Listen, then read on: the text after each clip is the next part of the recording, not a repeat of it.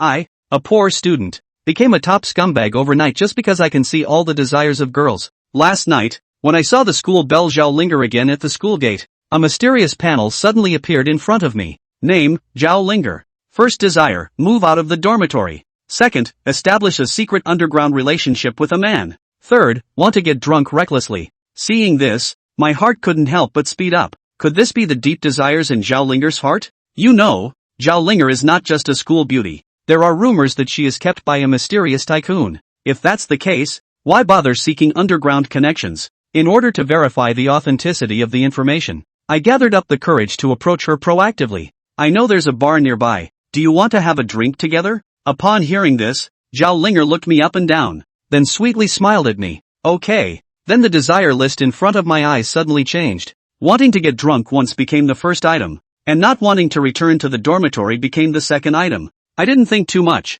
I took her directly to the bar. Although it was late at night, the bar was still crowded. Zhao Linger and I ordered a drink at the bar, chatting while drinking, but my eyes were scanning the entire bar, and I found that I could see everyone's list of desires. The girl dancing over their surprisingly desires to find an ugly man to cheat on and retaliate against her ex-boyfriend, while a quiet girl on the other side allows a middle-aged greasy man to flirt with her. But in reality, she is thinking, welcome to join the AIDS family. The greasy man's desire is to drink this glass of wine, and then I will grab your waist. I looked at the various social classes in the bar, and I could see all the secrets in their hearts clearly. Just 30 minutes ago, I was a poor student at the bottom of society. But now, I feel like I can control everyone's desires. At this moment, Zhao Linger suddenly asked me what I was looking at. For some reason, she always felt like the fate of the whole world was in my hands, and all of this was within my sight. Instead of answering, I asked her why she didn't want to go back to the dormitory. Upon hearing this, Zhao Linger couldn't help but be stunned.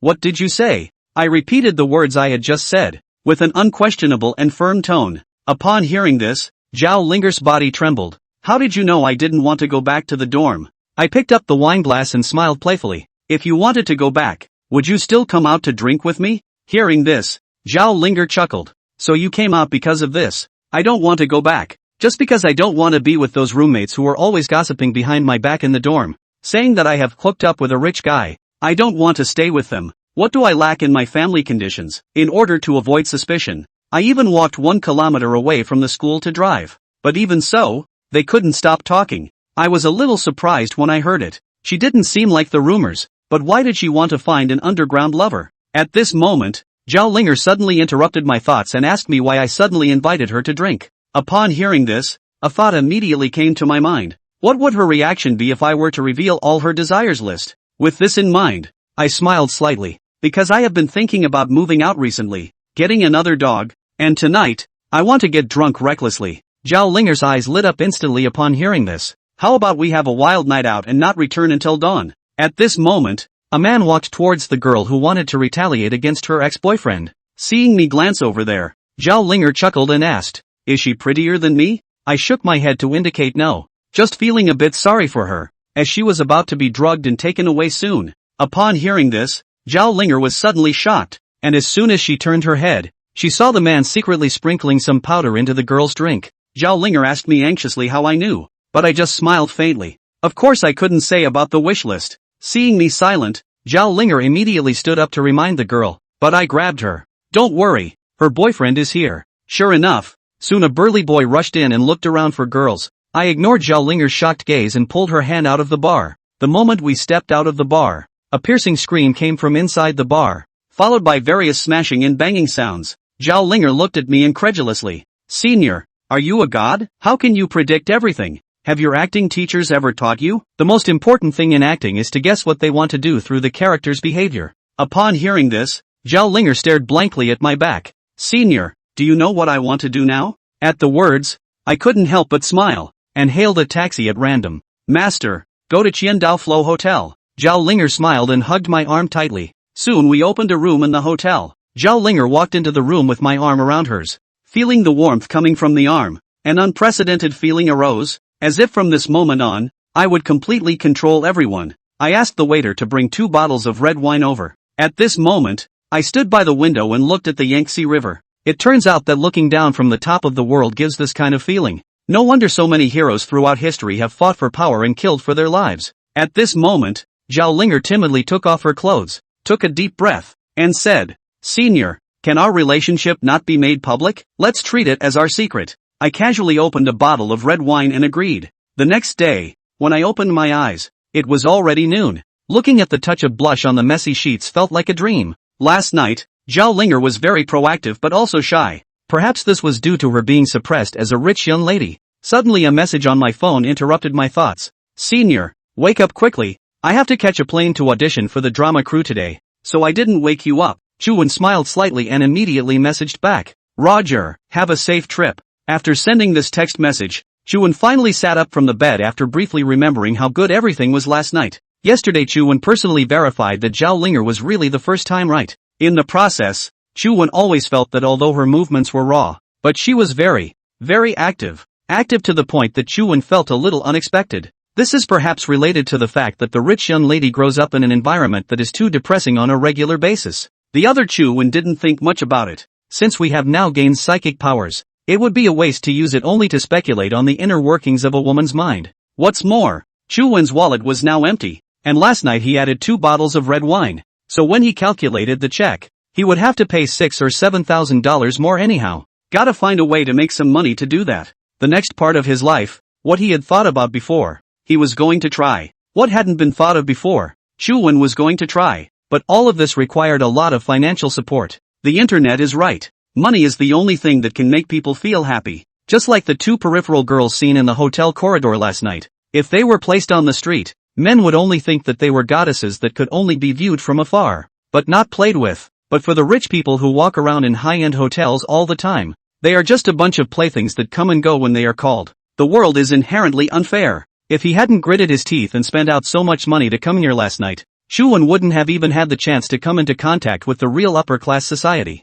Although this is only the lowest part of the phenomenon among the upper class, that wasn't something he could understand as a poor student who had just turned 22. That rotten, extravagant, indulgent and enviable high society was another kind of life that the previous Chuan had never had the chance to experience. A moment later, Chuan took out his cell phone. "Hello, Lu Yu. Where are you? I'm shooting with the group in Sanya. Brother, text me what's going on." There were noisy voices on the other end of the phone, and Lu Yu's lowered voice. "Come on, if it's in the casino, it's in the casino. What drama are you talking about?" Chuan scolded. Lu Yu is Chuan's classmate, but when this kid was around his junior year of college, he ran around on the pretext of internship and often borrowed money to gamble with people in the dormitory. Still owe Chuan $2,000 to this day. In this kind of time when he wanted to make money, Chuan's first thought was Lu Yu. "Brother, how do you? I'm just going to take a small gamble this time. I'll borrow your money." "Cut the crap. Where are you in Sanya? I'll come and try my luck too." Chuan directly interrupted the next half of Lu Yu's sentence. "What?" Lu Yu visibly froze. Wasn't Chuan averse to gambling before? How could he come to gamble as well? Is this guy crazy? After hanging up the phone, Chuan immediately went out. Lu Yu, this kid, doesn't have a half-truth in his mouth. He said earlier that he was following the group in Sanya, and then he said he was gambling in Sanya, only to hear the news that Chuan was really coming. He immediately changed his story again and said that he was actually in Mordor and hadn't traveled that far. 2 hours later, Chuan met Lu Yu in front of a shabby restaurant in Suwei district. Lu Yu was wearing a set of hoodies, looking haggard, with red bloodshot eyes. "Brother, did you really decide to gamble? Let's not talk about this first." Chuan sat down opposite Lu Yu, ordered a bowl of noodles, and sized up his classmate Lu Yu, whom he hadn't seen in a long time. Name, Lu Yu. Wishlist, 1. Borrow $500,000 in cash to pay off debts. 2. Dissuade Chuman from gambling, or he will be in huge debt like himself and have nowhere to go. 3. You must bet alone tonight, try to turn over in one night, and never gamble again. Expand to see more. Years of dormitory roommates. Chuan saw Lu Yu now this inhuman and ghostly appearance. The heart also feel a little heartbroken, especially when he saw that Lu Yu still had a hint of classmate love in this situation and still wanted to persuade him not to gamble. Chuan was more or less touched. "How did you get mixed up in this?" "Cut." Lu Yu lowered his head and smiled bitterly. "It's not because of the gambling addiction. Brother, maybe my reputation is rotten in the ears of my classmates, and I know that my words are worthless and untrustworthy, but the reason why I asked you here today is because brother I still have a little conscience." Lu Yu took a deep breath and raised his head. "Don't bet. You don't know how disgusting that group of people really are. You've already seen what happened to me. I don't want you to do the same." Chuan heard this sentence, Know that this brother is really for their own good. Although making money is the current top priority, but 9 out of 10 gambling this reason he still understands. Let's not talk about being able to see other people's wish lists. Even if you can see right through the Civ Cup or the bottom card, who can guarantee that the casino won't cheat at the last moment? So Chu-Wen continued, not gambling. I want to ask you, what do those rich people usually do after gambling? The goal is very clear. If you want to make money you have to start with rich people, and the kind of people who gamble well. Gambling is a state of mind. As a great man in history once said, a man may not gamble, but he must have a gambling spirit. Success or failure in business is a gamble. So is the means of chasing women, and whether or not to get involved in an industry is a gamble. A man with a gambling spirit is a man to befriend. Tonight, Chu-Wen is going to use this point to bet on a future that belongs to him. Of course, for him, the odds of winning this bet were almost 100%. Usually both those who have won and those who have lost money go to the clubhouse to indulge. Chu-Wen replied, win or lose go. Yes, those who win want to celebrate, and those who lose want to chase away the bad luck. Chu-Wen leaned his body towards the chair and laughed. This rich person who comes out to play is quite particular. Lu Yu continued, to say gambling, this inside the doorway way I can be clear. The whole magic underground field there is no I Lu Yu do not know the place. Brother you even is to find the right person. I'm not betting on it. I don't want to become as inhuman as you. Then you want to. You instead tell me first how you really want to make money? Gu. Anxious me. Chu-Wen pondered as he got up and left, followed by the nagging Lu Yu. How much money do you have on hand now? Why do you ask? Lu Yu looked wary at the sound of money. What's the point of making money without capital? Chu-Wen almost slapped him on the head. I can't move this money. I can't move this money when I put it together to pay it back. Tonight at least I have to pay back 10,000 first. Otherwise people are going to cut my left hand. Lu Yu's heart is about to curse his mother. I've borrowed it. I'll give you $100,000 by 12 o'clock. And if I don't make $100,000, cut my hand. Because the duo's previous relationship was good enough. All Chu-Wen was not polite. Before long, Chu-Wen arrived at the entrance of a luxurious restaurant under Lu Yu's leadership. Genoa Misty Capital Restaurant? It's right here? Chu-Wen felt that he had really found the right person to find Lu Yu. If it wasn't for him, how could Chu-Wen have thought that there would actually be a hidden private casino in the middle of such a grandiose restaurant? Brother, I can tell you well, the people in here are either rich or noble, but anyone who is an individual, never, ever offend them. Lu Yu leaned against Chu-Wen's side and whispered, I've been playing for so many years, and I've been to this field once, and it's a big one to play in, and to play with at least $10,000 to start. Chu-Wen smiled slightly. You're really a gambler, and you're at ease when you say you won't gamble. For some reason, Lu Yu always felt a bit flustered when she looked at Chu-Wen's confident appearance. He didn't know why, but it was already all over, so he simply crossed his heart. Anyway, I'm not lucky today, and looking at how confident Chu-Wen is, he should have some kind of money-making door. Solely follow and see. Maybe it'll help turn the tide. The two had been waiting in front of the posh Genoa Mizuto restaurant until about 8 o'clock in the evening. Lu Yu had been talking to Chu-Wen about some of the rules inside the clubhouse. As soon as it was 8 o'clock, limousine after limousine was parked in front of the restaurant, and all sorts of long-legged beauties wrapped around some rich-looking giants got out of the limousines. After seeing this scene of images, the smile at the corner of Chu-Wen's mouth became more and more obvious. Lu Yu, also full of envy looking at the group of chattering women, pretty back licked the skin of the mouth. Brother, this group of women have problems with eyesight. Like us, this kind of handsome men they do not like fat rich people. Do you know why? Chu-Wen wondered. Why? Because they are short, less often, but also give money to give more. Unlike me, play once have to bargain half a day. Once a good toss for a long time. Lu Yu seemed to recall the happy times after his winnings. Just then, a stretch Lincoln came from the distance and parked directly in front of the hotel. Lu Yu got emotional after seeing this car and pulled Chu-Wen by the hand. She's here too. What? Who is it? Chu-Wen asked, looking at the car that had just stopped. You don't even know this? Lu Yu looked at the Lincoln with an admiring face. This is the granddaughter of the Li family in Magic City. Li Jiai. I'm telling you, this girl is absolutely amazing. Yeah, Chu-Wen couldn't help but look over there. As soon as he entered the restaurant, a kind of fresh scent unique to luxury hotels hit his nose. The hall was surrounded by so-called high-end people who were resting or talking, with 1 or 2 beauties with 6 or 7 points of face value standing more or less beside them. And Li Jiai, who had just come in, was already nowhere to be found. Lu Yu pointed to a hidden door behind the hotel's elevator and said, the real place is down there. The two standing at the door are security. It's almost impossible to make trouble here again. There are more than a dozen other security guards in here. This is called professionalism. Chu-Wen nodded his head as he sniffed. I thought that I would have to run away after making money. It seems that it is not necessary, and it is quite formal. Luyu looked helpless. Big brother? This is what era? And say with $10,000 can win how much? One night to win $1 million. Hold up. For us, $1 million is a huge sum of money. But for others, $1 million is 9 cattle a hair. Chase or lazy to chase you. Also, Chuan smiled and pondered in his mind. So how much winning in one night would make their hearts ache? While waiting, Chuan casually surveyed the people in the hall. Only after the car stopped, the passenger side ran down a big, burly man who jogged to the back of the car and pulled open the door. A pair of solid black high heels stretched out from the car, then gently stepped on the red carpet of the restaurant. Luyu was full of praise. Li Jiai, known as one of the top 10 beauties in Magic City, amongst the underground entertainment venues in the entire Magic City. 1/3 of them are owned by her grandfather. She usually doesn't show up much. I don't know what's wrong with her today, but she actually came in person. As Luyu whispered in Chu Wen's ear, Li Jiai got down from the car and shook her hair that was draped over her fragrant shoulders, revealing a stunningly beautiful side face. The plum blossom is icy, but the snow is as cold as ice. All those women standing in the doorway were eclipsed by her appearance. Even though Chu Wen had just spent that night with Zhao Linger last night,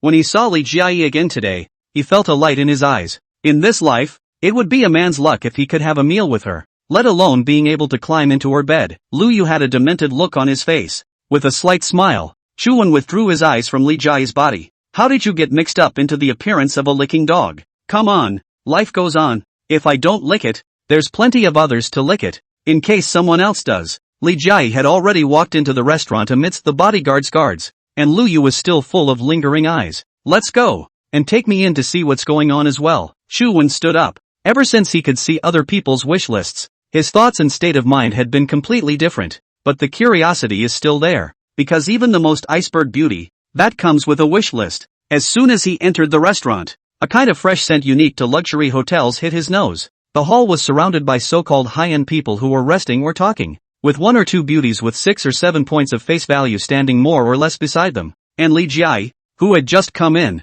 was already nowhere to be found. Luyu pointed to a hidden door behind the hotel's elevator and said, "The real place is down there. The 2 standing at the door are security. It's almost impossible to make trouble here again. There are more than a dozen other security guards in here. This is called professionalism." Chu Wen nodded his head as he sniffed. I thought that I would have to run away after making money. It seems that it is not necessary, and it is quite formal. Luyu looked helpless. Big brother? This is what era? And say with $10,000 can win how much? One night to win $1 million. Hold up. For us, $1 million is a huge sum of money. But for others, $1 million is 9 cattle a hair. Chase or lazy to chase you. Also, Chu Wen smiled. While waiting, Chu Wen casually surveyed the people in the hall. 2 pot-bellied middle-aged men were casually climbing into conversation over glasses of wine, and hilariously, the first item on these 2 men's wish lists was almost exactly the same. They both had their eyes on each other's female companions and wanted to exchange them, but they were too embarrassed to ask, so they could only talk to each other about something or the other while dryly laughing. Then there are those with hundreds of thousands of dollars of famous watches on their wrists, who look svelte and unassuming, but inside their wish lists are one dirty little thought after another that they can't see. This scene gave Chu Wen a strange feeling. It seems that the more upwardly mobile the so-called upwardly mobile people here are, the more downwardly mobile they are. Also, the less you hide your primal desire. They have money and power, so they exercise little restraint on their desires, and they can have them if they want them. The 2 waited until the hall was almost full of people going in. Luyu came over from the side, holding a bottle of red wine, looking slightly shabby. He touched Chu Wen's elbow. Brother, more than 6,000 just one bottle. Chu Wen nodded. The 2 people, after passing through the security guard inspection at the entrance, led by the valet and passed through a luxurious and beautiful secluded long passageway, turned the corner. Even if it was really coming to the underground hall, it was full of people at the moment. Rich people who seemed to be putting on a bit of tastefulness on the outside before arrived as if they had become real beasts. Everyone had a variety of wish lists written on their faces. He could unfold to understand whenever Chu Wen wanted. No one can stop him from peering. The hall looked to be around 700 to 800 square meters or so, and that wasn't even counting the private rooms. Just the hall. There are all kinds of things inside the field. Nearly 3 dozen bunny girls were the dealers, wearing ultra-short skirts with fishnet stockings underneath. In addition to these, the casino was full of beautiful women looking around with glasses of wine. They were like a snake with its head raised. Brother, want to still use gambling? Luyu's palms were sweating. He was taking on a lot more pressure than Chu Wen. Haven't you been fooled enough? The purpose of their trip was not here, but the clubhouse one floor below. Luyu led Chuan through another flight of stairs to the basement level. Goo-doo. The bodyguard couldn't help but gulp covertly and temporarily avert his eyes from Li Jia's legs. Among the monitor's images, Chuan and Luyu sat on one of the loose tables in the clubhouse. Li Jia, who was sitting in the box watching the monitor, saw a handsome-looking man on the field, who was about her own age, actually sitting in the hall's loose seats, and she couldn't help but be surprised out loud. Young people would have been scarce in a high-end underground entertainment center like this one. Even if a rich, wealthy young man came to play, Li Jia basically knew them all, but she had never seen this man before. Meanwhile, all they had on the table was a $6,000 bottle of foreign wine. Mind you, it's the cheapest one in the clubhouse, and the fact that you have to spend money to get into the clubhouse is the same as these two young men just buying a ticket. Just means he's definitely not some rich, wealthy young man or anything like that. Pretending to be a big spender? Li Jia's cold and absolutely beautiful face suddenly showed a hint of interest. Come to cheat a girl? Not only was Li Jia starting to get curious about Chuan, even those women around the clubhouse had contempt in their eyes. They exchanged words. So young, just ordering a bottle of the cheapest foreign wine and sitting here waiting for a woman? My god. These days handsome-looking men really do have bad brains. A peripheral woman covered in pungent perfume rolled her eyes and craved the arm of the rich old man beside her even tighter. There was even a woman who quietly walked up to Chuan and said, "Little handsome, $6,000 is not money, but don't waste it. If you give it to me, at least it can make you happy for a whole night." At this moment, Chuan ignored the eyes of these people. Instead, look around at the wish lists of these rich people. A bald guy in the elegant seat was going up and down on a pouring princess. Name, Pang Kwokfu. Wish list, 1. I lost a few $1 million tonight, so I'll take this princess for a good night of dashing and spinning in a bit. 2. When the public money arrives tomorrow, it will immediately return to the capital. 3. The back road is paved. If we lose again, we'll run. Expand to see more. The inner thoughts of everyone in here are even dirtier than the heart's desires in the outside world. All sorts of dark sides are revealed, and the enclosed space is like a safe house. Allow all sorts of unseemly thoughts to fester here. Chuan continued to look at the wishes of the people around him and finally found his target. Picking up a glass of red wine, he headed for the cubicle in the corner. At that moment a tall, thin man in decent clothes with his arm around two girls was drinking. As he walked closer, Chuan once again identified the contents of his list. Name, Zhang Wenbin. Wish list, 1. The hands of this batch of steel to hurry out, even if a little loss cannot smash their hands. 2. Down to the last few tens of thousands of dollars for one last splurge tonight. 3. If you can't get out in a week, you'll have to hide back home and farm. Expand to see more. Chuan naturally sat across from him. Zhang Wenbin frowned. It was supposed to be the last indulgence, and there were actually unintelligent brats to disturb the pleasure. Something? Would you mind letting the princess next to you leave for a moment? If you have something to say, you say something. I'm trying not to embarrass you in front of a beautiful woman. Zhang Wenbin was a bit angry and sat up straight, withdrawing his hand from his sister's smooth legs. Fuck off. I'm not interested in hitting on you. Chuan shook the red wine glass in his hand and said slowly, you should only have a few tens of thousands of dollars left on you, and you still dare to spend it here?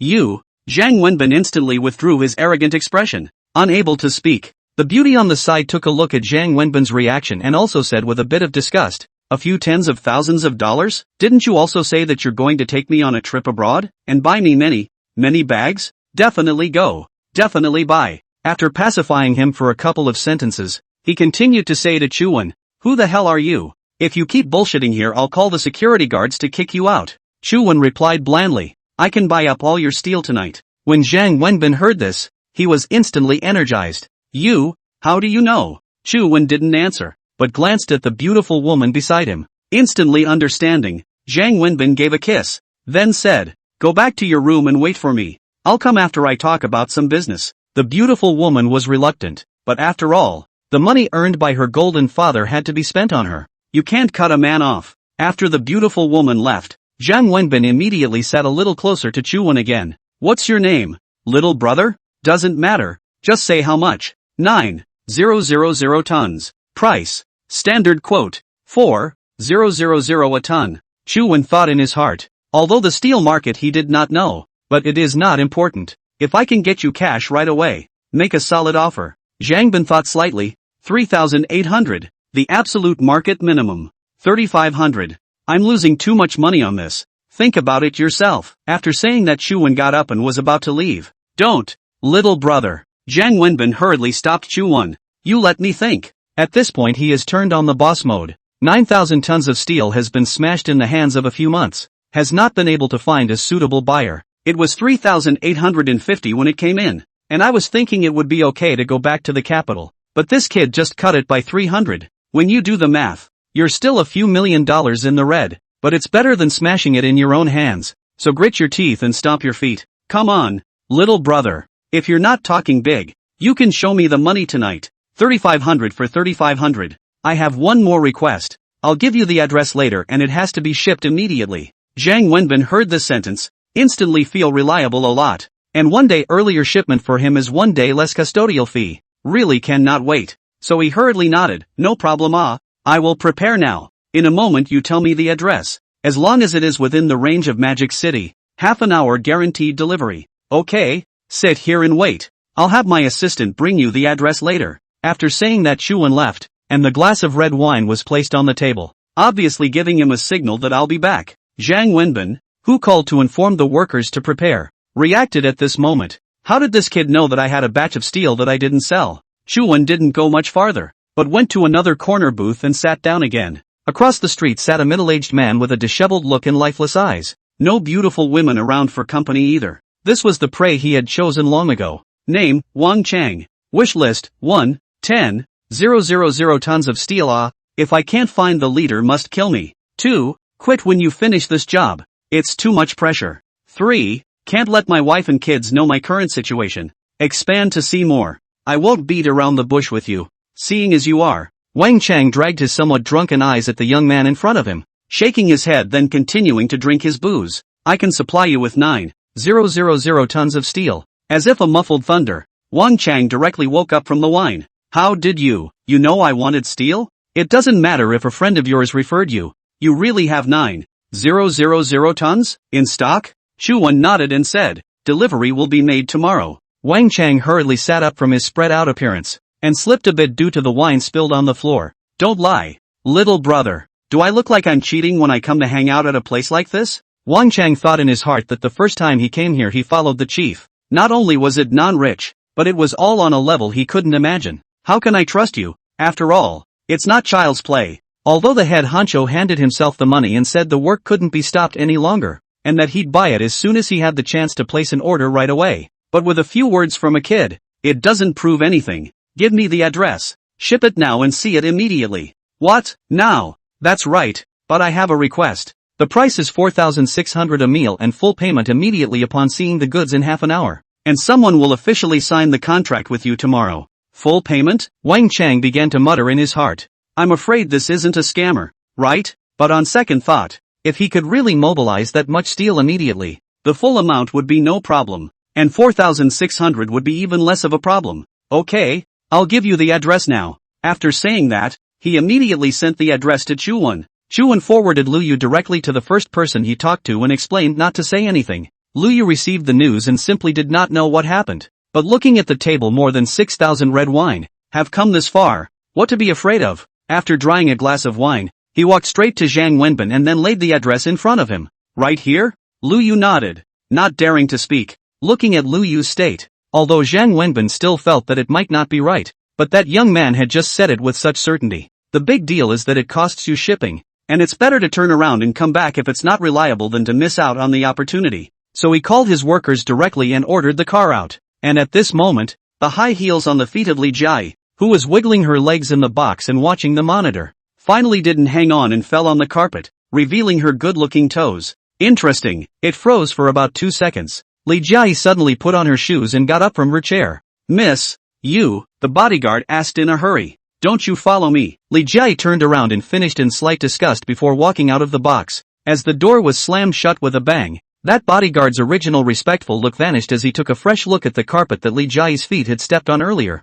The eyes were suddenly filled with evil thoughts. I'll give you 2 more days, and after that, I want you on your knees begging me. After saying that, he hid the scowl on his face, and after walking out of the box, he watched from afar as Li Jai walked step by step towards Chu Wen's direction. In fact, besides Li Jai, the several peripheral women in the arena had been observing Chu Wen as well. Their eyes were focused on Chu Wen's body to cross their fingers. One of the 2 teenage girls sitting at the innermost part of the clubhouse hall, after seeing Chu Wen, It was as if they had seen the prey with the most oil tonight. It was a pair of twin girls, Lu Yanqi and Lu Yanmeng. Unlike the other scantily clad peripheral girls, the twins were very tastefully dressed. To put it another way, other women came here in hopes of soliciting customers, but the two of them looked more like rich, wealthy ladies running out to have fun in general. The two didn't look very old, around their early 20s. The two sisters look alike, both with youthful and cute baby faces, but the body is indeed the very okay kind, the so-called child's face that. Her sister,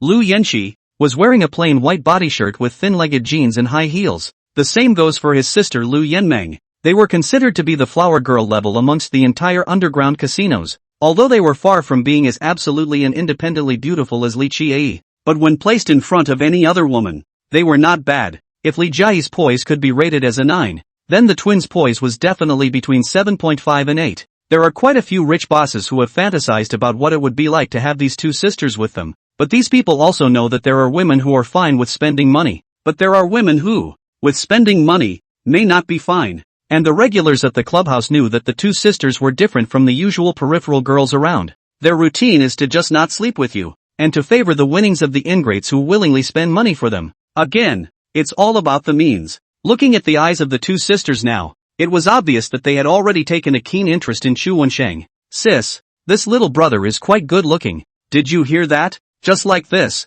trying to make so much money, although I don't believe he can make it, but by the looks of him he should be a rich kid too. It turned out that the two had been quietly following Chu Wen from the beginning, sitting next to him at a table each. They are always very attentive to fresh faces and prey. Yo, are you starting to have a heart attack again? TSK, this little handsome man is so pathetic. Still don't know if he can make money. I guess it's going to be eaten up by you first by $400,000 or $500,000 again, sister. Pathetic. Sis, you're so generous. You actually want to leave him so much money. If you ask me, leave him a couple $100 for the cab fare even if I'm merciful. The two human women smiled at each other and were just about to head towards the table where Chu Wen was, but the smiles on their faces quickly stiffened. Lu Yanqi grabbed Lu Yanming's wrist. Wait, am I reading this right? What? Lu Yanming's wrist ached as her nails scratched it. The next moment, she saw that among the scattered tables, that beautiful young girl Li Jiayi, who was like an iceberg no matter who she was facing, slowly walked out from her exclusive box,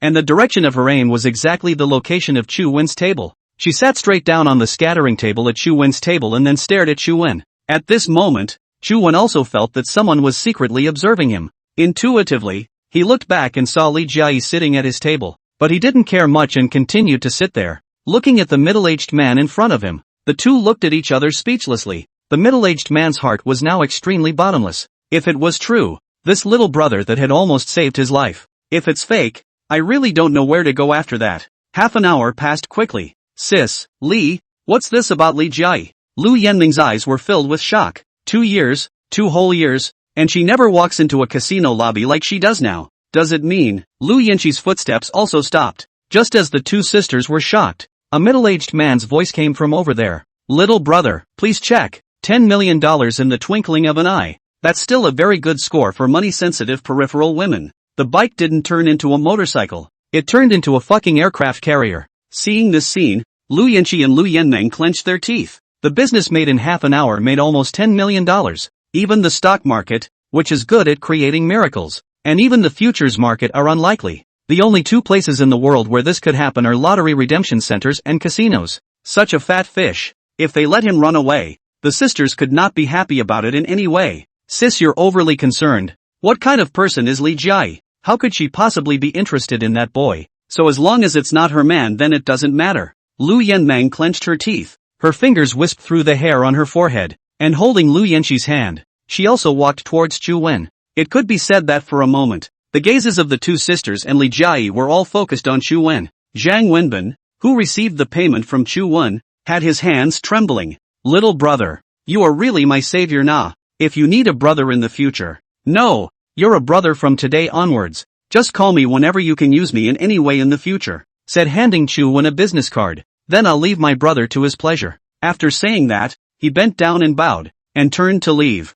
Looking at Zhang Wenbin's figure, Lu Yu was stunned. 4,600 times 9,000, 41.4 million, 3,500 times 9,000, 31.5 million. If you reduce it, 9.9 million. Since the moment he first stepped into this place 3 years ago, Lu Yu had never felt what the concept of so much money was. Brother, let's go. Still leaving when you have money? Chu Wen shook his head. Lu Yu is to feel that all of this is not real, afraid of what will happen again. But Chu Wen had already seen Li Jiayi walking towards him, and he was curious to find out just what kind of wish list such a rich and beautiful woman would have. Chu Wen took out his cell phone and directly transferred $1 million to Lu Yu. Here, take it and pay off your debt as interest on the $6,000 I borrowed from you for the wine. Lu Yu was shaken. The next moment he couldn't say anything, his eyes reddening as he looked at the text message alert. Your card number with tail number 9527 received a transfer in the amount of 1,000,000, Recruitment Bank.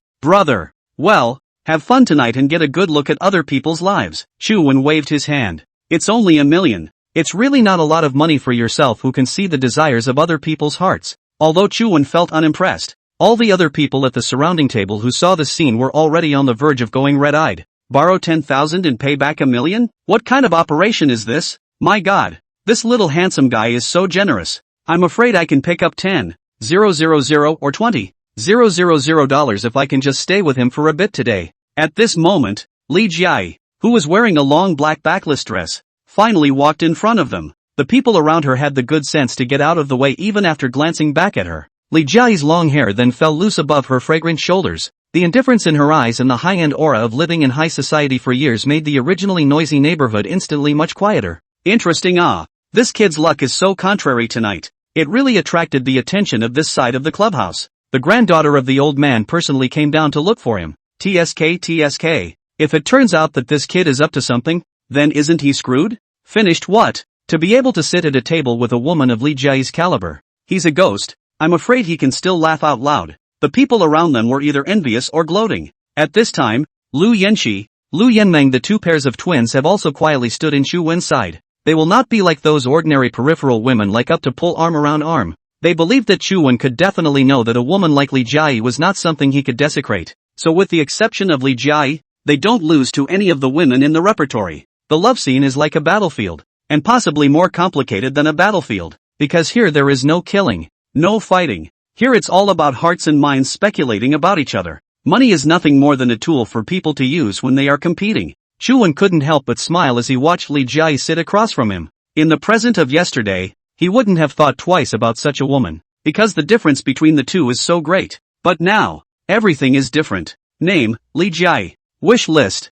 1. Solve the biggest current crisis in the clubhouse. 2. Discover the secrets of the boy before you. Expand to view more. Without hesitation, Chu Wen unfolded all of Li Jiayi's wish list while waiting for her to speak first. Very different from the others. It could be said that in this short period of time, Chu Wen had browsed through quite a few people's wish lists, but only Li Jiayi's wish list was the simplest. A campus goddess like Zhao Linger. As of the last time Chu Wen was with her, her list of lists was 50 or 60 items long. Surrounded by his old classmates plus his good buddy Lu Yu, he has more than 30 items on his list. On average, basically all the men were pretty much around 30 bars, while the women were generally around 60. It's a difference between men and women because women always want more than men. Only Li Jiayi in front of her, she now has only 4 items among her wish list. 1. Solve the biggest current crisis in the clubhouse. 2. Discover the secrets of the boy before you. 3. If you have to get married, go on a long trip with any man before you get married. Give up your first time, and then after you get married, make it public, so that the entire family of the man who wants to get his hands on you will be shamed. 4. Do all this and end your short life on the open sea. After watching all of this, Chu Wen once again raised his head to look at Li Jiayi's stunningly beautiful and moving yet unusually cold face, his heart in disbelief. This woman. No wonder the wish list is so short. So she tried to kill herself. After browsing through Li Jiayi's wish list, Chu Wen felt as if he had delved directly into her inner world. Many people are unhappy because they are poor. Many people are unhappy because they don't look good. It didn't occur to me that rich, good-looking Li Jiayi was actually unhappy. Perhaps it was because he did not have any feelings for Li Jiayi for the time being. Chu Wen actually had a feeling in his heart that the human world was indeed very fair. Brother, it feels like something is going to happen. Lu Yu's voice came from his ear. Chu Wen looked at Li Jiayi and sized her up recklessly. Strangely enough, since Li Jiayi sat at the table, the other guests were a little quieter. They could all see that Li Jiayi had come down for Chu Wen. Although he didn't know what the relationship between the two was, it was better not to get involved in this mess. This man, however, grew his fortune by $10 million in a matter of minutes. Unbelievable. No matter what the reason was, Li Jiayi's pair of beautiful eyes just looked at Chu Wen so playfully. The man had never escaped her gaze from the moment he appeared on his own. Interesting, really interesting. What's the name? She suddenly smiled. That smile didn't matter. All the men around them almost went weak in the knees from it. No wonder the king was willing to win the smile of the beauty and beacons. If Li Jiayi could often show this kind of smile, I'm afraid that 99% of the men in the casino would abandon everything just to get her. After Chu Wen confirmed the balance in his card, he saw Li Jiayi speaking to himself. He suddenly stretched, got up from his chair, and said faintly, "Gone. No fun." What? My god. Li Jiayi is talking to him, and he's actually so disrespectful? Does he still want to live? Regardless of other people's surprised gazes, Chu Wen patted the cheap shirt he was wearing. Lu Yu, go to a room. Let's have a good time today. Okay. For Lu Yu, Chu Wen's now even told him to kneel down and kowtow 3 times. Li Jiayi on the opposite side had not even thought that Chu Wen would actually be so insensitive. He came out of the box specifically for him, but he actually made his money and wanted to leave. And that's after he initiated the conversation? Play me? But Chu Wen ignored her. After he stood up, he looked around him. Naturally, he saw the 2 sisters, Lu Yanqi and Lu Yanmeng, who were deliberately standing beside him. The wish list above the 2 sisters' heads was clearly and plainly displayed in Chu Wen's eyes. Just in time, he thought to himself. Hi, I'll have my brother get a room upstairs. Do you guys want to come up for some wine together? Chu Wen's eyes looked the 2 sisters up and down, unbridled, and he was even more reckless where his gaze lingered. Lu Yanqi froze, then suddenly snorted a smile. Little brother, are you a little big appetite, for the 2 of us? The words were not finished. Sister is still hesitating. Sister Lu Yanmeng has already agreed with a smile. Yes, just chatting. Oh. The corner of Chu Wen's mouth curved. The feeling of being rich turned out to be like this. I'm afraid that the students on the campus of the Shanghai Theater couldn't imagine how the 2 beauties whose looks were completely comparable to Zhao Lingers would pounce on them just by opening their mouths. Right? He then glanced provocatively at Li Jiayi, who was sitting at the gambling table in a slight daze. Then with one arm around his sister and the other around her, he turned around and left the clubhouse lobby straight away. Within half a minute after Chu Wen left, there was silence in the clubhouse hall. Everyone was dumbfounded, unbridled. That's a bit too much of a libertine. There's nothing wrong with making money and leaving, but abducting the eye candy sisters is a bit of an abomination. What's even worse is that this kid actually left Li Jiayi, the goddess of countless people's hearts, dry on the table just like that? Who the hell is he? After a long time, Li Jiayi was finally not surprised, and she retracted her gaze from where Chu Wen had left. The heart already had a judgment for Chu Wen. I don't know how he was able to find out about making money, but it was certainly more than just luck. Young, handsome, driven, and giving money in a way that doesn't look in the least like a poor kid who's never seen money before. It shows that there is definitely more to him than meets the eye. Maybe he's just some rich kid pretending to be poor and playing around. More importantly, the way he surveyed the woman's eyes was very wanton. Li Jiayi even felt that Chu Wen was able to directly see her inner world when he looked at her. In his eyes, it was as if he was not wearing a piece of himself, especially the way he walked away with his arms around the twin sisters at the end. It was clear that he was a scumbag to the core. In the midst of the silence, the smile at the corner of Li Jiayi's mouth grew thicker and thicker. There was actually a sense of vengeful coolness in that smile. A rich, capricious man with family power behind him and a total scumbag. If after I marry that man, he finds out that my first time actually went to such a disgusting man, he'll be furious, won't he? Of course. Wouldn't it be even better if it could cause entanglements and collisions between the families behind them? Li Jiayi's fingers that were slowly tapping on the gambling table suddenly stopped. That's him. I just don't believe that with my looks and body. You would not want it if I gave it to you for free? Chu Wen walked out with his arm around the sisters. Lu Yu was also full of excitement. He now had a little over $1 million on his card, and with $500,000 of loan sharks paid off, he still had quite a bit left over. The room card is here. I'm staying next door to you. If there's anything directly greet. Lu Yu handed Chu Wen a solid black to VIP room card, then wrapped her arms around a periphery that she didn't know when she found and went directly to the elevator. Go. Chu Wen couldn't help but laugh at Lu Yu's monkeyish appearance. Men, what's wrong with liking women? It's only a problem if a man doesn't like women but men instead. A few minutes later, Chu Wen brought the 2 twins into the room that Lu Yu had helped himself to. The room was huge. The decor is also avant-garde, with an air of luxury everywhere. Although Chu Wen didn't ask about the price, but if he stayed here for a night, the cost would have to start at 2,000 or 3,000. After Lu Yanqi walked out of the room, she casually threw her bag on the sofa, holding the wall with one hand, and with the other hand, she took off the high heels on her feet and threw them in front of Chu Wen. The 2 sisters then sat right across from Chu Wen with sweet smiles on their faces. First things first, it's just drinks. Yes, you don't want to do other bad things. Lu Yenmeng slightly curled up the corners of her mouth. They've seen a lot of rich dudes like Chuwen. These guys play with women, not the old man stripped and pounded routine. How pointless that would be. The only reason rich dudes are willing to throw away money for the two sisters is because they never let men touch them. The more they did, the more the males wanted to psychologically conquer them. Now when they faced Chuwen, the two sisters were up to their old tricks, and they would hook you all the time between their behaviors, but their bodies were rejecting you forever. It's hard for the average man to resist a woman who was like that. Unfortunately, all of these two women's mind tricks were clearly seen by Chuwen. Chuwen got up and took out a bottle of red wine from the refrigerator, poured it among the soakers and shook it slightly. Regarding the etiquette and drinking style of red wine,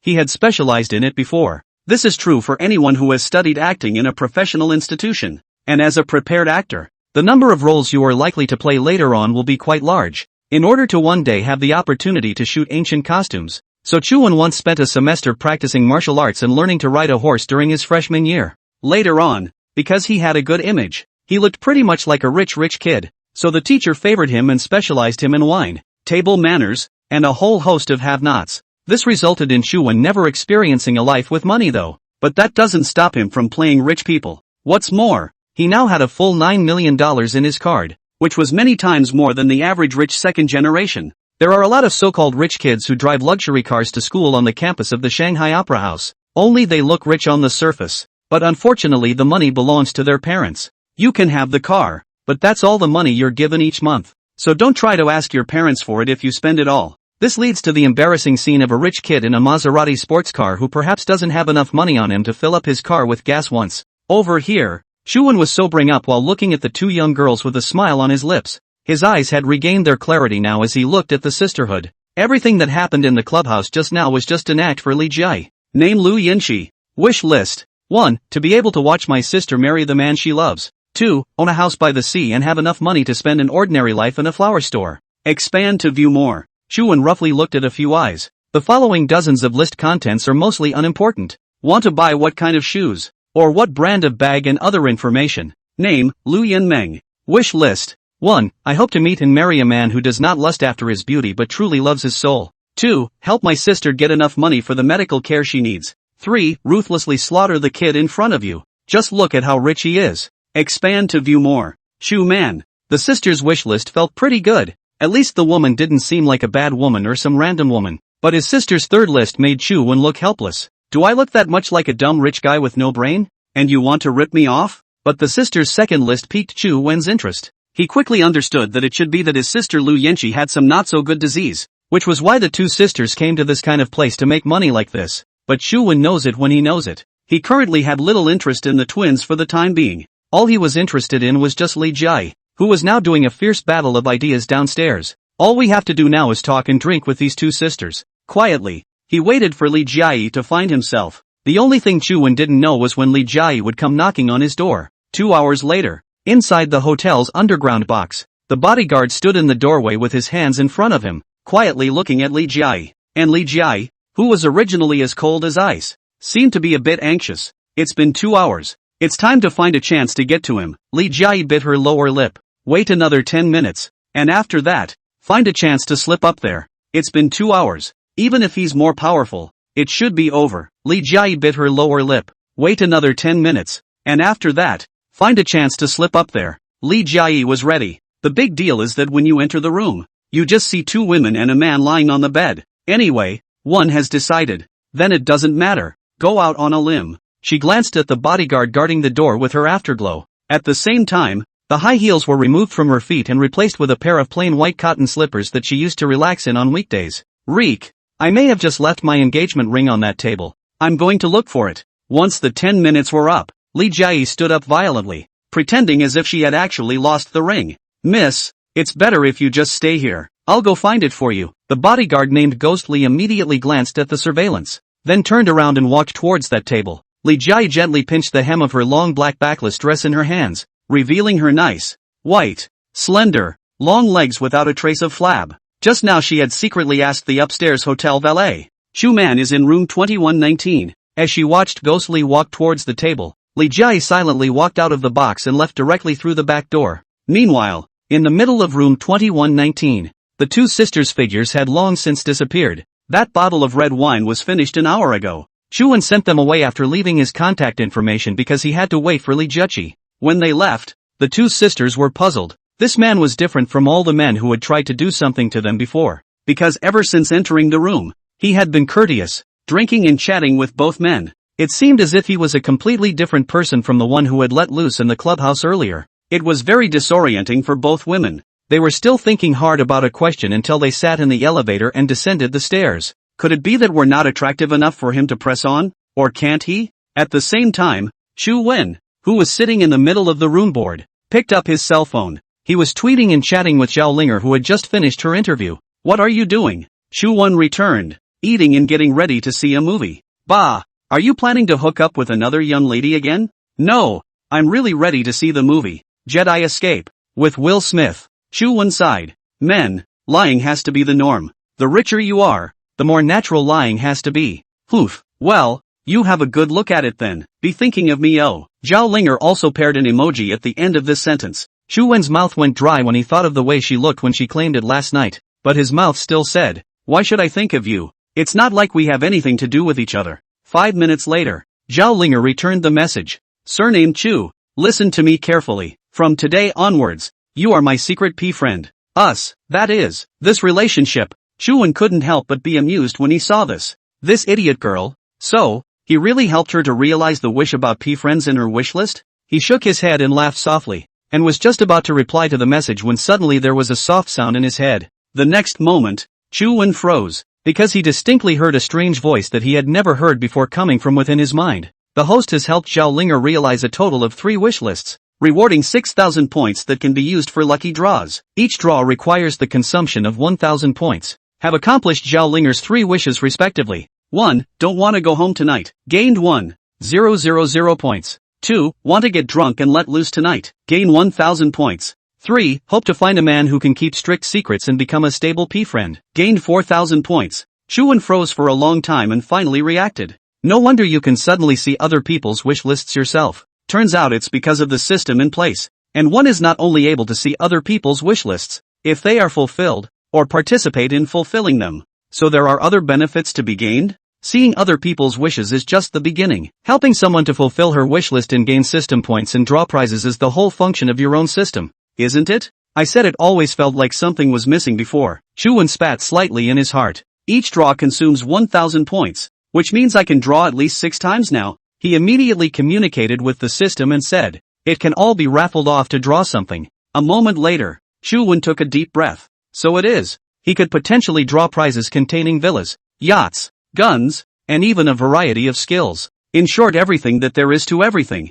And with this lottery thing, it's all about luck. As long as he has enough points, he can keep drawing. Of course, it's possible to run into times when you can't draw anything. Kind of. Just when Chu Wen wanted to try an experimental draw to try it out, suddenly there was a sound of footsteps coming from the hallway. The next moment there was a knock on the door of room 2119. Chu Wen had to temporarily put away the idea of immediately drawing a prize, then walked to the door. Just opened the door. He saw that Li Jai, the beauty that countless people pursued but could not, and that countless people did not dare to pursue, had indeed sent herself to his door. Standing playfully in front of him now, Li Jai gasped slightly. Her long black backless dress had a little bit of wrinkles at the moment though, but instead, it adds a touch of otherworldliness to her even more. Li Jai wasn't as petty as the two sisters just now. She was raised to be straightforward. After Chu Wen opened the door, he surveyed Li Jai from head to toe. The corners of his mouth hung up in a smile. Ms. Li, is there something I can do for you? Where's the pair of sisters from just now? Li Jai adjusted her breathing and her eyes glanced a few times behind Chu Wen.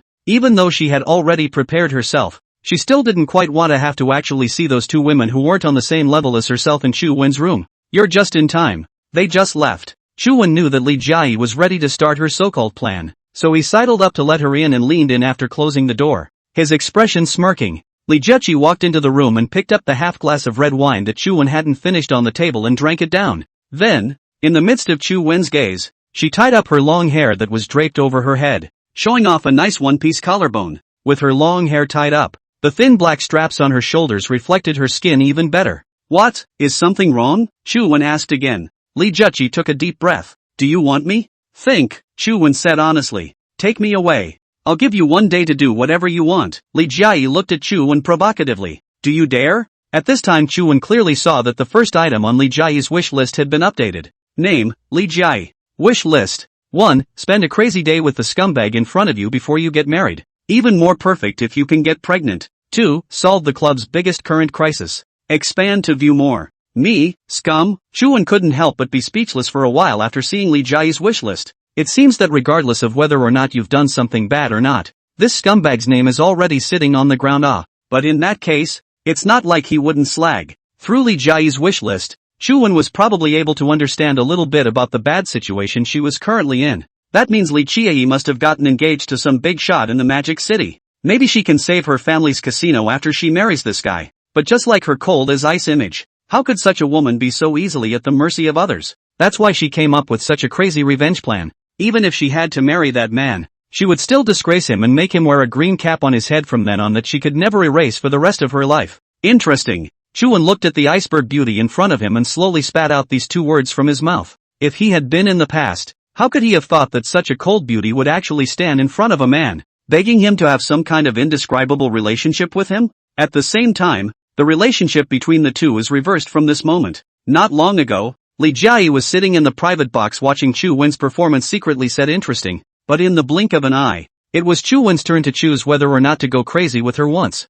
System, how many points can I get if I fulfill Li Jiayi's current first wish? The conditions for the host to fulfill the wish are related to the difficulty of the other party's wish. It is also related to the degree of intimacy between the other party and the host. Chu Wen nodded darkly. Sure enough, no longer can we know the specifics of acquiring points until we have completed the other person's wish list for the time being. Then it doesn't matter. Anyway, the more difficult it is, the more points you get after completing it. Thinking of this, Chu Wen simply revealed a foppish look and said, if I want to take you away, does that also mean that we need to run away in this situation now? Li Jiayi took a deep breath. Her nice and attractive collarbone rose and fell slightly. Right, go somewhere where no one can find you, and then I'm yours. But, she pulled the hair next to her cheek behind her ear. In 24 hours, get someone to bring me back. Chu Wen's gaze moved slowly up from her ankles from the bottom up to see the black hem of her skirt that she was squeezing tightly in her hands. Change your clothes? You might not be too comfortable in this. Good. Li Jiayi's eyes gazed at Chu Wen without the slightest flinch in her eyes. Oftentimes, between a man and a woman, it's a game. This gaming is especially important when their relationship is first established. Whoever loses will probably keep losing in the future. Losing this kind of thing was absolutely intolerable for Li Jiayi. So, in front of Chu Wen's face, Li Jiayi directly removed her black backless long dress. The material of the skirt is kind of like a flowy yarn, so it's very lightweight. After the strap slipped off her shoulders, the dress fell without any obstruction directly onto the tops of Li Jiayi's feet, though she seemed very casual on the surface. But Chu Wen could still see the goosebumps appearing faintly on her skin. You're going to get nervous eventually, so why pretend it doesn't matter so much? Chu Wen frowned slightly sadly. You're going to get me eventually, so why are you choosing not to see it now? Li Jiayi didn't show any weakness either. Now she'd just have mere underwear. Chu Wen also didn't know how to describe the current scene, but there's no denying that it feels good. The hotel closet had white cotton pajamas, which were almost as good as dresses, but at least they weren't as conspicuous. After Li Jiayi changed, she looked up and asked Chu Wen, now they are probably already looking for me. What are your plans? Chu Man is leaning back on the couch. Trying to take Li Jiayi on the run in her territory was something that was still a bit difficult, because the one who knew this place best wasn't Chu Wen, but her. Do you have a car? Chu Wen asked. No. Li Jiayi blankly glanced at Chu Wen. What kind of people are they that still drive their own cars? Growing up, she was equipped with a dedicated driver and never touched the steering wheel. Let me give you a hand with that. Li Jiayi was slightly more relaxed now, but even though she was in a relaxed state, there was still no way to change the kind of habit she had developed from years of being in a high position. She crossed her legs and sat across from Chu Wen. I snuck out, and Lil Ghost, that bodyguard of mine, should have been looking around for me by now, as is his habit. Once he had identified the surveillance equipment everywhere and realized that I hadn't left the hotel, he was immediately able to follow the hotel's surveillance to know that I had entered your room. This will only take about 10 minutes. She raised her white arm and looked at her multi-million-dollar Vacheron Constantine lady's watch. Unsurprisingly, it's been about 7 minutes since I walked in the door. The time left for you is only 3 minutes. Li Jiayi was not in a hurry on the surface, but in fact, she was already going to be in a hurry. If she didn't get a chance to run out today, then she would be watched even more closely in the future, and there might not be another chance to get her revenge. After Li Jiayi finished speaking, The air in room 2119 was almost on the verge of freezing. Doesn't he want to get me? Does such a scumbag, such a rogue, even consider the consequences before doing something? Facing Li Jiayi's feigned calm expression, Shuwen was actually communicating with the system in his mind. System, the lottery is open. Draw 6 times in a row. Ding! Congratulations to the host, obtaining the Divine Thief skill. Ding! Thanks for the patronage. Ding! Thanks for the patronage. Shuwen clenched his teeth in his heart. This system, really draw 3 prizes, 2 farts and nothing. Ding! Congratulations to the host, obtaining the Fighting Mastery skill. Ding! Congratulations to the host. You have acquired a Veyron Bugatti, which has now been placed in the closest garage to the host. Ding! Congratulations to the host, obtaining the Body Transformation Potion. The car key has been deposited into the host's system space. You can use it at any time. The system fell into silence after all this. Shuwen was also finally relieved. Okay, the system of this lottery wasn't as pitiful as he thought. In the next moment, he felt a light buzzing in his head, followed by a massive amount of skill information flooding into his brain in that instant. Whether it's fighting or how to drive a vehicle, it's clear as day. Let's go, take you out for a ride. Shuwen stood up from the sofa and extended his right hand towards Li Jiayi. In the meantime, Lu Yu next door was lying on the big luxurious bed. Everything today seemed like a dream to him. Beautiful. Life is really good for the rich. What was the reason that the woman he had just approached had cooperated with him extremely well and had not been half impatient during the process? Because Lu Yu is handsome? No, because he has enough money in his pocket right now. Lu Yu looked at the account to pay back the loan sharks after the remaining balance of hundreds of thousands of heart thoughts. Finally a bite. I still can't keep this money. Even though my brother gave it to me, it's still his winnings. But it's hundreds of thousands of dollars. He tossed and turned in his bed. Eventually, he slammed up and walked out the door of his room with his bank card. Just as he left the room, he happened to see Shuwen walk out from the middle of the room. Brother, I was just about to look for you. How's it going? Isn't that sister flower energizing? Lu Yu had the kind of smile on his face that only men understand. But the next moment, his smile froze on his face. He had thought that the one who came out from behind Shuwen would be one of the two, Lu Yinchi or Lu Yanmeng. In fact, even if the two appeared at the same time, Lu Yu would not be surprised. The appeal of money he had just experienced. But now he was as shocked as if he had been strangled. Brother, you, because behind Shuwen walked out was Li Jiayi, who was wearing white cotton pajamas with slippers on her feet. After she saw Lu Yu, she smiled slightly and said at Shuwen, your friend seems a bit surprised. Shuwen had a helpless face, but it was too late to explain too much now. Go to your room and rest, and if anyone asks me, just say you don't know. Lu Yu was in a daze. He still had trouble believing what he was seeing. Li Jiayi, that's Li Jiayi, one of the top 10 beauties in Magic City. Li Jiayi, who owns 1/3 of the underground entertainment venues in Magic City. Describing her as being worth hundreds of millions of dollars is insulting to her. Li Jiayi. She actually walked out from inside her buddy's room in her pajamas. Lu Yu fiercely slapped himself and muttered under his breath, it must be that I just got up in the wrong position. Shuwen looked at him, good-humored and amused. Remember, don't tell anyone you've seen us. After saying that, he then directly held Li Jiayi's hand and instead of taking the elevator, he took the stairs of the emergency fire escape. It had been a long time until Li Jiayi and Shuwen's backs disappeared from Lu Yu's line of sight. It took him a moment to blink. The ancients did not deceive me. Not only did my brother Chu take care of the Lu family's sisters, who no one could handle, even a beauty of Li Jiayi's caliber took the initiative to sneak into his room. Did they do anything? It must be dry. Why else would you be in your pajamas? Lu Yu hurriedly pushed open the door of Chu Wen's room 2119, and he really saw the black backless long dress on the ground. Jesus! His jaw dropped and he squeezed his heart area tightly with one hand. The goddess of countless people. Just, like that, the doorway to the underground clubhouse lobby. Inside the guests are still noisy fun, but their mouths are still in the new guests to tell the story of a young man. A cup of red wine. In just 10.5 hours to earn $10 million after the whole body to leave the story. The guests didn't realize that all the security personnel in the clubhouse were now all tense. A man in a black suit ran at reggae. All the surveillance has been checked. And the lady didn't leave the hotel. She should still be inside the hotel. Ghost Lee's eyes narrowed as he mused. Still in the hotel? Does she think she can just run away from the wedding? At that moment, the walkie-talkie went off in Reggae's hand. The hotel surveillance has been pulled up. The lady just went to room 2119, and now about 3 minutes have passed. Take someone up there. Split into 2 groups, one taking the stairs and one taking the elevator, and bring her down. Lee Ghost sniffed in relief. After thinking of the woman who was as cold as ice and frost and at the same time high above the world in his mind, he forcefully suppressed the greed in his heart. Wait, I'll go up there myself. In the middle of the hallway of the Jinhua Mystic Capital Hotel, came the sound of nervous footsteps. Li Jiayi leaned against Chu Wen's side. She was now in a complicated mood, and she didn't know if she regretted it or felt irritated. Downstairs came the sound of a number of footsteps hurrying up the stairs. Without much thought, Li Jiayi knew that it must be the security personnel sent by Li Guei. Still can't run? She sighed. Sorry, it seems you don't have a chance to get me. Yeah, Chu Wen listened sideways to the other's footsteps. I don't think so. After saying that, Chu Wen suddenly looked at Li Jiayi with a bit of curiosity. It wasn't that he was looking at Li Jiayi because of how good looking she was now. Instead, it's because it turns out that Li Jiayi's wishlist seems to be changing all the time. The first wishlist has now been changed to smooth departure from the hotel.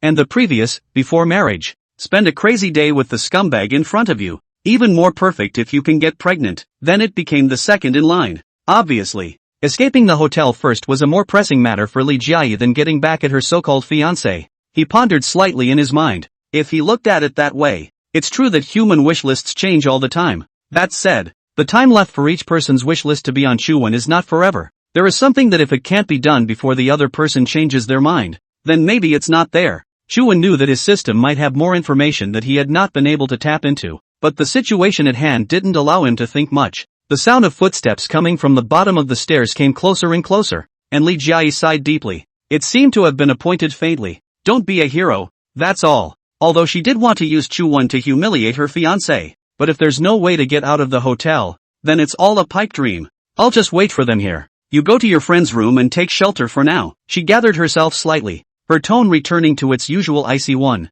They only know I'm trying to escape. They don't know my exact plan yet, so they shouldn't bother you. Chu Wen shook his head and smiled at his words. He suddenly realized that this Li Jiayi was not bad-hearted. At least at times like this, her first thought was not to involve others. Do I show off? Chu Wen reached out and wrapped his hand around her slender waist. This intimate gesture caused Li Jiayi to frown. What does he want? Trying to take advantage of yourself before you run away? Is it true that he is a complete scum? After Chu Wen swept over her waist, although he felt Li Jiayi's violently tensed body, he still recklessly sniffed gently at her earlobe as well as behind her neck. Smells good. After saying that, Chu Wen released his hand and walked straight down the stairs. Li Jiayi froze for a moment because of Chu Wen's sudden offense just now. Especially when Chu Wen was at the back of her neck. Her body had almost gone limp. In all of Li Qiyi's 22 years of life, no man had ever been this close to him. Bold. But, soon she reacted by looking at Chu Wen's departing back. This guy, is he an idiot? He's running backwards. He should have run upstairs. Hey! Li Jiayi wanted to hurry up and call out to Chu Wen, but suddenly realized that she didn't even seem to know his name yet. Idiot. Brainless dude. Annoyed, Li Jiayi immediately followed. About 10 seconds later, a muffled grunt of pain suddenly emanated from a location very close to the bottom of the stairs. Then it appeared that someone had fallen straight down between the cracks in the stairwell. Li Jiayi's heart went cold. She knew very well what level of experts the security personnel of the underground clubhouse were. The least of them are retired special forces. These people don't strike on a regular basis, but when they do, there is no lightness of being. This side of the club just opened. There are a lot of people want to make trouble here again. And finally by this group of security personnel to send to the hospital in the form of human form. Li Jiayi but witnessed it. The lights in the middle of the building are voice activated. Li Jiayi looked down the gap between the stairs and could see dim emergency lights on some of the floors below. But some floors are dark. A muffled sound accompanied the flickering of the emergency lights. And if it wasn't, there was a scream. This kind of image texture that could have only appeared in a movie made Li Jiayi even begin to worry a little bit about Chu Wen's ending already. Asshole. Why should I worry about his danger when I don't even know his name? Li Jiayi hurried downwards while holding onto the handrail, while finding a reasonable explanation for herself in her mind. I'm just being kind. I just don't want an innocent person to lose their life for me. But turned the corner of a staircase. Li Jiayi's whole body suddenly shook. And in the next moment, her hands had covered her mouth. For she saw two familiar-looking men in black suits lying sprawled around the corner. It's not Chu Man. It's clubhouse security. All of them have been knocked out by others. Li Jiayi's beautiful eyes were filled with shock. The muffled grunts at the bottom of the stairs ended abruptly at the same time. A lazy, yet familiar voice came up from below with a little echo. Ms. Li, if the shock is over, we should go. Hearing those words, Li Jiayi's mind immediately conjured up Chu Wen's scummy-looking, but handsome face. After the two met up in the stairwell on the first floor of the hotel, they saw Chu Wen waving at her with a walkie-talkie on security in his hand. A cacophony of voices came from inside the intercom. Li Jiayi could faintly hear the panicked conversation inside. They're in the stairwell. They've gone downstairs. The other side is very beatable. Everyone rushed to the underground parking lot immediately. 7 of our brothers have been taken down by them. Li Jiayi looked at Chu Wen's face, and she began to be incredibly curious in her heart. What was the identity of this man he had found? Who the hell is he? The underground parking lot of the Jinhua Maze Hotel was filled with all kinds of luxury cars. Clunk! A loud echo resonated throughout the parking lot. Chu Wen took Li Jiayi's hand and violently pushed open the door from the stairwell on the negative floor and walked out. What's the point of coming here? I told you I don't have the keys to the car. Unless you can steal a car in addition to being a fighter. Li Jiayi was pulled by Chu Wen, though the mouth kept sputtering. But deep down she felt very excited. She grew up in the midst of a very nurturing family with rules for eating and rules for sleeping. It could be said that every day of Li Jiayi's life for more than 20 years has been almost exactly the same. Getting up, eating, learning to play the piano, learning to gamble, learning to dance, learning etiquette, all in an effort to mold her into someone else's perfect wife. After today, tomorrow will be the same content, so it also feeds the longing in her heart for a life of breaking the rules. And the excitement before her was a scene she had looked forward to countless times in her dreams. Being held by the hand of a strange man walking in the middle of an underground parking lot. A man who would do more to himself than he could imagine if he could escape. At the thought of this, Li Jiayi's heart thumped. A pinhole camera had been hidden among her pajamas. Of all the plans for today, this camera is the most important thing. She was going to film what happened next. No matter how much this man would torture and humiliate himself for the next 24 hours. Uniformly recorded. The more humiliating the better. And only then, when her so-called fiancé sees the video on his wedding night, that cuckold is only big enough to shock and relieve. As for herself, it didn't matter. Anyway, after doing this, she would end her life on a sailboat floating in the depths of the ocean wearing a white sari, a symbol of holiness. If she died, Grandpa would have forgiven her for her capriciousness. Regarding Li Jiayi's inner thoughts, Chu Wen was still unaware of them. After arriving at the underground parking lot, he had been looking for the Veyron Bugatti that the system had promised him in the middle of the underground parking lot, but there were just too many vehicles here. A few moments later, a pleasant sound of a car unlocking suddenly came from the deepest part of the parking lot. Li Jiayi heard the sound and saw a car covered with a white waterproof protective cover parked between a Toyota Kurosawa and a Cayenne. The body is not very big, and looking at that protective cover it shows a bit of dirt as well. So you have a car. Li Jiayi hugged her arms. It's just a little dirty, but it's okay, since it's a run. It's nice to have a car. Chu Wen didn't say anything. He put away the car keys, yanked one hand on the protective cover and pulled it down violently. Immediately after, a brand new silver-gray Bugatti Veyron sports car appeared in front of the two men. Those sleek lines, the cutting-edge design, and the power you can appreciate just by feeling it. Bugatti Veyron, originating from Italy, produced in France, belonging to the world's top sports car under the German Volkswagen. Chu Wen took 2 steps forward and gently pulled open the passenger door.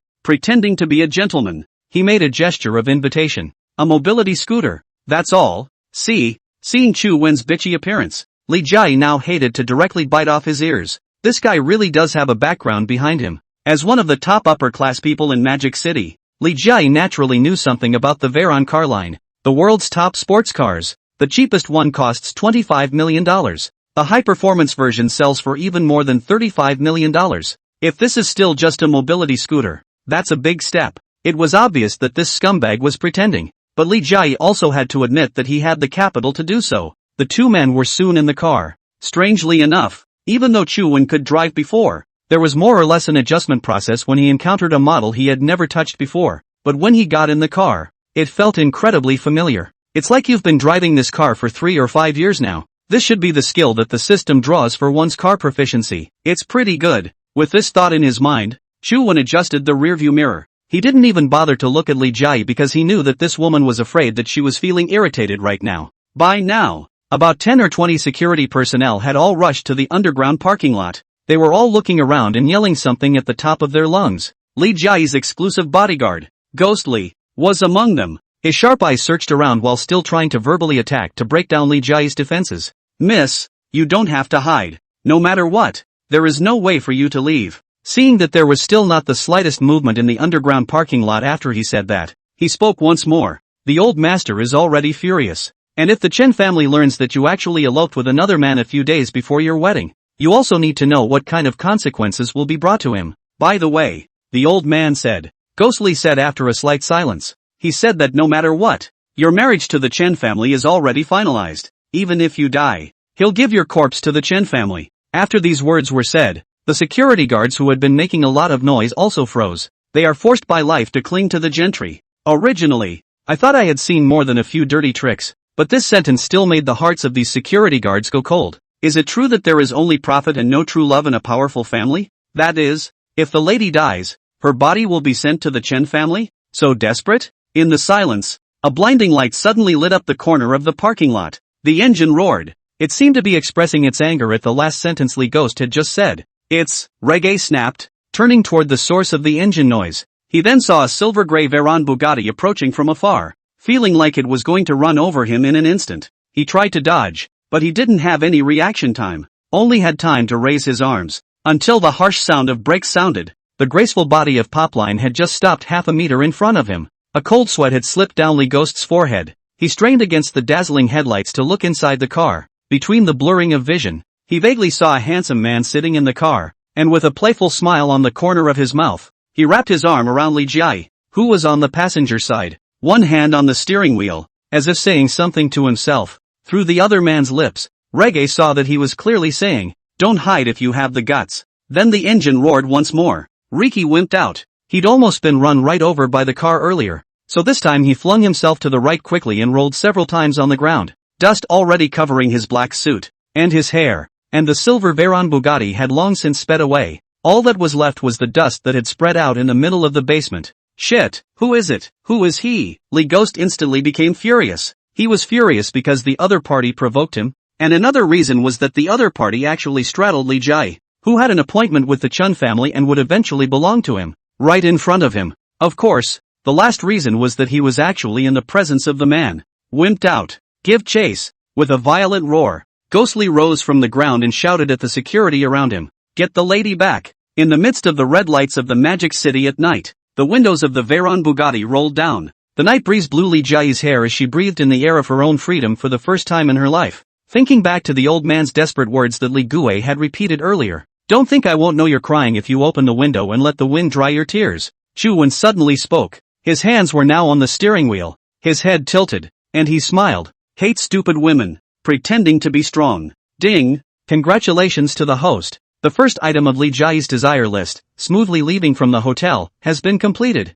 and the host has gained 2,000 points. As the vehicle sped down the road late at night, Chu Wen's points now came to 2,000. Unsurprisingly, he can get 2 more draws. However, he didn't draw the prize right away, but instead looked at Li Jiai. That Li Gui's talk about the Chun family. What exactly is it? It feels as if it's coming from a very big place. Li Jiai had stopped crying after such a period of time. Just the eyes are still slightly swollen. Her grandfather's character. Li Jiai knew better than anyone else. The old man is ruthless. Everything is fine with him, and those who go against him have no good end. At least that's what Li Qiyi has known for over 20 years. She slammed the window shut in silence, immediately returned to the car. "What is the Chen family?" Li Jiai repeated softly, smiling slightly bitterly. "If you're really a rich second generation, you wouldn't have not heard of the Chen family's name, right? I'm sorry, but even if I'm what you consider a rich kid, why can't I be from out of town?" Chu Man was right. He was also 18 years old when he was admitted to the Shanghai Opera,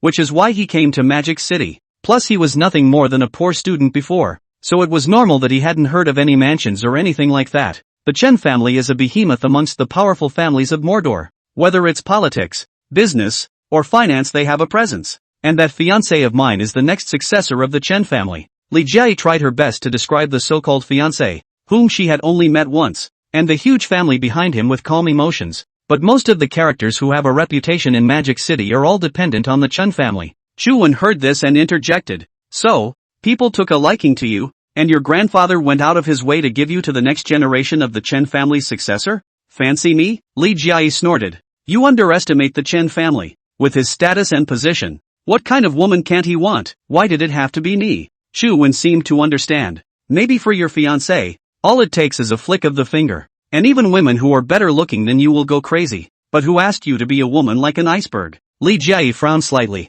"What do you mean?" Chu Wen said as he drove. "Imagine why the successor of the Chun family preferred to marry you instead of someone else. Could it be that out of the hundreds of millions of people in the entire Magic City, you're the prettiest looking?" Li Jiai was still puzzled. Chu Wen sighed. "Women, all women. To say smart, they are smarter than anyone. But to say stupid, no one in the world is stupid than women. Because you're not only beautiful, but you're cold as ice. And to a woman like you, a man's desire for conquest is most arousing. The more you disobey, the more he will make you obey. It's a thrill you can't imagine. Li Jiayi's beautiful eyes flickered gently.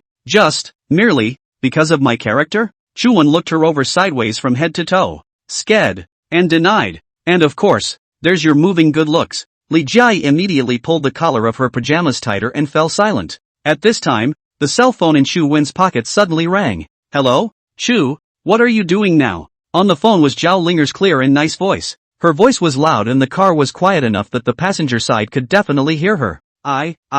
Here. Chu Wen glanced at Li Jiayi and saw that her face was expressionless. So said, I'm in my room reading. What about you? I've passed the casting audition. Ha ha, are you happy? Happy, Chu Wen laughed. Happy for you. The difficulty of auditioning for an actor for a schoolgirl of the acting department of the Shanghai Theater was of course much easier than someone like Chu Wen who had no backstage or background. So, I'll probably be over here for a couple more days. Go back for you in a couple days. Zhao Linger didn't have any doubts. You hold it for 2 days. No messing around. After saying that, Zhao Linger's voice lowered a bit. No more. The director's team is coming over. Look for you later. After the call hung up, Chu Wen put the phone back in his pocket. Scum, Li Jiayi suddenly spoke. Chu Wen had to cough dryly. Originally, the image of the scumbag was just to attract Li Jiayi's attention. But now it looks like it seems a bit unwashable. She really thinks she's a rich kid now. Or the kind that likes to play actresses, I guess. After a long time, Li Jiayi slightly raised her jaw.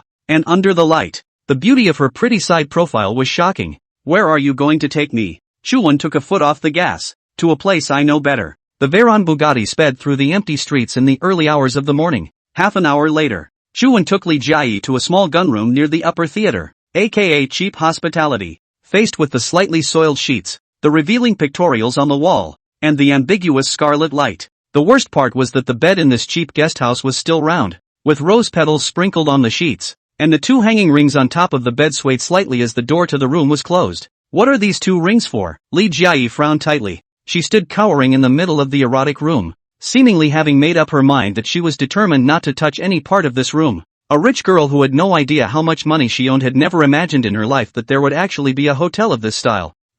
Chu Wen also had a fine sweat on his face. No wonder the owner of the guest house said that there was only 1 room left, and his expression was a bit obscene when he said that. Turns out it's actually a cheap love room. This is a special ring for the disabled. Chu Wen slightly hardened his head and made it up. It's not very convenient for some people to get up, so these 2 rings are for helping them get up. Li Jiayi let out an "oh," and although she still had a frown on her face, her tone eased slightly. That's a pretty user-friendly design. A private, old residential neighborhood near the center of the Magic City. This is an old-time townhouse left over from the former British and French concession, and rich people in Magic City like to acquire houses here to show their unique taste. Of course, part of the reason was because they had grown up envying the big shots who could live here. That's why when you're developed, you have a special emotion for this place, and you throw money at it to live here. The moment a solid black limousine approached from a distance and pulled into the garden of one of the sizable old townhouses, one after another, several burly men in black suits walked down from the car.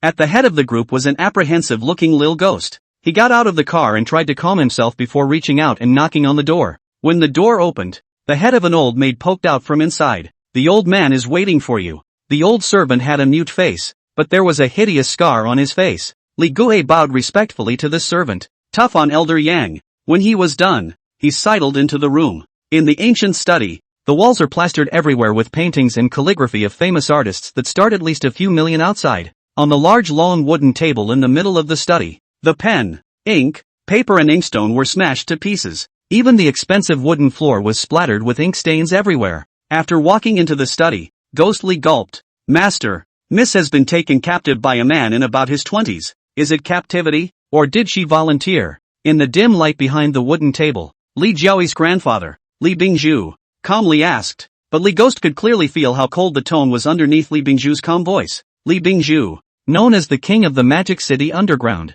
When Lu Yu had first introduced him to Chu Wen, he himself had known through rumors of Elder Li's stature and depth. But rumors are just rumors after all. Li Bingzhu secretly controls more than just casinos? Even 1/3 of the bath centers and 1/3 of the entertainment venues were almost all tightly pinched in his hands. But even then, Li Bingzhu didn't feel the slightest bit safe. Because he understood that all this that he had now could all collapse with just one word from the Chun family. So that was why he must let his granddaughter marry the Chun family heir. Because as long as Li Jia married the Chun family heir, then if she casually blew her pillow, how could the Wang and Lu families, who had been working against him in the business world, continue to be so arrogant? As long as the Chun family was willing to step in, I'm afraid those two rivals wouldn't even dare to fart. When the time comes, grab what you can, and if you can't, use money to acquire it. Casinos or entertainment venues, all these money-making places, all of them have to be named Li. Especially after 2 days, everyone would come to the Li family to congratulate them. This kind of critical moment,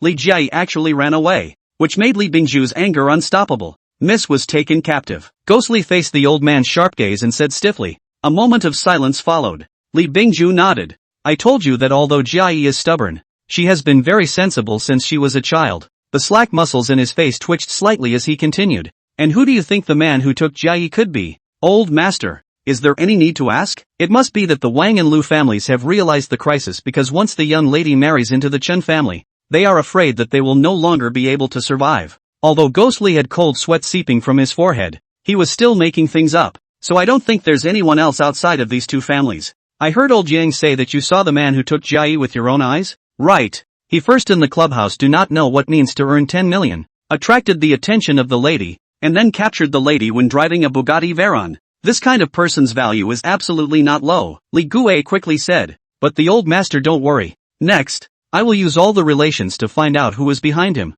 Good, elder. Then you take an early rest. I'll go down first. Ghostly was about to slowly retreat. Then I heard the old man say, wait, if we find out and determine that it's the Wang and Lu families behind this, don't act rashly yet, and notify me at any time. Reggae nodded once. Understood. In addition, the matter of the young lady's disappearance must not be known to the Chun family, or else, don't worry, old master, the news will definitely not leak half of it out. After stepping out of the townhouse, Reggae took a deep breath. The old man looks like he's about to die, but still gives off immense pressure. He walked to the remote corner, after double-checking that no one was around, took the cell phone out of his arms. After a long time, Li Gui's suppressed voice came out from the depths of the garden of the townhouse. There's been an accident, but I'll fix it. And as we agreed, when the time comes, that woman Li Jia, as well as all of the Li family's venues, will be taken over by me? No, everything is still going as planned. About a minute later, Ghost Li came out of the corner and he said to the three men in black suits in front of him,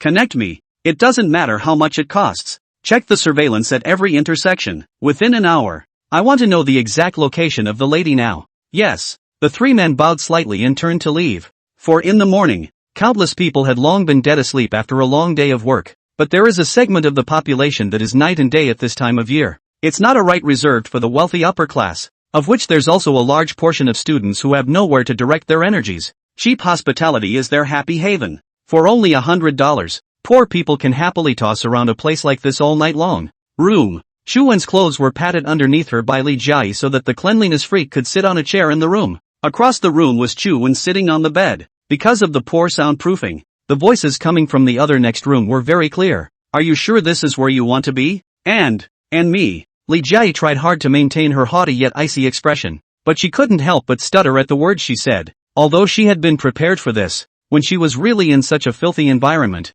she still instinctively resisted. That plummy ghost, Shu Wen, however, did not think so much, because on this journey, he has been hesitating about one thing. During the time he'd made eye contact with the Reek in the hotel's underground parking lot earlier, he'd briefly skimmed through the Reek's wish list. How long has that bodyguard of yours, Reggae, been following you around? Chu Wen suddenly spoke. Li Ghost? He's been in the Li family for over 10 years. Li Jia froze. What's wrong? Though the surroundings were really not conducive to conversation. But since Chu Wen was curious about Ghostly, she also forced herself not to listen to the burst of sound coming from next door. Have you ever doubted his loyalty? Chu Wen asked in a different way. He couldn't say so explicitly. Of course, because when the Veyron Bugatti stopped half a meter away from Ghostly with a sharp brake, Chu Wen clearly saw his list of desires. Name, Wang Guiwen. Desire list. Moving down the Li family and succeeding in the throne. Getting Li Chiayi and making her his plaything. Expand for more. Li Jiaqi had said that the man's name was Ghostly, but the system showed his name as Wang Guiwen. This was the first point that made Chu Wen suspicious. That's why he put his arm around Li Jiayi in the car, with the purpose of testing Li Gui's reaction. Sure enough, the next moment the emotion on Reggae's face had betrayed himself. He did like Li Jiayi. Then Chu Wen unfolded his list of desires. It was discovered that among this kid's list, other than fantasizing about how to amass wealth after bringing down the Lee family, most of his other wishes were related to Lee Jia. It looked like always accompanying her as a bodyguard on weekdays did make Ghostly think a lot about Lee Jia. Perhaps another important reason why he wanted to betray the Lee family was that he had always wanted to get Lee Jia. But then, what made Chu Wen even more curious came out. What kind of guts does this plum named Wang Guiwen have to steal the fiancé of the heir of the Chen family? In the face of Chu Wen's sudden question, Li Jia frowned. There shouldn't be anything wrong with him. All I know is that he's very afraid of Grandpa, and he's always come unobeyed as well. Chu Wen was speechless. The system wouldn't lie to him. And although Li Jia was smart, she had been too well protected since she was a child, so she had never been suspicious of the people around her either. According to this, what Ghostly just conveyed in the underground parking lot, what the so-called old man said, might not be credible either. Chu Wen secretly pondered in his heart, even if he dies, words like giving the body to the Chun family could also be a lie told by Ghostly to intentionally destroy Li Jia's psychological defenses. At that moment, there was a rush of footsteps outside the door. Li Jia didn't care about cleanliness. She subconsciously leaned directly from the chair to Chu Wen's side, her hands tightly clinging to his arm. Half of his body was pressed against Chu Wen's body. Then the sound of those footsteps paired with a woman's nagging voice came from far and near. Urge, urging the sassy yo. Guest house on the guest house. But also what the hotel? Son of a bitch. Do not get the money is still dead face. Then the next door creaked open. A young man's voice. How come you're just here? Hurry up yo. I'm in a hurry bang bang bang. Bang. The door was closed. After hearing this, Li Jia was relieved while secretly quenching with a red face. The hearty battle on the other side of the room hadn't even ended yet, so here came another pair. This hellhole is killing me. The wall itself around the cheap guest house was whitewashed after synthetic wood paneling plus gypsum board, so the sound next door is crystal clear. Chu Wen coughed slightly awkwardly and turned back just in time to have a stare down with Li Jia's beautiful eyes. The distance between the two sides would have been close. By the time Chu Wen turned around, the distance between the two was probably less than 10 centimeters. The scarlet ambiguous light. He could even feel Li Jia's breathing. Li Jia had never been exposed to these things in her life, and as she listened to the sounds coming from next door, her curiosity outweighed her reserve. She lowered her voice and asked quietly in Chu Wen's ear. You want to know? Chu Wen lowered his voice and laughed quietly and wickedly. Don't want to. Li Jia felt as if she had smeared her face with chili sauce. It burned and burned, and this hateful scum in front of her was actually selling out. At this moment, the woman next door suddenly said angrily, Why don't you say a little? Jang full of dull children. Why so fast? I don't know. It feels like it's going a little fast. Spicy, you okay or not okay? Okay. This evening, how can you say no line low? By the sound of it, the two appeared to be at it again. Li Jia had never imagined that she would one day hear this kind of conversation in this kind of environment. She held back from sneaking a glance at Chu Wen. It was better if she didn't look, but as soon as she did, she realized that Chu Wen's gaze was also looking at her. Li Jia jerked away from Chu Wen. She was slightly flustered. What are you looking at? What do you care what I look at? Chu Wen stared at Li Jia with interest. Didn't you take the initiative when you were in the hotel before? Why is it that now that you're in my territory, you're a little put out instead? Li Jia choked.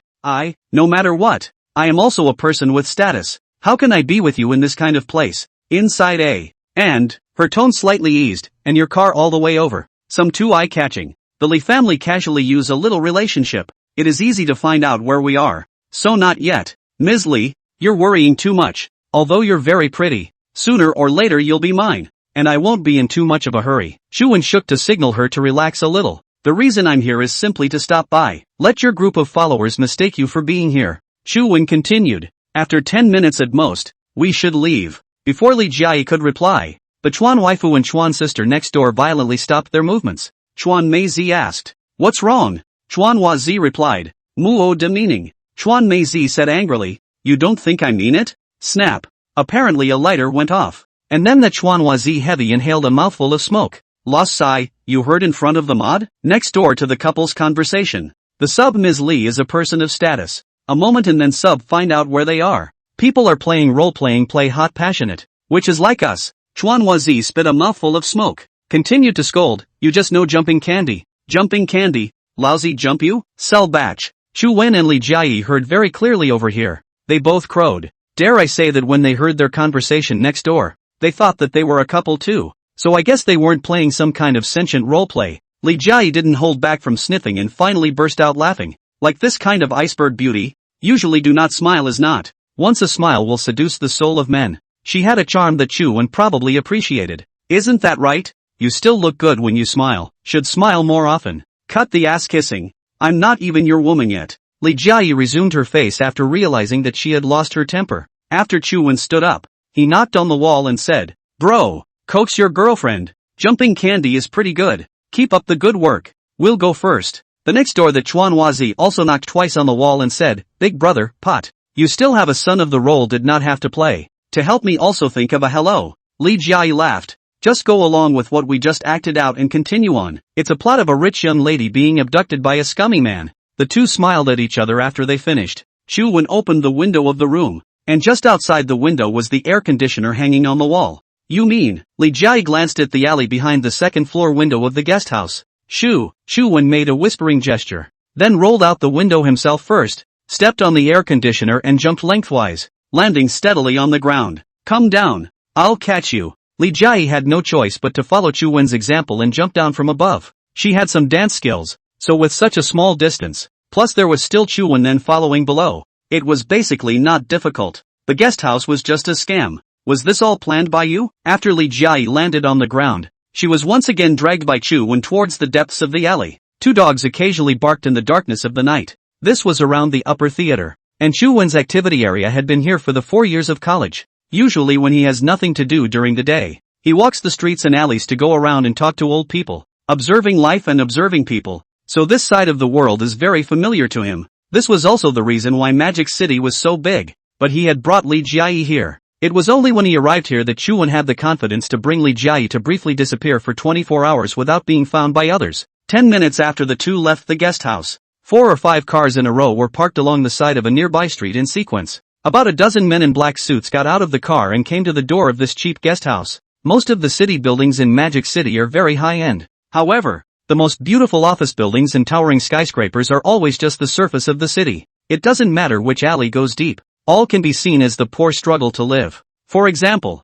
the large amount of household garbage next to the street of this guest house as well as parked bicycles, racks of cars, etc. in a disorganized manner. Ghostly looked around at the cluttered surroundings. He let out a light laugh. "Miss, do you think you can escape after running to such a filthy place?" He took the lead and walked into the guest house. As soon as the owner of the hospitality center saw so many people, he instantly wimped out in seconds and immediately gave up the floor where Chu-Wen was. Reggae snaps with the security around him and doesn't spook them just yet. Then the group tiptoed gently up to the second floor. From a distance, Li Gui heard a man and woman conversing. "Scum, don't you? I'm a man of honor too. They'll be looking for you." The woman's voice was broken, even a little distorted. "Miss Li, now even if the Li family finds you, it's already too late." The sound of a man laughing out loud. Having heard the conversation between the two, Ghost Li's face was as ugly as if he had eaten shit. "Is it late already? It's as if your beloved cake was nibbled by a mouse the day before your almost birthday. What's more, the cold as ice." Unusual person he has known for so many years will feel it is blasphemy to look at Li Jiayi. It seems to have been spoiled by the man. Li Ghost's eyes were so wide that he felt his heart was dripping blood. The surrounding security guards also looked embarrassed and unimaginable. "Get the fuck out of here." Li Ghost couldn't stand it any longer. He slammed his foot and kicked open the door to that room. A scream came from inside the house. Under the glare of the security guards' powerful flashlights, there was a lot of white toilet paper scattered on the ground, as well as a bag of Skippy candy wrappers. The man in the bed had forgotten to roleplay in Mandarin after the shock, and he spoke Trump with a thief's tongue. Confronted by the furious reek, he pulled the sheet up to cover himself and his girlfriend. "What the fuck? What are you doing?" With the door to the house kicked in, Li Ghost was filled with rage. If he had a gun in his hand right now, he would definitely collapse this man who dared to toss Li Jiayi like this at the first opportunity. But the next moment, everyone was dumbfounded, because where in the house was any Li Jiayi and Chu-Wen? There was only a young couple who were not too old. The man was so thin you could see a row of ribs. His eyes were filled with shock and trepidation, and he was still covered with a sheet. "What the fuck? What are you doing?" With the flashlights in the hands of the security guard shining on the face of the woman next to him, for some reason, everyone breathed a slight sigh of relief. Misunderstood. Luckily it was a misunderstanding. Even these security guards around Ghostly didn't know what kind of scene it would be if they kicked open the door and realized that the woman inside was really Li Jiayi, because it's impossible to imagine it at all. Shit, Lil Ghost kicked the trash can in the doorway, knowing that he'd been tricked again by the man he'd met inside the Veyron Bugatti. What was that conversation you guys were having? Who taught you that? Ghostly asked as he stood in front of that poor Kawasaki, trying to restrain himself. What conversation? Which one do I know? Kawako was horrified. The fiercer Lee Ghost is, the more timid he is, and he can't squeeze out a few words in half a day. In the end, it was the Chuan girl beside him who briefly recounted the events, and as for the talk of role-playing, she didn't even notice that Ghost Lee's face had darkened to black. After leaving the innocent couple, Reek walked to the next room and found the window open. Outside was the dark, unlit alleyways of the alcoves. Boss, what do we do now? The security at his side asked. There are no surveillance cameras here. We can't go searching from house to house. Besides, the kid who took the lady is spooky. We can't be sure that they're hiding in this area of the alleyway. Lil Ghost's facial biting muscles bulged, and I wondered what he was thinking. After a long time, he finally spoke. Go back, tell the old man, and say that you haven't found it yet. Understood. Deep in the dark alley, a faint cell phone light shone on the stone path at his feet. Where the hell are you taking me? Go to a safe place. It's almost here, Chuan said as he walked. After walking for about 15 minutes or so, the original white cotton slippers on Lee Jai's feet were already dirty, and with the excitement and tension of today's day, people were a little tired. Arrived. Turning the corner of an alley, Chuan suddenly stopped in his tracks, then reached out and knocked on the old wooden door. And soon a grandmother's voice came from inside. Who is it?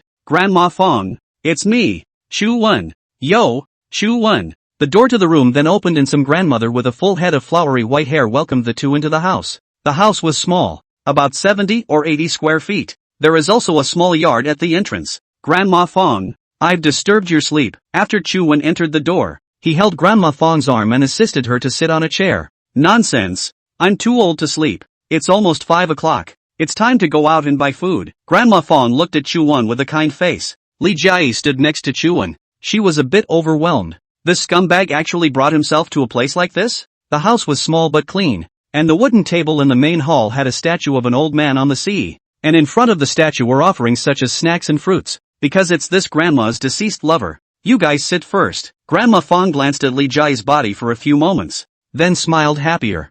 I'm going to the morning market to get some groceries and we'll come back and have a nice chat. Perhaps it was because she had seen Chuan. The old lady lifted the bamboo basket hanging at the door in high spirits. How could the old lady not allow Chuan to accompany her? She smiled and closed the door, leaving the room to the two of them, Chuan and Lee Jai. By now the sky was white with the color of a fish's belly. The air smelled damp and earthy, birds chirping on the roof every now and then. This environment, on the contrary, allowed Lee Jai, who had been tense all night, to instantly relax. She sat down on the only bed in the room and watched Chuan's figure in deep thought. The man was becoming more and more difficult for her to read. He was so cocky in the casino, and so wanton in his hotel room, ogling himself, and so many security personnel, all of whom were knocked out by him in the space of a single glance. He also drives a sports car that starts at least $25 million, and even the girl on the phone in the car proves that he's a rich kid who plays around with actresses. This is clearly a perfect rich kid persona. But he had taken himself to escape to a cheap hostel,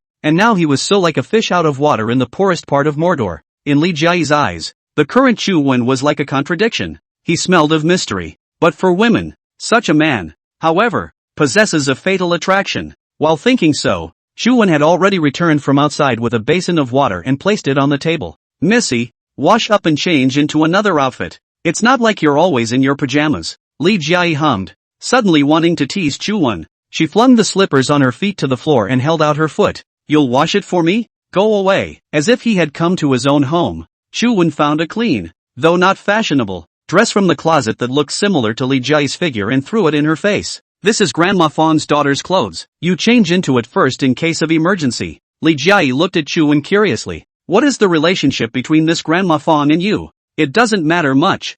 I used to wander around and always chat with her. And over time, I've come to think of her as my own grandmother. Chuan didn't want to go into detail with Lee Jai, so after briefly summarizing it, he leaned back in his chair. Lee Jai washed her feet, her white and crystal clear toes still dripping with water. The drops dripped on the floor tiles and quickly seeped down and disappeared. If this picture is seen by other men, I am afraid that they will want to take these jade feet for themselves. But Chuan was not in the mood. After all, the house was this big, and there was an old man's effigy on the front table all the time. And this environment wasn't nearly as suitable for snapping as the cheap guest house environment before. Now he, too, finally had a little free time to organize his destiny. Before obtaining the system, He was originally just a very ordinary salted fish in the acting department of the Shanghai theater. After graduation, the fate must have been to be hailed by various so-called directors. If he could let go of his dignity, he might be able to run around among the rich women to be their happy-go-lucky, sell his body to make some money at most, and then continue to hold on to his dream of becoming an actor. Quite a few of the acting faculty members, didn't they go down that road? Poor and scared. Chuman is poor and scared. That's why, ever since discovering the system, he would immediately want to go to the casino to make money. He doesn't want to remain poor. He's going to become strong. He's going to take control of his destiny and stop going with the flow. But right now just a single Li family could force him to run around. Not to mention the Magic City Chen family that the Li family felt afraid of. I want to be strong. It's nowhere near enough. Perhaps one day, when a great family like the Chen family hears my Chu Wen's name, they will also tremble in battle. That's what kind of feeling it is. While Chu Wen was thinking, Li Jiayi changed her clothes. Chu Wen was silent for a while and suddenly spoke. Miss Li, is your Li family about to be finished? Li Jiayi hugged her knees and looked at Chu Wen. Yes. So marrying me off to the Chen family heir is the only way out for Grandpa. What if you cannot have to marry the Chen family? Chu Wen suddenly looked up and revealed a smile. Just as the first rays of the morning sun had climbed over the roof of the enclosure and spread over his handsome face. Seeing this scene, Li Jiayi's heart suddenly moved. But immediately afterward, thinking about the consequences of this proposal of Chu Wen's made her feel as if she had fallen into the feeling of being in the middle of a cold cellar. Who do you think you are? Li Jiayi suddenly sat up from the bed. She had even begun to get angry and irritated. Between us, it's just sleep. You'll get me and I'll get what I want. And I've got my own path to follow that has nothing to do with you. Li Jiayi's anger stems from her own cowardice. Indeed, she was an unattainable iceberg beauty in other people's eyes. And when she smiled, countless gentlemen were willing to break their bones for her. But when the Chen family was mentioned, she didn't have any thoughts of resisting. Facing Chu Wen, who was not angry and was still smiling, Li Jiayi suddenly seemed to understand something as she covered her mouth. You wouldn't have liked me already. Chu Wen slowly shook his head. Ms. Li, there is one thing I hope you understand. I haven't fucked you yet. I can't talk about how much I like to fuck you. Li Jiayi also realized that her words appeared to have been misunderstood by Chu Wen. Liking to be on, and liking to be on are not the same concept. Scum, she said angrily. Chu Wen ignored Li Jiayi's emotions. Maybe it was the shimmering morning light that had just shone on his face. Or maybe it was a man's innate desire to conquer. He suddenly made a decision. That is, Li Qiayi is just his first step. Next, he was going to take one step at a time and walk up to the very top of Mordor first. Because at the moment it was just him alone, with no power behind him, no strength, and no financial resources. He couldn't just go gambling later when he ran out of money. Originally, Chu Wen merely wanted to simply fulfill Li Jiayi's desire to be slept with by a man. After sleeping and getting the points, whether she died or lived in the future, it didn't have anything to do with Chu Wen. But now, his mind has changed. A family like the Li family that runs a casino, an entertainment center? I'm afraid the daily cash flow would be an exaggerated figure. What if you could make the Li family dependent on you? Li Jiayi could not have to die, and the Li family did not have to disappear. What was wrong with all of this?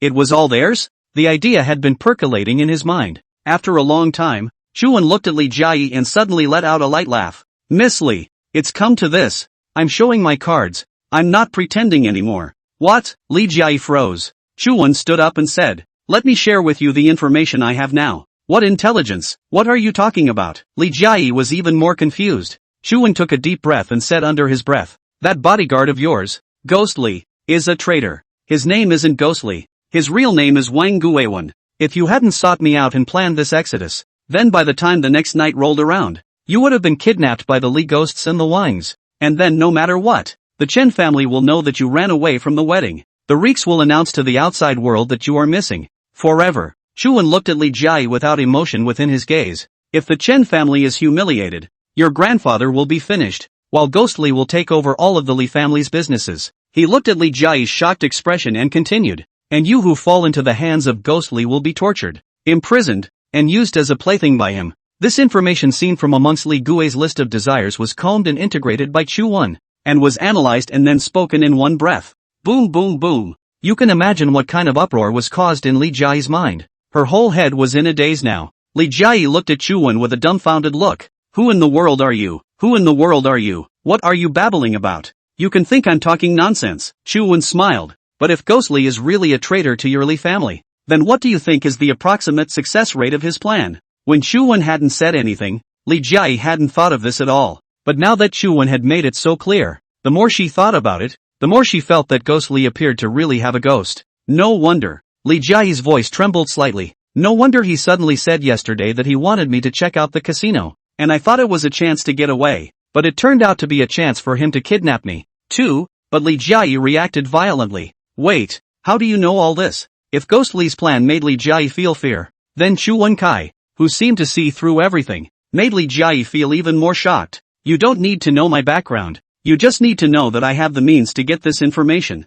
Of course Chuan couldn't tell Li Jiayi the reason why he knew this. In order to make Li Jiayi believe in herself even more, Chuan continued, do you think I would have been so coincidental as to run to the casino you were in specifically to win money, and then purposely get your attention again? When these words were said, Li Jiayi's heart had already believed 80% of Chuan's words. She had always thought that Chuan was nothing more than a dude with a good image that she had randomly picked, but it hadn't occurred to her that he turned out to be running after her as well. Then why are you telling me all this? And what is your reason for doing so? Li Jiayi was still undeterred. 2 points. Chuan held out a finger. If you're going to pretend, you have to pretend to the end. First of all about who I am. You don't have to guess. You can't imagine. Li Jiayi must have felt that Chuan was from an uncomplicated place now, so he had no choice but to continue to make a pretense here. Second, you just need to know that we have a common enemy. Chuan finished and left some time for Li Jiayi. He knew that he had said what he needed to say, and it was up to Li Jiayi to make her own choice next. After a long time,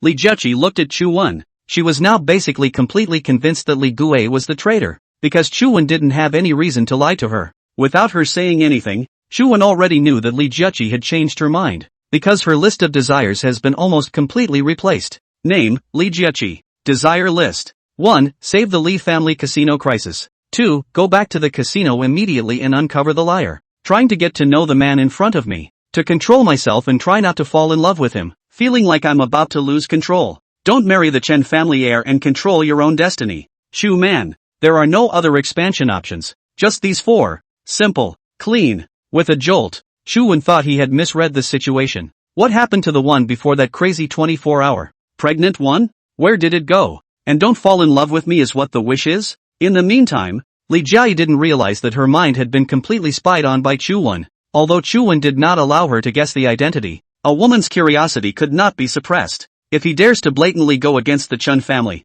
and has such a shocking network of information that he can even discover the traitorly ghost that the Li family itself hasn't even noticed, then it proves that the background behind him is definitely a behemoth that can be compared to the Chen family. With his help, I might actually be able to avoid having to marry that man. The more Li Jiayi thought about it, the more she felt that this should be the case, and when she raised her head once more, Chuan found another kind of vigorous aura from her body. Given the choice, who would go for the jade and stone burning together? The current Li Jiayi even had an additional temperament in addition to her original ice beauty temperament. There's a word for that, and Chuan was a bit lost in thought for a moment. Yes, to death, turning to the dead and turning back to the dead. As for the reward after helping her fulfill her wish, Chuan was not in a hurry. Because besides Li Jiayi, there were many other people who could allow him to accumulate points quickly. No matter what, Chuan wouldn't suffer at all. For a moment, Li Jiayi suddenly remembered something like, a little guilty asked, then do you still want to get me now? Chuan was speechless for a moment.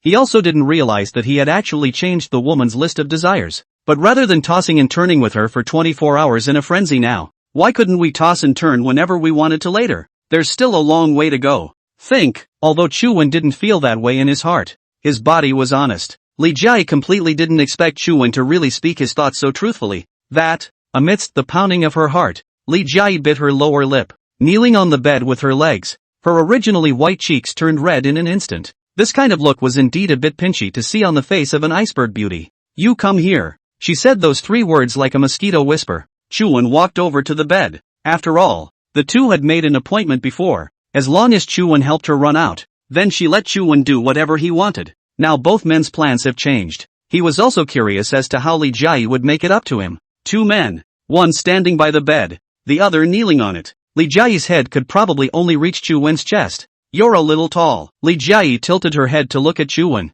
then realized she didn't like the angle. Growing up, she had never looked at anyone else in this light. You can also bow your head. Chuan stood at the edge of the bed, condescendingly looking at the unattainable goddess in other people's hearts. Li Jiayi quickly looked down and then saw where Chuan had reacted. A look of shame and anger then surged onto her expression as Li Jiayi raised her head and gritted her teeth as she cursed. You bastard! The next moment, Shuwen lifted her chin and kissed her on the lips. Well, Li Jiayi struggled for a while. Her hands were originally slapping Shuwen, but gradually, her arms lost their strength. It wasn't known how long it took, but Shuwen let go of his hands that were cupping Li Jiayi's cheeks. Looking at her panting and blushing, she suddenly felt something else. Men like the most is just this in front of outsiders as if it is unattainable cold goddess, but in front of their own, but can be taken, gentle like water woman. You, asshole. Li Jiayi wiped her mouth with her sleeve, but it was undeniable that during that time of contact with Shuwen just now, she would actually go all soft,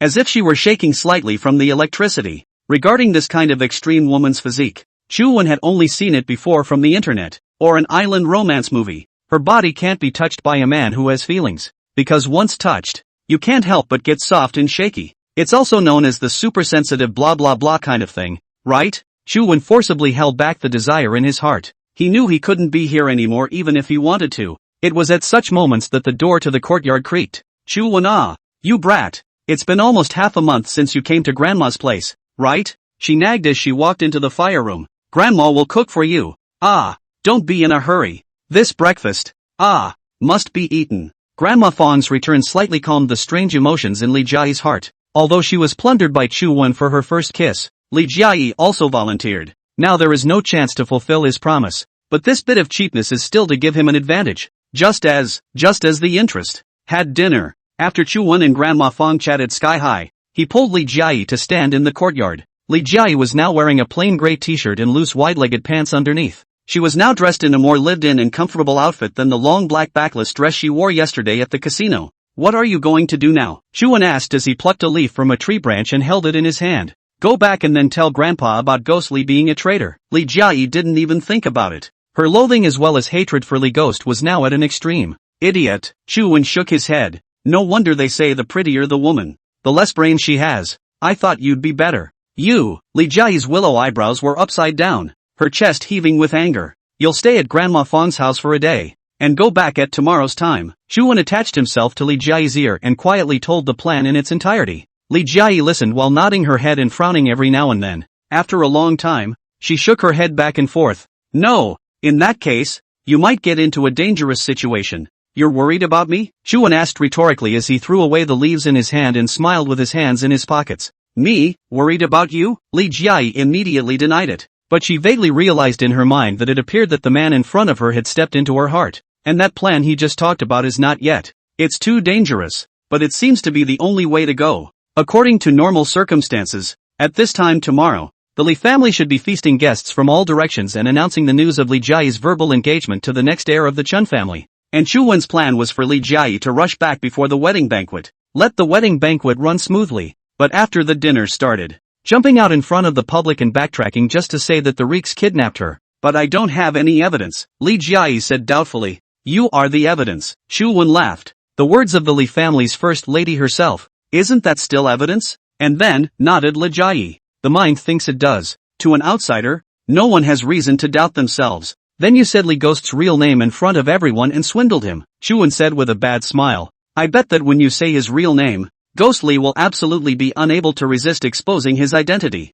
As the Wang family's mole, once your grandfather gets suspicious, it won't be hard at all to investigate him. In this way, Ghost Li is a traitor to the Li family. He will lose his reputation, and your grandfather will naturally punish him. Li Jiayi frowned. But so what? I'll still be forced by Grandpa to marry the Chun family. Chu Wen shook his head and said, after Ghost Li is finished, you will first solve the Li family's internal problems, and then you will announce the second news that will shock the crowd. What? You're going to repent in public. What? Li Jiayi's voice was still normal when she said the first what, and when Chu Wen said that she wanted to repent in public, her tone immediately rose. You're saving the Li family? You're trying to get the Li family killed. That's the second plan. Chu Wen smiled slightly. You're going to have to pack me. How's it packaged? When you repented of your marriage, when everyone didn't react, tell them that your fiancé, the heir to a great family from Yanjing, is me. After saying this, Chu Wen had a relaxed look on his face. Li Jiayi, on the other hand, was dumbfounded. Bold. This guy's got a lot of nerve. 2. Li Jiayi's shock was actually long expected by Chu Wen, but wanting to use Li Jiayi as the fulcrum for the start of his power. Of course, He couldn't just let the Lee family resist the thunder and not give them support. What's more, this thunder, the Lee family can't resist it. Only Chu-Wen can carry it himself. In order to make sure Chu-Wen wasn't wrong, Lee Jia repeated with him for a long time to make sure. In the end, Lee Jia even looked at Chu-Wen dumbfounded. There are times when I really wonder if there is really a Yinjing magnate behind you backing you up, or else how could you have such a backbone? Chu-Wen laughed and emphasized once more. Woman, don't try to speculate on my background. Both had been up all night and were highly stressed emotionally, and both felt slightly sleepy once they had finalized their plans. So Chu-Wen directly grinned greatly, as if in his own home towards Grandma Fong's bed, and just closed his eyes and fell asleep. Li Jia also wanted to go to bed and rest for a while, but seeing that guy Chu-Wen's appearance, she hardened her teeth and sat on the chair pondering what to do next. It wasn't long before she finally fell asleep against the back of the chair as well. In a daze, Li Jia seemed to feel that someone had gently picked him up and gently placed him on the bed, while also covering her with a quilt. But she was too sleepy. By the time Li Jia woke up with a start, it was already slightly dusk. The sun, which had been still in the east, had now long since come to the west, reflecting off layer upon layer of clouds that seemed as if they were blood-stained. Wake up, girl? Grandma Fong was knitting a sweater with her glasses and smiled kindly when she woke up. Where is he? Li Jia asked hurriedly. You mean Chu-Wen? He left a long time ago. Grandma Fong pushed the water on the table to Li Jia and said, You girl? You are really lucky. A young man like Chu-Wen is hard to find now. As Li Jia listened to Grandma Fong's words, she recalled that figure and for some reason, a sweetness welled up in her heart. The two had also been together for less than 24 hours, but now they had just separated. Instead, she felt as if she had less to rely on and less of a backbone, more than a little empty. That being said, Chu-Wen had long since returned to the school at this time. Today's rehearsal for the big graduation play. He's been missing for almost a day, and the homeroom teacher is freaking out. Drop out? It was so hard to meet Chu-Wen, but he ended up bringing the homeroom teacher such news. The big graduation play is still a month and a half away. Plus it's not like my character is considered anyone too important, so it should be okay to pull from other grades, Chu-Wen said as he looked at his homeroom teacher, old Zhang, who had always taken care of him quite well. Name, Zhang Guowen. Desire list. 1. Hoping to be able to send my son to a good school. 2. Get enough $500,000 to pay for my mother's medical treatment. 3. The graduation play went well. When the time comes to recommend Chu-Wen this kid and his own buddies who are directors to know, in the entertainment industry to bring him into the door. Expand to see more. Chu-Wen. I know that you are under pressure in terms of your life, so you've long wanted to quit school to make money, but acting is a major that you've studied for 4 years. You can't just give it up so easily. The class teacher, Zhang Guowen, frowned tightly as he still wanted to dissuade Chu-Wen from giving up just like that. You are still young. Money can be earned later. Don't be in such a hurry to make money. Young people have to. Old Zhang, is your bank card account still the same as before? Chu-Wen suddenly spoke. What? The school pays teachers about 10,000 a month. Your wife works as a salesperson at the mall for about 8,000 a month. And you live in a rented house in the suburbs for 3,000 a month, plus utilities, and round-trip local railroad fares, and kids' expenses. There's not much left, I guess, Chu-Wen said flatly. He remembers everyone in this world who has ever been kind to him, one by one. 3 months ago, the old Zhang had transferred to him $500, when it is lent to his living expenses, said to borrow. In fact, is not willing to see this child has so much financial pressure. Chu-Wen didn't have the ability before,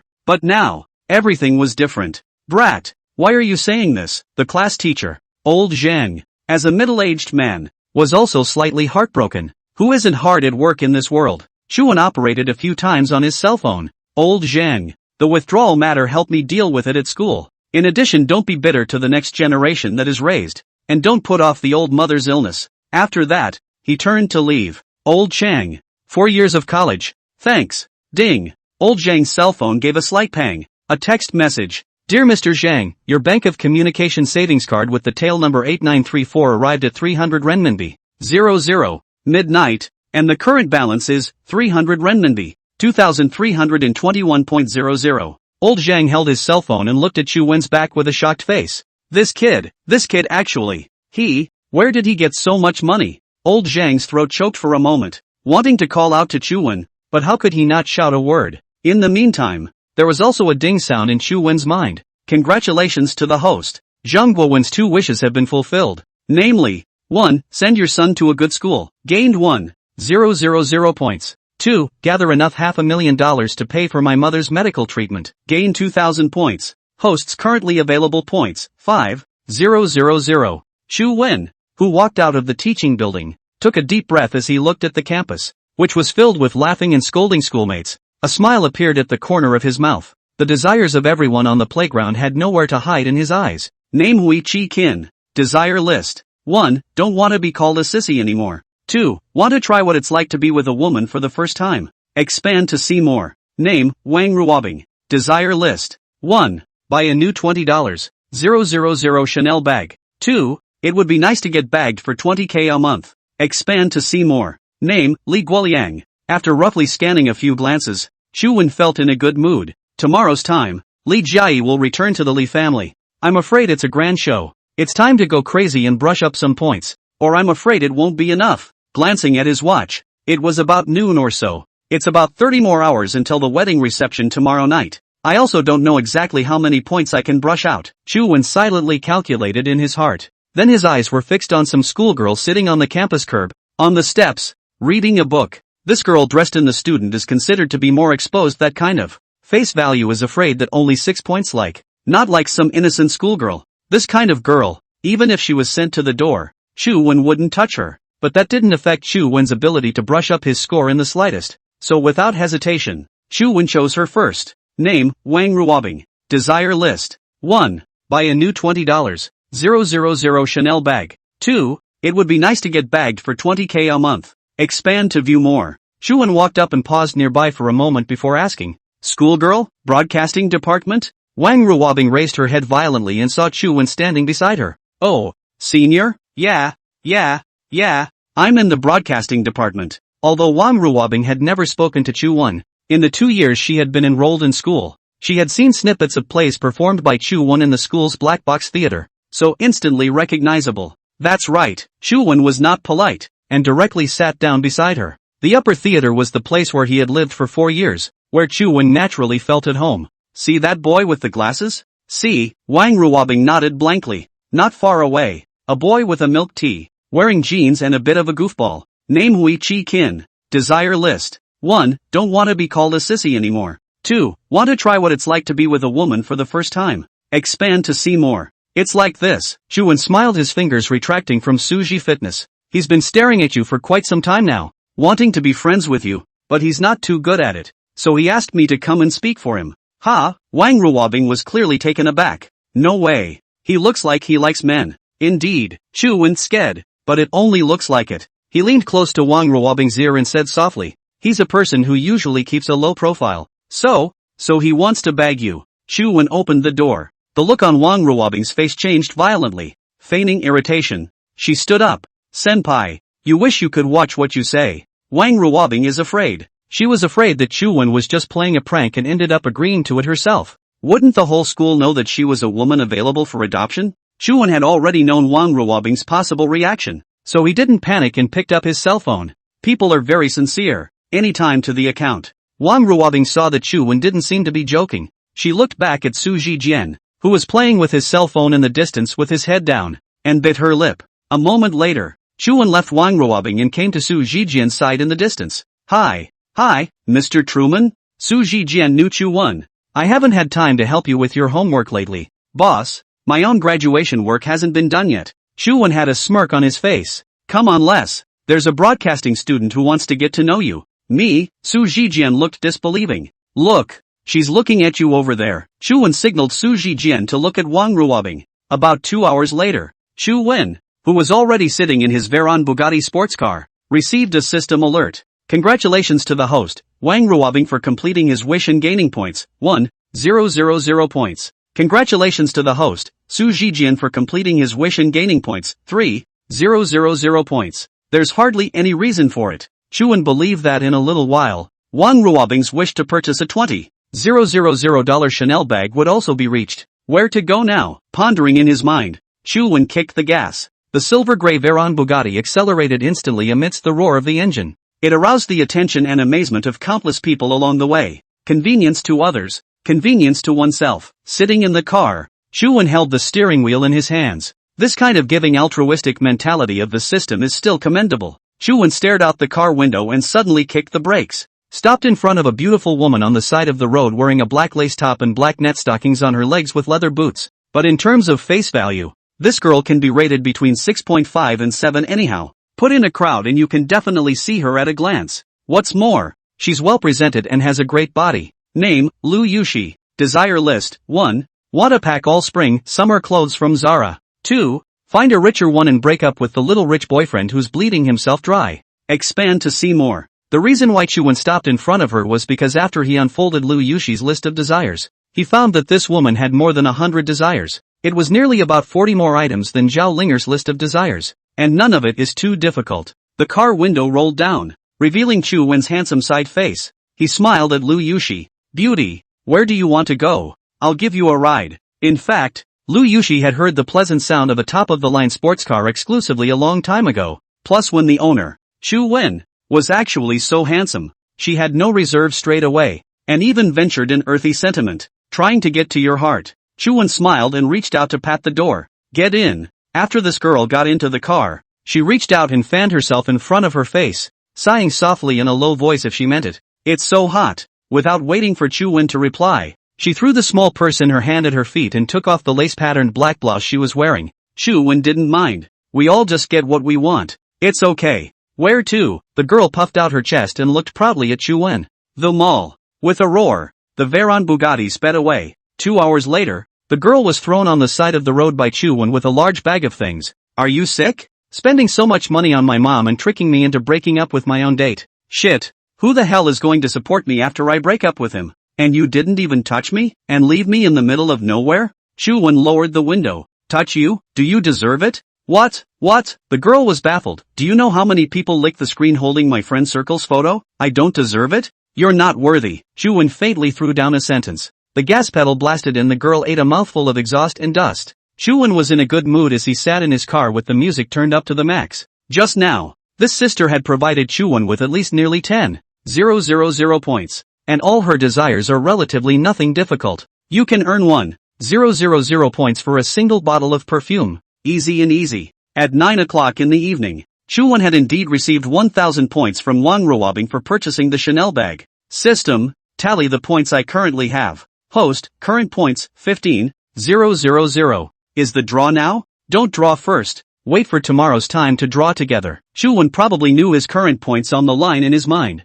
In fact, compared to something that didn't count like the traitorly ghost of the Li family, his real pressure still came from the behemoth Chen family that was in Li Jiayi's mouth. Buzz. Chu Wen's cell phone shook. It's that effeminate schoolmate Su Jijian who just said goodbye to his childhood, and by the sound of his voice he seems to be a bit weak. Hello? Chu Wen picked up the phone. Hey boss, are you sure I don't have to pay this schoolgirl? Sure, as long as you're happy. 2 months. She's yours anytime. Chu Wen laughed. Boss, you're too righteous. Love you Mew Mew. Su Jijian hung up the phone. Chu Wen couldn't help himself. That is called Wang Ruobing or Wang Ruoxin's schoolmate. What exactly is called he has already forgotten. Although the looks for Chu Wen this kind of picky people is not pass, but for Su Jijian is already a dream come true. What's more, when he used to go to school, Chu Wen often enticed Su Jijian to help him with free editing and whatnot, and the money he spent on Wang Ruobing now was considered to be a bit of compensation for Su Jijian. After hanging up the phone, Chu Wen's line of sight extended from inside the car to about 200 meters or so outside the car.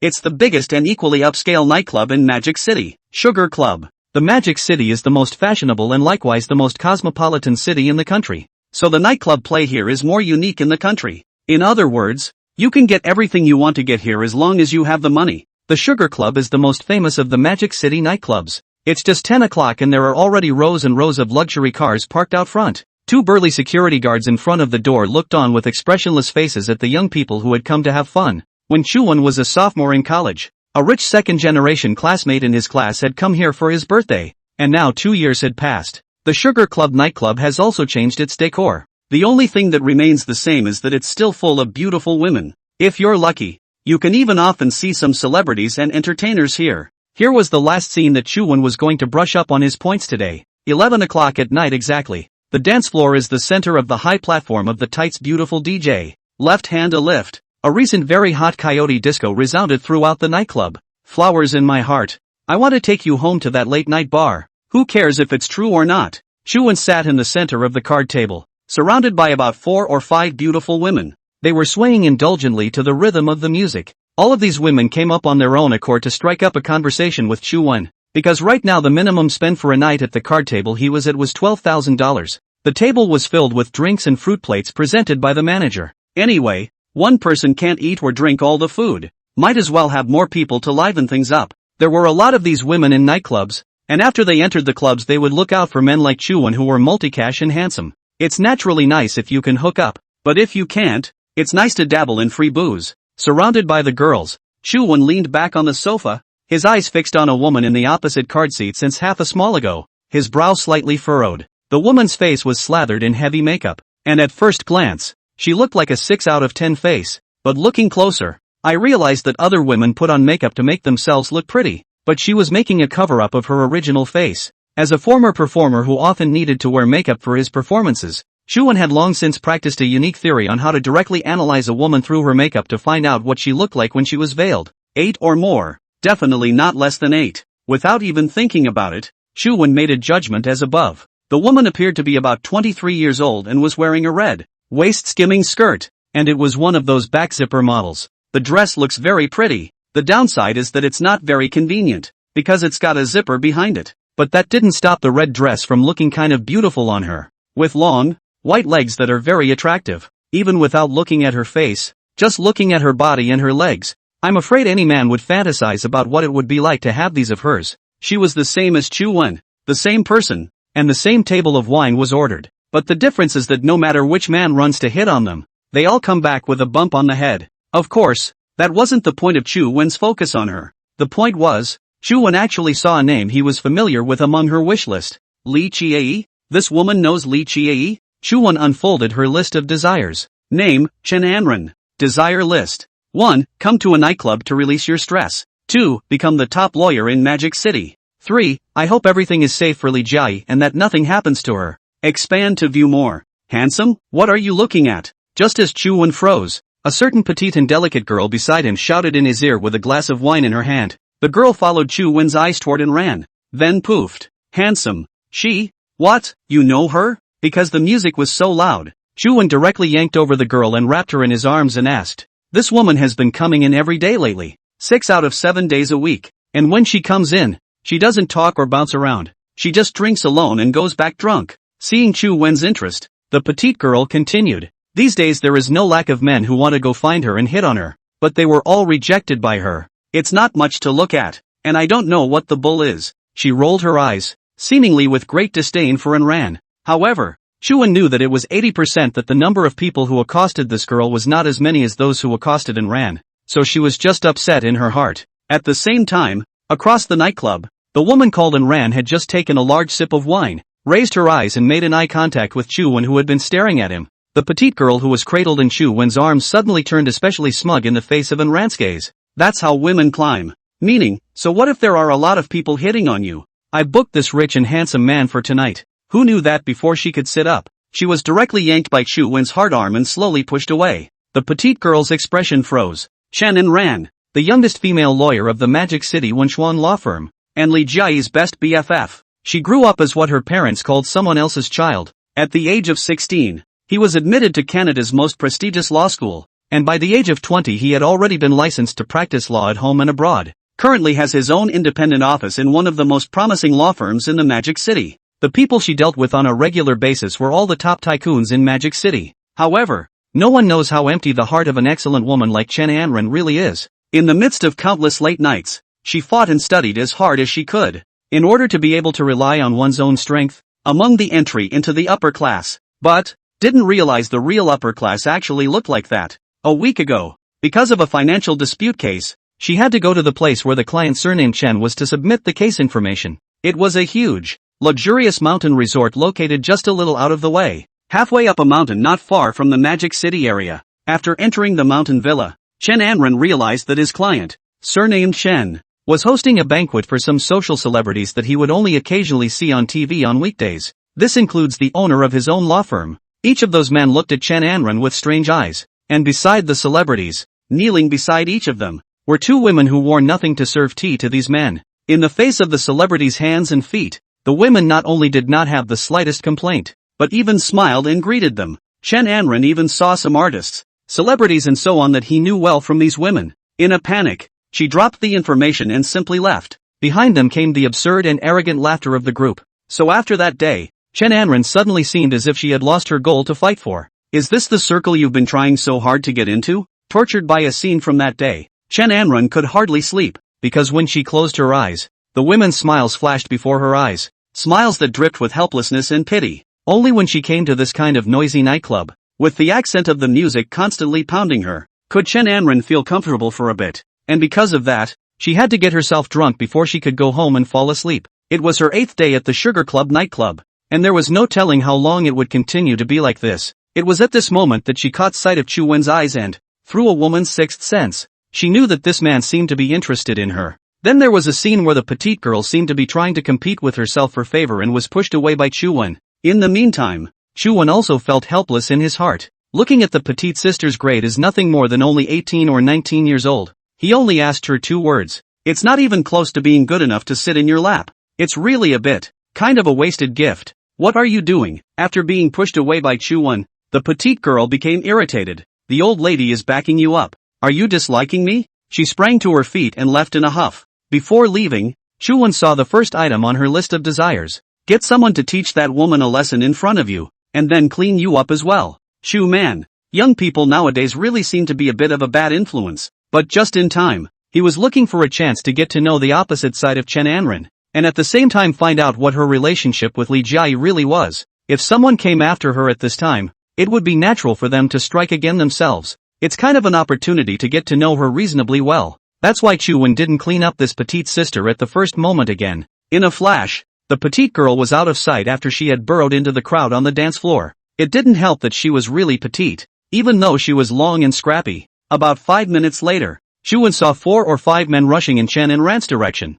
and the one standing beside the man at the head of the group was none other than the girl who had just wanted to sit on his lap. A group of people surrounded Chen Anren at the first opportunity. That petite girl tilted her head and turned back and even smiled smugly at Chu Wen. She pointed at Chen Anren and said something at Chu Wen, which through her mouth probably meant, "Watch, how my old lady will clean her up." The music and screams in the nightclub were still loud. After those 4 or 5 men surrounded Chen Anren, they didn't make the first move, but instead sat beside her in turn. The man at the head of the group was rather stocky, his collar open almost to the top of his stomach, and his pecs on either side were faintly visible. After sitting on the card seat, he picked up his wine glass and surveyed Chen Anren. "Maisie, have a drink?" Chen Anren looked ahead without changing her face. "Roll. You who?" The man in charge licked his lips and turned back to laugh with his buddies. "Girl's pretty cranky. I like it." He leaned back on the couch and slowly kicked the wine table in front of Chen Anren away. As the wine table moved away, Chen Anren's fair and moving legs as well as the white high heels on her feet were revealed.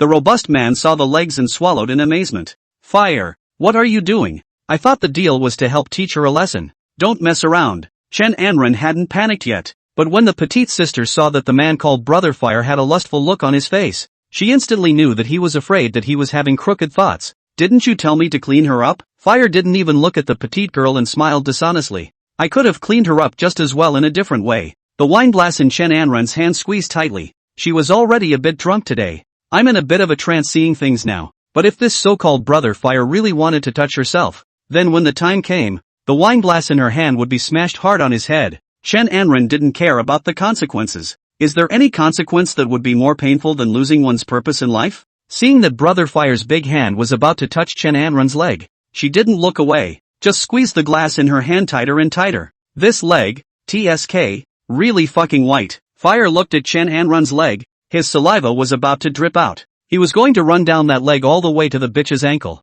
then take off her white heels and get a good look at those feet she had hidden inside them. Just then, there was a muffled bang. Chen Anren violently released the wine glass in her hand. She looked up in surprise, only to see the disgusting drool still hanging from the corner of Fire's mouth beside her, but his head was already cracked open, and his whole body was smashed and passed out on the cardboard couch. And across the room the man who had locked eyes with himself earlier wore a handsome smile, holding another bottle in his hand. Chen Anren's associates around her who had originally surrounded her with Brother Fire were all stunned into immobility. That is, the same smiling guy across the street who just threw a bottle of wine across a 300-square-foot dance floor from a distance? Smashed Fire into unconsciousness? System, this fighting mastery doesn't look like it's just great at fighting. This throwing effect looks good too. Chu Wen was actually a bit nervous before he threw the bottle. In case he missed and hit the wrong Chen Anren, that would be too embarrassing. But seeing that the opposite side of the burly man's dirty hands were about to touch Chen Anren, Chuan didn't think much about it and stood up with the bottle of wine.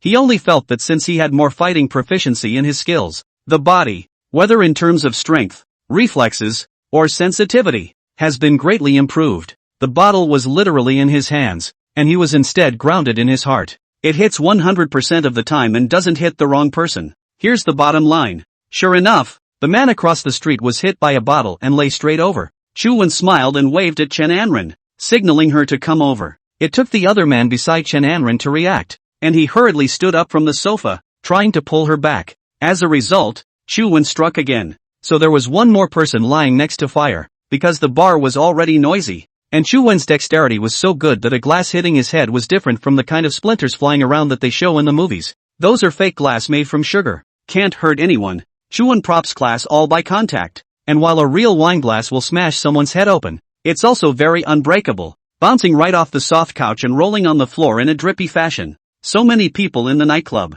Surprisingly, no one realized that Chuan had solved the problem with just 2 bottles. Everyone is still getting high and twerking as they should. The others also wanted to move presumptuously, only to obediently give up after glancing at Chuan with their after-images. With 2 previous mistakes, no one wants to get ripped off. And after Chen Anren was shocked, she quickly calmed down. She suddenly laughed softly and stood up, draining her glass in one gulp.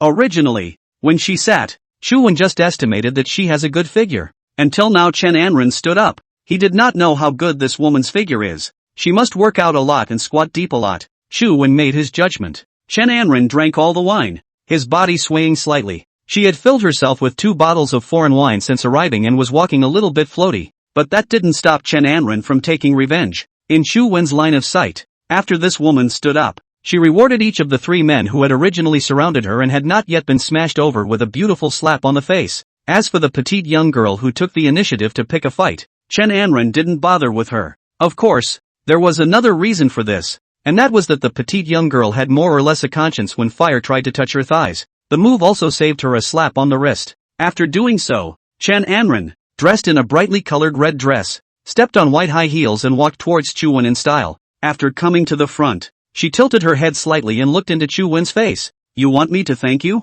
Won't. Chuan spread his hands. I'm buying you a drink. Should I refuse? Chen Anren carefully measured Chuan's eyes, and didn't seem to see that kind of desire in his eyes that other men had, wanting to eat themselves alive. Yeah, but I'm already a little drunk. Chen Anren had a slight urge in her heart, and she giggled. Beauty is like that. Being used to being chased by men on a regular basis, once they encountered an opponent like Chuan who was not too easy to handle, they would instead become proactive. It's good to be drunk. If not, how can I sleep? Chuan raised the glass in his hand to try to clink glasses with her, not knowing whether it was because Chuan's words spoke to Chen Anren's heart, or simply because he looked easy on the eyes, or because his heart was just too empty.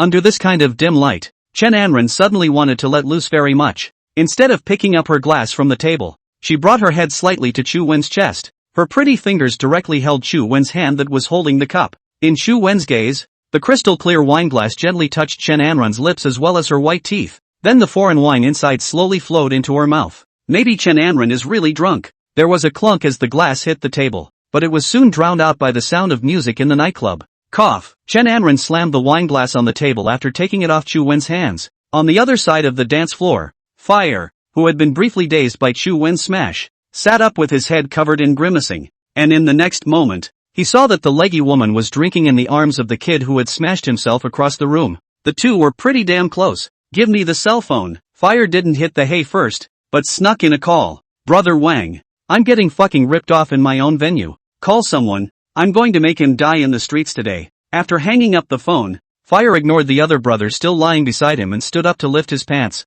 lifted the bottle from the table. Motherfucker, I told you to throw the bottle. As soon as the deafening song in the nightclub stopped, the rap of Coyote Disco started at the same time. The whole field must move in unison with me. Come to the left. Draw a dragon with me. On your right, draw a rainbow with me. Compare a Aaron Kwok on your chest and shake your head left and right. Ah, the screams rose and fell. By the climactic point of the music, the girls on the dance floor were getting high. Many of the men took advantage of this opportunity to frantically fumble around. No one cared. And in the crowded corridor, many people were holding bottles in their hands and were moving in the direction of Chu Wen and Chen Anren. Can you still walk now? Chuan raised his eyes and looked around, immediately realizing that the situation seemed to have gotten more complicated. It seemed that the bottle he had just smashed was still too light. Well, Chen Anren smiled happily. After she smiled, she revealed her white teeth, and although she was wearing heavy makeup, it wasn't hard to see that when this woman smiled, her eyes became curved, like a crescent moon.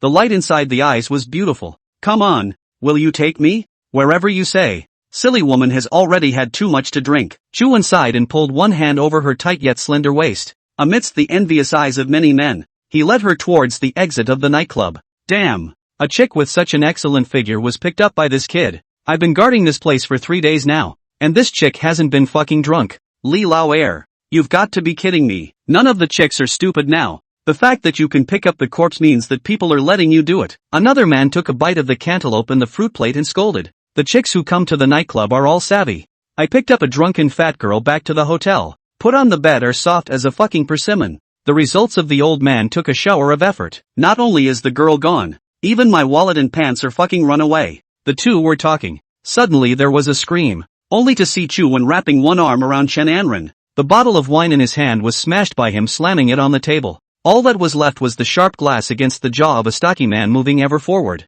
There was panic and horror in the man's eyes. Little brother. No, brother, you don't mess around. I'll let you go. Chu Wen, who had his arm around Chen Anren, had a flat face. You've just been given your chance. Just lie down properly. Why bother getting up? The words were followed by a scream. The wine glass in Chu Wen's hand slashed upwards, and a deep scar had been added to Fire's face. From the forehead, until it broke to the lips. Unsurprisingly, this scar, I'm afraid, will be with him for the rest of his life. Because Chuan saw in his list of desires the hatred he had for himself and the disgusting thoughts in his head that he wanted to do to Chen Anren. So just a scar that stays with you for the rest of your life is not a heavy hand. The men around them subconsciously dodged in all directions, and the women were screaming everywhere. Fire gritted his teeth in pain, but stared dead in the face, because the tip of the broken bottle was always pointed at his neck. In this way, Fire was forced backward by Chuan until he was out of the nightclub and next to his Bugatti Veyron. Many of the good people in the nightclub followed suit.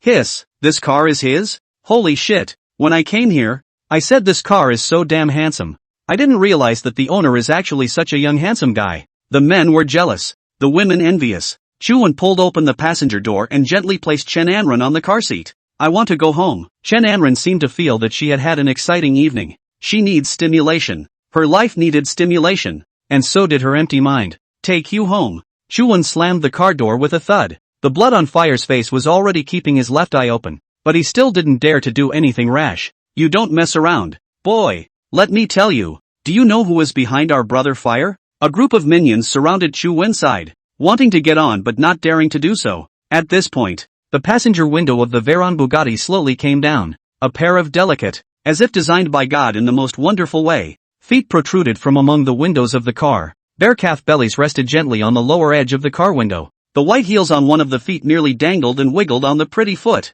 It was dazzling white in the night. I want to take you home, in that late night bar. Who cares if it's true or not? The sound of Chen Anren humming softly came from the car. Because her face was covered in heavy makeup, Chen Anren wasn't afraid of anyone knowing that she was the unattainable, claimed to be the most promising future barrister in Magic City. She's just a slightly drunk, mind-empty woman now. Damn, that's really tempting. Among the crowd, I don't know which man finally couldn't help himself, looking at the pair of high heels shaking outside the car window, slightly swaying sent out from the bottom of his lungs. Chuan held the bottle against Fire's neck while he quickly skimmed through his list of desires. After a moment, he suddenly looked up like the sign for the Sugar Club nightclub. Interesting, so this is actually the Wang family's field. By the looks of it, it's the same Wang family that wanted to join forces with Ghostly to kidnap Li Qiyi. Chu Wen sneered. It seems that this Wang family and himself really do have a connection. If you clean up a random minion in a nightclub, you'll run into the Wang family's lapdogs. He practically lifted Fire by the collar of his shirt and dragged him near the driver's seat of the Veyron Bugatti. You're finished. Fire's face was covered in blood. You don't even realize what you've offended. Then you also tell the Wang family behind you. Chu Wen tugged him over and whispered in his ear. I am someone that their Wang family cannot afford to offend. After saying that, Chu Wen's right hand loosened. Fire dropped his butt to the ground, his heart overwhelmed with shock. How did he know that the person behind me is the Magic City Wang family? Also, he said that he is someone that even the Wang family can't afford to offend? The next moment, the Veyron Bugatti door slammed shut. Chuan kicked the gas and met the automatically dispersing crowd without a single stop. Big brother, what do we do now? The minions who had just been watching from the sidelines and didn't dare to come up surrounded fire. And the crowd around him looked at his miserable state and pointed. See, when you really need a bullseye. These minions who usually act like bullies in nightclubs and watch the scene don't even dare to fart. That's for sure. Don't look at what kind of car that man just drove. That is a Veyron Bugatti. Starting price 25 million upwards. And he is still so young. This kind of person, if there is no strong background behind, I do not believe it. Fire poo-pooed a mouthful of blood, and his legs were still weak when he thought back to the way Chuan had held the bottle against his throat just now. Tell the boss about this in full. Looking at the car the kid was driving and the way he sounded, it shouldn't be someone we can mess with. After leaving the club, Chuan carried Chen Anren as he sped through the night. She looked like a red sprite, squinting slightly against the wind outside the car window. Countless high-rise buildings stand on both sides of the road. 70% of the lights are still on in those high-end office buildings. It's almost 12 o'clock, but the young people in the city are still fighting for their future, still working overtime to try to climb up the ladder. They still possessed a sense of struggle, but Chen Anren no longer knew her next path. She was now lost and helpless. The emptiness of her mind and the feeling of emptiness in her body were intertwined in a way that almost tore her apart.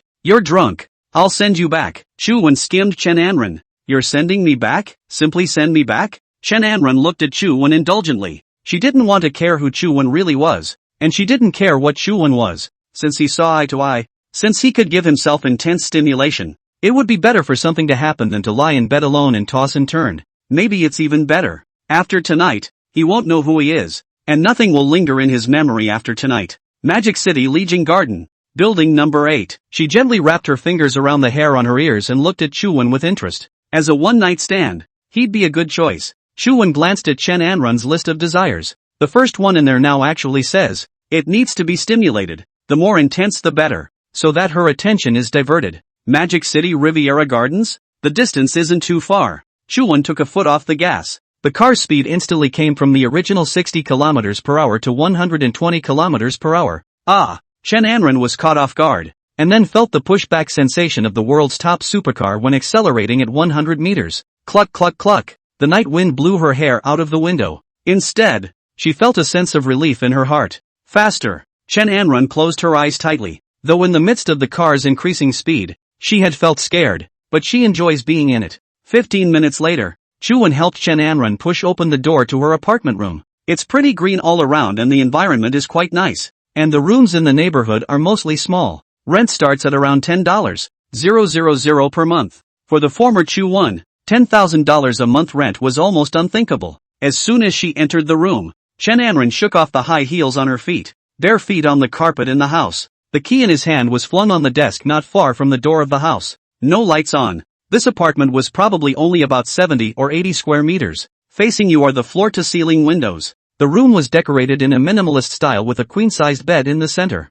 In front of the bed is a piano. Other than that, there are no other large pieces of furniture. The moonlight outside the room reflected on the room and on top of Chen Anren's perfect body. The interplay of shadows. The blackness of the setting softened against the pale skin. Do I look good? Not bad. Chuan couldn't help but praise in his heart without saying anything on his lips. Originally, he had only paid attention to Chen Anren because he had seen Li Jiayi's name among her list of desires. But the follow-up has gone as far as it has. If you want to explore her relationship with Li Jiayi, you'll have to wait until you're done. Chen Anren hadn't been this excited and happy in a long time. As an elite woman in the middle of the workplace, she was originally a woman of the imperial type, although she had been a kept woman for more than 20 years. But then, as a woman, normal needs can't be released, let alone with all the stress in the middle of a job. It was about to drive her crazy. Until now, her crescent-like, beautiful eyes looked at Chuan with a twinkling gaze. She suddenly laughed softly and tugged Chuan's collar slowly backward. Neither man spoke.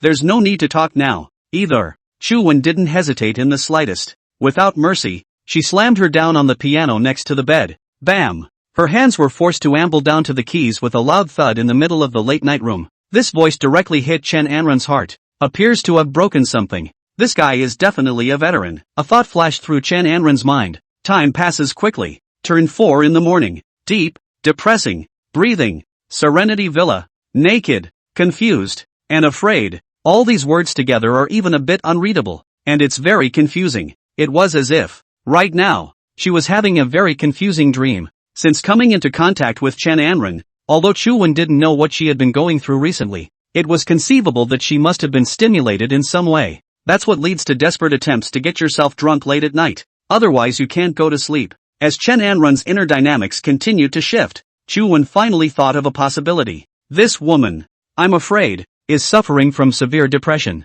Chuwen's eyes swept over the piano, remembering the crazy scene between him and Chen Anren on top of the piano just now, so he suddenly got up. It just so happens that I just drew piano mastery, so now I can try it out. He sat down gently on the edge of the bed, his hands touching the keys of the piano once more. Chuwen originally knew how to play the piano, only that it was only considered to be at a moderate level, but since he had gained piano proficiency, as his hands touched the keys once more, he actually felt a marvelous illusion. It was as if these keys spoke and expressed themselves in his hands. Softly, Chuwen's hands began to play a tune he didn't know what it was called. As the notes continued to flow through the mind, without any hesitation he began to play slowly. Chen Anren, in her sleep, was dreaming that she was sinking into the bottom of the endless dark sea. She wanted to struggle hard, wanted to breathe hard, but there was nothing she could do. Thought the body seemed to weigh 1,000 pounds in the dream. Meanwhile, in her ears, the arrogant laughter of the celebrities she had seen that day at the Serenity Villa was everywhere, as well as their lewd whispers as they mingled. The sounds took her breath away. Just then, a musical sound seemed to resonate from the dark depths of the ocean floor, holding her heavy body up. It kept pushing her to surge higher and higher. Chen Anren's originally empty heart, as well as the sense of repression in that instant of hearing the sound of the piano, suddenly became incomparably relaxed. Early the next morning, 8 o'clock sharp, it was drizzling outside the window. Chen Anren rolled over comfortably with a smile on her lips. A few seconds later, she sat up violently from the bed. Last night, her mind flashed back like a flashback to going to the club, meeting Chuwen, and then taking him home and the scene at the piano. Where is he? Chen Anren hurriedly put the sheet over her chest and looked around for a few moments. Already gone? When was that? And how did I sleep so soundly that I didn't know anything about it? When she thought of what happened last night, Chen Anren couldn't help but blush. Regret? Not at all. Even with a little reluctance. After all, last night she truly became a woman.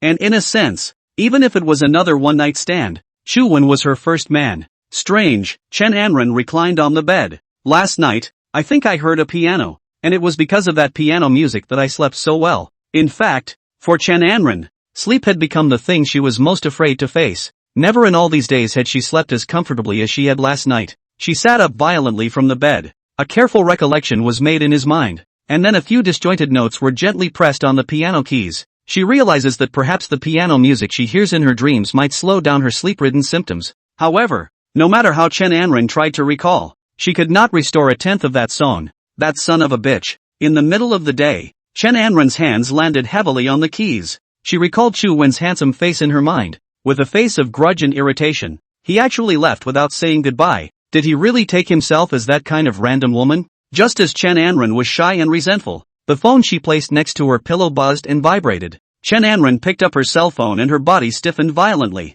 Li Chiayi? Hey, Jiai, are you okay? Ever since I found out that you were taken away, I've been worried to death. Chen Anren answered the phone and immediately asked. I'm okay, no one took me captive. I escaped on my own. The other end of the phone was none other than Li Jiai's voice. And ran. Can you pick me up? Why am I the one picking you up? Because right now you're the only one I trust the most, the best BFF, Li Jiai said. Fool, cut the crap. Where are you? Chen Anren didn't hesitate. I'll send you the location.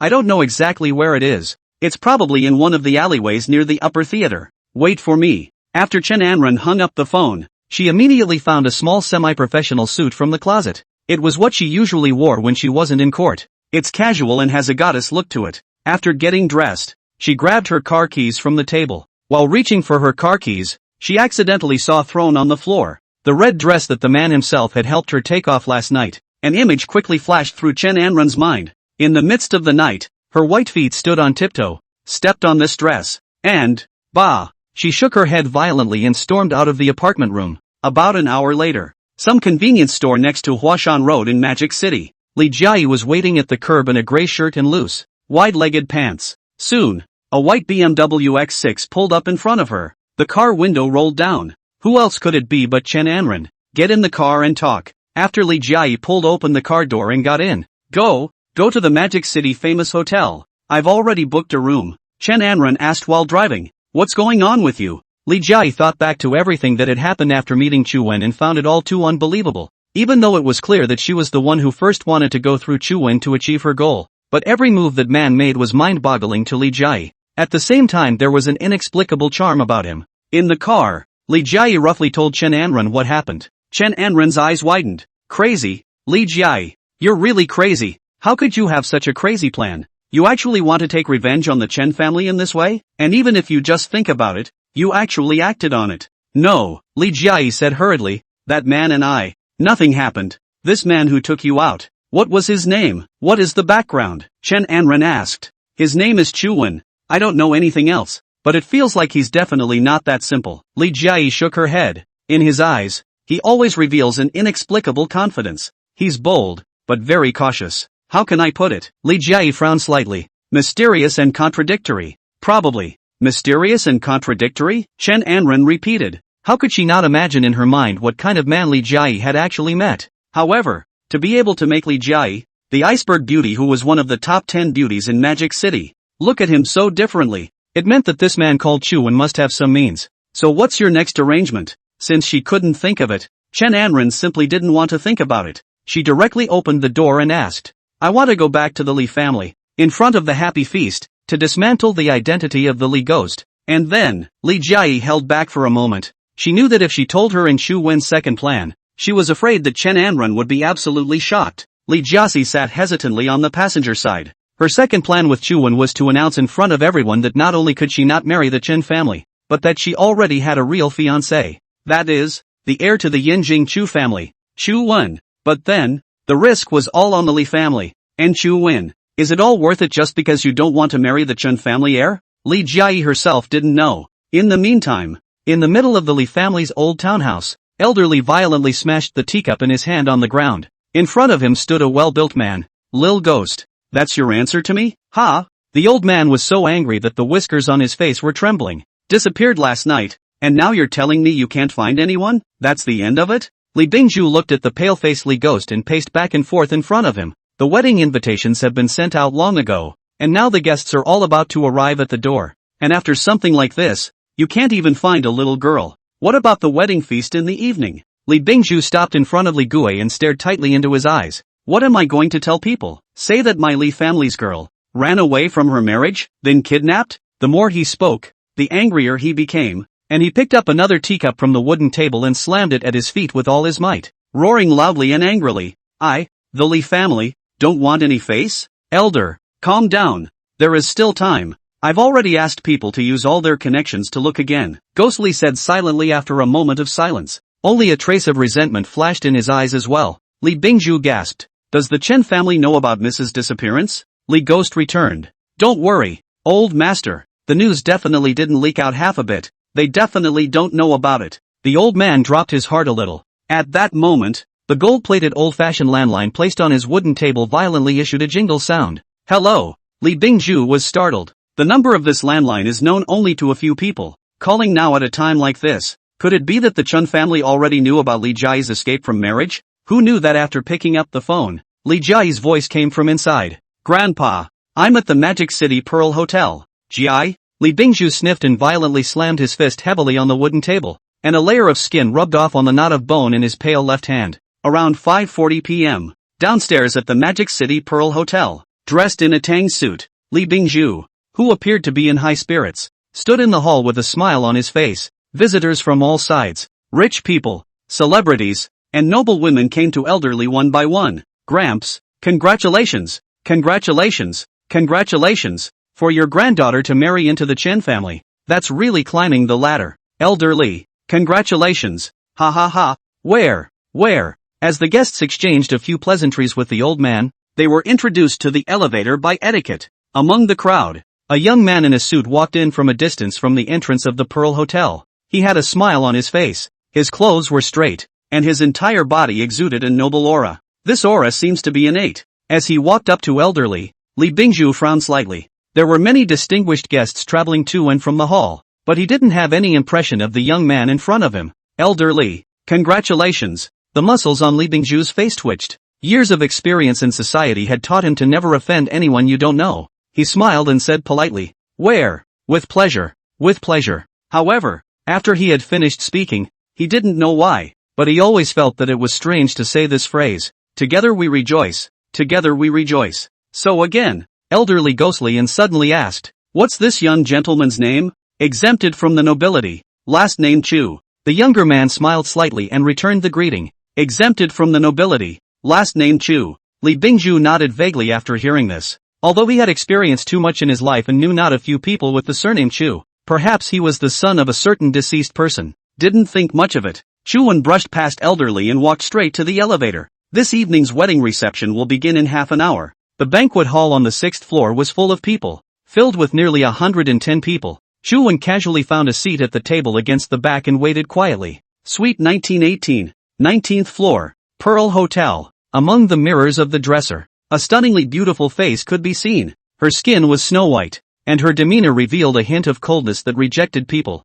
Li Jiayi was wearing a red cheongsam with the pattern of a phoenix with gold trim. Very festive. But the festive outfit was a little out of character with her mood of the moment. Miss, the makeup is ready. Do you see anything you're not satisfied with? The female makeup artist behind Li Jiayi asked. Thanks, that's fine, Li Jiayi returned. Go get busy. It lasted until the female makeup artist packed her case and walked out of the room. Only then did Li Jiayi speak. And ran. I'm a little nervous. Chen Anren sat on the bed behind Li Jiayi. She was fuming and didn't know who was in her mind. Suddenly hearing Li Jiayi call her name, Chen Anren then jumped out of her memories. Take it easy, I've got you. She walked over and touched Li Jiayi's thin shoulders while looking at her in the mirror. A woman born into a wealthy family like you. There are some things you have to face. Li Jiayi moved her mouth and held her tongue. Now Chen Anren only knew that she was going to set off the identity of Li Gui's traitor at the wedding banquet, but she didn't know that she was going to have to repent her marriage in public. Miss, the wedding banquet is about to begin. The old master told you to go down when you're ready.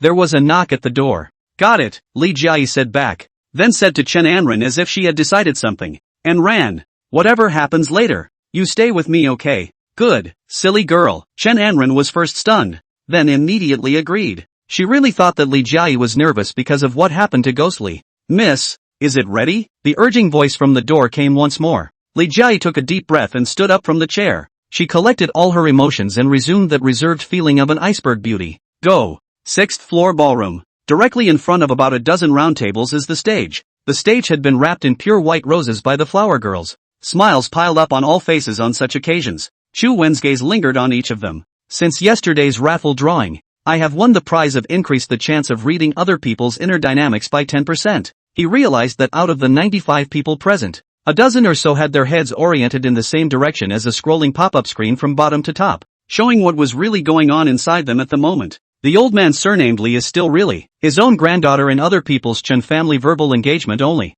Actually want to hold a wedding banquet to inform everyone. Really big ambition. Alas, it's not easy for old Li. The Wang and Lu families have risen fiercely in the past 2 years, forcing him to use his granddaughter to make an article. This is good. Once old man Li's wedding banquet is organized, everyone knows that he has climbed into a relationship with the Chen family, and in the future, the Wang family and the Lu family really won't dare to move him easily. Good means, different people have different inner activities. In the first row of the stage, directly in front, there were a few empty seats. No one has sat on it yet, and no one dares to. Unsurprisingly, the first seat next to the main seat should be the position of elderly, and the top seat in the very center, I'm afraid, is the witness sent to the Chen family. While Chu Wen was pondering, everyone who was already seated suddenly began to stand up in a chaotic manner. Mr. Chen, young master of the Chen family. Ah, long time no see. In the midst of a crowd of flattery, the door to the ballroom was opened by the hotel's waiter, and 3 people stepped out from under the chasing lights. Chen Wenyang, it's actually Chen Wenyang, the younger brother of Chen Wenhai, the heir of the Chen family. Heavens, I originally thought that the Chen family would just send a random person to witness this, but I didn't expect that they actually sent Chen Wenyang. It looks like his brother Chen Wenhai still cares about the Li family. This is all the more reason why Elder Li has made the right move with this chess game. Li Jiayi's character as a cold beauty really still makes Chen Wenhai unforgettable. Whispers came from among the surrounding crowd. On top of the red carpet, Elder Li's face was full of red light, and there was an invitation for Chen Wenyang to take a seat. Chen Wenyang looked about 24 or 25 years old, very spirited, and he was wearing a high-end customized version of a waist-cinching suit, so he really had the demeanor of a big man's son. First, but there is a little shortcoming. That is, Chen Wenyang's looks are slightly on the feminine side, with high cheekbones, but from the face, You know that it is not good to get along. Chuan sat in the last row with his legs crossed, his eyes locked on Chen Wenyang's face. Name, Chen Wenyang. Desire list. 1. Become the heir apparent of the Chen family. 2. To see how charming the future sister-in-law, as described by her brother Chen Wenhai, really is.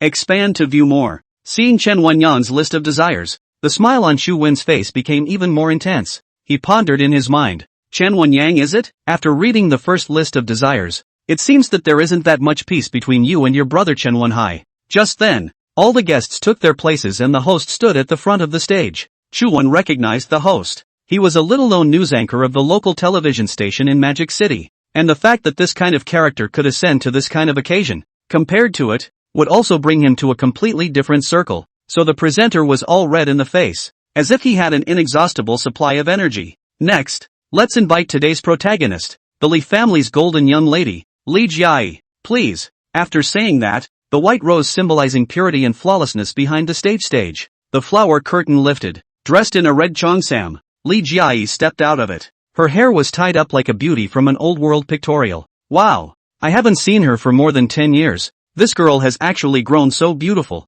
Envious. Master Chen really has a good granddaughter. There was a gasp from the crowd. As Li Jiai revealed herself, Chen Wenyang, who was sitting on the main seat, had a blank expression, despite the fact that he already had a rather high expectation of Li Jiai's looks before he arrived. But really when the first sight of Li Jiai, he was actually shocked by her looks. So beautiful. Chen Wenyang secretly said in his heart. In particular, the faint coldness and refusal of Li Jiai's attitude conquered Chen Wenyang almost at the first glance. It was important to know that Chen Wenyang had never been short of women around him since he understood, but there had never been anyone who had given him such a strong desire to conquer. Although Chen Wenyang still maintained a smile on his face, his fists slowly clenched. This is his brother's woman. This is the one that the whole family has high hopes for. The woman that Chen Wenhai has his eyes on. Even if Chen Wenyan wants it, how can it be possible? As the feeling of jealousy in his heart slowly climbed, he struggled to avert his eyes from Li Jiai's body, until he saw Chen Anren next to Li Jiai. This is... Chen Wenyang's pupils shrunk.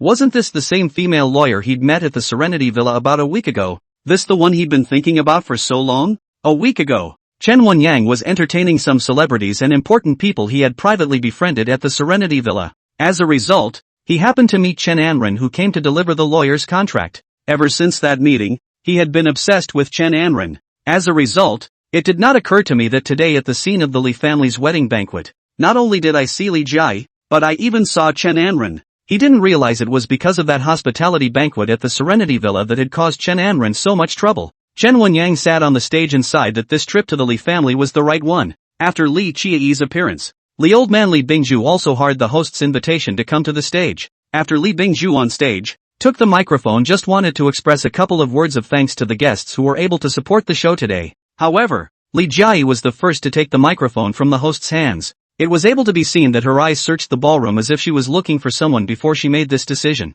It's also the reason the stage lights are so bright. Looking down the stage, it was hard to find Chu Wen's figure at first glance. I wonder if he really came as promised. The host had so far thought that the day was really a joyous and happy one. Since the leading lady of the party wanted to speak, then of course she couldn't be discounted. What's more, she was the woman who was going to marry into the Chen family in the near future.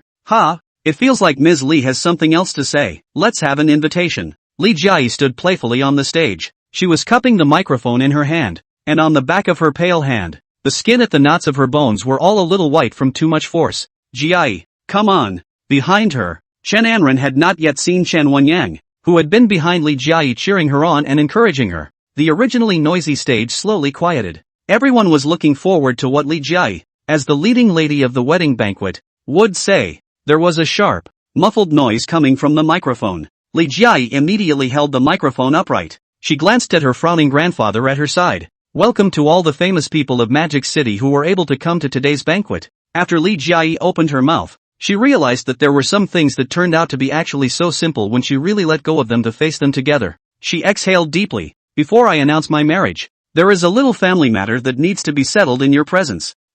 What? What family business? I don't know. But by the looks of it, this Ms. Li hasn't seen her in many years, and she's really a bit of a householder. Li Bingju stood on the stage, and although his face was piled with smiles, he had no idea what Li Jiai wanted to say. This feeling that everything was out of his control didn't settle the old man's heart very much. The granddaughter who had originally disappeared suddenly appeared this afternoon, saying that she had just run out for a break, and although she didn't believe it, Elder Lee didn't have any other choice. He consoled himself in his mind that his granddaughter must have grown up, otherwise she could have continued to disappear out there and not come back. Now the people are back though, but the uneasy feeling in the old man's heart grew worse. Jiai, what are you going to say? He asked in a small, unmoving voice, standing next to Li Jiai. Grandpa, today's family matter is related to our Li family. Perhaps your focus has been on outsiders, but a family's decay always starts from within first. Li Jiai held the microphone without the slightest hesitation, and after she finished in one breath,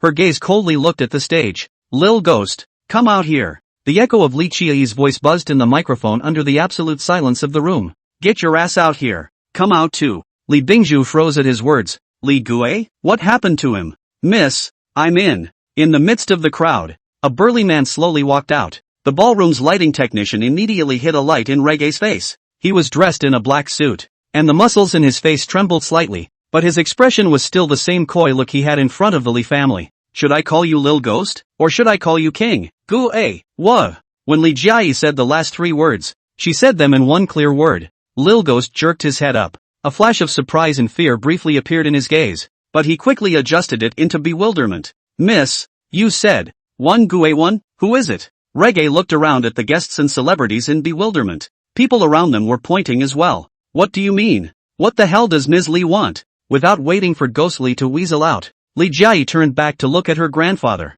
the only pillar of the Li family at the moment. You may not be aware that 10 hours before you all came to the wedding banquet, I was hiding inside an unknown alcove, escaping kidnapping. And the mastermind of that kidnapping is the right-hand man that our Li family has always placed a heavy burden on. Li Ghost. Li Jiai's words were clearly and plainly delivered to the ears of everyone present. A portion of the people who probably knew about the Li family's situation and their antagonistic relationship with the Wang family and the Lu family had already vaguely guessed something. They also looked at Ghostly in shock. For more than 10 years, the Li family up and down, whether it was business, or the management of trivial matters, were given to Li Ghost to take charge of. Among the guests, there were many people who thought that they had business dealings with the Li family, so they were familiar with Ghostly, but they didn't think that the Li Ghost was actually such a person. What? Even more shocked was Elder Lee beside Li Jiai.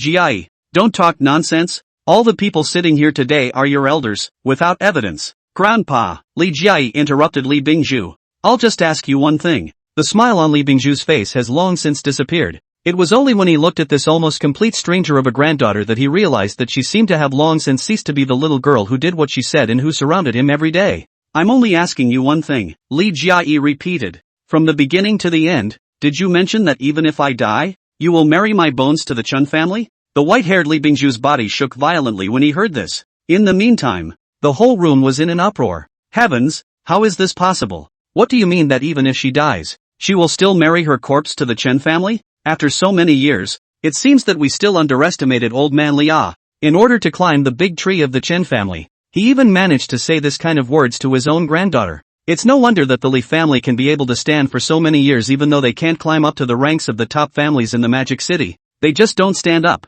They are really ruthless. Of course, more guests chose to keep their mouths tightly shut. This group of people were all people who had been mixing in high society for years. Which one of them was not old and cunning? And until this big show was over, no matter what thoughts they had in their mind, they would definitely not show them. Even the Chen family's witness, Chen Wenyang, had a smile on his lips as he thought to himself, interesting, it's really a bit interesting. It seems like this sister-in-law of mine doesn't have a small opinion of her brother. At this moment, everyone's eyes were all focused on Li Bingju's body. The old man's originally straight body was slightly shaken. Then he slowly looked into Li Jiai's eyes, slowly snatched the microphone from the host's hand, and opened his mouth in a slightly aged manner. Even if you die, we'll send your bones to the Chen family? Who said this? Who said this? Li Jiai meanwhile quietly looked at her slightly older grandfather. She wanted to cry a little, but at times like this, she knew she couldn't. For more than 20 years, all the images of the two grandchildren replayed scene by scene in her mind.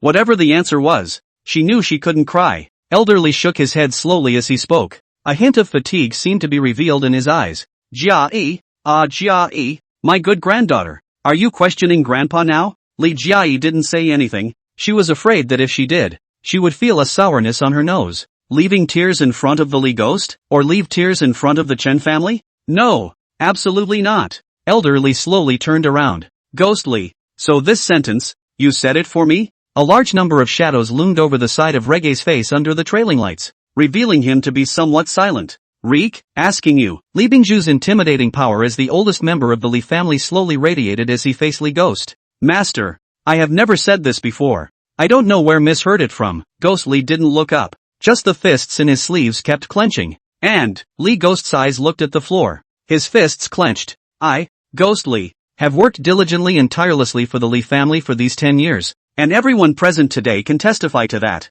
He snapped his head up as he spoke. The whites of the eyes, except for the pupils, were covered with blood. But this side of the lady's words, let ruin my Li Ghost for the Li family to pay for these altogether? Elder, if you question me in front of so many people, aren't you afraid of chilling the hearts of the other Li family members? For 2 consecutive sentences, Reggae practically yelled. The people who had just thought that Li Ghost might really be a traitor to the Li family, for a moment, seemed to be a bit unable to get their heads around it again. Elder Li also did not expect that the always obsequious Li Ghost actually gave himself such a hand. One side of the coin is chilling your granddaughter's heart. On one hand, it chills the rest of the Li family. What's the choice? Ghost Li, you don't have to do this. When Li Jiayi saw that Ghost Li was actually playing this trick, she was furious. You've joined forces with the Wang family, and the Lu family, fearing the rise of the Li family after I marry into the Chen family. So you went out of your way to try to kidnap me the day before the wedding banquet started. Not only that, you also wanted the Chen family to think that I had run away from the wedding.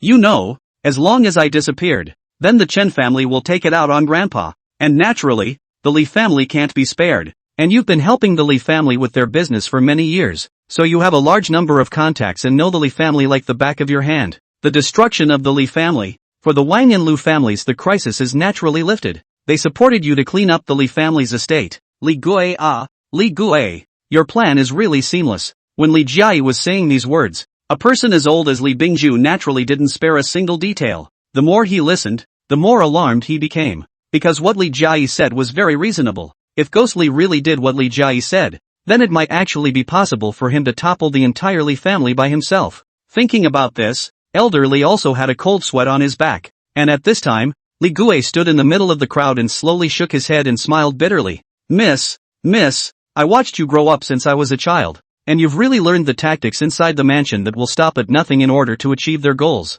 You made up this story without any evidence and you want to bum me out so flat out? In order not to marry the Chen family, you've really gone to great lengths to deceive even the old man who loves you, and you've actually gone so far as to break me. Ghost Li, one of the most powerful arms of the Li family. This is unkind of you. The old master loves you and adores you so much, but you actually made up the bullshit that he'd rather let you die than send your bones to the Chen family. This is your ungratefulness. The Chen family is so sincere about this marriage that they even sent Mr. Chen Wenyang, the younger brother of the Chen family's eldest son, to attend the wedding banquet in person. But you actually directed this drama yourself in order to regret the marriage. This is your infidelity as a fiancé. Lil Ghost took a deep breath, his eyes looking around the room, his voice flat and lost. In the face of an unfaithful, unkind, and ungrateful woman like you, I, Li Gue, have nothing to say. The words fell. The guests had been dumbfounded. It has been said since time immemorial that the depths of the mansion are deep, but the skin has never been peeled off. This wedding feast today is quite an eye-opener, and regardless of whether Li Jiayi or Li Gue, what kind of thoughts each of them held, just now the two people were talking to each other. The crowd then realized that none of the people who could survive in this environment were easy to deal with. No snowflake is innocent under an avalanche, either. The scene was quiet for a good 10 seconds. Snap, snap. Among the people present, two clapping voices rang out abruptly. One came from the very front row of the banquet and the other, from the very back row of the banquet. Chen Anren was originally worried about Li Jiayi's current condition, and as she suddenly heard the sound of applause, her eyes followed the place where the applause sounded to the front row. It's him! After seeing the visitor clearly, Chen Anren's goosebumps instantly rose all over her body. He's the one who asked himself to deliver the contract at Serenity Villa. The man surnamed Chen. Chen Anren felt her breathing almost stop abruptly. This person's appearance back when he was at the Serenity Villa had made a deep impression on her, especially the way he looked at her and smiled at that time, which made Chen Anren feel shivering. But the next moment, when her eyes went to the other man who was applauding, Chen Anren had almost lost all ability to think by the shock. It's him! It's the man from last night, the asshole who left without saying goodbye this morning. Chu Wen and Shan Wenyang both applauded at the same time in extreme silence. It instantly drew everyone's attention to the two of them. For Chen Wenyang, everyone knows, half-brother of Chen Wenhai, heir to the Chen family. In the Chen family, the reason why his status and reputation was slightly lower than Chen Wenhai's was simply because he had studied overseas since he was a child and had only just returned to China in the last 2 years, but only for 2 years. Chen Wenyang then used a large amount of money to gather a considerable portion of power. And even in the Chen family, he possessed a certain amount of power of speech. But in contrast, the other man who applauded, Chu Wen, was even more intriguing to others. Who is this? Not familiar. But since he was able to come to this banquet, he must not be someone to be messed with. Let's wait and see before we see. I think the Li family is in danger this time no matter what. After seeing what Chu Wen looked like, a portion of the crowd had already begun to whisper, "Great show! Wonderful! Breathtaking!" After Chen Wenyang applauded, he similarly glanced at Chu Wen, but didn't care. With his status, there were too few people in the Magic City who could make him care. He had long since done detailed research when he first returned home. This is Chen Wenyang in foreign study period. Learn the good habits. Never fight the battle without certainty. Through detailed research and a lot of analysis, 2 years ago when he was still abroad, he had already analyzed the power relations and economic situation of the well-known figures in Magic City clearly. And he has a habit. Basically any character who had dealt with Chen Wenyang had a handle held by him. He either uses money or sex. In any case the handle is not in his hands. He will not fully trust that person. That means that everyone he trusts has a lot of leverage. These handles are kept in hand. Perhaps as constraints. Perhaps as threats. In short, all of them of immense use. He didn't relax for a moment after returning home. Even the new forces that had sprung up in Mordor had been brought together by him one by one. Take for example the time Chen Anren ran into Chen Wenyang at the Serenity Villa. Everyone at the table that day had their indescribable videos preserved by him on pinhole cameras. It's just that most people don't know about it. In case one day Chen Wenyang needs to utilize these people, these recorded videos will become his weapon, his backbone. Of course, it has to be said that this is also Chen Wenyang's true heritage and strength. But this person named Chu Wen in front of him, his image was unfamiliar. Chen Wenyang hadn't seen or heard of him, so he subconsciously assumed that it was nothing more than some minor character. I've come to the right place for this wedding banquet today. After Chen Wenyang applauded, he stood up and sat directly on the tabletop. He pointed at Li Jiayi and said, "This woman is the woman that my Chen family has their eyes on? No matter if she is unfaithful, unfilial, or unkind, after she marries, she will be a member of my Chen family. His husband, my brother, is also the first heir of the Chen family." In other words, Chen Wenyang casually picked up a few dried fruits from the table and threw them in his mouth, chewing as he said, "Are you scolding the future mistress of my Chen family?" The whole room was creeped out. The words had been made clear by Chen Wenyang. It didn't matter if Ghostly was telling the truth or if Chiaili was telling the truth. The marriage, anyway, is about to be finalized. The mistress of the Chen family. This name could be far more shocking than the Li family's Missy. Chu Wen sat in the last row, his head slightly tilted as he watched Chen Wenyang perform with interest. Worthy of being the first Chen family member I've met. He's really quite good at playing handsome in order to gain Li Jiayi's favor. He was originally going to step forward, but since Chen Wenyang grabbed the lead, Chu Wen didn't mind letting him play first. Let's see what kind of a game he can play. Chen Wenyang's words have been point to here. His afterglow glanced at Li Jiayi, who was still cold standing on the stage, and thought to himself that it seems that he still needs to put in more effort. Thinking of this, Chen Wenyang's face that was originally wearing a bright smile suddenly turned sinister. You, a lackey of the Li family, a butler, a bodyguard, actually dare to insult your Li family's young lady in front of so many people? This kind of scene, forgive me, Mr. Chen, for being somewhat unable to watch it. Chen Wenyang rolled up his eyelids to look at Li Bingzhu elderly. He is still quite handsome, but in this kind of handsome, there is always a hint of letting people not too comfortable feeling. Elderly, this Li family of yours, it looks like you need to clean up and clear out. Li Bingzhu had fantasized the entire process of the wedding banquet in his head, but he never imagined that things would actually come to this. Chen Wenyang's meaning was already obvious. Let this obtrusively ghost hurry to get out of the way. How the process of the wedding banquet should go, how to go. Li Jiayi, he Chen family will be determined. I'm not convinced. Ghost Li suddenly interrupted Elder Li's thoughts with a bellow. Master, yes, I, Li Ghost, am humble in my body and my words are light. The big shots can send me out the door to get lost with a single word. But justice is in the hearts of the people. After today, even if the Li family climbs to the top, but what will others say? In order to flatter the Chen family and be their lackey, do you let the people who have followed you for more than 10 years suffer injustice? Li family, don't you want to lose face? I, Li Ghost, was born a member of the Li family and died a ghost of the Li family. Even if I die today, I won't take this black pot. Li Ghost was very clear in his mind. His own previous plan had gone all to hell. Looking at Chen Wenyan's attitude, even if he was really innocent, I was afraid that there would be no good results. According to Ghost Li's original plan, Li Jiayi should be tied up in a secret basement right now, waiting with fear in her eyes to go back and toy with her. But he couldn't have imagined it. How on earth did Li Jiayi learn about what was clearly a plan that she was too late to implement? Good thing she didn't have any tangible evidence. The water was muddy enough anyway, so why not stir it up a bit more and maybe you'll have a chance of survival. That's the way it is with many people. When faced with a desperate situation, there is always some hope. Thinking of this, Ghost Li followed up on his own words of loyalty just now by instantly taking a sharp table knife from the next table and placing it against his throat. Chen Wenyang had thought that if he stepped in, this matter would immediately be resolved with ease.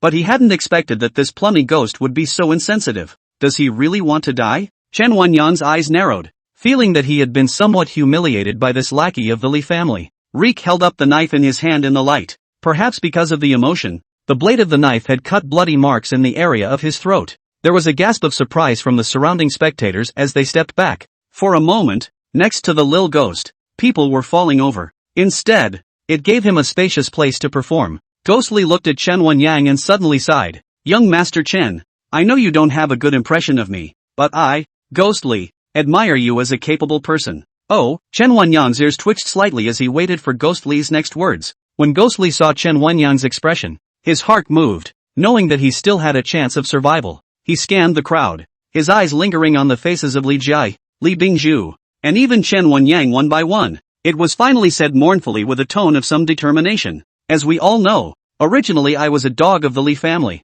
so even if I knew more, I had to hide everyone for the sake of the Li family. But now, since the Li family has been unkind to me, as a dog, when I'm pushed, I bite my master back. Mr. Chen, you don't know. This bitch Li Jiayi, she's not as icy and clean as she seems on the surface. Reggae's emotions suddenly flared up. He pointed at Li Jiayi's nose. I didn't kidnap her. It was her. It was her who ran off on her own with a man. They were in a cheap guest house. He fiercely pointed at Li Jiayi in the middle of the stage. You say, did you sleep with that man in order to escape the marriage? You say it. What? Boom. The entire audience was in an uproar. What this Miss Li's previous disloyalty, unfiliality, and unkindness are all trivial matters for their Li family. But the material that Reggie is now breaking is truly deadly, because as long as Li Jiayi is not innocent, then this is about the Chen family. As far as the Chen family, which had the deepest and highest status in the Magic City, was concerned, if the main heir had married a woman who was not innocent, this kind of shame would be known once it became known.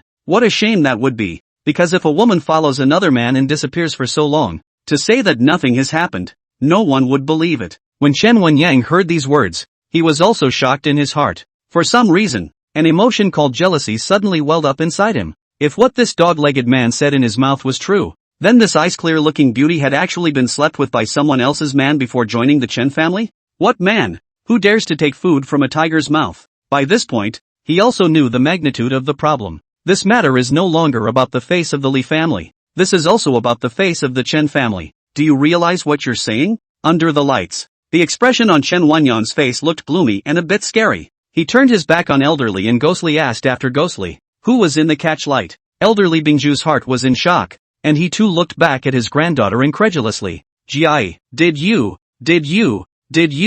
Behind Li Jiayi was the white peony, a symbol of purity and nobility, her stunning face facing her grandfather as she slowly shook her head. The old man looked at his granddaughter's face, which had been wasting away over the past few months. Suddenly, it was as if he had an ache in his heart, as if he had a conscience. Is there really none? Silly granddaughter. You don't believe grandpa, but grandpa is willing to believe you for once. Li Bingzhu didn't say anything. He just made a slight decision in his mind. Though the old man had felt tired enough today, but at the moment he was slowly trying to straighten his back. Meanwhile, the crowd has been shocked and numbed by one shocking revelation after another in today's drama. Everyone's eyes were on Ghostly. However, I saw Ghostly nodding at Chen Wenyang. Mr. Chen. At that time, when Li Jiayi escaped, not only did I see it, but the brothers around me all saw it as well. They followed me all the way to the cheap guest house and chased me inside the shabby, smelly, disgusting lovemaking room inside the cheap guest house. Don't you think so? He jerked his head back toward the Li family's security. A group of security guards blocking the doorway originally just wanted to see the action.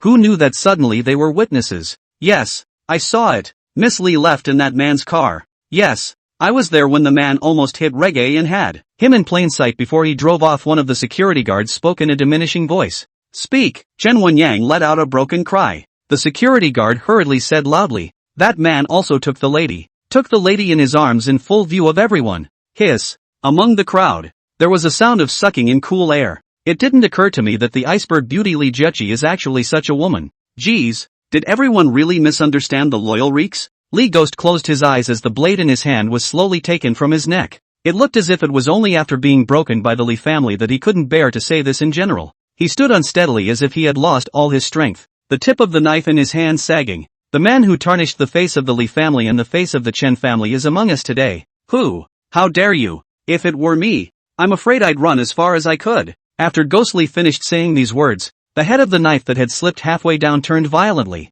pointing straight at Chu Wen, who was leisurely watching the show in the back row of the banquet hall. That's him. In unison, the countless pairs of eyes present were suddenly focused on Chu Wen alone. It was then that people realized that the one who had defiled Li Jiayi in Ghost Li's mouth was actually the man who had just applauded with Chen Wenyang. Of course, the one who was even more shocked than everyone on the scene was Chen Anren, who had been at the back of the stage without showing her face. Her beautiful big eyes stared deathly at Chu Wen's handsome face. Could he really? Chen Anren did not know what to feel in her heart for a moment, because everything that happened last night was still fresh in her mind. She had been a little too overwhelmed to accept what was in front of her. In Chen Anren's gaze, Chu Wen was being pointed at by Li Gue with a knife, but he didn't have the slightest bit of anger on his face. It even looked as if he appeared to find it a bit funny. Is this guy crazy? Doesn't he realize how big things are really getting now? Chen Anren muttered, only to see Chu Wen facing the gaze of everyone at the scene. He gently scattered the skin of the leftover nuts he was peeling in his hand on the table. He also patted the remaining flakes of skin on his hands and said with a smile, originally, I thought that if the young master of the Qin clan were to step in, a Li Ghost was just a Li Ghost, so it would definitely be easy to handle. It just didn't occur to me that I still have to come. He obviously didn't have a microphone, but his voice was clear to all ears. Chen Wenyang frowned. This man knew his identity, yet he didn't have any fear. Was he also some kind of dignified character? But it's not right. It doesn't ring a bell at all. At the same time, Li Jiayi was instantly relieved at the first sight of Chu Wen. She just felt like she looked like she couldn't hold it together after holding it together for a whole session. And thankfully she saw him. Otherwise, I really don't know how to pick up where I left off. Chen Wenyang raised his eyebrows, once again carefully sizing up Chu Wen. Who are you? Who knew that Chu Wen merely skimmed him and faintly returned. It's not your turn yet, so be quiet for me. Chen Wenyang, Li Bingzhu, Li Jiayi. What kind of person? So arrogant? Keep the Chen family quiet? You don't think they're loud? It's not your turn yet, so be quiet. Chen Wenyang instantly raised his eyebrows at Chu Wen's words. Undeniably, he's pissed. In fact, whether it was the Li family or the Li Ghost, in Chen Wenyang's eyes, it was nothing more than unimportant trivia. What he really looked at was Li Jiayi, the woman who could potentially become his future sister-in-law. So when he was watching the play just now, his mind was actually all very calm. It wasn't until Ghostly said that there was a possibility that Li Jiayi was now no longer innocent that Chen Wenyang really got serious. He was curious why Chu Wen didn't run away since he had already taken advantage of Li Jiayi. Instead, he dared to stand at the wedding banquet in a dignified manner. Who was he and what was his purpose? At the same time, Chu Wen shut up all the noisy voices in the room with a single sentence. Who dares to scold Chen Wenhai's brother like this in Magic City? Such a thing had never been heard of among all the guests present. Frighteningly, Chen Wenyang faced Chu Wen's chiding, actually did not choose to explode at the first time, but instead stood in place with a somber expression thinking about something. Chu Wen refocused his eyes on Li Ghost. The last time I saw Reggae, it was in the underground garage of the casino. That is, in the time it took to take a look. Chu Wen saw all of Li Ghost's wish list, knew his plan, and also knew that his real name was not what Li Ghost was, and the name is Wang Guiwen. It was the traitor that the Wang family had planted in the Li family more than 10 years ago. In this meeting, as Chu Wen's probability of obtaining information about other people's inner activities increased, Ghost Li's thoughts at every moment were clear to Chu Wen. From the beginning of the sophistry, then later began to act, until now he burst out fierce. Information. Want to fight to the death of the idea all don't Chu Wen understand. Li Ghost, I have to say that the previous me, I really underestimated you, Chu Wen said as he walked towards him. I think being a lackey in the Li family is really Master Li's lack of vision. You should go to Yokohama, go to the Oscars. You could definitely make a living in a place like that because you're so good at acting. After Chu Wen finished this paragraph, he had already walked up to Li Ghost. Just meet the tip of the blade in his hand and smile. As soon as Reggae rushed, it felt like the sharp blade would plunge right into his chest. Are you kidding? Ghostly grinned with a leathery smile. I also admire you. After defiling the young lady, not only did you not run away, but you actually sat in the banquet hall in a dignified manner. And if it wasn't for the fact that you took the initiative to jump out and applaud just now, I wouldn't have even seen you. Chuan let out a light laugh and looked back at Li Jiayi. He gave Li Jiayi a firm conviction within his eyes. Li Jiayi instantly learned the message from Chuan's eyes. The look in his eyes seemed to say, hard work, all the rest, leave it to me. But while acquiring this information, the worry in her heart did not diminish in any way. Because Li Jiayi knew more deeply that Chuan did not have any evidence that could prove Ghost Li's comments about wanting to kidnap herself. At the same time, she also had no idea at all how Chuan was planning to end it next. Chuan withdrew his gaze from the Li family, and his sharp eyes suddenly rested on the body of a certain bald fat man who was attending the wedding banquet. Lu Wenjin, the boss behind the Jinhua CBD in Magic City. You're very horny. You maintain two small third-tier artists at the same time. And in the meantime, you have a goddaughter abroad. Other people are envious of your dashing life, but no one knows that the loan sharks behind you have already banked loans that are already weighing you down. After these words were said, the bald fat man who was originally sitting on the round table watching the show instantly changed his face drastically, and the aristocratic wife sitting next to him had a twinkle in her eye. On the subject of loans and bank interest, Chuan said the exact same thing. She had heard about her husband's maintenance of artists for a long time, but she just hadn't bothered to poke at it. But she knew nothing about the so-called foreign goddaughter. You're bullshitting me. The fat, bald man sprang to his feet and took his expensive wife but with a stern cry. Sit down you. Fatty sniffed and immediately dropped his head and sat down. Facing this scene, Chuan did not stop. He picked another randomly on a middle-aged beautiful woman who looked to be around 40 years old and very well maintained. Xiang Wenya, a famous celebrity in Magic City. How have you been? Is he eyeing some guy in the second Bureau of Construction Engineering again? Thinking that he'll hang out with him so he can take a bite out of the next project payment? That middle-aged beauty was expressionless, but the emerald green trigger on her finger got tighter and tighter. Huang Zhangnan. Perhaps you don't know me, but I know you very well. Chu Wen's gaze fixed on another randomly young man. You have a long history of inappropriate relationships with 3 women here who could be called aunts. And do I need to spell out all those relationships you have in private? That young man looked flustered, and his eyes instantly turned to the balding fat man's noblewoman wife above the round table. The noblewoman's wife also had a spirited personality. She frowned and scolded on the spot. What are you looking at me for? The young man immediately pulled his eyes back, but it was too late. That bald fat man looked at his wife in shock. His lips shivered. Good. So you also.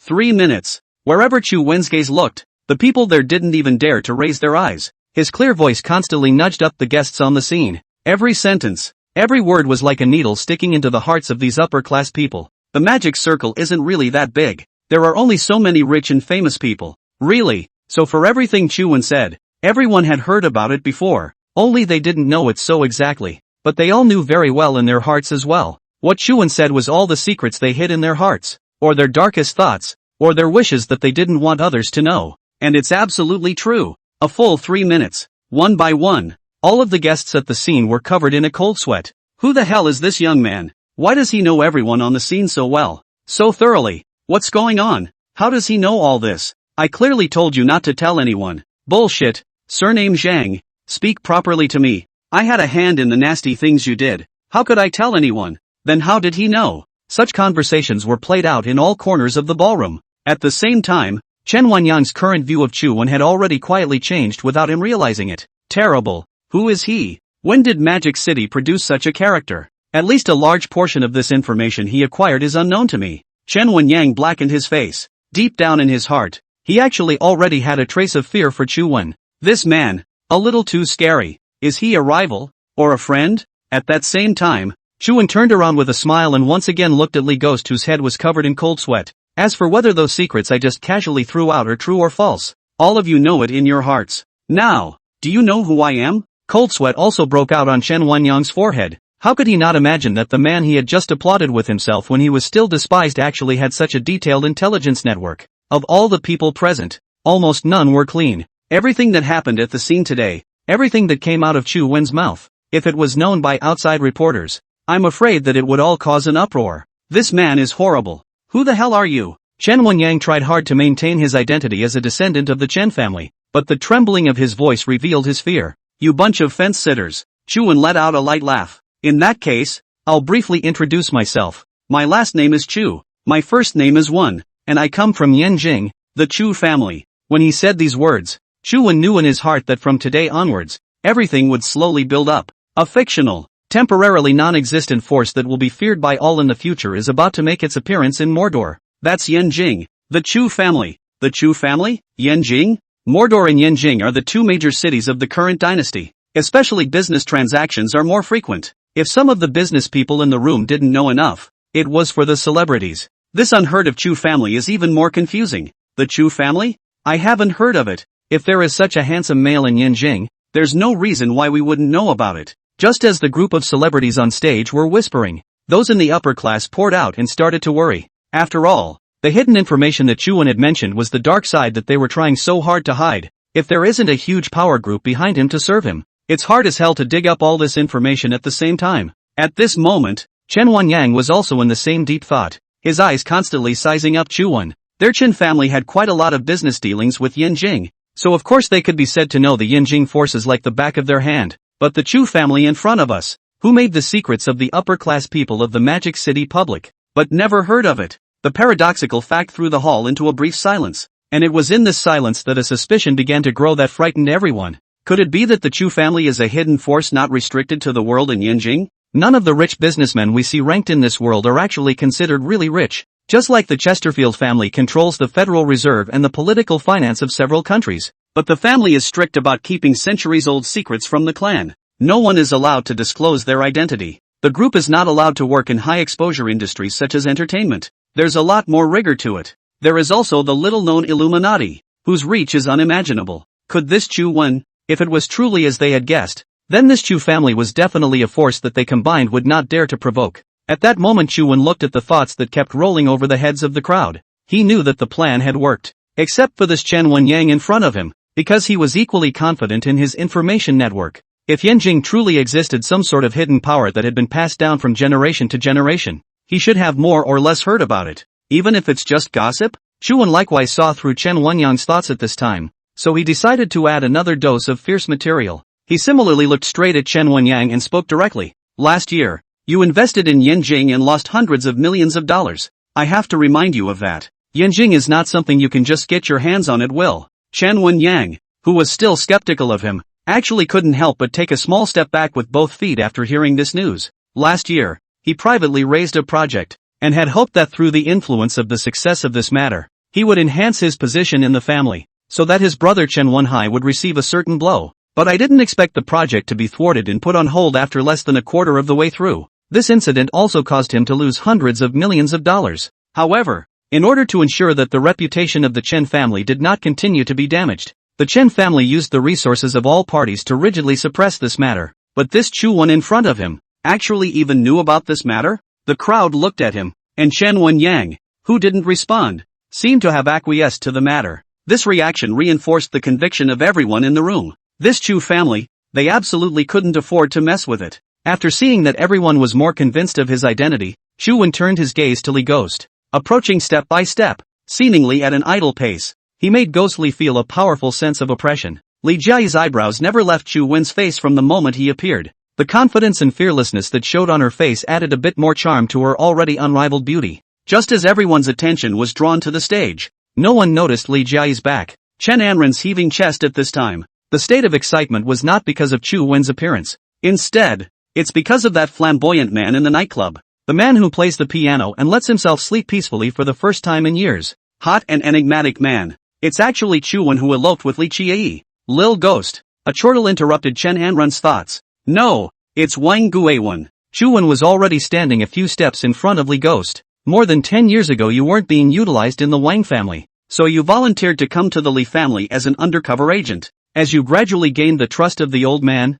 you thought the time had come. It's a pity that you're such an insatiable person that you actually want to directly swallow the Li family alone, and then take advantage of the situation to retaliate against the Wang family. Chu Wen pointed with his hand at the group of bodyguards and security standing at the door. You develop your own forces in the Li family, promising to give them favors when things come to fruition. These lapdogs have betrayed you. Li Ghost's eyes widened as he looked at the doorway at the minions he had been born with. You, guys. The head bodyguard in charge panicked at once. Boss, we didn't say anything, but as soon as he said it, he realized that it was wrong. Wasn't it tantamount to admitting that he was indeed in cahoots with Ghostly? It's none of my business, Master Lee. You believe me. Besides him, a couple of security guards behind him rushed to explain. It's Reggie, he forced me. Yes, it's him, threatening us. At this point, seeing that the Lee Ghost has lost its great power, there is no other way back except to put all the blame on the Lee Ghost. Li Jiai looked at these people, estimating that the infiltration of Li Gue might be much more than that,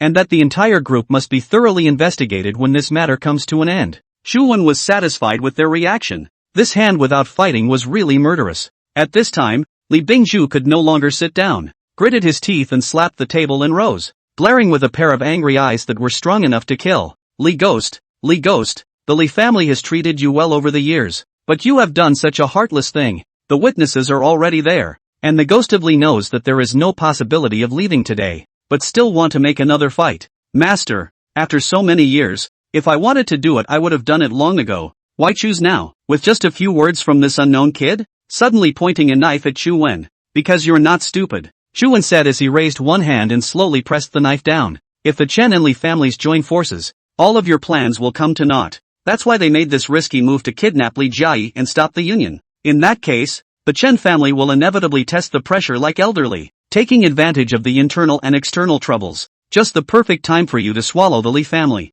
Shu Wen was not slow and unhurried, breaking down all of Ghost Li's lies sentence by sentence. Sweat had trickled down his forehead to the tip of his nose, and Reggae's mind was close to the brink of collapse. If this had happened in the Li family mansion, he could have done something jade-like, but at this time it was in front of the eyes of all the upper-class people in Magic City. He knew that there was no going back. Panicked and searching for the last straw, he suddenly raised his eyes and looked straight at Shu Wen. It's him. It's this kid who's ruining me. Even if he dies, he'll pull him as a cushion, making up his mind and ready to strike. The sweat of his palms dampened the hilt of his knife. He gripped the knife in his hand again, but all these thoughts were as transparent in front of Shu Wen. That's right, I'm going to let you die here today. Shu Wen indifferently continued. If you want to get back at me, come on. Only Shu Wen opened his arms and exposed his chest. Li Jiai behind her was momentarily nervous and actually shouted out, Shu Wen. At the same time, this sound also interrupted Chen Anren, who wanted to rush up, just took a step and stopped again. Why? Why was he so nervous about this man? Shu Wen looked back at Li Jiai. This woman's heart was already completely in him. Through Li Jiai, he also saw Chen Anren, who was showing concerned eyes behind him. An inexplicable feeling of joy came over me. He actually laughed. Shu Wen's actions caused a great sense of oppression to Li Ghost, who didn't dare to make a move at all. Under everyone's gaze, only Shu Wen, who had revealed a smile, turned his head violently. Pop! A slap in the face of the reek. Waste! Li Ghost was slapped to the ground by Shu Wen, and a trace of blood oozed from the corner of his mouth. If this man's appearance had shaken the entire room, then by making a move to teach Ghost Li a lesson at this moment, it could be known that he didn't put any of the people present in his eyes at all. After all, it is also an unspoken rule that no outsiders are allowed to meddle in family matters. At this point, Ghost Li was already close to a state of delirium, his whole body trembling, his sinewy hand forcefully snapping a finger mark out of the ground, muttering indistinctly to himself. Almost 30 years, 10 years in the Wang family, no one looks down on me. 10 years in the Li family as a cow and a horse. It's so hard to have a chance to turn the tables. Why did I lose? Why? Only Shu Wen's condescending stance was seen scornfully looking at Li Ghost. You had a 60% chance of accomplishing your plan, but now it's 0. Shu Wen kicked the knife that had fallen at his feet at Li Ghost. Look behind me at Master Li, and trust me, you won't walk out that door today, and even if you walk out, you're bound to be worse off than dead. Li Ghost saw Li Bingzhu's horrible eyes. The cruel methods of these powerful families he had not only seen, but also used on countless people. He knew that it would be the greatest mercy for him if he were to be handed over today. The knife, which stopped just short of Reggae's hand. It's you. If you hadn't shown up, everything would have gone just as I planned. I admit this life is broken in your hands. Reek picked up the knife on the ground and slowly placed it on his neck. Shu Wen, I remember your name. When you come to hell, I will settle this account with you again. Blood spurted out as he swung his sword across his neck. The whole person instantly lost the power to support himself, twitching on the ground for a few moments before he didn't move. Lil Ghost's self-cutting instantly shocked those in attendance. One by one, the celebrities cried out and covered their eyes. The person sitting in the front row had his head turned sideways but still peeked in with sideways eyes. One by one in the back row stood up and peeled away from the front to see if the man was really dead. Pathological psychology of upper-class people. When what money brings you is no longer up to the desire, the only way to fill the usual emptiness is to go for a more morbid thrill. Kidnapping. Up. Dead people. A joyous feast turned into a funeral feast. Such excitement is rare. Chuan first looked down at some of the blood splattered on his shoes, then looked back at the frightened expressions of the entire room. He grunted coldly, because what these people show and what they have in mind are not at all the same. Frowning, sighing and shaking his head, a fat man's thoughts were, I'll be damned. This trip wasn't wasted. So exciting. It's so exciting. A celebrity whose trembling body flopped into the arms of the big spender beside her was thinking the same thing.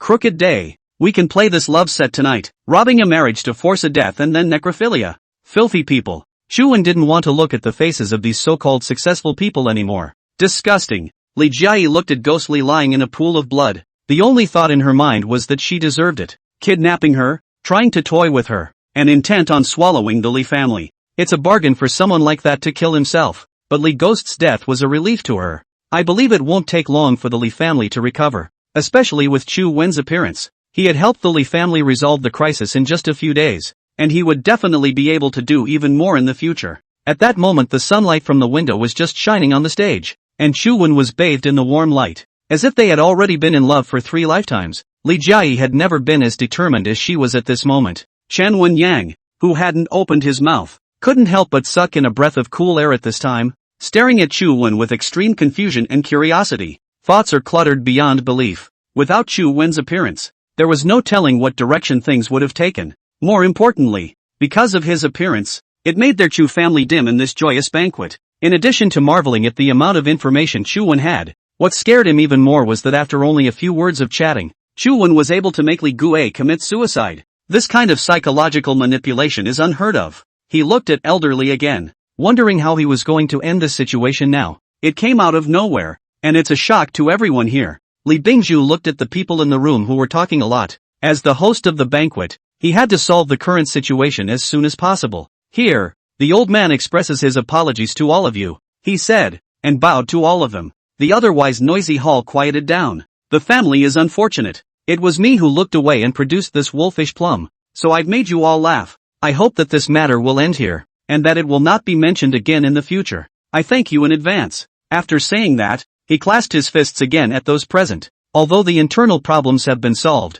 it is not easy to deal with the upcoming external problems. If the joyous feast was continued, the Li family's face would surely be lost. But if this is stopped, the Chen family forces will definitely put pressure on him, and the Wang and Lu families that have been eyeing him will definitely take advantage of the situation. So he continued, the matter has come to this. I have no face to continue the banquet, and will make amends to all of you at a later date. Everyone just please go ahead and return. Physically and mentally exhausted, Li Byungchul puts down the microphone and turns around, ready to exit. Everyone present was ready to leave once they saw that there was no more drama to watch. Just then, the shrill noise of a microphone rang through the hall. Li Jiayi was holding the microphone in her hand at this time, looking at Chu Wen. At Trwin smile in response, she took a deep breath, then scanning the entire hall, he opened his mouth. Hold on everyone, I have an announcement to make. Anything else? It's bad enough that Li Qi blew up today, hence the death of a man. Could it be that there's still a show to be had?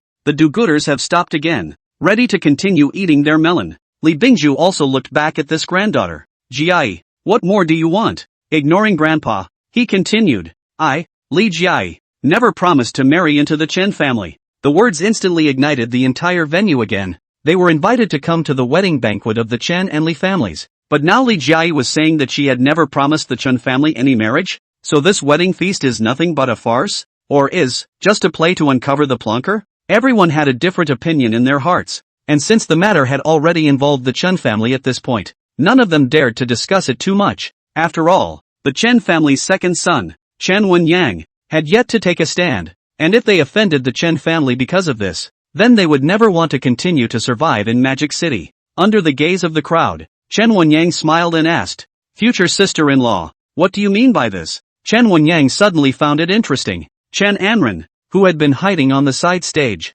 watched as Li Jiayi slowly walked towards Chu Wen. How she had always hoped it was just her own wild guesses, or just overthinking. But in this moment, these thoughts, which she didn't want to believe, were inching toward answers, only to see Li Jiayi standing beside Chu Wen, holding his hand and smiling happily. Then picking up the microphone, he gazed into Chu Mingming's bright eyes and said, My fiancé. Last name Chu. I knew she had to have been slept with. This is no longer a matter of the face of the marriage contract. This is a direct fucking cuckold to the Chen family. How can you be a cuckold if you're not married? For you it doesn't count, but for a powerful family like the Chen family, it's considered green. All the guests, all of them were whispering. Jiai, what are you doing? Upon hearing the news, Li Bingzhu felt that the last moment of life-saving straw had been broken. Grandpa, it's not the Chen family that can save the Li family, and after that we'll only survive like dogs under the Chen family's shadow. Besides, my happiness is not your bargaining chip. After hearing Li Jiai's answer, Li Bingzhu closed his eyes. The first point, it wasn't that he hadn't thought of it, although the marriage would allow the Li family to get through the hard times, but in the days afterward, they would certainly only be able to follow orders with the Chen family. At his age, it was already a fool's errand to try to rise up and fight his way back to the top. As long as she could find a backer for Li Jiai that no one would dare to bully, she would have nothing to worry about in this life. But the second point, he hadn't cared about. This granddaughter who had been obedient since she was a child. For the first time today, it opposed itself in public. He can say things like that and make surprising moves. Proof that this granddaughter has grown up. Li Bingzhu stopped talking, just shook his head and stopped asking questions. And after glancing at Chu Wen,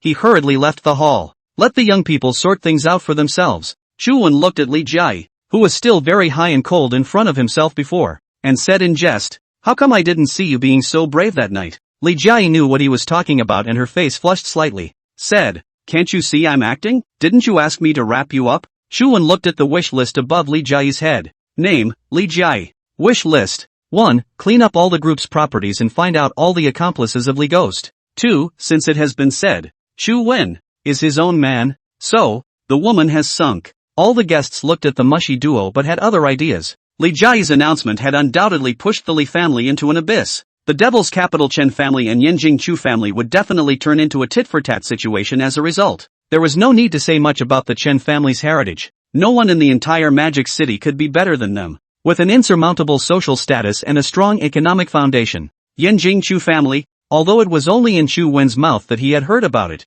but in terms of everything that he had witnessed today, the various strengths were only stronger and not weaker than the Chen family. If this vehicle is a major power strife, it's absolutely unparalleled. Once the war starts, forces from all sides will absolutely keep seeping in. In this way, the cause of all this, the Li family, will be famous in both Yanjing and Magic City. The only one who doesn't lose out would be Li Byungju. Relying on the Chu family to get out of their predicament, they draw the point of conflict away from themselves and towards the Chu family. The Wang and Lu families, who had been eyeing the Li family, did not dare to mess with the Li family anymore. Chen Wenyang, who had also thought of all this, was frowning tightly at the moment. Thoughts go in 100 directions. At this moment, everyone here was definitely waiting for him to react on behalf of the Chen family. In a normal situation, he might have just lifted the table directly, and then went back to report to the family head, followed by the devastating blow that the Li family faced. But at the moment, he didn't. Because of Chu Wen,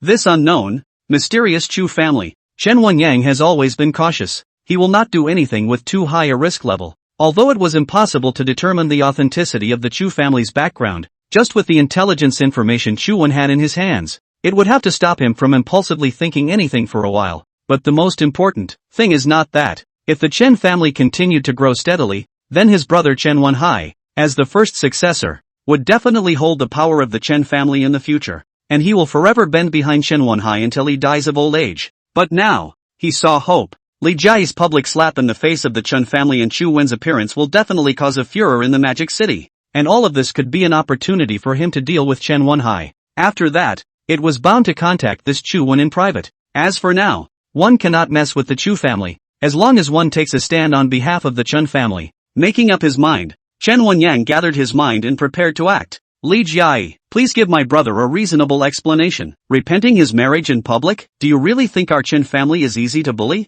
Feigning anger, amongst the outbursts, but he was still smart enough to try to remind Chu Wen with every word. It's my brother's fiancé. It has nothing to do with me. The face of the Chen family. I should fight for it. But this scene still alarmed the many celebrities present as the Chen family's second son finally became angry. How does it end next? No one could have guessed that. Given the Chen family's power, another bloodshed was not out of the question. And so the hearts and minds continued to eat their melons. What's wrong with public repentance? Chu Wen glanced at Chen Wenyang contemptuously and continued. The bullying is all done. Do you think it's good to bully? By observing Chen Wenyang's inner activities, Chu Wen had long since realized that his violent anger was feigned. Not only that, he was not only interested in himself, but he was also ecstatic about Li Jiayi's public repentance. Immediately after that, only Chen Wenyang raised his hand and pointed at Chu Wen, saying, "Just wait, the Chen family will definitely make the Li family disappear in Magic City." After saying that, Chen Wenyang left the banquet hall under the gaze of the crowd. A smile lifted the corners of his mouth the moment he walked out the door. Since the beginning, he did not say a harsh word to Chu Wen. The culprit did not express any of his own attitude, as if he was just a messenger. All the things that happened today are the Chen and Li families. It has nothing to do with him. That's the end of it? The second son of the Chen family just puts in a few harsh words and leaves? Otherwise, what else do you want? This Chu Wen isn't someone Chen Wenyang can mess with alone right now. He'll definitely have to go back and report to the elders in the family. Yanjing Chu family? Just how terrifying is it? Just one Chu Wen came and made the Magic City so chaotic, disregarding the grudges of the several great mansions for the moment. Just based on the unspeakable things Chu Wen told when he first appeared on the scene, it would be enough to mess up Mordor for a while first. Seeing that everyone had pretty much left, Chu Wen and Li Jiayi were also ready to leave. After ordering his men to dispose of Ghost Li's body, the two of them walked towards the backfield, and Chu Wen subconsciously searched for Chen Anren with his eyes, but there was no sign of him. This woman, she's kind of interesting. Immediately afterward, all the people who had left the venue began to contact their respective Yanjing side contacts, inquiring about all the news about the Chu family. This was expected by Chu Wen, but they couldn't inquire about anything. After all, this was something he had fictionalized.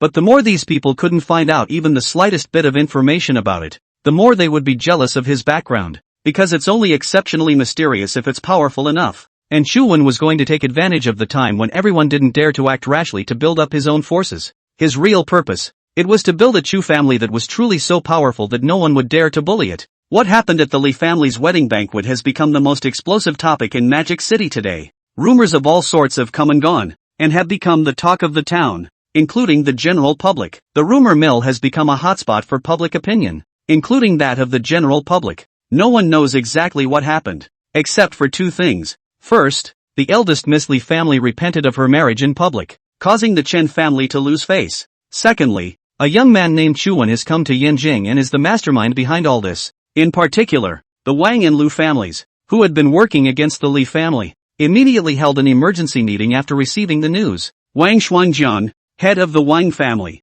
since he was young, he followed his father into the business world, and after going through the ups and downs of various eras, he finally built the Wang family into a party of power in the Magic City in 15 years after he took over. At the moment, he was looking at the heads of each of the family's industries with a despondent face. Everyone has already heard that the one who died at the Li family's wedding banquet was none other than Wang Guiwen, the one we planted in the Li family, and even though it is said that he has betrayed, he is after all a member of my Wang family. Wang Shuangjiang saw that everyone was indifferent to this. It was expected. Such a dog, no one will care if it dies, but as the head of the family, it was still necessary for him to mention it. So he continued, "Of course, the main topic of this meeting is about a young man who suddenly appeared at the wedding banquet." Chu Wen. Hearing this, the Wang family's senior members came to be interested, but they revealed expressions of dismay. In fact, the entire Magic was well aware that the Wang and Lu families had joined forces to deal with the Li family, which was originally the nail in the coffin, but due to the Chen and Li marriages,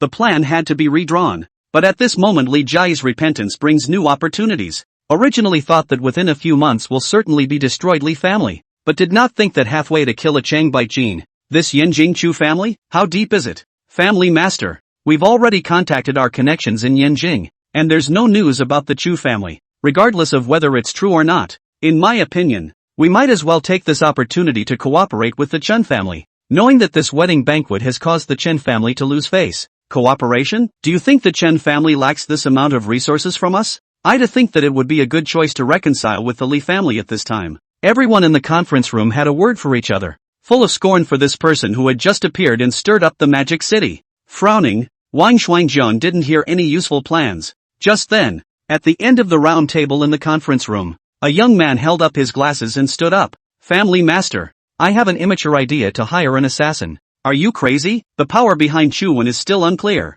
If something goes wrong, aren't you digging your own grave? On the contrary, it was Wang Shuangjian who collected his sorrow and slammed the table with force. Shut up, all of you. Seeing that the family head was angry, the crowd had no choice but to be quiet. Wang Chang, Go on. The young man gave a wry smile. It's a desperate move, but it's one that maximizes the interests of the Wang family. As the family head said, now that the Li family has a chance to breathe, they will definitely go after our Wang family's properties. Instead of looking ahead and being intimidated by a Chuvin whose name I've never heard, might as well just cut off this backer. The crowd listened, and surprisingly, they felt that there was some truth to it. Wang Chang received the response he deserved and continued. Chu Wen was assassinated in Mordor. Everyone will think that it was the work of the Chen family, and when the Chen and Chu families compete with each other, drawing away all the attention, we can take the opportunity to annex the Li family. A better outcome would be if the Chen clan were to fall. It would also be an opportunity for us to carve up the Chen clan. In a few words, Wang Shuangjiang was impressed by this young man. Although Wang Chang could only be considered his distant nephew and was only responsible for some unimportant industries within the group, but this time, Wang Shuangjiang was deeply impressed with this Wang Chang who had such a city at such a young age. First of all, this program is almost invincible for the Wang family. Secondly, there would be a great possibility of becoming the first family of Magic City. After thinking back and forth, Wang Shuangjiang stood up and said to Wang Chang, "In this case, it's in your hands." In front of the many elders, Wang Chang nodded his head with a disgusting look of complacency. "Brother, is it true that we won't target the Li family first?" In Chen Wenhai's office, an agitated Chen Wenyang irritated his brother. "It's obvious that the Li family doesn't have you in their sights at all." For the incitement of Chen Wenyang, he actually knows in his heart, on his little trick is simply not enough to fear. Chen Wenhai rested his feet on the desk, lit up a cigarette and slowly smoked it. It's impossible for the Li family to rise in a short period of time. Getting them removed from the Magic City is as simple as crushing an ant. Rather, it's this Chu family that I've never heard of. As the family successor, he was certainly involved in a lot of business dealings with Yanjing. All the major powers basically had some contact as well, but the only one who hadn't heard of the surname Chu. Previously, during the intra-family meeting, the elders' opinion was also to investigate the Chu family first, and if the bright ones didn't work, they would start with the dark ones. When Yang, use all your resources and make sure to find out what happened to the family. Brother, that bimbo Li Chiayi, where is she? She would have been nothing more than a plaything, and sooner or later she would have been in my crotch. All at your service, brother. After saying that, Chen Wenyang left the office with a satisfactory answer, stimulating Chen Wenhai, and even the entire Chen family, so that they would turn their attention to this Chu Wen, then use Chu Wen to weaken his brother's reputation within the family, and with him as an insider. One way or another, Chen Wenhai would definitely lose trust within the family. However, this kind of mind was nothing more than a childish trick in Chen Wenhai's eyes. He knew very well that this younger brother had been stupidly interested in his position since he was a child. He didn't care in the slightest about Li Jiayi's repentance. If he could also take this opportunity to expose Chen Wenyang's rebellious mindset within the family, then his position would no longer be a threat. The two brothers each have their own agenda. In addition to the Wang family, the Chen family, the entire Magic City's various forces were all at the stage of secretly investigating Chu Wen's background for a moment. But no matter whether they investigated the White or Black Road, they couldn't get accurate information. Not only did this make Chu Wen appear even more mysterious, it also made his fictionalized Chu family extremely scary. It happened to be the same reason that the Chen family, which had lost face, did not dare to act rashly, and also allowed the Wang family to take dangerous actions. There were also some small forces that had been shrouded under the shadow of these big families all year round that had the idea of urgently getting to know Chu Wen, hoping that they could be sheltered by the Chu family. There's the Lu family in there. Originally, they had conspired with the Wang family to annex the Li family,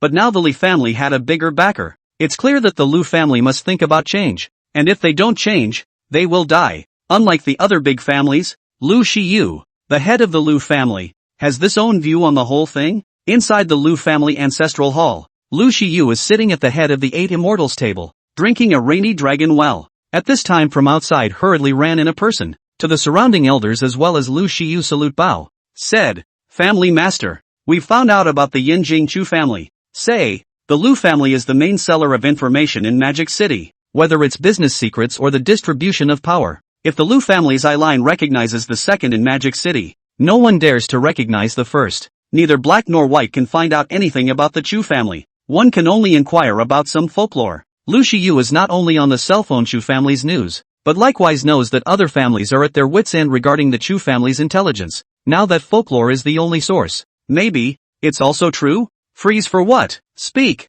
Lu Shiyu was even a little impatient, his eyes glowing. It is said that the Yinjing Chu family was a force that rose to power during the Dark Dynasty. the ancient generals in addition to nearly a dozen. The feudal officials also have 3 or 4. With the change of dynasties again and again, the Chu family decided to hide in the downtown area. After that, they began to start from business. Slowly developed to Yanjing 1/5 are the Chu family's industry, but their family training is not allowed to reveal. So the bright side almost do not see the Chu family people throw their heads out of the window. It was also from that time onward that I haven't heard anything about the Chu family. Rise during the Dark Dynasty? It was hundreds of years ago, and if what they had heard was true, then the depth of this Chu family was already beyond what they could imagine. Even the Chen family, the #1 family in Magic City, could only look beyond their reach. 1/5 of Yanjing's industry? How horrible is this? Coupled with the years of concealment, the Chu family's power must still be soaring. As to what extent it is now, it is difficult for Liu Shui to imagine.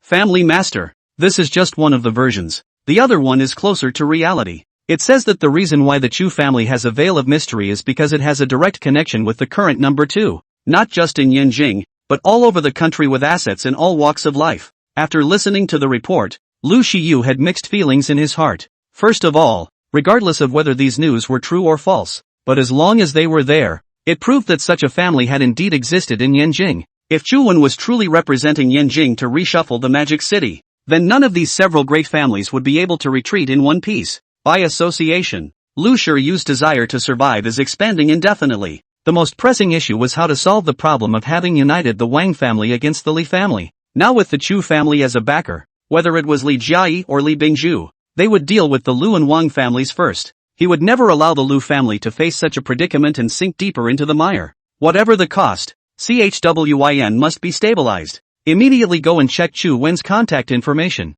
and make sure it's quick. Remember, this matter concerns the survival of the Lu family. Looking at Lu Shiyu's panicked expression, everyone around him realized the gravity of the situation. Understood, Family Master. Please don't worry. The confusing background of the Chu family is like a big net covering the entire Magic City. Other than these few big clans, those small forces were all watching. Most of them opt for the more prudent approach. They would have to wait until the moment the Chu family showed their strength before they could make a decision. Instead of feeling self-satisfied and secure, their strengths simply don't make it to the table. All were speculating about the Yanjing Chu family from all sides. The biggest headache at this time is actually not them, but Li Bingzhu. He was sitting in a master chair in the Li family compound, deep in thought. Granddaughter Li Jiayi openly repents her marriage to the Chen family. The emergent Chu man forces the death of the Reek. There are still countless plumbing minions within the group waiting to be removed. After all, I'm too old to make sense out of the thousands of threads. With a squint, she saw Li Jiayi slung over Chu Wen's arm,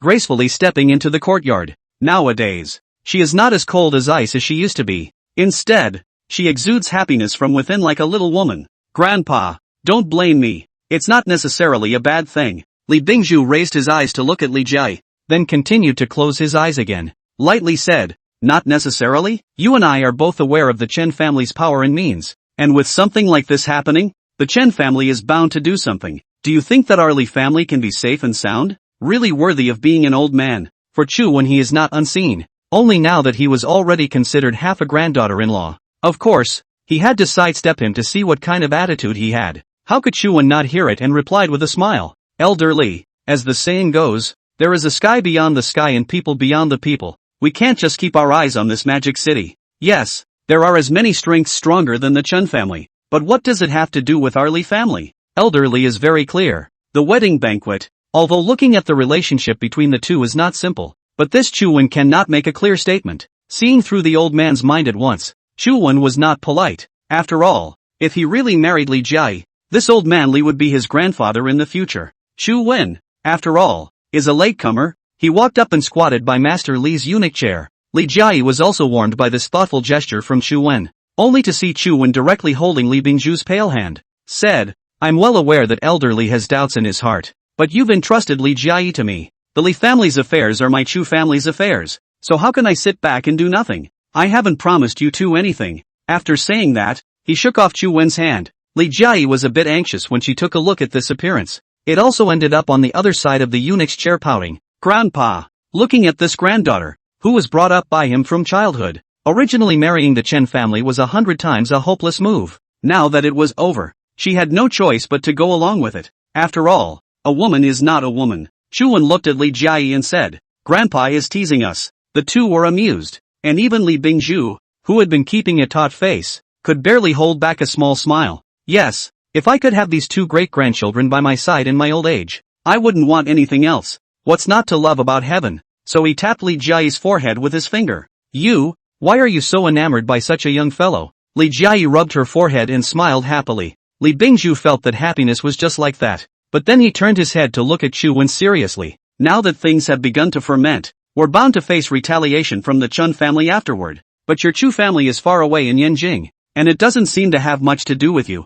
Grandpa, do you still treat me as an outsider? Ever since Li Jiayi announced her marriage, it means that the Chu family and the Li family are already on the same page. In other words, if we can't make the Li family rise, then our Chu family will also lose face. These words made Li Bingju feel Chu Wen's uncomplicatedness. If he had said it as if he couldn't preserve the Li family, it might still have been within the range of what Li Byungju could imagine. But this rise child word came out of Chu Wen's mouth so lightly. It could be seen how far the Chu family's strength had reached. Li Bingju looked carefully at Chu Wen and suddenly changed the topic and asked a shocking question. If you're sure you want to marry our Jiayi, tell me right now what exactly is the background of your Chu family. Hearing this question, Chu Wen was not surprised, but he'd also long ago figured out how to answer. Elder Li, Jiayi is already engaged to me. One day you will know everything. Why rush at this moment? Elder Li thought in his heart. This kid, is there any secret mission that cannot be set out? How it would end he wasn't sure, but this Chu family would be their last glimmer of hope. Since there is no turning back,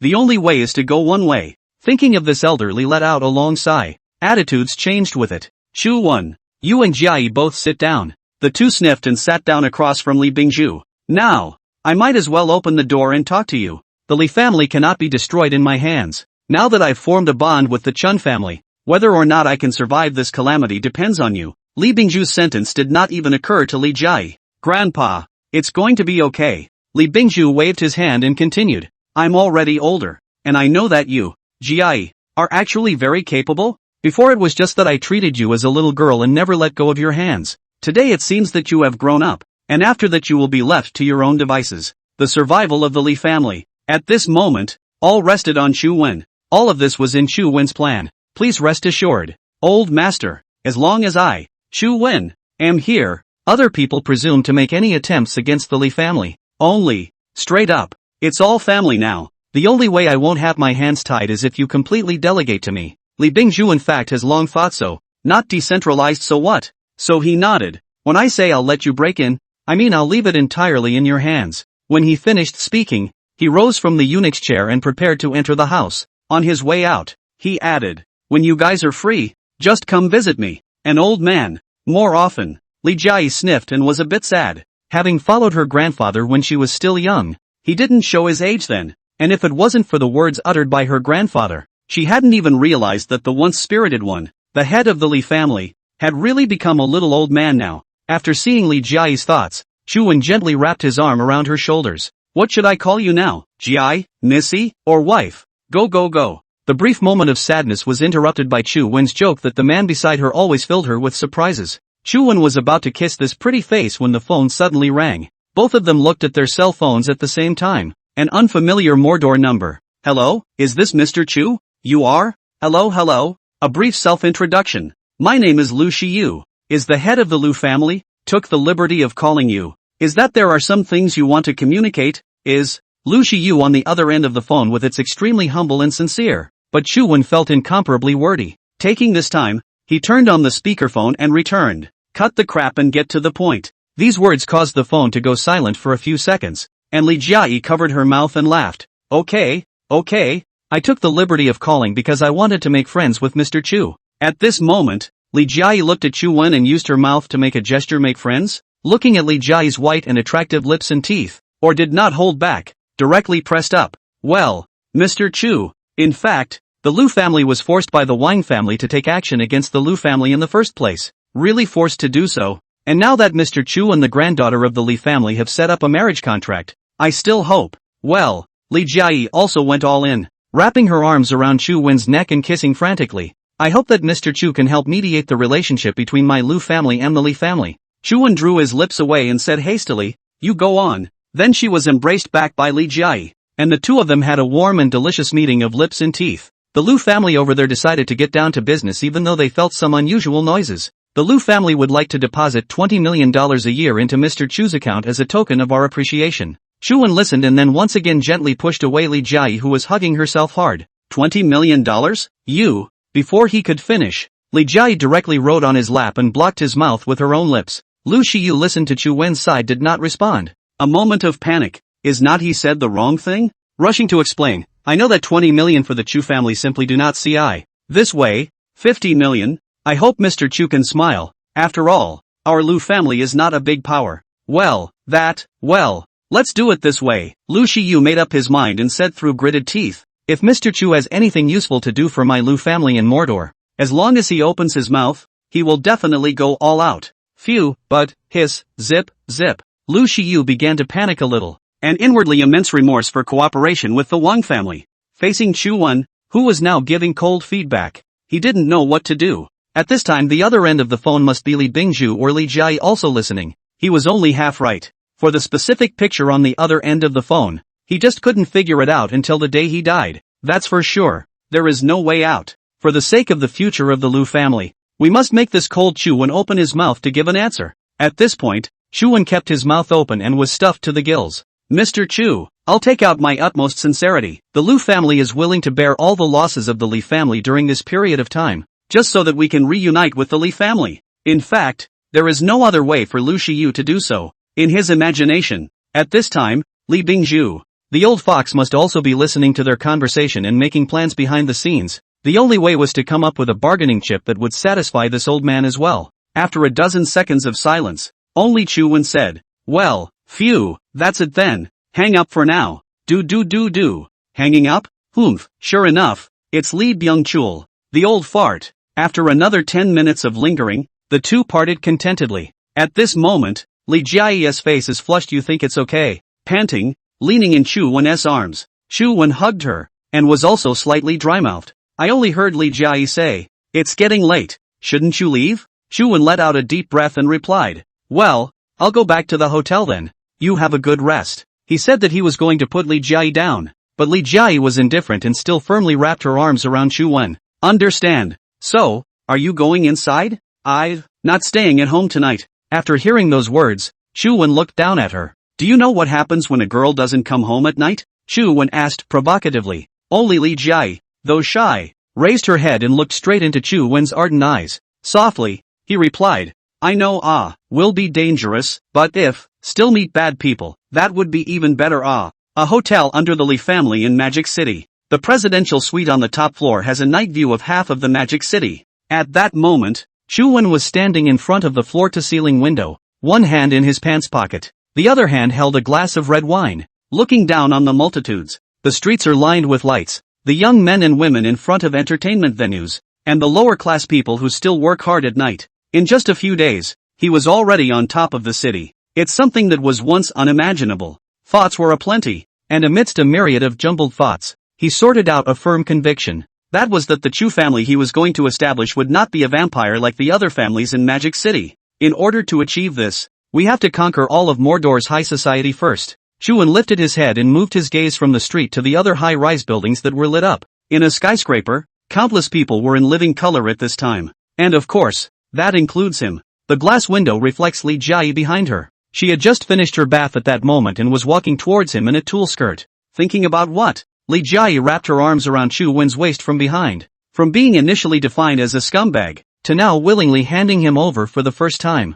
None of this was in her life plan, but what was undeniable was that she felt a sense of happiness and security that she hadn't felt in many years. I was thinking about the day you became the First Lady of Mordor. Li Jiayi froze for a moment when she heard that, then smiled again. First Lady? That's a bit of an unusual name. Are you really thinking about it? Chu Wen turned around and embraced Li Jiayi with both arms, smiling at each other. It's been on my mind since I announced I was your fiancé. Chu Wen gently kissed Li Jiayi's forehead. Take it into your arms. The center of Magic City, in front of the top floor landing window of a skyscraper. The two young men who are going to change this city, combined two into one. Magic City Regency Gardens. Tossing and turning, Chen Anren sat up, distracted. She lost sleep again, and it's even worse than before. If anything, it might not have been the same without Neo's piano, but for some reason, it's like a mental opiate. Once you experience it once, it's hard to stop yourself. Inwardly annoyed, Chen Anren opened a bottle of red wine, took a hard swig straight from the bottle. She wished she could use alcohol to get her to sleep. The bright moonlight shone through the window on the piano that was at the foot of the bed. The mind imprinted on Chu-won. Chen Anren walked towards the piano in a state of disorientation, the melody of that night all in her mind. She couldn't help but smile at the thought. That music took her mind off her depression and everything else, being in the midst of extreme relaxation. But it only lasted for a few seconds before disappearing without a trace. Li Jiayi's determined gaze surfaced. Me, Joyce Li, never promised to marry into the Chen family. My fiancé, last name Chu. The words kept echoing in his head. It was like a sharp sword that pierced her heart. As Li Jiayi's bestie, I was really happy for her to learn that she met the love of her life. I just didn't realize that that man, too, was the man I had thought was destined for me, so he could only leave the wedding banquet quietly. She wants to forget Chu Wen and bless Li Jiayi, but time and soul were always against her. The more I try to forget, the clearer it becomes. The more I try to bless it, the more my heart aches. There was nothing she could do about it, simply because it was hard to control her feelings. After a few more sips of red wine in quick succession, her hand slammed down heavily on the keys. The sound echoed through the empty room. I think those were the same notes that night. Chen Anren whimpered, her tears dripping indisputably onto the piano. Son of a bitch, you come back too. Will you come back too? 3 o'clock in the morning. Due to the many fierce battles, Li Jiayi was exhausted and settled down to sleep. A hint of satisfaction tugged at the corners of his mouth. Chu-won looked sideways at the almost perfect Li Jiayi, and his heart was also extremely satisfied. Congratulations to the host. Li Jiayi's solved the clubhouse's current biggest crisis. Wishes granted. The host receives 5,000 points. Congratulations to the host. Li Jiayi's truly becoming Chu-won's woman and offering her first time. Wishes granted. The host receives 2,000 points. The current total is 7,000 points. May I ask if the lottery is open? Without any hesitation,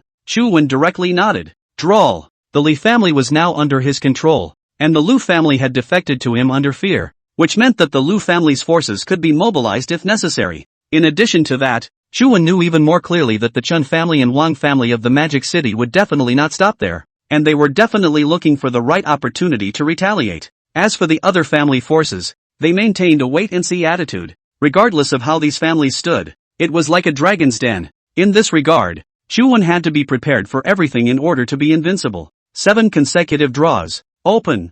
Ding. Thanks for the patronage. Ding. Congratulations to the host. Gaining proficiency in close combat. Ding. Thanks for the patronage. In less than half a minute, then 7 draws were completed. Chu-won looked to his system's personal page. There were a total of 3 thank you favors, 3 character skill draws as well as 1 fortune. Skills gained, close combat proficiency, sensitivity boost, top-level cooking proficiency, wealth acquisition, the first floor of the office building of the Magic City Pearl Building. What pleased Chu-won the most was that after these 7 draws, the chances of seeing another person's inner thoughts had increased by another 10%. For him, the only way to effectively take the lead is to accurately peer into the inner activities of others, and dealing with what comes next is fully covered. Right at this moment, Li Jiayi slowly opened her sleepy beautiful eyes and realized that Chu-won had not yet fallen asleep. Rising slightly, he kissed Chu-won on his handsome cheek. Why aren't you asleep yet? Li Jiayi looked at Chu-won with a face full of suspicion. Chu-won reached out and touched Li Jiayi's hair and said rather snidely, "You're lying beside me. How do you expect me to fall asleep?" In an instant, Li Jiayi's pretty face instantly reddened while overflowing with a happy look. Be poor. Are you thinking of how to deal with the Chun family's retaliation? Although Li Jiayi had resolutely refused the Chun family's marriage at the wedding banquet, she had lived in this circle in Magic City since she was a child, and had long heard about the Chen family's affairs. Chen Wenhai's insidiousness again shall not be missed. And this was the Magic City after all, not Yanjing. Even if Grandpa Li Bingzhu delegated the power of the Li family to Chu-won, but how easy is it to do things nowadays? Li Jiayi was thinking about Chu-won 100%. Chu-won sniffed and burst out laughing. What are you thinking about? A mere Chen family isn't enough to keep me up at night. Instead, it's you, this little goblin. That's the real bane. Li Jiayi stared at Chu-won with unblinking eyes. After she willingly gave herself to him, she was extremely trusting of him. In the next moment, Li Jiayi's eyes flashed with a hint of defiance. Although Li Jiayi didn't say anything on her lips, Chu-won knew through her heart activities that she wanted it. Just now it had been tossed around by Chu-won. It doesn't really fit the iceberg beauty's personality that likes to take the initiative. The next day, early morning, Chu-won and Li Jiayi were physically and mentally satisfied as they headed to the Li family's group. Now that the Li family was a strong shield for him in Mordor, he naturally had to get it back to its peak state in the fastest time possible. Only if the Li family is strong will it be more secure. Chu Wen, who revisited his hometown, had different feelings, and was just a college student the last time. But now he wants to overhaul the group and uncover Wang Guiwen's cronies. Li Jiayi was full of smiles, slung over Chu Wen's arm, and walked into the middle of the casino under the attention of all the people. Wow! It's hard to imagine that the iceberg beauty of Mordor just disintegrated? That's right. Who is this kid, to actually have such a powerful tactic? Haven't you guys heard the news? Li Jiayi refused the Chen family's marriage because of the Chu family in Yanjing. Now you know exactly who he is. The moment Chu Wen and Li Jiayi appeared,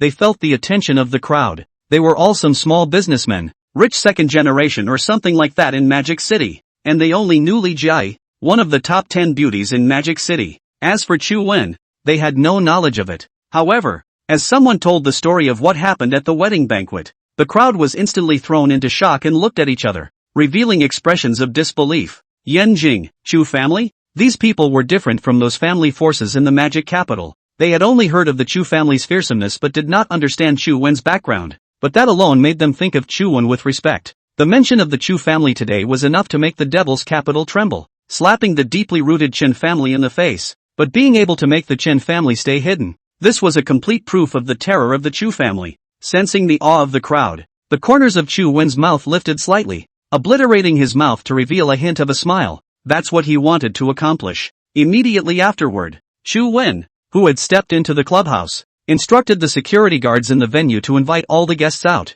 and a sign saying the proprietor is happy, take a day off was hung. Meanwhile, all the staff of the clubhouse, waiters and security guards were gathered. The staff in the clubhouse had seen such a situation before and stood timidly in place, their hearts filled with doubt. Since Chu Wen did not show his thoughts to anyone, it caused Li Jiayi to be puzzled as well. The clubhouse never closes its doors, and unless it goes out of business, it will be open all year round. This is the only way to maximize the benefits. Chu Wen understood Li Jiayi's skepticism through her mental activities. A masterful light flashed in his eyes. I'm sure you're all extremely curious as to why the clubhouse is closed and you've been brought together. Chu Wen asked himself. Among you there is the traitor Li Gui's cronies. If you don't get rid of them, they will surely become a not-so-small hidden danger in the future. Li Jiayi sniffed, and only then did she understand Chu Wen's purpose. Wang Guiwen had infiltrated the Li family for more than 10 years, and had been helping the Li family take care of various businesses during that time, and had definitely expanded a lot of contacts and resources. Now Wang Guiwen has chosen to die by suicide after the affair was exposed. However, these close friends he left in the Li family casino are still not a small hidden danger. Staff members have been surprised. Everyone had a tense look on their face, afraid that they might be innocent victims, so they all chose to keep their mouths shut. Chu Wen saw the crowd fall into silence and panic, his expression flat. He had long thought that the people Wang Guiwen had planted in the Li family would not surface so easily, even harboring the hope that it won't check up on them. Next, Chu Wen casually looked at one of the female staff members. This female employee didn't look very old, and her looks were not bad. According to Chu Wen's vision, she could probably give her a score of around 7 by virtue of that. As Chu Wen's gaze went toward her, a line of interactivity was suddenly presented to him. Wang Guiwen has already committed suicide, and now no one knows about our close relationship, so surely they won't check on their own heads. When this matter is over, the Li family's casino will not be able to stay, so hurry up and take the money given by Ghostly and leave the Magic City.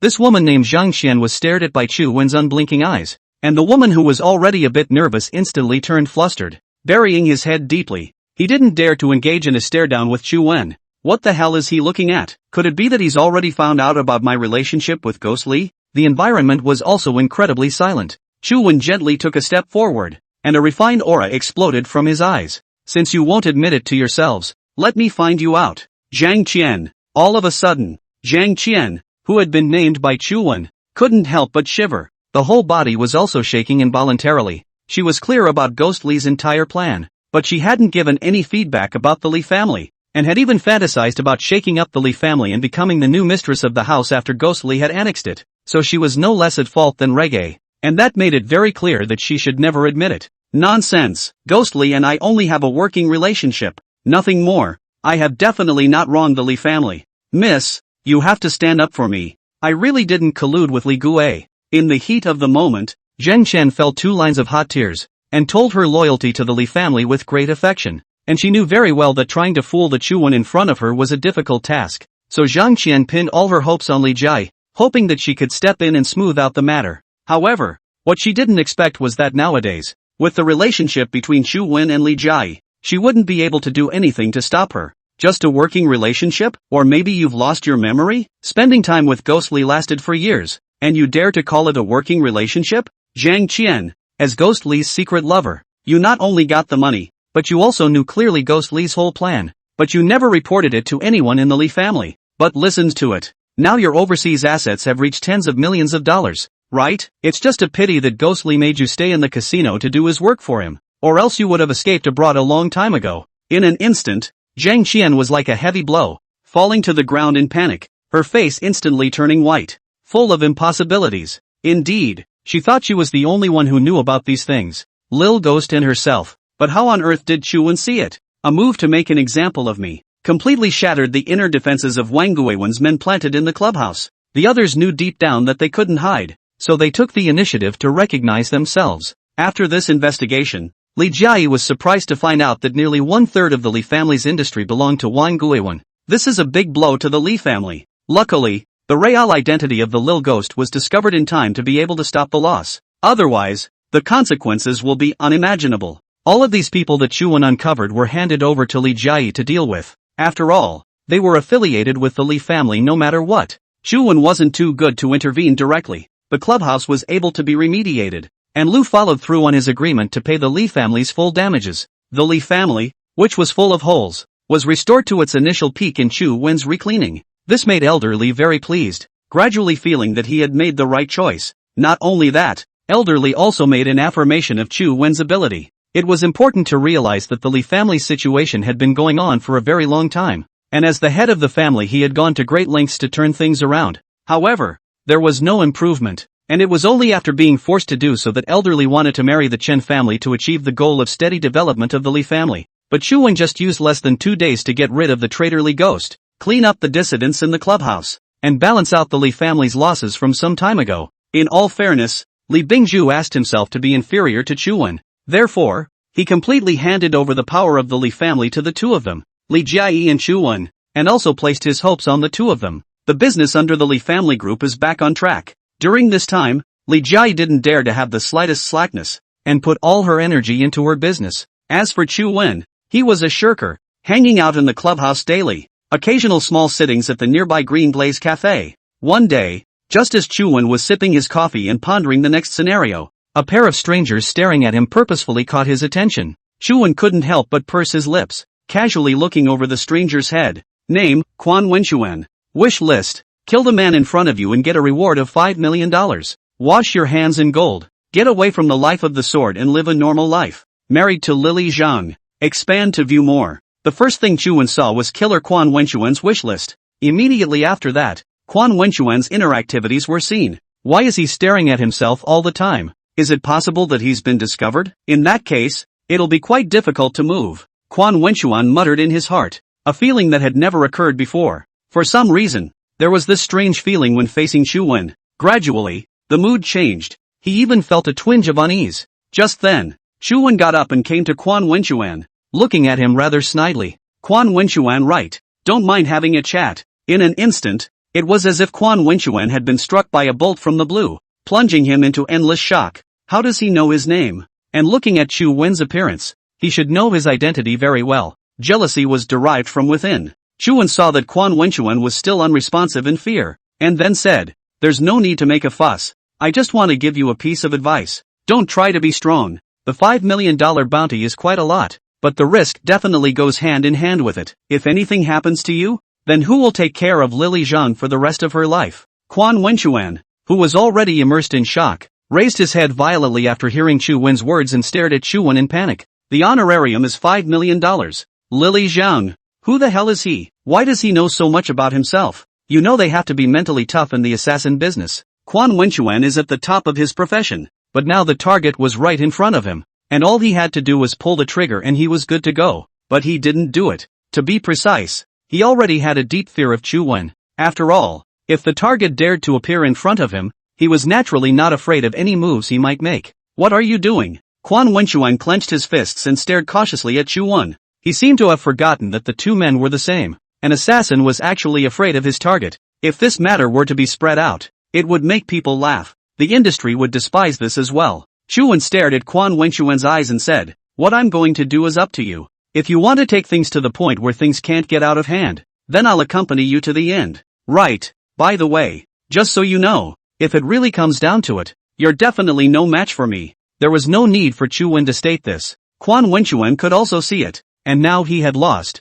In terms of momentum, Quan Wenchuan's eyes were all confused and he was ready to say something, but he wanted to stop. Even if he didn't say it, Chu Wen knew exactly what he was thinking. Quan Wenchuan, who felt deeply horrified, had thoughts of retreating, only that his face was in the way, forcing him to not be able to leave. In the next moment, the corner of Chu Wen's mouth rose, and he said contemptuously, "If you want to retreat, you have to grasp the opportunity. Otherwise, once the opportunity is lost, if you want to leave again, it might not be that simple." These words caused Quan Wenchuan's heart to turn over and hesitate. After pondering for a moment, he finally made a choice, which was to stay away from this terrifying Chu Wen's side. Without saying a word, he got up and left. It was only when Quan Wenchuan had just taken a step, Chu Wen's voice came to his ears. "Go back and tell Wang Shuangjian that if he wants to talk about it, tell him to meet me at this cafe tonight. No later than that, and as for what happens if he doesn't come, it's at his own discretion." Who the hell is this? It is actually clear who the employer is.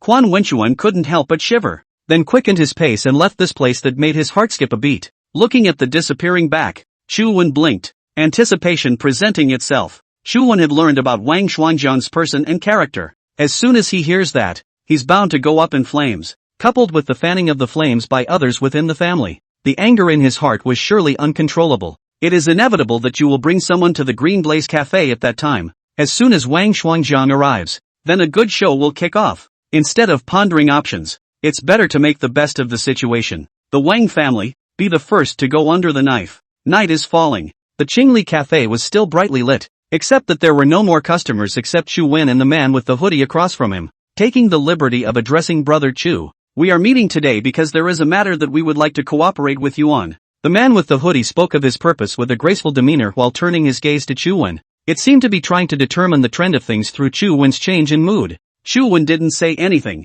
just sipped his coffee. The man saw that Chu Wen didn't make a response, and continued as he said, "I believe that even if I don't state it, Brother Chu should be clear about the purpose of my coming here." Chu Wen did not hide anything and nodded directly. Indeed, he knew exactly what the man was up to, so he didn't ask deliberately. The man didn't expect Chu Wen to remain evasive, and was inwardly anxious. He wanted an answer from Chu Wen right away. "Let's get straight to the point. Is Brother Chu willing to cooperate with me?" In the face of the man's repeated inquiries, Chu Wen fiddled with his spoon without panic. "Cooperation? How do you want to cooperate? What do I get out of cooperating with you?" Chu Wen looked at the man rather snidely. While the words are blunt, they are key. Today's society is one where profit is the order of the day and everyone wants to maximize their benefits. Chu Wen was naturally no exception. Moreover, before establishing the true Chu family, no matter what he did, he had to expand his earnings to the maximum. This man's brows furrowed slightly after hearing Chu Wen's words, and he instantly fell into deep thought.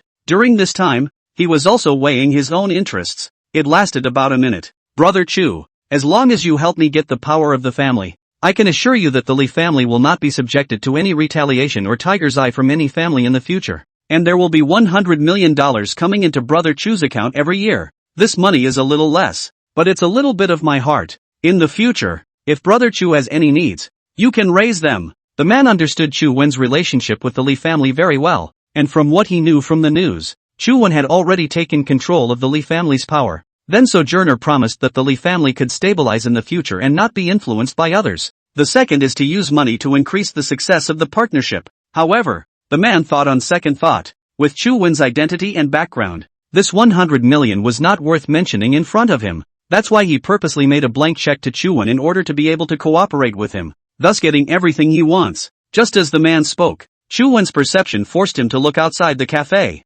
Several figures surged through the night. "Look at the way they're coming at us." An involuntary grin. Wang Shuangjian, the main character of the night, finally arrived. This good show is starting to build towards the good part. In the face of Chu Wen's sudden action, a suspicious look appeared on the man's face. Eyes unblinking, he stared at Chu Wen. Dangling, the dark shadows of the night flooded into the Tsingli Cafe. The bright lights clearly illuminated everyone's appearance. The one at the head was no other than Wang Shuangjian, the head of the Wang family, while the few people around him were all Wang family elites. "Hello, sir, may I ask?" "Shut up. None of your business." One of the youths burst into a rage and raised his hand to point at the waiter at the bar. Wang Shuangjiang saw Chu Wen at a glance and paced towards Chu Wen's position. The young man was left guarding the door in order to prevent the waiter from fleeing the cafe. All of the remaining men followed close behind. The hooded man sitting opposite Chu Wen hurriedly buried his head after seeing Wang Shuangjiang. "Chu Wen, you're not simple. Just arriving in Magic City made the entire Magic City create such a big storm."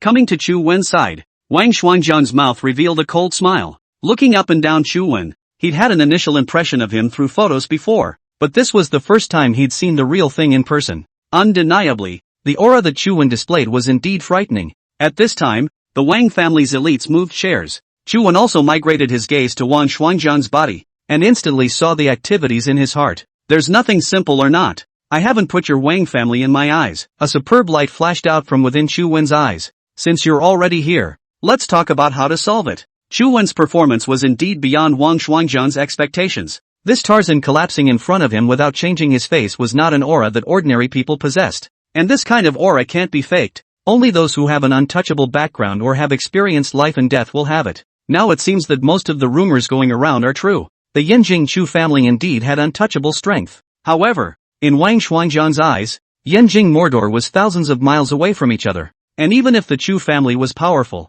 they couldn't extend their power to the confines of Mordor. As long as they were still in the Magic City, then their Wang family still had a certain amount of say. How do you solve it? Wagging your tail like the Lu family? Or do you willingly let you swallow the Wang family? Wang Shuangjiang consecutively that raised questions. But before Chu Wen could say anything, he threw back his head and let out a loud laugh. The devil's capital is not Yanjing, and the Wang family is not as weak and unbearable as you think. Now that I'm the one in control of the situation, I'm afraid it's going to be hard enough for you to get out of here. Chu Wen, it was you who underestimated the Wang family and me. Wang Shuangjiang, that led to your current demise. Wang Shuangjiang's smile grew more and more unrestrained, as if he had already become the winner. Full of smug looks, Chu Wen shook his head helplessly. "Just bringing these losers here. I'm afraid it's going to ruin your beautiful dream." In a flash, Wang Shuangjiang collected his maniacal laughter and angrily slapped the desktop. "I've already surrounded the cafe. You two will have no way of escaping even if you put your wings on it." In fact, Wang Shuangjiang noticed the buried hoodie man early on, but he didn't care about one more accompanying death. Since he had chosen to take a risky move, then absolutely no one should know about it. The hooded man's body trembled slightly as he sniffed, seemingly touched. And just then, Chu Wen was looking at the hooded man with a face full of snark. "You've been implicated, too, and you're not ready to show your face?" The hooded man let out a long sigh and slowly lifted his head up, then removed his hat. Wang Shuangjiang, who was somewhat confused by Chu Wen's words, immediately looked at the hooded man, and when he saw this person's true face, couldn't help but suck in a breath of cold air. With a trembling voice, he said, How could it be? You?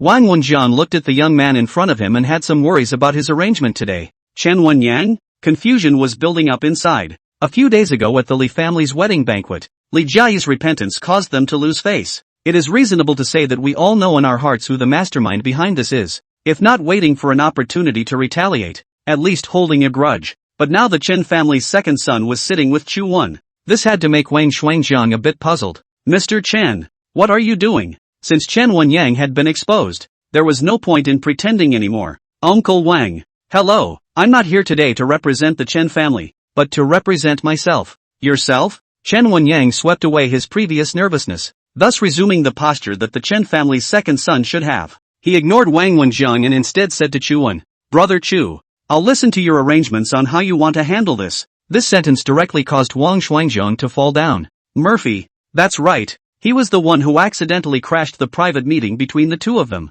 No, it was all arranged by Chu Wen, since he was the one who asked himself to meet here in the evening. Unless Chu Wen was coincidentally. No way, there is never just right for this kind of private, secret contact. So it was possible that his own plans had already been seen through by him long ago. Only Chu Wen said to Chen Wenyang, "Chen Wenyang, I'll accept your offer for now, but if the Wang family knows about this." Chen Wenyang was excited to hear this, as if it wasn't Wang Shuangjiang who was shivering on the side at the moment, and it has become Chen Wenhai. This decades-long holding back was in desperate need of a breakthrough to release. "Brother Chu, it doesn't look like it's you who came to this Hongmen banquet today." Saying so, he looked at Wang Shuangjiang. "Lastly, I will call you Uncle Wang. After all, elders, but you and I both know that people can't help it when they are in the magic city. Wang Shuangjian looked at the duo in horror, and his body couldn't help but lean tighter towards the back of the chair. A trembling voice said, "What do you want?" Only Chen Wenyang sighed lightly and clapped his hands heavily. In a flash,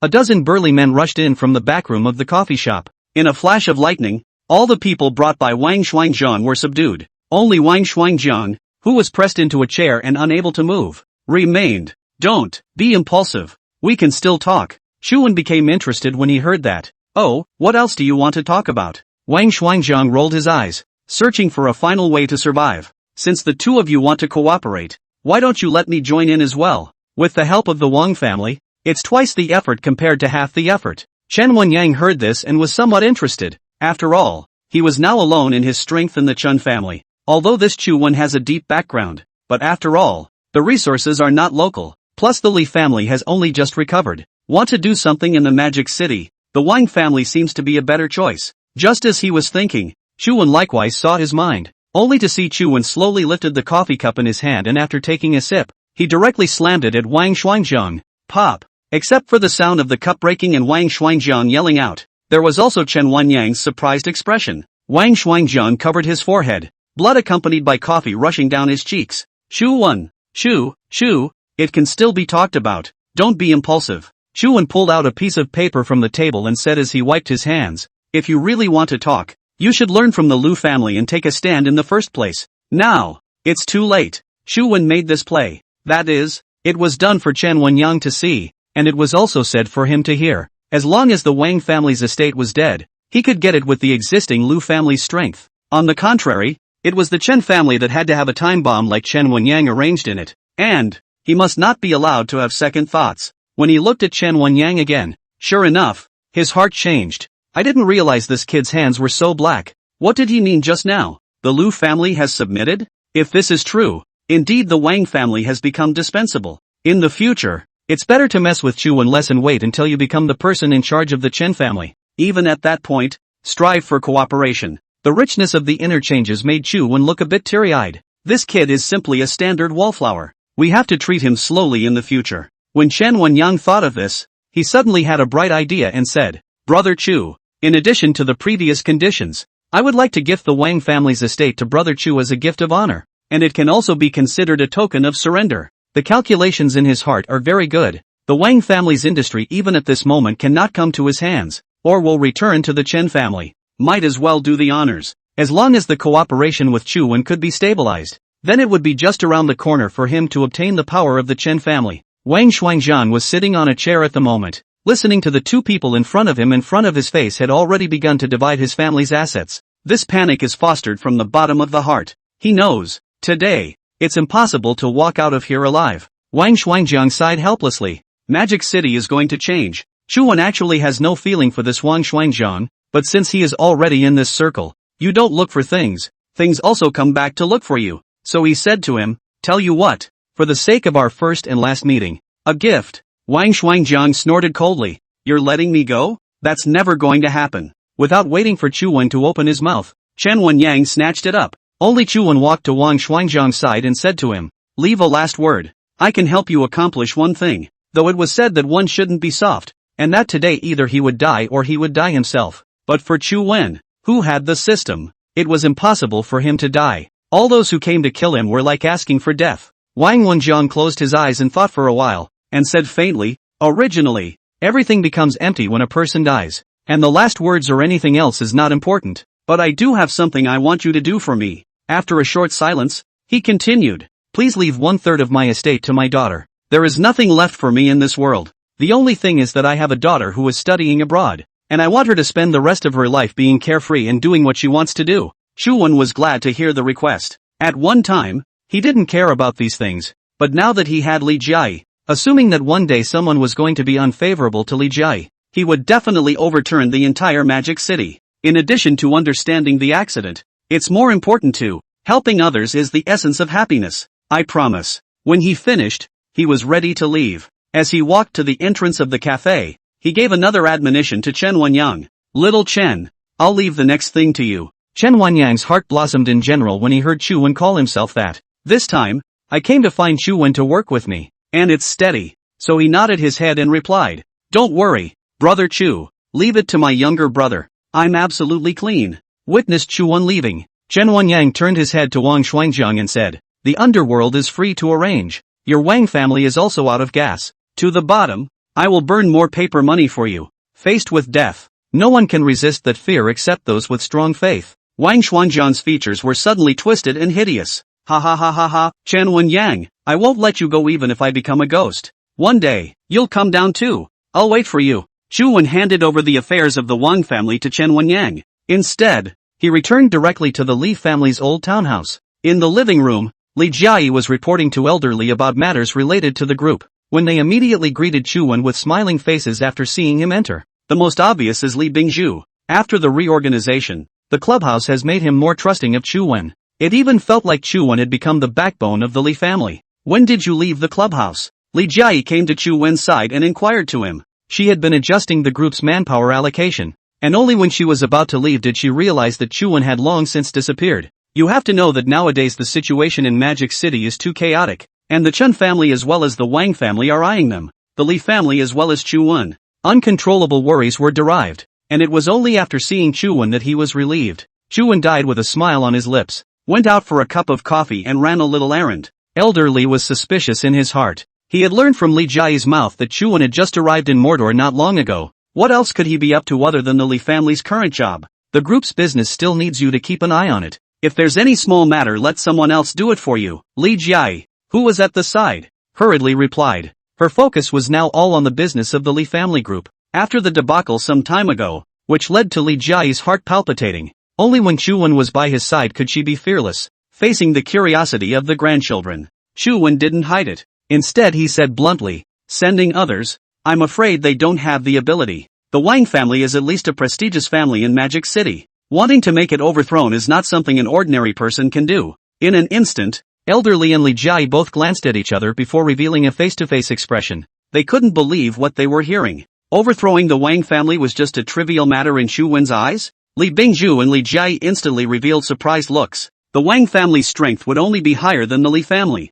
That's why for so many years they've only been able to fight. Even after the Wang family joined forces with the Lu family, they nearly caused the tragic destruction of their Li family. Therefore, Elder Li understood that with the existing strength, it was a fool's errand to overthrow the Wang family and thus swallow it up. "You mean, the Wang family was destroyed?" Unbelievably, Elder Li inquired again, as if he wanted to make sure that what he had just heard was true. Li Jiayi also eyed Chu-wen, waiting for a straight answer. Chu-wen had long anticipated the reaction of the grandchildren, but he remained unperturbed and sat down on the couch, nodding as he ate his fruit. "Well, among the big families in Magic City, there will be no Wang family in the future." Chu-wen leaned back on the sofa, leaning his body back, and said rather flatly, "Jiayi, there are some industries that need to be taken over next, so you might have to be a little bit busier still." Chu-wen showed a shrug. After all, as Li Jiayi had said, there was no need for him to do everything himself. Where appropriate, involve the Li family as well. The way Elder Li looked at Chu-wen's eyes had changed radically,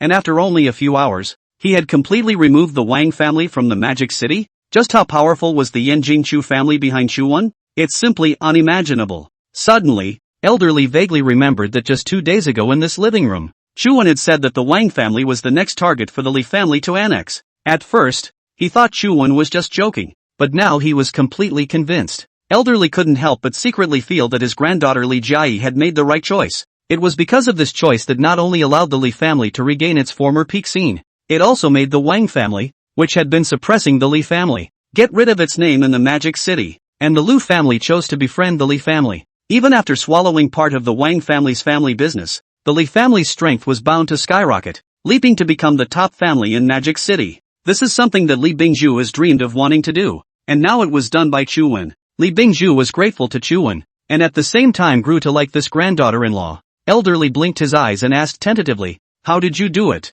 Although the destruction of the Wang family had caused the old man's heart to be overwhelmed, but his doubts were growing stronger. Chu-wen was able to make the Wang family disappear in a few hours. Did he use the power of the Yanjingchu family? At this moment, Chu-wen looked at Elder Li as well as Li Jiayi, who were full of suspicion, and through their heart's activities, he clearly understood their doubts and speculations, and couldn't help but obliterate his mouth with a smile. "I won't hide it from you. How it was done, I can't tell you for now, but when the time is ripe, you will naturally know everything. Chu Wen had thought it through quite thoroughly, and before he reached his goal, he absolutely could not let anyone be clear about his relationship with Chen Wenyang's cooperation. The so-called cooperation was nothing more than traitors with core rights that he had planted in the Chen family. It was believed that in the near future, he would have a series of collisions with the Chen family, at which time Chen Wenyang would be able to play a key role. If he told Li Jiayi as well as Elder Li now, they would definitely change their attitude towards Chen Wenyang. If this subtle change was discovered by the Chen family, then it would be a lost cause.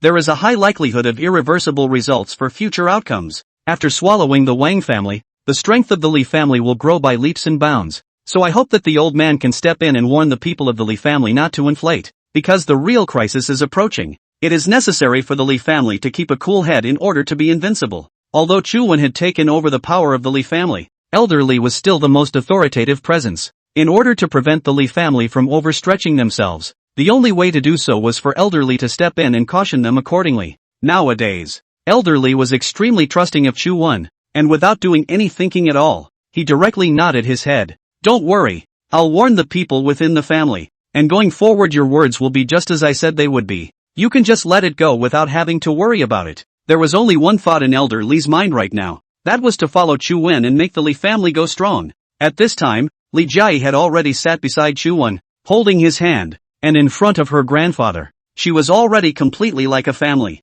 And Li Bingzhu has come clean. Li Jiayi asked, what next? What do we do? Chu Wen's hand made a slight effort and said to Li Jiayi, otherwise, let's go on a trip first. Traveling? Li Jiayi couldn't believe that at such a tense moment, Chu Wen would actually choose to travel. The Li family has only just stabilized, and although the Wang and Lu families don't have to worry for the time being, the Chen family is definitely constantly looking for opportunities. Aren't we giving them a chance by leaving at this hour? Chu Wen laughed and pinched Li Jiayi's nose. Little fool, we just have to give them a chance. If we continue to stay here, it's nothing more than a stalemate with the Chen family. After all, how many years of precipitation? It's never easy to find a break. Even though the Lu family has just befriended us and the Wang family was destroyed, there are various other minor forces that are watching. We are staying in the magic capital at this time, but instead we can't see who is a sincere ally and who is a true enemy. So, why don't we just leave? The most anxious now is the Chen family. So why don't we just have fun and make them feel like they can do it? That way we can both bait them into striking and grabbing the handle. It's also good to see who else is there besides the Chen family. Chu Wen finished his plan in one breath, listening to the grandparents and grandchildren freeze in place. I have to say it's a strange song, but it's also much riskier. Not to mention the fact that if the Chen family took advantage of this opportunity to pour out their nest, they would directly not give the Li family a chance to breathe. Even if they were afraid of Chu Wen, they would take this opportunity to enlist the other clans in the magic capital, then work together against the Li family and Chu Wen. After pondering all this, Li Bingzhu was the first to ask, aren't you afraid that something will really happen? I was really afraid that nothing would happen. Chu Wen replied with a snicker. Whenever they make any moves, we'll be able to find an opportunity in it. Li Jiayi also frowned and asked, then, is it necessary to do a lot of preparation before leaving? Chu Wen smiled and looked at this beauty beside him, saying gently, you are really icy smart. You have to arrange everything before we leave. Then, just wait for the show. The reason why Chu Wen came up with this idea of traveling was actually a bit more important. In the past few days, Li Jiayi had been so busy with the reorganization within the group that she couldn't even sleep well at night. He also continues to look at Li Jiayi's wish list occasionally, unlike before when there were only 2 or 3 strips at a time. Since following him, this woman who had been pretending to be as cold as an iceberg on the outside had finally returned to the way a little girl should be. After all, she was only in her early 20s and had never tried the life of a normal girl in the first place. That day when Li Jiayi was at her busiest, Chu Wen saw her desire to take a break and wished to travel with herself for a 2-person world. And at this point, Li Jiayi's wish list had even increased to 20 or 30 items. Name, Li Jiayi. Wish list. If you're traveling, it's best to go to the beach. Thinking about a few days of eating and sleeping and eating. Diving. Take a picture with a clownfish. Doing shy things with Chu Man at the beach. Expand to view more. Not only have the wishes increased, but the order is constantly changing. Li Jiayi really turned back into a little girl. It's true when they say that falling in love makes you young. Li Jiayi's mind was already thinking up what to eat and play. Only with real strength can you let the girl you love live the life you want. Wang Shuangjiang did enough to act like a man at this point. The one thing Chu Wen hadn't been able to say was that on this trip, he was going to meet Wang Shuangjiang's daughter. Although the rest of the property is handled by Chen Wenyang, and Wang Shuangjiang was not killed by himself, but he still felt the need because, again, It was a ticking time bomb. When Chen Wenyang got the power of the Chen family, Wang Shuangjian's daughter, was the bomb that detonated Chen Wenyang. The grandparents and grandchildren hurriedly chatted a few more times before going back to sleep. During this period of time, Chu Wen had been staying in the presidential suite of the Li family's hotel, and Li Qiayi was always with her. Chu Wen felt it was time to get his own place. There was an office floor drawn in a previous raffle, and he had wanted to put his office there. But on second thought, there's no need. For one thing, the Li family is still the main focus right now, and they have enough space. Secondly, there is only one layer and he can't even look at it. At that time, when the Chu family was established, it would be a time when the entire devil's capital would pay homage to it. Early the next morning, as usual, Li Jiayi left the room very early to go about her business within the group. He, on the other hand, has to organize everything after he goes out on a trip. The first call, of course, was to Lu Shiyu, who was most anxious to show his loyalty. Mr. Chu, hello. After receiving a call from Chu Wen, Lu Shiyu appeared particularly excited. Though Chu Wen had accepted his conditions in the last phone call, but the words are always evasive, which makes Lu Shiyu in this period of time has been difficult to sleep and eat. Never could guess what Chu Wen's attitude was on that phone call. Of course, he would never know in his life what was happening on the other end of the phone at that moment. Elder Lu, how is your health these days? Being so concerned by Chu Wen, Lu Shiyu was a bit embarrassed in turn. Thanks to Mr. Chu's concern, my old bones are still strong. Since you're still hard, don't spend your days doing nothing, and move around when you should. Obviously there is something in the words. Does Mr. Chu have any plans? It's not true about the arrangement. I may leave Mordor for a while. The Li family still hopes that Elder Lu can take care of them. Mr. Chu, you say this is not out of place. The Li family and the Lu family are now on the same boat. Not to mention care, or merge. I'm also very happy. A merger? The old man's got it all figured out. Alright then, I won't talk to you anymore. If the Chen family makes any moves during the time I'm gone, I'll trouble you to stay out of the way. Never mind? What do you mean? Leave it? Is that rhetorical? A test? How could I not care? As long as the Chen family dares to make a move against the Li family, my Lu family will absolutely go through fire and water. Can't you understand human language? I told you to stay out of it. This time, if the Chen family makes a move, it will definitely not be on its own. He will definitely have to test the waters first. You just need to record which forces other than the Chen family belong to them. Okay, Mr. Chu, don't worry. I will definitely do it. Well, hang on then. Good. Hey, Mr. Chu, that money has already been credited to your account. Got it. Do.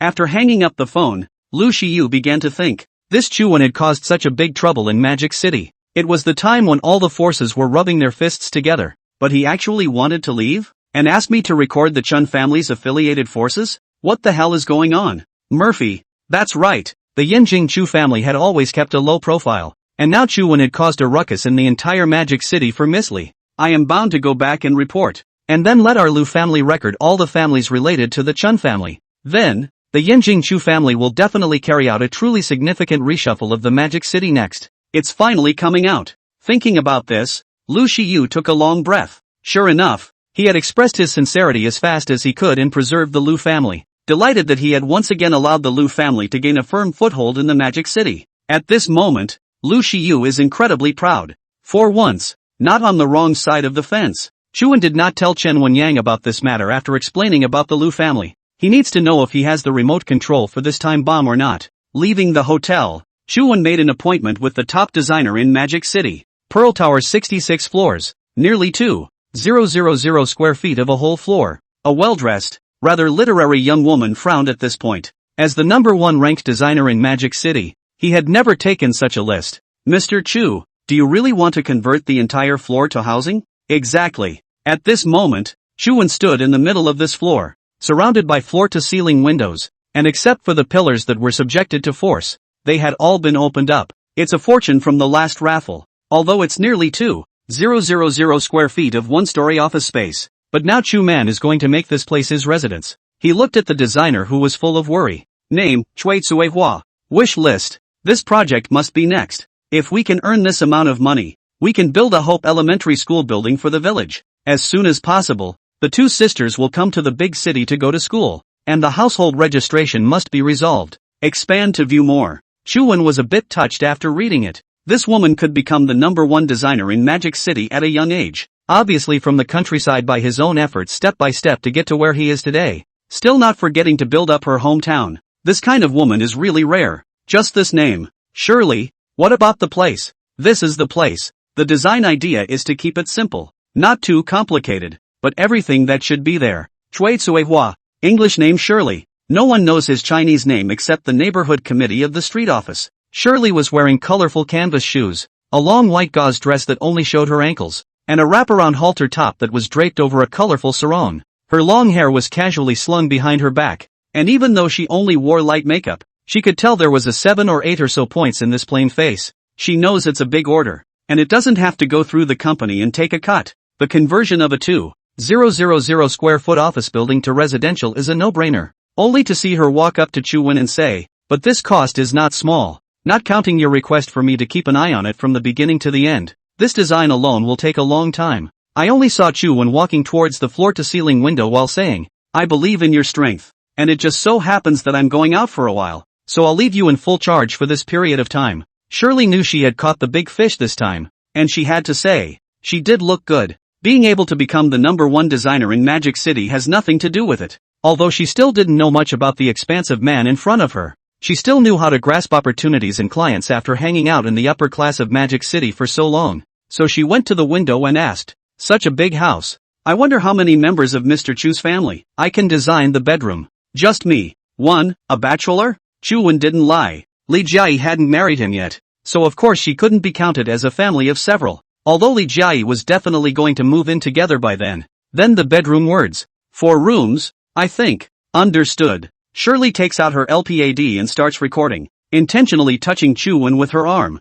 Chu Wen sensed this dark signal and turned his head to look at her. How nice it would be to marry him. Surely he would have a local household registration. Even if you can't get married, it's nice to live together. Living in this place is simply not too dignified. Chu Wen knew very well in his heart that the reason why Mordor was called Mordor was because too many young people with ideals and dreams had lost themselves after coming to this city. They are living according to the rules set by the upper class people. Everyone hopes to reach those heights themselves someday. But, are all the pursuits of this age now? The big families keep showing these people hope and then squeezing them like vampires. It looks like things are getting better in the big city. But unfortunately, they can only see that goal for the rest of their lives and never touch it. After Chu Wen read Shirley's thoughts, he suddenly became serious. "If you can design it to my great satisfaction, I will build a whole primary school in your village." The pad in Shirley's hand dropped to the floor and she looked at Chu Wen with wide eyes. How did you?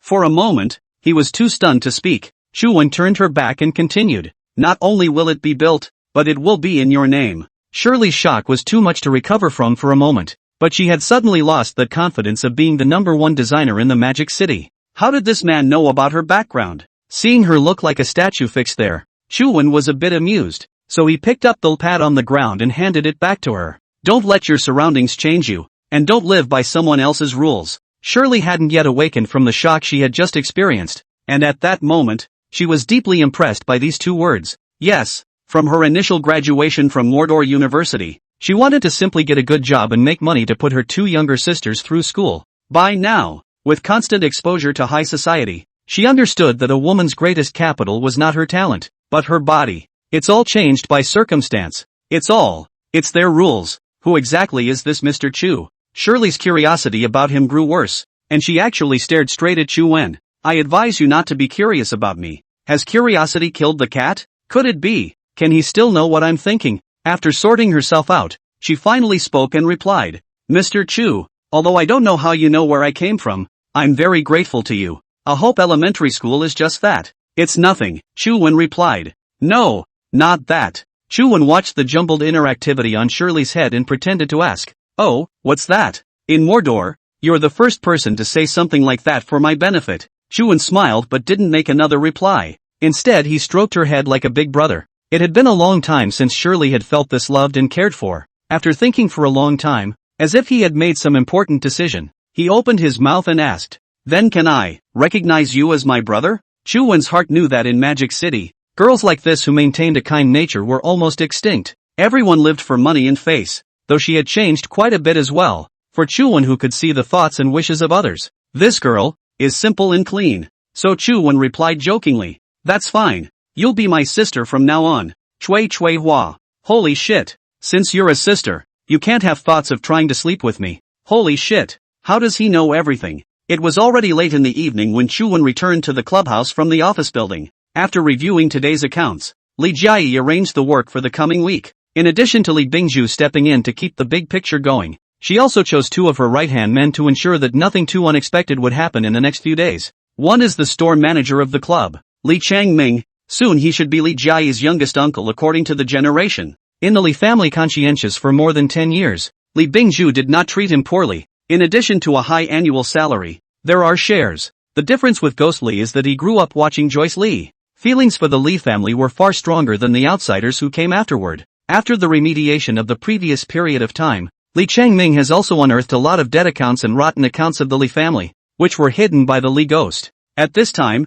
the Li family is at the time of employment. Li Jiayi did not hesitate to promote Li Changming to vice president. Full responsibility for the time she's away. Chu Wen's appearance at first did make these Li family cronies not too comfortable. An outsider, although it is Miss Li's fiancé, but this is only a few days to grasp the power, so that anyone would want to whether it will be the next Li Gui. But in just a few days, Chu Wen used his strength to bring the Li family back to the top. It also made everyone admire the future boss immensely. Li Jiayi was busy when Chu Wen appeared in the office. The rest of them bowed respectfully when they saw him and called out, "Good day, Mr. Chu." Chu Wen didn't feel too good when he heard that, so he returned, "There's no need to call me chief. There are only two bosses in the Li family. One is elderly, and the other is Li Jiayi." The crowd nodded, admiring the man who would appear before them in the future in who knows what capacity a few more times. Although Chu Wen is now almost solely in charge of the Li family, but he didn't want to cross the line, and he didn't want to make it seem like he was coveting the Li family's estate. He wanted to build his own empire,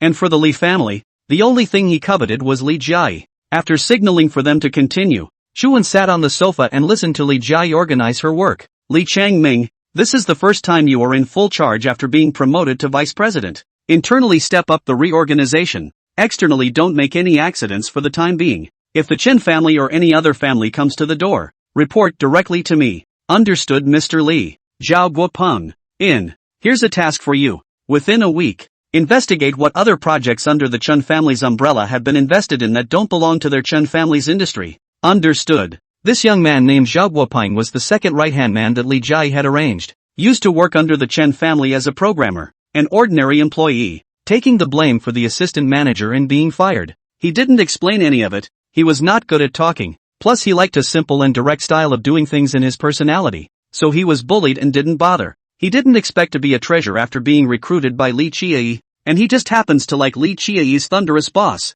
But in just 2 years, the network security of all the Li family's industries was made the #1 in the Magic City. Coupled with great hacking skills, he rose through the ranks and became an important information source office for the Li family. At the end of the arrangement, signaling for the meeting to be adjourned, it was less than a minute, and after everyone had gone out, Li Jiayi instantly changed back to her little girl self, bouncing up and down. She sat directly into Chu Wen's arms. "Where have you been? Coming back when it's dark." Chu Wen felt the oppressive coolness of being sat on by Li Jiayi and said snidely, "Don't you only need me at night? You are getting more and more immodest." Chu Wen laughed and pinched Li Jiayi's butt, saying, "Did you spread the news that we're going on a trip? Of course, I will definitely do what your old man commands first." Chu Wen had arranged something for Li Jiayi to let all of Magic City's executives know in advance that they were preparing to travel. Although Li Jiayi didn't understand why, but what her husband said, she had to listen to. "By the way, speaking of which, there's a dinner party tonight that you have to come to."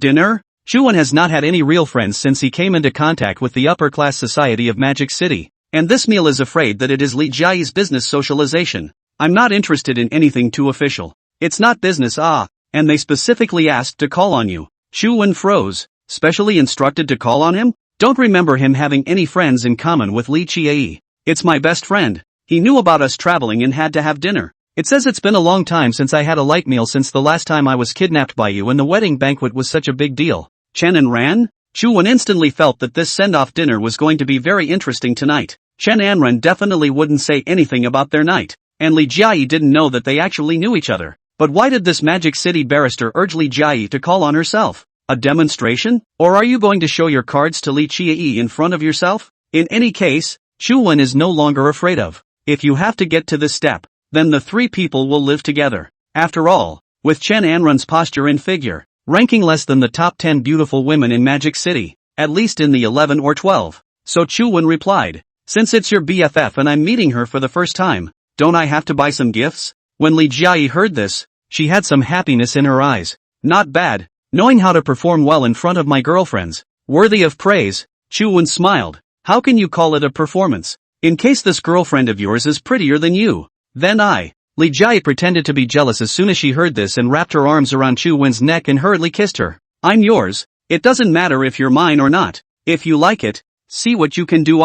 Once Chu Wen heard, this Li Jiayi is not a brainless girl. The desire to escape is a killer app against how many men. Come on then, let's go shopping together for a gift that will capture your BFF's heart. After saying that and laughing, the two of them got tired of each other for a while before going to the shopping mall under the Li family to pick out gifts. For Chen Anren, Chu Wen had some indescribable feelings. This girl had too many things repressed in her heart, and if she didn't get a good release, she was afraid that one day she would have to go crazy. But as a lawyer, his strong ability to think rationally forces him to suppress his negative emotions. This oxymoron can make a person strong or destroy them in an instant. Rather than liking her a little, Chu Wen was more like a little heartbroken. Plus, she was Li Jiayi's best friend, so if she had the chance, being able to treat Chen Anren's depression would be considered a gift to Li Jiayi. Chu Wen and Li Jiayi strolled around the mall for a long time. If he met Chen Anren, Chu Wen would be able to learn about the gift given from her thoughts, but at this point, he chose to trust the woman's vision.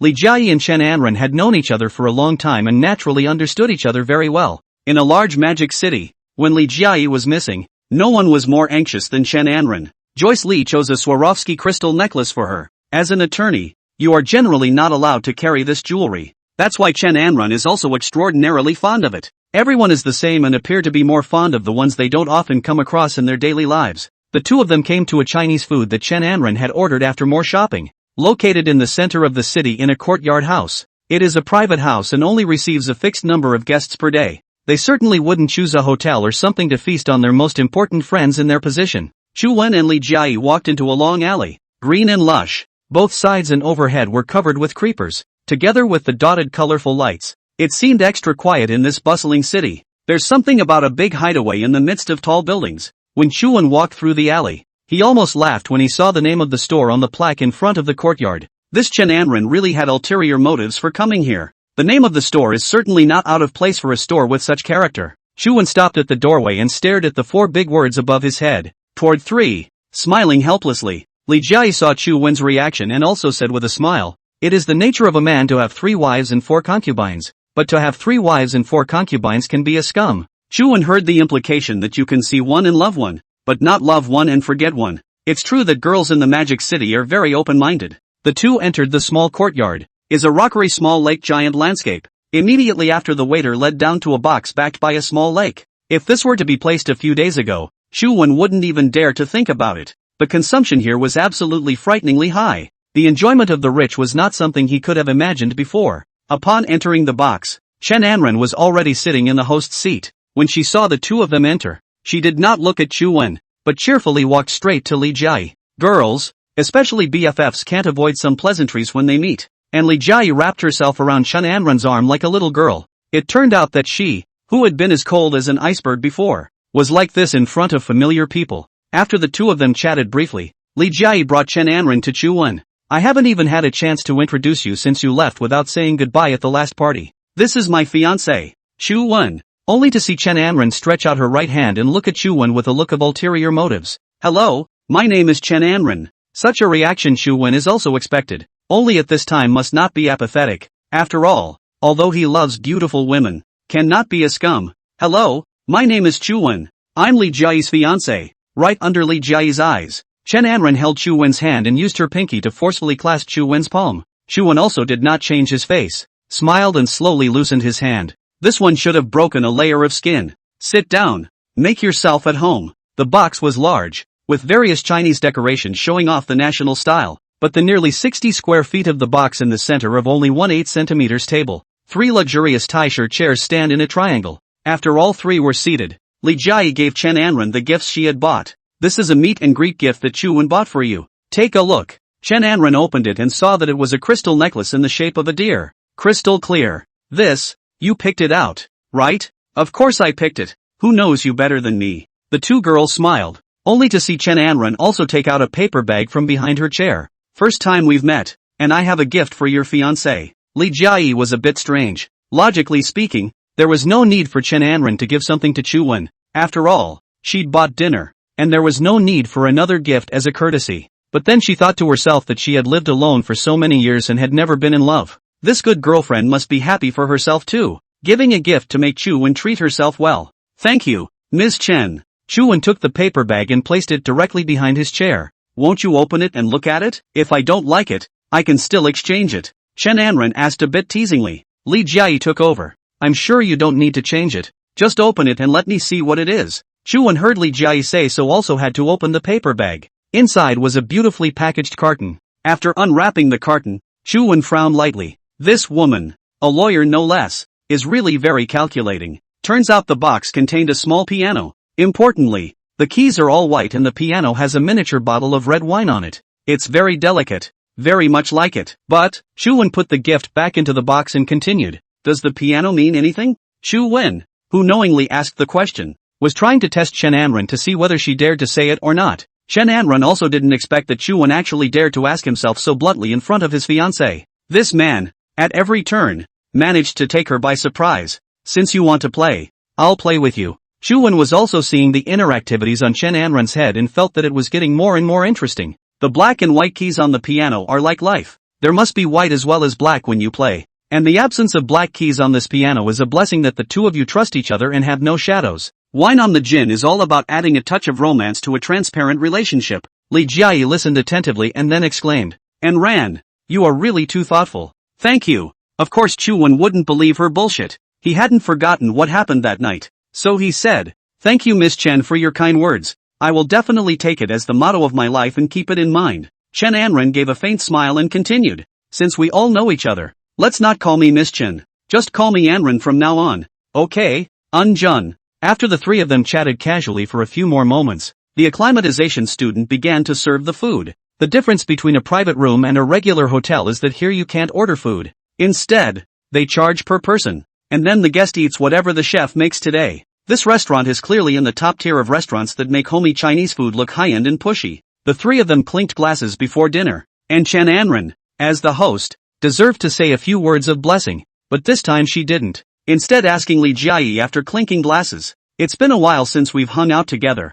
too, and I just don't happen to have taken my annual vacation yet this year. Mind if I join you? The red wine that Chu-wen had just drank into his mouth almost sprayed out, and since this would not be able to see Chen Anren's inner activities, he was also startled by the words that suddenly rose up, but Li Jiayi looked very happy. Good. It seems like more than a year has passed since the last time we went to Barcelona together. But, just wondering if you guys mind. It's kind of embarrassing to be a light bulb. Why yes, it's definitely more fun with three. Li Jiayi looked at Chu-wen again. What do you think, dear? Usually in these situations, women ask men to expect two things. For one thing, Li Jiayi wants to live in a world of two. But Nate, her best friend, proposes a peer and is too embarrassed to refuse, so she can only dump on him. Secondly, Li Jiayi wanted Chen Anren to go with her, but she couldn't disregard Chu-wen's feelings, so she had to ask. But no matter what, there was only one conclusion. This time Chu-wen couldn't refuse, not just because of the superficial courtesy, but more importantly,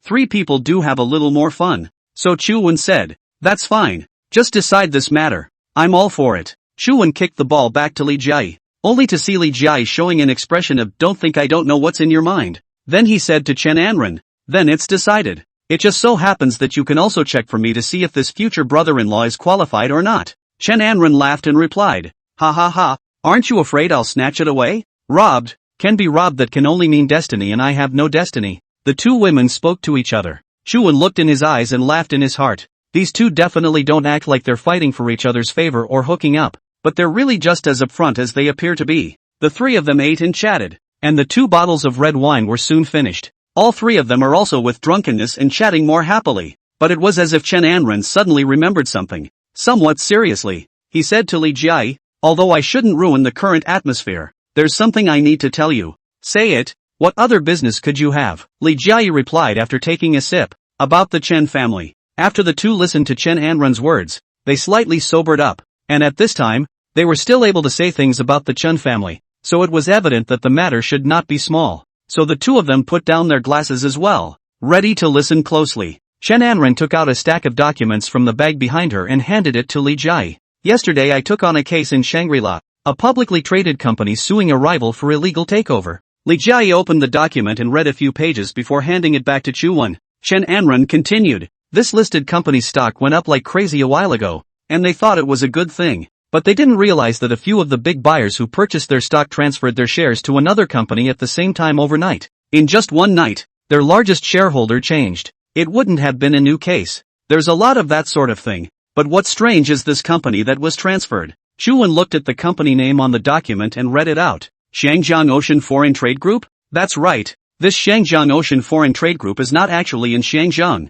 but it can't be considered a shell company either. It's just that the place of incorporation is in Shangri-La, and they have a business. Chu Man thoughtfully muttered to himself. Oceanic Foreign Trade? Ocean. It looks like you noticed it too. Chen Anren continued. This group's main businesses are all in Magic City. Li Jiayi also reacted instantly. The Chen family? That's right. It is precisely Chen Wenhai and Chen Wenyang, although the registered legal person is not the two of them. I used some means for this case and investigated that the actual manipulators behind this group of companies are none other than the two brothers. Chu Wen smiled and said, so they are planning to acquire the Li family's industry like this as well? I don't know the exact follow-up yet, just reminding you to be careful if any foreign buyers show up in the near future. Li Jiayi looked a little worried. What usually happens in this situation? The only way to start the investigation is to look at the money they acquired. And if it was done seamlessly, there is practically no evidence. So if a buyer does operate, it's a sitting duck? In the spirit of market regulation and fairness, this kind of thing can't be interfered with.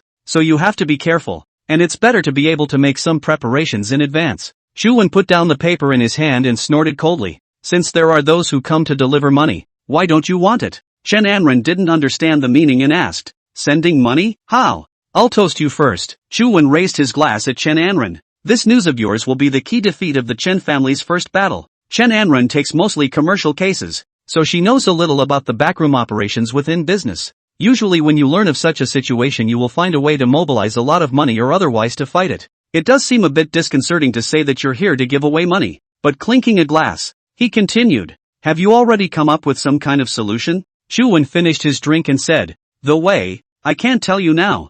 You'll know when you're sunbathing in your bikinis. Li Jiayi blankly glanced at Chuan, then said to Chen Anren, don't pay attention to him, he's just like that, always selling out. Of course, Li Jiayi's confidence in Chuan had not been built up once or twice. From the time they first met until now, every time Chuan had never let him down. This belief has gone to the bone. Without further ado, let's continue. Since we also know the first step of the Chen family's revenge plan, why don't we continue having fun tonight? Li Jiayi proposed that the three of them continue to sing after dinner. No one will be spoiled by the wine. So the three of them finished the last of their drinks and moved on to a high-end KTV owned by the Li family. There is a special box for Li Jiayi, which is not open to the public all year round and is only used for their own entertainment of greeting clients or friends. It was a night of indulgence for all three. After experiencing so many things, it was rare to have such a relaxing moment. Plus the reawakening of the Li family, the appearance of Chu Wen, and the destruction of the Wang family and the return of the Lu family. It all became a point of celebration for them.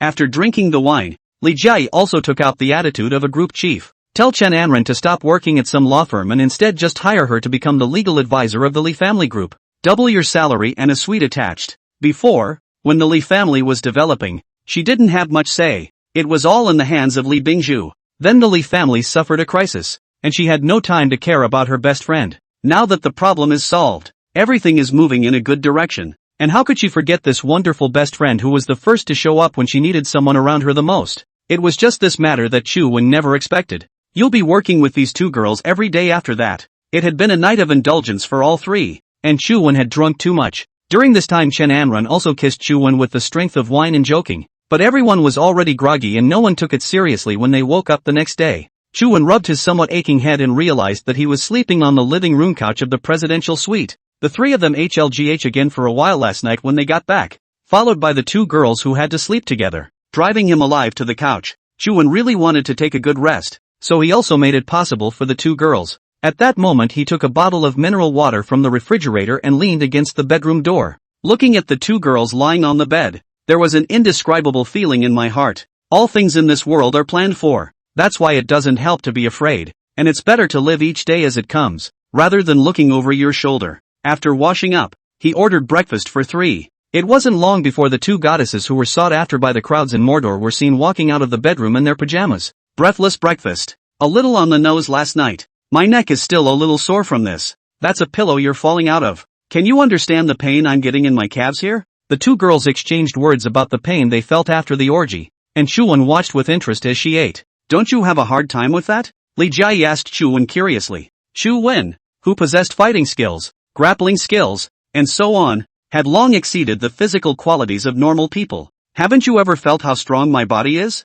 Li Jiayi glanced at Chuan. It's early in the morning. Be serious. Then he turned his head to Chen Anren and said, why don't you still stay here tonight? Anyway, the flight is tomorrow morning, so we can leave together. Ha! Only then did Chen Anren remember that after getting drunk last night, they had already booked her airfare, the hotel. Everything is organized. The upper class traveled like ordinary people to a street garden, with little or no baggage, said they were leaving, and then whatever they needed to buy when the time came was just that. Although Chen Anren said that she was not yet up to the upper class, she had gone out with Li Jiayi and some other girls of this level. This life is what she aspires to as well. Won't staying here bother you too? Yeah. It's not like we only have this night. On the contrary, I've booked a villa with a sea view, so I'll find you some handsome guys to serve you a bit then? Chen Anren punched Li Jiayi breathlessly. Just enjoy yourself. Amidst Li Jiayi's laughter, Chen Anren glanced at Chuan. When the hell is this guy going to dare talk to me about the other night? Chen Anren thought darkly. Just this kind of thought was glimpsed by Chuan. He was not in a hurry. Wait until this tour to finish the business. Thinking of business, Chuan dialed a phone number. Do. Zhao Guopang. Did you find out? Got it. New Zealand National University. Junior. Philosophy Department. Name is Wang Zining. Got a picture? I'll send it to your cell phone later. Okay. One more thing. Shangjiang Marine Foreign Trade Group. Find out what information they can't see on the surface. Copy that. Hangs up directly after typing. Dry as a bone. Going to start fighting back? Li Jiayi asked. Counterattack? Doesn't exist. And you are? Wouldn't it be a lot happier to go out and have a check? The bill? The two girls didn't quite understand what Chuan meant by that. Chuan looked at the two girls' curiosity, so he explained. Since we've decided to use the way we left Magic City to see the Chen family's bottom line, of course we have to stimulate them a bit before we leave. Do you think the Chen family would be furious if they learned now that all their underground unseen money was spent by us? And it can't find us. When Li Jiayi heard this, she instantly came to her senses. So, you're thinking of starting with marine foreign trade? Chuan nodded and said, since they like this way, then we will play with him. Yesterday Anran said that the two Chen Wenhai Chen Wenyang brothers mostly employ offshore buyers. Would it be fun if we could find out where this money is going and cut it off from there? Wow. This can be had. Hey. Those two brothers might not even know what's going on. Chen Anren fell back and frowned slightly. But this underground money can't be brought back even if it's intercepted. It's black money after all. Only Chuan smiled and said, that's why I said we need to find someone who will pay for our travels. There's no need to bring it back at all. Chuan stood up and put on a solemn appearance, cleared his throat and said, Li Jiayi. Chen Anren received the decree. Li Jiayi found it funny, but still cooperated with her man. With a slight bend, she said, I am here. Chen Anren hadn't yet understood what was going on before she was touched by Li Jiayi and hurriedly said, my concubine is also there. After saying that, I felt that it was not right. How could she be a subject concubine? But no one is concerned about this. Only those who care in their hearts will feel strange, right? Only Chuan was seen standing with his arms folded, looking like an emperor. I have recently taken the two of you on a tour, and on the way there is tribute from foreign states. No matter how much there is by then, you two have only one task, and that is to spend all the money. Li Jiayi heard the happy to no avail. Her heart is probably a number. Hiring offshore buyers. The funds do not have hundreds of millions. There must be a few tens of millions of it. If Chuan really arranged for the two of them to spend it all, it would simply be a daily fret. Although they were also a big family in Magic City, those mostly referred to industries, who has nothing better to do than to take tens of millions of dollars and hundreds of millions of dollars out of a build. Besides, it's a law that the richer you are, the more stingy you are. Above all, the matter of spending money is irresistible to women. Li Jiayi excitedly bent over again. I accept the decree. Long live the emperor. When he said that, he jumped up and hugged Chuan and kissed him.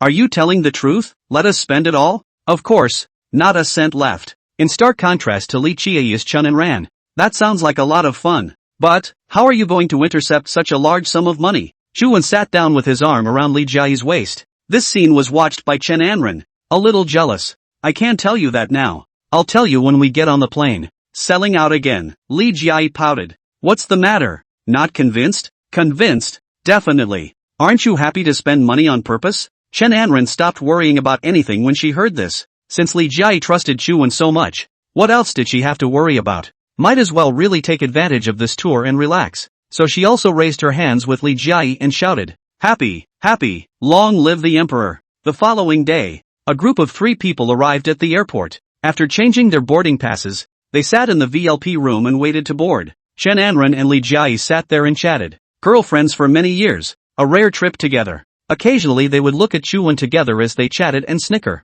Chuan was also looking at the wish lists of various people in the hall with interest in his boredom. The uniformed waitress, smiling, placed the coffee in front of Chuan. Name, Liang Xiaomei. Wish list, someday I'll catch a golden son-in-law here. That old man, the store manager, eats my tofu every day. Sooner or later, I'll make him pay for it. This handsome guy in front of me is actually bringing 2 female companions who are not as good looking as me. When can I sit here and be served by someone else too? Expand to view more. Can I get you anything else, sir? No thanks. The waitress nodded and turned to leave. The third wish changed instantly. It's true that my identity is limiting me to change jobs as soon as possible. Right in the midst of the crowd's dazzling array of wishes, one person suddenly caught Chu Wen's attention. The man was sitting at a round table in the corner of the VLP room, flipping through magazines in a casual manner. Although dressed more formally, it was obvious that his face was childish. Name, Prince Fan. Wish list. I must persuade my sister to come back to reorganize the Wang family.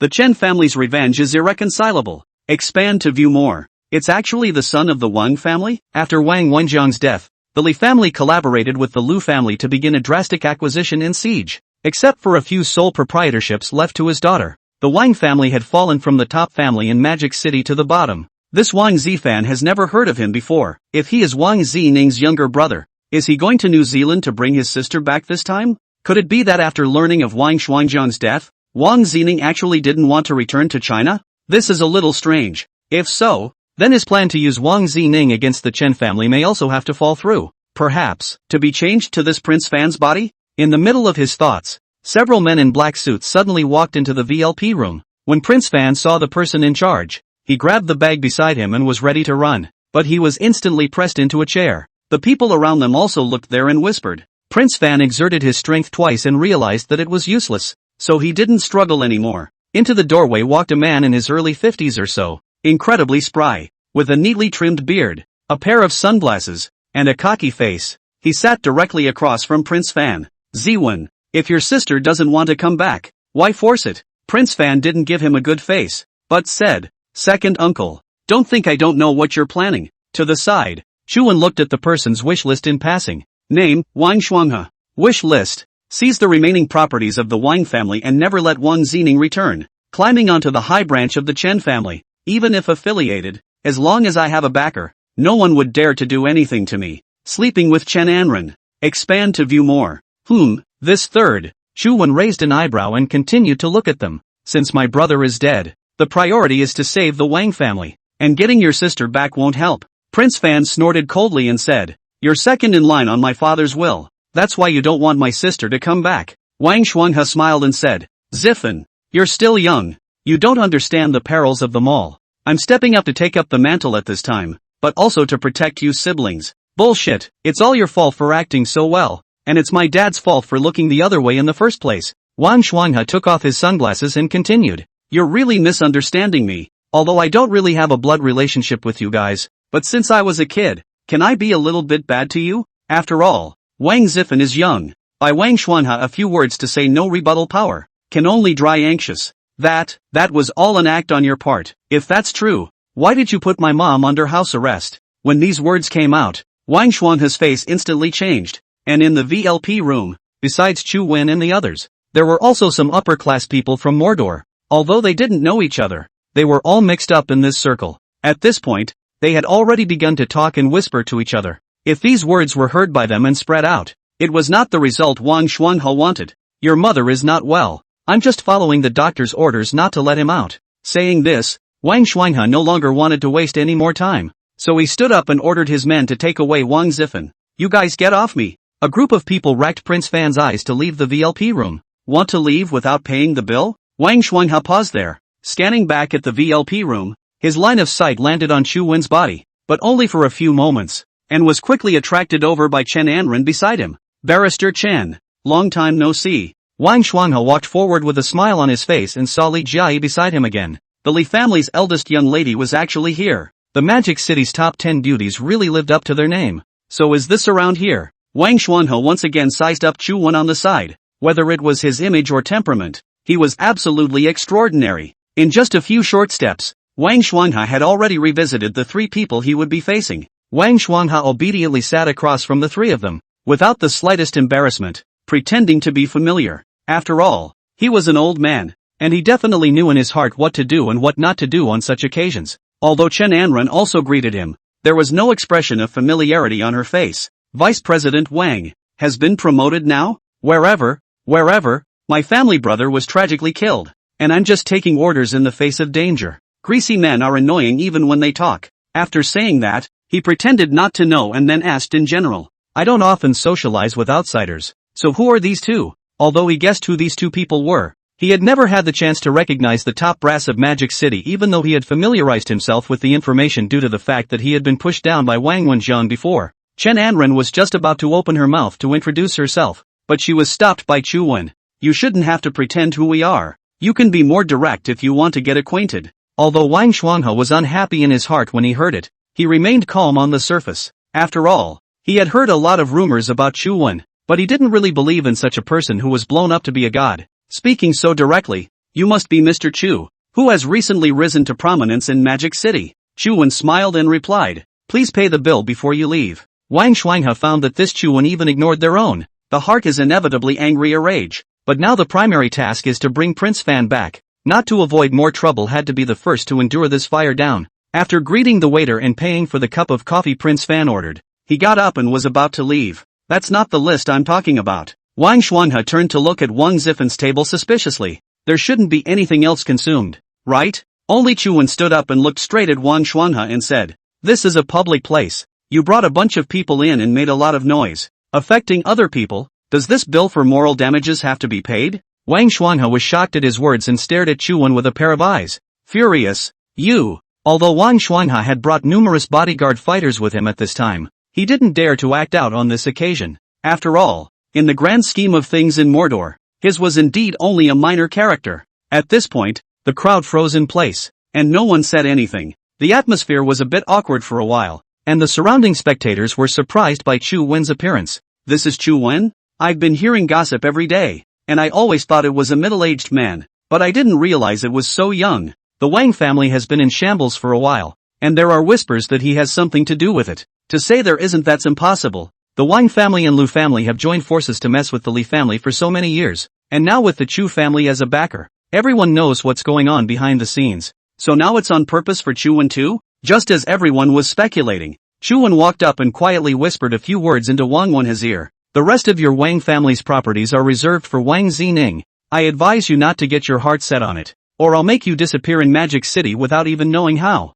Wang Shuanghe's heart was shaken. How did this person know so much? Could it be that the rumor that he holds the secrets of all the top brass of the Magic City is not false? An unbelievable expression appeared in his eyes, but he had always hidden himself well, and it was not until Wang Shuangjiang passed away that he jumped out to take over the family business. For so many years, by virtue of the appearance of the capricious, in exchange for Wang Shuangjiang enough trust, is waiting for this day, and Chu Wen continued to whisper in his ear. One more thing. In the future, it's best not to hit on Chen Anren. Wang Shuanghe's eyes widened slightly. What? You can try? Chu Wen's eyes seemed to contain something within them. Wang Shuanghe, who saw this kind of look, was slightly stunned, followed by his heart starting to beat violently. For some reason, he had a vague premonition. Can't try. Whoever tries it is doomed. With Wang Shuanghe's identity, not to mention the top 10 beautiful women in Magic City, even some of the upper-class society will not see him. So he made up his mind. Climb to that position. Chen Anren had helped the Wang family in a few lawsuits,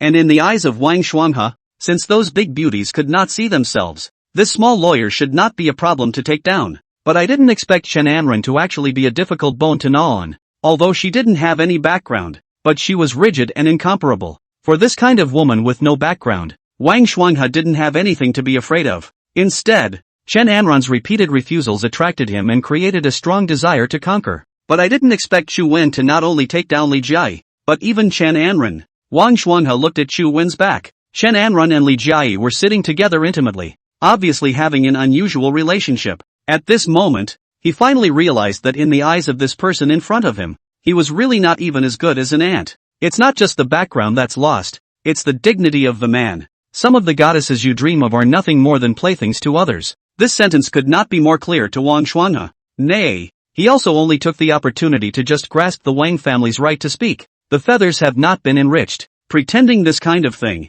can only be useful to the more bottom of the talent. Since they have already endured for decades, they are not afraid to endure for a while longer. Mr. Chu, today is considered to be an acquaintance, and I hope to cooperate when there is an opportunity in the future. Just moments after turning to leave, Chu Wen called out to him again. Release the man. This is my family matter. I'm afraid it's not good for Mr. Chu to meddle in it, right? Chu Wen smiled and said, house arresting sister-in-law, and now restricting the freedom of movement of your Wang family's young master. If these news were to spread out in the Magic City, do you think that there would be anyone left to cooperate with you? Wang Xuanhe clenched his teeth and looked at the young man in front of him. What he continues to do now is to look for backers again and grow his industry. If this kind of thing is really known by outsiders, I'm afraid that no one would really dare to have any business dealings with him. Reluctantly, but this halfway house managed to catch him at every turn, and he had to be convinced. Once again, he resized Chu Wen, then told his men to release Prince Fan. Without a word, he turned and left.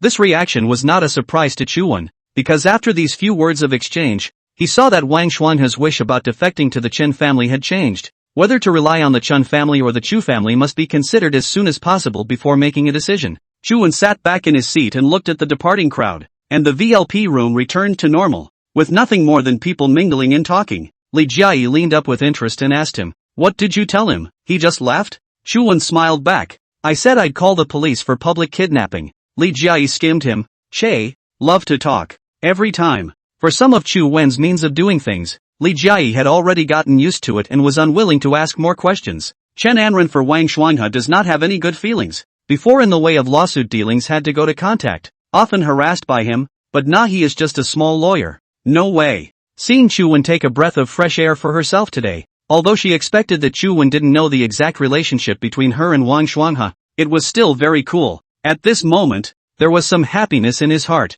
and the eyes that looked at Chu Wen also had some more admiration in them. Prince Fan, who had just been released, walked up to the trio. Thanks. You're welcome, Chu Wen simply replied back, and Prince Fan didn't say much, and straight away sat back down in his seat again. For the ever-rebellious man, the fact that his father has always supported his choice to do the music he loves instead of handing over the family business is a form of protection for him. On the contrary, his own sister is really more suitable than he is, so he sends abroad for further study abroad. But I did not expect to go out for a few years. My sister has also changed, this time outside the family figure business. She is not willing to come back? Unwilling to take over the family industry first, but even unwilling to attend the funeral. For Prince Fan is indeed incredible. There was bound to be something behind this that he didn't know about. But on the phone there are some things that cannot be said, coupled with Wang Xuanhe's sudden change of face, which makes him have to go to find his sister face to face to ask for a clear answer. Chu Wen also did not want to chat with the two girls about the Wang family. After all,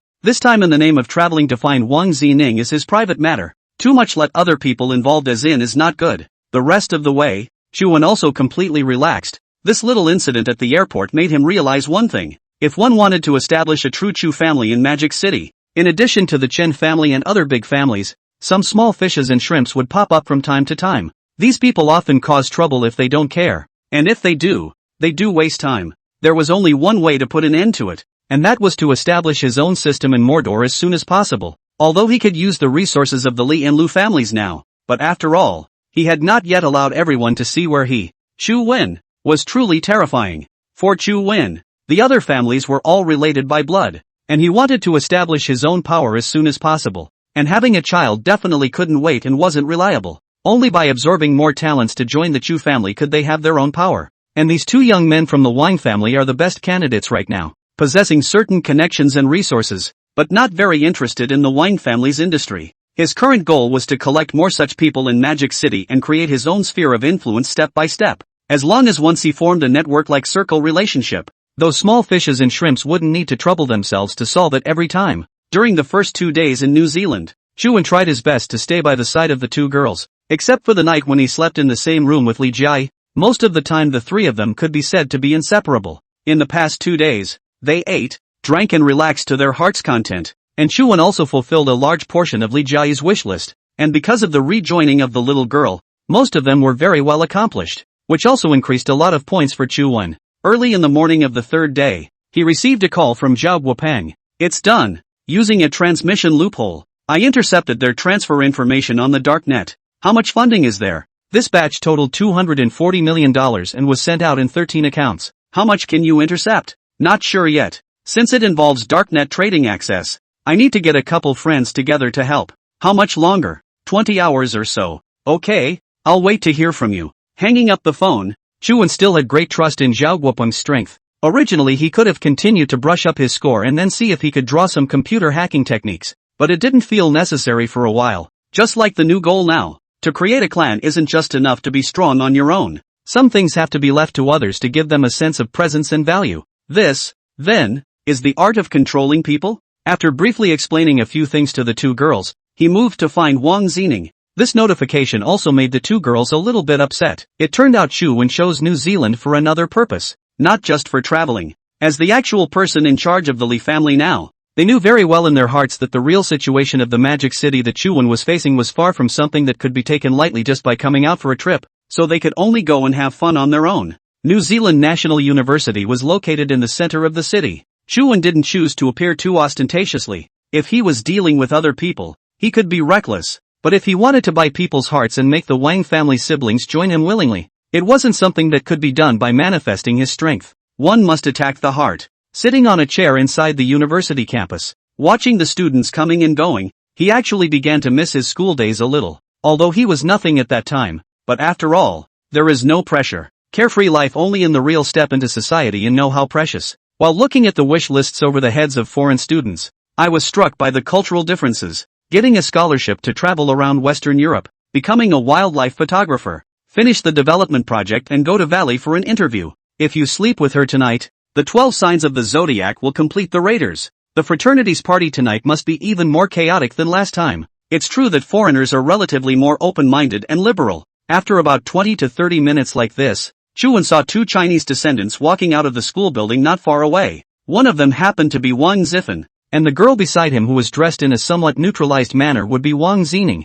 tourist shoes and jeans, with a shirt and leather jacket on top. He opened his phone to confirm the photo Zhao Guopeng had sent, and it was correct. At this moment, Prince Fan was dancing around his sister, frantically talking about something. However, Wang Zining was unmoved and walked on her own, not even saying a word. Chuan then looked at Wang Zining's wish list. Name, Wang Zining. Wish list, leave the Wang family, sever all ties, and never return to the country. Tomorrow's feminist tour must produce results. Hurry up and get rid of this noisy brother. Expand to view more. After looking at a dozen or so entries, Chuan realized that this Wang Zining's resistance to the Wang family was very serious, but he couldn't find any traces of it in his wish list. It looked like she no longer had the slightest attachment to her past. At the same time, Chuan also noticed a few foreign boys not far away, laughing and chatting, and kept staring at Wang Zining. Tonight we must drug this Chinese girl and let him feel what it means to be a man. Asian girls like to pretend. They're so reserved on the surface,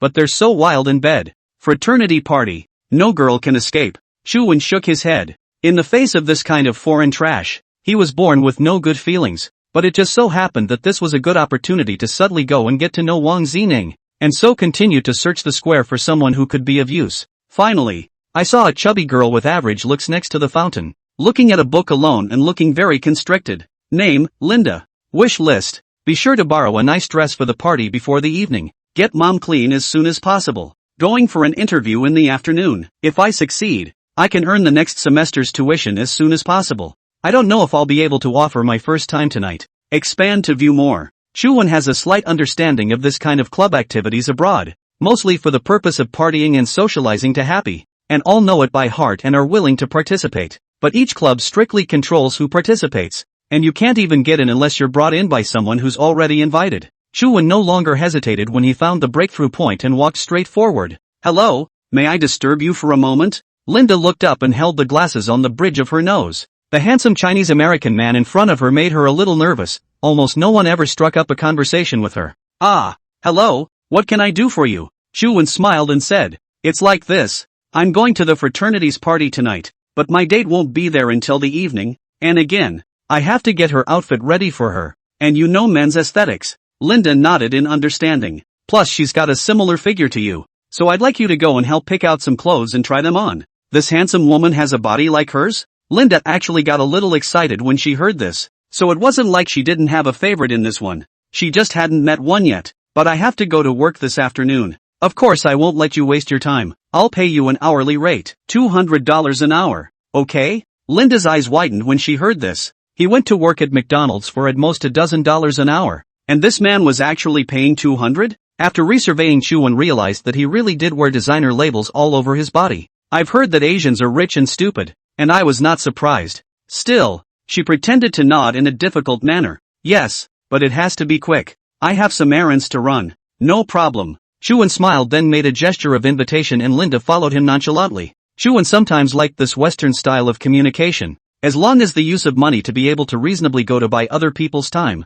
Simple and rough. Each get what they need. Not like a lot of domestic many women. Think they look pretty. Have to talk about face. To pretend high-end. Always think they are very expensive. In fact, is nothing more than forced to set up the table. Chuan brought Linda to the high-end designer clothing store. And looking at Linda's excitement as she tried on the clothes, he knew that such a girl probably couldn't afford to buy such a set of clothes in her life. Right after selecting a few sets, Chuan pretended to answer a phone call with a difficult look on his face. Immediately afterward, he shook his head, then said to Linda, she suddenly had something come up that prevented her from coming tonight. So I wonder if I could take the liberty of inviting you to be my date? Me? Linda was a little incredulous. Could it be that this guy has been in love with me for a long time? It's just a ruse on his part? Of course, you will never be forced to do so, and these clothes will be used as compensation for you. When had Linda ever experienced this movie-like plot? So she hurriedly nodded her head. Yes, it just so happens that I'm alone. And it's quite nice to have company. Chuan smiled and thanked her, thus smoothly mixing into the party of the fraternity. But how to go about taking down Wang Zining? He hadn't thought about it yet, so he could only go one step at a time. At night, at the fraternity's party, Chuan and Linda sat together, observing Wang Zining, who was not far away, playing wildly with the boys. The tomboyish dresser is also very gregarious and playful without a hint of inhibition, but what she doesn't realize is that danger is slowly closing in on him. Chuan was also at the same time keeping an eye on those lads during the day, only to see them hiding in a corner on the first floor of the villa, pouring some powdered drugs into a bottle of champagne. Then smilingly, he walked towards Wang Zining. Violet Nine, your favorite French champagne, count yourselves in. Wang Zining smiled and took it, so he filled his own cup, and just as he was about to drink it all in one go, a hand grabbed his arm. Chuan took the cup in his hand and said to the few foreigners, such underhanded tactics are only done by you trash. The boys suddenly had nervous expressions on their faces, but this being their turf, it didn't scare them in the slightest. Who are you? What do you want? Wang Zining also shook off Chuan's hand and looked at him somewhat puzzled. I don't think I know you. I don't know you either. Chuan replied coldly, then raised his wineglass and continued. I just can't stand to see this kind of drugged person. Drugged? Wang Zining looked at those people with some surprise. One of them looked flustered as he explained. Zining, don't listen to him. How could we possibly do that? Yeah, we're friends. Chuan looked at one of them with contempt. Friend? Then why don't you have a taste? With that, he put his arm around the man's neck and dunked right in. Come and make trouble. The surrounding people directly rushed up when they saw this, but Chuan, who possessed all kinds of close combat skills, didn't put them in his eyes at all. It only took a few moments for all the people who had jumped on him to be thrown into the pool. Wang Zining was just about to say something when she saw that the man who had been doused with champagne was already delirious. His eyes were disoriented, his body was red, and he began to babble. Seeing this scene, some of the people present also began to panic. I didn't realize it was really drugged. Wang Zining saw this and picked up the whole bottle of champagne on the ground that hadn't been poured, and it all went into the pool. Then compared a middle finger. Immediately after that, she pulled Chuan away, leaving behind the crowd of people who looked at each other in disbelief. The two took a taxi to Chuan's place, where the three of them lived in a seaside villa. Wang Zining, who hadn't said anything along the way, only spoke at this moment. Although I thank you for helping me just now, I am not going to sleep with you. Chuan smiled back. I think you've got it wrong. You're not the type I want to sleep with. Wang Zining sat down on the sofa and nonchalantly picked up the water on the table and drank it. Chuan didn't care about him either, but sat down next to him. I'd like to ask you a favor. Wang Zining put down the water bottle in her hand and stared at Chuan. You say, help me annex the Wang family. What? Wang Zining couldn't believe her ears. You know me? Wang Zining, the eldest miss of the Magic City Wang family, the first heir apparent. So, you've been following me? Did you arrange that scene just now as well? Chuan shook his head and said, I did come here to find you, but I was just helping out in passing just now. I can't look at such low-level means. Who the hell are you? To formally introduce myself, my name is Chuan, from the capital city Chu family. Although Wang Zining didn't have a good feeling about that family of hers, she still roughly understood some of the reasons why the Wang family was overthrown on the internet. And even more so, she saw countless rumors about Chuan on the internet. This man in front of you is Chuan? I've heard of you, and whatever you want. It's none of my business, there's no way I'm going back. Chuan didn't say anything else right away, but asked her, I'm curious, why do you have such hatred for the Wang family that you don't even want to attend your own father's funeral? This problem indeed let Chuan did not think about it. To know that Wang Shuangjiang in the last moments of his life, thought also to leave the only remaining family property to his daughter. There's something strange about such an unequal father-daughter relationship. Father? He doesn't even deserve it. Chuan began to be interested in the story behind this, so he took out 2 cans of beer from the refrigerator and handed Wang Zining one. When she didn't reach for it, she said, Don't worry, there's no medicine. Wang Zining wasn't afraid of anything else, only that this Chuan had suddenly come to find himself and asked her to help annex the Wang family. Although the accumulation of her hatred had almost reached its peak, but after so many years, fleeing was the only way out that he could think of. Plus Chuan didn't look like a bad guy, so he started to say after taking a sharp sip of his drink, he groomed me to be his successor just to let Ziffan pursue the path of music? Didn't even consider my feelings. Chuan frowned. Just because you're not understood? Wang Zining sneered. Of course not. Being born in the Wang family, my fate has never been mine to make, and this I have accepted. And why is that? You know what? I've compromised about the trajectory of my life, but I can't believe he's not even in love with me. I was once deeply in love with someone, and just because he didn't agree, in order to break up the two of us, I went so far as to harden his family, and in the end, sent him to jail. That's why I want revenge. Didn't he want Ziffan to be free? Didn't he want me to take over? Fine. Then I'll promise him, but as long as I'm studying abroad, don't even think about letting me go back. This day has finally come. The Wang family has no heir left. It's going to be taken over by an outsider. He won't be able to die in peace. Chuan after listening, even vaguely some back cold. This woman's heart is too powerful. In order to retaliate even to be able to hold back until now? Now think of Wang Shuangjiang, to death before he did not know the truth. It is estimated that this will be below if they learned that their own heartfelt daughter actually has been calculating this so that the Wang family destroyed. It is estimated that the lid of the coffin will have to be lifted. Chuan thought to himself, if such a woman is not used well,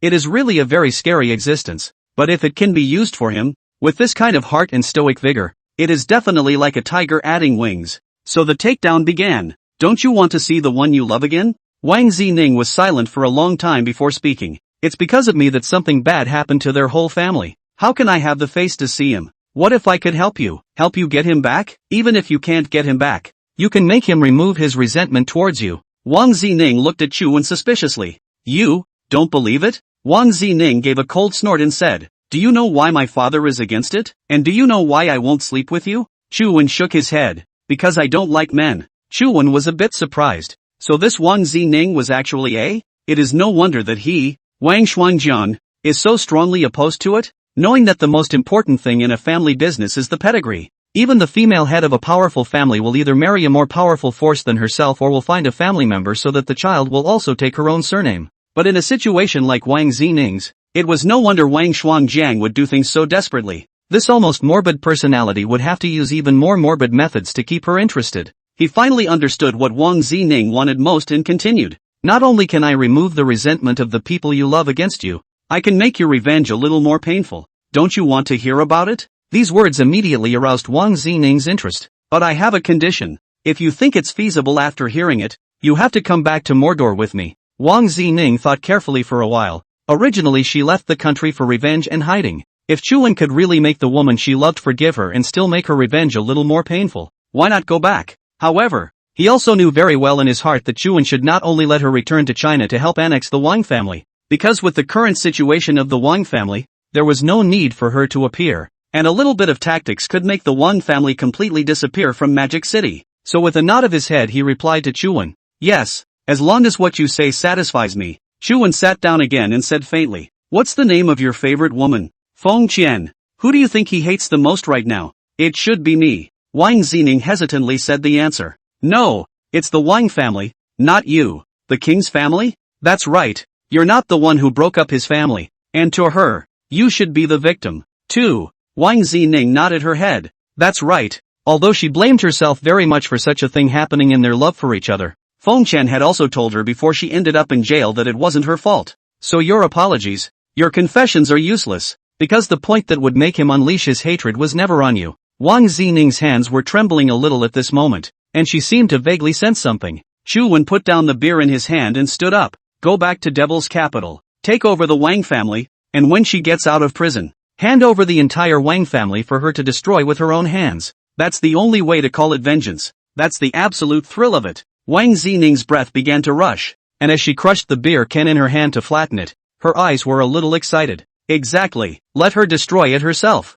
Nothing hurts more. I'm going to watch her destroy step by step, little by little. Chu Wen looked at Wang Zining, who was reacting somewhat morbidly, and knew that his plan had succeeded. He didn't continue to speak, and Wang Zining was already caught up in her own imagination. About a few minutes later, the door was pushed open, and Li Jiayi and Chen Anren ran in a panic, looking hurried even though they were still wearing bikinis. The Chen family made a move, entering the door and seeing Chu Wen sitting there. They took off, only to see Wang Zining sitting on the sofa immediately afterward. And this is? Wang Shuangjian's daughter, Wang Zining. They were not surprised by this answer. After all, they had felt it when they met Prince Fan at the airport. Although Chu Wen didn't say it explicitly to them, either of these two women was not a saving grace. Even if they couldn't guess what Chu Wen was going to do, they could still guess a 7 or 8 points. Coming to see Wang Shuangjiang's daughter must have been in the middle of one of Chu Wen's plans, and now looking at Wang Zining's state, even when they entered the door, they didn't even greet each other,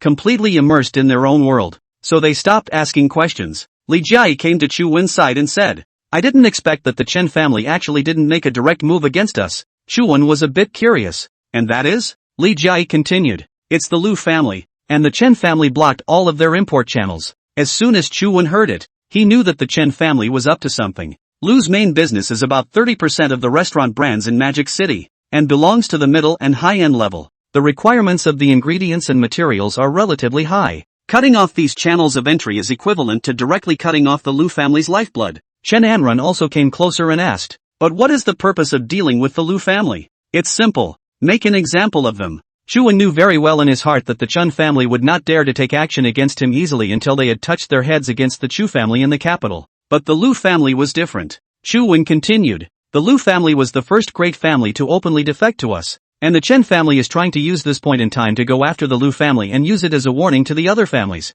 The first is to let them know what will happen if they cooperate with us, and the second is that if I, Chu Wen, can't preserve the Lu family, I can destroy the prestige of the Chu family in the Magic City. Li Jiayi sat on the armrest, her body leaning against Chu Wen. I didn't expect Chen Wenhai to have this hand. Chu Wen shook his head. I don't think this is Chen Wenhai's idea. Just based on my understanding of him, it's still far from this level. There are bound to be high-level people behind him. Tall man? Right. If Chen Wenhai could have thought of this, he should have started his retaliatory actions from the day you repented of your marriage. But instead, he took such a long time off, and didn't start his actions until the period of time that we weren't here. So he must have gone to consult a certain high-ranking person. Who could it be? Both Li Jiayi and Chen Anren searched their minds for exactly those people within the Chen family who were capable of being called military advisors. Chu Wen stretched his back and leaned his head on the sofa. Don't think about that much. Let's go back to our country as soon as possible. Since they've already started, they need to have a suitable opponent.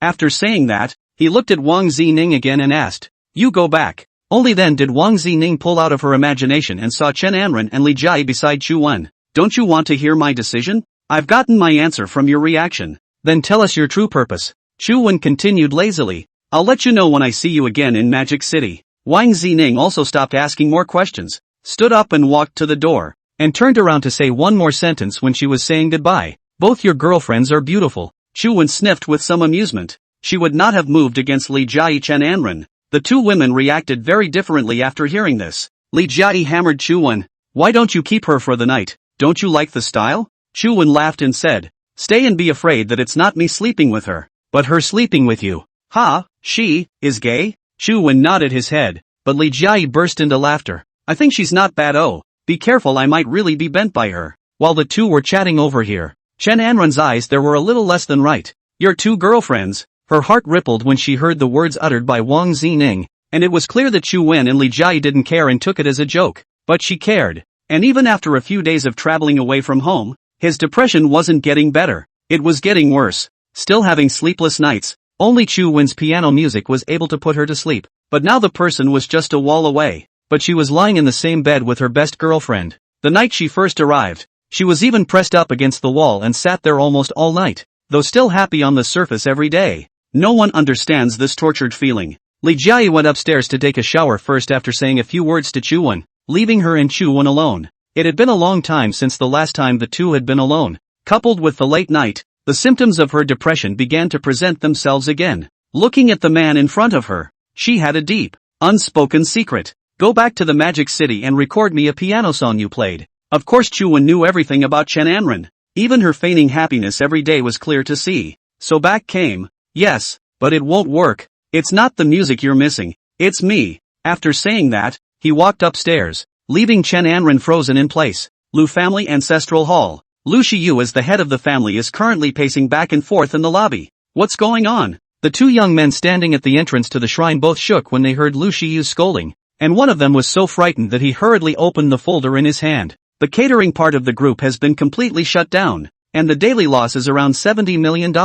And if the cascading effect of the related industry chain is included, it is at $150 million per day. Lu Shiyu disliked the cane in his hand heavily. There's no other source of entry? Another young man next to him quavered. There are still some ordinary ingredients to be found, but our needs are so great that it's a drop in the bucket. The main thing is still some imported ingredients. In order to ensure the reputation and quality, the domestic cannot find a substitute. Due to this, part of the import and export trading company is the Chen family. They directly to quarantine unqualified reason to withhold the goods. Repatriation of repatriation. Wastes. This group of waste. Lu Shiyu slammed the Gaiwan tea on the 8 cm table to the ground. To know their Lu family's core industry is catering. Although the family is big, but also cannot afford to lose hundreds of millions of dollars a day. So go on with less than a month's time. Such as termites like a tree. Their entire Lu family group will cease to exist. Everyone here, there's nothing you want to say at this juncture? Sitting around are the core bigwigs of the Lu family. Due to years of steady development,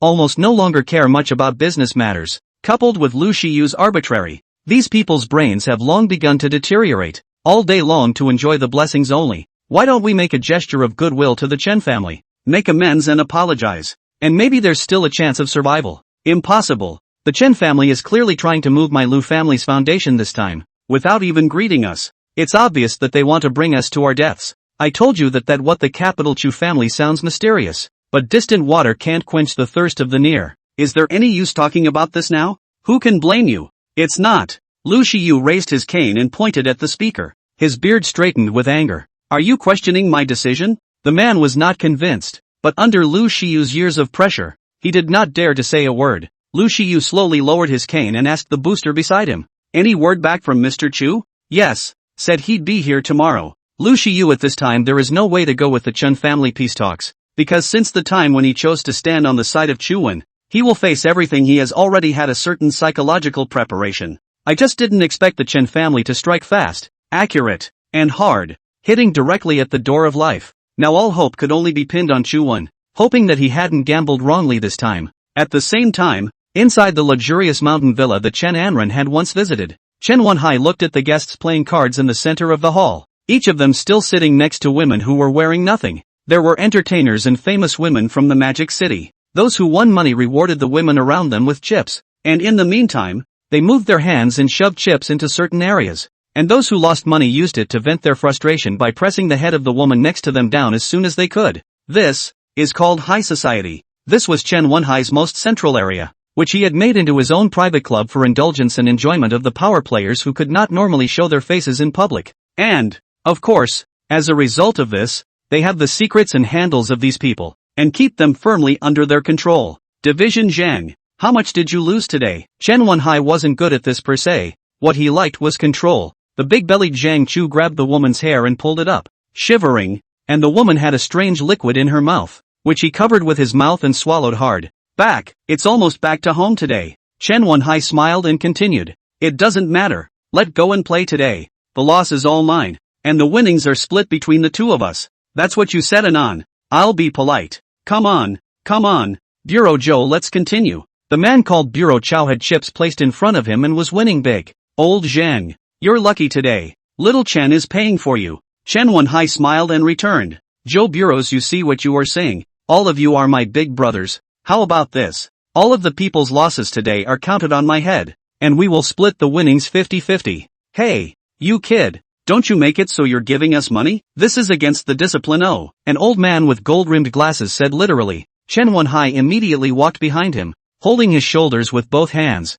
gently massaging them, and then said, Wu Lao, look at what you're saying. A few big brothers helped me with the import and export. It's just a little bit of my heart for being a brother. Not to mention that we belong to the technical exchanges. Formal competitive sports, right? The man known as Elder Wu laughed. That's right. Technical exchange. Competitive sports. He said as he wrapped an arm around the woman next to him and took a lick. Carry on, old boys. I'll just make a phone call. Chen Wenhai left the hall with a smile on his face, walked up to a bedroom on the second floor, and took out his cell phone. How's it going over there? Brother, our overseas acquisition funds have been cut off. Intercepted? Yeah, hackers from who knows where. Over $200 million, all into another hidden account on the dark web. Although the amount of money wasn't much for them, it still made him furious that it had disappeared so inexplicably. Can you find out? It's hard to say. I'm looking for someone to run this. The one who can intercept this money must know that it is us behind it, and dare to provoke it directly like this. I'm afraid I've lived too long. Brother, leave this matter to me. But Chu Wen immediately returned to Magic City. He shouldn't sit idly by while the Lu family's affairs are going on. Humph. I just want to let him reason. See what else he can do to save the Lu family. All the key points of the characters are in my hands. He just has to press me even if he has heavenly skills. Are you trying to discredit him? That's right. That old undead of the Lu family, who sees the wind and turns the rudder. I'm going to get him killed this time. Although the capital Chu family hasn't been investigated yet. But if the other families in the Magic City dare to still have any defectors to Chu Wen, that's what will happen to them. Understood. I'll keep checking. Hanging up the phone, Chen Wenhai revealed a conceited smile. Stealing his fiancée in public and humiliating the Chen family. This account now begins to be counted one by one. Chen Wenhai opened the bedroom door and looked at the Magic City rights holders who were going crazy downstairs from the place of the second floor railing and said with a sneer, Capital Chu family? Don't forget this is Magic City. Is a dragon you have to coil? Is a tiger you have to lie down? Chu Wen Chu Wen. Obediently as a rich second generation he does not smell good? At the Magic City airport, Chu Wen decided that he needed to go to the Lu family first to see what was going on. So he made arrangements for Li Jiayi and Chen Anren. He told Li Jiayi to go back to the group first and proceed to find out all the industries associated with the Chen family, and if there were any, to immediately look for a new way out as a precautionary measure. As for Chen Anren, since she had almost given a few lawsuits to several big families in Magic City, it then allowed her to find some loopholes in the Chen family in the lawsuits she had once filed. This, coupled with Zhao Guoping's early morning phone call, intercepted all 200 million or so. But for the time being there was no way to raise it from the dark web, or it could easily be traced back to its source. So Chu Wen let him put the money in there and not move anyone. It wasn't much, but it should be okay as part of an overseas emergency fund. The person from the Li family who came to pick up the plane was Li Changming, the vice president who had put the group in order after they left. Li Jiayi and Chen Anren got into a Mercedes-Benz business, while Chu Wen had Li Changming drive a top-of-the-line cruiser SUV and headed straight to Lu's house. There was only one reason why he had brought Li Changming with him. And that was to let the Lu family see who was actually in control of the Li family today and what the status quo was, so that they could have a peace of mind. For the Li family, the upper and lower levels had long since treated Chu Wen as the absolute leader. But even so, Chu Wen still sought Li Jiayi's consent. Although it was only a face-saving effort, Li Jiayi also knew in her heart that it was done for her men. She still took Chu Wen's goodwill. The two drove all the way straight to the Lu family ancestral hall. On the way Chu Wen also asked Li Changming this period of time Magic City some big news. After Li Changming reported to Chu Wen one by one he found that apart from the Chen family making a move on the Lu family, everything was calm. His appearance, coupled with the Wang family's fall from grace, caused everyone in the Magic City to be at risk, only wanting to watch the show, fearing that they would be implicated and fall into the abyss like the Wang family. So compared to before he appeared, Mordor was unusually calm. The car was parked at the entrance of the ancestral hall, and Chu Wen didn't greet the Lu family in advance. This Lu family was indeed not quite the same as other families. As a product under the clan system, the Lu family's base camp was in the Lu family village on the outskirts of Mordor. Unlike the oppression of steel and concrete, the mountains here are beautiful, but you can tell that many of them are man-made and not naturally formed. And every family in the Lu family village lives in a luxurious Chinese-style small buildings. Visible clansmen under the power of the benefits is to be able to let the blood relations of people are benefited, so that it is also more solid cohesion. The Lu family ancestral hall. Chuan looked at the somewhat worn plaque, out of place with the surroundings. This thing should be some years old. So he walked in with Li Sung-ming. Another difference between the village and the high-rise buildings was that there would be almost no security guards or anything like that. After all the people of a family lived together. If anyone dared to make a direct move on this place, there would really be no return. At this time, Lu Shiyu is still discussing countermeasures with the elders in the family. These days to the critical moment of the survival of the family. These people have not been idle for a day. Hearing footsteps coming from outside the door, the crowd looked toward the doorway together, only to see into a not too old fluttering young man. Everyone is frowning, and no one recognizes Chuan. But behind him Li Changming, of which a few people have seen. In the few days that Li Changming became the vice president and took over the Li family group, they also had some business dealings with the Lu family. Mr. Li, you didn't say hello before you came. Elder Lu, Li Changming greeted and stopped talking. The first is that his character is such that he is originally practical, and usually silent most of the time unless necessary to socialize. Secondly, since Chuan was there was no need for him to speak at all. When the crowd saw Li Changming's reaction, they were a bit strange and even more curious about the teenager in front of him. Chuan walked straight to Lu Shiyu in front of the crowd. Has the Lu family run out of money to call me? Lu Shiyu was shocked at the words. Only he and Chuan passed the phone among all these people. Although at that time he did not know the situation over there. Chuan also did not say a few words, but this voice he remembers very clearly. Ah, it's Mr. Chu who's here. Please have a seat. This is Chu Man? The Chu family of the capital that turned Magic City upside down? Some of the people around them had already stood up and nodded their heads at Chuan. There were also some slightly younger ones who were unimpressed. Was this Chuan really that capable? Since Chuan had just gotten off the plane and was still wearing casual civilian clothes, he really looked like a student who hadn't graduated from college yet. No wonder it made those Lu family members who were similar to him in age look at him somewhat unfavorably. Lu Shiyu hurriedly reached out and invited Chuan to sit at the 8 imperial table, while he himself sat beside him. Quickly, look at the tea. Mr. Li, please sit down too. Li Changming waved his hand and said, no need. After saying that, he stood behind Chuan, and this scene shocked everyone. The vice president of the Li family was standing behind him like a bodyguard? Anymore, this Li Changming is now considered a prestigious figure in Magic City. Just like a little brother? Not even one more word. When Lu Shiyu saw this, his heart was a bit relieved. At least it can prove that his choice should not be too wrong. I didn't expect Mr. Chu to be so young with his appearance. Elder Lu, I see that you're still not in a hurry, and you actually have the time to kiss ass? Speak business. In front of the clan members, Chuan was not polite in the slightest, and was surprisingly outspoken towards the patriarch of this magic capital's premier clan. Some of the young men sitting in the back row were already so angry that they were about to shoot up, but were immediately held down by those around them. It couldn't be helped. The only thing that could save the Lu family right now was probably this teenager in front of him. Lu Shiyu does not care too much. After all, with his years, what has not seen? And, the more capable people, the greater the temper will only be. And those who were incapable and still liked to lose their temper belonged to character defects. And the young master of the capital city Chu family in front of him certainly didn't belong to this category. Then I'll be blunt. The Lu family is rooted in the catering industry. This time the Chen family cut off all of our overseas import channels, and now we are losing hundreds of millions of dollars per day. And if it continues like this, I'm afraid that my Lu family won't be able to last more than a few months. A few months? How dare you pretend at this point? Hearing this, some of the young men within the shrine finally couldn't help themselves,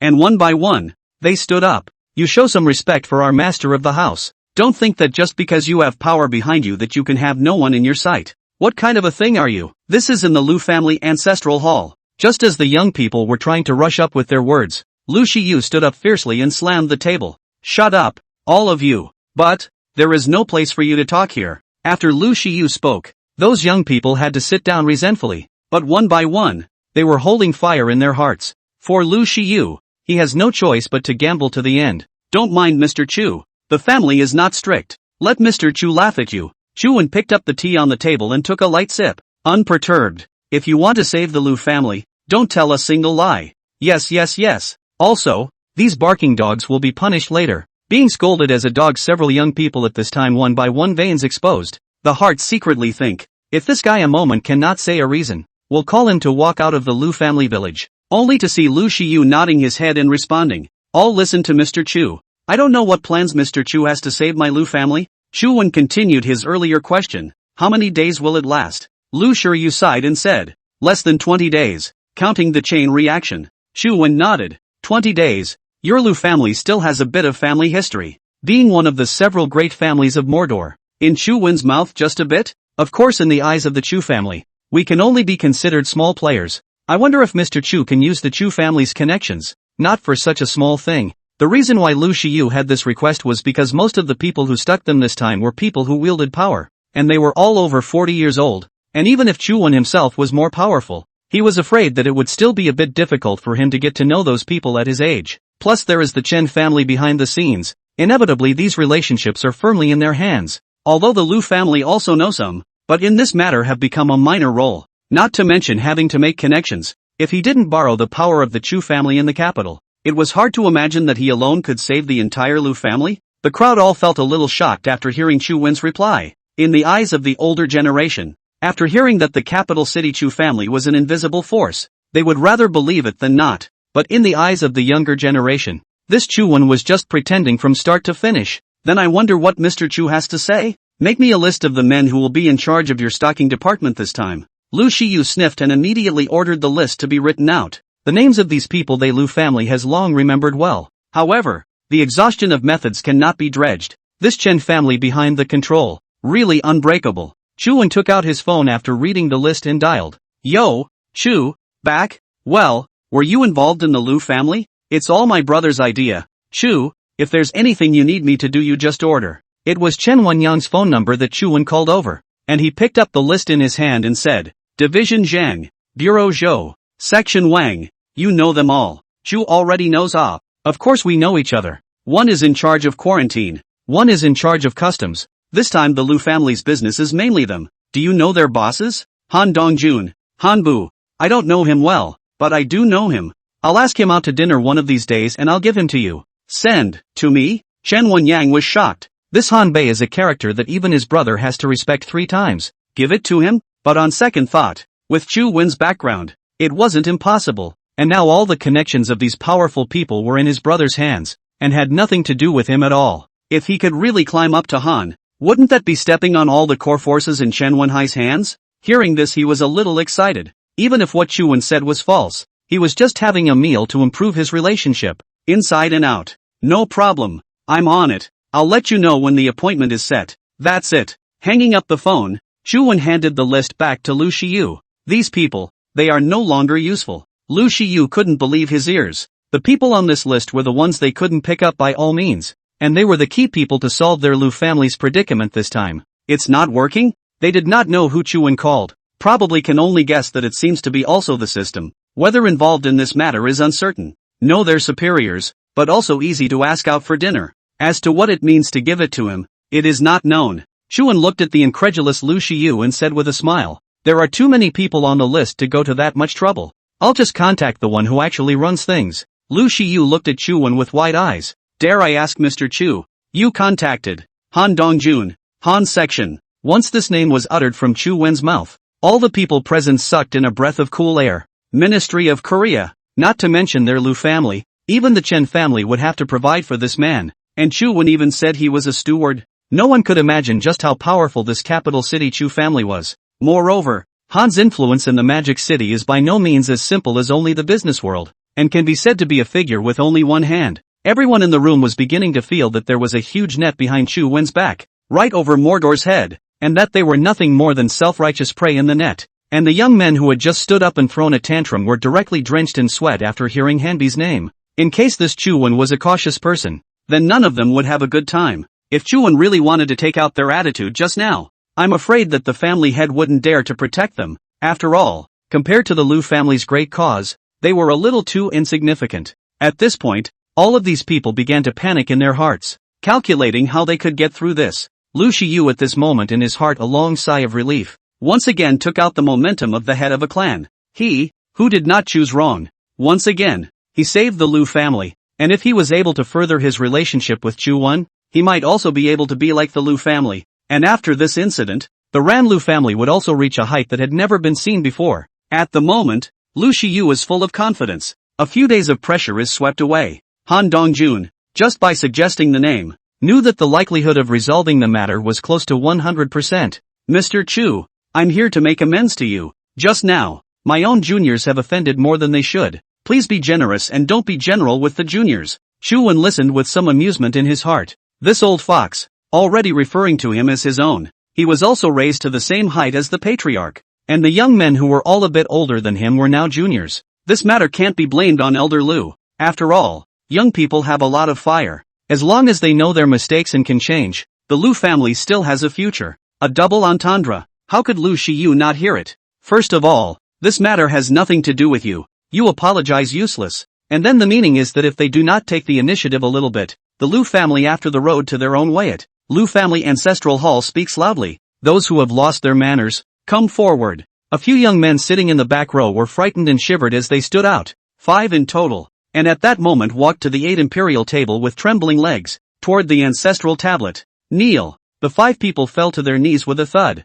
And on the front wall of the ancestral hall there was a huge plaque with 4 big characters. Lu's legacy. Lu Shiyu looked at the plaque and continued. Since my Lu clan established the Lu family village, there have been a total of 45 generations. And there is no one in the ancestral hall who is not serious about disciplining themselves and honoring their ancestors. And today a few of you descendants are even blocking the face of your ancestors to make a big fuss. What is the decency of this? The men were too scared to move at the sound of it. And the marble tiles in front of each of them were already dripping with sweat running down their faces. The latecomer knows his mistake and will listen to the punishment of the family master. Men. Family law. A middle-aged man in his 50s in a side seat stood up, strong and sturdy, and should be specialized in dealing with this matter. He was seen respectfully inviting down the cane from the offering table below the plaque and walking behind the 5 men. Those 5 people clenched their teeth and clenched their fists. The power of this rattan would not be unknown to anyone who was a member of the family clan. It only takes a single stroke, and the redness and swelling bulge in the lightest case, or the skin is split open in the heaviest case. The middle-aged man raised the rattan cane and smacked it down with force, only to see the first person screaming miserably, tilting his neck, his juniors clenching up, his eyes popping out, and his teeth almost being bitten to pieces. Chu Wen looked at the scene and nodded his head to Lu Shiyu. The Lu family has a very strict family style, and there will definitely be many talented people in the future. Lu Shiyu smiled, finally letting this little lord down. In the midst of the continuous screams of several people, Lu Shiyu also took the opportunity to ask, how does Mr. Chu intend to get Ministry Han to help my Lu family? Don't ask what you shouldn't. Lu Shiyu was flustered and hurriedly smiled again. Yes, it's the old man who talked too much. He hadn't wanted to ask, but he was genuinely curious as to what the early 20s Chu Wen would actually do. But that didn't matter at all to Chu Wen. He analyzed thoroughly. Those people on the list are bound to be Chen Wenhai's people, and Chen Wenhai's hands must also have their handles. Only people at the level of Hanbi would be more careful and never have any leverage in the hands of a businessman. What they seek is not pleasure and indulgence, but power, control, and the thrill of everyone bowing to him and begging for it. For Chu Wen, it was better to not be able to catch the handle, so that he wouldn't be used by people like Chen Wenhai. But as long as one is human, one has wishes, and he, the hunter, is the one who uses wishes as bait. Chu Wen received a call from Chen Wenyang after leaving Lu's house. He had already made an appointment for Han to dine at a secluded place, and for Chen Wenyang, this was the kind of good thing he definitely wanted to get done as quickly as possible, although he didn't know what exactly Chu Wen had in store for him. In his eyes, the strength of the Chu family in the capital definitely exceeded that of their Chen family. As long as this meal yielded results, it would be a powerful base card for him to compete for the rights of the Chen family. Han department of this kind of people generally cannot be about, but the rights of people in the business community always have inextricable links. Even if you do not want to recognize, the fear cannot escape the circle. Coupled with the status of the first family of the Magic City, the face of the Chen family's second son asking Han to have a casual dinner still had to be given. The top floor of the Poly Tower was a place dedicated to entertaining some extremely important people. Dining here has the tightest space security. Anyone who comes here will not reveal any news, no matter when to come, when to leave, and who. All have a set of extremely strict process. It's used to keep all the secrets just rotting away. It had to be said that this boss possessed an extremely smart business mind, and he also knew the rules of mixing in society very well. And for many years, nothing had ever happened to him here. The first floor is only 4 or 5 boxes in size and far apart, and has its own elevator leading directly to the private garage. In addition to the giant round table in each box for dinner, the card table, KTV and other entertainment facilities are readily available. And there is even a hidden bedroom for specialized rest. In order to keep Chen Wenhai from knowing about this meeting, Chen Wenyang had also put in a lot of effort. Ding! The elevator door slowly opened and Han Dongjun walked in with his wife. Dawn, sister-in-law, come, inside please. With that, he greeted Han Dongjun with a smile and shook his hand. Little Chen, sorry to keep you waiting. Why? I've just arrived too, and my chair isn't even warm yet. Ha ha ha ha. The two of them were seated one by one after a few words of courtesy. Han Dongjun was in his 50s, but looked like he was in his early 40s, and unlike those small officials with big bellies, people at his level tended to pay more attention to their image. A simple casual suit with a well-proportioned body, an extremely simple pair of black-rimmed glasses, and an angular face with extremely stern eyes. He did not like the private occasions when people called him Han Department, or leaders and other names. One is that the public place is easy to accident. Two is that this can appear to be more pro-people. That's why whoever he is, almost privately, calls him Don. He was seen pulling out the chair for his wife and then slowly returning it when it was ready, with a gentlemanly demeanor that was unmistakable. Chen Wenyang also stood aside and said with a smile, Brother Dong still loves his wife so much. An absolute gentleman. An example for our juniors to follow. Hey, what kind of gentleman? Just used to it in life. Sit down. Don't be polite. Han Dongjun waved his hand, signaling Chen Wenyang to sit down as well. Such people don't need to pretend at all, because all their aura is revealed in every move they make. Chen Wenyang nodded and sat down. He didn't dare to lean on the chair like Han Dongjun. His but only took up a third of it. Sister-in-law, today is just a family meal. It's been a while since I've seen my brother and had a chat. Don't worry. Never drink. It's fine. Look at what you're saying. My son studied abroad thanks to your help. And I haven't thanked you. See what you're saying? I'm just helping to contact the school. It's still Gungzi who is studying well and getting ahead on his own. Seeing my great-nephew working so hard, I'm happy too, aren't I? Han Dongjun's wife's name is Sunfingy, wearing a low-cut dress, holding a small Hermes satchel, in her 30s, with long wavy curly hair, and a very delicate face. That is, the makeup is a little thick. Speaking softly, gentle and elegant, with an unassuming temperament, she is recognized as a virtuous assistant in the circle and envied by countless people. As the wife of a top power player in Magic City, she was originally Han Dongjun's student in the official school, where Han Dongjun with the title of professor would often go to take classes on advanced thinking and education, and it was in the school that they met. The difference between the two is almost 20 years, which is envied by many right people, knowing that many people in this circle get married early, and in the process of moving up the ladder step by step, they slowly realize that their wives around them have become yellow. It's hard to match the power they now wield, hence the hedonistic madness. Han Dongjun is different. He didn't choose to get married until he was almost 40. It's because in this circle he thought it would be beneficial to get married later. It would make the upper echelons think that he was dedicated to his work. So even if he found a younger one at that time, no one said anything. And Sunfingy is only a small section officer up to now. But it doesn't matter at all. It's just an idle position to pass the time and not let people gossip. A status so high Han Department. His wife is still only a section, which also makes him in the eyes of the upper echelon to become a representative of never favoritism, clean and honest. And Sunfingy heart is very clear. Chen Wenyang mouth contact a school is not so simple. Although his son is competitive, but want to go to a famous foreign school is still difficult. Chen Wenyang also happened to know about the matter, so he did his best to get it done, which was why he had a better relationship with Han Dongjun than Chen Wenhai. The three of them started eating after a few simple pleasantries, while at that moment Chu Wen was in the hidden bedroom in the room, observing their every move. Name, Han Dongjun. Wish list, fighting for the right to develop a new harbor from the capital, settling in Mordor, and boosting political performance. 2 more rungs up the ladder before retirement, preferably to the capital state level. Use the resources at hand to make connections and prepare for retirement. Expand to view more. After all, being in their 50s, they weren't far from retirement, and although they still had a few years to go, saving for a rainy day had always been the norm for people like them. Name, Sun Fengyi. Wish list, buy more real estate in the old country. Being only in his 30s himself, it would be nice to find another home before he retires. Let Sun Changwei be promoted as soon as possible. Expand to view more. Fruity. Chu Wen was not at all surprised to see that these two were only a superficial couple. The age difference coupled with the special status must have many more secrets. It's just that in the course of years and years of living, some of those heart's desires can no longer be ranked. The longer the secret is hidden, the deeper and more powerful it will be. After scrutinizing the dozens of wishes from the two, Chu Wen smiled. The truth that this Sun Fengyi is covering up is a complete different person from the gentle and elegant person he is shown. Finally clear up the two people's deep-seated mustache. If this matter is set out, Not to mention let Han Dongjun help save the Liu family, even if it is to let him give up the government. But also not absolutely impossible. Chuan ran through the timeline once more, then took out his cell phone and sent the message to Chen Wenyang before lying down on his bed and no longer paying attention to them. Chuan understood that it was unrealistic to want the huge Chen family to be completely destroyed. At least at this stage it was difficult to see, but as long as he fostered Chen Wenyang to seize power,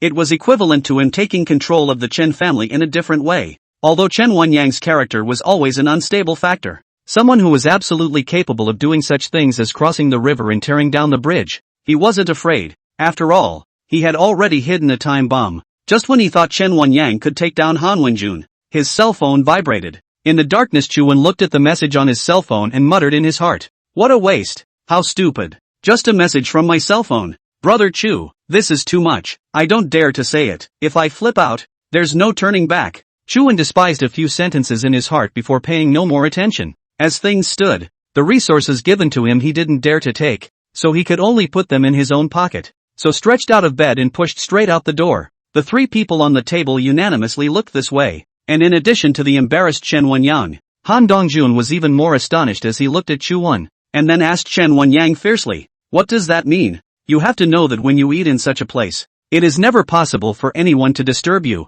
The dishes are all served at once, and the waiters don't come in unless they ring the bell to call them." It wasn't the first time that Han Dongjun had come to this kind of place to eat, and at this time, when a person suddenly stepped out from the hidden bedroom, he would definitely think that this was a bureau arranged by Chen Wenyang. In his heart, he first recalled that he shouldn't have said anything inappropriate from the time he entered the door until now, and immediately after seeing Chen Wenyang's reaction, it was obvious that he knew that there was someone hiding in the bedroom. Chen Wenyang was a bit uneasy, and his already pale face was now sweating out in a false sweat. Don't mind this. This is my friend." Friends? Han Dongjun is bound to be wary of this kind of appearance, and it's because of his caution at every turn that he's able to get to this point. Wiping his mouth, he let out a cold snort and got up, ready to leave, and Sun Fengyi, of course, followed, ready to leave.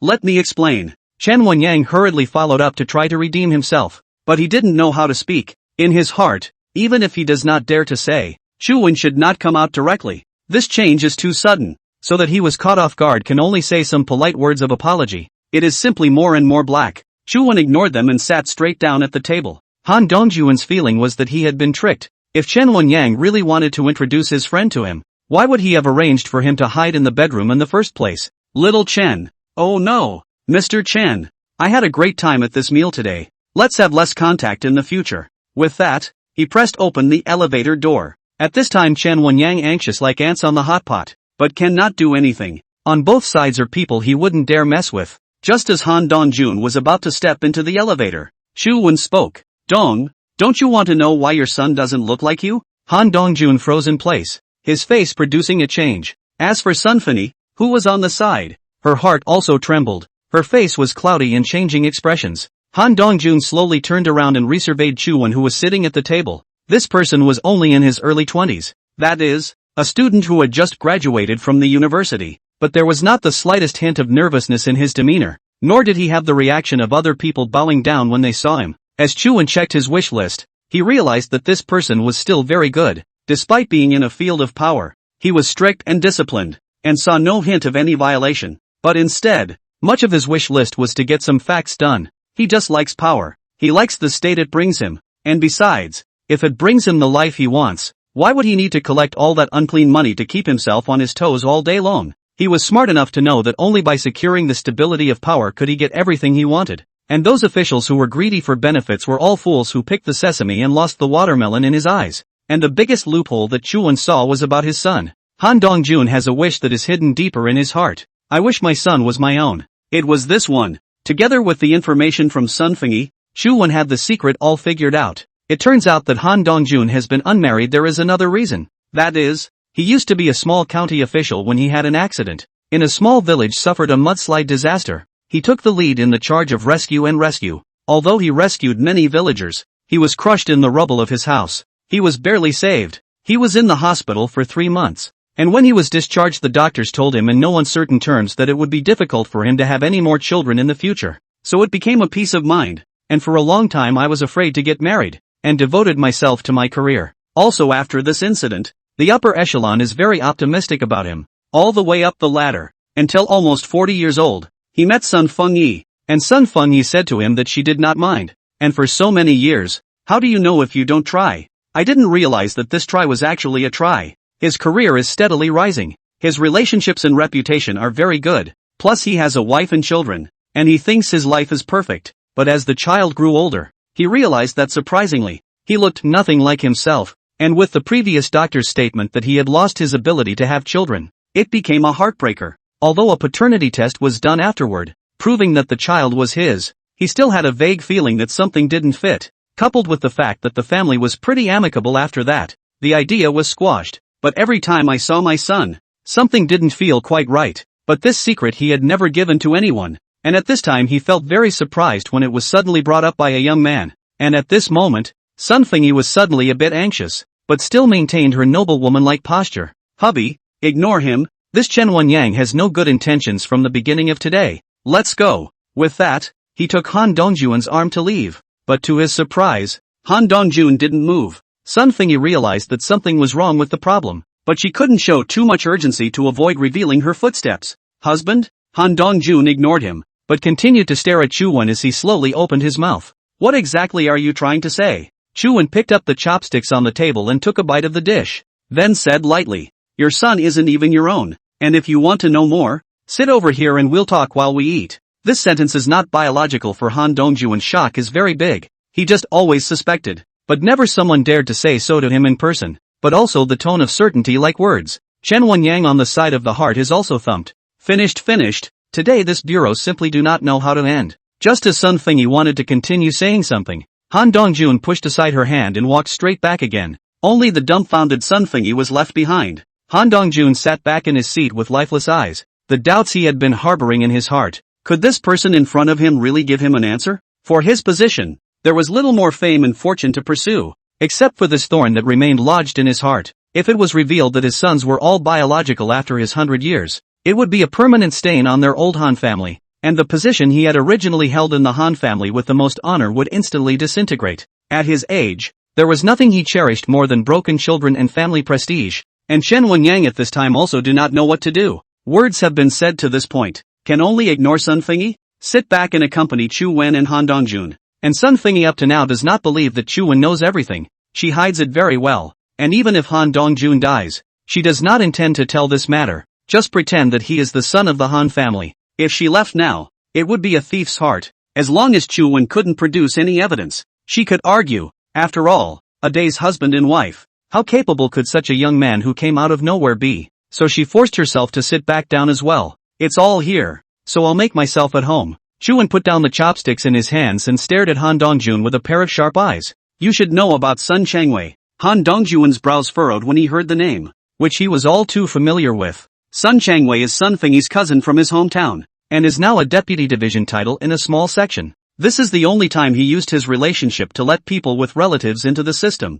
because at that time Sun Fengyi happened to give birth to his son. The excitement could not resist the request of his wife, so he had to agree, but also just collapsed a few Sun Changwei workability and so on. The bottom of course know what Du Ming means. In Sun Changwei age is less than 30 all the way up to the title of deputy division. On the surface they are superior and subordinate, but privately Sun Changwei is still considered his brother-in-law. Han Dongjuan nodded. He has something to do with this too? Chu Wen turned his head and looked at Sun Fengyi again. More than having a relationship, your son is Sun Changwei's seed. He and your wife are not even cousins. There is no blood relationship at all. It's all a lie. This matter of you not being able to have children was known to many people after that incident, and her appearing by your side was deliberately arranged by Sun Changwei back then. It was a setup they made. And not only that, but the two of them are also receiving all kinds of favor payments under your name and have bought an unknown number of assets in the old country. When Han Dongjuan heard these words, his brain buzzed and his hand slowly clenched into a fist. Sun Fengyi was breathing heavily.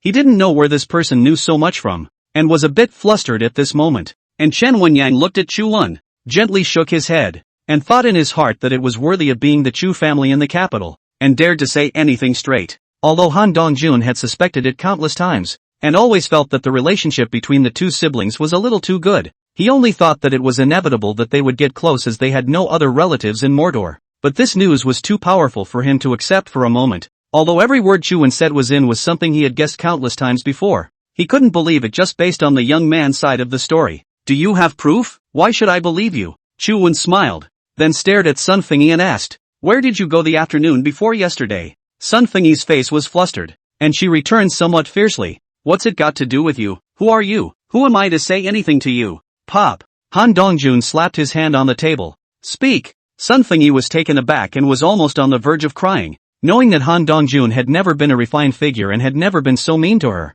Chen Wenyang had also never seen it before, and just wanted to persuade, but realized that it was better for him to shut up at this time, so he could only sit there quietly and watch the development of the situation. Sun Fengyi mind hurriedly recalled. The day before yesterday afternoon he happened to be in Sun Changwei went to do hair. At this time can only hurry to lie, I was arranged to work, to visit the masses. This is Sun Fengyi a small section officer's job. With Han Dongjun no is also so, and there is no problem, so continue to look at Chu-won. Chu-won continued, are you alone? Of course. All afternoon? That's right. Only Chu-won stood up, walked behind Han Dongjun, whispered a few words in his ear, and then sat back down. Neither Chen Wenyang nor Sun Fengyi knew what he had said. Immediately after that, Han Dongjun took out his phone, dialed the number, and pressed the speakerphone. Brother-in-law, what are your orders at this late hour? It was Sun Chingwei's phone number that was dialed. Han Dongjun looked at Sun Fengyi while saying, your sister said she went to the mall with you the afternoon before yesterday to buy something. What did she buy? Oh, that, didn't buy anything, it's just the family's rice on noodles or whatever. My sister is not unable to move it, so I went to help. But your sister said she went to the furniture mall. What did you buy? Didn't buy anything, just browsed around. Your sister said she booked a bed, or you paid for it, so I just wanted to thank you for still letting you go through all this trouble. Ah, the bed is it? Hey, how did my sister say it? It was supposed to be a surprise. Okay, thank you. It's all family. Brother-in-law you don't guessed. Han Dongjun hung up the phone, his whole body trembling, looking at Sun Fengyi again. Her face was ashen. It had become an unspoken agreement between the two to tell lies to each other, but neither had been privy to it for a long time, and with the number of times they had done so, they couldn't always agree on what to say. Swindle him. That's what Chu-won whispered, giving him ideas. Anyone who wasn't stupid could hear that Sun Chengwei's every word was a defense that went along with Han Dongjun's question. Han Dongjun had hidden veins on his forehead. Hubby, how can you believe what an outsider says? You don't believe that I actually believe an outsider? He must have ulterior motives. Sun Fengyi got agitated and pointed at Chu-won, trying to change the topic. Snap! A clear and loud slapping sound that even made Chen Wenyang feel a numbing illusion on his face. Sun Fengyi was directly slapped down on the ground. The large fingerprints on his face were already showing blood, while the corners of his mouth were also flowing this blood. She was directly struck silly, lying motionless on the ground, although she didn't faint, but at this time she didn't dare to get up, and could only nestle there. Han Dongjun's state, as well as this slap, not to mention Chen Wenyang has never seen, even Sun Fengyi and his husband and wife for so many years have never seen, even if the henchman stabbed a big basket, how she is brutal. Han Dongjun at most a few heavy words. Today's slap could almost be considered the first time in his life that he had ever hit anyone. Han Dongjun's hand was also very brightly red, and it was slightly shaking at this point. He no longer paid attention to Sun Fengyi, but turned his head to look at Chu-won. Who the hell are you? How do you know so much? Chu-won returned with a smile. Me, have you heard of the Chu family in the capital? You're Chu-won? Although Han Dongjun is in the circle of power, he certainly knows all the forces and major events in Magic City, big and small. And this is the case with the government and the bandits. What's more, Chu-won's fame in Magic City was rising like the sun during this period of time. As for the Chu family in the capital, after all, he hadn't mixed into the capital's circle yet and didn't know much, but judging from this scene just now, a situation that could make the Chen family's second son not even dare to interject a word, this Chu family was only stronger than the Chun family. Chu-won nodded and continued. As for them accepting favors in your name and buying up all sorts of assets on a large scale in your old home, you only need to look into it to find out quickly. Han Dongjun had already believed 80 to 90% of Chu-won's words at this point, and the matter could be cleared up with just a little use of his connections. On the contrary, it was he himself who was now faced with two dilemmas. Firstly, what about his son? And secondly, if these two brutes went too far behind his back, his future was also in jeopardy. Chu-won saw Han Dongjun's thoughts at this time, just enough to continue to utilize them. Brother Dong doesn't need to be particularly worried. After all, you really don't know about this matter. You only need to report it. Everything was done by Sun Changwei. You're still considered to be a great justice. Han Dongjun nodded and felt some good feelings towards Chu-won. Although the matter of knowing his secret made him a little unhappy, it felt like a handle was held in someone else's hands, but he was also glad that it was Chuan who was able to tell him before the east window came to light. You believe what I'm saying now? At least they're lying to me. You're right on that point. He and Sun Changwei do have problems too. I'll investigate the rest one by one. It's just that he doesn't want to admit the reality that he's been green. Not to mention that he's a lot more than just being green. How do you know all this? Who told you? Brother Dong. Not to mention these things about you,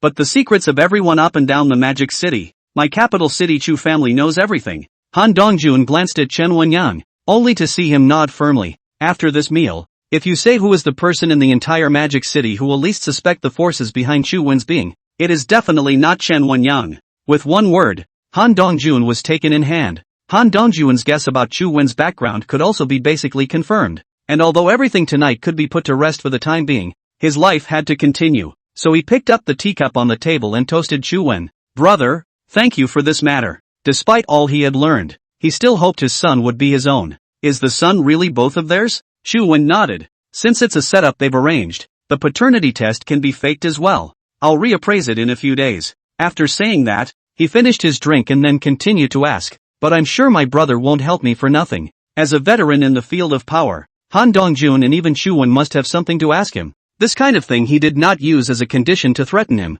but rather directly said it has proved this. And in 2 consecutive sentences, he called Chu Wen a brother. That is, he wanted to make friends with him. After all, if he wanted to move up to the capital, it would be helpful if he could recognize some forces in advance. Not to mention the Chu family. Chu Wen also picked up his tea and took a sip. Such a person would also become one of his bottom cards. And you can be very rest assured that only a few of us know about this matter. And I know too many secrets. It would be meaningless for me to say anything. With that, he turned his head to Chen Wenyang. If this matter is known by others, then, Chen Wenyang was instantly flustered by the look. Brother Chu is joking. Both of you are my good big brothers. It's impossible to reveal a single word even with a gun on my head. Chen Wenyang thought to himself that he was still given a hand. If one day this thing really leaked out, Han Dongjun can only suspect his head. Had to admire himself. Follow Chu Wen absolutely right. And Chu Wen inwardly cursed Chen Wenyang again after hearing his oath just now. Isn't everything he does now aimed at Chen Wenhai?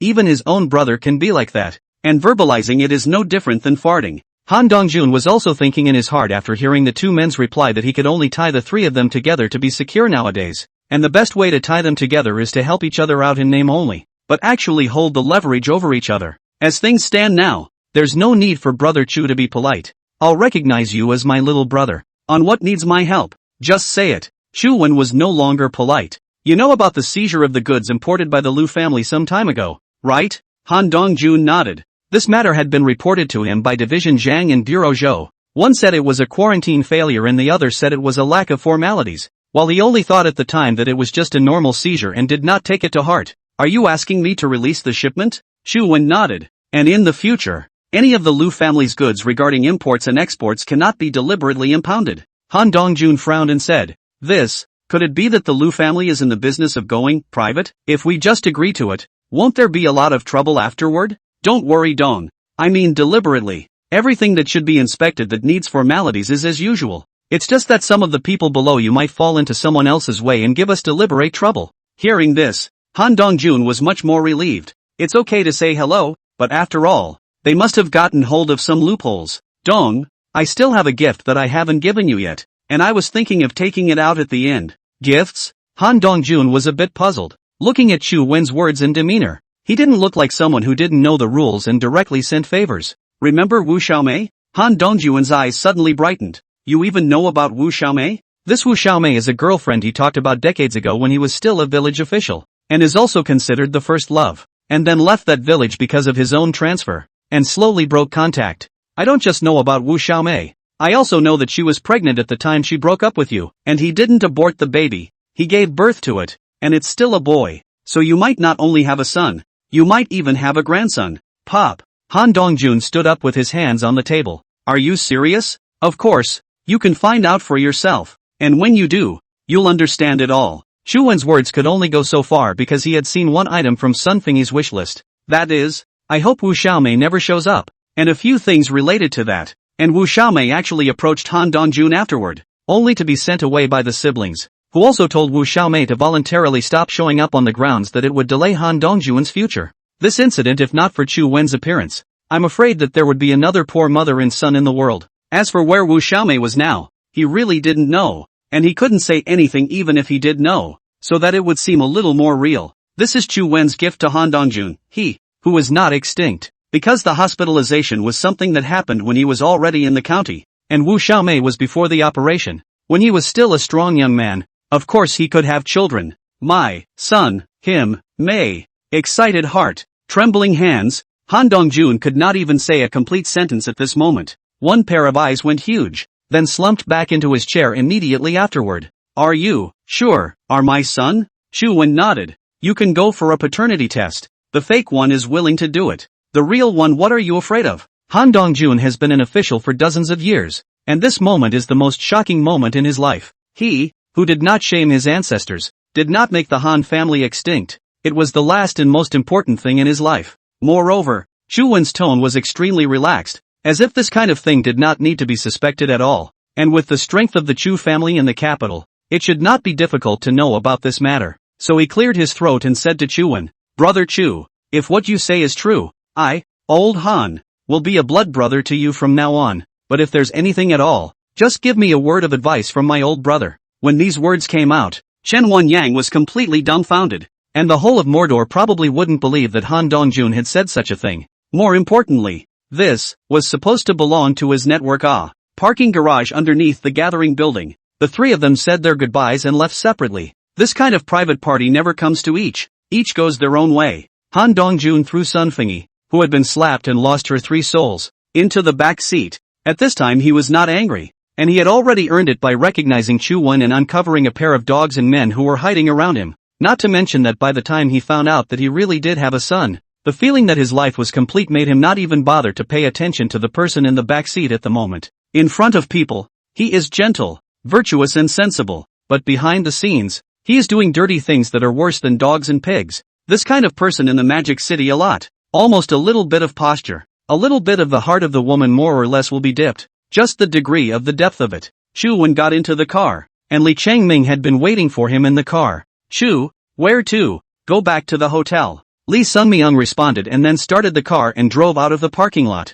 The Li family knew that he and Li Jiayi were staying in the presidential suite of the Li family hotel. After all, they were engaged adults and understood. Chu Wen sat in the back seat, lazily leaning against the back of the seat, enjoying the night view of the Huangpu River outside the window. He pressed down the window, enjoying the relaxing breeze blowing through him. Not a moment to spare since he'd just gotten off the plane. And sure enough, it was just like the Magic City. There is no darkness in this city, and the clamor of flashing vehicles and the myriad of dazzling lights on the roadside keep everyone running wildly through the never-ending hours. The lights are on, and there are young people who let loose at night, and adults who have trouble sleeping. In addition to the paper-drinking upper class, there are also the hard-working lower class. A hint of the city's tranquility at night can only be felt when looking up at the deep sky. Chu, there's a car following behind. Li Sunmyung's eyes glanced at the rearview mirror. Oh, Chu Wen straightened up and turned his head slightly sideways. He couldn't see exactly what kind of car it was due to the lighting at night. He could only tell by the height of the lights that it was also an off-road. I realized something was wrong a while ago, and after making 2 turns on the interchange, this car was right behind it the whole time. Li Changming was the only one of the Li family who had retired from the military and had once been considered half a special forces soldier, and was familiar with scouting and counter-surveillance. When he returned to the Li family, he also worked hard and was a decent person, which is why Li Jiayi rehired him. This, coupled with the experience, has led to the development of a reticent personality. At this moment, Chu Wen was a bit curious. Just returning to Magic City and already being followed? Who could it be? The only people in Mordor who were interested in his trip right now were Chen Wenhai and Wang Shuanghe. The Lu family is impossible. How can they still dare to use this kind of tactic that makes him sick when they are in a life and death situation? Pull over in front. Okay. Li Changming parked his car on the side of the Riverside Road. At this time there are still many people on the riverside. There are tourists enjoying the night scenery. There are also young people in love. Li Changming looked at the vehicle following them in the rearview mirror and surprisingly stopped behind it as well. Interesting. Chu Wen smiled. This was the first time he had heard of such blatant stalking. You go and greet them and find out what kind of gods they are. Li Changming sniffed and opened the car door, walking straight toward the car behind him. But before he could get close, the car suddenly turned and drove past Li Changming. It took less than a few seconds for the two to lock eyes as they passed by Chuwen. The passenger window was open, as was the window on CHWYN side. It was as if time had slowed down, and although it was only for a moment, the looks that both of them revealed to each other were extremely interesting. Chuwen saw that the one who drove the car was a girl, never seen before, wearing a loose shirt on the upper body, extremely casual, looking at Chuwen's eyes without the slightest bit of emotion, as if unintentionally turning back, but his eyes stayed on Chuwen's face, and Chuwen reacted in almost the same way. Immediately afterward, the car disappeared into the streaming road. If only based on this side of the story, Chu Wendo could give him the appearance of reaching 8 or 9 points, and Li Jiayi was on par with him. Brother Chu, Hummer H2, license plate Shanghai C66888, Li Changming said to Chuwen as he also looked at the distant vehicle at the window. Whatever, he's a little tired today. Li Changming nodded and got into the car and continued to drive towards the hotel. It wasn't that Chuwen didn't want to know who this person was, it was just that the time just now was indeed very short, and the wish list above her head was almost a flash as well, but it didn't matter to him, stalking him in such a way that sooner or later he would show up again. Back in the room, Li Jiayi was not there. She should have gone to deal with the things of the Li family in the past few days and had not returned yet. Chuwen took a shower, changed into his pajamas, poured himself a glass of red wine, and sat on the chair by the floor-to-ceiling window, looking at the night view of Magic City, when his cell phone dinged. I'll be back in the next few days after checking out of school. The one who sent the message was none other than Wang Zining. It looked like she still couldn't withstand the temptation, confusion, of Chu Wen's plan. After all, the feeling was too much. The conflicting thrill of having her most beloved destroy the thing she hated the most, or her own family, was too much for her to handle. Is there really anyone in the world who doesn't love money? Of course there is. Money gives the pleasure of ownership and enjoyment. But once one thing goes beyond that pleasure to a point where money is untouchable on a spiritual level, money is just a tool. Such people are rare and very extreme, either great men of history or perverted prisoners of all sorts. What they seek is extreme pleasure. Wang Zining was this kind of person. If there was no one to guide him properly, the more time passed the more perverted he would become. From this perspective, Chuwen was still considered to have saved a soul. Don't do anything when you get back. Wait for my message. Turning off the screen, he took a sip of red wine, his eyes looking into the endless sky. What he would be facing from today onwards would be a never-ending war. In Chen Wenhai's mountain villa, there were only 2 people at this time, he and Wang Shuanghe. After Wang Shuanghe failed to stop Wang Zifen from going to New Zealand, he knew that he had to find the Chun family as a backer as soon as possible. Although Wang Zining was not willing to go back to her country, she still had to make early plans in order not to try to get out of the business. The hall was a mess, having just sent off a group of people who had come to campaign. Although the Wang family was no longer what it used to be, the thin dead camel was bigger than a horse, and the remaining industries added up to be equal to some of the middle-tier families in Magic City. Wang Shuanghe was nearly 20 years older than Chen Wenhai, but on this occasion, he had only prayed, "Boss Chen, I'll be following you from now on." The beard on Wang Shuanghe's face was squeezed out of shape by the smile. Chen Wenhai was very happy looking at the filth on the ground.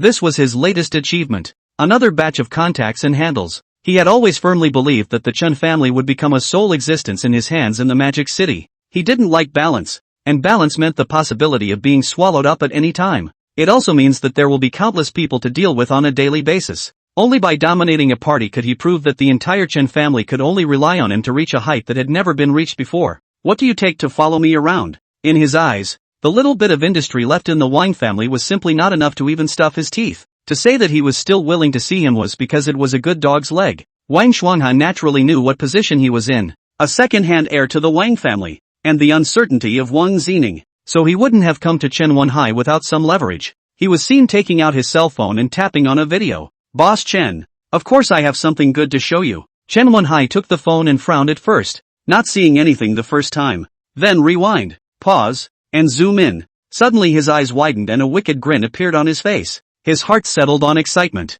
"Old Wang, why didn't you take out such a good thing earlier?" Seeing Chen Wenhai's reaction, a big stone in Wang Shuanghe's heart fell to the ground. He was really very interested, and from the point of calling him Old King it looked like a lot of closeness had been drawn. "Mr. Chen, didn't I fall at the most critical juncture before I dared to take it out?" Chen Wenhai repeatedly looked at it again a few times, and after making sure it was correct, he pointed his finger at Wang Shuanghe. "You kid, you really know that good steel has to be used on the blade as well." "Actually, I didn't mean to give it to you only now. I hadn't seen that Chuwen kid before, so I wasn't sure, and I only met him this time when I went to the airport to block Prince Fan." Chen Wenhai sent the video to his own phone before handing his back. So, only you and I know about this video? Wang Xuanhe nodded like garlic. There is absolutely no third person. You want me to help you take the rest of the Wang family's properties? Seeing that Chen Wenhai didn't drag his feet at all and directly stated his purpose, he sat up straight. That's right. The main thing is to be quick. Those old guys left in the family are waiting for Wang Zining to come back.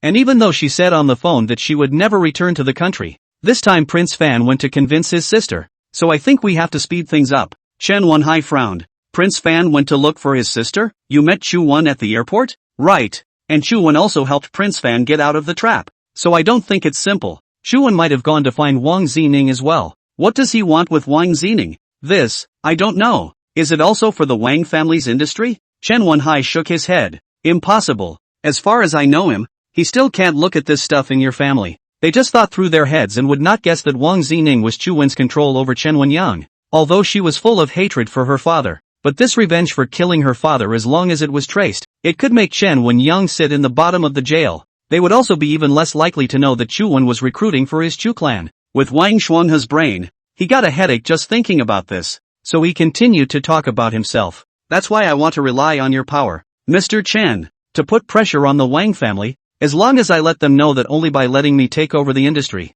the Chen family will help me make a comeback. And as long as I sign the contract for the will to come into effect before Wang Zining comes back, there's nothing I can do about it. Even if she relies on Chu Wen. Chen Wenhai nodded. This matter was not difficult for him. It was just a matter of stepping forward to highlight his relationship with Wang Xuanzhang. As for any kind of comeback, it's simply not possible. I promise you this. Wang Xuanhe to this sentence after the joy. Excited hands do not know where to put. 2 feet are also back and forth on the ground rubbing.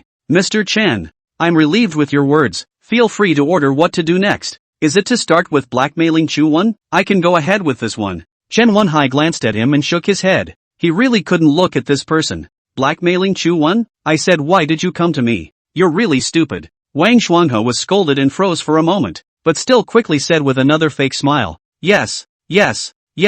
Can't compare with Mr. Chen. Mr. Chen is high, visionary. Alright. Chen Wenhai interrupted his form and continued. Do you like this girl? Wang Xuanhe rubbed his hands and said. I'm not hiding from you. I was like before, with all kinds of methods to chase him for I don't know how long. But this girl is just ignoring me. To say that now. I want to play her, want to revenge. Wang Xuanhe's eyes suddenly brightened. I don't know Mr. Chen's plan. Chen Wenhai smiled. You clean up here tonight then stay. Just wait for the show tomorrow. After that he grabbed his own car keys from the table and left. Wang Xuanhe clenched his hands in fists, but did not dare to make a sound, because he knew that there must be surveillance here, so he could only honestly go to clean up, while in his mind, he cursed all 18 generations of Chen Wenhai's ancestors. If he wasn't still powerless, how could he be used like a dog? As long as he could use Chen Wenhai to get the Wang family's industry, and then marry the Chen family's widow, there would definitely be a day to get back at him.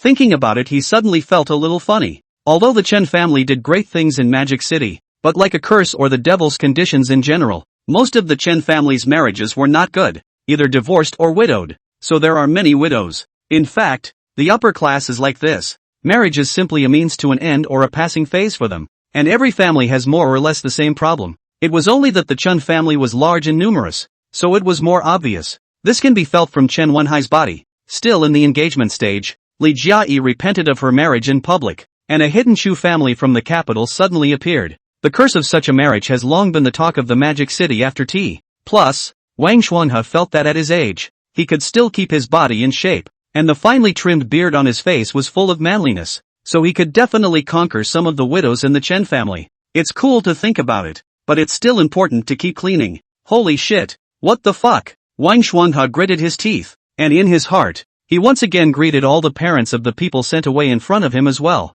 and played a really nasty dirty game. In fact, he was envious. Being able to play here meant that these people were valued and utilized by Chen Wenhai, and his utilization, for now, was cleaning. He'd heard a lot about those exaggerated plays, but had never participated in them because he wasn't good enough. After it was all cleaned up, it was the middle of the night, and he didn't dare go to sleep in the bedroom, so he had to make do with a night on the couch. He didn't expect to sleep until the afternoon, when he was awakened by a sharp knock on the door. Rubbing his dazed eyes, he went up and opened the door. Before he could stand still, he was slapped by one of the men in front of him. Wang Xuanhe was slapped dumbfounded and looked at the person in front of him with a shocked and horrified face. You actually spied on me? The breath was very uneven, and she had driven fast on this journey. Although he had been looked down upon and seen the life of the so-called high society, but as a lawyer, he was never threatened. It was the first time anyone had dared to come and threaten her. Video deleted. Now. Yo, this tantrum, how I love it. Wang Xuanhe looked at Chen Anren with a leathery smile. Being molested again. Chen Anren raised her hands again, but before she could drop them, she was grabbed by the person behind her. If you're here to hear the terms, you can't be so grumpy. Chen Anren turned around. It was the same Chen Wenhai he had once seen when he came to deliver the documents. A scene from that day she would never forget. Chen Wenhai pushed her into the room with one hand, just as she fell into Wang Xuanhe's arms. Wang Xuanhe hugged her and smelled the odor on her hair. Shameless. Chen Anren pushed him away with force, and Wang Xuanhe didn't make any effort, which made Chen Anren not stand steadily and fell directly to the ground. And one of her high heel shoes was broken due to the professional clothes she wore. Sitting on the ground, Chen Anren revealed her slender legs in stockings, and her short skirt was almost naked, while Wang Xuanhe, who was looking down on her, could still see the hidden double tips through the collar of her shirt. Gee, what a great body. Chen Wenhai closed the door and changed into slippers before sitting on the sofa. Wang Xuanhe also followed and stood next to him, knowing that he was not qualified to sit on an equal footing with Chen Wenhai. Chen Anren stood up. Her ankle was already a little red and swollen from twisting it earlier. Since one shoe had broken off, Sol took it all off and walked over to them. As a Magic City lawyer, she, for one, has lost her mind, but at this point she couldn't care less. She knew how serious the consequences would be if she didn't fix this. Chen Anren calmed down a little, adjusted her breathing and said lightly, "Threaten me? What are the conditions? Be direct." Chen Wenhai looked at her with a smile and a satisfied face. "See what you said. The first beautiful barrister in Magic City. How dare we threaten you? Sit down first. You're giving us such a heartache with this appearance." Chen Anren knew that it was useless for him to get angry now because the initiative was not in his hands, so sat down on the couch next to her. She was a bit confused right now. Even when she was given in tricky case, she was able to make some sense out of it with her rational mind. But this time was different. She really had no choice. When Chen Wenhai saw her sitting down, he slowly took out his cell phone and played that video to him again. The images of her front door. The very scene where Chu Wen drove her home from the nightclub one night. In the doorway she had already hands on Chu Wen. Obviously not ordinary friends, so simple. With the door north closed, the time on the video flew fast forward. Until the next morning, Chu Wen came out of her house. After playing it again, Chen Wenhai looked at her with interest. Gee, I wonder what Li Qiyi would think if she knew that her best friend slept with her fiancé. And that is what Chen Anren is most afraid of. It also had to be said that Chen Wenhai had a deeper city than anyone else. A normal person would send this video to Chu Wen and then use it to blackmail him. Sleeping with his fiancé's friend, and being the best BFF of Li Jiai, the iceberg beauty of Magic City. Or send it to Joyce Li and just let the whole thing explode. Watching his fiancé and best BFF actually do this kind of thing right under her nose, behind her back. But Chen Wenhai didn't. He chose to send it to Chen Anren because what he wanted was much more than that. And Wang Xuanhe has gone to the point of being sick since he was pursuing Chen Anren in the first place, installing pinhole cameras near his home and near his company. That's how you visualize having caught up with her every day. And when he first found out that Chen Anren actually brought a man home, he was shocked, knowing that one of the big reasons he was once deeply addicted to Chen Anren was because of his high spirits and rigidity. After observing her for so long, I've never seen her bring a man home, not even a friend, but this time she actually brought a man home for the night? He was also curious about the man in the video, sent people to inquire, but there has been no result. With the subsequent decline of the Wang family, the Magic City power gathering, all the big families are involved in the Li Jiai public repentance caused by the change of power. This matter he also put it down for the time being. It wasn't until he saw Chu Wen at the airport that he felt familiar, so he went back and hurriedly rechecked the video, and then after repeated observations, he was sure that this was Chu Wen. And of course he knew that Chen Wenhai was repented by Li Jiai, and the Chen family had a big feud with Chu Wen, and this video became his most important bargaining chip. The bargaining chip used to make himself a rising star in Mordor. And though he's not getting any younger,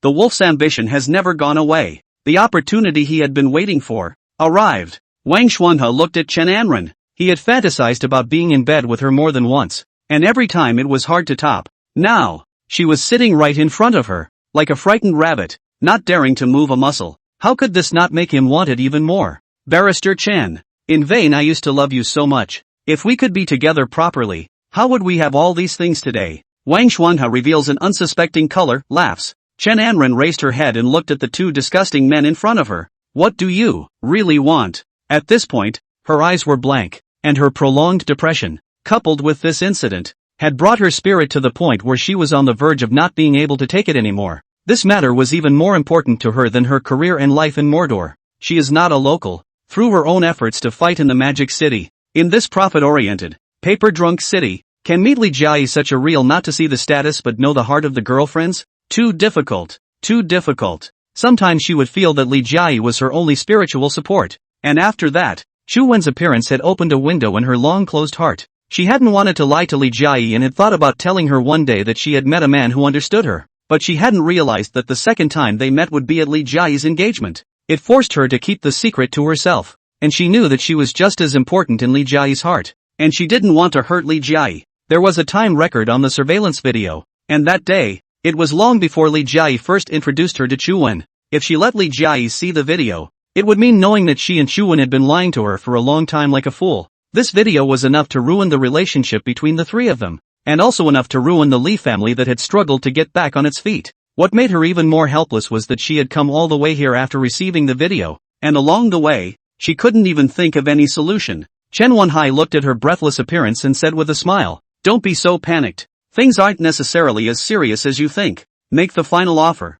Say it all at once. Delete the original and the copy." Chen Anren knew that if she didn't let them finish their request at once, she was afraid that this would haunt her for the rest of her life. Chen Wenhai straightened up and put one hand on Chen Anren's stocking-clad leg, and Wang Shuanghe, who was on the side, swallowed his saliva when he saw it. Chen Anren opened his hand and stared at him viciously. Chen Wenhai didn't get angry, but smiled and said, "You should have seen it last time you were here. My guests like to play with a periphery, a celebrity, or at best a second or third tier starlet. It's so tacky. It's just tacky." Chen Wenhai looked Chen Anren up and down. "I like temperament. Height. The first female lawyer in Magic City. Gee, that's exciting to hear." Wang Shuanghe, who was on the side, nodded his head frantically, and an indulgent light appeared in his eyes as well. "I've heard that you rarely come into contact with men." Chen Wenhai pointed a finger at Wang Shuanghe. "As it happens, old Wang has wanted you for a long time as well. Why don't the three of us get together today and let you experience the true charm of a man, and the joy of being a woman?" Chen Anren raised her head and looked at the two beasts, in front of her with a terrified face. Chen Wenhai didn't move, but signaled for Wang Shuanghe to go. He actually didn't like playing so directly. He also knows that with Chen Anren's character it is impossible to sit back and wait for death. He is stimulating Chen Anren to break down all the defenses in her heart. Even if he can get it, he will not want it. What he wanted was for Chen Anren to kneel down and beg. But it's not that far yet. So I'll just have to let this spermy guy next to me be a scapegoat. Chen Anren looked at the slowly approaching Wang Shuanghe, her eyes filled with panic. Depression has a different view of death than normal people. They will often think about it, and will often use some self-injurious methods. Although Chen Anren as a lawyer has an extremely rational mind, not so much as to self-injurious, but suicide. She does think about it from time to time. Chen Anren violently picked up the glass on the table. Snap dash. The glass was cracked on the table. Chen Anren picked up the broken glass ballast and scratched it with force, surprisingly cutting a deep gash in the hands coming from Wang Shuanghe's body. "Ah, stinking cousin." The pained Wang Shuanghe took a step back and looked at Chen Anren with eyes full of anger, raising his hand to slap him. "Try moving," Chen Anren said calmly, holding the glass against her throat in one hand. Blood was already oozing from his hands, flowing continuously down his fingers, and there was a hidden gash on his neck. Chen Wenhai had long guessed this scene and laughed out loud. "Why is this necessary? Barrister Chen. Impulse is the devil." Chen Anren had already despaired. She knew that this matter could not be solved by her alone. If they really dared to touch themselves, dying would be a kind of relief. For her, instead of being insulted, death might be enough to keep the secret from ever smiling on Li Jiayi and Chu Wen. Chen Wenhai saw that her eyes were already like dead water and knew that she had already lost the strength to resist. "Just kidding, don't take it so seriously. If I really moved you, you barristers wouldn't sue me to death." So slowly holding Chen Anren's hand, Chen Anren alertly made another effort to listen to Chen Wenhai's eyes. "Don't worry, I'll never touch you again. I'll lose a lot of money if you die."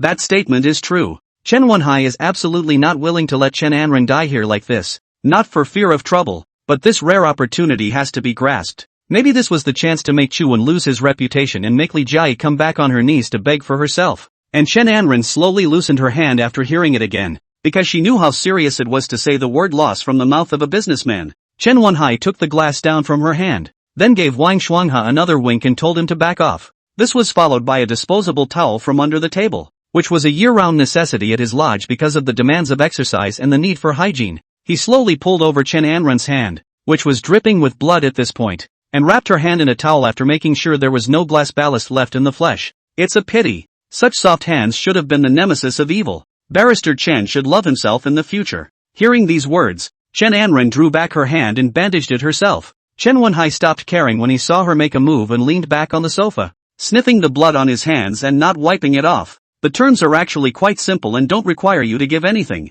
Chen Anren looked up at him. I'm going to make Chu Wen leave Mordor. I'm going to know everything he does next, every decision he makes, and the day he leaves Mordor, I'm going to delete all the videos, and it will also help you open a law firm of your own in Mordor. And with the strength of the Chen family, the #1 female lawyer in Mordor is about to become the #1 lawyer. Chen Wenhai knew that it was not enough to blackmail her with just the video. He must let her see that as long as she is in Mordor, it must be the world of the Chen family. Did Chen Anren move when he heard that? It was a lie to say that she wasn't moved. She had worked hard to come to Magic City to be among the upper class, and although she had seen how disgusting they were, it was only because she wasn't good enough. At first she just worked part-time in the biggest law firm in Magic City, and now she is the legal counselor of the Li family. But ultimately there is no stabilizing capital in Mordor that you can hold on your own. And given her character, it was absolutely impossible to take the initiative to mention it to Li Jiayi and Xu Wen. You should know that law firms and law firms are fundamentally different.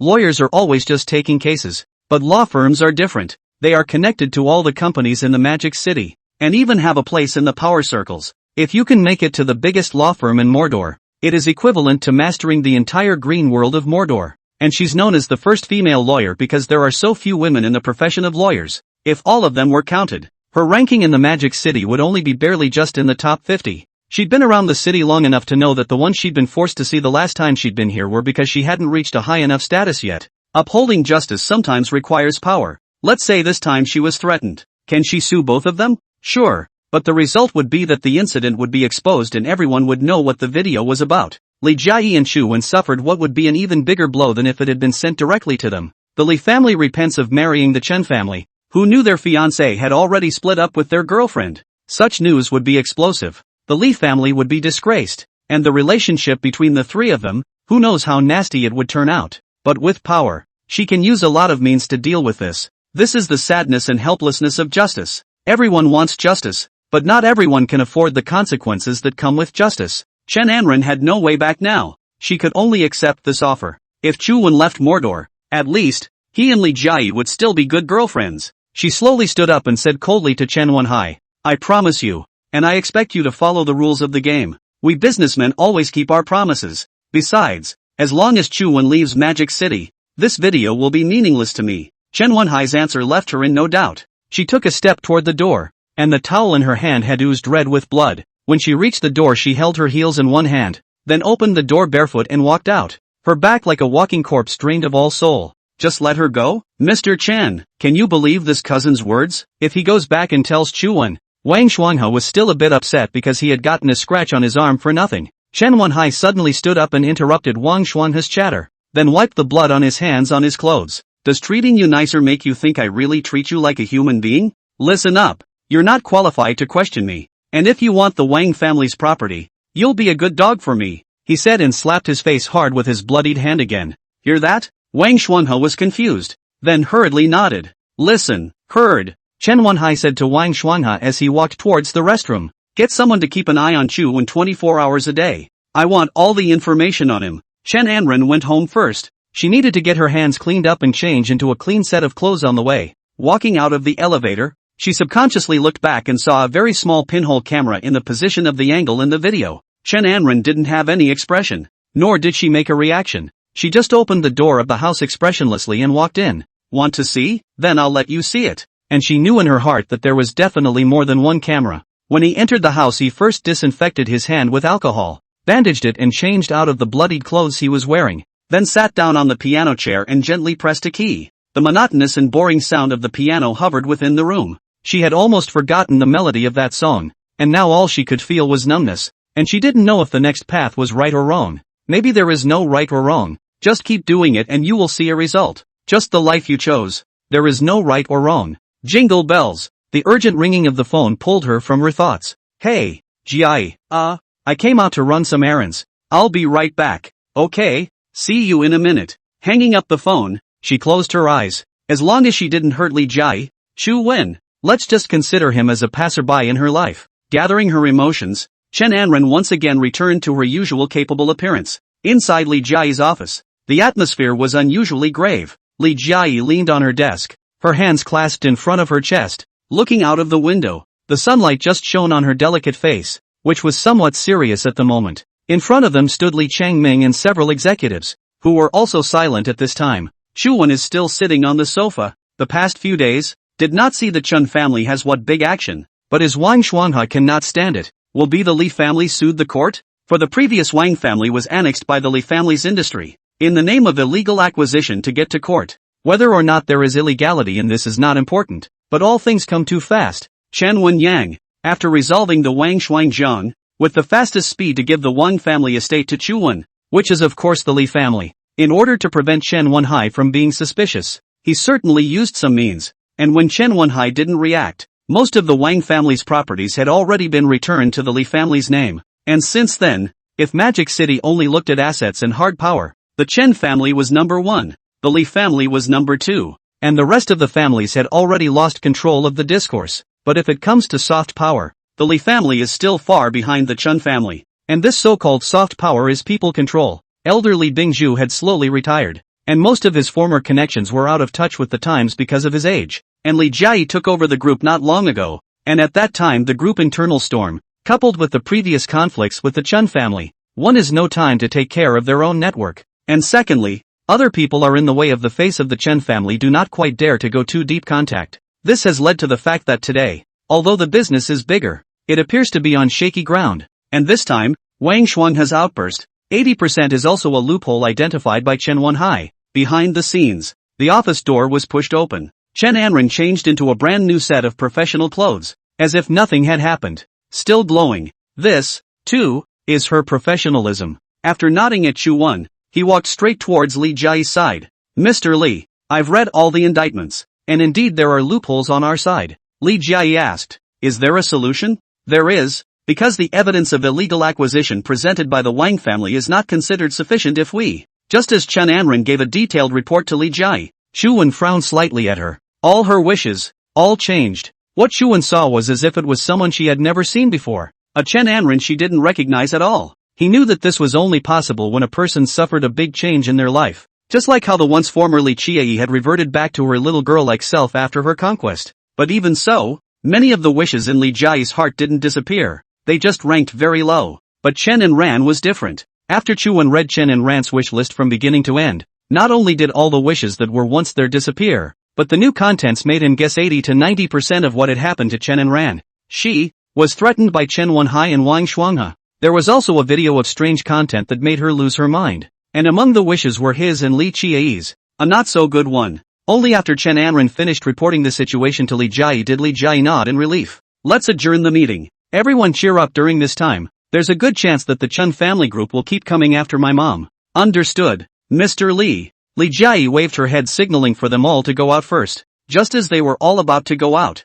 Chu Wen opened his mouth and called out to Chen Anren. Counselor Chen. Wait a moment. Chen Anren sniffed and waited for the others to go out before closing the door before turning around and walking over to Chu Wen. Mr. Chu, is there anything else? As a woman in the workplace, Chen Anren knows very well what to say on what occasion. Although privately she and Li Jia were bosom friends and had an unspoken relationship with Chu Wen. But this was a company, and even if there were only the three of them, she would still address them as Mr. Li and Mr. Chu. Chu Wen was still leaning on the sofa, looking at Chen Anren's eyes. If it weren't for the fact that he could see the wish list, there would be absolutely nothing to see in terms of manifestation alone. Nothing much. Here's the audio file you asked me to find, he said and took out a flash drive from his pocket and handed it over. Chen Anren's eyes changed, and at this moment, she was messy again. Chu Man, always remember, even though he said it wouldn't work, he recorded it anyway. Chen Anren naturally went to receive the USB drive, and only then did Li Jia see her bandaged hand and hurriedly walked over from the table, asking with an anxious face, what happened to your hand? It was fine this morning. She hadn't noticed it just now since she had been blocking it with a folder from the time she entered the door, and it had to be revealed in order to go get the flash drive. As for the audio data thing, These days she had learned not to ask much about everything Chuan was going to do, and if he wanted to talk about it, he would naturally tell himself. It's nothing, I just accidentally broke my cup. Just a couple of nicks. Is it sterilized? Do you need to go to the hospital? Chen Anren smiled and shook her head. I'm not that fragile. Just bandage myself. It's just a small injury. Li Jia painfully touched Chen Anren's hand. It's time to find a boyfriend. Someone has to take care of you, or at least care about you. The embarrassed expression on Chen Anren's face only appeared for less than a second before it flew away, and she replied with a smile. I have you enough. This subtle atmosphere of the three people on the scene made her a bit uncomfortable, although the previous tour of the three people had been constantly irritating her, and she had wanted to take this opportunity to forget about Chu Wen, but she didn't expect to really fall deeper and deeper into the relationship, and how it was going to end. She didn't know. From a certain perspective, although Chen Wenhai was blackmailing her, he had also given her an opportunity, a chance to end a three-way relationship. Chu Wen realized that not only had all of Chen Anren's wish list changed, but it was also constantly changing the order. He knew how chaotic Chen Anren's heart was at the moment, so chaotic that she had no idea what she was doing. So Chu Wen stood up and said, it's not important to find a boyfriend. It's important to have to find one that you genuinely like. Chen Anren's body involuntarily trembled, and the wish list once again kept rolling over.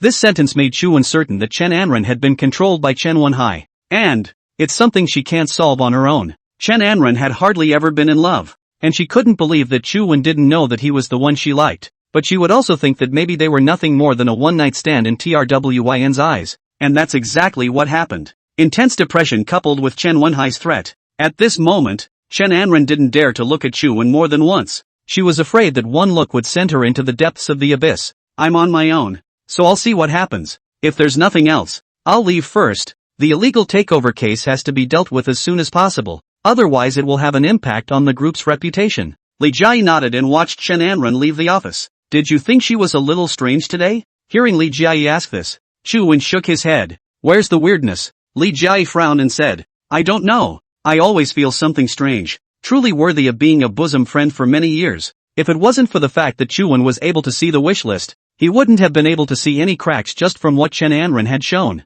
If you think it's weird you should just ask her. Li Jia nodded. I'll find her after work today and have a good chat. Chu Wen picked up his jacket on the couch and headed for the door. Just in time. I have to go out and find someone. You two can eat tonight. After hearing the sound of the door being closed, Li Jia sighed. Is Magic City really a place where devils stay? Ever since they returned from their trip, everyone had gone back to their busy work schedules, and she and Chu Wen hadn't even had a meal together. This city will barely let you rest, and a lot of struggling people think when I'm rich I'm going to enjoy life. But what they don't realize is that the richer you are the more time you will only have less time. It's paradoxical and the kind of city that makes you want to give your soul to the devil. The person Chu Wen was going to find was, of course, Chen Wenhai. The feeling he hated the most was being threatened. Even if he wasn't directly threatening him this time, Chen Anren's heart's desire didn't reveal exactly what the video was about, but it was expected to have something to do with all three of them. And the fact that Chen Wenhai didn't use this video to directly threaten him or Li Jia was enough to prove that his city had reached a deep enough level.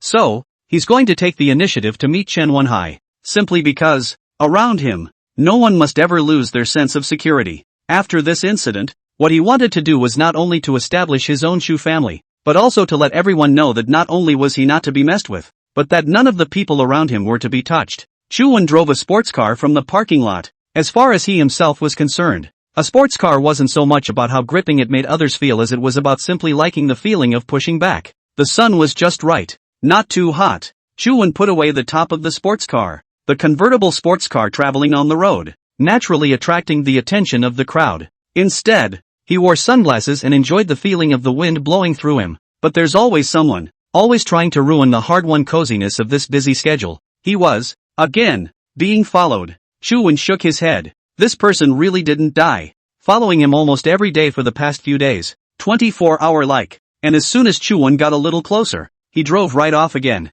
He didn't care enough to follow if he liked. But today was a little different. Because he realized that it wasn't just that one car that was following him today. In addition to the Hummer, there was an extra Hyundai. Obviously not in the same league. Chu Wen planned to take care of these few followers who followed him like a shadow every day before looking for Chen Wenhai. So suddenly began to accelerate. Although it is in the city, but it happens that at this time there is not too much traffic jam. Chu Wen chose are also some small roads. Coupled with his driving skills, Hyundai quickly disappeared in the rearview mirror. But the Hummer was already following close enough to see that there were two of them. So while traveling to an old neighborhood, he suddenly braked sharply to pull over and walked in toward an alley. The Hummer was also parked a short distance away, and the people who were supposed to be in it had pretty much just followed along for the past few days, never getting out of the car. This time it was different, because Chuan had come to a place he never came to, and in all his known information there was no indication that this place had anything to do with Chuan, so he stepped out of the car and followed Chuan into the alley as well. But the old neighborhood has 7 lanes and 8 alleys,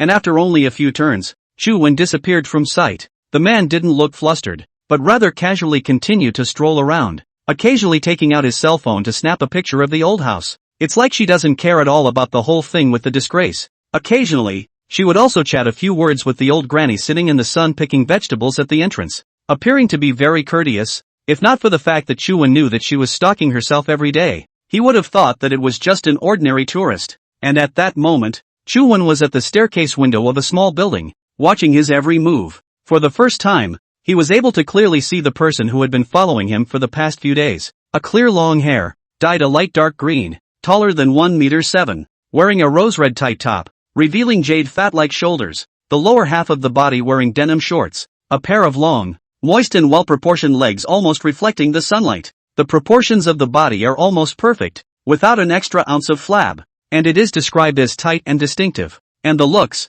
enough to kill the top 10 beauties in Magic City. If the last time a hurried side could already make Chuan score 8 or 9 points, then this time after careful observation, it was the first woman that Chuan felt qualified to reach 10 points, and at the sight of his wish list, it made Chuan start to feel amused and even a little excited. Is it a coincidence, or is this the reason in the underworld why one gets the system? Or is this all arranged by the system? He was not allowed to know, but after seeing the wish list, he knew that the so-called Chen family was simply a stepping stone for transition. Name Chu Mengting. Wish list. Check out the kid who impersonated our Chu family in the capital. Investigating the hidden supporters of the Zhao family in the capital in Magic City. Winning the vote for the current generation of talkers next month. Meet a man who can mentally whip me. Expand for more. Chu Mengting, the 35th generation descendant of the Chu family in the capital. She, from the real Chu family in the capital. Descendants of Chu Zhao Wang Zhuzhen, a vassal king during the Ming dynasty. The family named Zhu, but after the Qing dogs into the customs for the sake of family security, all changed their surnames to Chu, and from then on hidden in the capital, with the development of generations for hundreds of years, has now become a hidden force that can be up to heaven. It turned out that there really was a Chu family in the capital. The folk tidbits of information that the Lu family had probed before had a provenance. Chuan watched Chu Mengting from the window on the second floor, and a kind of excitement unexpectedly arose in his heart. Her presence made this even more interesting. It is expected that this kind of secretive family has always been a rule that does not allow the clan members to be too publicized, and all of them have to avoid appearing in the public media as much as possible. And he, Chu Wen, not only made a big fuss in Magic City this time, but also spoke the name of the Chu family in the capital at the wedding that received the most attention in Magic City. How could such an exposure not make the real capital city Chu family and be surprised? And after determining that Chu Wen did not belong to their family, they sent Chu Mengting to investigate the matter. Chuan skimmed through her wish list one by one. Is this really the Chu family coming to Mordor to fight fake? With regards to the capital city Chu family, he was not in a hurry to learn about it right now, but in Chu Mengting's wish list, he found something interesting. She, an M? In Chu Mengting's wish list, Chuan saw some unknown news. She has a childhood friend that she can't forget, and it's more of a little-known history than a friend. In Chu Mengting's adolescence, there was a girl who was the big sister in their school, with a cool personality and very strong. You have to realize that everyone in the noble school they attend is very conceited. So what is noble to the outside world is actually more chaotic to them than a normal school. And fights are even more common because of the hard backgrounds that the school doesn't even dare to care about. And this girl is named Chu Meichi, although it is also their family, but after dozens of generations of reproduction, it can only be considered as a distant relative, although the same age, but in terms of generation, it must still be considered as her sister-in-law. Maggie Chu was at the forefront of every fight, and in high school, was a well-deserved big sister, the number one buzzkill in the school. Chu Mengting, on the other hand, belonged to the only school flower in the school,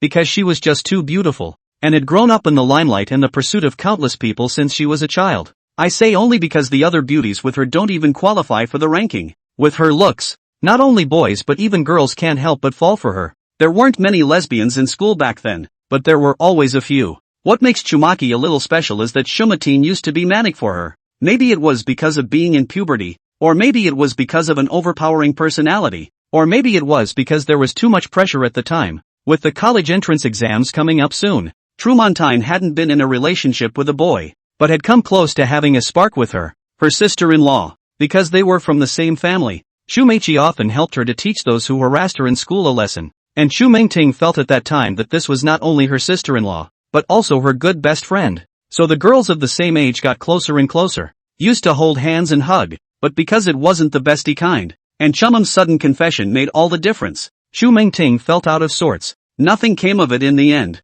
It almost happened, but it was controlled. Once a bit confused, she eventually settled on the fact that she wasn't gay or bisexual and still liked men. Chu Mingting didn't take that final step because she realized that she couldn't accept it either physically or mentally. She was just too cool for that at the time, and the way she was treating herself would be misunderstood. But this incident also led to an even more serious consequence, which was that she would find ordinary men unattractive to her. All the ones she had met later, none of them possessed the feeling that Chu Meiqi was able to give her back then. While he is not gay, he is slowly becoming an M as a result. The heart yearns to be conquered again, both mentally and physically. And the reason why the family had sent her this time was actually because she had asked for it on her own accord. Because the two were surprisingly placed back in the same family business after they returned from studying abroad. And Chu Meiqi was still very kind to her. And although she never mentioned what had happened, it always made her feel weird. It just so happened that this time, after the news of the exposure of the Chu family in the capital occurred in Magic City, she took the initiative to apply to come and investigate the matter.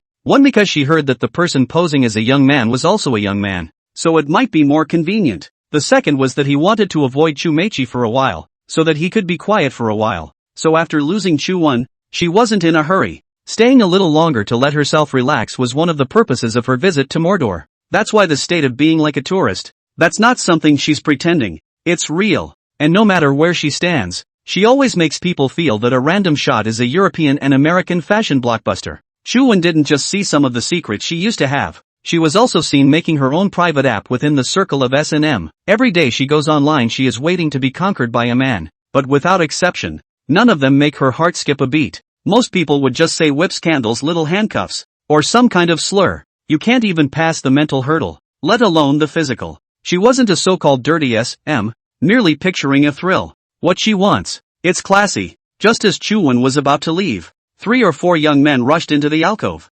Looking around for something, Chu Wen looked at them and shook his head. After observing these few young men, Chu Wen knew that these were sent by Wang Shuanghe to follow him. And needless to say, they must be related to Chen Wenyang as well. But Wang Shuanghe's grade is obviously much worse. With his strength he can't find those professionals, and he can't afford to spend that kind of money. So you can only let the people under you do it. And the result is that one layer makes a layer. And the more money you give, the less. Layer by layer. It ended up being a couple of punks in a used Hyundai. If Wang Shuanghe knew, it would have to be furious. But the presence of these people also gave him new ideas that could also be utilized. The few punks were dumped on the road, but they searched all the way. And Chu Wen's convertible sports car was too conspicuous and could be seen from afar. So they ran in as well. There is an absolute information gap in this layer-by-layer communication of orders. Chen Wenyang, follow him 24 hours a day. I want all his information. Wang Shuanghe, keep an eye on this kid for me. Never let him out of your sight. Get someone to keep an eye on him and don't let him run around. Tell your little brother to keep up. I'll get you if you run. Get him, don't let him get away. And so the layers went on. And these punks thought they had gotten a kidnapping for ransom job. Brother Scar, haven't seen anyone nah? One of the little yellow hairs said to the man whose face was covered with scars. Grandma, I still don't believe he can fly? Scarred brother panted and looked around. Keep looking. We can't let this kid go back to the car. Otherwise we can't even catch up. A few people nodded and began to split up again. After seeing these people walk away, Chu Wen walked down from the upper floors and headed towards Chu Mingting's direction. Old Cantonese songs were playing in the alley, which seemed so uncontested in this leisurely alley. Chu Mingting didn't immediately get up when she saw Chu Wen walking towards her, but instead sidestepped her head and continued to chat with the old grandmother beside her. There was also a faint scent of perfume as Chu Wen passed by her. Chu Mingting sneakily watched Chu Wen turn into another alleyway and then hurriedly wanted to say goodbye to the old granny and then chased after her. A quick walk to the entrance of the alleyway, which was a narrower pathway than the outside.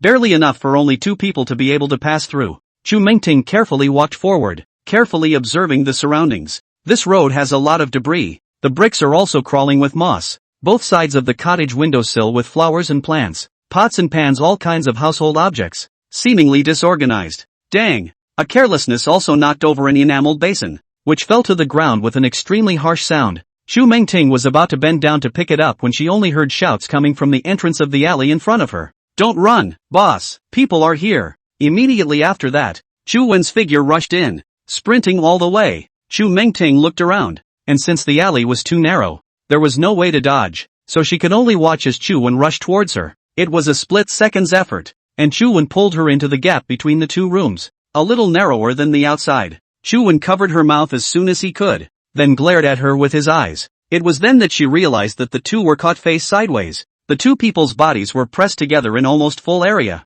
while Chu Wen's exhaled breath just kept lapping at her face. Chu Mengting raised her eyes to look at Chu Wen, and she didn't know where to put her two hands, so she had to press them against the wall at her back. Suddenly, his heart began to beat wildly. In less than a few seconds of work, several young men flashed by them and darted away frantically. The old retro Cantonese songs ringing in his ears made the scene look like something out of a movie. As the footsteps slowly disappeared, Chu Mengting's rapid breathing guided the rise and fall of her chest. "The last time I was this close to someone was back in my youth when I was Chumaki." Chu Wen saw Chu Mengting's reaction and then removed his hand. The exhalation from his mouth and nose had already made Chu Wen's palm wet due to the long time covering his mouth. He rubbed his hands clean on Chu Mengting's body before moving outward. At this time, the two of them were like wrists with bracelets. When they went in, they squeezed right in due to the urgency of the situation. But at this time, if they wanted to go out, it would not be so easy. Chu Wen moved his body hard, while Chu Mengting's front side was rubbed a little, and even raw by the slits and belts separating Chu Wen's clothes. The back, on the other hand, had been forced to rub against the brick wall behind it, and in several places it should have been skinned and rubbed with red marks. Instead of revolting her, the pain created a strange thrill. Not daring to face Chu Wen's strong and powerful chest, she had to raise her head. A turquoise blue sky, clouds drifted over the gap between two old houses, and trees in the alley blocked some of the harsh sunlight. The crumbling brick walls are old but have a quaint charm. In addition to the faint smell of lilacs that could be smelled, there was also the smell of the man in front of her. Not perfume, but sweat mixed with lightly scented laundry detergent. Not so strong but mixed with androgynous hormones that made her feel good. And her arms and a pair of legs were rubbed against the wall. Scratch after scratch, wave after wave of excitement. She developed a circle app in order to find men who could fulfill both her psychological and physical needs. But I didn't realize that the so-called high-end S on there were dirty in her opinion. Meaningless physical pleasure for the satisfaction of a perverted body. And there was something surprisingly romantic about what she was feeling in this moment.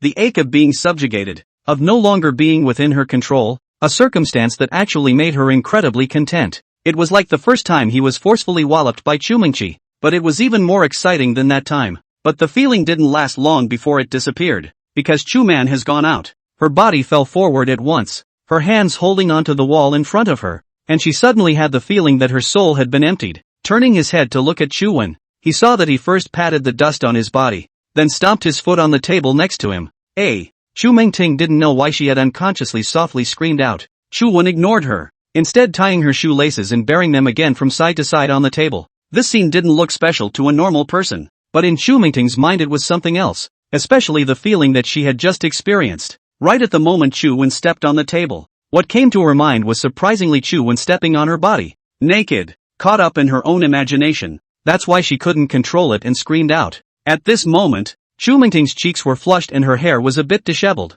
With one hand caressing her chest, her breathing became extremely rapid. Both legs were surprisingly a little weak, and after seeing his reaction, Chu Wen sneered and then walked off on his own. Gone? Just straight away. With her looks, no one had ever dared to treat her with this attitude, and Chu Wen's last sneer was clearly an insult, a feeling that treated her like she was only a tool person or even nothing more than an object in the way. Chu Mengting was uncertain in her heart. Was this inexplicable physical reaction what she had been longing for? So she tried to calm her mind as much as possible. All this time she had been ordered to follow Chu Wen. She was just observing by the order of her family, and she was not told to get close to Chu Wen. And this time, she had thought that Chu Wen was coming for her, but she didn't realize that it turned out to be someone hiding from the other trackers. There was certainly a wave of self-inflicted inferiority and embarrassment in the back of his mind. You think you're important, that you've been discovered, but really, it's not even about you. This kind of self-righteous reaction happens all the time in the circle around her. But the usual result is that there will be a million lickspittles rushing up around you to make you feel like you're thinking right and you're smart. Takes away your normal judgment. But essentially, you're a loser. Without dog licking, You're no better than a dog. But for just like to be treated worse than a dog. Chu Mingting took a few deep breaths, then continued to follow. Since she had already met, she had to react like a normal person. How about an apology for what just happened? Chu Wen sat in the car, quietly waiting for Chu Mingting to arrive. Every step from just now was in his plan, including the basin that had been knocked over. The timing of each step. Each time Chu Mingting reacted, he gave just the right amount of time. And now, the same is true. He had restored the roof canopy to its original state. And through the window he saw Chu Mingting walking toward her until all that was left of the window was a pair of white and tin thighs. Trumontine knocked on the passenger window, but didn't bend over. Apologize. I accept your apology. Chu Mingting's eyes widened when she heard this reply. Because of the roof, she couldn't see Chu Wen's expression. She could only hear the voice. I told you to apologize. Why should I apologize when you're in my way? Chu Mingting was a bit angry and had no choice but to bend down. She wanted to see exactly what this shameless Chu Wen looked like at this moment. Because of the low chassis of the sports car, she was almost bending to an angle a little lower than 90 degrees, and the flexibility of that body was really good. But the current posture doesn't look like someone who's coming to reason, and like a deep bow when a servant faces his master. Originally, she still wanted to argue, but it was then that Chu Mingting saw Chu Wen's side face up close for the first time. Usually it was stalking and watching from a distance, and just now, due to the suddenness of the incident and being overwhelmed by that excitement, it hadn't been looked at closely. Now it seems that this Chu Wen's looks are definitely considered handsome, and unlike the rich second generation who think they are handsome in the capital city circle now, all of them are effeminate, even if they are a little bit better. When they see her, a very beautiful woman, they will also be transformed into a dog-licking form, but not Chu Wen, that very manly demeanor. And the cold talk to her didn't seem to be faked at all. Chu Mingting didn't open her mouth for half a day,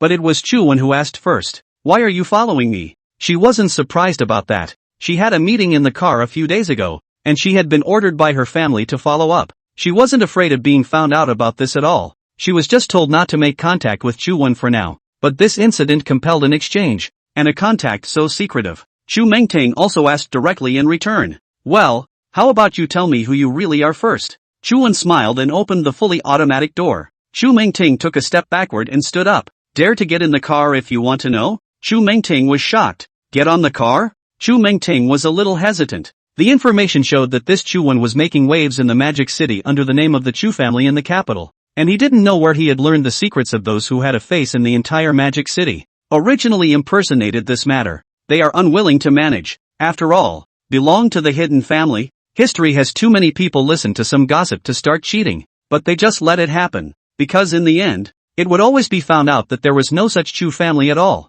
This time was different. Chu Wen shook the entire Magic City with their name. And what's even scarier is that a lot of those things he said at the engagement party even they didn't know. What's more, within a short period of time after that, he had reorganized the Li family, overthrown the Wang family, and incorporated the Li family, becoming the only person in the Magic City who could compete with the Chen family. As things had developed to this point, they also began to wonder just who this Chu Wen was. So far, Chu Wen's identity was not only confusing in Magic City, it was even more illusory in the eyes of the Chu family in the capital. However, the amount of information he possessed did terrify even the true Chu family. They would wonder, did this Chu Wen really know about their Chu family? That's why he didn't let Chu Mingting get in touch with Chu Wen. He just followed up and observed. And at this point Chu Wen even directly let a person who has been following him on board. Could it be that he already knew his identity? Although Chu Mingting hesitated, she still decided to get on the bus, because since they had already asked each other this kind of question, there was no longer any point in continuing to follow them.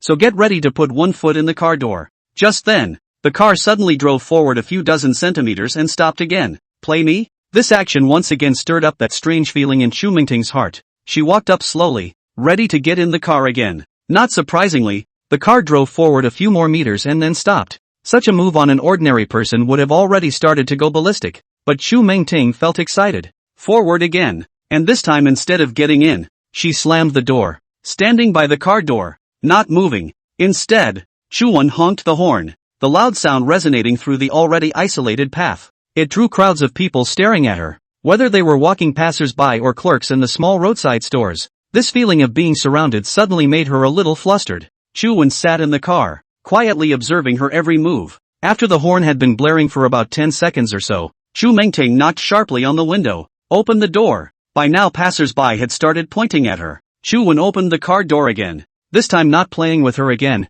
and waited until Chu Mingting was done before closing the car door. It was only then that Chuan saw that the back of her thighs and also her arms had varying degrees of abrasions. So he pulled a couple of wipes from the glove compartment in the middle of the car and handed them to her. If it leaves a scar, take a picture and send it to me and I'll make it up to you. Chu Mingting's heart fluttered again. Was this asking for a medal after the wound? Her over 1.7 meter height, coupled with perfect body proportions, was sitting in the passenger side at this time, and her pair of long legs surprisingly appeared to be a bit constricted. She used to be well developed at puberty, with straight, well-proportioned legs, due to the fact that their family wasn't allowed to show their faces in the media and her potential craved to be seen, so had been a leg model for a while, a hidden exposure that gave her a hint of pleasure. And many people who prefer S*M have different fetishes and like to take pictures after the abuse or leave tissues, sheets, etc. stained with S*M blood or, this Chu man, is it AS? When he thought of this in his heart, his curiosity about him intensified even more. If true, this would be the first S she'd met that didn't annoy her, and Chuan blasted his foot on the gas when he finished. The pushback from the start had always been his favorite. He didn't say anything along the way, instead continuing to look at Chu Mingting's wish list occasionally. As the saying goes, practice makes perfect, and after using it for such a long time, Chuan was no longer simply utilizing the wish list. Instead, I've come to love digging through the clues in these heartfelt wishes to uncover a person's secrets and background. Last time, Han Dongjun and her wife were a perfect example, and this time, she was even going back and forth and piecing together and deducing Chu Mingting's heart's desire. How interesting is this thing? Chuan could sit motionless watching a stranger for a whole day and then deduce all his experiences and secrets from childhood to adulthood. Then go up there and present yourself as a fortune teller to see how much you have actually deduced correctly. This system has been gamed by Chuan, and now she'd found out some of Chu Mingting's stories. In addition to Chumum's, although she was similar in age to herself, she was considered the best of her generation in the Chu family, and she was in a high position when she returned from studying abroad, becoming successful in the traditional sense of the word. There is little opportunity to relax because of the need to maintain the high profile of a leader at all times and to exhibit the more powerful side of oneself. And being in an imaginary relationship with S*M allows her to let go of her pushiness for a while and find mental and spiritual balance from being a lowly human being. And that balance will give her the energy to continue playing the pushy and always tightly wound leader after she leaves the game. This is why most of this circle is filled with relatively successful people. The core reason is actually one more. Living in favorable conditions, without pursuing to eat and have nothing to do, it will create a spiritual emptiness. Thus enjoying this alternative, strong stimulation to fill themselves. Chu Mingting on the other hand was a bit more pitiful. Not many people dared to approach her because of her appearance. And she also had some mental cleanliness. This has led to not being able to find a satisfying and stable partner since knowing that there is potential. And once such a person meets someone who makes them react, I'm afraid they'll give everything they have to be a slave. But here is where she is equally conflicted and guarded because she has not had a release for a long time. There would be no initiative to ask for, or beg for, a relationship to begin. To put it simply, you haven't learned how to drop the pussy. And all of this was what Chuan needed to show, subliminally guiding Chu Mingting in every detail, because he also wanted to know what kind of reaction the Chu family had when they knew about his existence. And Trumontine just happens to be the entry point. If he really overthrew the Chen family in the name of the Chu family in the capital and became the #1 family in the Magic City, then this Chu family will definitely not sit idly by. The Chu Mingting sent out this time was a sign that they had begun to make preparations in advance. Both of them didn't speak on the way. Chuan was idle since he chose not to go to Chenwenhai first. He knew what was going to happen next between the two, and that was to perform for each other. A real battle of acting skills is about to begin. Chuan went all the way to the Huangpu River opening area. Both of them were in silence. So it happened that Chu Mingting also took out her cell phone and sent back the changes that had happened over here to the Chu family in the capital. Meanwhile, near the second ring road of the capital, a soft splash of sunlight poured into the deep little alleyway. An exquisite courtyard house with a deep red mansion door and a shiny door pull. 2 stone lions are placed in front of the door, with a majestic and vivid image. Courtyard in the courtyard. The courtyard spacious, the center of the repair pool rockery. Around the planted begonias, pomegranate bonsai on both sides. There is a large tank of goldfish, meaning good luck. With a footprint of nearly 600 square feet, the entire yard is filled with almost all old pieces, with nothing too modern to be seen. At that moment an old man in a 2-fingered undershirt and big baggy pants by the fish tank was feeding the fish when his cell phone suddenly rang. He put down the fish food, put on the old glasses that hung from his chest, and read over the messages on his cell phone. Then holding up his glasses, he dragged the black cloth shoes on his feet and turned to the other 3 men behind him. This girl met up with him. the middle-aged man who was teasing the birds on the side, with a somewhat shriveled head, but still in robust spirits, and also wearing an undershirt,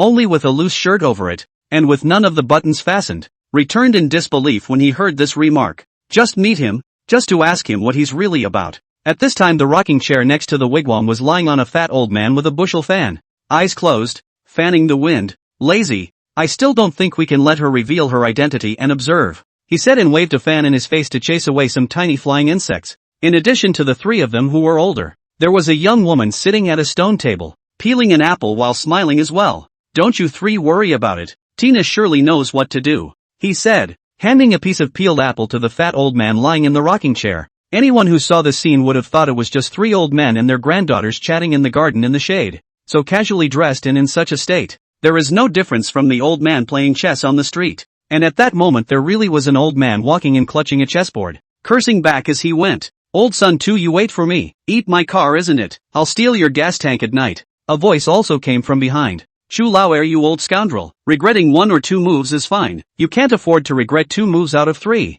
Who can't afford to play? This person known as Chu Lao Er picked up the stone on the ground and threw it towards the door. Immediately afterward, he rushed in and closed the door, which was dinged with several stones. The young woman sitting at the stone table smiled. Second master, don't be general with old son, and then get your body angry. This Chu Lao Er was cursing just now, but he suddenly ended up laughing. Hey, I've been fighting with him for a generation and I'm not angry at all. Old son is an interesting guy, said he placed the board and a pocket of flags behind the door. If people didn't know, they would think it was just a small courtyard in the capital. And most people really didn't know that these 4 old men were the current helmsmen of the Chu family, the most secretive force in the capital. The 4 brothers live in a compound and are so used to this kind of life that high-rise buildings symbolize low-level boredom for them instead. Each is worth an unimaginably astronomical amount of money, and he was in charge of almost a third of the industries within the capital. All as a curtain, of course, while the vast majority of the other 2/3 also had varying amounts of shares in the Chu family. The life of the rich is so plain and simple. Chu Lao Er walked over to the stone table and picked up the fruit on the plate and ate it.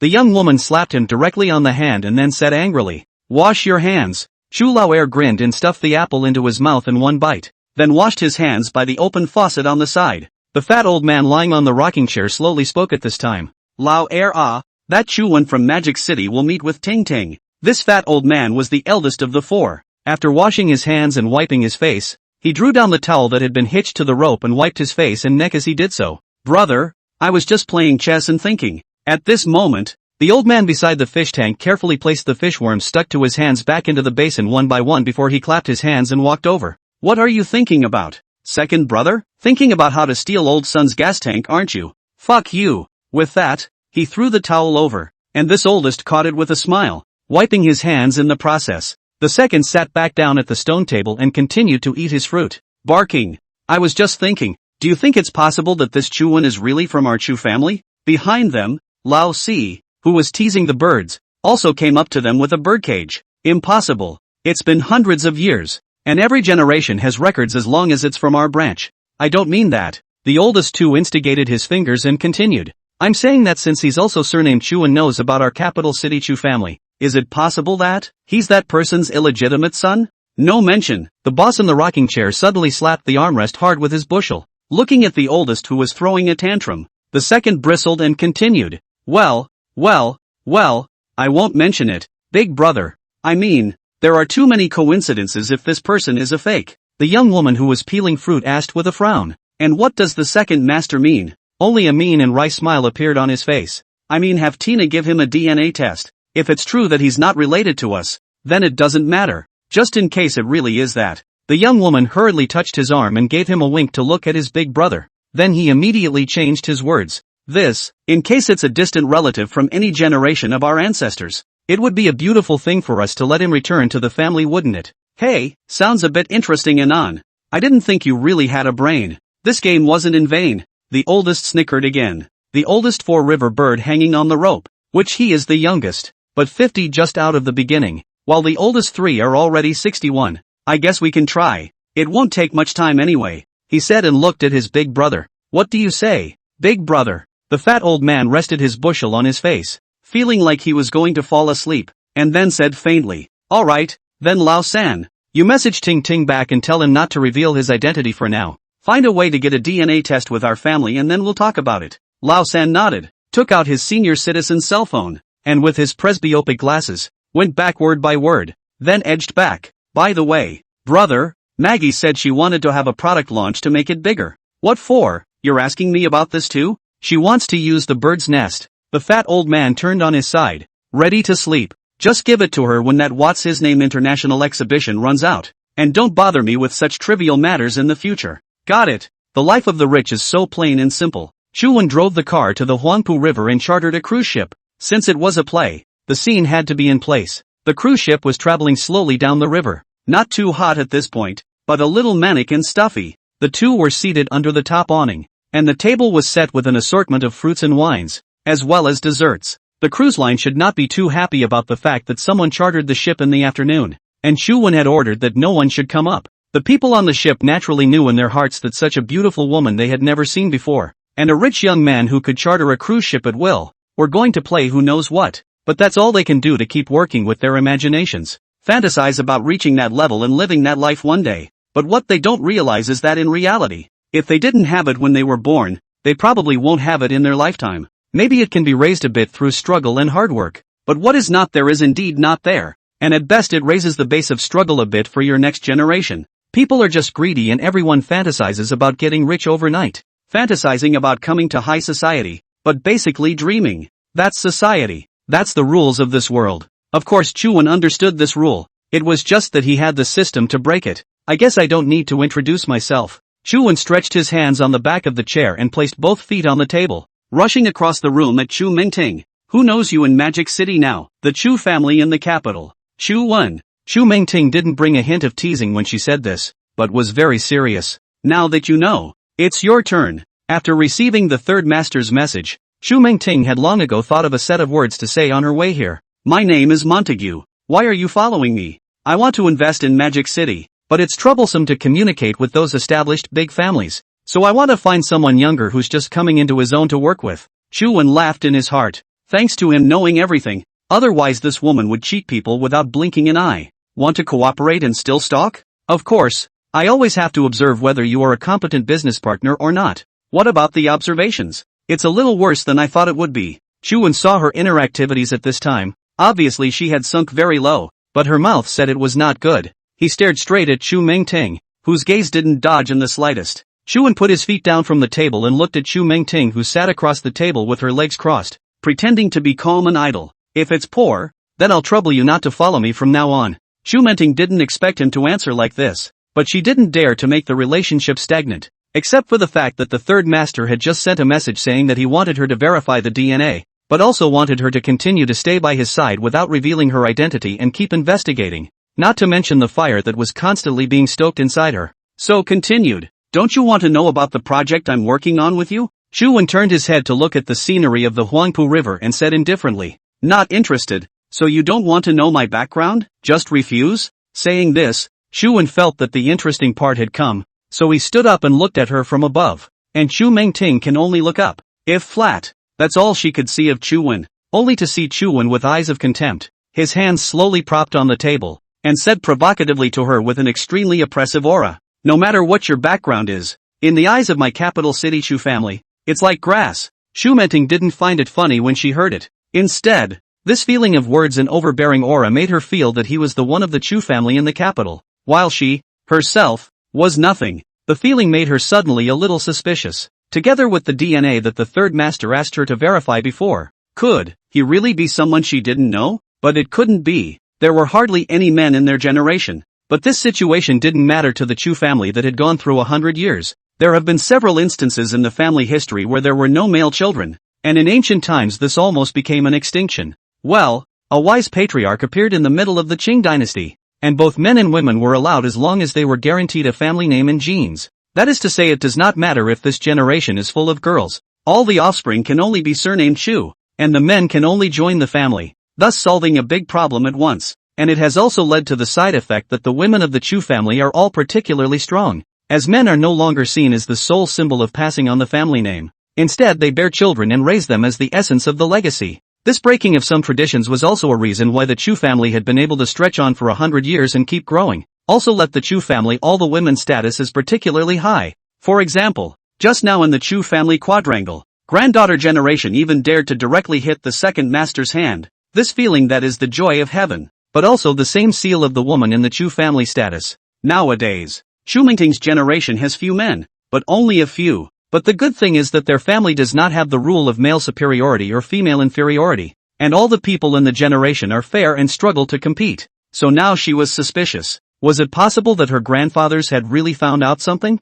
That this Chuan could really be a descendant of their Chu family? But whatever the outcome, she couldn't afford to fall out with Chuan now. How powerful the capital Chu family is has nothing to do with me either. But since you don't want to cooperate, I won't force you. Chuan slowly stood up straight and looked at this very beautiful woman in front of him. Heartbroken? Indeed. It would be a lie to say there isn't. But he's not the college student he once was, and a lot of things need to be weighed. We can leave the matter of cooperation aside for now. Instead we can start by making friends. Chu Mingting smiled. Good. Today is our first meeting. Although there is some discomfort, but we can slowly get to know each other later. Yeah, make a friend. Chuan looked at the surrounding scenery. At this time has already sailed out of the magic capital. The ship also stopped, ready to stay for a while and then turn around and head back. The little bugs are slowly multiplying here at this point, and the afternoon air is getting hotter. The top floor of the cruise ship was larger, and in addition to the lounge under their shed, there was a wine cooler bar next to it, and an outdoor bath.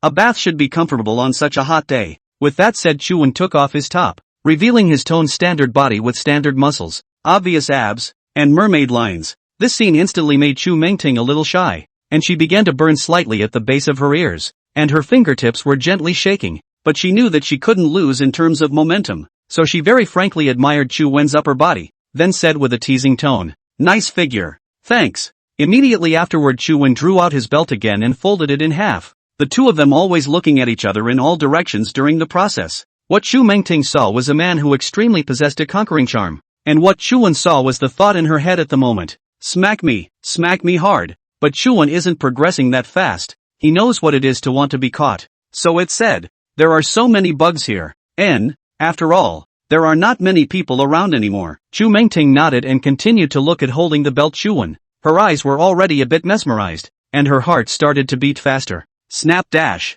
Chu Wen suddenly hit the table with a belt, killing a flying insect. Like when she was in the alley, Trumontine couldn't control her screams again. It wasn't so much the shock, but the fact that she seemed to feel it. The smack on her thigh. At this moment, his chest was constantly rising and falling, and he was actually a little unsteady in his seat. Somewhat flustered, Chu Mingting put down her legs that were hiked together, and there were already red marks on her thighs due to the prolonged bonding, and she was even more dry mouth. Did not dare to look directly at Chu Wen again, picked up the juice on the table and violently drank a few mouthfuls, her eyes fluttering. Such an effect was what Chu Wen wanted to see, because he had studied acting. He had studied a little bit about this kind of lust. A bath? It's certainly not necessary. As early as just now, he had seen an update in Chu Mingting's wish list, getting a DNA sample from Chu Man. For this wish, he was able to guess some of it. It should be a mission sent to her by someone from the capital, to the real Chu family. Although the sudden appearance of Chu Wen could not be said to be a threat, he had turned the magic city upside down and was still bearing their name. As far as Chu Wen could find out about his origins, there was no way to get any useful value out of it. Everything from childhood to ordinary experiences until I got into acting school in the magic city. Suddenly he took a break from school, and then he got engaged to the Li family's eldest daughter, and everyone in Mordor knew what happened after that. It wasn't that no one had checked on Chu Wen, but the ones that were found didn't show that he wasn't from the Chu family. With his demonstrated abilities coinciding with these origins again, it also makes his background even more hazy. Judging by the tidbits of information that Lu's family has found out, it makes the most sense for such a low-profile family to forge an identity. And the choice of being about to graduate but then suddenly dropping out of school because they're not allowed to go down the path of arts and culture and entertainment is what makes the speculation even more convincing. Chu Wen didn't speak much this entire journey, and was actually thinking, since the real Chu family had already appeared, then it was definitely unavoidable to have some contact next. Plus, he didn't want to keep a low profile, but rather, he wanted to take over the entire magic city and establish his own Chu family. Then the real Chu family in the capital would definitely not stand by and watch. As for sending a girl as the first step to get information now, he understood that the Chu family in the capital didn't want to be too flashy either. In the end, it should choose a soft way of dealing with the situation. And verifying the DNA actually indicates that if it is found that he really has a connection with the Chu family in the capital inextricably linked, he should choose to edict the peace, let him recognize his ancestors and return to their Chu family. Chu-won was actually curious. Was everything that happened really just a coincidence? So he was also interested in the matter of verifying the DNA. And as for what else would happen subsequently, it was just a matter of taking one step at a time for him. So instead of taking a bath, he asked the captain to steer the ship back toward him, because now he wanted to see how Trumontine would obtain his DNA. What would this girl, high-strung on the outside and fiery on the inside, do if he never got close enough? So he sat down again and looked at Chu Mengting, who was already a bit overwhelmed. She continued to drink her juice while fanning the heat from her face with her hand. Fine droplets of sweat were already seeping out of her neck and chest, and after a long period of silence, Chu Mengting finally couldn't help herself. If we don't get DNA today, it should be hard to get another chance to be alone like this, so turned his head to break the silence. Mr. Chu, how about a chat? What do you want to talk about? Talking about your capital city Chu family? Chu Mengting asked this because she wanted to know whether this Chu-won really knew or was an outright liar. What's there to talk about? You want to work with me without investigating me? I did investigate, but I couldn't find out about the so-called capital city Chu family. Chu-won smiled. Between the two of them, they had been acting from the beginning of their meeting until now, and no one has ever said a word of truth. It's kind of fun. Would you believe me if I said I made it up? Sure enough, Chu Mengting never thought in her heart that he really knew. Everything was just a coincidence. But the only thing that doesn't make sense is how he knows the secrets of so many people in Mordor. I believe. Chu-won smiled. You when believe, because you are the person who is the capital city Chu family. Well, in that case, there's nothing to talk about again. Chu Mengting was actually not good at words, and in this situation of extremely unequal mutual information, she simply did not know what to talk about. Combined with the oppressive feelings Chwyn had on her, her mind almost let go. So the only thing to do was to find a way to get Chu Man's DNA first. Keep in mind that there is a hair on TV that can be tested for DNA that is all fake. Essentially, the hair is not allowed but needs to be pulled out whole with the follicle in order for it to work. The rest is skin blood. How to get these made it a little difficult for Trumontine. Because of her experiences growing up, she didn't quite know how to approach boys. So he stood up and pretended to stretch. And his clothes, which were already not long, were even more torn up to reveal his slim waist. Tight and white, with a hint of mermaid line visible, only to see her slowly walk to the side of Chu-won, pretending to look at the scenery outside, and then pretending to twist her ankle again. She actually fell down towards Chu-won in a smooth manner. Ouch! A rare breeze blew by, and Chu Mengting plopped down on the bench, because the general design of a cruise ship is a ring of benches, and the moment Chu Mengting pretended to fall, Chu-won surprisingly slid to the side, causing her to flop right into the chair. Chu Mengting looked up just in time to see his half of Chu-won's ass. Continuing to look up, he saw Chu-won who was shaking his head. The acting was so bad that it didn't go anywhere. Hearing these words, Chu Mengting really got a little angry, but in order to obtain DNA, she had to forcefully hold back the urge to lash out. You actually ducked? Although Chu Mengting didn't show it, she was still surprised. Then he hurriedly climbed up and looked at Chu-won with a disgusted face. Why didn't he have any manly demeanor at all? And it was facing someone like her who was considered a goddess by countless people. I'm an engaged man. So please behave yourself. What if I just have to touch you today? Then you can try. Chu Mengting slowly leaned towards Chu-won. Although he already had a crush on him, it was only because of the excitement it gave her. And there wasn't much to like about the man in front of her with his words and actions so far. After all, Chu-won had been acting as that would irritate her. This time Chu-won didn't dodge and looked at Chu Mengting's raw acting skills. Get away from me. It's hot. Trumontine looked at him and assumed that it was working. So she continued to stick a little closer. It was already next to Chu-won's lighted upper body. I told you it was hot. Stay away from me, Chu-won said firmly once more, then looked at the somewhat self-righteous woman. Chu Mengting, on the other hand, thought it was because she was about to do something that worked. So she pressed a little closer, and her hand was ready to go up to Chumum's body. You don't like my type? Chu Mengting whispered in his ear. She had never felt so shameless when she grew up, but there's no way around it. A couple of grandpas gave her orders to act and get the DNA first. Only Chu-won sighed and shook his head. People like you, I guess, just lack the venomous beatings of society. After Chu-won said that, he actually grabbed Chu Mengting's hair and pulled it backward before slapping her hard on the face. Chu Mengting's eyes were horrified as she felt the fire on her face. Told you it was hot. What are you doing sticking so close? Said another slap. It's hot. Is it that you don't understand human language? This huffing and puffing two slaps slapped Chu Mengting's entire body in a daze. But at the same time, the pleasure was more intense this time. Unlike before, this time it was actually next to her body. Ever since she was a little girl, she hadn't taken any beatings at all. And the people around her didn't even dare to say a slightly more focused word to her. Never said the word sorry. And it was always someone else who apologized for anything. Nothing was done to miss out on anything, because no matter what was done, someone would always be there to make up for it. So those 2 solid slaps not only gave her unprecedented pleasure, but at the same time, anger. The paradoxical experience confused her, i.e., it was exhilarating and infuriating, wanting to freak out and not wanting him to stop. Chu Mengting completely sank into her subconscious. These 2 slaps not only slapped out her feelings, but also slapped away her self-righteous dignity. She revealed a pair of terrified eyes looking at Chu Wen. Is this the legendary conditioning? Of course Chu Wen knew that. Originally he didn't want to get to this point so soon, but he didn't realize that the woman's poor acting had turned him off and put him off. Plus it always feels like this woman has too much hidden and repressed deep down. Although she doesn't have serious depression like Chen Anren, but that's pretty much it. After years of not being able to find a release point. So these 2 slaps, like the piano played for Chen Anren, were kind of therapeutic. It's really not a bad idea to have a wonderful hand. When I say stay away, I mean for you to stay away. Do you hear me? Although Chu Mengting was a bit confused at the moment, she still did what needed to be done. Otherwise these 2 slaps would have been in vain. So struggling hands grabbed Chu Wen's hand and clawed down hard. The nails sunk deep into the flesh of Chu Wen's hand, and she was fighting back. It hurt a bit, but for Chu Wen, he also knew that it was a deliberate attempt to give her the chance to get her DNA.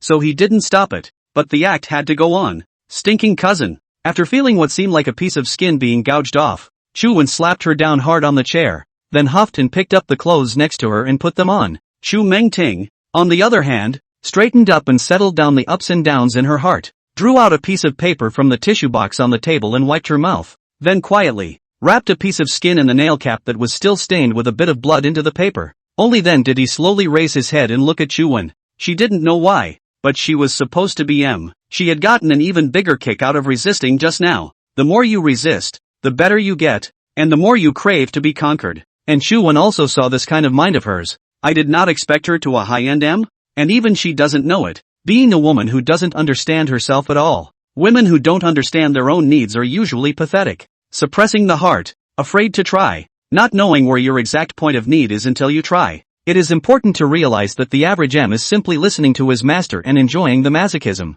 But there is a very small percentage of strong ones like strong women, women entrepreneurs, women executives. They like to rebel and get a bigger thrill out of doing so. And people like that usually have a really hard time looking at regular That would explain why Chu Mengting hadn't met anyone who could release her in all these years. Because no one knew her deepest desires as clearly as Chu Wen did. Chu Mengting looked at him slyly at this moment. The absence of anger and pleasure revealed in her eyes. Rather, it was a kind of incredulity. She didn't know why from the first moment she met Chu Wen. Every move he made could make her heart beat faster and satisfy those little secrets she was harboring at the bottom of her heart. Wave after wave. It never stops. Could it be fate? Has she finally met someone who matches her? A woman who could score a 10 out of 10 from anyone who saw her. With a superb figure and beauty. Surprisingly, he was slapped twice in a row by Chu Wen on a cruise ship just like that. And it was only the first day they met. That would make any man crazy to hear. They can't even lick it. And someone dares to hit her? Do you want to sit on the back of a bicycle and laugh? Or sit in a BMW and cry? Or take 2 slaps on a cruise ship? Chu Wen thought it was almost time to call it a day. Chu Mengting also got the DNA sample she wanted. And if he was continuing, I'm afraid the woman would have to stalk her and go with her tonight. But he couldn't sleep with her just yet. Because for the unknown Chu family in the capital, he needed the presence of such an unsuspecting person by his side. This way, she could slowly learn more about the capital side and its true strength from her. After all, it was only a matter of time before the Chen family was destroyed. And if it came to that day, what the Chu family would do to him, he didn't know. But Chu Mengting, on the other hand, should have been able to help him a lot at that point. On the way back the two were silent again. Even the Han Chu Wen who disembarked the ship did not say another word to Chu Mengting. There were no goodbyes, no consolations. Chu Mengting felt, for the first time, what it was like to be left out in the cold. She watched Chu Wen's back as he walked towards the pier from the boat, and was surprisingly a little lost in thought. Seeing that she hadn't even gotten off the boat after Chu Wen had driven the sports car a long way away. Remembering everything that had happened today, everything seemed so unbelievable. It made him think. This time, he volunteered to come to Mordor to investigate him. Could it be God's will? The lights were on and the sun hadn't quite set yet. Chu Wen did feel a little surprised by the appearance of the Chu family in the capital this day, but at the same time, It also made him feel that he had to hurry up with regard to the handling of the various forces in the Magic City. One day it will be necessary to officially face them, though I don't know what the outcome will be. But before that must reach a high enough level to have strength enough to fight against it. Now that the Chu family in the capital hadn't made any big moves yet, it just happened to be the best opportunity for him, and by the time they found out what was going on, he already possessed absolute strength, and I'm afraid that it wouldn't be so simple to curb him again. Thinking of this, he made a call to Chen Wenyang. Brother Chu, the Lu family will be done in 2 more days. This kid is getting on a roll. Give me a call as soon as it's done. No problem. What else does Chu want? What has your brother been up to lately? It's still the same every day. Oh yeah, I think he's going to the king's house tomorrow.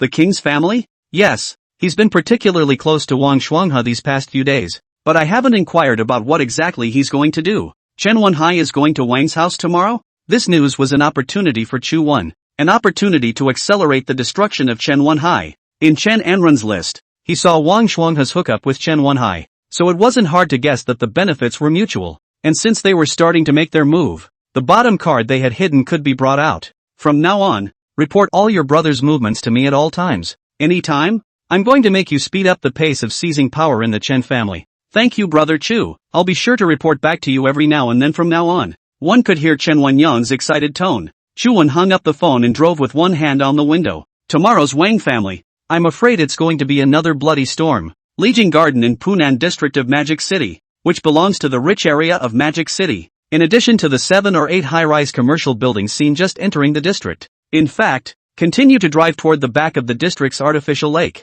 which is the real meaning of the rich among the rich. At this moment, a dozen black high-grade cars were driven in the Lijiang Garden, and the least is A8L. Although the people who live here are already rich, there are highs and lows of being rich. They don't see this kind of formation very often. Who's getting married? So many luxury cars, but I haven't heard of any family having a wedding. It should be something big going on back there in the villa area. Haven't you heard? The biggest thing these days is the Wang family. It's a mess over the family fortune. I also heard that his mistress is under house arrest. This is no nonsense. Beware of inviting you to tea. It's true, my mom used to play cards with her all the time, and lately she says she's not feeling well and doesn't go out. This kind of thing we eat melon, gossip on the line, or less involved. In the midst of the crowd's chatter in the small area, a dozen luxury cars drove straight to the villa area behind the artificial lake. A row of cars parked neatly in front of a villa. The most inferior A8L down is of course Wang Shuanghe, too late to organize the body's slightly wrinkled suit.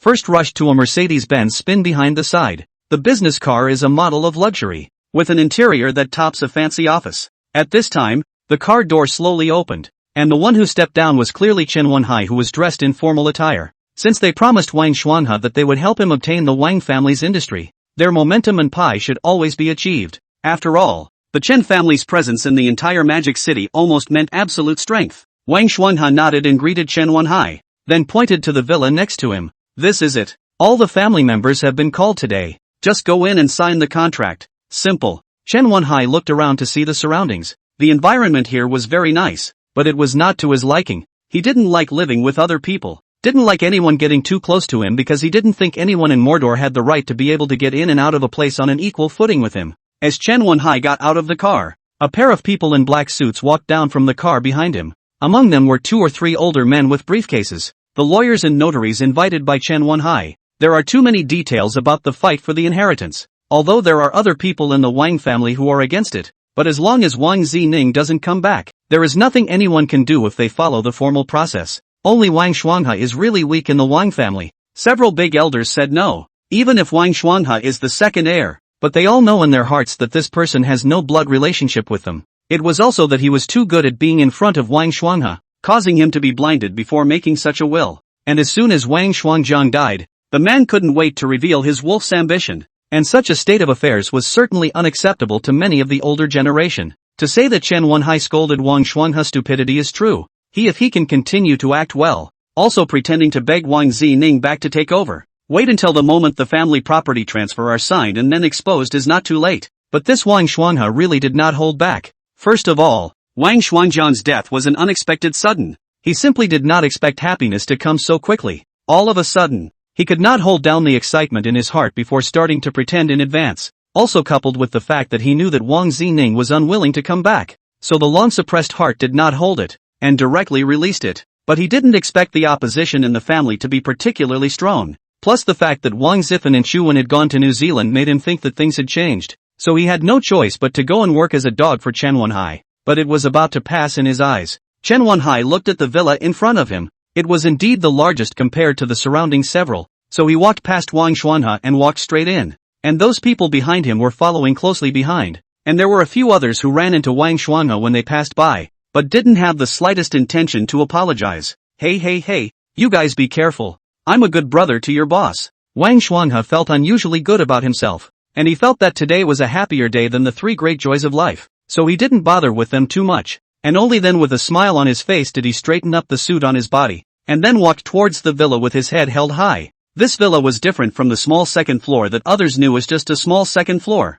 But there was a huge living room similar to a conference room, with a 10-meter long pear wood long table. The whole interior decoration ornaments also show Chinese style. Both sides of the shelves of curiosities and strange stones are also Wang Xuanjiang's hobby during his lifetime. At this time, sitting on both sides of the 7 or 8 people on the eunuch chair, is now the most senior generation of the Wang family, although they all have shares, but the right to manage has long been handed over to Wang Xuanjiang. Although Wang Xuanjiang, this person is ruthless. In Chu Wen just appeared not soon toward to kill him. This was what led to the destruction of his own family. But before that, because of Wang Xuanjiang's tactics, the entire Wang family had been flourishing. That's why most of these old veterans still wanted to hand over these remaining properties to Wang Zining. And today they were called together by Wang Xuanhe to say that they wanted to have a family meeting. They also wanted to show their cards to him. No matter if Wang Zining wanted it or not, he didn't have the bloodline of the Wang family after all. At this moment, a group of people watched Chen Wenhai walk in aggressively, followed by a group of people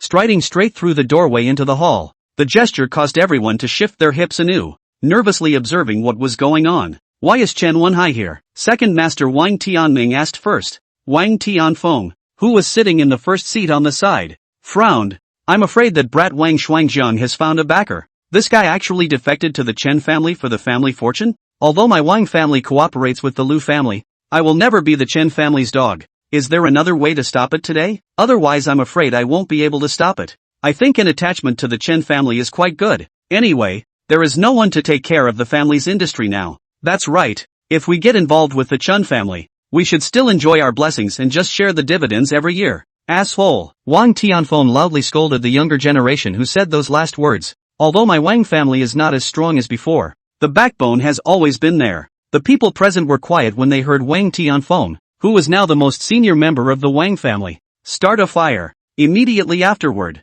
Chen Wenhai crossed the threshold and ignored anyone, but walked straight into the innermost part. In full view of the crowd, he sat down in the empty seat at the top. That used to be where Wang Xuanjiang sat, and those who followed him gathered around him, only to see Chen Wenhai move his body. He didn't like this old-fashioned hardwood chair. He always felt uncomfortable and his buttocks hurt from the spacing. Adjusting his sitting position, he then placed his hands on the table. Formally, don't worry folks, I'm just accompanying a friend today to take over the family estate and congratulate him in the process. The people present were all shocked. Today, they were afraid that no one would be able to stop Wang Xuanhe. Snap! A young man slapped the table and pointed at Chen Wenhai, cursing, get up, this seat is not for you. Chen Wenhai smiled and said, isn't this seat for the person who makes the decision? I'm here today to help you guys make decisions. So what can't I sit on? The young man was about to continue, but was stopped by Wang Tianming beside him. Chen Wenhai, the youngest master of the Chen family. I don't know who this friend you're talking about is? Only Chen Wenhai lifted his chin and looked toward the door. He only saw Wang Xuanhe walk in with a spring in his step and clasped his hands. Greetings, uncles and brothers. Seeing that Chen Wenhai was sitting at the head-breaking position, he did not go over there either, but sat directly across from him, at the top of the other end. And the arrogance displayed by the entire group made it a bit hard for the others to look away. Wang Tianfeng drank a mouthful of tea from the covered bowl on the table, calmed his emotions, and then said to Chen Wenhai, Mr. Chen, this is our family matter, so I don't need you to ask about it. Only Chen Wenhai leaned back in his chair, then spread his hands. That's right, I'm just here with my friend to check it out. You guys talk about yourselves. I won't ask questions. Wang Xuanhe heard Chen Wenhai call himself a friend, and in his heart, he cursed his ancestors again and again. This grandson calls himself a friend in front of people, but treats me like a dog afterward. He's really not a fucking thing, but face since people have already given it, you have to take it. So he nodded proudly and exchanged a glance with Chen Wenhai. Immediately afterward, he began to say, Elders, Although our Wang family is not as good as it used to be, but please believe in me. I can definitely bring the Wang family back to the top, and I'm also the legal heir of big brother Wang Xuanzhang. It's a bit unreasonable for you guys to stop me like this. I am also very saddened by the death of my elder brother, but people can't come back from the dead. The family industry still needs people to take care of it. The country can't be without a king for a day, and the family can't be without a master for a day.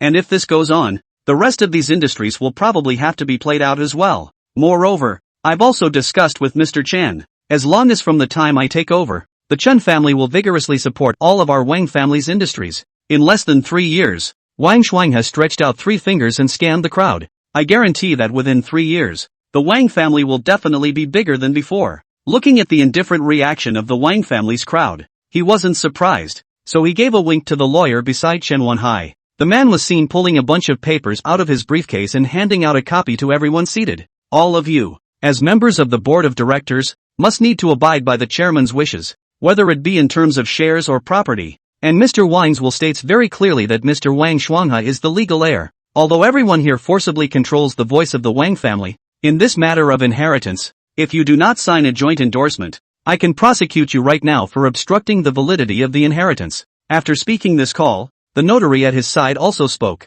This will of Mr. Wang Shuangjian was made under the supervision of our notary office, and the person concerned was thinking clearly when making the will, and mentally there is no medical proof of any unhealthy condition, so the will is just invalid. None of the people looked at the documents placed on the table, and the 2 people in front who supported Wang Shuangjian were just about to go get them, but they were also slapped back by Wang Tianfeng. Only Wang Tianfeng said indifferently, "That's right, but Wang Shuangjian isn't a member of our Wang family after all, and the first heir isn't him." Wang Shuangjian stood up and looked at him with slanted eyebrows. "Master, but I've been calling you master since I was a kid. Which one of you here I don't respect? Isn't it a bit unfair of you all to treat me like this?" Wang Tianfeng snorted coldly. "Don't think I don't know. How much money have you stolen behind Shuangjian's back over the years? That's why Shuangjian turned a blind eye to take you as a brother. But you were wrong in being too anxious to inherit the estate, preventing Ziffan from going to his sister, and placing Mrs. Wan under house arrest. How dare we put the family business in the hands of someone like you?" Wang Shuangha laughed aloud, but did not speak. The lawyer next to him took out another recorder from his bag and placed it on the table and pressed play. "I am not going back." It was precisely Wang Xining's voice. "The Wang family has nothing to do with me. That old man is dead? Good for him. Don't call me again. Give the family property to whomever you like. It has nothing to do with me." After listening to the recording, everyone froze. Wang Shuangjian was the first to call Wang Xining after the incident, and he had known that this father and daughter were not in harmony, so he recorded the call. After that, anyone in the family called Wang Xining again. She didn't answer the phone, so she sent Wang Zifan to New Zealand. Wang Xining was brought up by them since they were young, and her voice was of course very familiar. The call was also made in the presence of an attorney and a notary public, and is authentic. Wang Shuang has spread his hands. Nah. It's not that I don't let her inherit, it's that she herself doesn't come back. Immediately after that, Wang Shuangha stood up, pressed his hands on the table, and said to the crowd,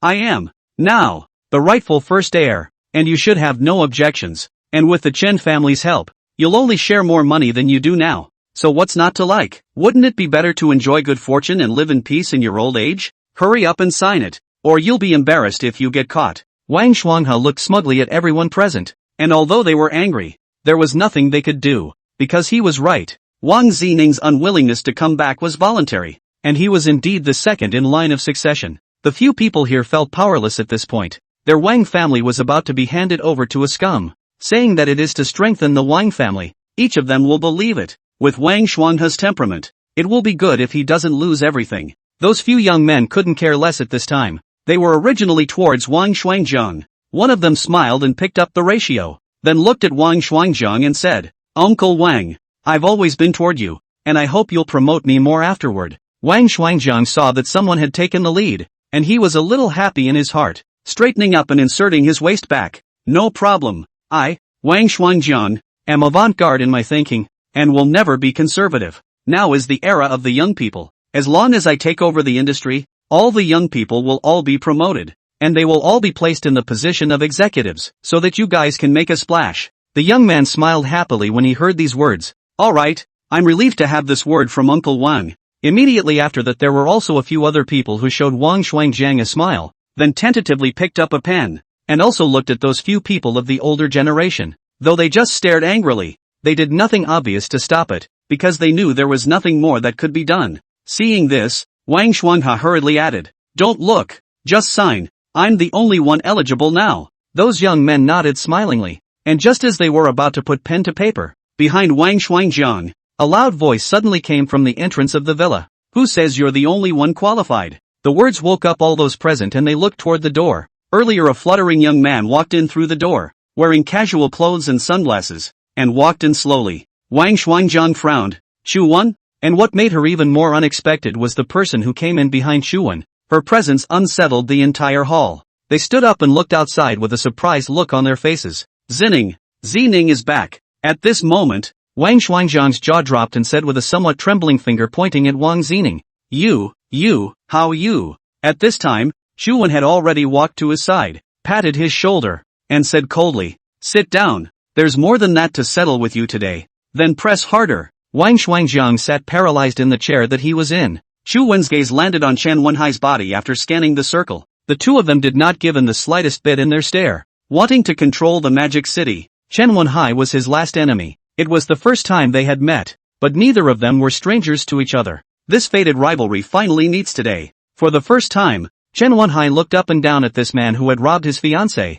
saved the Li family, and stirred Magic City into a frenzy. Although he had heard it before from Chen Wenyang and others, and had brainstormed about the looks, but he was still a bit surprised when he came face to face. He lost both in age and appearance. Not only that, as someone who had possessed a dominant aura since he was a child, it was the first time he had encountered someone who was even stronger than himself. He reached out and tapped one finger on the table, wanting to use the small action to scorn Chu Wen. In fact, this approach is very useful, even in formal great power diplomacy. There is a lot to be said for the handshake when the two presidents meet for the first time. Who reaches out first, how much force is used, and whether the other hand should remain still, or shake it as well, or touch some other part of the other person's body. Usually after a handshake, basically the strength of the situation in the talks is already known. Chen Wenhai, as a man of great depth in the city, was of course extremely adept at all the preoccupations here. He leaned back slightly from his own sitting up straight, one finger tapping on the table albeit slowly but with an unusually firm voice. The eyes observing Chu Wen also revealed a bit of disdain. Such a state was to tell him that even though this was in the Wang family, he was still sitting at the head position and Chu Wen was not qualified. Just like in the Magic City, no matter how Chu Wen wanted to develop, he would still be the one standing at the top and would always press him. Chu Wen smiled faintly when he saw Chen Wenhai's appearance. He didn't need to interact with him too much because after learning about the Chu family in the capital, the Chen family was nothing more than a stumbling block in his eyes. Now is the beginning of getting ready to lift your foot and kick it away. I was going to have more fun with them, but now there's no need. So he clasped his fists to the other Wang clan elders. The late Chu Wen greets all the elders. Although he couldn't look at the Wang family either. Unlike Chen Wenhai, he knew how to be polite and far surpassed those born with golden keys in terms of personal connotation. Plus Wang Zining, an extreme talent he was going to keep for himself. The face that should be given should still be given. And the elders of the Wang family present were first shocked upon hearing Chu Wen's name, and after returning their greetings, they unexpectedly all coincidentally looked at Chen Wenhai. Everyone knew that after Li Jiayi's engagement party, these two were the biggest nemesis in Magic City. The capital Chu family and the Magic City Chen family. For the common people, this melon was big and sweet to eat, but for these families involved in their own interests, it was not so simple. "Hello Mr. Chu.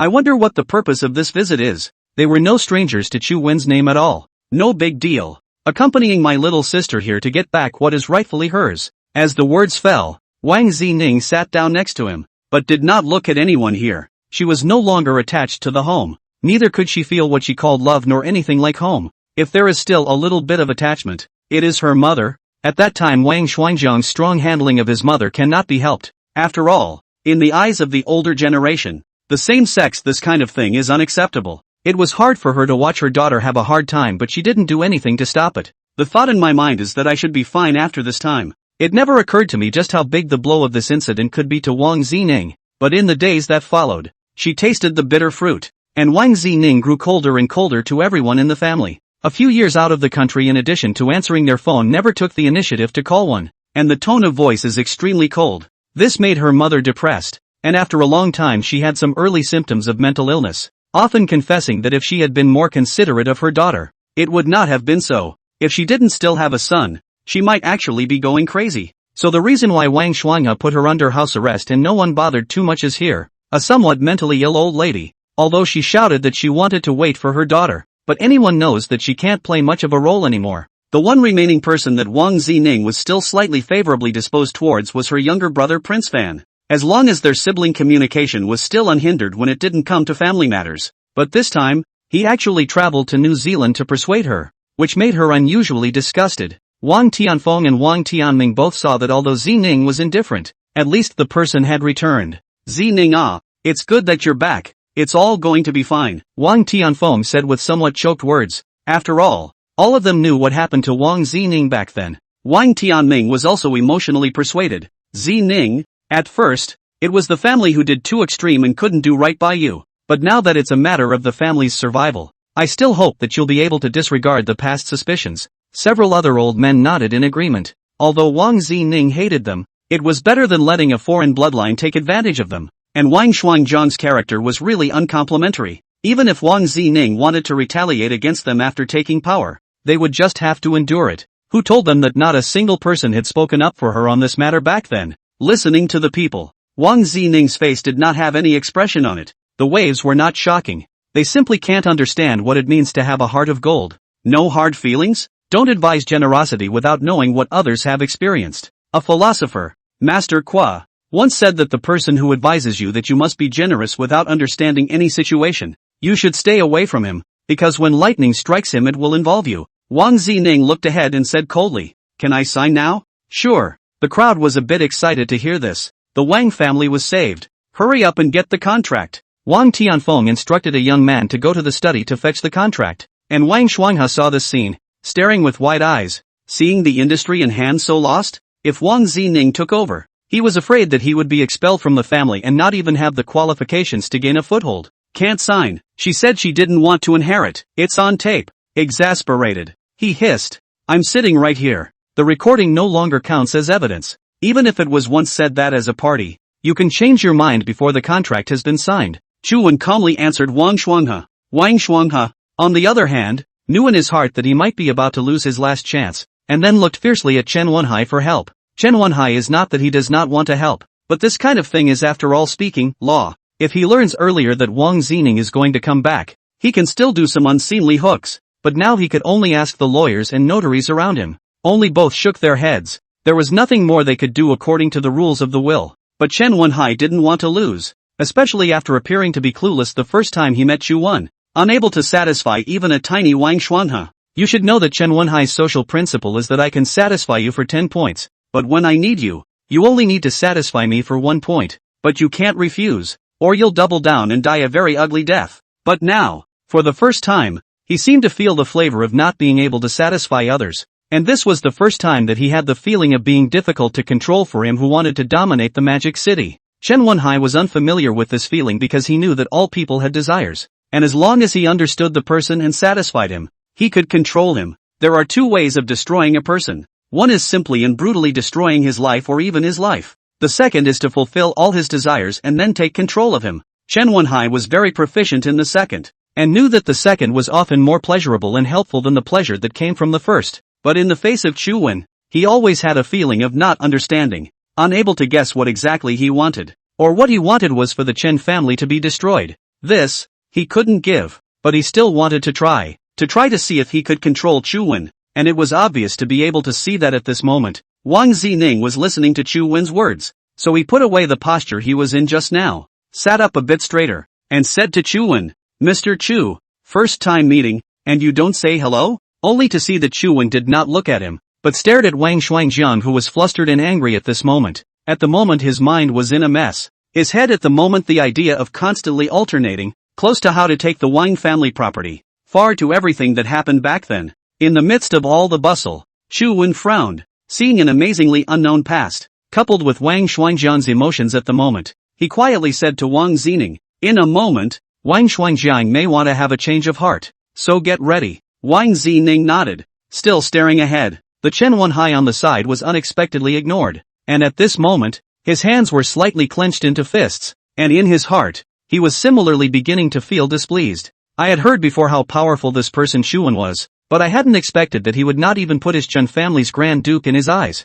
completely ignored like air. I didn't expect Mr. Chu to be so rude. Are all the Chu family in the capital so uneducated? It wasn't that Chuan didn't hear him just now, but he deliberately ignored him. At this moment, he turned his head to Chen Wenhai and said, "Firstly, this is in the Wang family. I greeted the elders of the Wang family as soon as I entered. Secondly, I don't know you and no one has introduced me, so why should I care about you? If you want to get to know me, you can take the initiative. Plus I don't even want to know you. Sitting in someone else's master's seat, the least domesticated person in the room is you, with a bunch of minions behind you. Do you think you're in a kook show?" Chen Wenhai instantly exploded at his words. When had he ever heard anything like that? The cold reply, the mocking tone, didn't take him seriously at all, but he had never been a man who could be controlled by his emotions, or he wouldn't be in the position he was in today. Still holding back his anger, he continued, "Mr. Chu is really eloquent. No wonder he was able to trick Li Jiayi into falling in love with you, even disregarding the safety of the Li family to find you."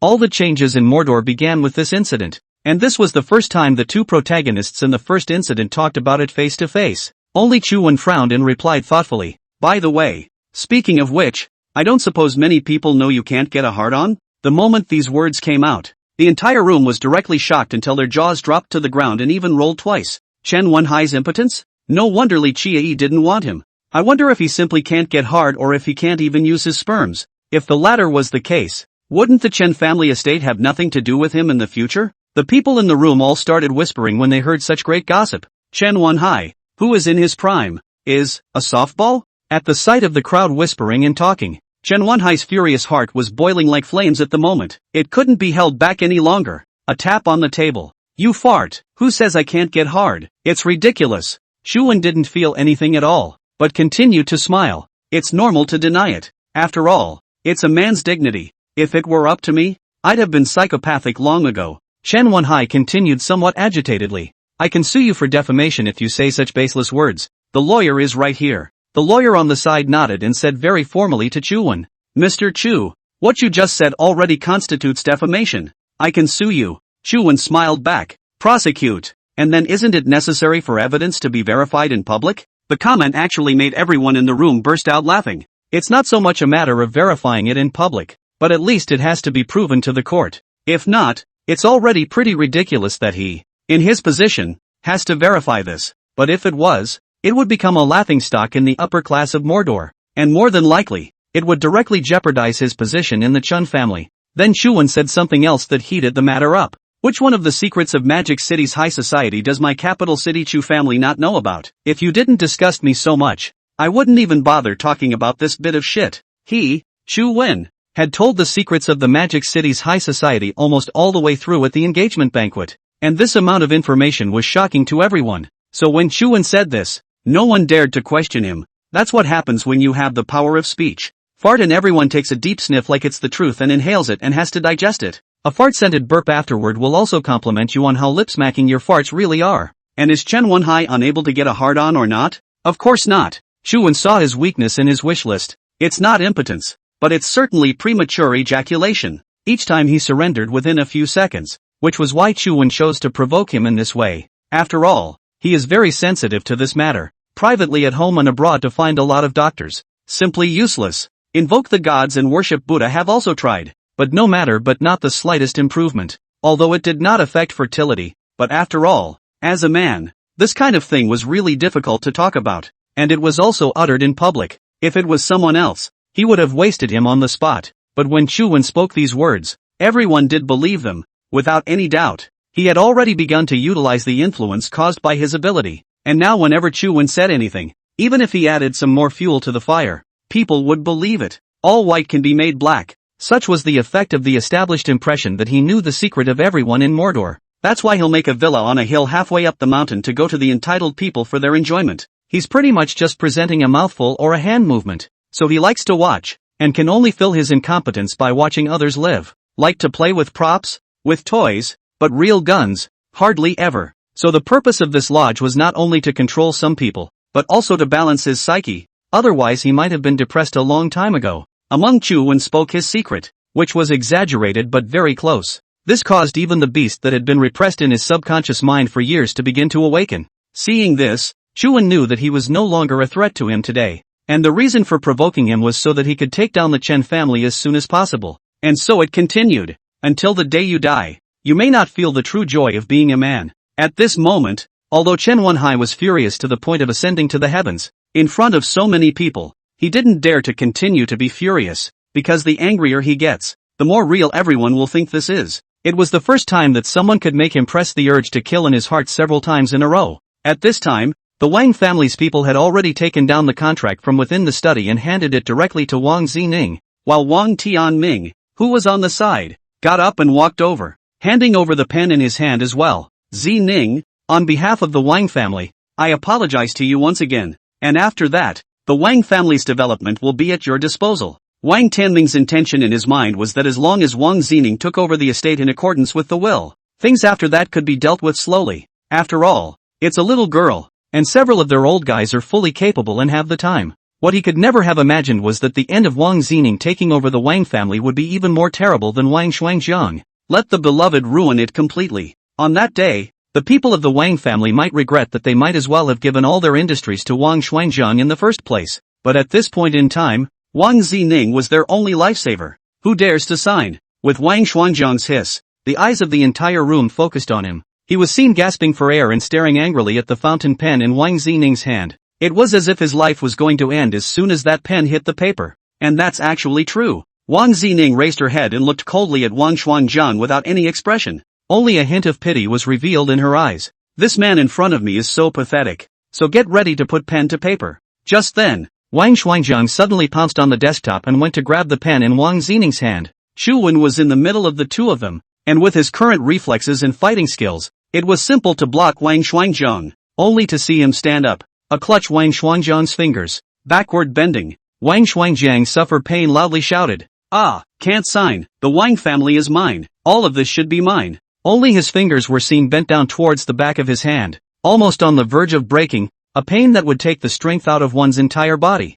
A standard grappling technique. The wielder of the power can subdue the enemy without much effort. Chu Wen looked at Wang Shuangjiang, whose face was somewhat twisted from the pain, and asked, "Back then, Feng Qian's matter was run by you, right?" Feng Qian is Wang Zining's most beloved woman, who was framed by his father and sent to prison that year, causing his family's death. Hearing this name, Wang Zining stopped her hand movements and slowly looked up at Wang Shuanghe. So what if it is? How many black pots have I taken for Wang Shuanghe? How many unseemly things have I done? In the end, I still lost to this little girl. The furious Wang Shuangjiang is about to lose his mind, because as long as Wang Zining signed the word, he lost the only chance to turn around. You're defecting to Chen Wenhai? With his understanding of Chen Wenhai, once he had nothing to do with the Wang family, he had become a person with no use for himself, probably not even as good as a dog, so he had to take power. However, after a conversation just now, it was obvious that Chen Wenhai had already been suppressed by Chu Wen, and there was no room for him to make a move at this moment.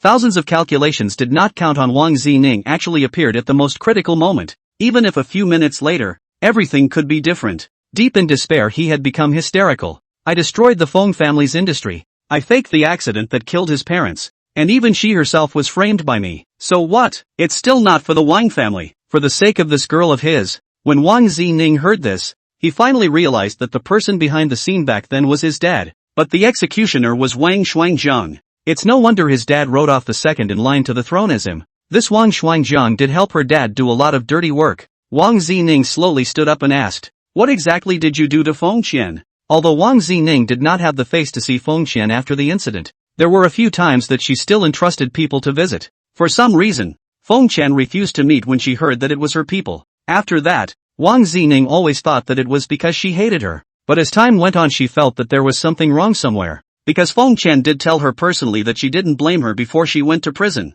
At the moment the executor of the year was right in front of her, and she was curious to know what had gone wrong. Wang Shuangjiang actually laughed out loud when he heard this question, enduring the pain in his hands with a piercing laugh. Today's situation was either you or me, and he had nothing left to fear. Add to that the fact that the spirit was close to the edge of breaking down, and there was laughter all around. You perverts. You just haven't tasted a man in my opinion. I've played with so many women and I've never played with your kind. Ha ha ha ha ha. Hearing this, a hint of murderous aura had appeared on Wang Zining's always cold face. So I'm going to feel what makes perverts like you different from normal women. Maybe I'll even make him feel manly and just break her straight. Wang Zining's grip on the fountain pen squeezed tighter and tighter. She already understood what was happening. Gee, I have to say, that was kind of fun to taste. The more she resists, the more excited I get. Wang Shuangjiang gave a disgusting look. It's really different. It just doesn't feel the same as a normal woman. Just as Wang Shuangjiang continued to laugh maniacally, Wang Zining slowly walked over to his side.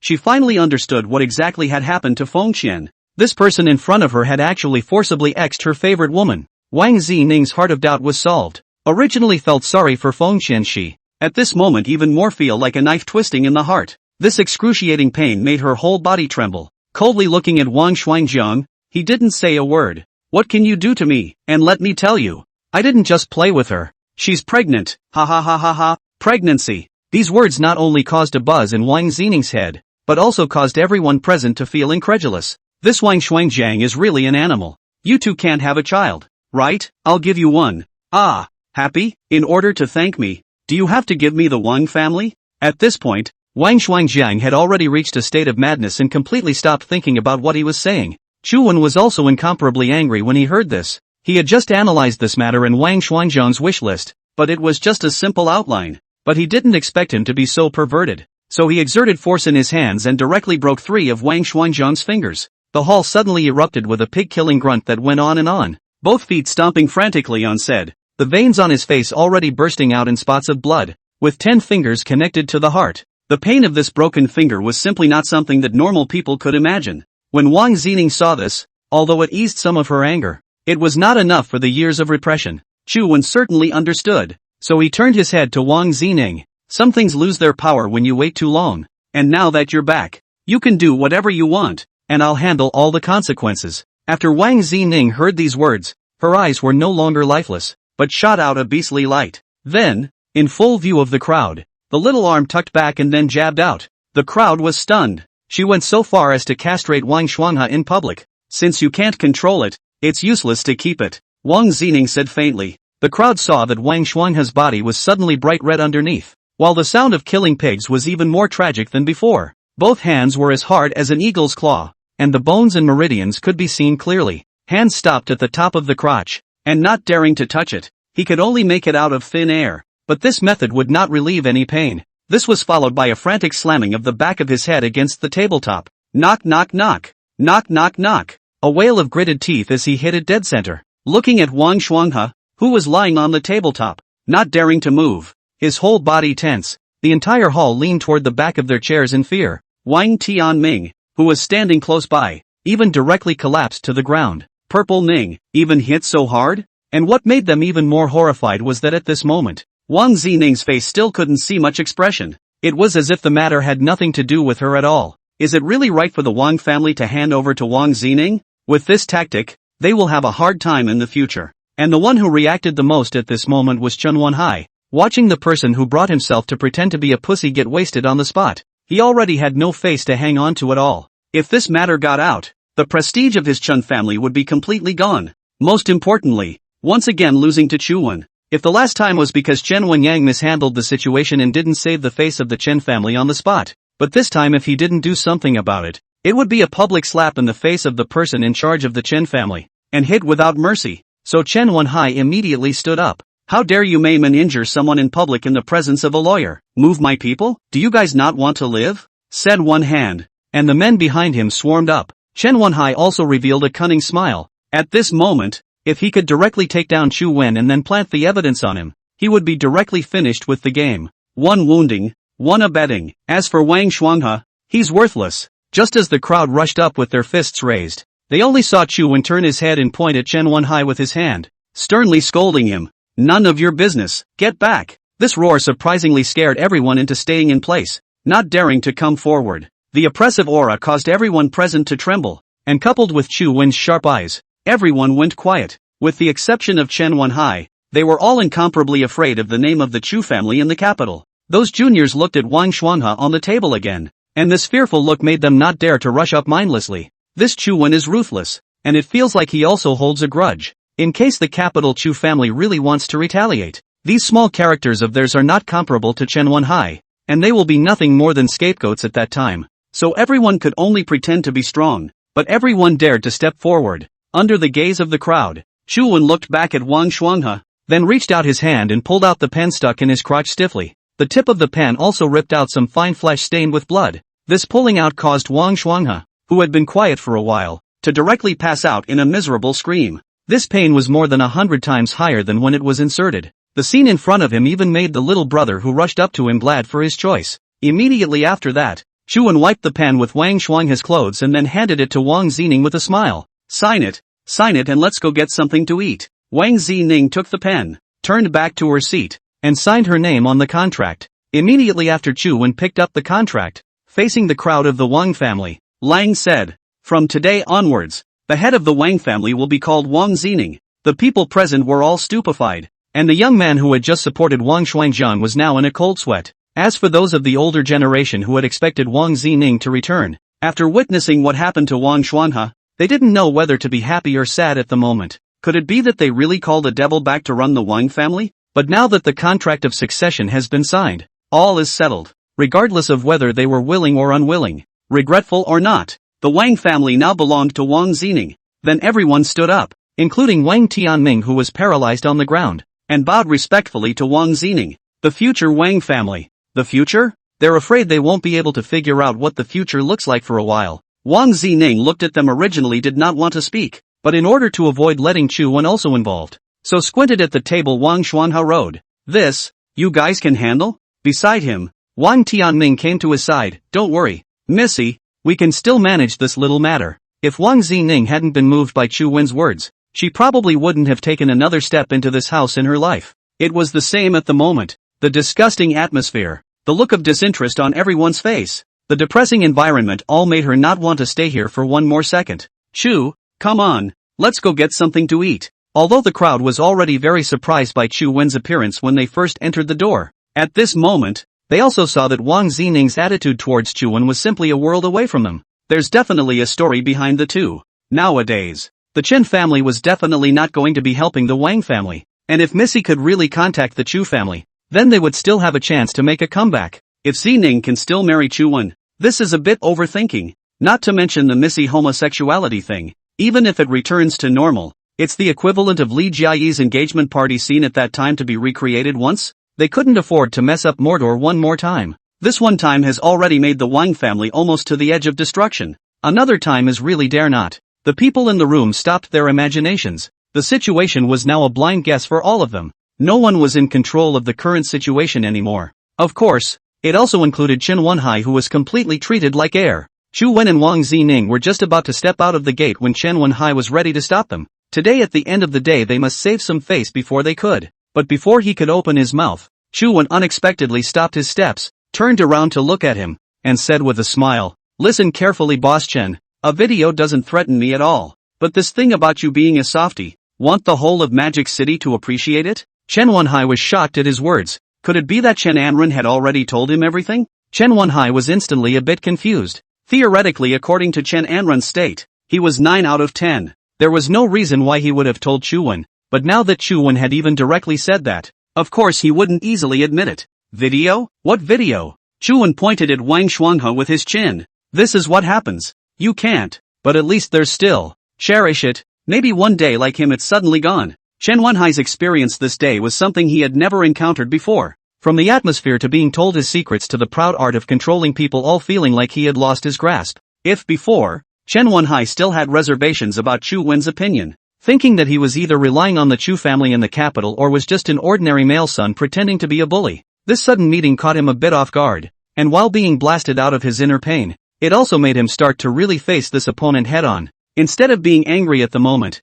he formally began to think about how to deal with such an opponent. Mr. Chu is joking. My Chen family will never use such underhanded means. Since the capital Chu family wants to develop in Magic City, instead of losing both, why not work together? Chu Wen was a bit amused in his heart. If it was an ordinary person, at this moment, he would definitely be fooled by Chen Wenhai's sincere acting skills, and for the cooperation he proposed, Chu Wen became interested, not because he believed that it was really possible to cooperate, but because he wanted to see what it was like to have ideas floating around in one's head and words coming out of one's mouth that were completely contrary to each other. Oh, the Chen family wants to cooperate now? Chen Wenhai revealed an official general smile. If the Chu family behind this kid can be utilized, it will be able to dominate on one side in the Magic City. One more friend is one more road. One more enemy is one more wall. So, how do you want to cooperate? If he can't be utilized, he has to be thrown out in the shortest possible time, or there will be endless consequences. You can start by working together on a small project and we all get to know each other. Chu-wen suddenly found amusement and continued to ask, aren't you afraid I'll stay in Mordor and take your business? I'm afraid of you. No matter how powerful your Chu family is, your tentacles haven't reached the magic city yet, right? That being said, wouldn't it be a beautiful thing in the business world for the two great families of the capital city magic capital to join forces? Chu-wen nodded back. Not bad. It's a good offer. Why don't we just have dinner first some other time and talk about it? Hooked. A meal that will bring you to your knees. No problem. I'll set the place. Contact Mr. Chu when the time comes. Chu-wen nodded and barked again. Remember to drink less Coke. It's bad for that shit. Mr. Chu is joking. Chen Wenhai looked at him with a sincere face. Chu-wen looked at Chen Wenhai's head full of fluttering obscenities and still kept a polite smile on his face. In his heart, he felt that this Chen Wenhai really deserved to be two skins in front of and behind the person. So he shook his head and Wang Zining left the Wang family, leaving a room of people looking at each other. This time the Wang family storm temporarily ended. But everyone knew in their hearts that since they had chosen Wang Zining, and Wang Zining obviously had an unusual relationship with Chu Wen, that meant they had no choice but to stand against the Chen family. Wang Tianfeng cupped his fists at Chen Wenhai and said, Mr. Chen, the Wang family has things to deal with following up today, so I won't see you off. Seeing this, Chen Wenhai had no need to stay any longer, so he directly got up and walked towards the door. Wait, only the second master, Wang Tianming, shouted, and of the existing people in this Wang family, he was the one with the biggest temper. Today, Wang Shuanghe came to force his way into the palace relying on the Chen family's power, and if Wang Zining hadn't arrived in time, there was no telling what the consequences would have been. Coupled with the fact that he knew best in his heart that he was bound to break with the Chen family at this moment, he was unceremonious. Since Mr. Chen is here today to help a friend, pointing a finger at Wang Shuanghe on the table, if you leave, please take your friend with you as well. If Chen Wenhai's attitude towards Chu Wen was because of the background of the Chu family in the capital, then there was no need to be polite in the slightest when it came to treating the Wang family, and for so many years in the Magic City, no family dared to go head-to-head against the Chen family, not even daring to say an overly heavy word. At this moment Wang Tianming dared to use this attitude towards himself. Your Wang family is merely lingering now. Don't think that you can turn around just because you've gotten on Chu Wen's good side. Making you disappear in Magic City is like crushing an ant for the Chen family. Wang Tianming smiled and said, although the Wang family is not as strong as the Chen family, but in terms of sinking and floating, it has also been in the Magic City for nearly 100 years, right? This sentence is not a joke. Most of the big families in Magic City are several generations of people struggling to come out. Although there has been a decline in the middle, but the hungry camel is bigger than a horse. As long as the resources and connections are all there, they can still do it. Precisely this Chen family, in the Magic City is only 1 or 2 decades. It is the previous generation grasped the opportunity of the times, all the way soaring. In a short period of time has become the largest family in the Magic City. Many such young groups and individuals have emerged in the country within these 2 decades,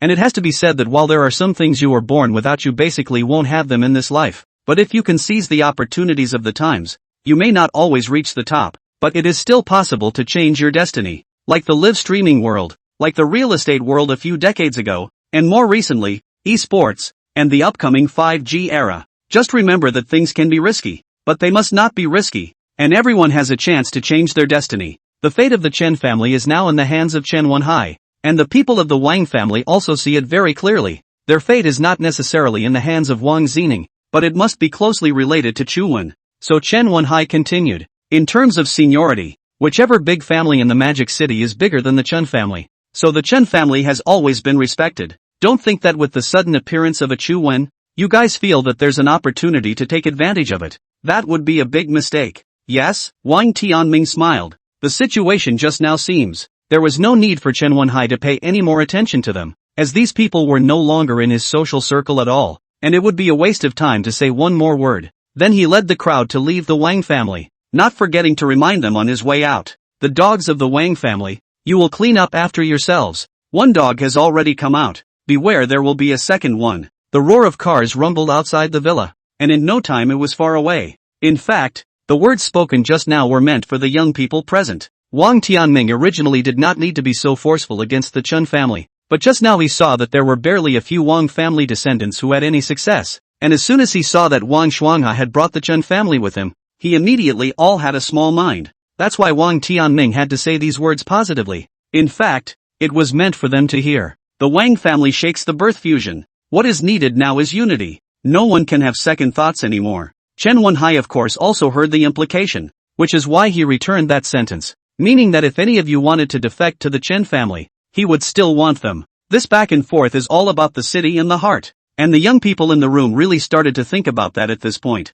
If they really went to Chen Wenhai, this Wang Shuanghe was still lying in a pool of blood. Although it was because he had done something untoward to Feng Qian, they had all seen the ruthlessness of Wang Xining's methods with their own eyes. But if they stayed in the Wang family, now that the Wang family's power was thin, it was hard to say when they would be able to make a name for themselves. In short, both the old and the young have only one answer in their minds right now. That was to hope that the Chuan that Wang Xining had found really treated their Wang family as their own. Only then could there be a turnaround. Just as the crowd was worried, Chuan had already brought Wang Xining to a small alley. Wang Xining returned to the country after listening to Chuan told him to stay put, so he stayed in the hotel almost every day. And as a person of extreme character, both her approach and her ideas were somewhat extreme. So when Chuan told him not to move, she literally barely even left the door, waiting for news from Chuan. On the way here Chuan had already known all of this, so since the Wang family's matter had already been resolved, he had also taken care of the matter of Wang Xuanhe and the video in the meantime,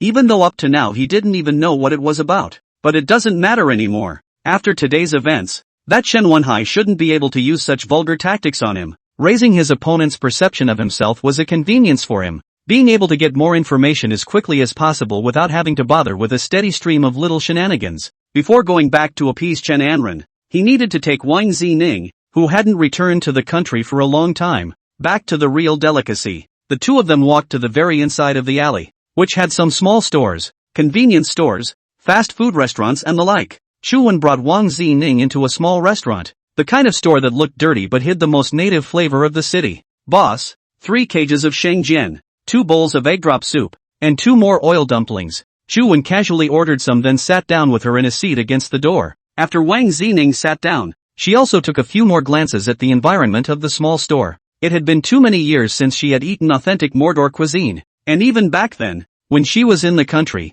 she rarely came to such bistros. After all, the Wang family was ranked at the time, so she was very particular about what she ate and used. Chuan brought her to this kind of place to eat. She was not expecting it. These snacks are basically ready-made and come up quickly. If it was placed in the past, Wang Zining would definitely dislike it. But now that she had experienced so much, she no longer cared about all the false prosperity, but she was seeking to have a peaceful home in her heart. So she ate casually. She didn't realize that one bite would make her nearly cry already. Besides being really delicious, the flavor reminded her of Feng Qian. Then one of the few times I came to a store like this was when I was in love with her. Feng Qian's family is very average. Her parents started from nothing and only had a very small wholesale business. So she takes Feng Qian to a fancy meal, and Feng Qian takes her to a street stall. The two also never felt it was unfair to use as much strength as they had to give to each other. Although their friends have said something about the door not being right. It's just about your money, etc. But one's feelings are known only to oneself,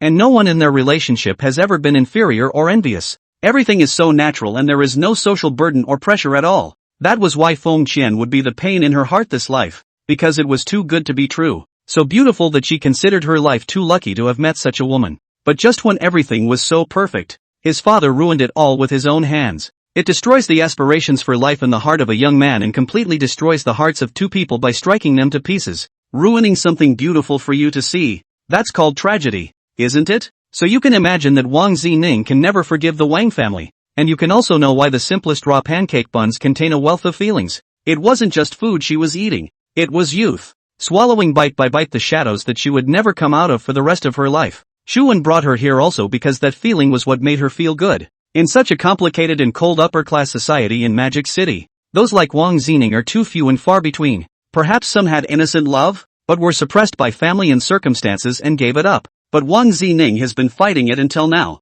She's responsible for her love to the end. After bitterly swallowing a raw fried bun while shedding tears, Wang Zining said to Chuan, I came back this time for her alone. I don't know anything about business. Chuan handed her a napkin and then talked to her as he ate. I know. I'll help you. It's not just about helping. The rest of the Wang family's estate has been given to you to take care of. Chuan raised his head and looked at Wang Zining. He was a bit surprised. Leave it to me? Wang Zining nodded and continued. Honestly, I have to thank you, but I really don't know anything about business, so when Fengqian gets out of jail, he can do whatever he wants. Shu Wen laughed. So you want me to push the Wang family to the top again and then let her destroy it, so it's a bit more painful? That's right.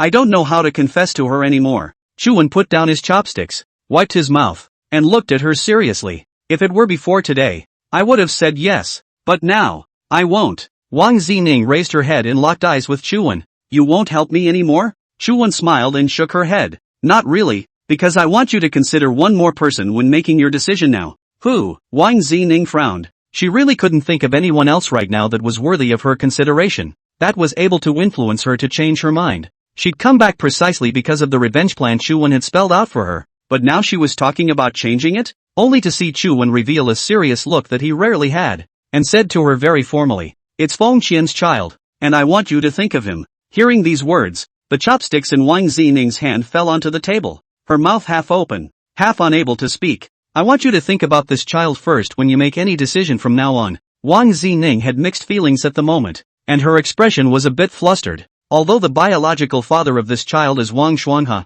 from what I know of him, to him it's just a wild seed, and he certainly never cared for it. Shu Wen was not a saintly mother, but he knew one thing, this child was innocent, a victim in the true sense of the word. Though I don't know if you guys ever thought about the whole having kids thing, if you do ever get together. Hearing these words, Wang Zining lowered her head and murmured, "Of course I've thought about it. We had a conversation once about adopting a child in the future and giving him the most loving family possible. In that case, even though this child is the sin of Wang Xuanhe, but at the same time, he is also the biological flesh and blood of the person you love the most. Why don't you really just love him?" Hearing this, Wang Zining shook her head vigorously. She couldn't accept it as long as she thought of Wang Xuanhe's ugly face. "Let me send you a message that you can best appreciate with your experience." Wang Zining did not look at her, but longed to find a reason that could convince herself in her confused thoughts. Some people spend their childhood healing their whole life. Others spend their whole life healing their childhood. Wang Zining froze. Some people spend their childhoods healing their lives.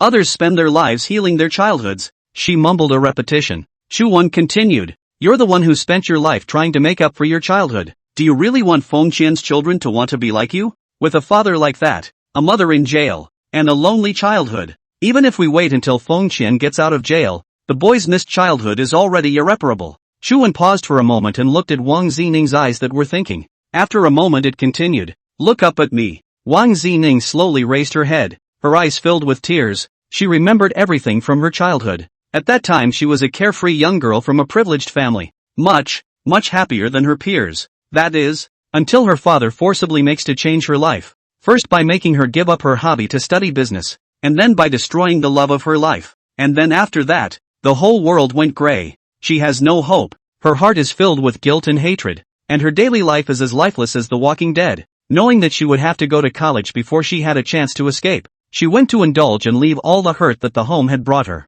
If Fengqian's children will also suffer these, she couldn't imagine at all where this child was living now. Whether it was a prison or an orphanage, whether it had been adopted or was wandering, whether it had been filled with loneliness in its heart and could not feel the love of the world. She didn't dare think about it, and the more she thought about it, the more her heart ached, and the empathy pained her. Seeing Wang Zining's fearful eyes, Shu Wen continued, "In fact, you are perfectly capable of adopting him now. Besides, you are meant to be in a same-sex relationship, and sooner or later this child will ask questions about his father, and this is up to you to tell him how you want him to perceive it." The lie was well-intentioned and healed him for life. "And, haven't you ever wondered why Fengqian didn't choose to abort this child?" When Wang Zining heard this question, she shook her head doubtfully. This question really hadn't occurred to her. Shu Wen smiled and continued, "I think for Fengqian, she still loves you as well, so it probably doesn't matter who the biological father is. What matters is that both of you are the mother of this child, right?" Wang Zining suddenly had a buzz in her head. "I am also her mother. For any love of the same sex, this is an issue that will eventually be faced. They will not shy away from it, and because of this, they will give more love to their children than families of the opposite sex." Shu Wen said no more. He thought it was enough. If Wang Zining really thought about this point, then everything would be resolved, and the Wang family's estate wouldn't really have to be destroyed. She would want to keep it for this child, waiting for the future, step by step, to purify the people within the Wang family, letting this child grow up to take over the Wang family and train him to become a good and kind person. Wang Zining would definitely think of all this. There was no need for him to say any more at all. The two continued to eat their meal, neither speaking again. 10 minutes later, they paid their bill, walked out of the alley, and sat in the car. Wang Zining let out a deep breath, finally figured it out, and said to Chuwen, "You're right, I am the child's mother. His father and mother are both Fengqian and I. There is no third person." Chuwen smiled and nodded. "So, I can help you find this child." At this time, Wang Zining's gaze was incomparably resolute, as if for the first time in so many years, she had a reason to live, other than vengeance, a truly wonderful hope. Then she shook her head. "No, I'm going to find out for myself. It's my duty as a mother." Without another word, Chuwen directly unlocked the car door, then reached over and opened it. "Then don't wait, go at once. Your child is waiting for you, and a minute longer will hurt." Wang Zining finally had an innocent smile on her face at this time. Her body was filled with strength, and a ray of sunshine shone on her heart that had fallen in the deep valley, warm and bright. When she got out of the car, she looked at Chuwen after closing the door. "Thank you, Mr. Chu. After I find the child, I'll be working under you, starting everything from scratch and learning all over again. Hopefully, by the time she gets out of jail, I'll have learned how to be a competent mother." After saying that, he bowed deeply and then left with a firm step. Chuwen looked at her back and was actually a little moved. This power, which he could hardly express, was the best kind of love and the greatest kind of motherly love. He didn't expect to come across such a story in the lucrative and hooked-up Magic City. Perhaps, this is the real life. Gently wiping a tear from the corner of her eye, she smiled and drove off into the sunshine. He still has a lot of stories to write in his life too, I guess. After the incident in the Wang family, Chuwen was considered to have officially taken over the Wang family's industry, and also guided Wang Zining from the reverse extreme to the positive. Such an extreme person could have a really dark future if not guided. Together with the Li and Lu families, he was now able to start again with the Chun family. But he felt that there was one thing missing, and that was a Chu family that was truly his own, which now needed to be synchronized. Although there were many family resources that could be utilized right now, only after he had established his own power would he be able to fight against the real capital city Chu family right now. With the news analyzed from Chu Menting now, the capital city Chu family was indeed a hidden force, and the power it held should be a very terrifying force. And now that it was on his radar, he would have to get ready as soon as possible.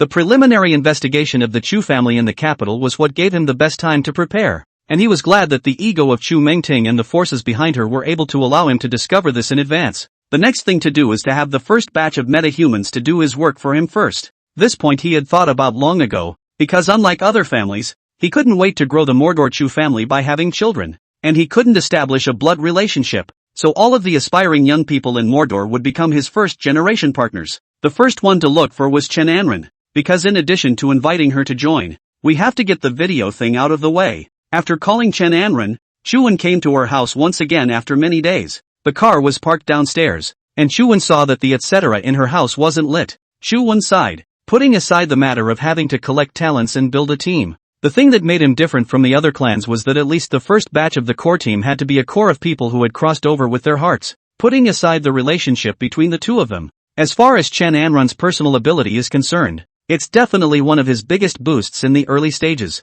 able to help him reduce a lot of unnecessary trouble. Plus, Chen Anren's depression was presumably aggravated by the video thing, so she didn't dare to turn on the lights at home. It was only with this thought that he stepped out of the car and prepared to go upstairs. Just like Wang Zining, if you believe in me, I, Chu Wen, will treat you 100 times better. Chuwen came to the door of Chen Anren's house and heard that it was quiet inside. Not a sound at all, so he gently knocked on the door. After a long interval, Chen Anren opened the door. What Chuwen saw was still a glowing professional woman, and Chen Anren's eyes were the same as they were during the day, which wasn't normal. If it was a pretense that she still feigned nothing in public, it was obvious that there had been a change in her psyche if she was still like this in a private meeting with him.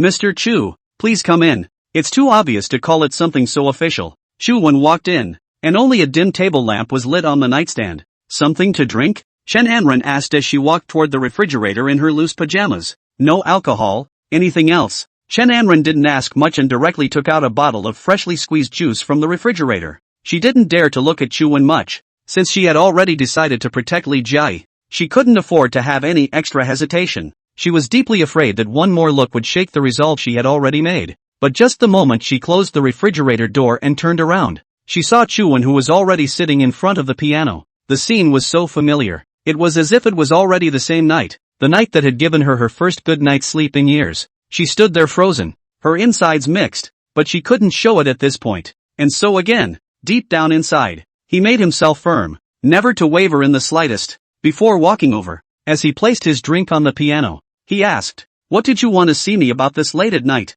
Chuwon smiled and said, "Get in bed, go to sleep." Ha! Chen Anren didn't expect him to be so direct. It wasn't that she didn't want to have something more to do with him, it was just that all of this relationship was now messing with her mind. You really can't hold on to him at this stage or all three will be in the abyss of doom. You go to bed and no matter what I say, you're not allowed to speak, just be quiet and listen. After Chuwon finished speaking indifferently, he opened the juice and took a sip. Chen Anren froze for a moment, first thinking that she was overthinking, then wondering what Chuwon wanted to do and what drugs were being sold in the bottle. When she was about to open her mouth to ask, Chuwon frowned and stared at her, signaling for her to just follow what she said. So no more questions, just let it go. Then he went straight to the bed and slowly lay down, covered up, and lay flat on his back looking at the ceiling. Once again, the quiet room resounded with the music played by Chuwon. This time it was simple and rich, soft as the winter sun, full and bright, warm and calm, clear and cold as steel beads sprinkled on the ice,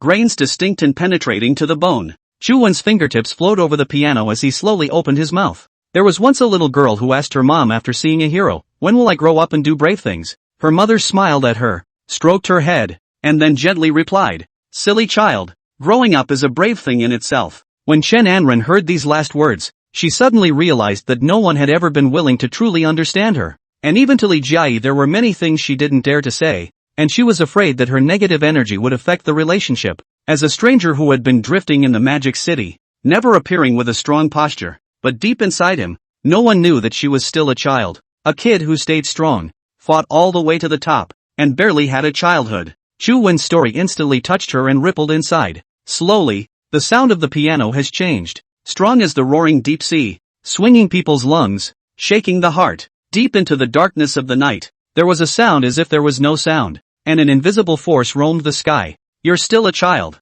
You don't have to fight a lot of things on your own. Wang Xuanhai has already disappeared from this world and won't appear again. Chen Wenhai wouldn't dare to look for trouble from you again. In Mordor, you're safe, and you'll be all the same in the future. Chen Anren suddenly covered her face with the quilt, and a low sobbing sound came out. She didn't realize that Chuwon not only knew about it, but also had already solved it all for her. You are safe and always will be. These words truly touched the bottom of Chen Anren's heart, a sense of security she had never felt before. The tears couldn't be held back any longer, and she put her head under the covers and cried louder and louder. All the pain and repression in my heart was released and, a muffled sound, but a most uninhibited outburst, a sudden change of heart, and someone had already solved everything when they wanted to take it on their own. This is a city where someone really cares about me. It's true. Outside the quilt came the repeated sound of the piano, once again changing its rhythm, lilting, a sentiment that was hauntingly beautiful. The sound of the zither was like a whisper, and all the quietest times, the brightest weather, and the first appearance of it all flowed up in her mind. Sleep in peace, I'll grow up with you. Slowly, Chen Anren turned her body sideways, her body convulsing from crying quieted down, to the sound of Chuwon's zither. She fell asleep peacefully. This time was different from the last, not only because of the sound of the piano that possessed magical power, but also this person who played the piano. Chuwon was right. It wasn't the music she needed. It was the people. This time, she slept more peacefully and more soundly, and for some reason, she had the feeling that she'd all get a good night's sleep afterward. 2. The sound of the zither slowly stopped, and Chuwon walked over to the window and looked at Chen Anren, who still had tear stains on her face but had a hint of a smile at the corner of her mouth. He knew that there was much more he could do with these people around him, each one a living soul. It helps a lot of good people, and the more you can do, the more responsibility you have. After tucking her in, he turned off the lamp and left. At this time, what Chen Anren needed was a good night's sleep, because the road after that would require her to walk with her. The night passed quickly. Besides Chen Anren, he had to go and talk to Li Jiayi. Not that he was worried about anything, he knew that Li Jiayi would support whatever he did. Besides talking to her, go ahead and ask for 2 more. It's Li Changming and Zhao Guopeng. These 2 people had long been on his list, plus the industry he wanted to take the lead and also needed the assistance of these 2 people, so they had to be scooped up. Zhao Guopeng is fine, but Li Changming is still a member of the Li family after all, and is still the vice president, so he will have to discuss it with Li Jiayi. And there was another reason why he was doing this, not to show Li Jiayi, but to show the Li family and the other families. What he wanted to do was not to kick out the Li family, but to gather many families other than the Chen family into one, plus Wang Zining, and 2 more capable ones from the Lu family. In that case, there would be the first conglomerate in Magic City that gathered the resources of all the family powers, and the future of this conglomerate would be unimaginable to all. Not to mention the fact that the Chen family still had a Chen Wenyang that Chu Wen had a firm grip on. The prototype of the Magic City Chu family was about to be born. Chu Wen stayed in his hotel room and suddenly realized that it had been a long time since he had drawn a lottery. Just checking to see if there's anything I can use or skills I can use before I start my company. As things slowly progressed, he sometimes forgot about it. Just like his life, he needed a lot of added value in the beginning to express himself, and in the end, he realized that the growth created you no longer needed it, and that you yourself are the best value. But since he thought of it, he shouldn't waste it. Chu Wen checked the number of points he could draw. The total number of draw points is 25. 000. 25 times? During this period of time Chu Wen seldom cared about this sweepstakes system anymore, but it did help quite a few people fulfill their heart's desire, both big and small. I didn't realize it had already accumulated so much. Open the raffle and draw them all. Ding! Thanks for the patronage. Ding! Thanks for the patronage. Ding! Congratulations to the host for obtaining the divine level transfiguration technique. Ding! Thanks for the patronage. Ding! Congratulations to the host obtaining the 65th floor office building of the Pearl Tower. After drawing 25 times in a row, Chu Wen obtained 2 skills, Divine Level Transfiguration and Divine Level Screenwriting Director. Pearl Tower 65th floor office building. Voice changing potion. Size altering potion. The odds of this drawing are pitiful as always. Interestingly enough, the 65th floor of the Pearl Tower, which just happens to be right underneath the building he's renovating, is the same too. 000 square foot. This place could just as easily be used as an office for the new company. So she called her sister, who was a remodeler, again and asked about the progress, and then gave her free rein to put in the 65th floor as well. This one surprised her number 1 designer of Mordor named Shui Tsuhua to no end. Even this layer is still a tail end away from wrapping up. And another layer right away? I didn't expect to really need a big gold master. If I can keep on like this, I guess I don't even need to take other people's jobs. Regarding the issue of funds, Chu Wen never needed to consider. The funds he could use now included the Li and Wang families, as well as the Darknet's more than 200 million emergency funds.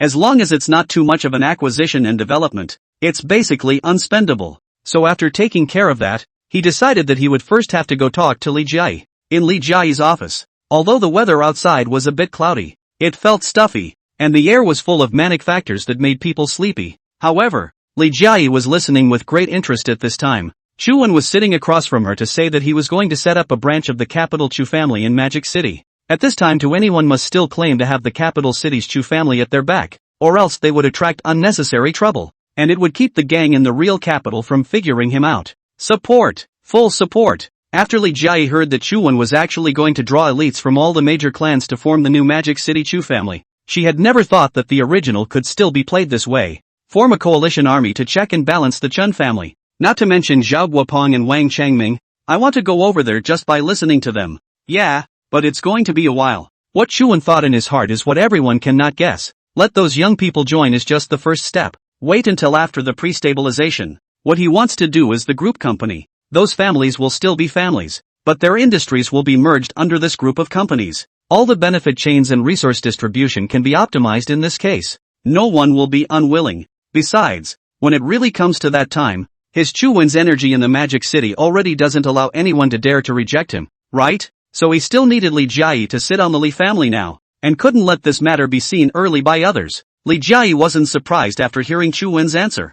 Knowing that you have your own plans, and that you are the one who saved the Li family from being killed, the Li family can be surnamed Chu in the future. Chu Wen smiled and shook his head. He wasn't so bad as to do this kind of thing of breaking people's families. Times have changed, and it is no longer the time when cohesion was only found in bloodlines. And this will be more trouble instead. The previous Li Guo, Wang Shuanghe, Chen Wenyang are all living examples. Once it becomes a family, there will be people who feel unbalanced in their hearts. This hidden danger Chu Wen would definitely nip it in the bud from the start. Family is a lineage. It's a culture. And we can do a lot of things. But things that fracture the culture can't be done. Cultural disconnect? Although it wasn't the first time Li Jiayi had heard of the word, she had never expected it to be used in the family. That's right. The most important thing about a family is the family rules and regulations, as well as the bones of an entire family. These can be wealth. The shape of the family is only colorful. If really all surnamed Chu, how meaningless. He wanted power. not monotony and dullness.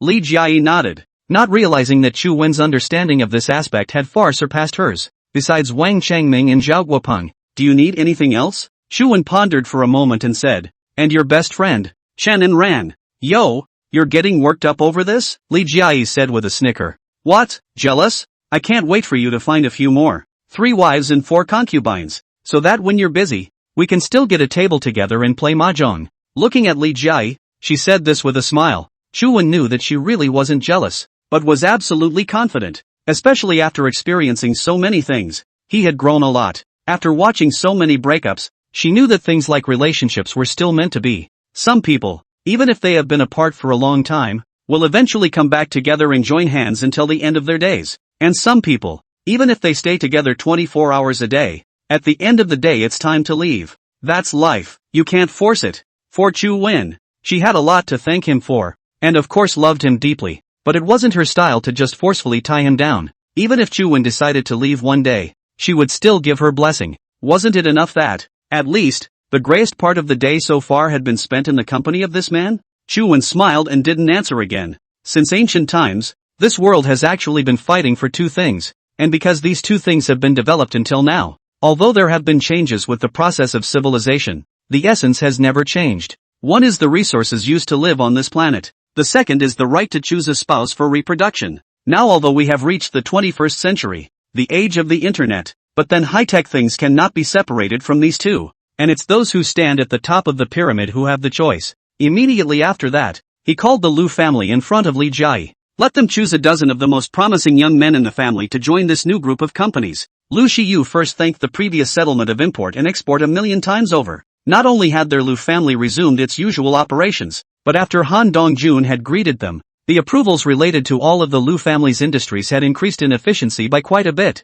This also made Lu Shiyu feel shocked once again at Chu Wen's ability to solve the problem that nearly wiped out the Lu family with a single phone call. Magic City is also going to have the power of the capital city Chu family. Lu family, there are still people who can join in. It is simply good to have a big tree at your back. After finishing these things, the matter of Chu Wen wanting to open a company alarmed the entire Magic City. Everyone believed that from the sudden appearance of Chu Wen, it was the capital city Chu family that was investigating the current situation in the Magic City. Chu Man is the vanguard, their representative. This mysterious hidden power of the capital was now really going to enter the Magic City. What made them feel this way, besides this news, was the job posting that went out. The content is simply amazing. In the morning of this day, almost all of Magic City received this message. Chu Wen used all his resources, from the giant screens of the city's tallest buildings, to the headlines on major websites, the sharing of social software, and even the text messages that were already almost obsolete. In just one morning, it could be said that 99% of the population had learned of the news. A former friend, rival, enemy, lover, loved one, all shout for you in this moment. Those who have despised you and stopped you have shaken themselves at this point because of you. They let go of all the negative energy of reality and are here to stay in this moment for eternity just for your name. All this, just because you're worth it. Because you've been preparing your whole life for this moment. Everyone has a moment in their life that is yours. And now, we will accompany you to hasten that moment. Magic City Chutian Song Group of Companies. Hiring for all positions, regardless of gender, education qualifications and all other factors. The interview decides everything. If you pass, all guarantees are given in full, and the wages are yours to ask for, and never to be bargained for. Get a car for 1 year, a house for 2 years, and fulfill a wish every year for 3 years or more. In only half a day's time, this message appeared wildly around the people of the entire Magic City. The content of this job posting is really uplifting, and who doesn't want to have a moment in their life where they are in the limelight? Feverishly inspirational. The bottom line is that this treatment is truly exaggerated, regardless of the industry. It's all the talk of the day. Just the interview? Pay your own wages and never pay back? This Chu Tiange group is crazy, right? How much family money dares to play like this? Don't you see the key point yet? The interview is in the Li family's Grand Hotel. Li family? So, this is the company that legendary capital city Chu family Chu Wen is going to open? I'm going to go. I heard that Chu Wen's backstage is not too hard. More than backstage. The originally faltering Li family has returned to the sequence of the great families of the Magic City after only a short time in his hands. I heard that he was also the one who solved the Lu family's matter some time ago. Where did you get that information? Tidbits of information. I also heard that Chu Wen is an urban immortal cultivator, rolling and messing around. Of course, aside from those who were shocked, There were a number of people who thought it was a gimmick. He Chu when even more powerful. If so open the company must not accompany the death of the strange. There were those who jumped on the bandwagon and those who waited for the jokes. This recruitment had become a topic of almost universal discussion. And after the news had festered for a day, the Lee family's hotel was almost filled to capacity at the interview session on the next day. A whole street of people spread out from the doorway. I'm afraid the sight of tens of thousands of people interviewing a company is unheard of. And while the Lee family had actually been fully prepared, the scene was already quite a bit more exaggerated than Chu Wen had expected. Men and women, young and old, people from all walks of life came to almost all of them. There are corporate elites, those who run small stores and stalls, as well as students and social loafers. There are even beggars and peasants and so on who come to test the waters in case they win. In case they need a good one for farming? Or will you be asking for food? Not only that, Chu Wen also had Li Jiayi call people from various small and medium-sized families, saying that he hoped that if there were any interested ones in their families they could also come and participate. The small family heads who received the call were all ecstatic. They have never been the only ones to see it, and since ancient times it has been a strict gateway, with a business deal at best. Who else could really let people from other families infiltrate their family's property? Stealing trade secrets? And there's too much of this kind of thing going on in Mordor. I didn't expect Li Jiayi to personally call and invite them this time. The first is that this face is given enough. The Magic City now if the Chen family first. This Li family does not recognize the second words maybe other families will not agree. So they also sent their outstanding young men from their own families to give it a try. All in all this interview was a smorgasbord. Media reporters were even taking long shots of the spectacle. But no one was able to interview the insiders. Because there's no way to squeeze in. Chu Wen let all the available personnel of the Li family appear. And also transferred many people from the Wang and Lu families to help. But even that is more or less a stretch. The first floor of the hotel was then divided into several lanes to first categorize the interviewers into simple industries, real estate, finance, internet, technology, administration, film and television, etc., etc., etc. There's even a jobless one. The industries involved share an elevator, each going straight up to the first floor. That means today's Lee Hotel. One floor interviews one industry,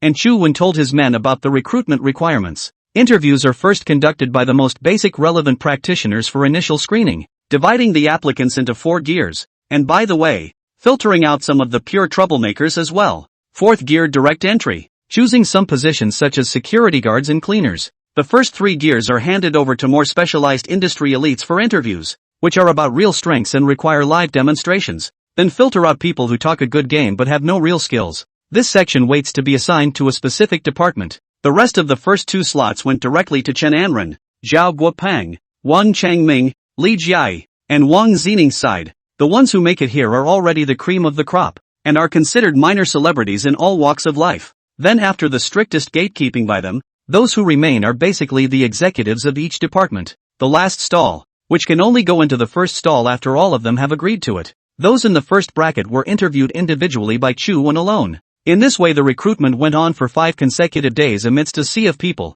In addition to locals, more and more people who have heard the news are coming from out of town. They suspended enrollment after the numbers had almost reached capacity. It was just that under Chu Wen's strict requirements, he surprisingly failed to interview a single person in these 5 days. And the media that learned of the news wrote a variety of stories. No one has ever passed all 3 days of interviews at the Shudianj group. Is it a gimmick or a new recruitment tool? Is it an opportunity or a pitfall? With inside information only allowing 3 passes? After firing up the conversation once more, right at the end of the last day of interviews, the first person to pass all 3 hurdles finally appeared. The whole building was about to explode when we learned the news. Everyone was wondering who this person was, and the media was eagerly awaiting the fact that he was just the first person to pass the 3rd hurdle, but it was still unknown whether he would pass the final interview or not. If I pass, what position will I be placed in? Chu Wen had been in the office for 5 days, but it wasn't for nothing. After all, wasting time was a shameful thing for him. Over the course of the last few days,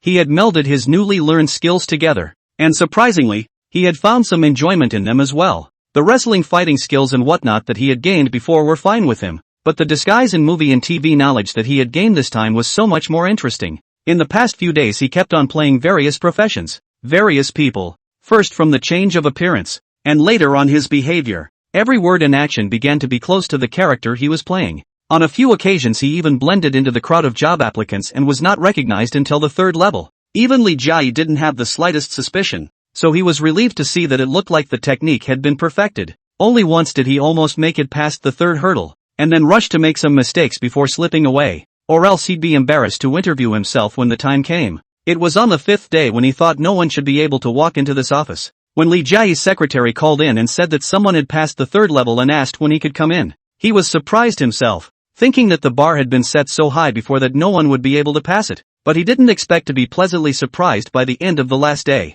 Anyone who could actually walk up to him was definitely not simple. And why would it be written in the job posting that it's only about the interview and nothing else? The first is because he doesn't want to miss out on a lot of talent because of this. Knowing that there are a lot of people in this world who are so overwhelmed by the rule system that they don't stand a chance. It's gold that always shines, but it depends on when it is. And what should have shown at 20 is hardened into 70 or 80. The glow is really glowing. It's just a flash. Flash it and it's pretty much game over. That's why Chuan wrote that line, the line about accelerating that moment. In his opinion, a truly gifted person doesn't have to wait for the day he breaks out, but rather tap into his talent as soon as possible by guiding his growth. The second is because he can see other people's wish lists and inner thoughts. Those academic experiences as well as the small mind inside were as transparent in front of Chuan, so he doesn't even need to look past once. Just the interview to know everything about you. Chuan was also somewhat looking forward to this first person to walk up to him, so he hurriedly unloaded the old man's suit that he had just finished trying on, changed into a brand new suit, and greeted this talent very formally. The purpose of being a group company is that he doesn't have to do a lot of things himself anymore, and if he does have someone with exceptional ability, that really helps him. Sitting at the boss's desk, with his back against the floor-to-ceiling windows, he quietly watched the doorway, waiting for the man to appear. A few minutes later, the door was opened by the secretary. The crisp sound of high heels was heard immediately afterward. And a woman? Chuan curiously continued to watch, followed by a woman in a white professional outfit walking in the doorway. Tall, with long, white legs, white as jade, a small white suit, a short white skirt that just reaches the knee, and a pair of white high-grade high-heeled shoes. After thanking the secretary, he closed the door and turned to stand in the doorway, looking at Chuan. Chuan surveyed the pure white girl standing in front of him from the bottom up and almost laughed inwardly. The girl put her hands very formally in front of her belly and bowed slightly before saying seriously, "Hello Mr. Chu. I'm here for the final interview." The eyes that looked at Chuan did not back down at all, but instead had a certain aggressiveness. Dual master's degree from Harvard, Cambridge, in art theory and economics management, with a focus on environmental careers after graduation, 5'2" and 98 pounds. After saying those two sentences, a wicked smile appeared on his face. "My name is Montague." Of course Chuan knew his name, but he didn't realize that the first person to walk into his office in 5 days was actually her. The people from the capital city Chu family actually came to his Magic City Chu family for an interview. "Sit down." Chuan didn't show too many expressions and very formally started this interview. Chu Mengting also took a step and walked across to him, elegantly sitting on the chair. Instead of speaking, Chuan first skimmed through the things that had potentially happened to her recently. 2 conclusions were drawn. The first is that the results of the DNA tests are still pending and it will take some time. The second was that when they had also heard that Chuan was going to set up a company, they felt that it was a good opportunity for her to make sure that she stayed by Chuan's side and gained more information. The rest doesn't matter much, except for one flashback to all the things that happened on the first day we met. That day's experience was too exciting for Chu Mengting. It was like an experience that she couldn't even dream of, almost fulfilling the countless fantasies she had for so many years. If it wasn't for her status, she might have actually pounced like a dog and licked furiously. For slaves, finding a good master is hard. Finding the right master is even harder. And finding a master who can satisfy all their sensual pleasures without having to ask is even harder. After receiving the order from the Chu family in the capital, she was actually very excited. And it's really not that hard to get through these interviews given her skills and qualifications. As a hidden family of the capital's power, the cultivation of every offspring was a top priority task. And years of experience had taught them that any inheritance of wealth was no match for the inheritance of people. Man is the root of everything. That's why they have a fund within the family dedicated to further education and bonuses, even advocating that those who do not go into business for the rest of their lives but only study will become the pride of the family.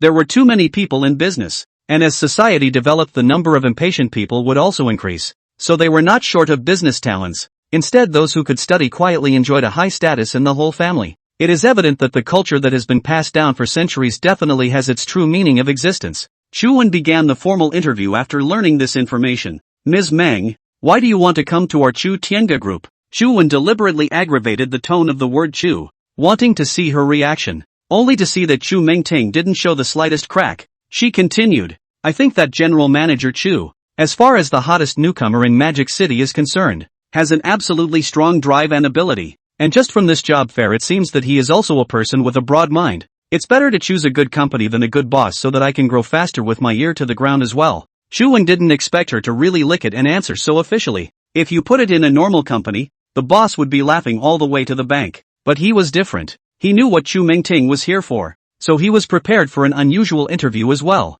Chu Wen once again looked at the beautiful woman in front of him who was more than capable of scoring 10 points. Then took off his suit jacket and asked seriously, how would you handle it if you joined our group and had a supervisor who was grossing you out and having an office romance? What?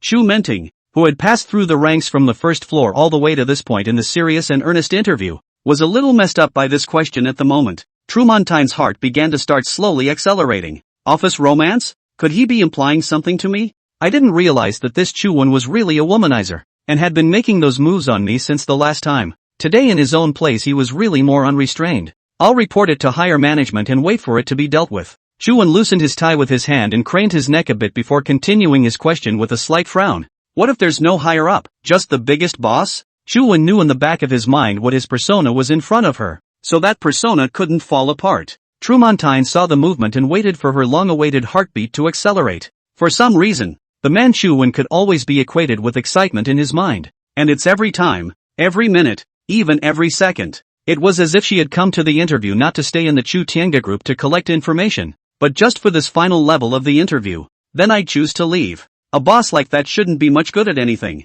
Chu Wen's tie was already half torn away, and then he proceeded to undo 2 more slits in his shirt, his robust chest looming. Seeing this scene, Chu Mingting's body had begun to slowly heat up, and her hands unconsciously twisted together. Though her eyes remained calm, the changes within her body were beyond her control. The weather in the Magic City is indeed often dry and hot. Why isn't the air conditioning on today? Chu Wen looked up at the vents of the central air conditioner, and there wasn't a breath of air. His physical qualities for resistance to heat and cold had surpassed that of normal people, so if it wasn't an extreme change of heat or cold, he was almost indifferent. Chu Mingting watched as he stood up and walked over to the coffee table of the sofa aside to pick up the remote control and turn on the air conditioner. Phew! A cold breeze blew out, and Chu Wen turned the temperature down. Trumontine happened to be sitting right underneath one of the vents, and the cold air blew her hair and neckline. A chill assaulted her again from above. Chu Wen said as he walked towards her, by the way, where was the question just now? I will choose to leave. Chu Mingting replied in a slightly firmer tone. Yes, you will leave. Speaking here, Chu Wen had already stood behind her, and immediately held her shoulders with his hands and lowered his head, softly continuing to ask in her ear. So, what if you're also interested in your boss? The warm exhale beside her ear tickled her heart beating more vigorously, and a surge of heat tumbling upward from her feet again, combined with the cold air blowing down from overhead. It's one cold and one hot. This ice and fire feeling is too wonderful. At this moment, what Chu Mingting saw in front of her eyes was surprisingly a table full of ice cubes and Chu Wen with a candle in his hand, and she, peacefully resisting the urge to lie on it. Mr. Chu, I am here for an interview. Please, put some respect. Although his mouth coldly refused, his body moved without resistance. Oh, I'm just asking. A woman as beautiful as you coming to our group will surely have quite a few men enamored with you, and this sort of thing is probably inevitable. Chu Wen let go of his hands and walked back to his seat. Looking at the distraught Chu Mingting, Chu Wen felt more and more amused. Trumontine wasn't relieved, because this wasn't the follow-up episode she wanted deep down. Chu Wen saw the thoughts drifting through her mind. What with the the uniforms, the stockings, etc. In his heart, he couldn't help but laugh. This little wavy hoof, really a body that ignites at the slightest point. So following Trumontine's train of thought he leaned back in his chair and slowly put his feet up from under the table. So Ms. Meng, what are the requirements for the entry-level salary and position? Ah, a soft cry came out, briefly sharp and still a little excited. Chu Wen's foot had touched her calf. At this moment, Chu Mingting looked flustered, and had already lost the temperament she had when she first entered the door, to realize that over the years, that confident, dominant state of mind when she first walked in the door is what she's been maintaining. In the capital, any powerful male son would not dare to look at her, but he did not expect that since he met Chu Wen, all the disguises would disintegrate. At the moment she was feeling the friction on her calves while letting out heavy breaths and answering questions. I don't have much to ask for in terms of salary, but the position will hopefully be learning some new things. listening to Chu Mengting unconsciously letting out some sounds of enjoyment, his eyes feeling like they were about to close tightly right away. Chuan suddenly retracted his legs and sat up straight. This withdrawal made Chu Mengting itchy, and when she was about to reach a certain point she instantly disappeared. The pain of this instant loss of high energy was unbearable for her, and to add insult to injury, the Chuan in front of him quickly buttoned up his shirt, tied his tie, and put on his suit jacket, straightened the body very serious sitting across the table, two hands on the table holding together, like a leader in a meeting serious. The instantaneous fading of this atmosphere made her feel even more like she was being played. It was as if Chuan had never said those words or done those actions just now. It's just a figment of your imagination from start to finish. And at this moment Chuan was looking at Chu Mengting's flushed cheeks and mouth that couldn't close as he gasped for air like he was looking at some kind of hunted animal. Even the body that had been seated leaned back in the chair. Seeing Chu Wen's frowning eyes, Chu Mengting realized that she had lost her temper. Are you not feeling well? Do you want to rest for a while? Chu Wen inquired with concern. Immediately, she sat up straight again, forcing herself back into the aura that a professional woman should have. Chu Wen's attitude was a completely different persona. Could it be that what I just experienced was really a figment of my imagination? He sat there the whole time? Chu Mengting actually began to have self-doubt. Chu Wen still looked serious as he said to her, Ms. Meng, I basically already understand your situation, but there are still some questions about the jobs. Chu Mengting asked with a frown as she used her hand to straighten the broken hair that was plastered to her temples due to the fine sweat. What else is wrong with the post? Are you sure you want to join our group? Chu Mengting nodded. This was a task given to her by the Chu family in the capital. No matter what the position was, she would accept it as long as she could stay here and continue to gather information. Any position? Yes, I accept it all. Chu Wen shook his head at the sight, then picked up the phone on the table. Secretary, you come in for a minute. Within seconds, the secretary who had just opened the door pushed her way in. Li, take Ms. Meng to go through the entry procedures. The secretary asked. Mr. Chu, what position? Chu Wen turned his head to Chu Mengting.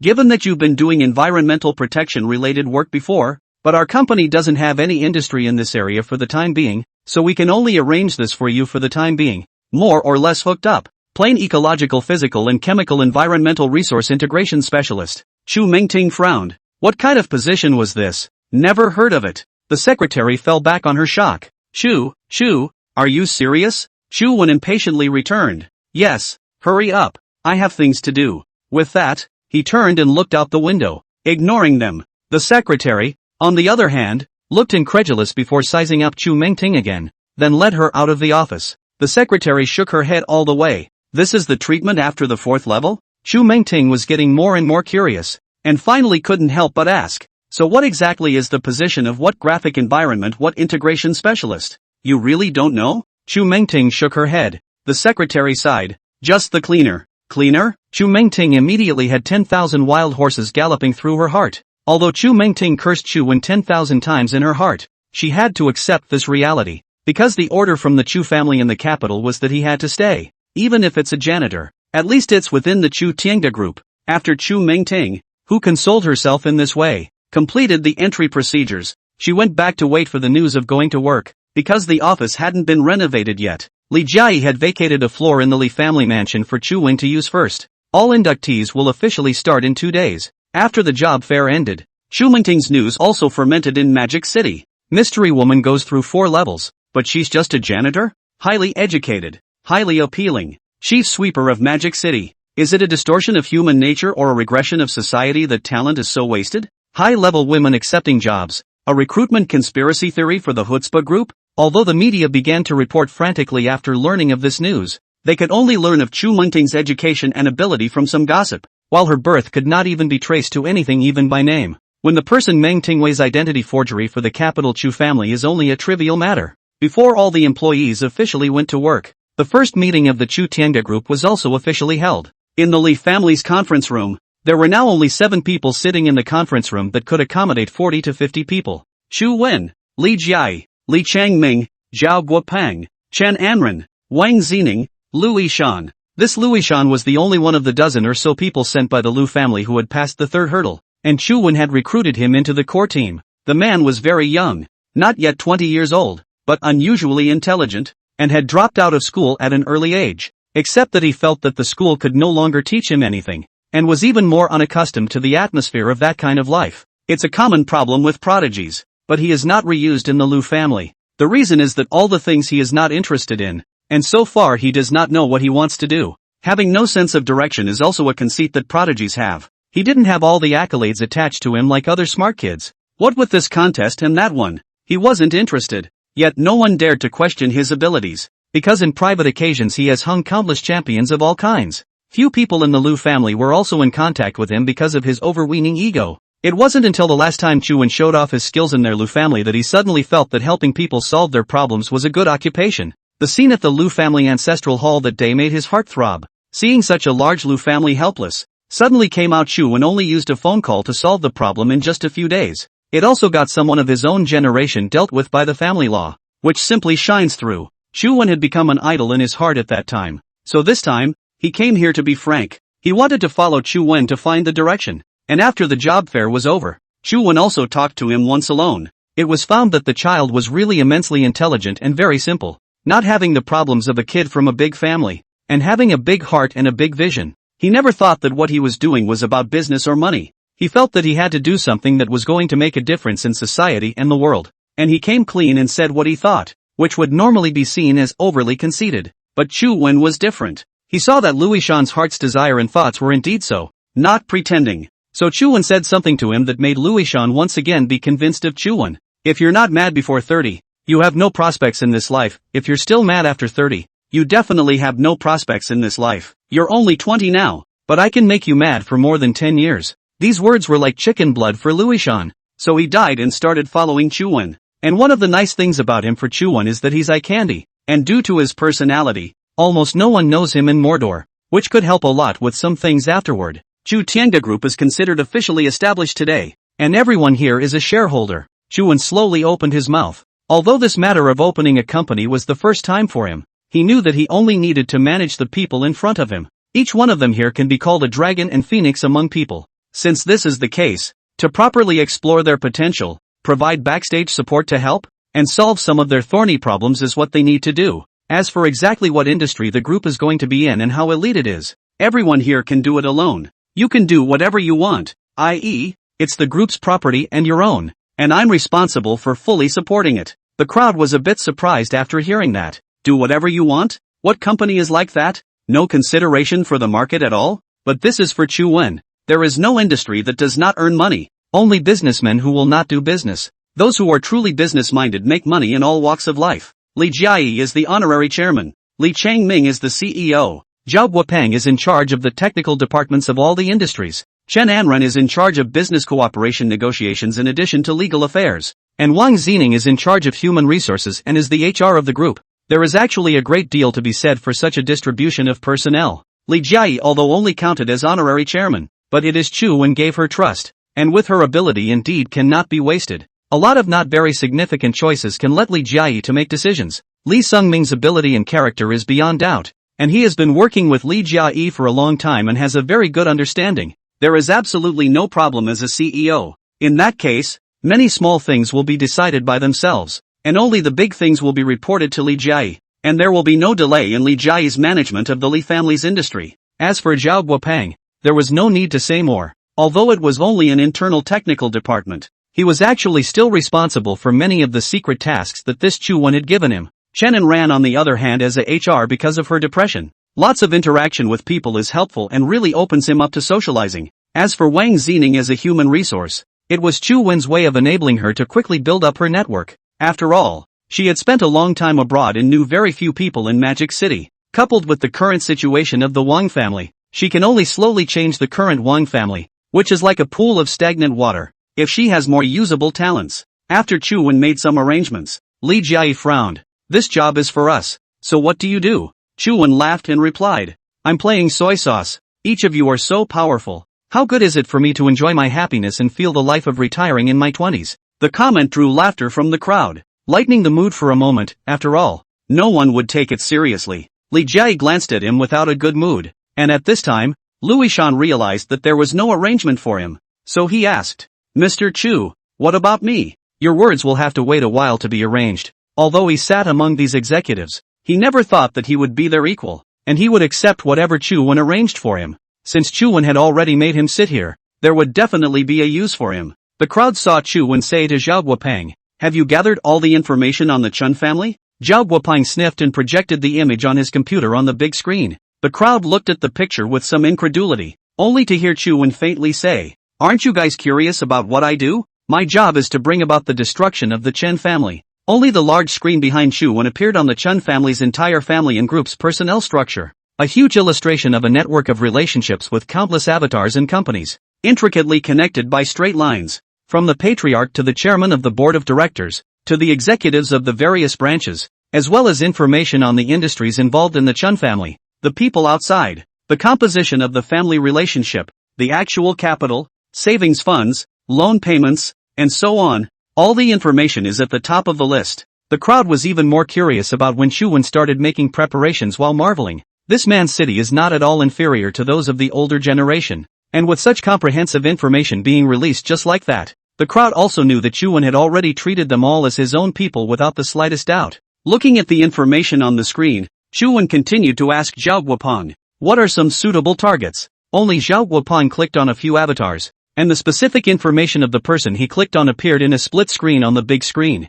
Personal information from family status to group position, age, height, weight and physical condition, as well as savings and external debts, major life experiences, and current relationship status, how many lovers and who they are. There are also character traits, flaws, hobbies, and even personality sketches, etc., etc., etc. Anyway, this profile basically strips the man down to his bare bones. For Zhao Guoping, this information does consume a lot of time. In addition to the use of friends on the dark net, he also looked for a lot of private detectives. From the moment he secretly received the mission Chu-wen gave him, he had basically been working non-stop to gather information and create this software. He directly made software with all the information of the Chun family. These 6 are the ones I screened in the first round to have the best chance of getting their hands on. Chu-wen carefully looked at each person's information on the table, while at this moment, Li Jiayi asked with some confusion, "What are you going to do?" While it was indeed necessary to gather information on her opponents, but in this level of detail,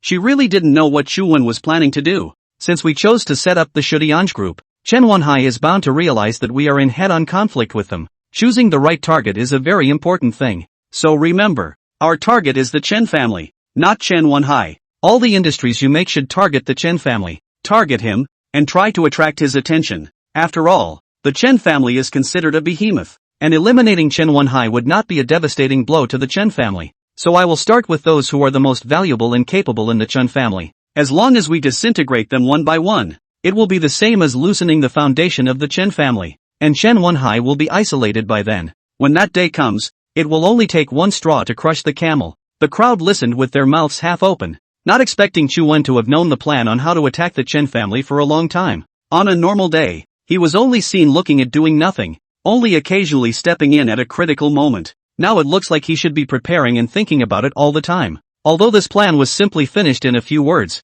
from the matter of data collection, how to deal with these people afterward, he must have already planned for it as well. In other words, while they were still feeling how the Chen family would move to suppress Chu-wen had already begun to gather information, and when they felt like starting to deal with the Chun family, Chu-wen had actually already made enough preparations. For them to see this information and hear this plan today, it was likely that Chu-wen even had a complete plan on how to deal with these people. None of the people here were sighing. This Chu-wen was already more than just a step ahead of them. The upper army. Luishan looked at the big screen and uttered these words in a dumbfounded manner. The first soldier invades the strategy. The second invades the traffic. The second invades the army. And the next invades the city. Sun Tzu's The Art of War. The reason why the art of war has endured to this day is that it is so powerful that it remains useful even when utilized in all walks of life today. The average businessman in business competition is none other than the following 3 things. If one negotiates directly with Chen Wenhai, it is to cut down the traffic, to use the industry to seize the market.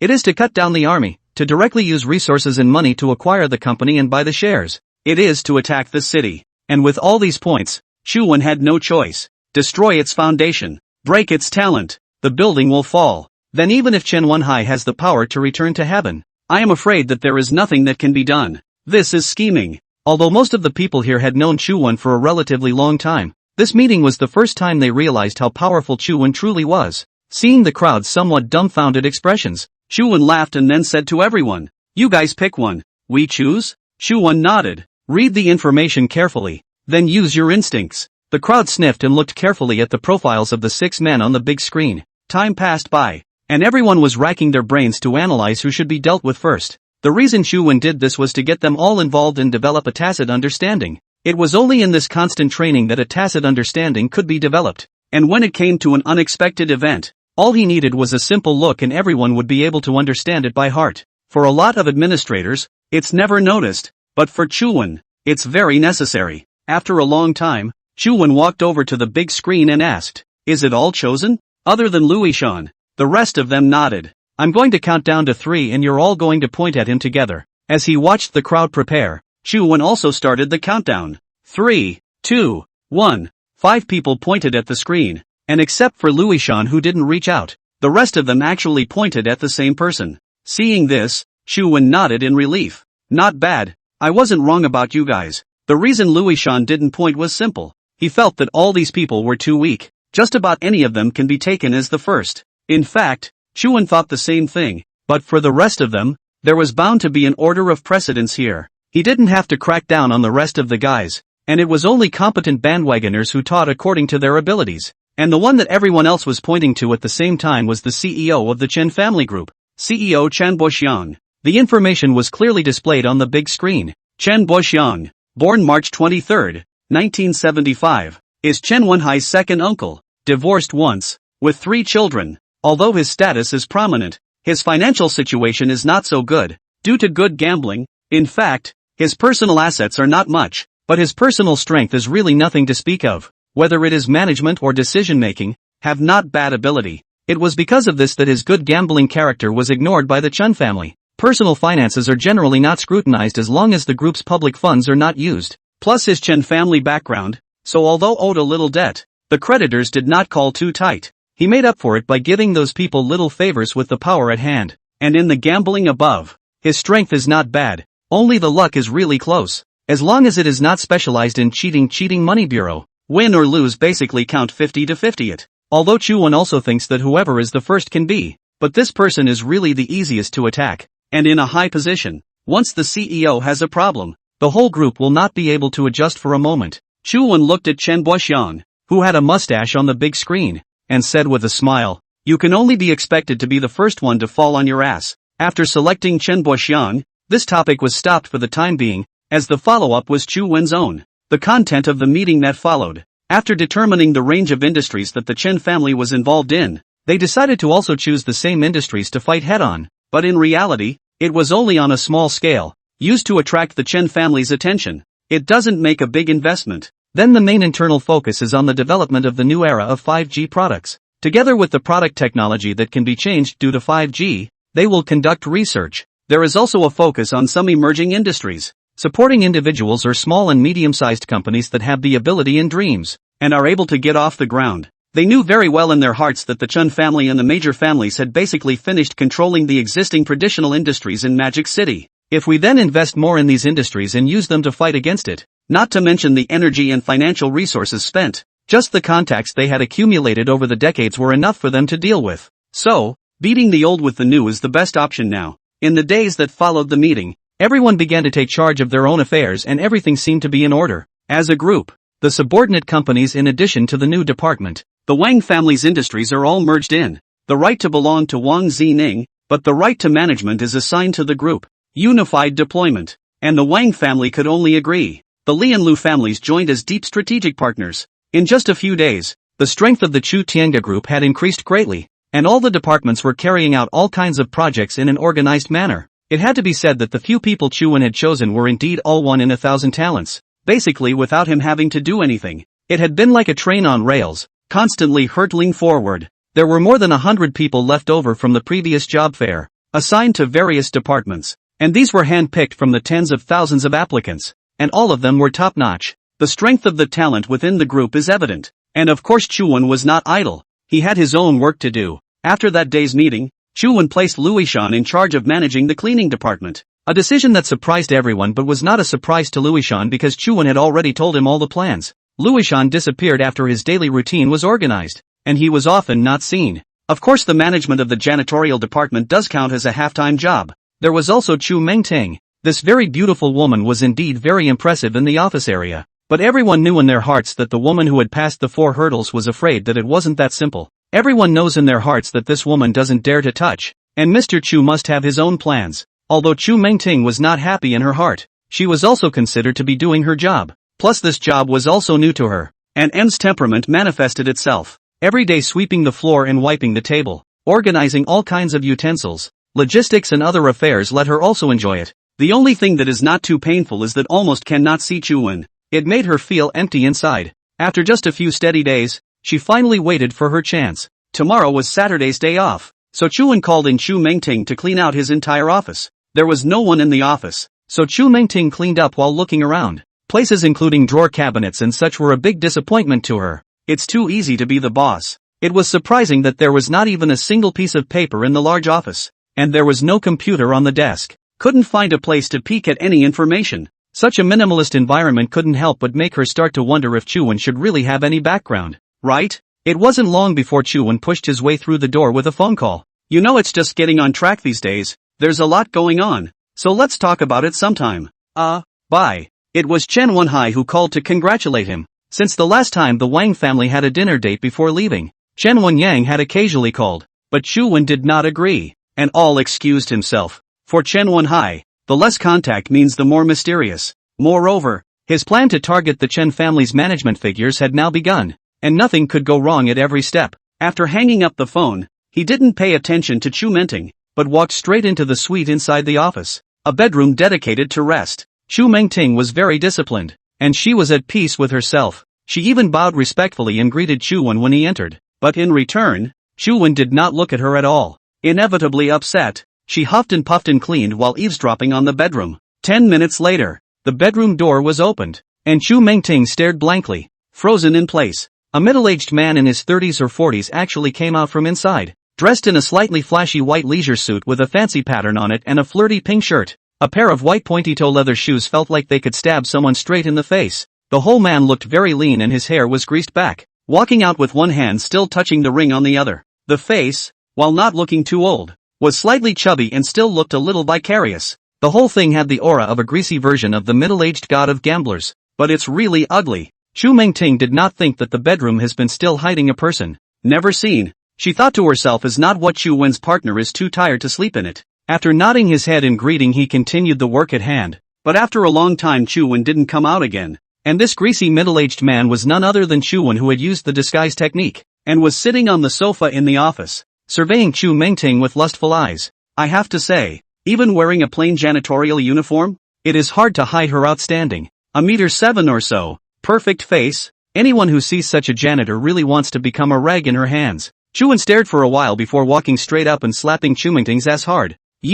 Trumontine was so alarmed that she leaned back against her desk. It's me. Chu Wen wasn't continuing his disguise because it was about time. The young magnetic voice eventually emanated from the greasy middle-aged man. Chu Mengting couldn't have been more familiar. Mr. Chu, while not daring to inquire with certainty, he carefully looked at Chu Wen's face. No matter where he looked, it didn't look like a fake. Chu Wen nodded and said, accompany me to a ball game tonight. Chu Mengting still couldn't believe it, but the voice he was engraved deep in his mind. Why are you wearing makeup like that? Funny, like to role play? I've got a lot more uniforms in there. Would you like to try them out? Trumontine shook her head. Honestly, she was looking forward to it. Uniforms, role-playing, cosplaying was a very additive way to spice things up, but there was no disguise part either way, and facing such an ugly greasy middle-aged man was a bit too much for her to take. Let me go to the game with you? You've done well this week, and after the game tonight, you'll be promoted next week. Chu Mengting didn't care about the promotion or anything, but somehow inviting him to watch the game did come as a bit of a surprise. Is Chu Wen really good at this? Like to roleplay? Going down on her today? She could never have guessed that Chu Wen knew about this matter of her coming from the Chu family in the capital. So in her eyes, from the first face, Chu Wen was an immodest, horny pervert with strange movements and immodest thoughts, only very much to her liking. Chu Mengting hesitated for a while. Staying in the cleaning department all the time was indeed not a solution. It's simply impossible to gather more information about Chu Wen, so why not take this opportunity tonight to elevate the relationship with him? And maybe even, when a woman doesn't like you, she feels disgusted when you accidentally touch her and thinks you're a pervert. But when she is really addicted to you, your color is a feedback to her that acknowledges her charm. Thinking of this, Chu Mengting, a little bit of a small excitement, so many years, finally ran into a man who can make their own excitement. And after all, They are still a chick. Fluttering heartbeat is even more seemingly a little exaggerated. Countless images instantly flashed through his mind, all of them exaggerated and shy scenes. After being a cold and arrogant woman for 20 years or so, ever since she met Chu-won, her mind started fantasizing from time to time, which was one thing that surprised her a lot. But when she looked up at the yearning man in front of her, all of a sudden she lost all interest, and even felt a little sorry for her body for the images that had just come to her mind. Because, is really ugly. If she didn't know that this was Chu-won, she was afraid that she wouldn't want to look at this person more than once in her life. After a moment's reflection, she nodded her head in agreement. Seeing her promise, Chu-won looked at the watch in his hand. It's still early, so I'm going to take you shopping for a dress and then have dinner. At this pace, something is definitely going to happen. Just replace the movie theater with a ballpark. There must be a bar or something after the game. Chu Mingting once again determined the idea in her heart, so she put down the rag in her hand and left with Chu-won.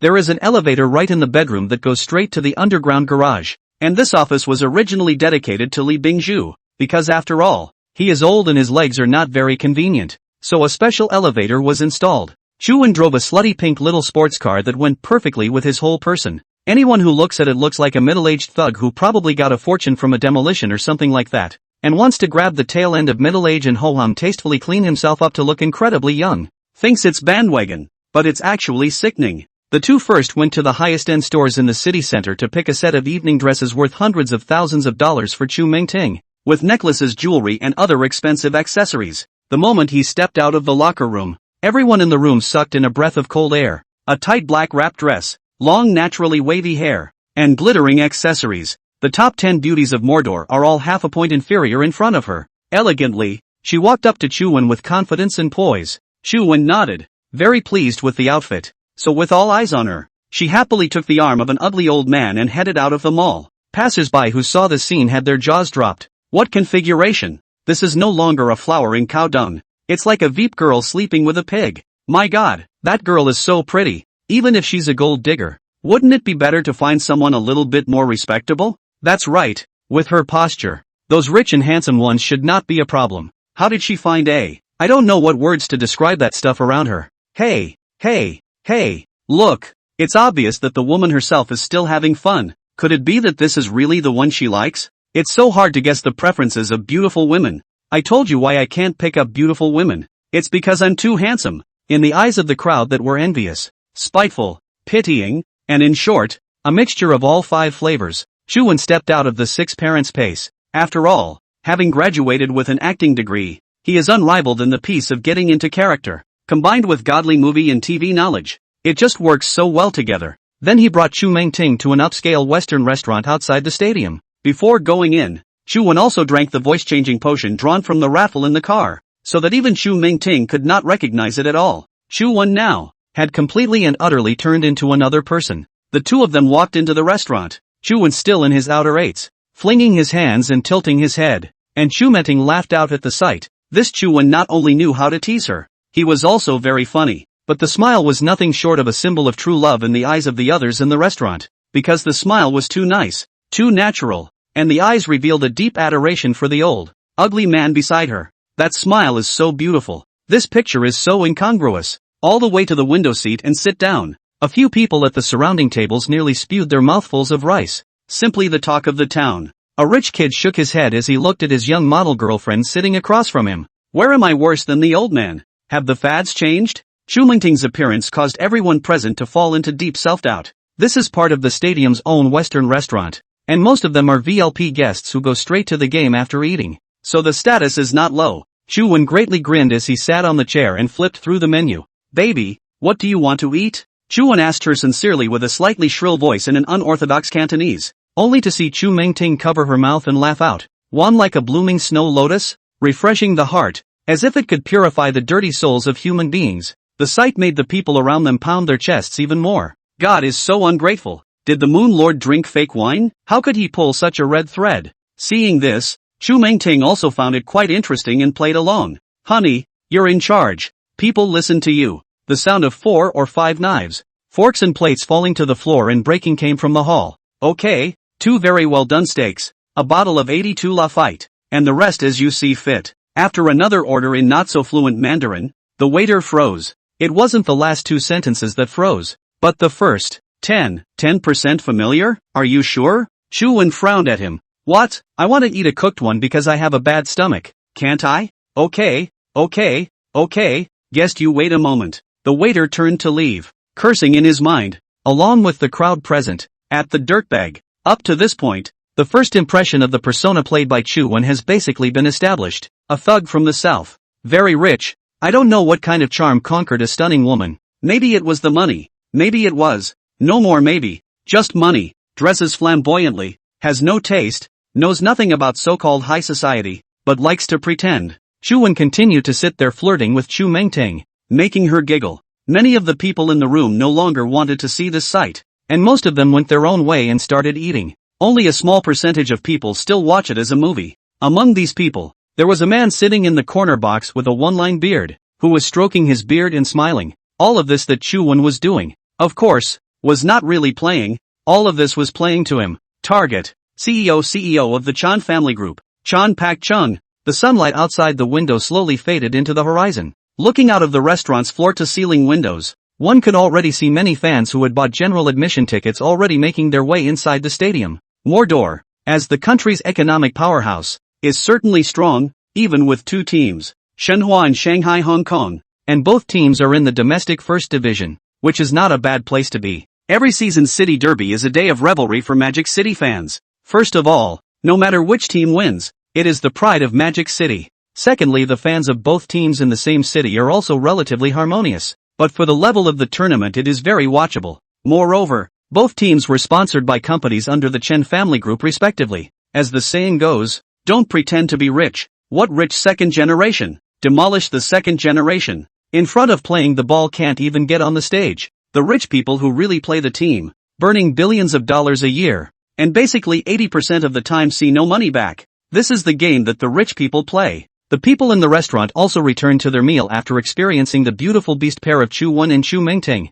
After all, it was just an episode, but for Chu-wen, it was enough. And Chu Mengting was still completely in the dark. Waiter, get the check. Chu-wen grinned widely and wiped his mouth, shouting out loud in a somewhat unqualified manner. After a while the waiter came over with the bill of consumption. Is the food satisfactory, sir? Chu-wen pulled out a toothpick from and flossed his teeth without the slightest concealment. His mouth wasn't still making barfing noises as his tongue swept back and forth over his gums. The flavor is still good. It's the meat that's a bit old and stuffed. Those who heard it around them silently scoffed in their minds. Dirt hammer, you want very cooked yourself, and you call people's meat old. In the midst of all the contemptuous eyes, only Chu Mengting revealed a beaming smile. Was this her first official date with Chu-wen? Though the format is a bit peculiar, and the way Chu-wen looks is just unappetizing to look at. But Chu Mengting's heart was clear. Underneath this disgusting face, hidden was Chu-wen's handsome and charming face, so it was negligible and imaginable in her sight. But for the others, the image was just too weird, and there were even many young and handsome rich kids present who wanted to come over and ask for advice. What kind of nowhere charm could conquer such a stunning beauty? Sir, we'll take care of that next time. Is there anything else we can do before we pay the bill? Only Chu-wen glanced with his eyes and realized that Chen Boxian was not observing them. So he pulled over the waiter's collar and gave him $500 in his vest with a swift gesture, then whispered a few words in his ear. The waiter was shocked to hear this and straightened up and yelled, "Gambling? Sir, that's illegal. We don't have it here." These words attracted the guests around them. And of course, Chan Pak-chung was also included. Amidst the pointing and dissatisfaction of the people around him, Chu-wen revealed a slightly embarrassed expression before nervously nodding his head with folded hands to the people around him, indicating that he was sorry for the disturbance, followed by a frown at the waiter, stern and whispered, "If you don't have it, you don't have it. What are you so loud for?" Although his face showed displeasure, his fingers under the table gave the waiter a thumbs up. Immediately after buying the bill, he and Chu Mengting left the restaurant. That waiter also respectfully sent the two out the door, which earned a 500 tip. Don't be too happy. The rest of the dining guests all shook their heads. This pair was bound to be the talk of gossip in their mouths for days to come. Middle-aged greasy thug versus angelic descent of a stunning goddess. Many people shook their heads and made tsk noises as they looked at the departing backs of the two of them. The forced brainstorming of some of the bedtime images is just tragic. It's so sad to hear and see. There is only one exception, and that is Chan Pak-chung. It's against the law to gamble on football in this country, so he basically goes to Aussie Town. As the CEO of the Chen family, he would never do these things in the country. The risks and rewards are not proportional, but there was no way he wasn't going to notice Trudy Man tonight and not get some ideas. I noticed Chuan because the woman next to him is so beautiful, and also because Chuan plays the role of a man who is stupid and wants to gamble. The reason why he wants to move a little is because his recent financial situation is really worrying. Out of the fixed assets, the debt has reached almost $50 million.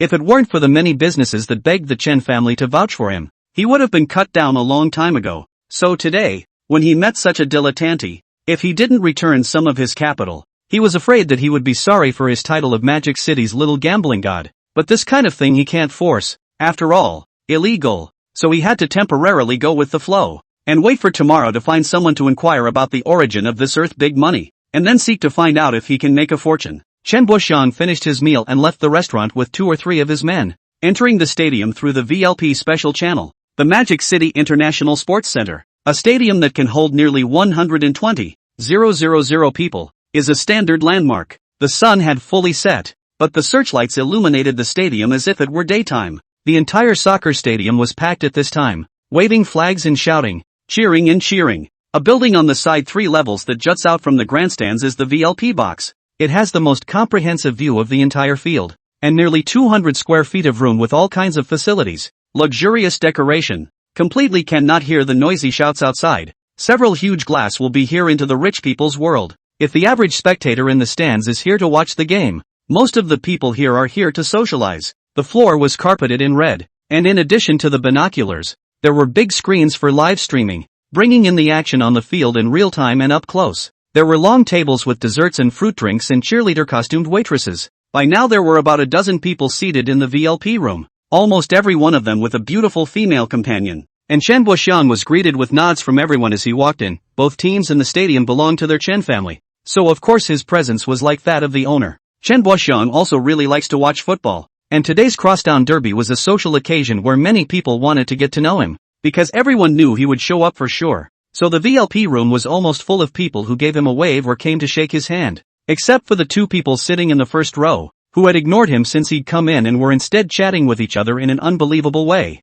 Chen Buoxiang heart some strange, but look at the back of those 2 people have a little familiar. When he finished greeting from the crowd, Chen Buoxiang told everyone to be free and then headed for the front row, where in reality there were almost no people actually watching the game. Most of the people with wine or beer in their hands climbed into each other's acquaintance or chatted about some cooperation. In this way, those 2 people sitting in the first row looked a little out of place. Chan Pak-chung walked up and sat down next to them in the small aisle separating them, and took a sideways glance. Isn't this the beauty and the beast of restaurants? Chen Buoxiang found it a bit interesting, so he waited for the ball game to start while observing these 2 people. Chu Menting covered her mouth in a blossoming smile and patted Chu Wen's shoulder and said, not really, again. Chu Wen crossed his legs and laughed. You owe me $100 now? Chu Menting nodded her head and said, I won't renege. Go on. Chu Wen turned his head to look at the crowd buzzing in the stadium, then pointed at a flag-waving fan and said to Chu Menting, for $200. The flagpole in his hand will surely break after 10 more swings at most.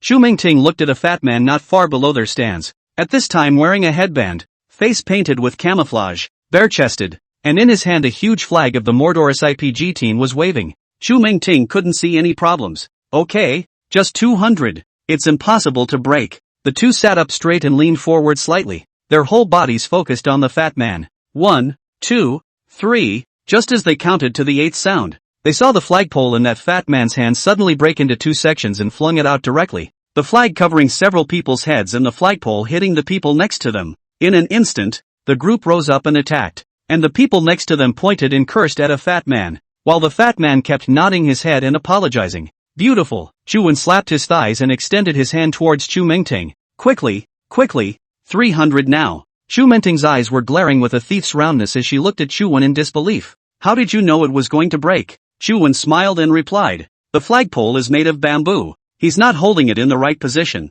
The proportions of the flag aren't right, and all the points of stress just happen to be in the weakest position, so it's only a matter of time before it breaks. Then how do you know it's 10 strokes? I don't know. A bet. Chu Menting let out a tsk exclamation and looked at Chu Wen with a bit of admiration, and on the side of Chen Buoxiang saw the scene, instantly aroused his interest. This person turned out to be not one to look like the surface like people's stupid money. Not only can you analyze, but you dare to bet on your luck. Chen Buoxiang stroked his mustache and continued to watch with interest. I'll take one. Chu Menting also excitedly started observing the court. Though the team's players had begun to enter by this time, The two of them didn't seem interested in the place. Trumontine watched excitedly, then saw a man in the field stand up and shout at the water vendor in the aisle. "I'll bet $200 this guy can't catch the water thrown at him." Chuan looked at it before placing a hand on the backrest behind Chu Mingting. "Okay, I'll play with you." The vendor was seen pulling a bottle of mineral water out of a box and throwing it at the fans in the row, who were positioned in the center of the row.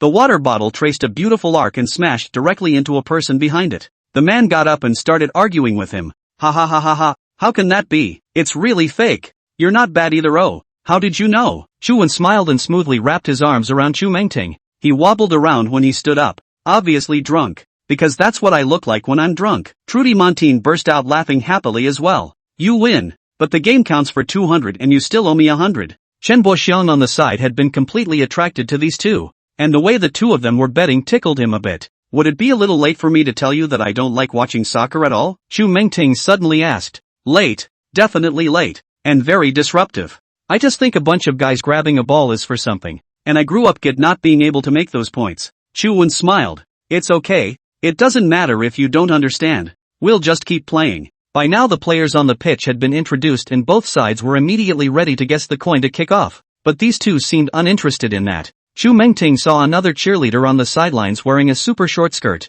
who was now walking towards the front of the bench, then pointing a finger over. "See that cheerleader, babe?" Chuan squeezed her eyes at the pitch. "Which one?" "It's the one with the great ass that's making its way over to the bench." "Oh, see, let's guess how many members of the team will be eyeballing her." There were a total of 9 players sitting on the bench, all looking rather serious at the moment. Chuan said after studying it for a while, "Their team is about to go on offense. I'm guessing 3. Trumontine smiled. "I'd guess at least 6. Chuan was in awe. "6? I know more about men than you do." The two were chatting when suddenly a voice came from beside them. 5. "I'd guess 5. Chuan and Chu Mingting turned their heads at the same time and saw the smiling Chen Boxiang looking at them. "Can I join your game?" Chuan had not yet opened his mouth, but it was Chu Mingting who spoke first. "Good. How about $200? What do you call it?" Hearing the beautiful woman's inquiry, Chen Boxiang's mood was also great. Sat up his body and raised the red wineglass in his hand. "Free of your name, Chen," he finished, pointing a finger at the bench. "Definitely 5. At least 5. Chuan spread his hands for a moment, then expressed his acceptance. "Okay, then let's see who knows a little bit more about men." He did not expect Chu Mingting to be the first to return to Chen Boxiang's question and even make a bet. It looks like this woman has already had fun today, and with her social skills and easygoing status, she should be able to help herself a bit. By now the cheerleader beauty had made her way to the side of the bench. 1. Chu Mingting a finger. The bench row and the first players unsurprisingly straight stared at the pretty girl's legs. Eyed away. 2. Chuan then counted. Just as the third player was watching, Chen Boxiang stood up excitedly and said with a face full of excitement. 3 up.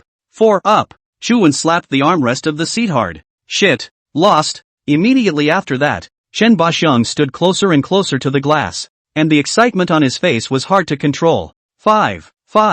Although he hadn't finished walking, he had already reached the number of people Chen Boxiang had guessed, and he turned his head to look at Chuan and Chu Mingting with some excitement. At this time, Chu Mingting was also nervously frustrating her small hands. One more.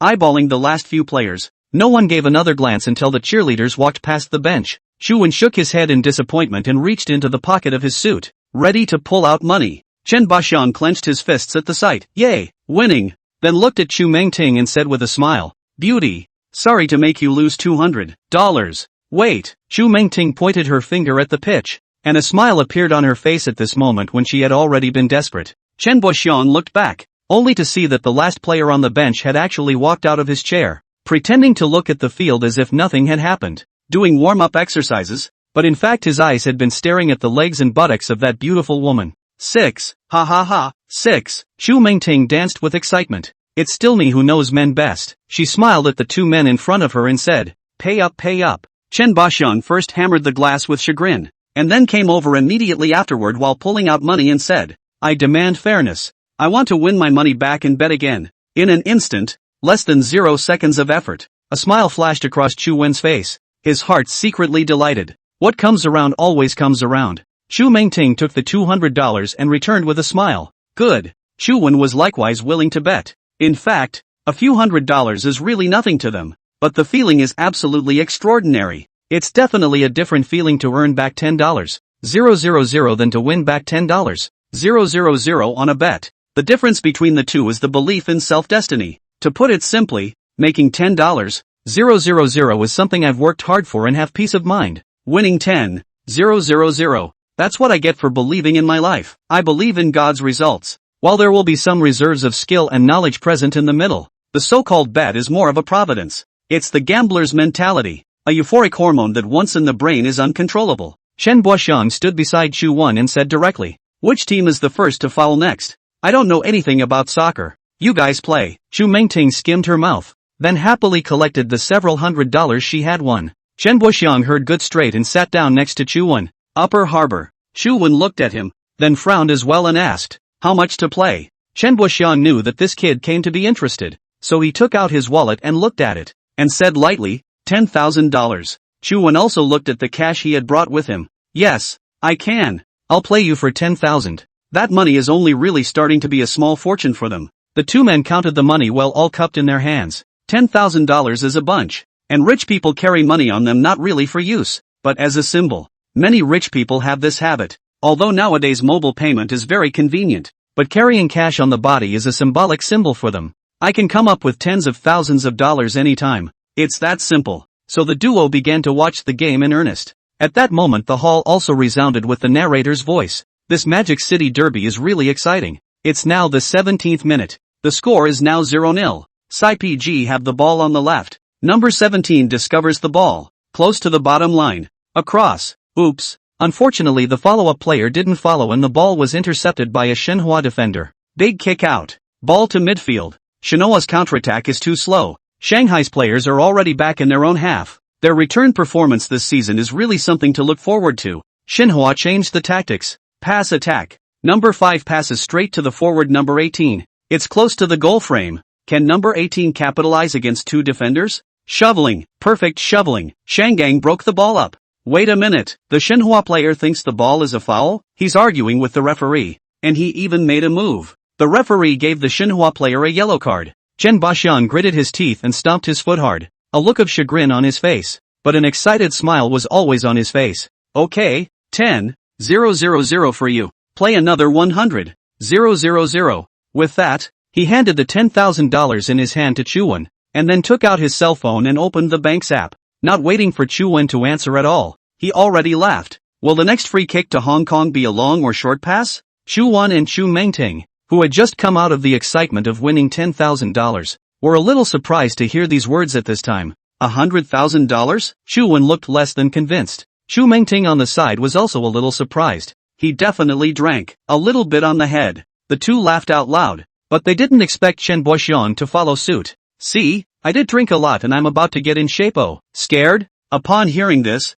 several people burst out laughing. Chu Wen took 2 slow breaths and said, "Okay, I'll accompany you. You choose first." Long pass. Immediately afterward the trio's attention turned back to the pitch. The player who had just shanked the ball was seen setting up the ball and taking a few steps backward, waiting for his teammates to run toward the opponent's half of the field. He glanced at his teammate not far in front of him and their eyes met. Assisted running. Lift your foot. Hair power. A big kick sends the ball straight into the opponent's half. Ness.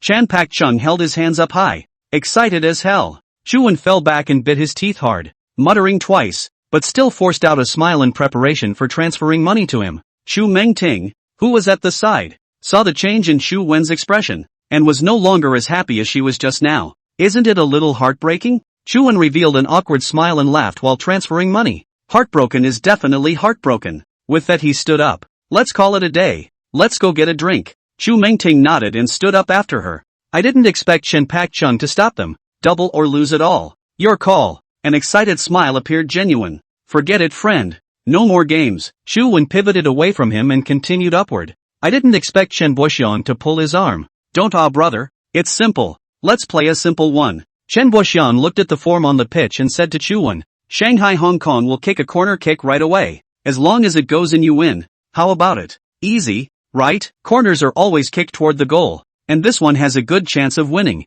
Chu Wen is still a little hesitant when he hears it. Where else can you kick a corner kick if not to the goal? But he does kind of not want to play. But he didn't expect Chen Boxiang to look at him with particular sincerity and be very happy. I really want to play. Come on. I honestly have a good image of you. You definitely won't lose this time. At this moment, Chen Boxiang is really interested in Chu Wen. More importantly, his gambling addiction has come up. For a gambling man who owes tens of millions of dollars, no matter whether he loses or wins, the addiction is the most important thing. He did want to lose this time, just so Chu Wen could play a few more games with him. Chu Wen had already been a little shaken when he heard those words, but Chu Mingting on the side looked a little impatient. Looking at Chen Boxiang's eyes, Chu Wen smiled and asked, "How much this time?" Chen Boxiang saw the opportunity and said, "Make a friend, $500,000. The two of them looked at each other with 4 eyes. Neither one of them backed down, and although there were smiles on their faces, the flames of war in their hearts had both been slowly ignited. Chu Wen bit his back teeth,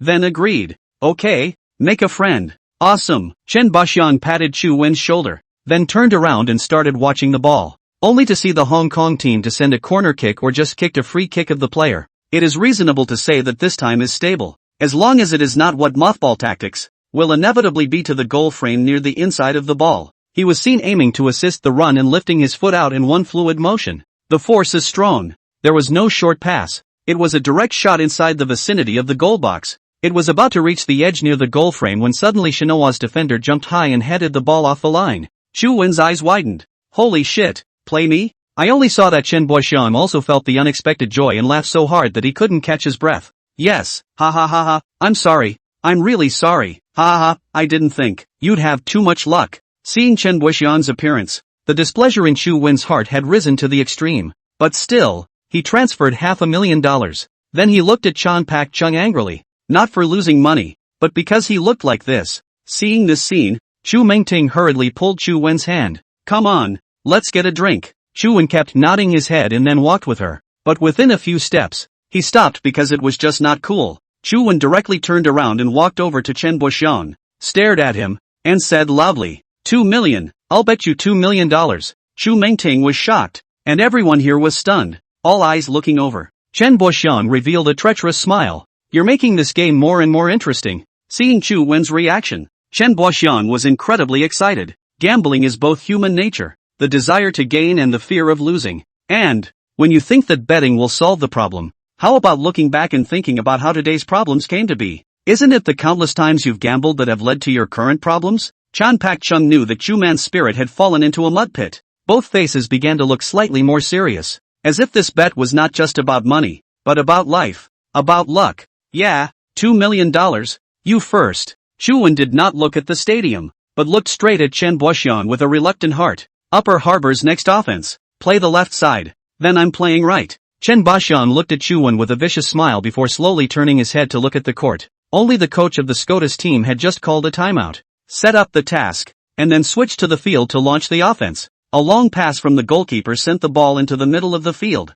and after a scramble the ball was broken by Shinhwa, who started a counterattack immediately afterwards, a foot straight to the back of the SIPG team, but did not expect too much force directly held in the arms of the goalkeeper. Immediately after the goalkeeper took another big shot, the ball landed firmly at the feet of the right winger. Chen Boxiang's eyes flashed with light, slowly turning his head to look at Chu Wen. At this time, Chu Wen's eyes were lax and he was in a trance, clearly feeling that luck was indeed not on his side today. When Chu Mingting on the side saw this, she also hurriedly came up to assist him. "Let's go and stop playing." Chu Mingting knew how horrible the addiction of gambling this thing really was, and their capital city Chu family expressly forbade any possession of gambling from having to participate in it. Although she also knew that the more than $2 million was nothing to Chu Wen, but once the gamble started, she would always think about winning back and flipping the game, and ended up falling into the abyss. Chu Wen squeezed a smile on his face. "It's okay, don't be nervous." At this time, Chen Boxiang had already collected the money and sat on a chair slowly sipping red wine.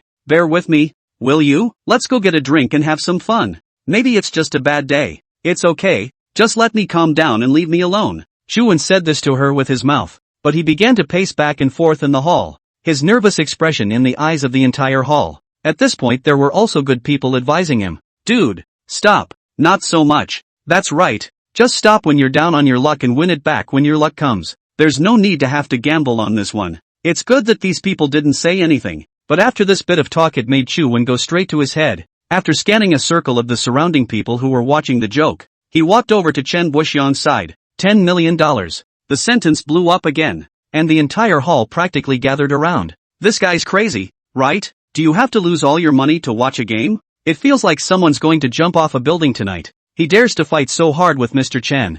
I'm afraid he doesn't know the strength of the Chen family, right? Looks like an outsider. Just a thug. At this moment, Chen Boxiang also stood up once again and looked at Chu Wen incredulously. You don't have $10 million, do you? Immediately after, Chu Wen opened his cell phone, called up the bank app, and opened it to show Chen Boxiang. Recruitment bank balance, $120.000.000. 120 million. Yo, it's really a tycoon. Underestimated you. Demolished a few buildings. Dare to show the money so brightly. Chu Wen's behavior makes Chen Boxiang more sure that this is a turd who suddenly has some money because of the demolition, although slightly more brains. But unfortunately, today's luck is indeed no longer with him. No rich person would ever show their savings balance in public. Isn't this nothing to worry about? Chu Mengting tugged on Chu Wen's arm.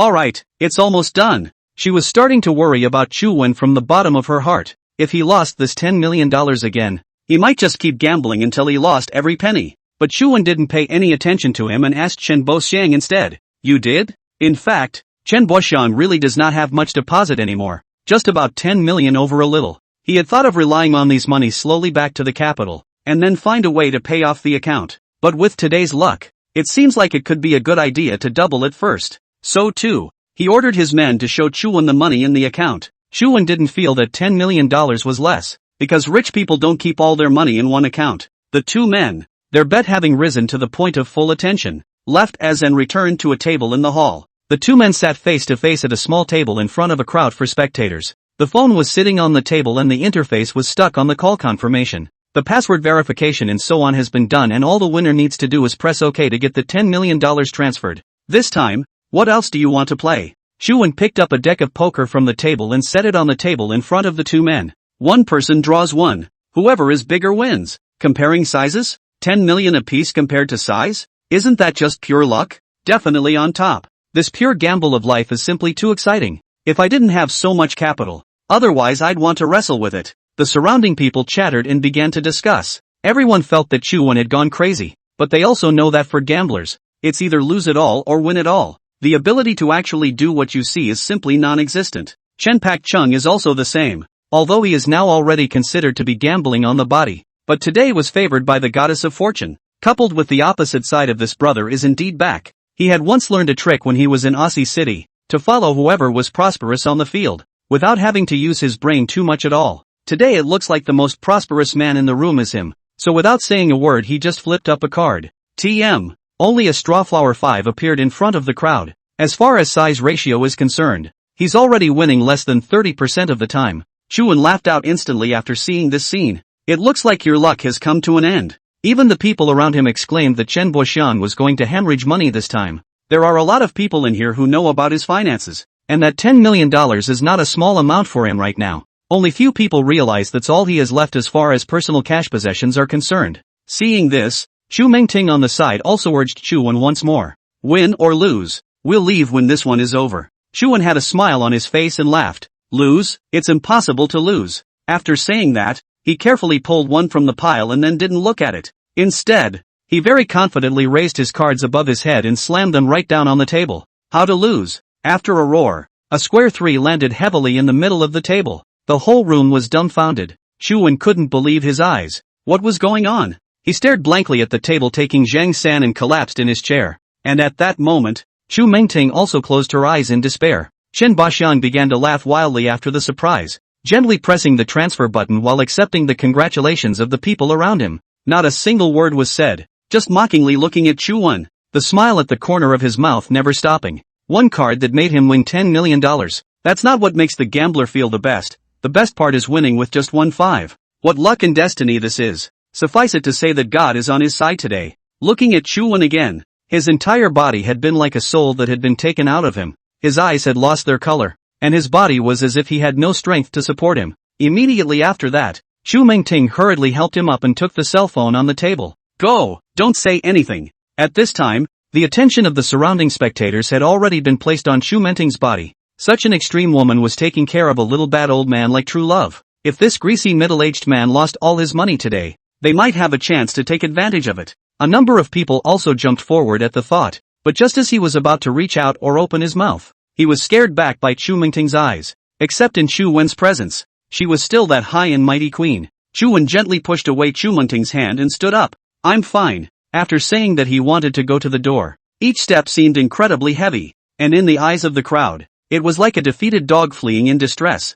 Just as he reached the door and his hand had just gripped the doorknob, Chen Baxiang, who was immersed in excitement behind him, taunted. Sorry my friend, that's what happens when you play with the best. Chu Wen's eyes instantly came to glow. Chu Mingting by his side saw the change and looked at him worriedly while silently chanting in his mouth. No, don't turn around. Ignore him. Chu Wen closed his eyes and shook his head slightly, violently turned around and then thought about walking towards Chen Boxiang again. This time, Chu Mingting really despaired. He knew that this one time he turned back, he might be pressing his family. And Chen Baxian was actually eager, because he saw Chu Wen's balance, and there was still $110 million.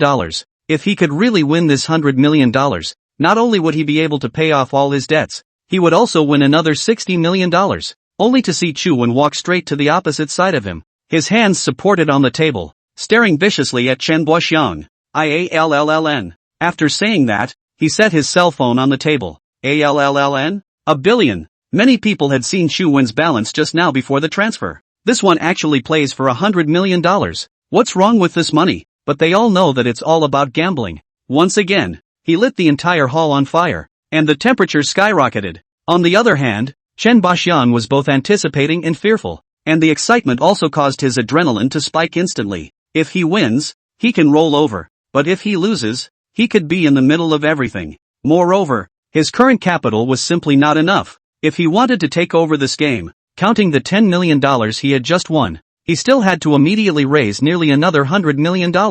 It's never easy for anyone to call up that much money instantly, but Chen Baxian wasn't afraid, not only because he had channels he could borrow for the time being, but more importantly, he believed that today's luck was enough for him to change his fate against the odds. Looking at Chu Wen, at this moment, he also had to put on a look of disbelief and said to the surrounding guests, "He's gone crazy, absolutely crazy." The people around him chimed in along with Chen Baxiang. "I'm all in, do you take it?" Chu Wen asked in a deep voice once more. Chen Baxiang frowned at him. "What's wrong with you?" Only Chu Wen said with a finger pointing at the pitch. "You take the binoculars and pick any player on or off the field and I'll guess his jersey number." Crackle. Many people in the hall dropped their cups or knives and forks or whatever they were holding on the floor. Everyone looked at Chu Wen with wide eyes. If the previous betting is still because of the two sides of the perception of soccer, then the size is betting on luck. So what's the bet now? Bet your life? Chen Baxiang also did not understand. So he stood up and walked to the window to look at the ball field, then turned to ask him, "I pick any player? Where are your chances of winning?" There are nearly 40 men on both sides counting the substitutes combined. 1 in 40 chance of betting $100 million? 2.5%? Even in Aussie town. If the statistical probability of winning is less than 70%, there's no point in playing. 50% can already be called a gamble. 30 or less is the top. 10 or so is a completely irrational giveaway in the slightest. What the hell is he trying to do with only a 2.5 winning percentage now? The people in the hall started shaking their heads frantically as well, and some even actually tried to come up and talk him down. But after all, this is Chen Baxiang's field, and it is not good to block people's way. So one had to regret in one's heart that a good billion-dollar level thug was about to fall again. Chu Wen faintly returned. "That's right, winning for you. I bet $110 million. Too crazy." Chen Baxiang's eyes had flooded with light, but he always felt that something wasn't quite right, so he turned away. "I don't like to play like that." Chu Wen hurriedly added another sentence. "I can take another step back and you pick the players. She'll guess the number." After saying that, he pointed his finger at Chu Mingting behind him. "Me?" Chu Mingting pointed her finger at herself, her eyes glaring, dripping round. She had never done anything so exciting before. Chen Baxiang turned around to look at the two once again when he heard these words. Up to this point, he could no longer think of anything that could possibly go wrong. He comes in and picks the players, randomly, and then lets this beautiful woman get to them. How? Without any reason or basis. Purely by a woman's sixth sense? It's a pipe dream. He couldn't stop the smile that spread across his face at the thought. "You're really crazy. But who wouldn't want money for nothing?" After saying this, he immediately took out his cell phone and walked to a corner. Chan Pak-chung decided to bet on this round. He didn't have any reason to lose. First of all, let the financial department will immediately be able to use the public money of more than 50 million hit over, although there is no reasonable formalities. But after all, it is Chen Baxiang, Chen family group of CEO, under coercion. Within 10 minutes all to the account. Immediately after that, he found another loan shark. And with his Chen family's background, he picked up another $40 million.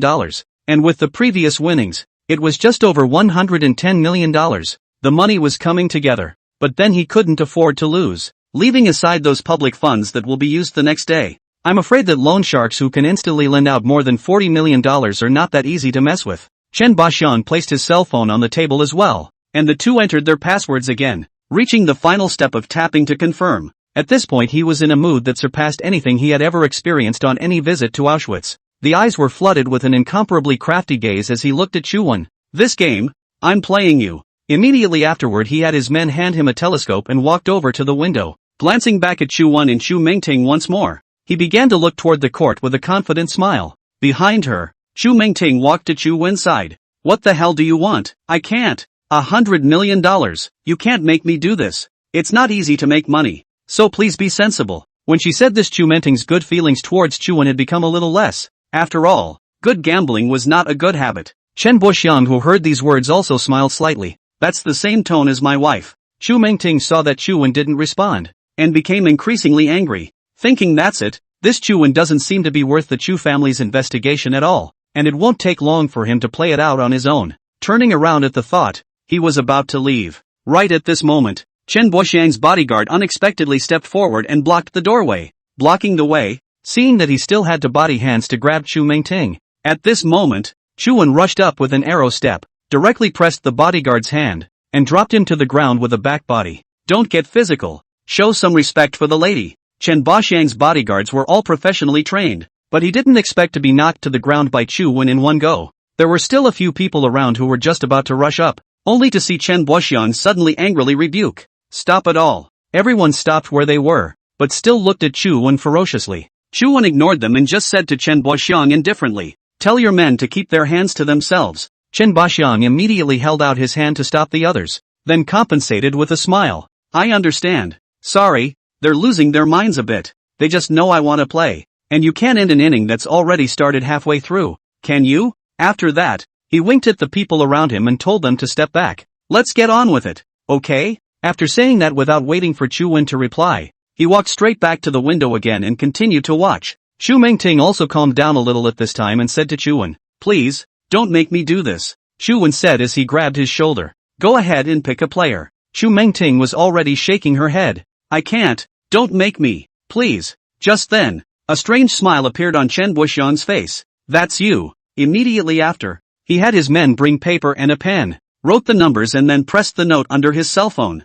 "Definitely won't play around. I'll write it up and put it here. Next, please begin your performance." Chu Mingting shook her head while looking at Chuan. Her eyes were already moist. As much as she had grown up and experienced, she had never been trusted so much. And $100 million is not a small amount of money even for rich people. Not to mention that this money is not for investment, but just for gambling. Choose what you want. I trust you. Chuan gave Chu Mingting a little bit of courage once again with his firm eyes. Chen Boxian walked to the side of the two and also provocatively said to Chu Mingting, "It's not your fault. It's him. He's gone crazy. But the game is on and you can't stop." Looking at Chuan's eyes, Chu Mingting took a deep breath. At this point, there was no way back. Even if she chose to give up, Chen Boxian was afraid that he would not let them leave easily. Seeing Chwin nod at her was not exactly desperate, but it did put the last straw on her. Thinking of this, she took the binoculars from Chen Boxiang's hand and walked towards the window, while Chen Boxiang stood beside her with glee.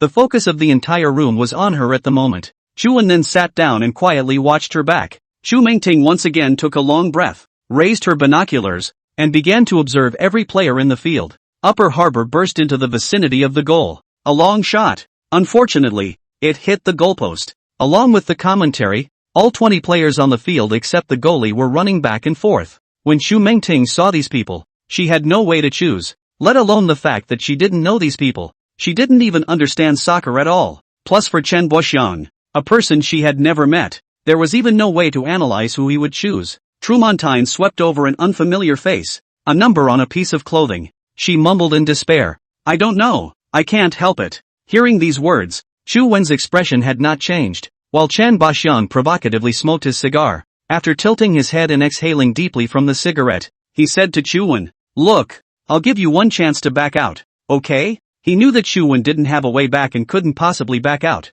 so he was simply provoking, because the odds are so low. But Chu Mengting, who heard these words, still paused for a moment, put down the binoculars in her hand, and looked back at Chu Wen. Only Chu Wen frowned slightly and said to her, "Choose." Chen Baxiang shook his head in feigned surprise. "Wow, a suicide attack." Chu Mengting raised the binoculars again and took in every face and number on the field. "I choose." Continuing to scan, she wanted to find something, but didn't know exactly what. "I choose." The image in the binoculars suddenly swept over a player warming up outside the Xinhua bench. Chu Mengting, who had just crossed over, immediately looked back again. Suddenly, she did a double take, a little incredulously, and double-checked a couple times. Watch it over and over again. Player 32 was warming up on the sidelines at this point, as if he was about to take the field, and was facing right into the VLP room where they were. Trumontine was sure she hadn't misread it. That number 32 player he knew all too well. Hadn't been around long, but he saw him every day. Standing on the sidelines, surprisingly, was Louis Shan, her top man, the head of the cleaning department of the Hutzpah group. At this moment Chu Mengting finally understood everything. The corners of his mouth turned up slightly, but he managed to contain his inner excitement. "I guess, 32? After choosing the number, everyone in the room looked at Chen Baxiang with eager anticipation. A number worth $110 million. Chen Baxiang's face first twitched, followed by a wry smile. No, no, no, no. Just when everyone was ready to congratulate Mr. Chen for winning $100 million, only to see Chen Baxiang suddenly drop the cigarette in his hand fiercely on the ground, and the smile on his face instantly solidified, almost using this whole body strength to shout, "No, no way, never." And at that moment Chu Wen moved his cell phone, took out the note, opened it and showed it around to everyone. It had two big numbers written on it. 32. Everyone in the VLP room seemed to see a miracle at this moment. How is it possible? At this moment the venue was no longer all thinking about the guests on Chen Baxiang's side, and more cheers and gasps. Because, it's so exciting. Chen Baxiang had entered an almost maniacal state after hissing, eyes incredulously looking at Chu Mengting. "How can it be? How can it be? How could you possibly pick the right one?" Seeing Chen Baxiang step by step backward, he finally spread out on the chair, muttering to himself under his breath. He kept repeating it. "Impossible, impossible." At this point Chu Wen put down the note, then gently pressed the confirmation button on his cell phone. 100 million. Hands down. For him, this 100 million is not important. The important thing is that this 100 million will be the last straw that crushes Chen Baxiang. The other people in the hall were even casting godlike gazes of admiration at Chu Wen and Chu Mengting. Isn't this greasy ugly man's life too good to be true? Believe it or not, this is the most unbelievable thing I've ever seen in all my life. I want to take this chick to Wasi City right now, properly billions of dollars a night, but I still don't want to believe it. Why must such a beautiful woman follow an ugly man? Why? Perhaps it is because of her that this ugly man is so rich. Yes, it must be. Right in the middle of the crowd's incomparably envious and acidic discussion, Chu Mengting excitedly rushed over and wrapped her arms around Chu Wen. She said nothing, knowing that there were too many mysteries waiting for Chu Wen to answer for her. But not now, and not in this place. She also knew that today's incident would inevitably become a piece of legend in the Magic City. Middle-aged, greasy, ugly thugs betting $100 million on a beautiful woman with luck against her will. Chen Baxiang's bodyguards still wanted to go and stop the two of them, but Chen Baxiang was already spread out on the table like a fool at this point. Plus it was a fair bet and so many dignified people were watching. What's more, they had just seen Chu Wen's stance. If they really fought, they wouldn't be able to stop him without the slightest certainty. So after taking a look around, he could only retreat to the sides unhappily, until the two of them walked out of the hall. Chen Baxiang did not say another word. So exciting, so much fun. Half of Chu Mengting's body was exposed on the outside of the skylight, stretching her arms out to feel the smell of the night in Magic City.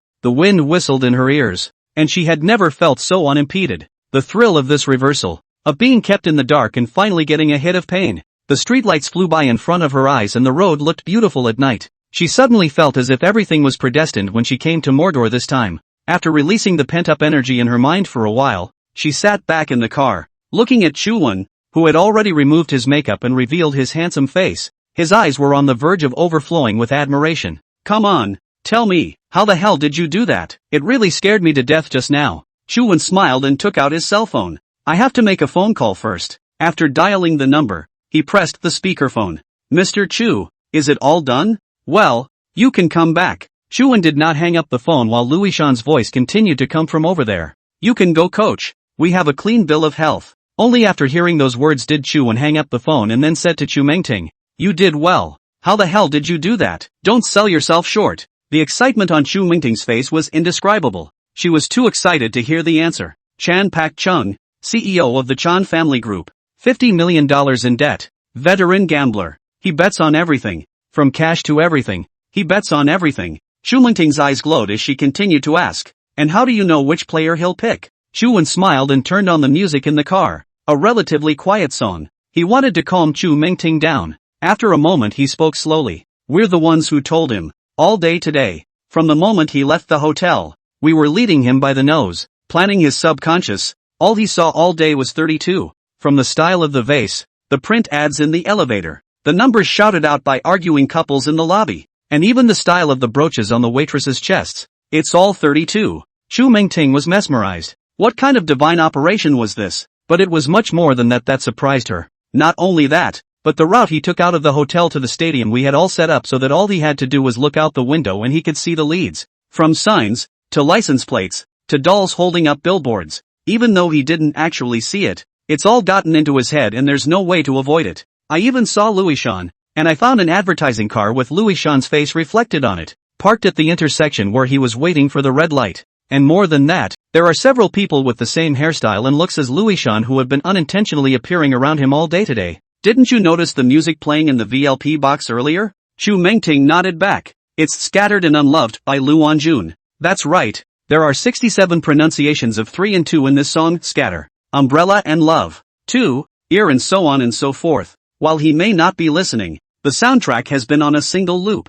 So when he picked up his binoculars and looked toward the field, when he sees a familiar face with the number 32 on it, a voice in the back of his mind tells him to just pick 32. He, on the other hand, will just think it's his own instinct, so he'll just pick it up. Immediately after that Chuan looked at her again and smiled. And the fact that you were kept in the dark makes it all the more convincing. Everything about your reaction is true and leaves no room for doubt. Hearing this, Chu Mengting looked at Chuan almost as if her three views had been changed. Well, what if he didn't pick number 32? Chuan skimmed his lips and continued. That's right, even with all the work we've done, the probability of him choosing is still only about 60%. If he doesn't pick it, I'll just keep raising until he gets it right. Hearing this, Chu Mengting was no longer calm. Her infatuation with Chuan had already reached the point of near madness. It's amazing. It turns out that these days Louis Shan disappeared every day just to do these preparations. From the hotel to the stadium, from every attendant to the team's coach, he was arranging his raids one by one under Chuan's arrangement.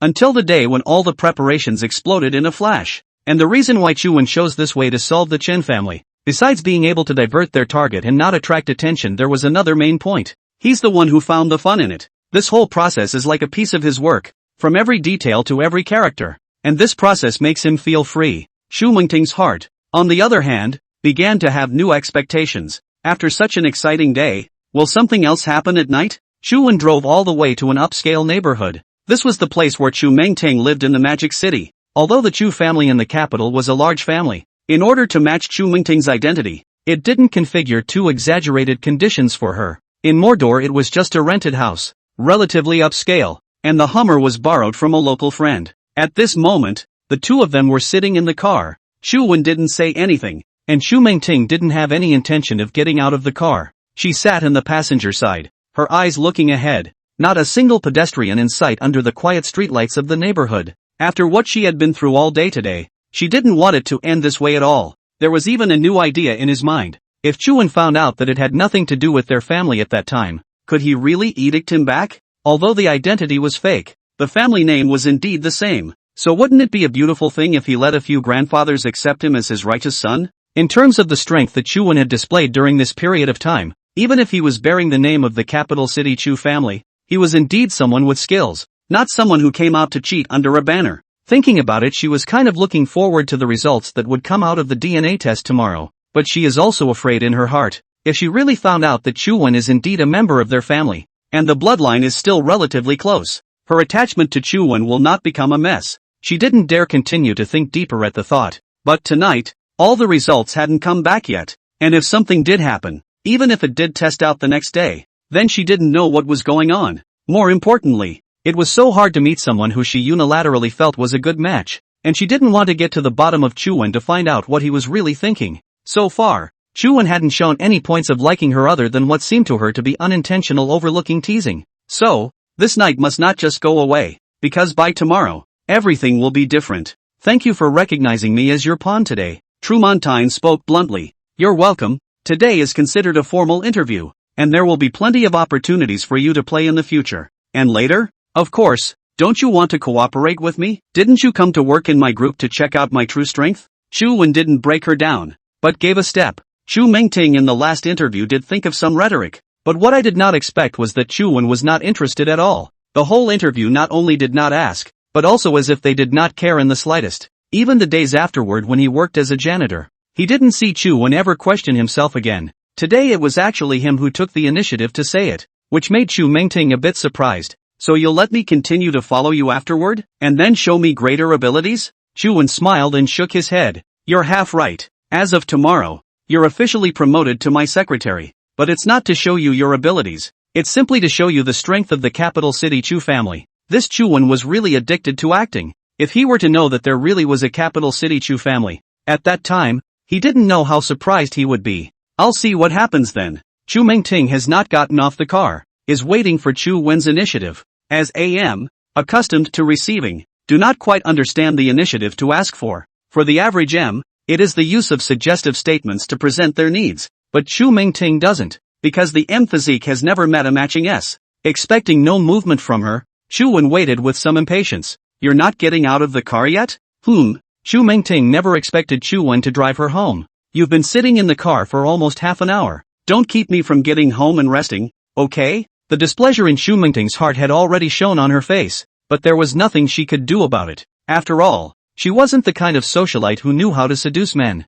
Used to being passive, there was nothing she could do at this point. Can only open the door of the car, puffed and walked down. After closing the door of the car she thought that this matter cannot blame Chu Wen. After all, it is their own lack of knowledge reserves in this area. So turned around and was ready to give Chu Wen to say goodbye. Although she wasn't able to satisfy her this time, it also confirmed that this Chu Wen was considered a decent person all the same, right? But just moments after she turned around, a boom resounded through the neighborhood. Chu Wen surprisingly drove straight away, leaving only the heat of exhaust fumes lingering around her feet. She stomped her foot in anger and swore in her mind, Chu Wen, one day you'll come begging for me. Her implication of course referred to the Chu family in the capital, and by the time a few grandfathers told her the results of Chu Wen's treatment, this Chu Wen would certainly be emboldened. But even if she had 10,000 reluctance in her heart, at this time she could only go home alone with resentment. The night was destined to be a lonely one. The next day's Magic City really broke big news, but it wasn't that Chen Boxian lost money,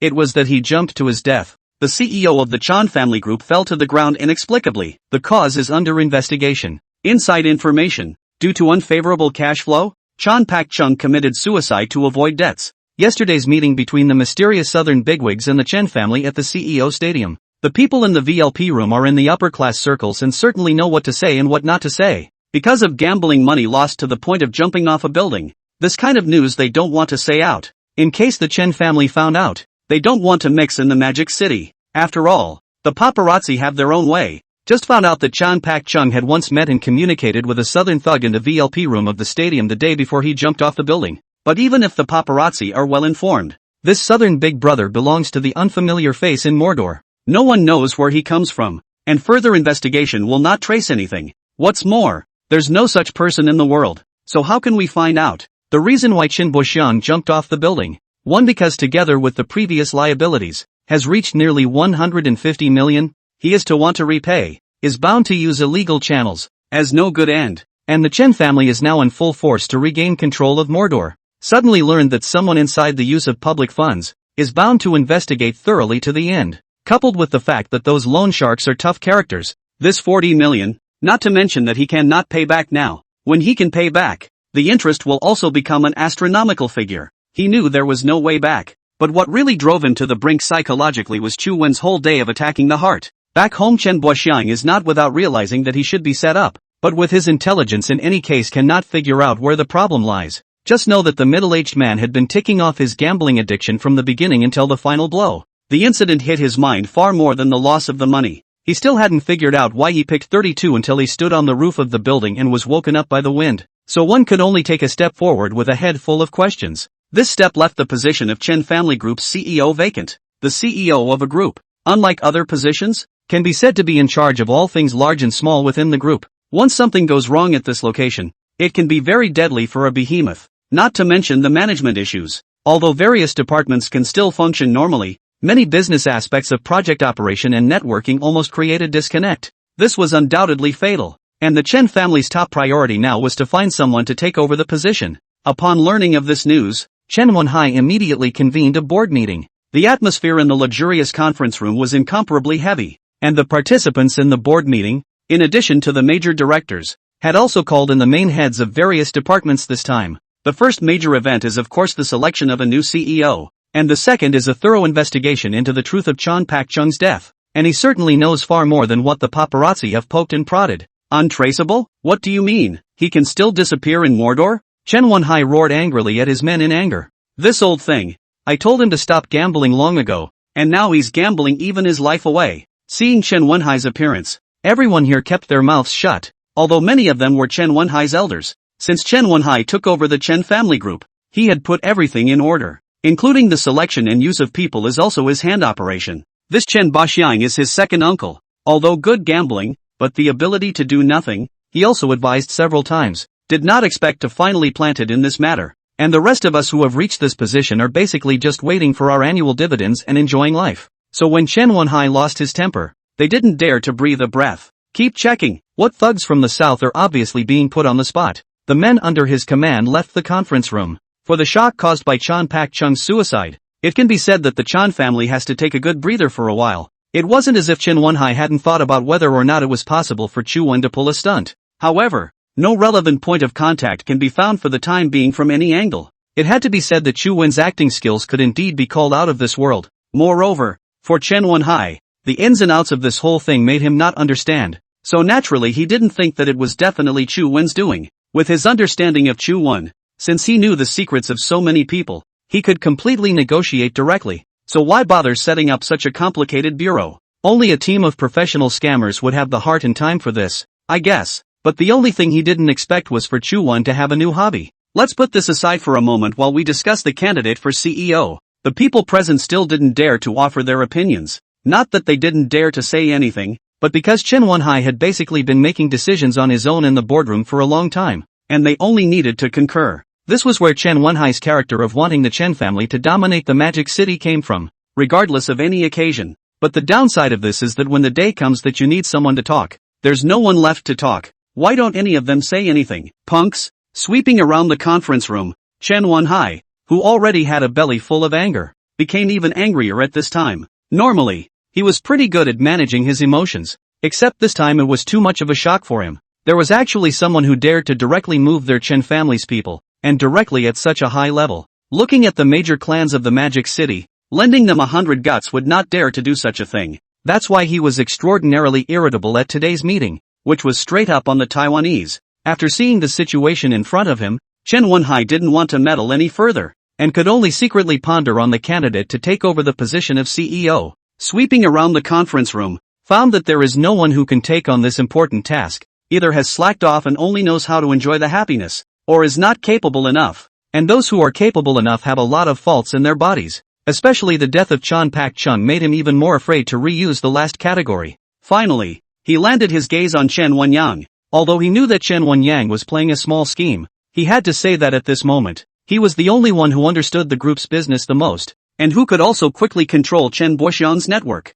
In his eyes, there wasn't much wrong with Chen Wenyang other than eyeing his position, and there was one point that Chen Wenyang appreciated more than these people here. It's just ambition. It is the ambitious who can do great things and dare to do great things. If the reason for suppressing Chen Wenyang before was because he coveted his position, then the same reason was the reason for reusing him now. As long as he could still control the Chen family group, he would not let him take advantage of the situation. And, if he's rehired this time, maybe it'll make him a little more content? With one last thought in mind, he decided to activate Chen Wenyang. But what he was far from expecting was that even then, he still underestimated Chen Wenyang's ambition. Chen Wenyang, hearing his name called, Chen Wenyang also turned his head to look at his brother. Chairman Chen, official occasions should be addressed officially. Of course, now is the time when the group is using people. These years you are also too big for your own good. You can't blame your brother for this matter. I'm also for your own good, letting you hone your skills more. Hearing this, Chen Wenyang basically already knew the result, and for those good words, he just let go as a fart, calling himself brother on this occasion. He knew too well in his heart what Chen Wenhai was thinking, so he replied along with him, "Brother, I'm young after all. I've kept your bitterness in my heart all these years, and I have to thank you for your cultivation." "My bitterness? Oh," Chen Wenhai sneered in his heart, afraid that it is not remembering my bitterness, but remembering my hatred, waiting for one day to count together. It's good to remember. After all, as the chairman of the Chen family group, I have to be responsible for the group. And now that your ability has arrived and the position of CEO has just been vacated, I'll formally appoint you as the group's new CEO. Chen Wenyang was overjoyed and hurriedly stood up and first said to Chen Wenhai, "Please rest assured, Chairman Chen, I will definitely live up to your expectations, work hard, and lead the Chen family group to charge to a higher top." Immediately afterward, he turned to the others, elders as well as colleagues. "Although my juniors are not talented, but since I have already taken on this great task, I will definitely give it my all. And if there is anything I do not do well in my work afterward, and if I have accidentally disturbed you, please forgive me." A faint bow followed. There was a round of applause from the conference room. Does anyone have any comments on this appointment? The people here shook their heads on the surface, but cursed in their hearts. With the declaration of office out of the way, there's still a shitload of opinions. Chen Wenyang, the new CEO of the Chen family group, officially took office. After the meeting, Chen Wenhai left the group directly. He must find out what that thug from the south was, and decided to use all his connections. And after receiving everyone's congratulations, Chen Wenyang also left the Chen family's mansion. After coming to a place where life was noisy on the road, he picked up the phone and dialed a number. There are surveillance and wiretaps everywhere inside the group, so if you want to do something private, you have to come outdoors. It didn't take long for the call to be answered. "Chu, it's done. I'm now a Chen family CEO." The excitement overflowed. "Then congratulations. Where is it? Or thanks to Chu, now things will be more convenient. What to do next you command. There's no rush. I'll call you when the time comes." "Alright, that's it for now. See you later Chu." That side directly hung up the phone, but Chen Wenyang didn't care. With Chu Wen there, seizing the Chen family was just around the corner. Turns out, he was involved in all of this, too. Although Chu Wen's plan was near perfect, he still needed some internal help. So he found Chen Wenyang and told him that if something happened to Chen Boxiang, the position of CEO would inevitably be his. So the situation about the route, eating at the restaurant, and replacing a lot of things and so on, were all things that Chen Wenyang had been interfacing with Luishan. This is also the reason why Chen Boxiang was not overly suspicious of Chu Wen, who appeared in the VLP room to begin with. And this VLP ticket was also given to him by Chen Wenyang. You have to know that all of the direct access to the VLP room is an internal ticket. Only gift, no sale. So Chu Wen, who appeared in the VLP room at the first time, will only let Chen Boxiang think that this is a relationship or guest of one of their Chen family. Doubts about identity have been dispelled from the start. All of this was under Chu Wen's firm control, and he would never go to fight a battle that he wasn't sure of. And as he had already established before, there were many ways to settle for the Chen family. A direct override is the most difficult and time-consuming. Controlling the Chen family is actually pushing Chen Wenyang into Chen Wenhai's position, and he only needs to control Chen Wenyang. So in fact, in the end, the only person he had to deal with was Chen Wenhai. But why even deal with the key figures under the Chen family? The reason was simple. Even if Chen Wenyang came to power, his Chen family could not be the number one family in Magic City. So weakening the strength of the Chen family is imperative. And Chen Wenyang, this kind of heart full of people, if not in advance of the Chen family to carry out some measures, this love to turn over the skin water of the young man is afraid to be idle. Chu Tianga Group just opened a short time ago, but with the addition of elites from all walks of life, all businesses are progressing at a rapid pace, just like what Chu Wen had arranged. They were going to do all the business that the Chen family was involved in,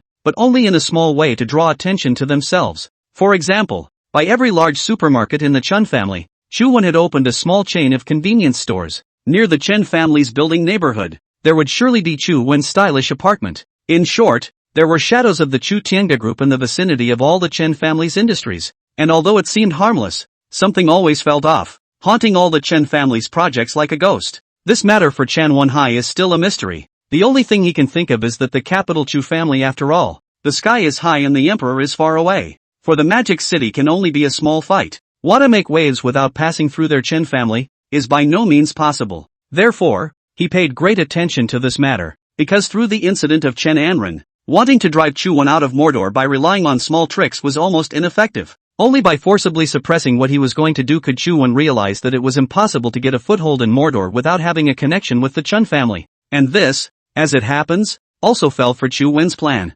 Something had to be done to show Chen Wenhai to get his attention, and what one really wants to do can be well hidden. With the passage of time, the 65th floor of the Pearl Tower, although it had not been completely renovated, could already be used for offices, and Chu-won prioritized setting up a research room there. And Zhao Guopang is the main responsible for here. In addition to the initial simple development of some systems required by the ordinary industry, his most important task is to design 5G-related products. Here, too, will be Chu-won's killer app. In the office, Chu Mengting was sitting on the sofa as a secretary bored out of her mind. It wasn't that she was lazy, just from her diligence when she was doing the cleaning before. She knew that she took any job very seriously. But this boss I'm talking to now really doesn't know what there is to secretary. There wasn't even a piece of paper in the office, and he wasn't required to deal with any work regarding the group's internal affairs, which was simply a living dumping ground. Chu-won spent most of his time just sitting there thinking, occasionally disguising himself in various guises to tease her.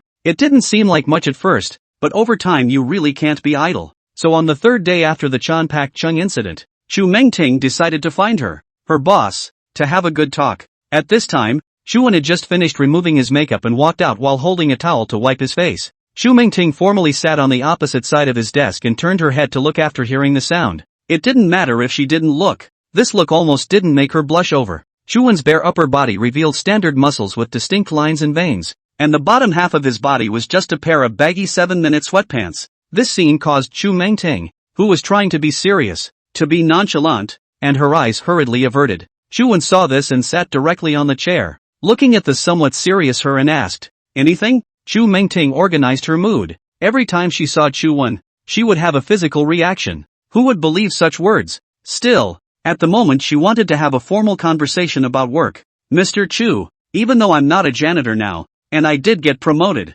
it feels better to go back to the janitorial department. Feeling fine?" Chu Mengting nodded. "I don't think wasting time is a mindset entrepreneurs should have. Especially wasting other people's time.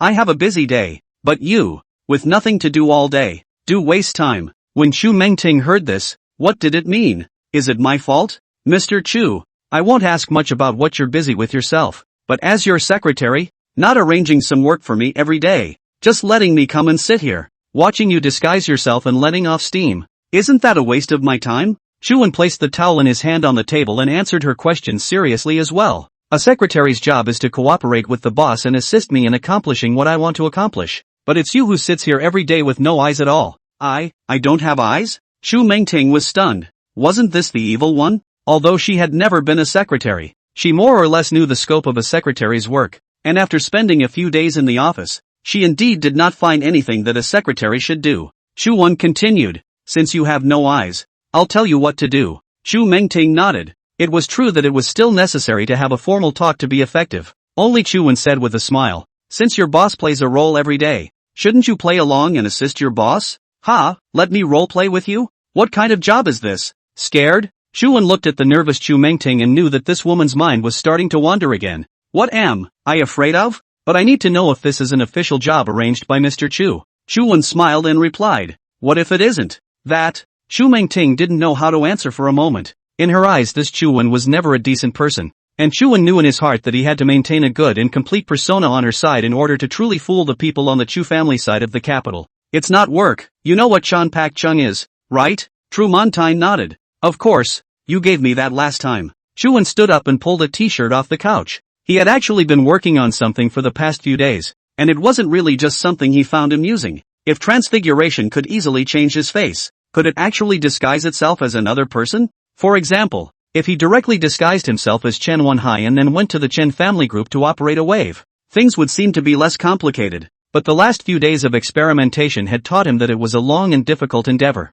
Appearance above has been able to achieve more than 90% similarity, but the voice, body type, temperament, the way of speaking tone and so on, as well as small habitual movements that require long and careful observation, plus time-consuming training and imitation to achieve the real same. Although there was no way to do so for the time being, Chu-won had already kept getting closer again. As for Chu Mengting, his intention was to keep her by his side so that he could keep an eye on the movements of the Chu family in the capital. After the matter of Chen Boxian ended that day, Chuan also didn't think too much of her because he saw the conclusion about the DNA test report in Chu Mingting's mind. But I didn't expect the Chu family in the capital to not tell her about the DNA test results. This made Chuan also a little surprised. From Chu Mingting's thoughts, it could be known that the capital Chu family only let her temporarily press on and continue to stay in the Chu Tiange group. But there was no more follow-up news. Things are starting to get interesting. And Chu Wen's current idea was very simple. That is, to let Chu Mingting participate in the battlefield of the struggle for power in the Magic City,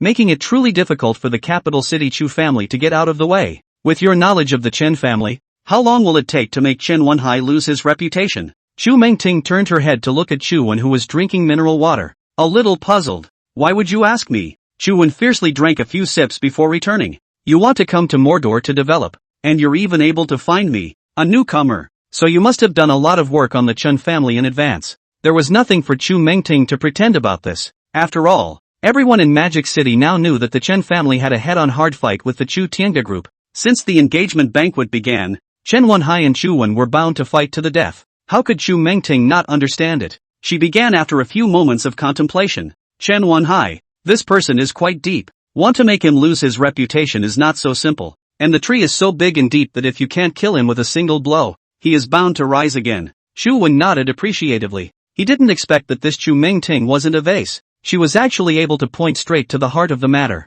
That's right. If Chen Wenhai couldn't kill him with one blow, with his connections and the strength of the Chen family, he would also do something like jumping over the wall in a dog's mouth if he was pushed to the brink. Chu Wen himself wasn't afraid, but now for the sake of a bigger goal, and with more and more people involved, just like Chen and Ran, if his own strength wasn't so big that it scared everyone, it would be hard for the ordinary people around him to defend themselves, only by disintegrating the Chen family step by step, so that when Chen Wenhai wanted to do something out of the ordinary, he was able to think of him from the bottom of his heart to breed fear. Only then could it be considered a true conquest. And the reason why he chose to do so was also because of the sudden appearance of the Chu family in the capital. Not only did he want Chen Wenhai to feel that way, but he also wanted the people behind Chu Mingting to see it. You're right, and you sure were impressive last time, said Chu Wen as he walked up to her. As close as he had been across the table on the cruise ship last time, Chu Mingting's company was right at his waist. Now I'm officially informing you that from this moment on, you're mine. Such a height made Chu Mingting's cheeks flush,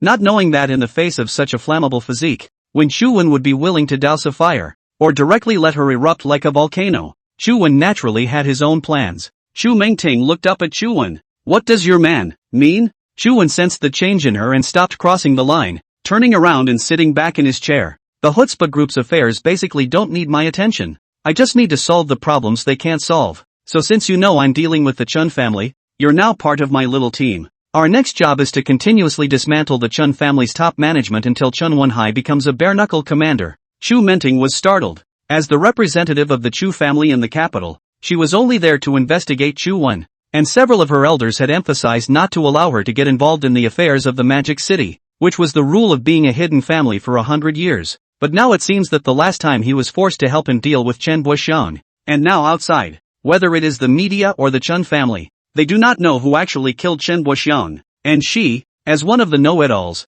now seems to have been forced into the gang. But between the clan rules and the dictates of the elders, she didn't want to get involved. And if I refuse? She looked at Chu Wen with a serious face, while Chu Wen actually knew her answer already, and so it was said faintly. The only people who know the truth about this right now are your own people on the team, and you. Just to be sure, if you're involved, I'll have to kill someone. Looking at Chu Wen's expressionless face as he said such words, Chu Mingting didn't feel that he was scaring her, because just from the means of dealing with Chen Buxiang, even though it wasn't him personally, but he must have already known that the consequence of this would be to drive him to suicide by jumping off a building, so it was clear that Chu Wen was not a good person. Moreover, Chu Mingting was also thinking at this time, although her elders had requested her not to get involved in the dispute in the Magic City, and to just investigate Chu Wen, the current situation had already reached this point. What's more, the family's worry was only about the hidden family being exposed, so if he kept appearing as Meng Tingwei and didn't do anything to throw his weight around, there shouldn't be any problems, right? It's just assisting Chu Man. After thinking about it for a long time, she chose to compromise. I'll join your team, but I have one request. What? All plans must be made known to me all in advance, and there can be no repeat of what happened last time. This was one thing that Chu Mingting was very worried about. With her character, although the last time was very exciting, once was enough. She very much disliked the feeling of being kept in the dark. Chu Wen smiled and nodded. No problem. Then a copy of the information was passed to her on her cell phone. That's our next target. Chu Mingting opened the document and looked at it carefully. Chen Qinan? Chu Wen nodded. Chen Wenhai's father, the real person in charge behind the Chen family. Chu Mingting's pupils were almost so dilated that they covered the entire whites of her eyes. Deal with him directly? It's unbelievable. If Chen Boxiang is the executor of the actual business of the Chen family, then Chen Wenhai is the emperor of the entire group. But in their insiders' hearts they all know that the one who really hangs the curtain and makes the major decisions, it's Chen Qinan. Although he hadn't come to the group for a few years, it was clear to everyone that Chen Wenhai's youthfulness, ruthlessness as well as his urbanity were all the result of Chen Qinan's education from a young age. Since Chen Wenhai was born, it was the training that began as a successor, and the reason why his brother, Chen Wenyang, had been eyeing his position was also because of this reason. From a young age, he was not valued, and no matter how well he did, it was useless, because in Chen Qinan's eyes, there was only one successor, that's Chen Wenhai. This has led to a relationship between the brothers that is only superficial, and the true transmission that Chen Wenhai had received was less than half of his father's, so one could imagine just how terrifying this person Chen Qinan was. The fact that he could take charge of the Chen family at a young age and still be able to convince the people was because of the existence of this old man behind him. If his mid-level villa is the birthplace of other people's connections and resources, what happens inside is enough to stagger you. Then Chen Qinan's tactics are going to be even more inhumane than there. It's nothing compared to that. Chu Mingting's heart had always felt that dealing with Chen Boxiang was already an exaggeration. Even if we want to dismantle the Chen family, we should start with some key people at a lower level, such as the Human Resources Department, the Business Department, and so on. But I didn't realize that Chu Wen was the first to mess with the CEO and cut off his way down the stretch. Immediately after that, he is going to make Chen Qinan, and then break the road behind him. In this way, Chu Wen's analysis and decision-making was simply like a snake striking 7 inches, with each stroke being a key part. While it saves a lot of time and hassle, it does elevate the difficulty. Just like the death of Chan Pak Chung. Although Chu Mengting as a pro-lifer was only involved in the action that night, but according to the truth described behind Chu Wen, he and Louis Shan had done a great deal of work and deployment beforehand. Would it be too difficult? Chu Mengting asked this precisely because she knew Chen Wuxiang's plan. And now to deal with Chen Qinan. These two were not on the same level in the first place. It would be a fool's errand to not have a flawless plan. Moreover, according to the information, this Chen Qinan had almost no weaknesses, nor did he have some fetishes or strange problems. So it was indeed incredibly difficult to find a point of entry. Looking at Chu Mingting's worried face, Chu Wen smiled. You don't have to worry about the planning aspect. It's true that it's bitterly difficult to break Chen Qinan in a single blow, but it's not completely impossible. Looking at Chu Wen's chesty look, Chu Mingting was a bit puzzled. Could it be that he had been thinking about this matter for the past few days? It turns out that one really can't judge someone so easily just based on what they see in front of them. Tell us your plan. It's not time yet, and I need you to learn one thing before then. What is it? Chu Wen suddenly changed from seriousness back to that physique of his and looked at Chu Mingting with a bad smile on his face. Formalizing the job. Role-playing. Ha! Still back on the topic. Although the Chen family can't find me, a southern tycoon, you are what you were supposed to look like in the monitor, and it won't be long before they start investigating you. That's why you must learn to disguise yourself in every next action against the Chen family. Chu Mingting frowned, suddenly feeling that there was something wrong somewhere. If that's the case, why didn't you let me disguise myself last time? Finally, she found the key point. To be honest, I didn't find the right person at the beginning, and I didn't decide until I finally saw you. Chu Mingting wasn't very satisfied with this answer. Such a big thing, saying that you didn't think of a candidate in advance? Hell no. And how could they not let her disguise herself if they were going to keep her involved afterward? Okay, even if it's true, but with your 3-inch tongue, surely you could have tricked me into disguising myself and it wouldn't have been such a hassle now. Chu Wen smiled back. My own disguise has already made you suspicious. If I still force you to change your appearance, do you think you'll still have the sense of being kept in the dark about what's real? Indeed. At that time, although Chu Mingting was a bit uptight, but for Chu Wen, it was not that he did not suspect that there must be ulterior motives for suddenly inviting her. I'm afraid things won't be that simple if they really let her put on makeup and disguise as well. Seeing that Chu Mingting tentatively believed this answer, her heart felt amused. I didn't realize that the woman's reactions were slow but smart, and who knows what Chu Wen is really up to. He alone in the world is making step-by-step arrangements at his own pace, and the plan would be perfect and seamless. It can be said that an arrow shot out of an unknown number of eagles have to be strung together, and it's a secret that, in the end, everyone will never find out about for the rest of their lives. It's amazing that the birth of an empire was officially initiated from this little piece of surveillance. Chen Boxian's death will inevitably cause the Chen family tracing. Usually they will start to investigate that southern tycoon, because most of the beautiful women around them are also peripheral lovers and other goods. But when they can't find out anything, someone will inevitably suggest looking for a breakthrough in the women around them. By the time they thought of that, a long time should have passed. And that was the reason why Chu Wen had allowed Chu Mingting to participate in the operation for the first time and did not allow her to disguise herself. Because they're going to have the Chen family investigate her. An investigation in the truest sense of the word. And while she'd faked the perfect identity, this was different. It was because Chu Wen knew her true origin and also learned some information about the forces behind her from his mind. When the Chen family tracked down this so-called Meng Tingwei, he would throw out timely clues to guide them. And the result of the Chen family's investigation all the way down is, the one who killed Chen Boxian was the real capital Chu family. Chu Man's plan is simply horrible. First, let his identity as the Chu family in the capital city sit. Secondly, the Chen family would think that the Chu family in the capital was really trying to shuffle the magic city. Thirdly, Chen Boxian's death had allowed them to feel the truly terrifying strength of the Chu family in the capital. Fourth, Chu Wen was their ostensible spokesperson. And no one knew exactly how many more Chu plans were hidden in the magic city. Just by relying on the images in the monitor, Chu Wen was able to achieve such a shocking purpose. And here's the really scary part, in the end, no one will know exactly how it all started. There would not be another person in the world who would know about this amazing plan of Chu Wen's. However, dealing with Chen Qinan was not an overnight task. As far as Chen Qinan's profile was concerned, it was never easy to move him. After all, he was the boss behind the Chen family. Chu Wen thought very clearly. Although the first move Chen Wen high on the surface equivalent to a blow to the Chen family, but behind the scenes Chen Qinan can still sit in the town. Want to put Chen Wenyang on the position of chairman of the board of directors will not be so easy. So it was necessary to deal with Chen Qinan first and break Chen Wenhai's retreat before Chen Wenyang could be broken in a single blow. And the reason why Chen Qinan can entrust his life will be the Chen family to the magic city on the first position. Self-discipline as well as rigor is absolutely let a person cannot find a break. But Chu Wen found a loophole in this seemingly unbreakable information. So in Chu Mingting's eyes he did have nothing to do every day. But inside his head he was always thinking, if you wanted to deal with Chen Qinan,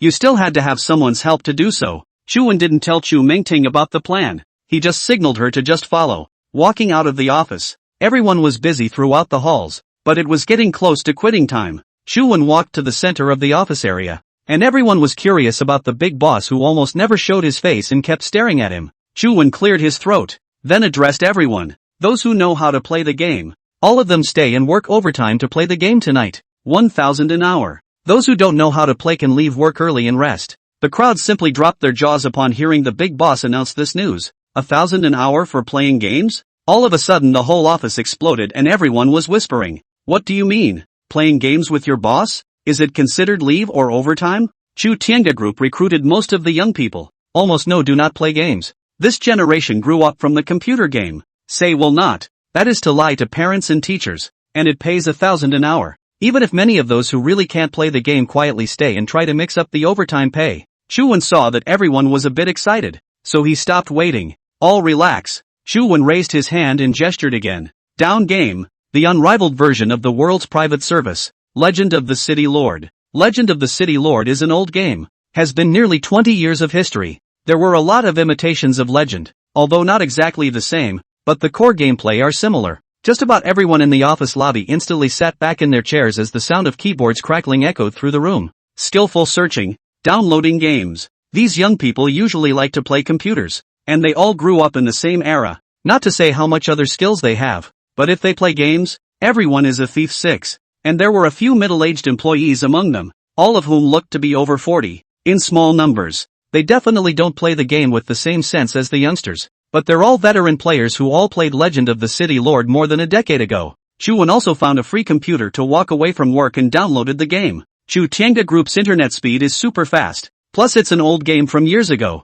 so it's all down in less than a minute. Register all of them and enter the fourth area that opened yesterday at 3 in the afternoon. Using Mordor King as a prefix, Chu Wen shouted into the hall, and he had just finished registering. Character name, King of Mordor, Chu. Chu Mingting moved a chair to sit next to him. Originally thought it was something big, and wanted to take the initiative to show a little, but I never expected to be playing a game, and not one of today's popular games. Instead, it's an old game with a 20-year-old haircut, and it's not the official game to be played, but a private one. This time Chu Mingting was completely confused. She knew nothing about games since she was a child. And now there is nothing to do but watch in silence. But back then, this game was too hot. And there were a lot of people around her who were playing it again. So she knew something about it. And once this game was released at the beginning of the new century, it directly triggered the whole of China. Knowing that the game engine was updated a few years later, the heat faded. But the game has always had a group of diehards, which is why to this day there are all sorts of one sword 999,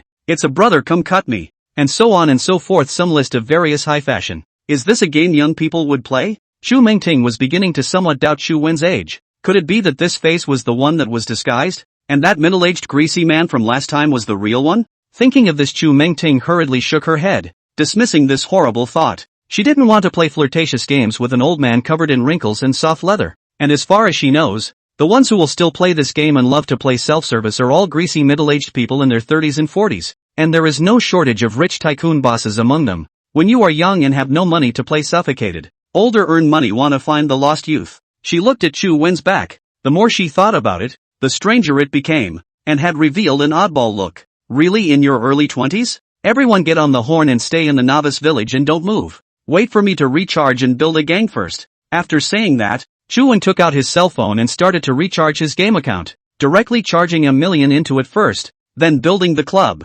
letting all the employees add in, and then using the club function to buy VLP levels for all the members of the whole club. With VLP Isachiku, you can just pick up the appropriate equipment sets as well as other items, such as experience pills. The VLP levels for these 4 frames are very exaggerated, going up to 15. Chu Wen didn't buy them that high directly because it was unnecessary. It had to be done step by step. After the whole gang issued FLP, Chu Wen's club in the game has been the first big gang in the whole service. Will be the original first club Dawei Tianlong ruthlessly pressed down. The price is, Chu Wen one after another to this comfortable recharge more than 8 million. He sold VLP 15 to all his employees with a bonus of $100,000 apiece. Chu Wen let them all get the best VLP reward weapons and armor so that they could go fight bosses in the top tier copies to pop the best rings, shoes, belts, amulets, and so on. Normally it doesn't take this much, but Chu Wen is on a collision course with the head of Davy's Heavenly Dragon Club, and the two of them are smashing each other's money to keep adding more and more. The atmosphere in the hall had slowly begun to heat up, and everywhere was filled with words like chop chop chop, and explode explode explode. The atmosphere in the hall had begun to heat up, filled with words like chop, chop, chop, and explode, explode, explode, and so on, and in an instant, the youth of these young men had returned. Chu Wen didn't have any requirements for them, just one in particular. Don't swear in the game. Taunting is fine. You can taunt your opponents hard, but don't talk dirty. The group, however, is also a thief of sixes when it comes to super reigns, and their hands are fast in the typing room. Can see the per capita Zwan diamonds. Chu Wen also asked Chu Mingting to order takeout for everyone, and it was estimated that he would be messing around until late tonight. There are no more casual players in the whole server, and all the other small club players have been killed and retired from the game, leaving only Chu Wen's Mordor Kings Club and Dawei Tianlong Club. This self-service is every 3 days to open a siege, belonging to the stage of the Ultimate War. The successful siege will get the title of Legendary City Lord,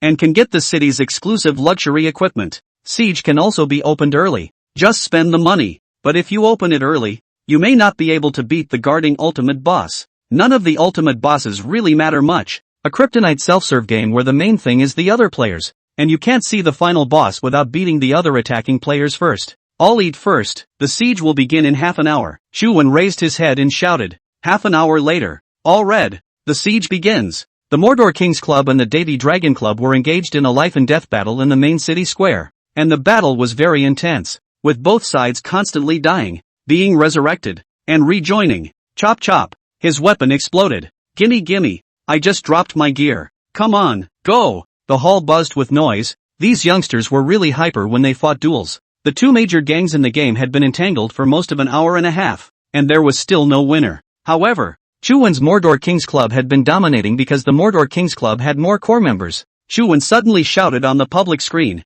do not play, do not play. I have an urgent matter. Brothers scattered. Equipment to give away. Offline withdrawal. Take off your gear and get off the game. Chu Wen shouted again from his office. The dozens of employees under him were confused for a moment, and didn't know because of what, but they all did as they were told. The main city square was instantly filled to the brim with a sea of gleaming gold top-grade gaming equipment. It was the turn of the game's Dawei Tianlong club members to be confused. All of them, so to speak. We're in the middle of a duel, and we're not going to fight? This sudden loss of an opponent can make the game feel tasteless all of a sudden. Friend, what are you doing? Don't go. Don't. We haven't won yet. I've charged $10 million.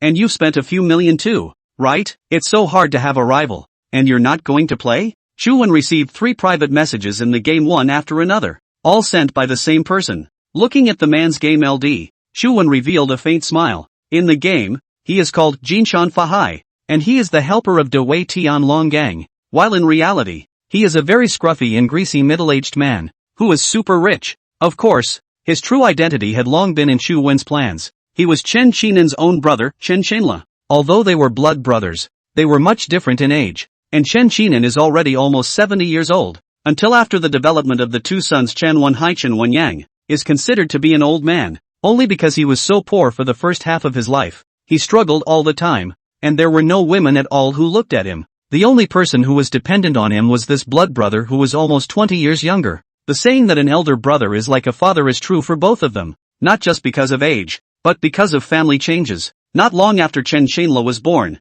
their parents died in a car accident, so Chen Chenla was practically raised by Chen Chinan. And during those years of initial struggle, the only person who suffered together, struggled together, and always stayed by his side as his closest relative, was this brother. It could be said that Chen Chinan treated this younger brother better than his 2 sons in certain matters. After all, both sons were already born with golden keys. And what makes Chen Chinan even more touched is that since his 2 sons have grown up, Chen Chenla has taken the initiative to retire. And every day he just plays games and has fun, and doesn't even think about the so-called family property. He did not want to fight. In his heart Chen Chinan is the only master of this family, is the biological brother who raised him. So, even when his wife and children said that the Chen family was made by the 2 brothers who fought together, why don't they go and fight for it? He backhanded them with a slap in the face. This kind of brotherly love that grew up with a difference of almost 20 years would not be understood by the average person. So although Chen Chenla didn't appear in the Chen family group system and didn't hold any position in the family,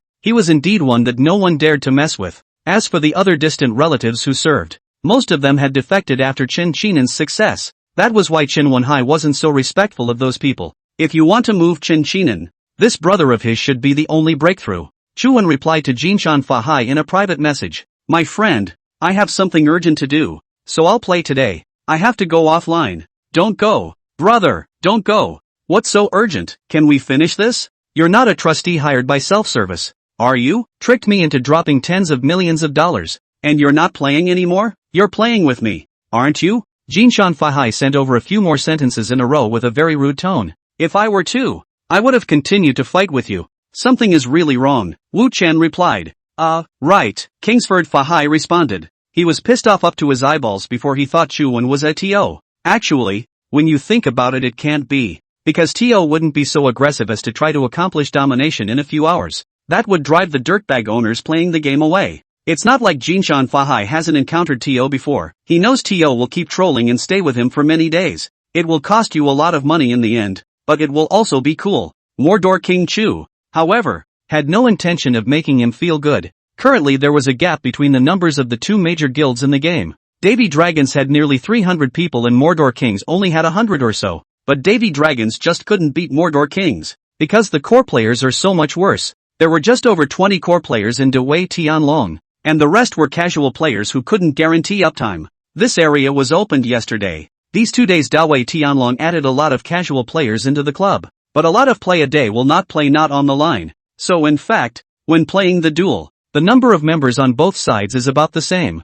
Both have over 100 people online each. And not only did the Mordor Kings have a lot of core players, even the casual players whose ID prefixes weren't Mordor Kings and who had only joined the Kings Guild in the past few hours just now listened to the commands as well as the core players. Because they all just played today, they all followed the fight to this point with a bang. In fact, think about Jinshan Fahai understand. They are afraid to meet with their own have the same hobby of billionaires. Ordinary point of the rich cannot play a self-service on the millions of tens of millions of dollars to smash. The average rich people cannot afford to smash. Another message from Jinshan Fahai. Don't go. Brother, finish with me. Finish with me. I'll reimburse you for how much you recharged today. Think of it as making a friend. He is really hard. He hadn't had a good time since a group of players with the Mordor King prefix ID showed up today. He is certainly not every time to play private service. are recharged so much money, depending on what level of opponents. Generally play a few days will spend a few tens of thousands of hundreds of thousands of. The last time to spend millions of are half a year ago.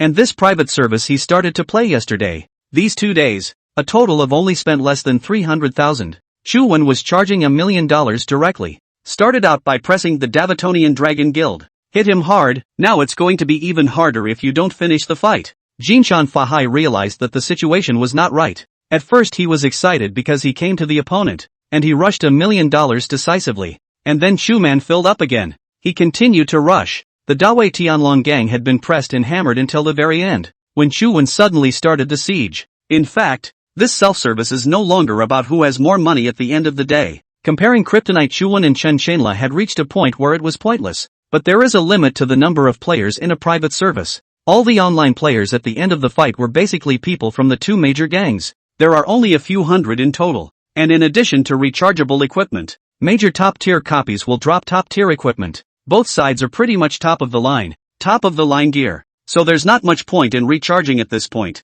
In the end, what determines the winner is the number of core members and whether the players as a whole listen to the command and mobilization.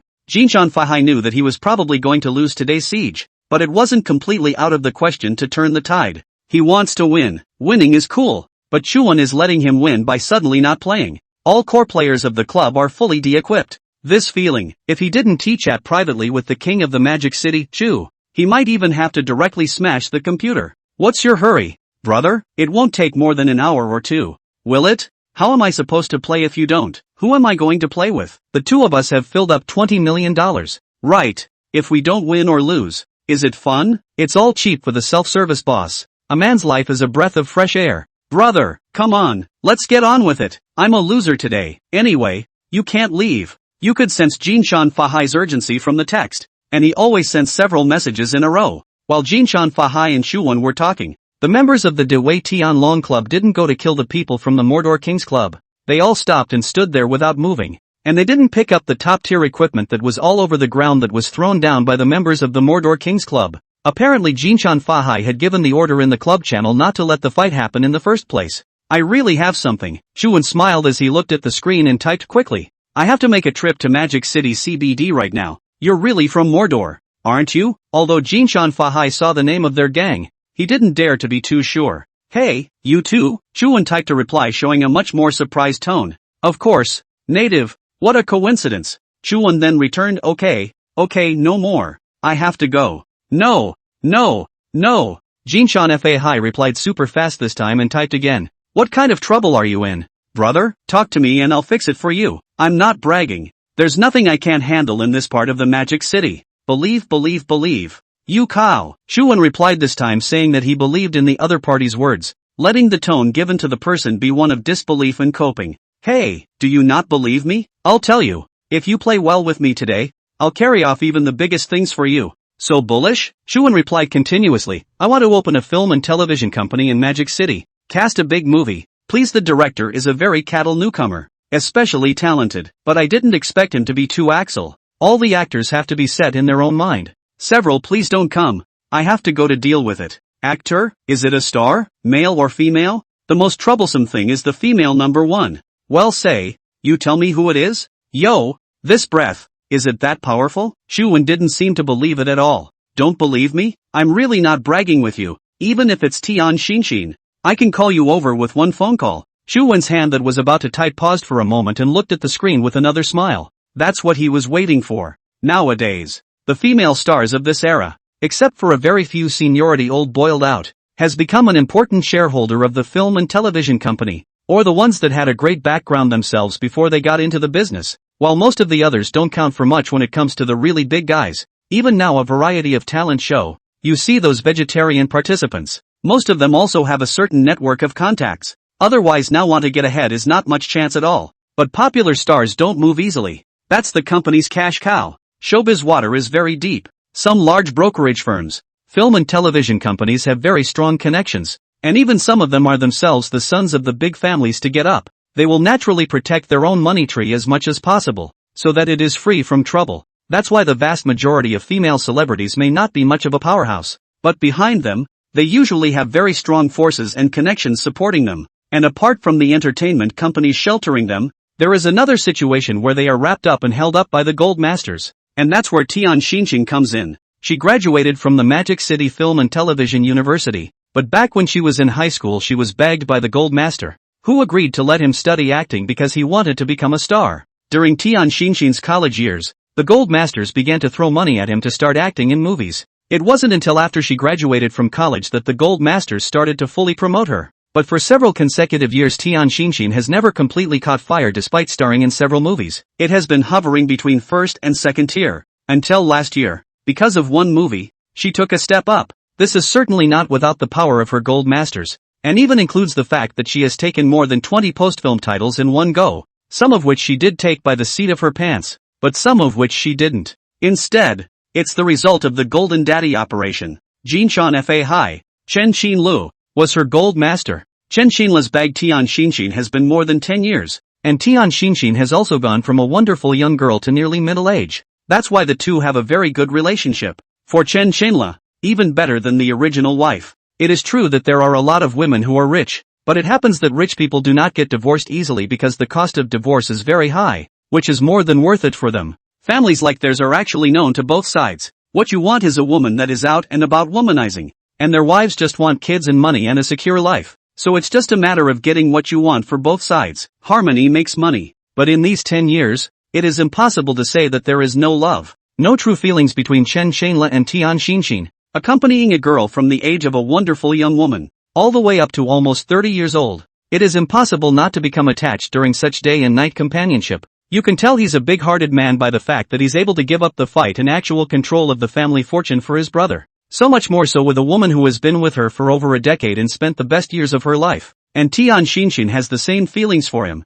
although at first it was for the money for the bag, but with more and more time, looking at this man who is more than 20 years older than himself, it is inevitable to be moved. And most importantly, Chen Xinla is not like the boss of other package actresses. There is no time, just socializing or occasionally as a physical outlet, or a status symbol among their circle. Chen Xinla had a lot of time on his hands, as he was not involved in any business matters of the Chen family's enterprises, and he could often accompany them. If his brother Chen Xinin's weakness was him, then his weakness was Tian Xinxin. In fact, the plan in Chu Wen's heart was very simple. In order to deal with a person you have to find his weakness. It is impossible for a perfect person to appear in this world. If there is no preferences, hobbies, breakthroughs in Chen Xinin, then he must have someone he feels is the most important, and that person is bound to have a weakness, and even if they don't, exploring layer by layer like this will always lead to someone who can pull the strings. After all, there were too few people like Chen Xinin. Most people who live in the world have their own claims, and those claims are the handle on everyone. Coupled with the fact that Chen Xinin had a lot of time to spend with Tian Xinxin, the bond between the two was as strong as glue. To say whether Tian Xinxin has ever thought of turning over a new leaf? Indeed she has, but only when she was younger, and as he grew older, he knew that after the transition it wouldn't necessarily be the same life he had now. As an adult, she understands all too well that when you get married you feel much less, have to deal with family chores, and may be worse off than you are now, so she's aiming to move herself to a higher place. Suppose one day Chen Xinla was no longer interested in her, but at least he had climbed to the top of the movie and television industry, and actresses were supposed to get married late. He wasn't worried about that at all. Chu Wen analyzed the information provided by Zhao Guopeng one layer at a time, and finally found the key person who could deal with Chen Xinin, and that was Tian Xinxin. At this moment, Tian Xinxin was shooting an advertisement abroad, and Chen Xinla was indeed the one who could call her back from abroad with a single phone call. All the achievements she had were given by this gold master father, and although she had achieved success today, in front of Chen Xinla, she was a woman wrapped up in a package. Since the gold master can hold a woman high, he naturally has the ability to make her lose everything immediately. But, playing a game to let him call Tian Xinxin back is definitely not enough. It's not a question of whether it can or can't, but whether it's worth it. You know Tian Xinxin? Chu Wen replied. More than recognizing, Chen Xinla didn't continue to go on. He wasn't stupid enough to tell people that Tian Xinxin was wrapped up and held up by himself. I really have to go. Chu Wen replied once more. And go? What do you mean? You don't believe me, do you? Looking down on me? Chen Xinla seemed to be a bit angry. Friend, not I do not believe you. You say we play self-service to know. I happen to have something. How can it be so coincidental? You just happen to know Tian Xinxin. You are open brokerage company? Ah? I'm not a brokerage firm. but I do have connections. What's coincidental or not? There are not many people playing this game anymore. So it's fate that we can meet. Fate, my friend? It's actually really not a coincidence for Chu-won. But from Chen Qinla's point of view, although he didn't feel it now, as long as he talked to him more, he was bound to feel a little problematic or even suspicious. So, Chu-won said the word coincidence first. He went ahead and suspected Chen Qinla, the words that the two were destined to be together. But Chen Qinla mentioned it first, and Chu-won will show him what it means to be especially destined. Chen Qinlan felt that this person was very interesting, so he continued, like this, let's not fight for now. You come out, make an appointment, or I'll come and find you. I'll arrange for someone to contact the private service owner and ask them to suspend this district first. I'll take care of Tian Xinxin's matter for you. When it's done, I'll let them recover, and we'll continue the fight. It adds up to $20 million. There has to be a result. If I don't make things clear for you today, I'll take your name. Chen Qinla is really a quick-tempered, and especially spontaneous. Summarized in 4 words, rich and capricious. Chu-won understood his character, and that was what he had planned before, waiting for Chen Qinla to take the initiative to ask someone out, and if he didn't take the initiative, then Chu-won would stimulate him with words for a few moments to ask him out on his own initiative. Alright, that director is quite anxious there anyway. If you really have a solution, friend, that would be best, Chu-won said back, immediately after Chen Qinla sent over a cell phone number, and typed, this is my phone number, brother, if you are convenient, come to the Qingyuan tea house in the Qingyuan district. I'll wait for you. Okay, my number is. Chat's over. Chu-won looked up at the company. Over 100 people were waiting for him. After Chu-won let them go offline, he didn't let them go, and he didn't know if he had any more orders. All can get off work. All those who played the game today, all get bonuses. Chu-won stood up and said aloud.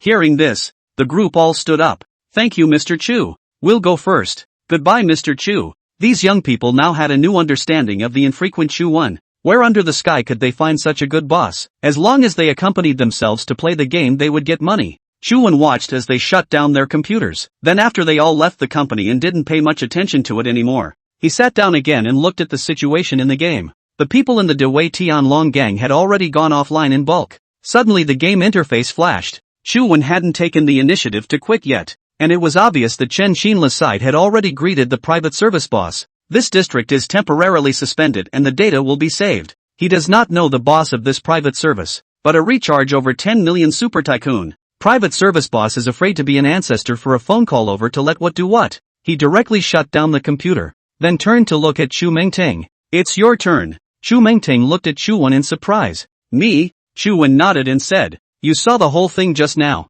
right? Chu Mengting nodded. But what did this have to do with her? You're the young and temperamental director. Me? Chu Mengting was flabbergasted. Asking her to play the director? Didn't you want a proper job? Now that you're here, you don't want to do it? Looking at her hesitation, Chu-won continued, my business is to deal with the Chen family. If you want to get involved, that's work. If not, I won't force you. I'll just have to send you back to the cleaning department. Continuing to clean was actually not something for Chu Mengting to feel ashamed of. Only that since then she could not approach Chu-wen to gather more information. And up to now the entire Magic City should have no one know the existence of the real capital city Chu family. Even if they went forward to investigate, it was also a non-event. Just what kind of drug is this Chu-wen selling in his gourd? Is it really just a coincidence? The Chu family side in the capital hadn't given her any new instructions either. So until then she could only continue to gather information, which was the only thing she could do right now. I'll take the job, but there's one requirement. But there's no harm in saying it.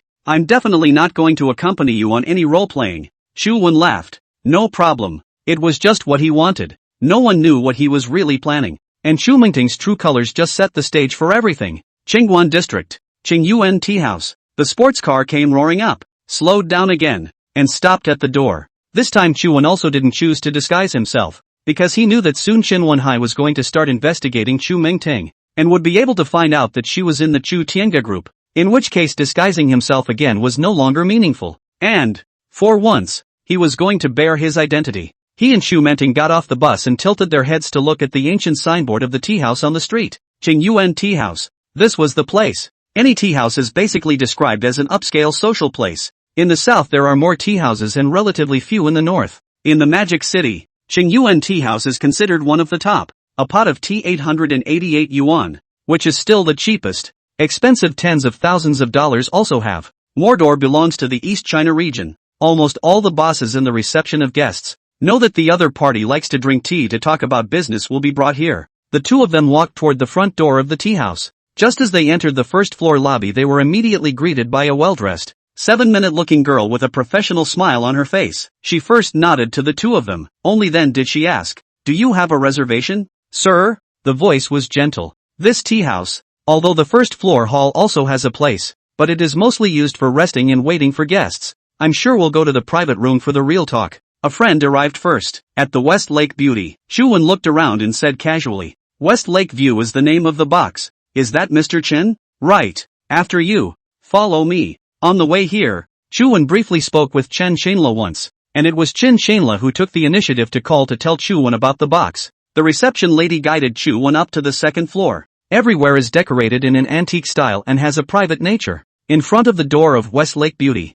there were two tiger-backed bodyguards standing, and when the receptionist lady brought Chuan over, they twisted their heads and looked over with sharp eyes. "This is it." The receptionist lady walked up to the door and pushed it open while gesturing a please sign to the Chinen. The people were brought here by the receptionist lady. The bodyguard naturally wouldn't stop them. "Thank you," Truman said to the receptionist lady and walked in with Chu Mingting. Very spacious booths, much larger than the average restaurant booth that seats a dozen people, but there was only one table in the center of the box, 4 wooden chairs, and the room was furnished with a trellis screen and such. A middle-aged man in his early 40s, wearing a simple turtleneck body shirt, fat shorts as well as flip-flops, was sitting at the table drinking tea. He was tall and a bit chubby, but not overly so, giving him a very strong look. With a face full of scruffy hair that hadn't been washed in days, it looked very sloppy and greasy. The two bodyguards at the door are 100 times more dignified than him. He looks like one of those ordinary middle-aged men you see everywhere in the city, who probably had a good figure when he was young but started to lose it after getting married and having children. Beginning to no longer pay attention to dress by the trivialities of life, smoothed out the edges of youthful frivolity, coupled with the establishment of the Chen family group, he handed over all the management of the enterprise to his brother. There really isn't anything else to do every day except play games and eat and drink. So that's the first impression he gives. No one thinks he's a rich and powerful man, but in reality, he was not only rich, but he was also the most valued person by the big man behind the Chen family group. At the same time Chuan entered the room, the scruffy middle-aged man also turned his head to look at the doorway. He froze at the first sight of Chuan. Chuan was also stunned, but the two froze for different reasons. Chen Shanla is because Chuan is too young. He would have thought that he ran into a middle-aged tycoon with the same hobby as himself, probably a little younger than himself, but not too much younger. The two had spoken briefly earlier, and he could hear that Chuan's voice was a bit young, but his tone was calm, so he had guessed that Chuan might be about the same age in his early 30s, but he never expected to be in his early 20s. "You, aren't you called Chuan?" Chen Shanla asked with a frown. "You know me?" Chuan replied and headed inside while the bodyguard closed the door outside. "Ha ha ha, aren't you the one who stole my great-nephew's fiancée?" Chuan hadn't even sat down yet, and instantly revealed a puzzled and defensive expression. "Your great-nephew, Chen Wenhai?" Chen Shanla nodded. "That's right." After hearing these words, he went out and pushed the pulled-back chair back again, turning around with Chu Mingting. When Chen Shanla saw this, he hurriedly stood up and pulled him back. "Don't go away. So careful?" Chuan snorted coldly. "You're Chen family. You don't dare to offend." Chen Shanla smiled and returned. "Don't bother. Him and you are his business. The two of us are another matter." Looking at Chen Shanla's smile, Chuan performed a "let's trust you" expression, so he sat back again with Chu Mingting at Chen Shanla's invitation. Chen Shanla was not the least bit interested in the matters of the Magic City's shopping malls, and he had heard about the matter of his great-nephew Chen Wenhai being repented of his marriage, but also just searched the news online and saw some photos and news about Chuan.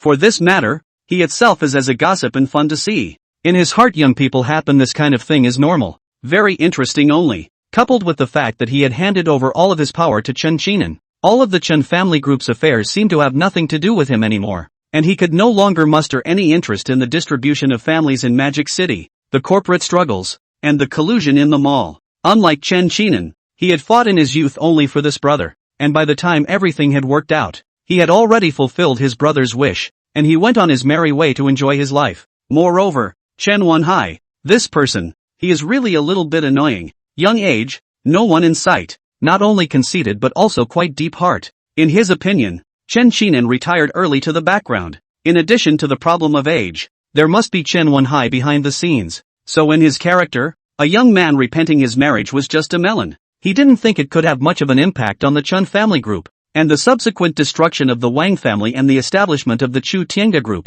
He barely knew about them and was completely uninterested. If it wasn't for the fact that the whole repentance thing was so interesting, he probably wouldn't have even wanted to look into it, and had been happy for a couple of whole days at the time when he found out about it. But after all, he was still a member of the Chen family, and as long as he didn't hurt the fundamentals and no one touched his brother's heart, he just wanted to continue to enjoy life so much. Chuan also saw precisely this character of his and dared to meet him with his true identity without being easy to tolerate. After all, it was Chuan who first acted unwilling to communicate with him and turned to leave. This made Chen Shanla feel even more that this meeting was really a coincidence, the kind of fate he thought it was. So he actually didn't want to chat too much about things about Chen Wenhai, just be happy with himself. And he didn't want to ask too many questions about their young people's relationship problems. Little brother, tell me how you can play such an old game at your age. You are really what I didn't expect. So Young is more than 10 years younger than I thought. He asked, filling his own teacup again before pouring cups of tea for Chu Wen and Chu Mengting.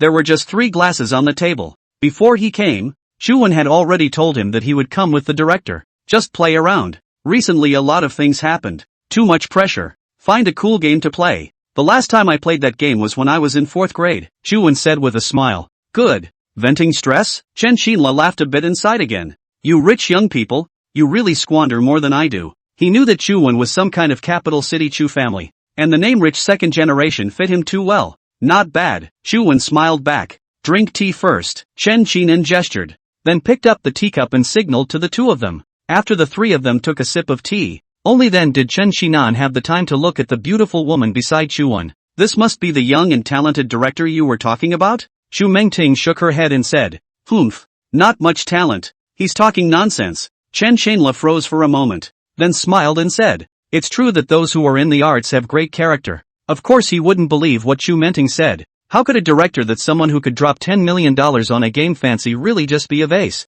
Only what he didn't expect was that the director was not only a woman, but also very pretty. More than his Tian Xinshin ever was. But it wasn't good to touch this woman's heart for the first time meeting with Chu Wen. Men's fascination with games is not really comparable to that of women. And sometimes games are rather more important than women, and make them come off better. And looking at the relationship between these two, it's likely that it's the same as his relationship with Tian Xinshin, belonging to the pack. As the saying goes, a gentleman doesn't take away a person's favor. So Chen Qinan didn't continue to think about it any further. I just think this is a different era. It used to be all about bagging actresses, but now it's popular to bag female directors? It's true that I can't keep up with the times anymore if I don't get in touch with society. Until now, he had never suspected that Chu Wen had approached him of his own accord, because the two met playing a game or a private service. A private service can't even be played for a few days, and will lose popularity quickly after the big boys dominate the service. So Chen Shanla will always change, and not play every day, just by the frequency of his own change of service, and the degree of secrecy of his own information. He does not think that someone can use this way to actively approach him. He pressed on with no suspicion in that direction, although he knew that there was a bit of conflict between Chu Wen and Chen Wenhai, but it's safe to assume that Chu Wen didn't know who he was before he met him, very much didn't believe he was capable of anything, and just wanted to deal with his business quickly, and the two wouldn't have met if it weren't for his own frantic private chats. Even the whole meeting thing was his own initiative. And there was a most important point, he was not involved in any business matters of the Chun family at all, and was of no use to Exodus Chu Wen. That's why that reaction Chu Wen had when he entered the door and learned that Chen Wenhai was his great-nephew was so real, all the more reason for him to have no way to doubt it. He continued, tell me about your movie. Yes, how come you can't find good actors? You can drop tens of millions on a game without blinking an eye, and you can't handle a female lead? Chu Wen sighed and said, it can't be helped. The movie and television industry is not doing well these days. It's not just a business. There are a lot of problems. You should understand. Chen Shanla nodded. He would let understand. From holding Red Tian Xinshin this more than 10 years of journey, he on this circle of how deep the water is simply more than the industry to understand. Business competition. Or what's the problem? Pressing to get in touch. I've reached out to a lot of people, and for some reason, it just gets cut off halfway through. Chen Shanla understands that there are a lot of people in the film and television circle who are jealous when they see someone else red, and they cheat each other, especially people like Tian Xinshin, who suddenly burst into the limelight, and he solved a lot of trouble for her behind the scenes. What a scandal, what being bagged, and the black history. It's all true, but he's also spent a lot of money on waterboys and media to clear his name. In the middle of this, of course, there are a lot of people looking at the eye. From which the obstruction. Blocking a lot of endorsements. What business? It's not easy for you either. Chen Xinla smiled and said, don't worry, although we just met. But what Chen Xinla said, once a word is spoken, a team of horses can't catch up. I'll help you find the female lead. I also have some contacts in the entertainment industry. Just say who you want. Chen Xinla said and pulled out his cell phone. With the look that as long as Chuan could say the name, he would just call someone. That's definitely up to the director. Chen Xinla looked at Chu Mengting. It is a sin to look less at this very beautiful woman. Today Chu Mengting deliberately dressed very literary, revealing a feeling of not eating the world. Of course this is inseparable from the car Chu Wen's teaching. After all, godly movie in TV technology. Only to see Chu Mengting tapping one finger on the table and said indifferently, this script of mine is a literary film, not without acting, and even less without popularity. Literary movie? Chen Xinan frowned and looked at Chu Wen. Little brother, dare to invest money in a literary movie? Holding out to send money? Chen Xinan certainly understand this industry. Commercial films can make money but the reputation is generally general. And bad shooting is a pit, but also may directly lose the actor's reputation. Literary films are mostly made for young people. People who think they have dreams and think they're great. And then there are some real masters of the art film. But such people are rare. And they lose money and make money. The only way out for literary movies is to win awards and then sell the rights abroad to make money. And the chances of success are very low. Chuan made a wink when he heard this and glanced at Chu Mengting then said seriously, movie is an art that can never be measured in terms of money. We want to make movies that can change the society and this world. Like a lot of Korean movies, when they are made they can cause social repercussions and change the law. Let the world know what the problem is and cause the world to resonate and be warned. Hearing Chuan say so much righteously, Chen Xinan was confused. He had also soaked in this circle for a long time because of Tian Xinxin. It's not like a sensible businessman to say such things. Most of the cases should be from directors who are young and dreamy, but can't quite figure out how much they weigh. Adding to that, the way Chu Wen had just looked at Chu Mengting and the wink he had given him, he understood that the relationship between these two was definitely just like him and Tian Xinxin. It was a package. Chen Xinan revealed an expression of dawning realization, followed by hearing Chu Mengting say more. That's right, if there's only acting, then the audience will be small. And our ultimate goal is to generate warnings for more people. But if there's only popularity it won't work either. My script will be spoiled. Looking at Chu Mengting's somewhat excited speech, Chen Xinan nodded his head. This was indeed the same path as the young directors he came into contact with. Director, don't worry. It's not that I'm bragging. I'll find you a first-tier one. I'll find you a top-tier actor who is in the red and won a lot of awards. Acting skills are absolutely guaranteed. Tian Xinxin is indeed now red. And when it comes to acting, because of the existence of the Gold Master Father, so the opportunity is particularly large, although it is smashed out of the money, but more than 10 years of acting experience, compared to the actors of her age, has been a lot stronger. This industry, as long as the practice of a number of times, they are willing to use the heart. How can be out of the results? The ability is also a little bit of accumulation.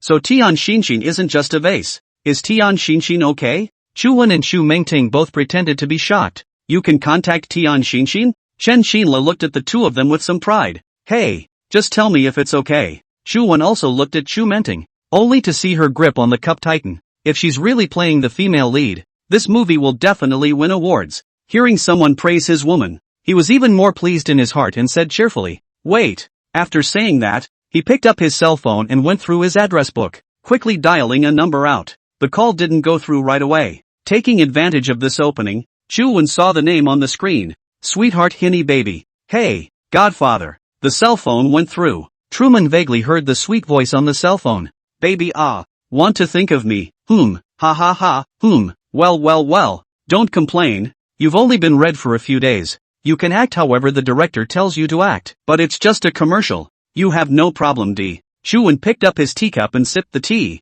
silently listening to Chen Shanla talking to Tian Xinxin. Although he didn't know exactly what Tian Xinxin had said to Chen Shanla, he could feel that she must have been pampering herself. If someone else is present right now, like a fan of Tian Xinxin, if these people were present and knew who this greasy and sloppy middle-aged fat man in front of Chu Wen was talking to and what he said, I'm afraid that he would have to directly collapse and poke himself in the eyes. Some extreme personalities may even jump straight off the building. Brainwashed fans are capable of anything, because these two are so mismatched. Tian Xinxin was a natural beauty that could reach 9 points even according to Chu Wen's strict standards. White skin and beautiful long legs, good image and temperament, staged a noblewoman, under the dress up a young girl.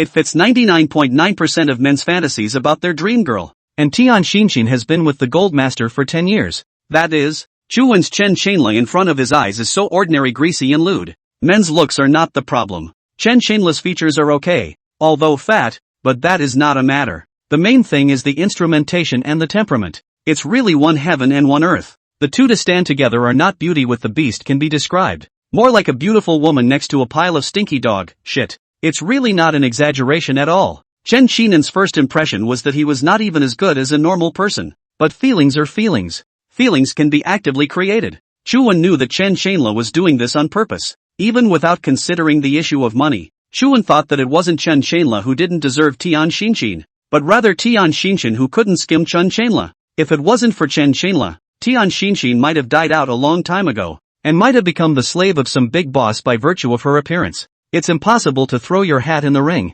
and it's even more impossible to make it big. Chuwen had seen Chen Shanla's photos from more than 10 years ago, and in the information provided by Zhao Guopang, he knew that the former Chen Shanla was tall and thin, with a good instrument and an extraordinary demeanor, since he was almost 20 or so years younger than his brother. At the moment he was actually in his prime according to the history of men's struggles, though he really had no intention of competing for the Chen family fortune. And his brother trusted him greatly, but in Chen Wenhai's eyes, he was a threat. Chen Wenhai had tried him countless times, and had also laid his hands on his son before his own rise to power. Just because his father was too grateful to Chen Shanla, he had once thought of handing over all the properties to his son. That means that in this generation your struggles have made me what I am, so in the next generation, I want to hand that back to you. Although Chen Xinan was a ruthless man, he really had no words for his brother in this regard. Although in the end Chen Wenhai under the cruel hand did not succeed, but this matter Chen Shanla know. In order to make a big thing small things, more not let the latter generation of things affect the feelings of the two brothers. This matter he did not say to his brother. That's why Chen Xinan sent his son to study abroad, and it allowed him to develop directly abroad. For so many years, he'd taken it upon himself to put on a protective color and camouflage himself. She started overeating, started bagging women, started splurging, spent money on celebrities, dropped money on games, and became rude. All he did was a disguise, to save himself from the danger of being killed, to keep Chen Wenhai from getting suspicious. All these years can be summarized in one word: endure. It was also because of this incident that he had been holding a grudge against Chen Wenhai and wanted to teach him a lesson. But there was no way around it. The first being because Chen Wenhai was indeed ruthless and dared to touch anyone. The second was that he was, after all, Chen Shinan's son, and he didn't want to make a big deal out of it himself. So this time Li Jia's repentance was exactly what Chuwen before him had gotten up to. He didn't know how happy he was when he saw the news, and in the face of the person who had helped him teach Chen Wenhai a lesson. Of course he wanted to thank him properly. Plus it's just a matter of contacting an actor, which doesn't affect the Chen family group at all. So why not? If this Chuwen can continue to fix Chen Wenhai after this, he is also happy to happily eat melon. Ha ha ha ha ha. Also don't know what Tian Xinshin said again. Chen Shanla laughed out loud a few times and then said, Okay, my baby, it's like this. There's a thing. You take a vacation. Go back to Magic City as soon as possible. I'll greet the director's side. Yes, it's urgent. I've got a movie for you. A female one. Or a literary one. The kind that will get you recognized in the industry. Chen Shanla dares to boast without even knowing the content of the script. What's the fear of breaching the contract? I'll just pay them back.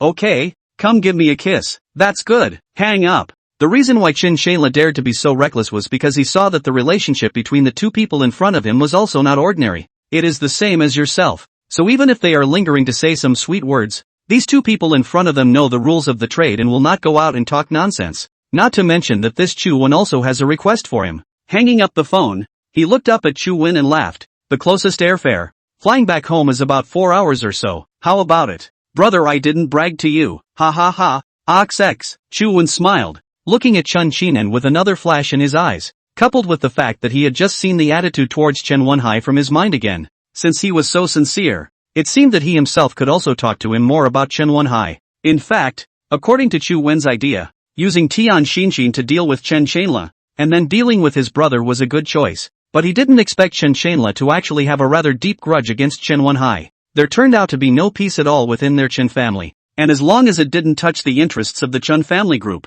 it seemed like he was happy to mess with Chen Wenhai. In that case, wouldn't it be nice to talk more? There's something I don't know if I should say or not. Chuwen looked a little embarrassed as he asked Chen Xinan. I've done you such a great favor, and you're still seeing things differently? Yes, yes, yes, I do thank you for this matter. Chuan took a sip of tea as if he was still hesitating. You're worried about Chen Wenhai, aren't you? Chen Xinan seemed to have read his mind. Chuan nodded. Uncle Chen, I'll be blunt. It's indeed fate that the two of us know each other, but after all, this matter of Chen Wenhai and I is a bit of a big deal in Magic City, and I'm guessing that he's the one who's been playing a part in this whole thing, and he's been blocking basically everything I've done this whole time. If he finds out you helped me. Chen Xinla waved his hand and said in a very dashing tone of a person who had come over. Who hasn't been young before? It's just that we didn't marry him. Love must come first. Young people's feelings on the matter split up and close is very normal. Time long will be good. Chen Xinla is very open to this matter. He completely did not realize that this matter as a trigger has caused a big shock in the Magic City.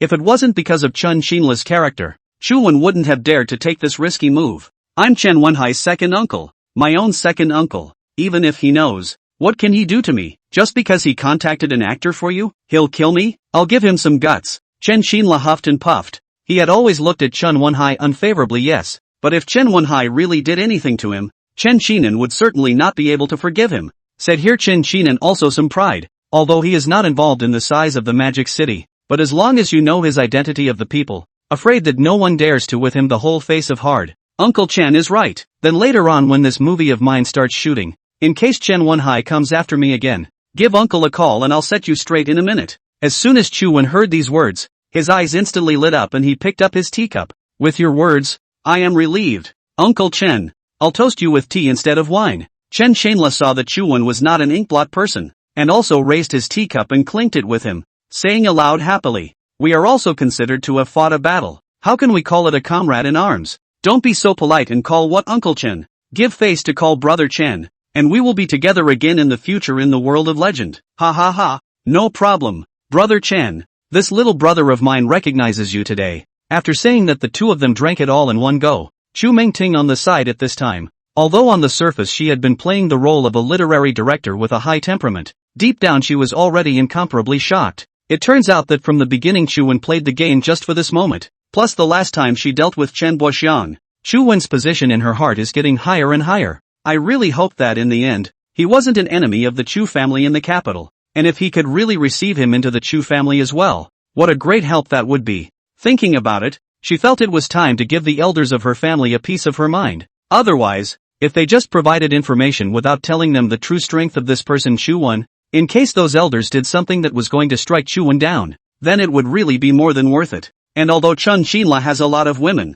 and there are a few more female stars that he has held up, the one he loves the most is still this Tian Xinxin who was the earliest packet. Just the things he said in private chat while playing the game wasn't enough for him to toss it around like that and call Zheng Tian Xinxin back from abroad. And upon learning that the one playing the game with him was Chuan, Chen Xinla's attitude completely changed regarding the relationship and status of both parties. Just now Chen Xinla said on the phone default compensation money he gave. That is to say calling Tian Xinxin back didn't mean just making a phone call and arranging it, casually doing Chuan a favor. He's losing money, and he's going to lose tens of millions of dollars in breach of contract money out of his pocket just to do Chuan a favor. And he had no intention of asking Chuan for money after the call. Why? Because he wanted to take the initiative to befriend Chuan. And in private he had been doing this secret friendship thing with some rich and powerful big shots for more than 10 years without saying a word. And he loved to make others owe him favors, and knew a lot about the world of human affairs. Over the years he has secretly made friends with many people in the Magic City. He once said that there is nothing I can't handle in the Magic City. It's really not bragging. Stay away from the family business, act crazy, and make friends in secret. He wasn't waiting for an opportunity to really want to take back the Chen family business. It's just a way to keep a hand out for yourself, to protect yourself and your son. After all, his brother was about 20 years older than him. In case his brother left the world one day, it was not guaranteed that with Chen Wenhai's character and urbanity, he would do something to the father and son. That's why he needs to be able to defend himself. And there hasn't been a day in 10 years when he hasn't been in disguise, and it hasn't been an easy life. From this point of view, it seems that his city is even more terrifying, even more so than Chen Wenhai ever was. Originally, he did just want to retain some strength, but now that he knew Chuan, this young man who had fought Chen Wenhai head-on as if he had awakened the deep desire in his heart to lose his power again, but it was only a flash, because Chen Xinan was still around, and almost all of the Chen family's family business came from the two of them fighting for it. Completely handed over to his brother, he had no second thoughts.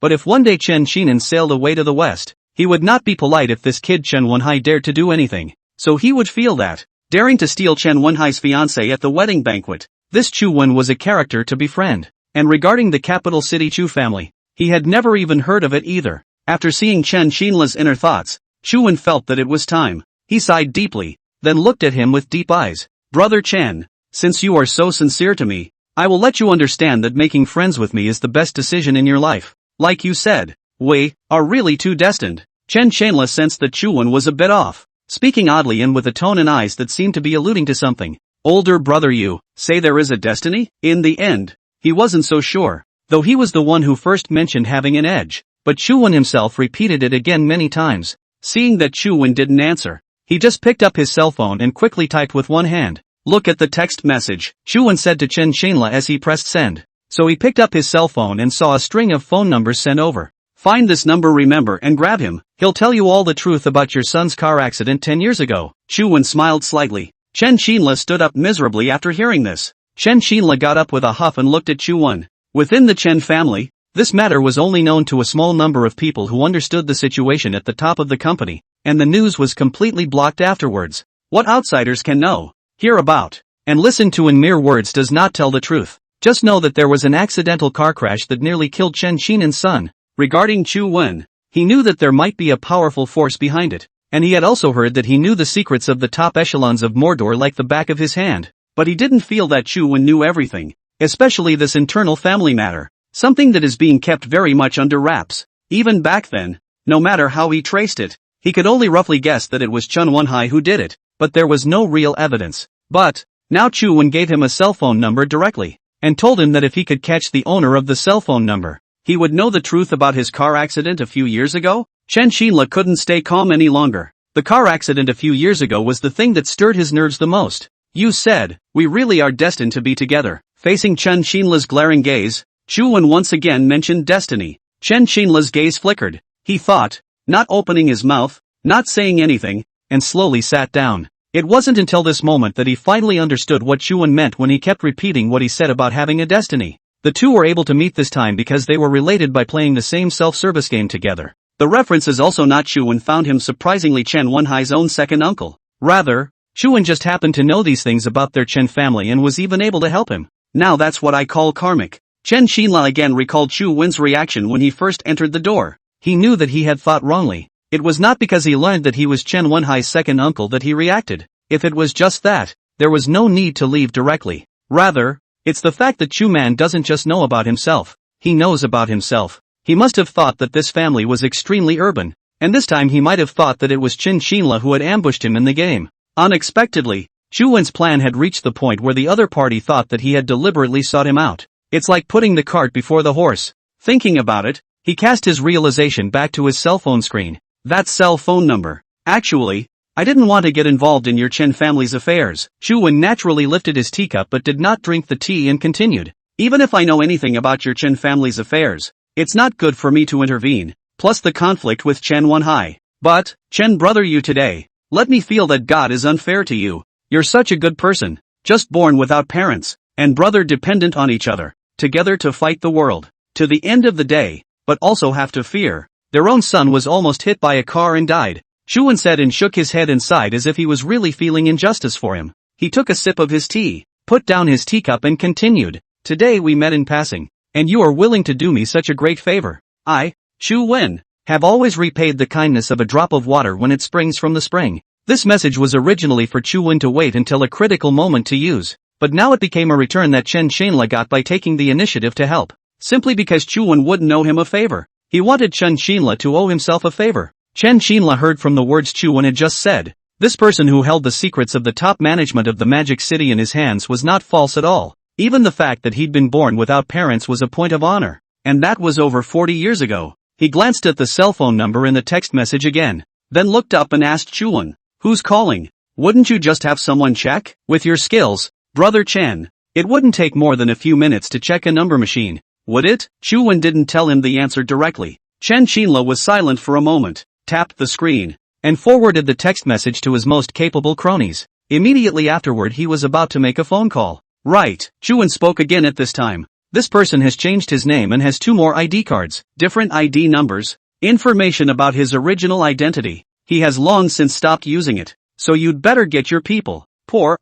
To look at his registry and get the photo he's using for his current registration. It's been years, but you're sure to recognize him. Chuan paused and then said, remind you, before you find him, don't let anyone call this phone. The people who know this number can be counted on one hand, and he'll run away by beating the bushes, and leave the country in the night. 2. Chen Xinla clutched the cell phone, has been listening to Chuan all finished, did not say anything. Finally dialed the number. The call went through right away. I've just sent you a number. Have someone check this number right away. The owner's information. All of it. Be careful to keep it confidential. And it's best to get me his picture first. It doesn't matter if the rest of the information comes later. Chen Xinla hung up the phone directly after saying that, and looked straight at Chuan again. Expressionless face. Suddenly revealed a very cheerful smile. Laugh, very natural tone of voice, casually said. Older brother, you can no wonder you can get the heart of the Li family's eldest Miss Iceberg Beauty Li Jia. And also, said and looked at Chu Mengting, Li Jia's name is known to no one in the Magic City. And now this young director sitting beside him is not inferior to Li Jia in terms of looks at all. The meaning is obvious. Li Jia, you have taken care of it. And this chick is still following you so much, so she must have 2 brushes. Not bad. Chuan smiled slightly. Be honest with me, brother. How do you know about our Chen family? It seems like you still know it well. Chen Xinla asked again. He's particularly good at creating a relaxed atmosphere. A look and a smile will do the trick. Brother Chen, you know, the capital city Chu family's news about the Magic City is only what you don't know. But there's nothing I don't know. Chu Wen was somewhat pretentious, but because of those previous padding, Chen Xinla suddenly realized that the capital city Chu family was really a superb power. First, there are some secrets, all the things that can't be said. And what he knew was that Chuan appeared in Magic City. There were bound to be a lot of families that started investigating his background, but up until now they hadn't heard of any false news. So this visible capital city Chu family was bound to exist. Chuan became more and more mysterious and tall in his heart. The 2 of them then casually chatted about something or the other. Something about what was going on between the Magic City families, and also about the Chu Mingting movie. Chen Xinla has some intention of testing, but these things in Mordor, not to mention Chen Xinla has brought decades. Even if he lives for another 100 years, he will not have Chu Wen know clearly. And the Chu Mengting on the side suddenly had some indignation in her heart. This guy, moving in front of her, took the capital city Chu family out to say something. If it wasn't for the fact that he couldn't reveal his identity yet, he really wanted to just dismantle it, but he still couldn't. After all, it was indeed a better choice to take him in than to pit him against the Chu family like an enemy. Jingle bells. Chen Xinla's cell phone rang. He picked up his cell phone and tapped on it. His face suddenly grimacing. The veins on his forehead surged, and his eyes were even flooded with blood. Anger, extreme anger. Not knowing how much time had passed, Chen Xinla kept staring at the message on his cell phone. It would have been fine if it was a normal person, but now he was overwhelmed by the pictures he had seen, and if at all connected, then it would be the equivalent of directly shattering all of the beliefs he had had for decades. It can be said that there is no difference between it and directly destroying his 3 views, and Chen Xinla knew why he reacted so much. When he had asked Zhao Guoping to collect this information, he had said that he wanted to collect everyone up and down the Chen family, as well as those that were not known to all. In the middle of this, he actually helped a lot. For example, some of the secrets that had been sealed for decades were not something that Zhao Guoping could easily gather. That's when it's time for him to step in and then observe, finding out what's going on from the wish lists and condescending chatter. Chen Xinla should have seen the photo, because he said he wanted the photo first, which is good to check, as long as there is a relationship. You can check the photo of the ID card in the household registration system. Of course, he recognized who the man was. The same man who nearly ran his son over in a van back in the day. That night a few years ago was one he would never forget in his life. They were driving on the Panhandle Highway, and since my son had just recently gotten his license, he was the one driving, and since there were hardly any cars on this road, he let him practice. Halfway through the drive, Chen Xinla got out of the car to go to the convenience of his son was sitting in the car waiting. The car was parked on the side of the road, not moving. However, the large truck whizzing ahead unexpectedly crashed directly across the center line. The Land Rover he was while in was hit by a large truck and rolled out more than 10 meters. And it was indeed luck that saved his son from death. It so happened that Chen Xinla went to the toilet, so his son did not fasten the seatbelt, and the car door was half covered. When the big truck hit, although his son did not run away in time, but in the process of tumbling, he was thrown out of the car. In the air, he tumbled straight into a green belt on the side of the road. although he had more than a dozen broken bones and a heavily punctured neck from a tree branch, and had lost a great deal of blood by the time the ambulance arrived. But he didn't die after all. It took more than half a month in the ICU and a little over half a year in an advanced care unit to really come to life. And during his son's hospitalization, Chen Xinla sent people to investigate all the surveillance at that time, also found a private detective to probe all parties. It was at the time when Chen Xinan wanted to retire and wanted to hand over the position of chairman to Chen Xinla's son. So many people speculated that the car accident was Chen Wenhai's doing. And Chen Xinla has cooperated with the public's many statements and understands the progress of the investigation. And his close associates report to him regularly. So he knows that no one is impeding the investigation. No one dares to impede the investigation, because whoever does so is the most suspicious. But, still haven't found out who actually did it. The big rig hit and ran. Although the car was recovered that night, it was a stolen vehicle that had been reported 3 days prior to the crime. The original owner of the car had been interrogated overnight, but was eventually cleared of any suspicion and acquitted, because it really wasn't him. The person who was actually driving the big truck that caused the accident at the time can't even be traced. The only clue the public has to the driver of the big rig is the footage captured by traffic cameras along the route before the accident. From a shot of the front windshield of the car, the driver's dress appearance: male, down jacket, brown duck hat, black mask. Although the face was captured, the surveillance footage was relatively blurry and the other person only showed one pair of eyes, so it was impossible to tell who it was. Chen Xinla knows that there is more than a 90% chance that the mastermind behind the scenes is Chen Wenhai. There was no proof, but that's how firm he was. Whether it was the situation at the time or the changes in the Chen family, all the fingers pointed at Chen Wenhai, but there was not a shred of evidence to prove that it was his doing. And at the time, the driver who hit the car was certainly part of a deliberate murder, crossing the center line and voluntarily crashing into the parked Land Rover. Moreover, Chen Xinla didn't have anyone with whom he had a deep grudge. While some minor conflicts weren't enough to kill him, the company was not headed by him at the time, nor could it have been a competitor. Only the matter of Chen Xinan wanting to give up his position to Chen Xinla's son at that time had caused Chen Wenhai's extreme dissatisfaction. After his son was discharged from the hospital, Chen Xinla had a lot of excesses at one time, but they were all stopped. He began to personally investigate again, not only checking all of his close associates within the company, but also everyone around Chen Wenhai, all those who were slightly close to him, or who wanted to flatter him. Chen Xinla had a very clear direction of investigation at that time, but after nearly a month of his efforts he found nothing. Let's just say there were a few clues, but they all checked out and broke off. In the end, when there was really no other way, he used a very stupid but useful method. Compare the photos. Just look at the eyes. He compared the company's personnel files with traffic surveillance footage provided by the public. The driver of the car can only see the eyes, so it's all about comparing eyes, and any even slight resemblance is put under his suspicion. The focus was on comparing those who had had personnel moves as well as those who had left their jobs a few months after the crash. He checked it out. This person was the deputy head of the security department of the Chen family group named Wang Shengli at the time of the car accident. Wang Shengli, in the 5th day after the car accident, suddenly transferred to leave the head office to a subordinate manufacturing plant as a security manager. It's considered a disciplinary action. And more than half a month after the car accident, he suddenly resigned again because he thought that he had been transferred out of the head office when he was clearly not at fault and could not bear the anger. And that time also happened to be the time his son was awakened from the ICU. It could also be a coincidence. What really makes Chen Xinla think that Wang Shengli is the murderer is that he disappeared after leaving his job. It was as if it had suddenly vaporized, all at once. His wife and child are nowhere to be found, and Wang Shengli is not the only person who left his job after the crash, nor is he the only one missing, but it is the only one to whom so many clues, suspicions point: similar eyes, coincidental sudden departures, and seemingly bizarre disappearances, as well as he has been sucking up to Chen Wenhai. Chen Xinla didn't feel that Wang Shengli had been killed and silenced, because Chen Wenhai wouldn't lay such a harsh hand on someone who did great things for him. If people know that they will be silenced instead of doing work for him, who would dare to continue working with him? So at that time he thought that Wang Shengli might have taken a sum of money and gone far away,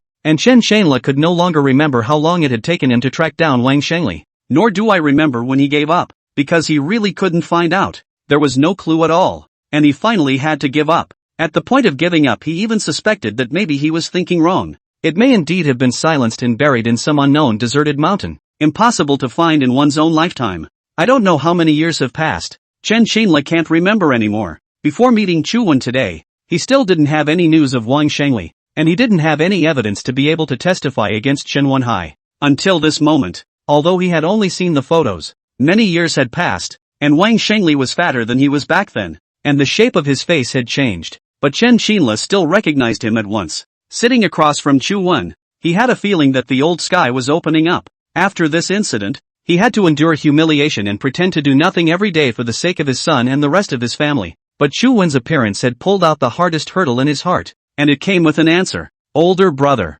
In the future, if there is any trouble, you just give me a call. Don't treat me as an outsider. In the future you are my own brother. Chen Qinla didn't wait for Chu Wen to reply. He expressed his loyalty himself first, then got up with a huff. I'll go and settle this matter first. Take a step first. Contact me by phone. With that, Chen Qinla picked up his cell phone and hurriedly walked outside. Just a few short meters from leaving the room, he also looked at the photo on his phone on 2 separate occasions. Chu Wen also found it interesting. It wasn't because of his strange behavior, but when he learned the truth from Wang Shengli's mouth, I'm afraid he wouldn't be able to accept it for a while. Chen Qinla left, but Chu Wen and Chu Mengting were in no hurry to leave. What next? Chu Mengting opened her mouth to ask. You go and prepare for the shooting. Since you're the director, the play has to be done in full. Chu Mengting's eyes widened. You're really going to make a movie? Chu Wen smiled and replied. Of course, not only do we have to shoot it, but we also have to hire the best screenwriter to write the script for you. Dreaming took off the hat on his head. It was the one he had brought specially for his pretended intention to be a director. At this moment, since Chen Qinla had already left, she didn't want to pretend anymore. Allowing himself to relax a bit, he slowly said to Chu Wen, but I don't know anything about making movies. Chu Wen picked up his teacup and clinked it with her and said with a smile, have you ever heard of a saying in the movie industry? Chu Mengting shook her head, not to mention a word. She hadn't heard of anything in the movie and television industry. If you can videotape, you'll be a cameraman. If you can act, you'll be an actor. And if you know lighting, you'll be a lighting technician. But if you can't do anything, you'll have to direct. Chu Mengting unexpectedly smiled helplessly after hearing this. That's why I will equip you with the most professional team. When you go back, you'll set up a movie and television company under the Chu Tianga Group, and you'll be in full charge of it. As for the script, I already have a synopsis. You need to go find a screenwriter and just perfect it out. You've never made a movie, but you've seen movies, right? If there's anything you don't know how to do that you don't understand, you go and ask those people under you to solve it for you. If they can't solve it, you just scold them for their lack of ability. That's how a good movie is made. Chu Mengting didn't expect that something as complicated as making a movie would be so simple from Chu Wen's mouth. What she didn't know was that Chu Wen's purpose wasn't the movie, but his whole plan. Chu Mengting nodded. Although she hadn't been exposed to any work in film or television, at least this was considered to be a serious matter. It's a bit more normal than accompanying Chu Wen in his daily roleplay. After sitting for a while, the two of them left the tea house. When she had just arrived at the entrance of the tea house, Chu Mengting's phone rang, and she glanced at the caller ID with a slightly nervous expression. Then to Chu Wen, I'm going to take a call next door. Chu Wen nodded his head and did not ask more questions because he had already seen from Mengting's head that it was a call from the Chu family in the capital. So Chu Wen got into the car first and looked through the glass at Chu Mengting, who was on the phone in the distance. Finally the news came. DNA test results. Chu Mengting was typing with one hand while the other was on her chest, a self-protective posture. Chu Wen's DNA is a less than 10% match to the Chu family? It's the same ancestor, but it's been dozens of generations apart? There was indeed a defector from the clan in all generations of ancestors, but it was 100 years apart. It's likely that he's descended from him. Chu Wen looked at the thoughts that kept drifting over Chu Mengting's head, and was surprisingly a bit out of his mind. Is this DNA that esoteric? How could he really be related to the Chu family in the capital? His own origins were certainly clear. An ordinary family, an ordinary identity, and no one had even mentioned it from his grandfather's generation to his. If he really was a descendant of the Chu family in the capital, then this matter would be interesting. The most interesting thing was that the gang in the capital would think it was a story about bloodlines, but it didn't matter to Chu Wen. Whether it was the same ancestor or the same bloodline had nothing to do with him. He's just an ordinary guy, born into an ordinary family. It's different because of the system. The hundreds of years that have passed between them for what happened to their ancestors doesn't tell us anything at all. It was also unlikely that a mere 10% DNA match would make him recognize his ancestry to the Chu family in the capital. He doesn't have the feelings or the obligation. It was still unknown what the Chu family in the capital was thinking, and if they really wanted to include themselves in it, it was a point that could be utilized. And he saw that Chu Mengting was now caught in an extreme contradiction. On the one hand, she had reached a level of extreme dependence on herself. On the other hand, the Chu family in the capital had told her about Chu Wen's life, but had not told him the specific outcome of the treatment, and they had to go further to discuss it. The only task given to Chu Mengting right now was to determine whether Chuan knew that there was such a thing as the capital city Chu family or not. If he didn't know about it and was still working in Magic City under the name of the Chu family in the capital, it could be said to be a coincidence that could be completely let go. If he knows that and continues to do so, I'm afraid the reason behind it is not so simple. Watching Chu Mengting gradually become worried, Chuan also began to think about how he could capitalize on this. It was already late at night when he came out from the tea house, so it was evident that the person behind Chu Mengting telling him this news was also finalized after a long discussion. Watching her pace back and forth outside the car, Chuan remembered that since she had already appeared in front of the Chen family, the truth about the Chen family's proximity to the Chu family in the capital was getting closer. It's time to break some news to her. After a while, Chu Mengting sat in the car and didn't say anything, but Chuan could see her thoughts changing in a million different ways. Though it had been an unknown number of generations since then, it wasn't impossible for her to have something with Chuan if she really wanted to. It wasn't considered a close relative anymore, but the news was still a bit of a momentary shock for her. Just now, the people from the Chu family in the capital had said that they needed to discuss it further. One was to determine Chu Wen's purpose, and the other was to inquire about the genealogy, and to use all their forces to find out Chu Wen's birth background clearly. It was already late at night, and although Magic City was still brightly lit, it was obviously a lot less noisy than during the day, and the car was noticeably quieter, neither of them talking the whole way. It was only when they arrived downstairs at Chu Mengting's house again that Chuan opened his mouth to ask her, "Aren't you curious about what you're working for? Isn't it just dealing with the Chen family? What's so great about the Chen family? It's not even worth me dealing with." Trumontine frowned. "So what are we doing? What do you know about the Chen family?" "Basically, it's Chen Wenhai who is single-handedly in power right now. Where's Chen Wenyang? He just became a CEO, and he's also eyeing the Chen family business, but he doesn't seem to have much ability." Chu Wen smiled. "What if I told you he was one of mine? Your people?" Chu Mengting turned her head to look at him. "So, you are going to help him take over the Chen family? Right and wrong, I guess. What do you mean? Not to help him, but for myself." Chu Mengting began to feel that things were a bit fishy. At first she had only been ordered to come and investigate whether Chu Wen really knew about the capital city Chu family. And the result of their analysis was that Chu Wen did not know, because they had been hidden in the capital for hundreds of years and were little known. It was unlikely that anyone would have heard of them except for the little stories that circulated in the city. It all turned out to be just a coincidence. So it was just a matter of sending Chu Mengting to investigate clearly. They had investigated Chu Wen's background a long time ago, and had not found any problems, nor was there any evidence to show that he had any relationship with the Chu family in the capital. And Chu Wen had only casually remarked that he didn't know where he had gotten some of the secrets of the Magic City's top brass. They can analyze this in two reasons. The first is that this last 100 years of the family has a think tank that specializes in advising the family, known as the Chu Family Think Tank. It was because of the existence of the think tank that they were able to survive through history, growing more and more powerful but always well hidden. And the think tank's analysis had hardly ever gone wrong in their family history. Needless to say, they analyzed it very accurately at first. Chu Man did make it up. The second reason lay in the fact that the clans in the Magic City did not know the truth. So they would speculate. But they were the genuine capital city Chu clan, and of course always harbored a skeptical attitude towards Chu Wen's appearance. There have been countless people who have pretended to be the hidden forces of the capital throughout history, and there have also been people who happen to have the surname Chu in the centuries that have existed,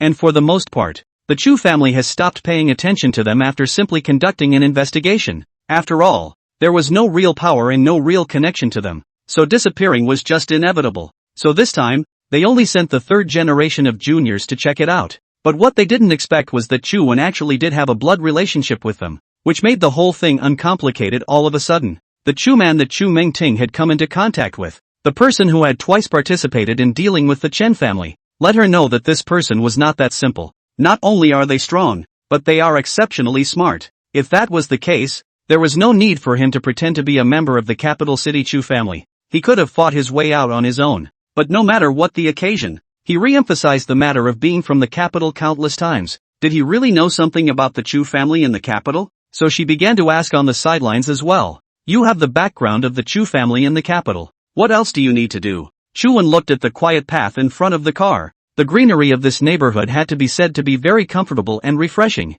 Before I came, the great clans of the magic capital were in collusion and their forces were scattered, presenting a situation of one hegemon with many powers. And I've actually been in contact with Chen Wenyang on behalf of the Chu family in the capital for a long time. Everything I do is an act for the other clans of Mordor. You should know that the Wang family, the Lu family, and the Li family are all under my ownership now, and the play I'm performing now is to continue to bring the Chen family under my wing as well. Chu Wen's hands were once again on the steering wheel, like a man at the helm. After putting on this show, the other clans in the magic capital will stop fighting each other all day long, and I, for that matter, am consolidating resources and gathering strength. Hearing this, Chu Mingting felt that she was slowly starting to get closer to the truth of the matter. So she wanted to lure out Chu Wen's words and started licking them. Chu always wants to do the great unification of leveling the 8 wastelands and sweeping the 6 together. Chu Wen didn't laugh, but said, I don't want to fight the world, merely for myself. Whatever you're going to do, I'm going to help you.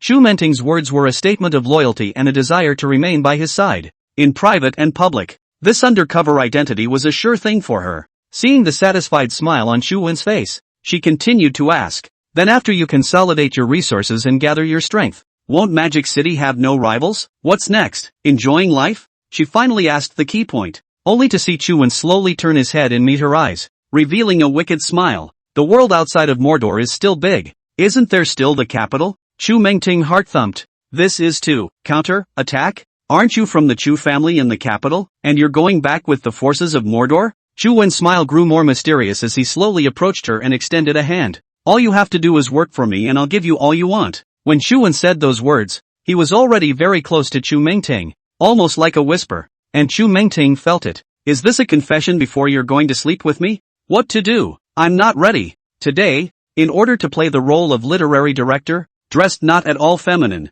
always feel short of something, but it doesn't matter. Still in the car? Chu Mingting clenched her fists and slowly closed her eyes. She's waited too long for this moment. And in love, romantic and anticipated foreplay is important too. It would be nice to feel the savagery of CHWIN, the power of CHWIN, and the whipping without the slightest bit of mercy after the romance. It was literally the first love she had dreamed of for decades. Eyes were tightly closed, and there was some slight trembling of the lips, and a noticeable quickening of the rhythm of his breathing. Ka-ching! Just when it seemed as if Chu Wen's mouth was only a centimeter or two away from her own, she heard the sound of the car door being opened. Chu Wen reached over and helped her open the car door. I have already greeted. Tomorrow morning to the company you immediately set up the film and television department. It's late in the day. Go back and rest. Chu Mingting's mouth slowly opened, and the fire burning in her heart was once again doused. Chu Man, you son of a bitch. Almost like a puppet, he got out of the car, his mind having emptied, and then watched Chu Wen go off in a blaze of glory. For the second time, how dare you do something so avian, animal, to me for the second time. Chu Mingting stood under the streetlight, like a deep-rooted woman. Chu Wen couldn't help but laugh out loud as he saw her thoughts in the rearview mirror. For the average woman, do something to be called a foul beast, right? But to Chu Mingting, doing nothing is the real poultry beast. The reason why Chu Wen had to reveal such an idea to Chu Mingting was in order for her to report it to the capital city Chu family behind it. But why say such a thing? All of this would have to wait until the Chen family actually started investigating Meng Tingwei before it would instantly ferment at some point in time. And right now it was nothing more than a small ambush. After this busy period of time, Chu Wen also didn't go back to stay at the Li family's hotel, but returned to the 66th floor of his Pearl Tower. The 2,000 square foot home has been renovated, with direct access to a separate elevator. The door opens to an airy lobby with furniture, appliances, sofas and more. I have to say that the standard of the first female designer of Magic City is still very high, stylish and simple yet cozy. This is the home of his own that Chu Wen has thought about for a long time, because of the use of environmentally friendly decoration materials, so do not need to be placed for a period of time to disperse formaldehyde and so on, can be directly handbagged to move in. Chu Wen was sitting on a wide sofa in the center, with floor-to-ceiling windows on 3 sides, all of which had curtains drawn at this point. The open kitchen, VR consoles, fitness equipment, and various home entertainment facilities all have their own areas that are well organized, except for a couple of bedrooms that are partitioned off to one side as a whole. All the remaining areas are open all the way through. He took out his phone and opened an app in it. It was the first product he had Zhao Guopeng design overnight. It's possible to control everything in your home with just one app, and it's extremely easy. Chu Wen chose one of the very romantic functions after briefly looking at the operation interface. It's called Vibe. One-click matching settings for the selected sensation. It's got sleep, KTV, nightclub, game, early morning, late night, calm, cozy, early morning, late night, manic, peaceful, cozy, and many more options. It's perfectly fine to pick and choose according to your state of mind at the moment. It was well into the latter part of the night tonight after dropping off Chu Mentang, and he needed to relax his brain that hadn't had a break in a while. so clicked let go. Tonight he didn't want to think about too many things, he just wanted to simply rest. During this time, although he was taking steps in his own direction and the group didn't need him to worry about it, his brain never stopped functioning for a moment. Tonight, let it be. Think of nothing. Right after he tapped the button, the lights in the room dimmed to an unusually comforting color and brightness. Faint light music came from the hidden stereo in the surround 10.1 channel. The cost of this stereo could top a villa. The source of the sound was everywhere, and it was impossible to find the direction of the sound being made. It was as if he was literally swimming in soothing music. The sound wrapped around every inch of his skin, a 360-degree spherical surround in the true sense of the word, and the large stereo projector on the roof of the room. At the moment,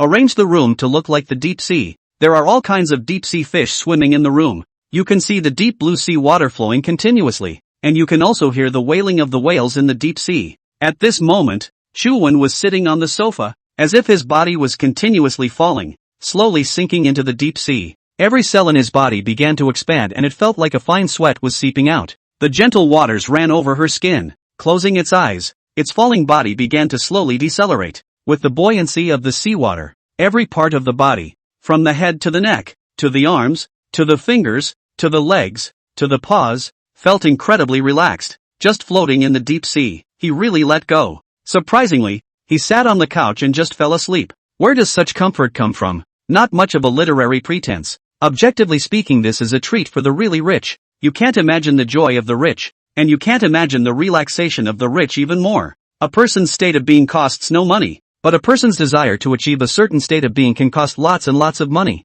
This is the world of the rich, not really how happy it is. Instead, they can be under the mask of 100 busy, hooked up people. Use the money you earn to create a busy evening for yourself. Anyone in high society is just out of reach for this state of affairs. People with no money want to make money and feel this state. And rich people occasionally lament how nice it would be if I didn't have any money. But such exclamations are often false. You'd probably only be a fool to ask him to literally trade his possessions for that state of affairs. That's how unequal the world is. Rich exclamations should never be trusted. Actually, that's a show-off. On a new day, at around 7:30 in the morning, Chu Mingting came to the company early, due to the reason that Chuwen had already greeted her. She had her own office and was in charge of the film and television department of Chu Tiengda Group. It's not even time to go to work, but Chuwen specifically reminded yesterday when he called to mobilize the entire company to carry out the film and television business. It must be said that Chuwen has a love affair with the movie and television industry. Growing up, he loved movies and he always said one thing: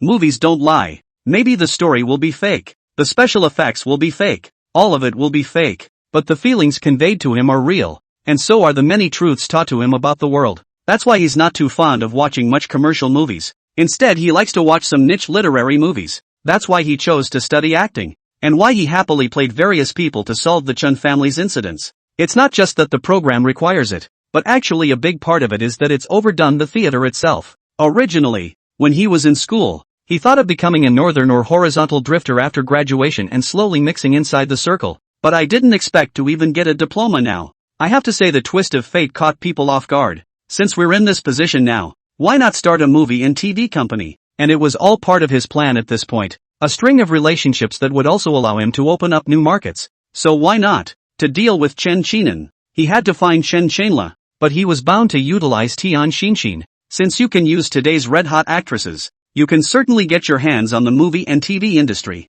More importantly, among the industries that the Chu family in the capital had not touched was film and television entertainment, because they are not allowed to be exposed. Even if they are only behind the scenes of an artist company or a movie or television company, the chances of being exposed in this circle are much higher than in other industries. Although he didn't know yet which step he would end up taking with the Chu family in the capital, but if he had the power of public opinion, of movie and entertainment in his hands, it could be a powerful trump card. It might not be for other families, but it was definitely a killer move for the Chu family in the capital who didn't want to show their faces. Isn't the meaning of having Chu Mengting as the chief director obvious? And Chu Mengting, who was sitting in the office at the moment, was about to be annoyed to death by this matter. She knew absolutely nothing about the movie and television industry, so she didn't dare slack off, and first chagrined at herself when she got home yesterday, pondering whether I should take the initiative myself next time. There is a second time and a third time, not a third time and a fourth time. It wasn't once or twice that this Chuwen had treated himself this way. She wasn't sure she'd get some kind of depression if this kept up. Depression from being held back. But the idea just lasted for a very short one. Because what was more important was that she was going to start taking charge of the movie and television department of the Chu Tianga group today, so it was only possible to put Chuan on hold for a while. The reason she arrived at the office at 7:30 a.m. after almost a night of bad movie and TV knowledge was because she hadn't slept at all since last night. Solely come to the office a little earlier and see where it would be better to start. It must be said that these people recruited by Chuan are indeed very efficient. After the order was given last night, the personnel department will have film and television knowledge and experience in the field of people, all screened out and directly assigned to her. These people also came early after receiving their new work assignments, and a new job certainly requires a new spirit. With these people, Chu Mengting was still relatively relaxed. She wasn't a person who didn't know what she was talking about, and when all these people arrived, he went straight to the first meeting of the movie and television department. All the words he also said straight out, not knowing anything, hoping that these people would help her. And these people who have been screened are extremely high in both character and professionalism. None showed any sign of looking down on her, but rather everyone in the meeting shared what they knew. From industry analysis, to star ratings, all sorts of gossip, unspoken rules, as well as the level of professionalism in the industry, top talent in each specialty, etc., etc., etc. And Chu Mengting was also taught with an open mind, frantically taking notes in her notebook. Whenever you are assigned a job, whether you know it or not, know how to do it or not, you have to do your best to fulfill it. This was the family motto of the Chu family in the capital, but they certainly could not have imagined that this time they were doing Chuan a favor. Just as they were meeting, the elevator door on this floor opened, and the property manager of the building personally accompanied a mysteriously dressed woman out of the elevator. The woman was dressed gorgeously and exquisitely, wearing a large sun hat, sunglasses that blocked half of her face as well as a black mask, with an air of fear of being recognized. He was followed by two men who seemed like assistants and bodyguards. Miss Tian, this side clear. The property manager was very polite, indicating that out of the elevator was the reception front desk of Chu Tianga Group. Company receptionists are usually expected to work early. The front desk lady of Chu Tianga Group had also just arrived not long ago, and she felt very strange when she saw a visitor. It wasn't that having a visitor was strange, but it was surprising that it was the office building property manager himself who accompanied them up here. The management of the Li family group building is very strict, and there are generally two ways to go upstairs, either by swiping the card or registering on the first floor. For example, if you want to go upstairs for delivery and courier, you have to register visitors on the first floor, unless you have greeted them in advance, which is also the case. But even if it's an important visitor from a company in an office building, the most the property can do is to help swipe the card, and it's impossible for anyone to accompany them up here, let alone the property manager. And it doesn't matter to the property if they're an important guest to the company. So, the receptionist was puzzled. Ms. Tian, the property manager gestured, leading the way all the way to the front desk. Who are you looking for, ma'am? The receptionist asked politely with a professional smile. Your general manager Chu, and director Meng, made an appointment. The woman dressed in mystery said. He didn't even take off his mask, and although his voice was small, it was still quite clear. It wasn't rude not to take off her mask, but she didn't want to cause a scene. Just now when he was on the first floor, he had thought that Chu Tianga Group had greeted the property and could go directly upstairs. I didn't realize there were no records on the property side. She then had to take off her mask and do the registration, which caused some commotion and led to the property manager personally accompanying her up. She put her mask back on while in the elevator afterwards, not wanting to be recognized by the people going up and down the elevator. There will be some unnecessary hassles as well as delays. In addition to the office floors, the Li family's building also has a hotel, an underground casino, an entertainment club, and various other functions. So although it's still early at the moment, there are already plenty of people working and playing all night ready to leave. Appointment, the receptionist said as she flipped open her logbook. A meeting scheduled in advance with Mr. Chu will definitely be recorded at the front desk. My last name is Tian, the mysterious woman said again. The receptionist knew her last name and had just mentioned Ms. Tian repeatedly when the property manager came along. But then she turned 2 pages only to stand up straight and shake her head politely at the mysterious woman in confusion. I'm sorry, Ms. Tian didn't check your appointment record. Why don't you call our general manager Chu to confirm? Very formulaic answer. That's basically what you say to guests who don't have an appointment history. No one is offended and it's not the front desk that has problems. No record? The mysterious woman was puzzled for a moment. Strange. Very strange. She had been flown back from abroad on sudden notice and had only arrived in Mordor a few hours ago. She had assumed that this time it was another case of her godfather wanting to help out a friend, and that was why she had asked herself to come back to act in the movie. But she'd been warned repeatedly, even said warned, by her godfather since she'd returned. Said this is his good brother Chu Wen's company. The background is very hard. Or Li Jiayi's fiancé. Li Jiayi of course she knew. Living in Magic City since childhood. The title of Iceberg Beauty was like a thunderclap. And it's still wrapped, adopted. And she certainly knows a lot about high society. And the business world and the entertainment world are always very closely linked. Almost some people in the entertainment industry. Behind the back of the business sector Big Brother support. Or the gold masters of the dads. And men and women of all ages. But this Chu Wen, she has not heard of. And no wonder. At that time, although this matter is very big, but indeed very showbiz has nothing to do with, and she just happened to shoot commercials abroad. This time, her godfather's attitude was extremely serious, telling her to be polite, to be disciplined, to cooperate fully in the filming of the movie, and to take whatever the other party wanted to pay, and not to bargain or anything like that. She felt it and understood perfectly well that if she screwed up this time, she would offend a big shot for her godfather. It is never to be offended. He came with caution. But now what? Not even a date? Even if the front desk of the property was not notified in advance, not even the front desk of the company? Ms. Tien, why don't you take a seat in the reception room first? The receptionist was also very resourceful, and when she saw that the mysterious woman seemed to be in trouble about something, she politely spoke up. Mr. Chu hasn't come yet. Mr. Meng is in a meeting, may also not be able to receive your call? You wait a moment, I verify.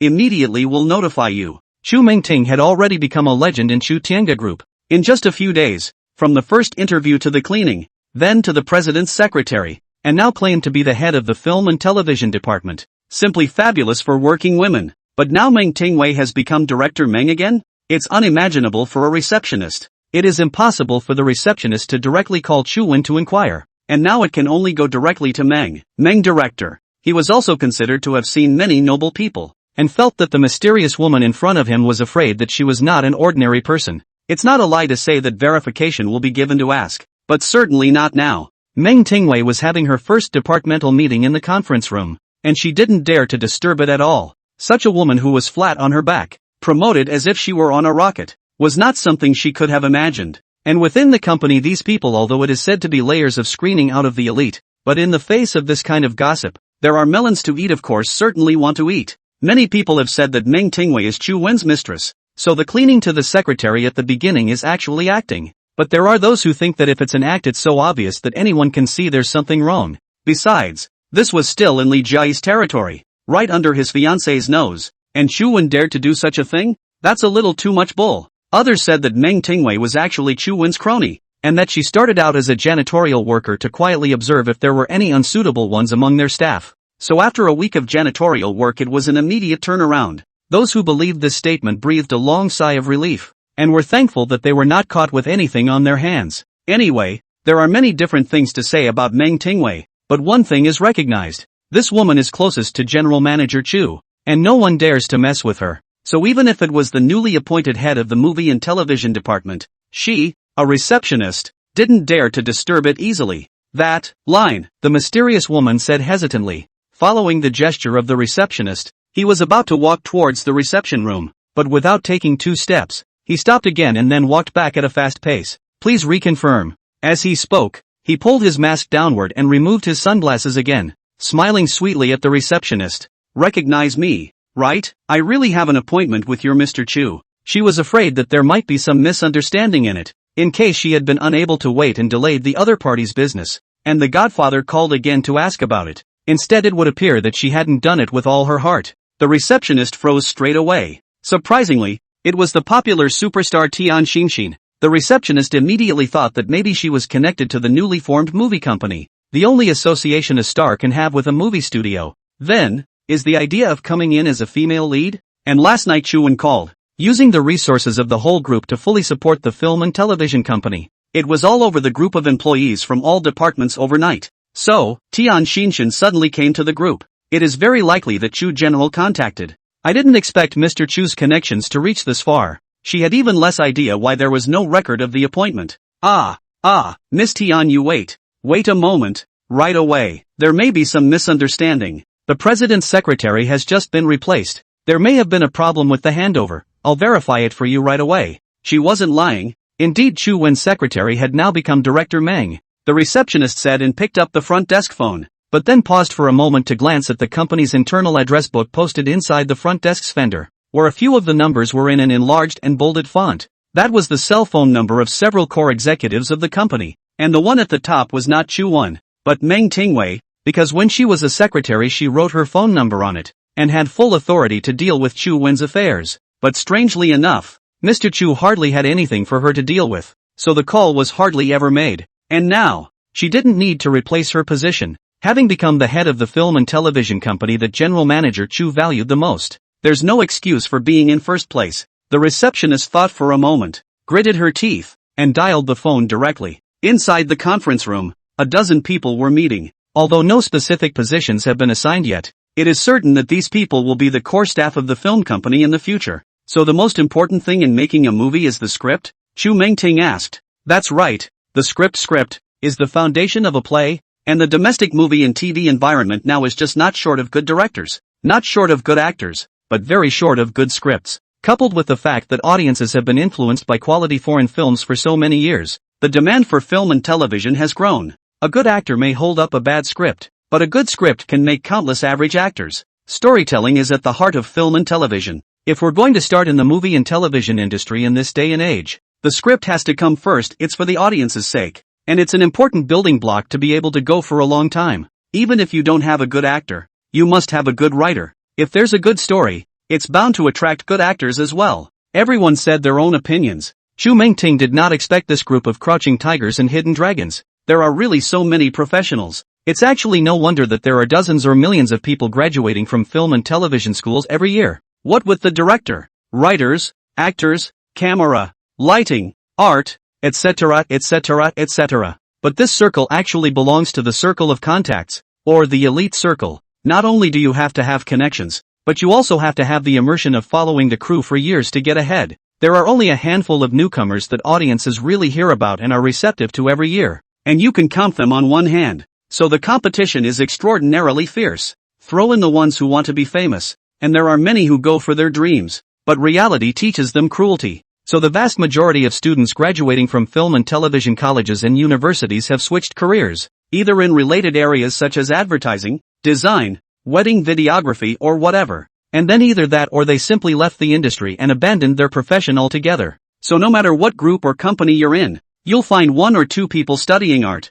because employment is really hard. From a certain point of view, Chu Wen seems to fall into this category, right? Thinking of this, Chu Mengting almost did not laugh out loud. Of course she investigated and knew that Chu Wen was studying acting. Don't look at it now as the president of Chu Tianga Group, own open film and television company. In the beginning, it may be that you can't get out of the business before switching careers, and now you're just making up for the regrets of your youth, right? The crowd saw that Mr. Meng's reaction was a bit strange, and they all began to stare at her. And Chu Mengting cleared her throat and continued. That's right, you've all analyzed it very well. So we have a movie coming up next. The crowd was beyond shocked at the news. Let's not talk about how complicated it is to make a movie. From the preliminary stage of finding investment and pulling in sponsors, writing scripts and saving up film crews, to the post-production and distribution and so on and so forth and so on in a series of professional processes. Let's just say that the first thing that comes up in the first meeting of a movie studio is that there's a movie to be made? More money to burn? Or is it just the uninformed?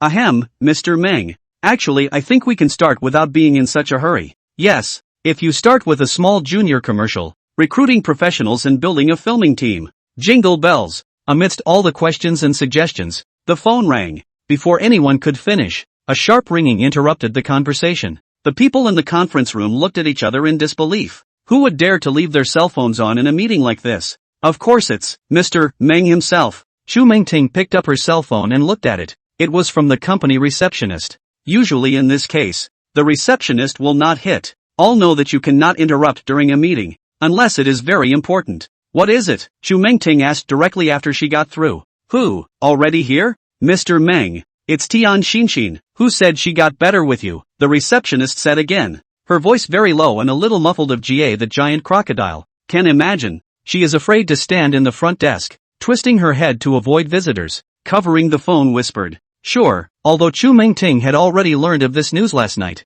What she hadn't expected was that this Tian Xinshin would be able to come so early. Was this Chu Wen's tactics really so powerful? As a member of the third generation of the Chu family in the capital, She actually didn't particularly understand the so-called thick and black science, or the art of controlling people like Chen Wenhai, and I wonder just how far this can affect a person. Although their family had strict requirements and training for each of their offspring since childhood, but at the same time categorization was also extremely important. Instead of co-cultivation, it is better to teach according to the talent, which is the essence of what has been left behind for centuries. They knew what each person was suited for and what he should do, and let him develop in that direction, and because of that, there hadn't been any youthful rebelliousness, or growing up with a heart of gold, in all these centuries, because why do something immature when you've been reared from a young age to do it the way you like, have fun every day, and ultimately gain value in life and recognition from others through the strength of your family? And the atmosphere of the whole family is extremely amicable, as can be seen from the fact that the 4 oldest members of the Chu family live in the quadrangle, which also happens to be the reason why it's a hidden family, so it's not like the other families that have more than just a struggle over inheritance.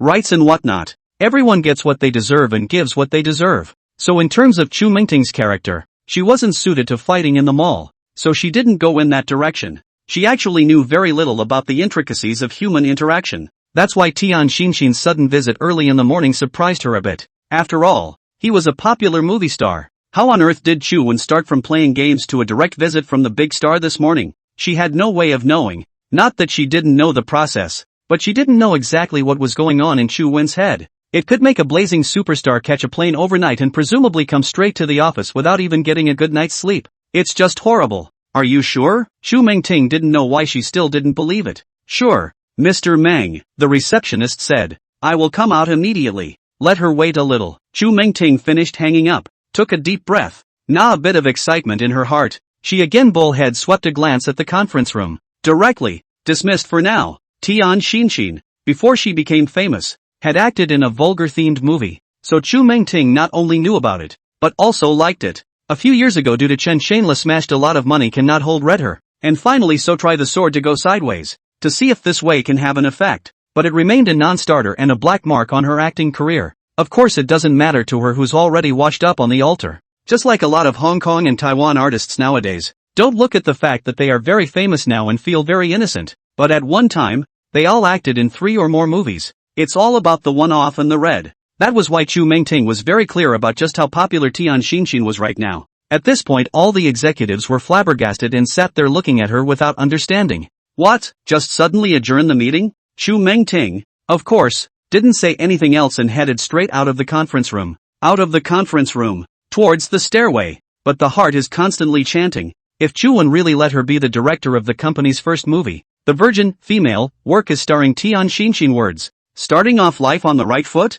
Although right now she was going to meet Tian Xinshin first, and Tian Xinshin was indeed extremely important to Chu Tianga Group's movie and television company, but all she could think about at the moment was Chu Wen, and wanted to just call over and ask when he was coming. But Tian Xinshin is waiting. As the head of the movie company and a director, how can you keep the female number 1 waiting for so long? She still had her priorities straight, almost to the front desk. From afar, I saw Tian Xinshin. At this time he has already put away the glasses and mask, surrounded by a group of young people in the company, are not long before the morning to the company's employees, are gathered around her to ask for autographs. Mr. Meng is here. Get back in quick. Go go go. I don't know who shouted first. A group of young male and female employees again suddenly do not want to sign. All bowed their heads and quickly left. It was like a mouse seeing a cat, and in a matter of seconds, the area around the front desk was empty, because they know that Mr. Meng doesn't dare to mess with it. And of course it's because of Chu Wen. Tian Xinshin twisted her head to look at Chu Mingting.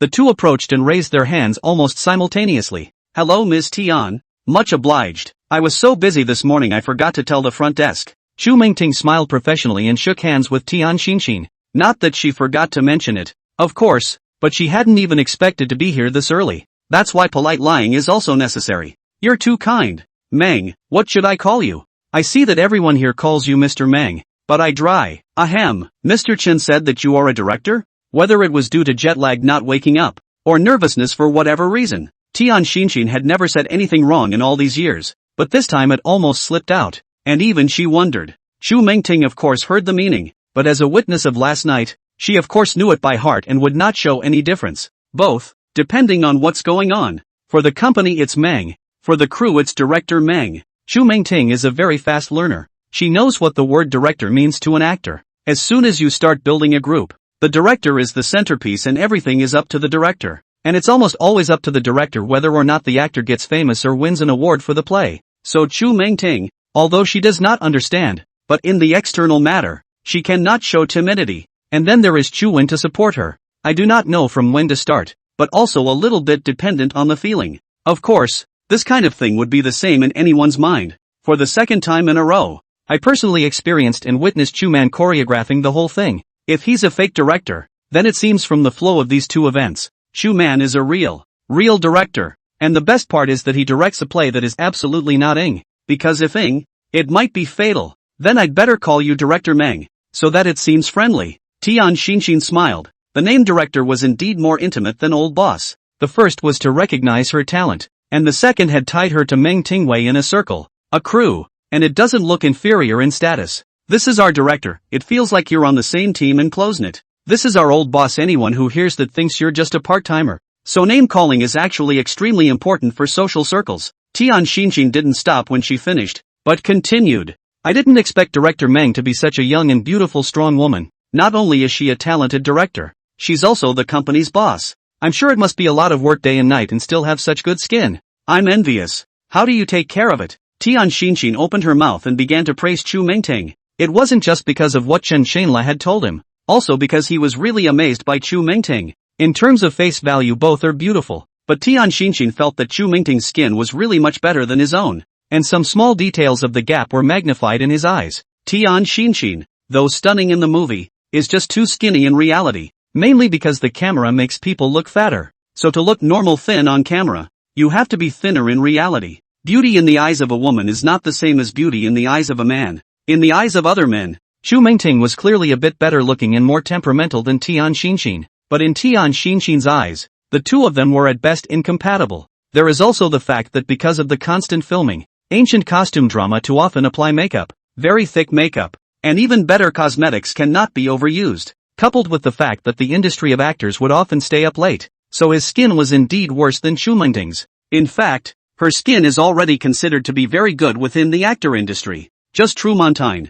Better. And what really made Tian Xinxin feel stunning at a glance was Chu Mengting's aura. This aura is not acted out, but is innate or caused by the influence of the family environment as a child. This innate aristocratic aura can never be imitated compared to those smug little women. As an actor, Tian Xinxin is of course quite knowledgeable in this area, and has to study the character's personality often. So herein lies the reason why people in this industry are not well employed, but are well fed even in any industry. Because they study people, whether it's a director or an actor on camera. Their job is to study the character, which is to study the person. The Chu family in the capital is extremely strict about family rules, and the same is true of their self-confidence, which should be cultivated from childhood. The reason why boys should be raised poorly and girls should be raised richly also lies in this place. Give the girl everything she wants from an early age and give him enough insight into the world. It wouldn't have been so easy for her to be conquered by a young lad with a few tricks in her adult life. This was the opposite of Tian Xinxin's birth. So no matter if she was now a movie queen or not,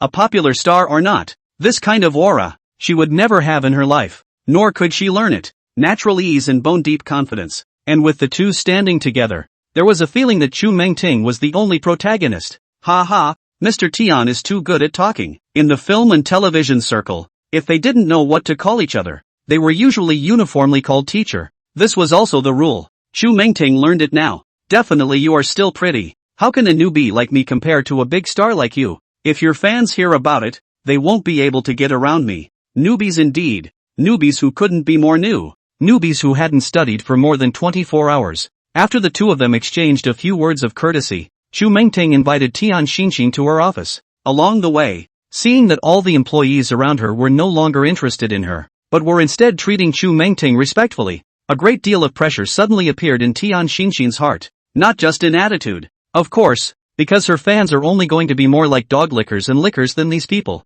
However, combining it with Chen Shenla's previous command made Tian Xinxin feel the gap. Women just love to compare, and the prettier they are, the more they love to compare. Then birth, from the aura has been crushed. She a bagged actress, not qualified to compare birth. Compared to her face value, Tian Xinxin had already admitted to being slightly inferior to her. More than success, he got to where he is by being next to his golden father. And Meng Tingwei was both a director and a boss. Without some skills she was afraid that she couldn't do this position. and she was also so young. Which was the most shocking thing to her. It is important to realize that there are very few female directors, and that if you want to excel in the profession of directing, you have to have a lot of life experience. That's why the average bullish director is over 40 years old, and anyone under 40 is called a young director. And director Meng is clearly only in his early 20s. Up to this point, Tian Xinxin didn't know why she suddenly had a feeling of being ashamed of herself. A kind of as if she felt that even though she was a star, she was just empty of a pretty skin and was cared about more than just her looks.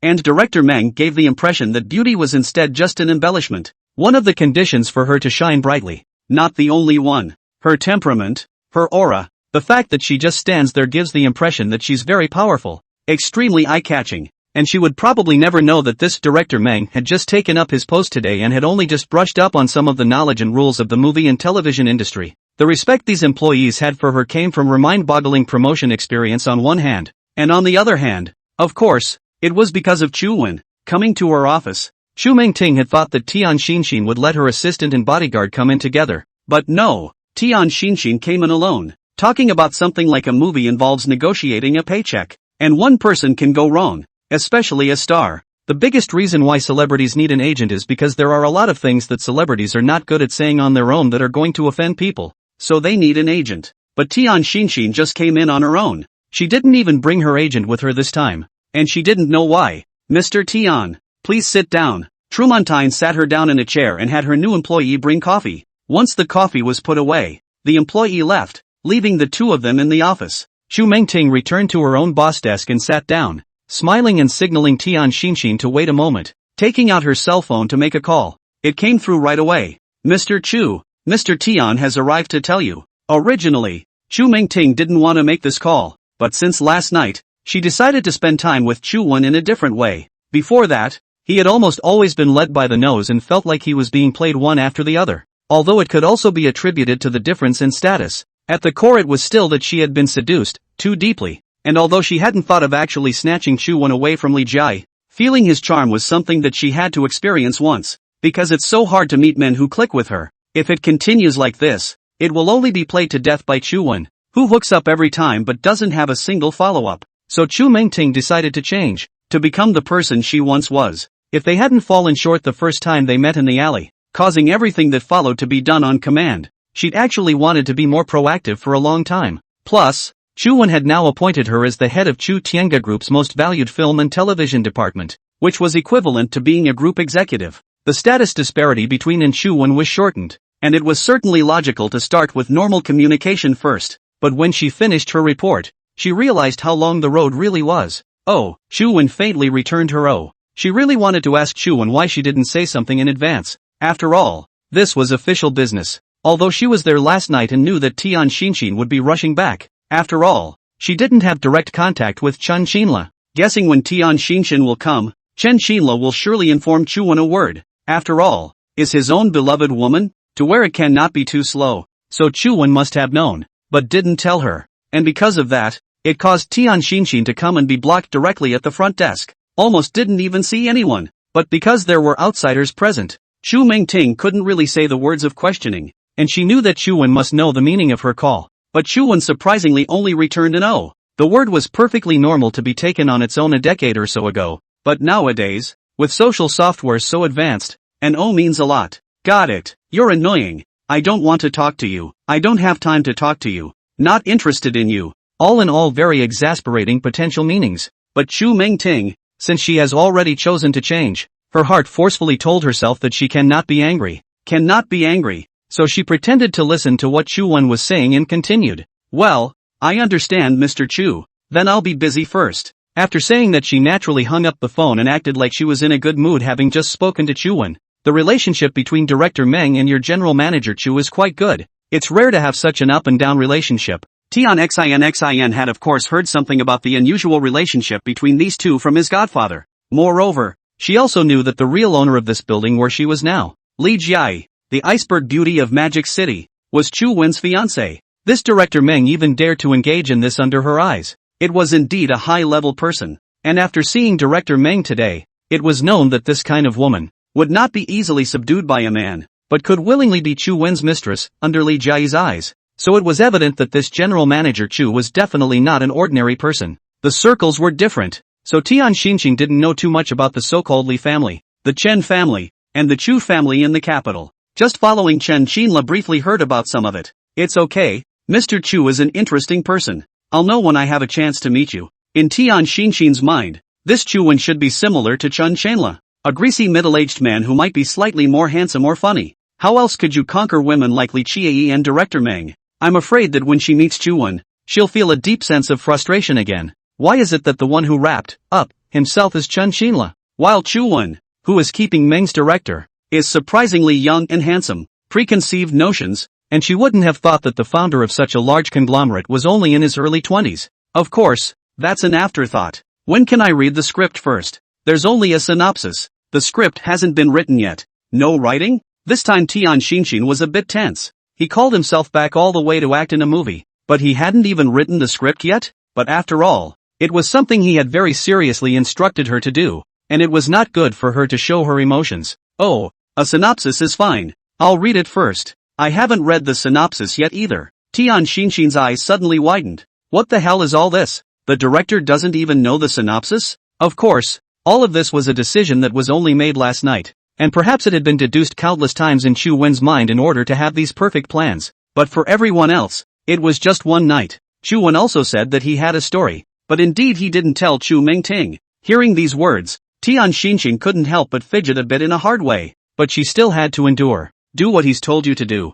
So for nearly another hour, they talked about schedules and pay, and if the follow-up conflicted with her other promotions and work, adjustments could be made on this side. But what Chu Mengting didn't expect was that Tian Xinxing promised to do everything, and that everything would be company-oriented, and that she would cooperate fully. Even when it came to the question of pay, she didn't say anything and instead asked Chu Mengting to quote, and it goes on to say, "They're all friends. Friendship price is fine. I can't take too much." Chu Mengting was shocked. The person Chu Wen helped Chen Qinla find could really be this powerful? All in all, the whole process went very smoothly, and for the first time in her life, Tian Xinxing signed a movie contract without reading the script again. After the contract was signed, Chu Mengting sent her away from the company. Tian Xinxing then learned that for the time being, the shooting will not start, decided to go back to the foreign country first to finish that advertisement. Although Chen Qinla said that he should bear the breach of contract, but the first is that this international advertisement is an opportunity. Secondly, helping the Golden Father save some unnecessary money is also her chance to come out and show that she is not only obedient,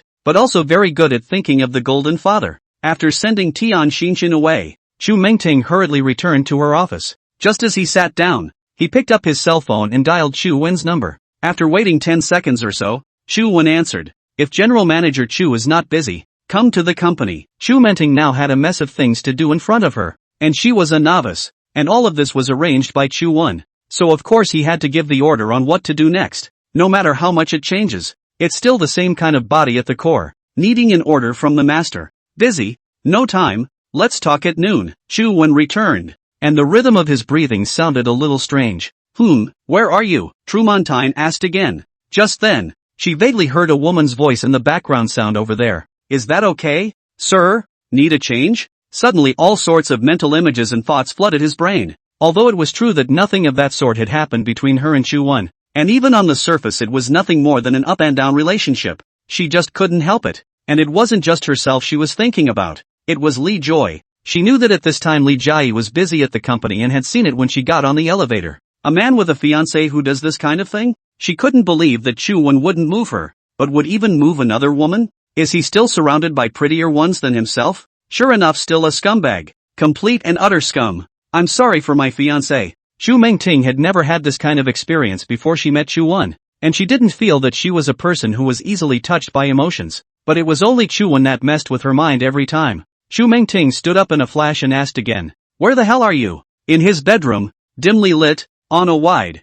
comfortable massage bed, Chu Wen was hitting the floor and talking on the phone. A female technician with a face value of about an 8, and very young, was sitting on Chu Wen's backside, relaxing his shoulders. This woman has a very unusual figure, not thin as a spar, but very rich, full, and full of moist. The places that should stand out are very prominent. What are you getting excited about? Chu Wen said with a smile. His breathing was extremely unstable because the female technician was massaging him. What could you hear that would make you react so badly? This was Chu Wen's deliberate attempt to tease her. Only after hearing these words did Chu Mengting calm down. In fact, she didn't even know why she was so excited all of a sudden. When she heard the woman's voice again from Chu Wen's side, and said something like comfortable, when she heard Chu Wen's voice again, she stood up involuntarily, seeming to care a little bit. This kind of care was not expected by herself. Didn't hear anything. Chu Mingting's voice returned to flat. After all, it is the relationship between superior and subordinate. I am just reporting to General Manager Chu, whether the next work has to be arranged by you. Organization of work? The only reason Chu Wen had gotten a massage was because he had really relaxed last night after taking care of everything, and so far, he was basically done with what he needed to do. Just send Chu Mingting the synopsis of the movie. All that remains is just waiting for time to pass and the process to fester. When all time reaches a point, it explodes instantly. Chen Qinan, Chen Xinla, Chen Wenhai, Chen Wenyang, Wang Shengli, Tian Xinxin, the Chu family in the capital, and Chu Mingting. Through all this time of contact and scheming, these lines should all be starting to move now. As long as there were no surprises, everything would go the way he expected. So what other kind of work does he have to arrange? He wasn't a warrior's life per se, and made it this far. And now being on the big brother level, you can't do everything yourself. This Chu Mingting hadn't realized it yet. Of course it wasn't her fault. After all, the Chu family in the capital hadn't let her into the management level yet. Looking back at the current Chu Tiange group, it was taken care of by Li Changming, Wang Zining and others, and did not need Chu Wen to ask about it at all. Because of the system, he could see people more accurately than he could read them. Still want me to arrange a job? Chu Wen became serious. Although this Chu Mingting was a member of the capital city Chu family and did have skills, this psychological problem was indeed different from normal girls. Perhaps it also has something to do with the tactics he has used since we first met. He was almost the only person in Chu Mingting's spiritual world now. You've been given the people. You've been told what to do last night. Are you a loser? You have to ask me every step of the way? Chu Mingting stood beside the boss's table. This was the first time she had been called a loser, and she was speechless, because it's right to say, got it Mr. Chu. She could only hang up the phone silently, although ahead of chaos, but always start. After all, in its position to seek its own job, first do the work at hand is the main. So once again, he gathered his staff and received a synopsis of Chu Wen's story and began the work of preparing the crew. On the other hand, a number of ambushes buried by Chu Wen are up and running. That night after Chen Xinla left the tea house, he went straight to find his men's cronies. After investigation, we have found out where Wang Shengli is living now, an ordinary residence on the outskirts of the magic city. Mr. Chen, it's right here. Chen Xinla and his men sat in the car, looking at the modest neighborhood in front of them. There are only 3 buildings in total, belonging to the old houses of the 1950s and 1960s. Brick wall structure with vines growing on the wall. Very nostalgic and retro. There were once a lot of drama groups came here to take scenes. It does seem very backward and sparsely populated for the speed of the times. Choosing a place like this to live down is actually kind of a big deal. There should be 2 reasons why Wang Shengli actually didn't choose to leave Magic City. The first is that it is still in the Chen family's sphere of influence, and can find a backer if there are any accidents. The second should be that Chen Wenhai didn't want to let this kind of person leave the scope of his surveillance, so that if any accidents happened, it would be better to solve and deal with them in time. Chen Xinla, after inquiring about the specific building where he lived on which floors and what number of rooms, walked out of the car with him, taking the 2 bodyguards with him. Living in this kind of place, and after so many years, it is expected that Wang Shengli could not be vigilant day by day, and he is also a soldier. Rushing here after just learning the news, Wang Shengli should not be too late to notify Chen Wenhai. The 4 of them wiped out the darkness all the way to one of the units, which didn't even have electronic access to the first floor because it was an old house. It was midnight and most of these old houses were actually no longer occupied, and since it's extremely far from the city, there are very few people even renting it. At this time the only ones with lights on in this building are Wang Shengli's family. After the 4 of them touched the door, Chen Xinla's men peeled themselves against the door and quietly listened. There was the faint sound of a television set, but nothing more, and since it was an old house, the door was not a security door, just a regular wooden door. Perhaps because Wang Shengli didn't want to be too noticeable, he didn't do much decoration on the outside. Chen Xinla gave a wink to the 2 bodyguards and then stepped aside, only to see the 2 burly bodyguards rushing up and surprisingly kicking the door straight open. 4 people rushed in at a rapid pace. Wang Shengli was sitting on the sofa with his wife at this time, and although the TV was on, they were both in a semi-sleepy and confused state. That's the way it's always been with old couples. After being awakened by the door slamming again, before he had time to react, he was overpowered by 2 bodyguards and directly pressed to death on the sofa. At this moment, Wang Shengli's face was in a state of shock. Although his face was twisted up from being squeezed, But still, he tried to look around him. Who are you guys? What are you doing? And his wife beside him screamed in shock and struggled hard, but to no avail. Chen Qinla slowly walked in, observing the decoration of the house. This Wang Shengli should not have gotten a lot of money to do this back then. Despite living in an old house, this is extremely lavishly decorated. And although it looks like there is only one room, it actually opens up the entire floor. Chen Qinla saw that the two Wang Shengli had been subdued, so he didn't rush to ask questions, but rather admired the room. Don't look at the outside of the house as old. This inside is simply opulent, like a palace. Chen Qinla smiled and shook his head, then walked over to Wang Shengli, first looking up and down, then asked, "Do you, remember me? It's you." The old-eyed Wang Shengli fixed his eyes on the Chen Qinla in front of him and then blurted out. When Chen Qinla saw that he recognized him, he couldn't help but purse his lips and smile bitterly. "Of course it's me. It's so hard to find you." Wang Shengli secretly sighed. It seems that in the end, he did not escape the cycle of fate. He confessed, "What do you want? We are ordinary people." His wife instantly stopped in front of Wang Shengli's body, wanting to use her single strength to stop Chen Qinla and the others from their next action. Wang Shengli knows that there is no way to avoid, only hope that Chen Qinla can bypass his wife. So he reached out and moved her aside and said with a deep gaze, "It's okay, just relax. They're not bad people. Go make a pot of tea." To this his wife half believed, but still slowly got up and worriedly went to the kitchen to boil water for tea. The large living room fell silent. Chen Qinla looked at the hesitant Wang Shengli without looking away and said, "Tell me, what exactly happened back then? Don't try to make it up. You should know very well the consequences of telling lies." Wang Shengli nodded silently. He was well aware of Chen Qinla's methods. "What happened back then? I was also forced. That person instructed to do so? Otherwise it wouldn't have been possible to mess up so many things." Speaking of this, Wang Shengli showed a remorseful, self-reproachful look that didn't look like he was pretending. "Say, who instructed you? Was it Chen Wenhai's arrangement?" Wang Shengli nodded his head once again, while saying guiltily, "Not only Chen Wenhai, but also your brother, Chen Qinan." In an instant, Chen Qinla was hit hard, and this 5 thunderbolts of news instantly made his entire body freeze in place, his eyes staring blankly at Wang Shengli. Chen Qinan was involved? It can't be. That's his own brother, who he trusts the most. In the next second, Chen Qinla grabbed Wang Shengli's collar as if he had gone crazy and directly dragged him up from the sofa, shouting hysterically, "You lied to me. My brother would never get involved with what happened back then. You are provoking our relationship." Seeing Chen Qinla frantic, Wang Shengli's body suddenly curled up. His eyes did not dare to meet his eyes, stealing and responding, "I'm really not lying, much less picking a fight between you guys, but what I'm saying is true. Boss.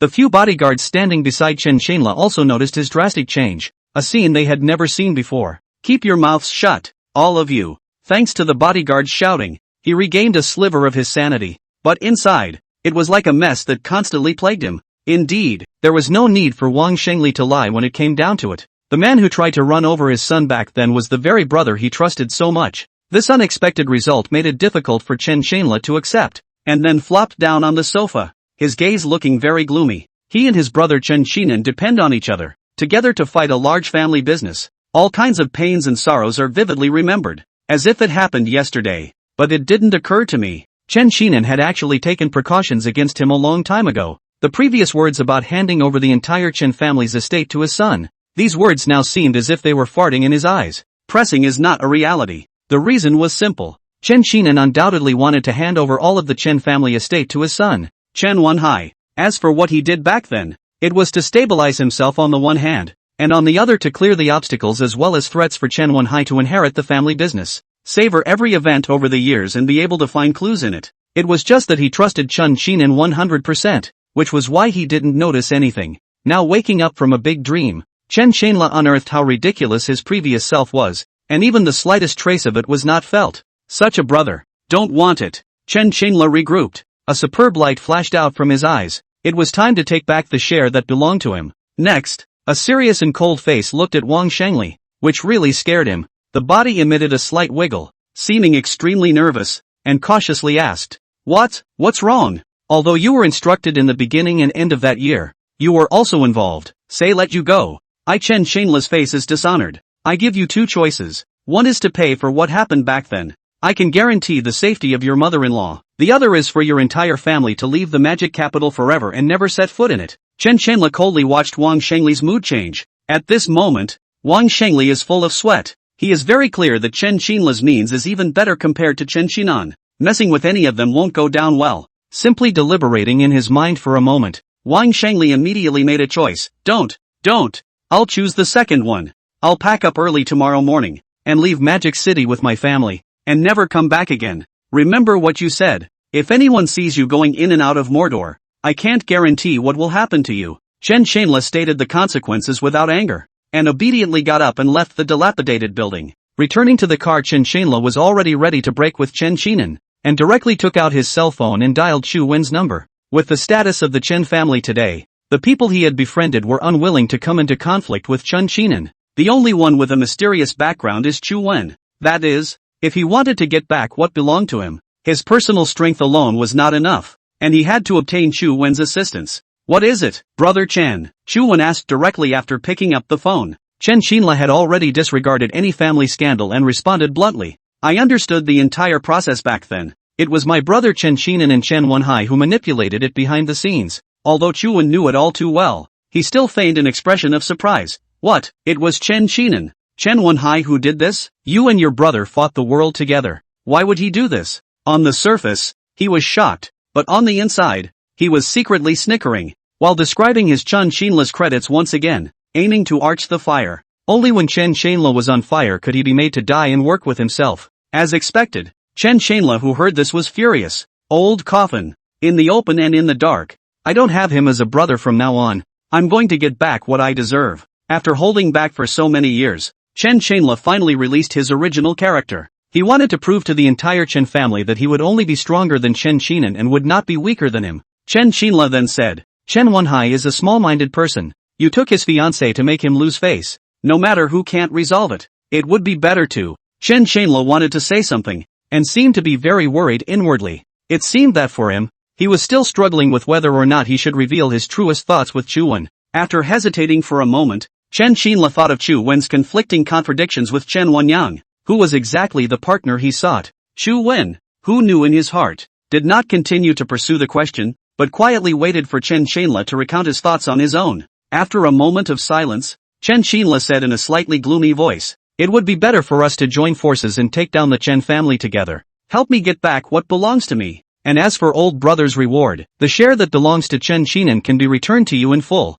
Yo-ho! It seems that Chen Xinla, who knew the whole thing from the beginning to the end, was completely furious. Not only did he disregard brotherly love, he was even willing to split the Chen family's estate equally with Chu Wen after defeating Chen Qinan. It is not difficult to see. Now in the eyes of Chen Xinla only want to get back to belong to their own. The rest of the share to whoever just cannot be given to Chen Wenhai, who asked them to be so heartless back then that they wanted his son's life. Are you listening, old boy? Chen Xinla saw that Chu Wen was closed and silent, and the call was extremely peaceful, which made him anxious. He couldn't wait to find out what Trudy Moon had in mind. At this time, Chu Wen pursed his lips and responded, feigning understanding with confusion. Elder brother Chen, I'm here. It's just that, this is your Chen family's grudge, and it's not too good for me to get involved in it. How could Chen Xinla, who has been in the world for many years, not hear the meaning of Chu Wen's words? That on the surface he was refusing, but in fact the temptation he gave was not tempting enough.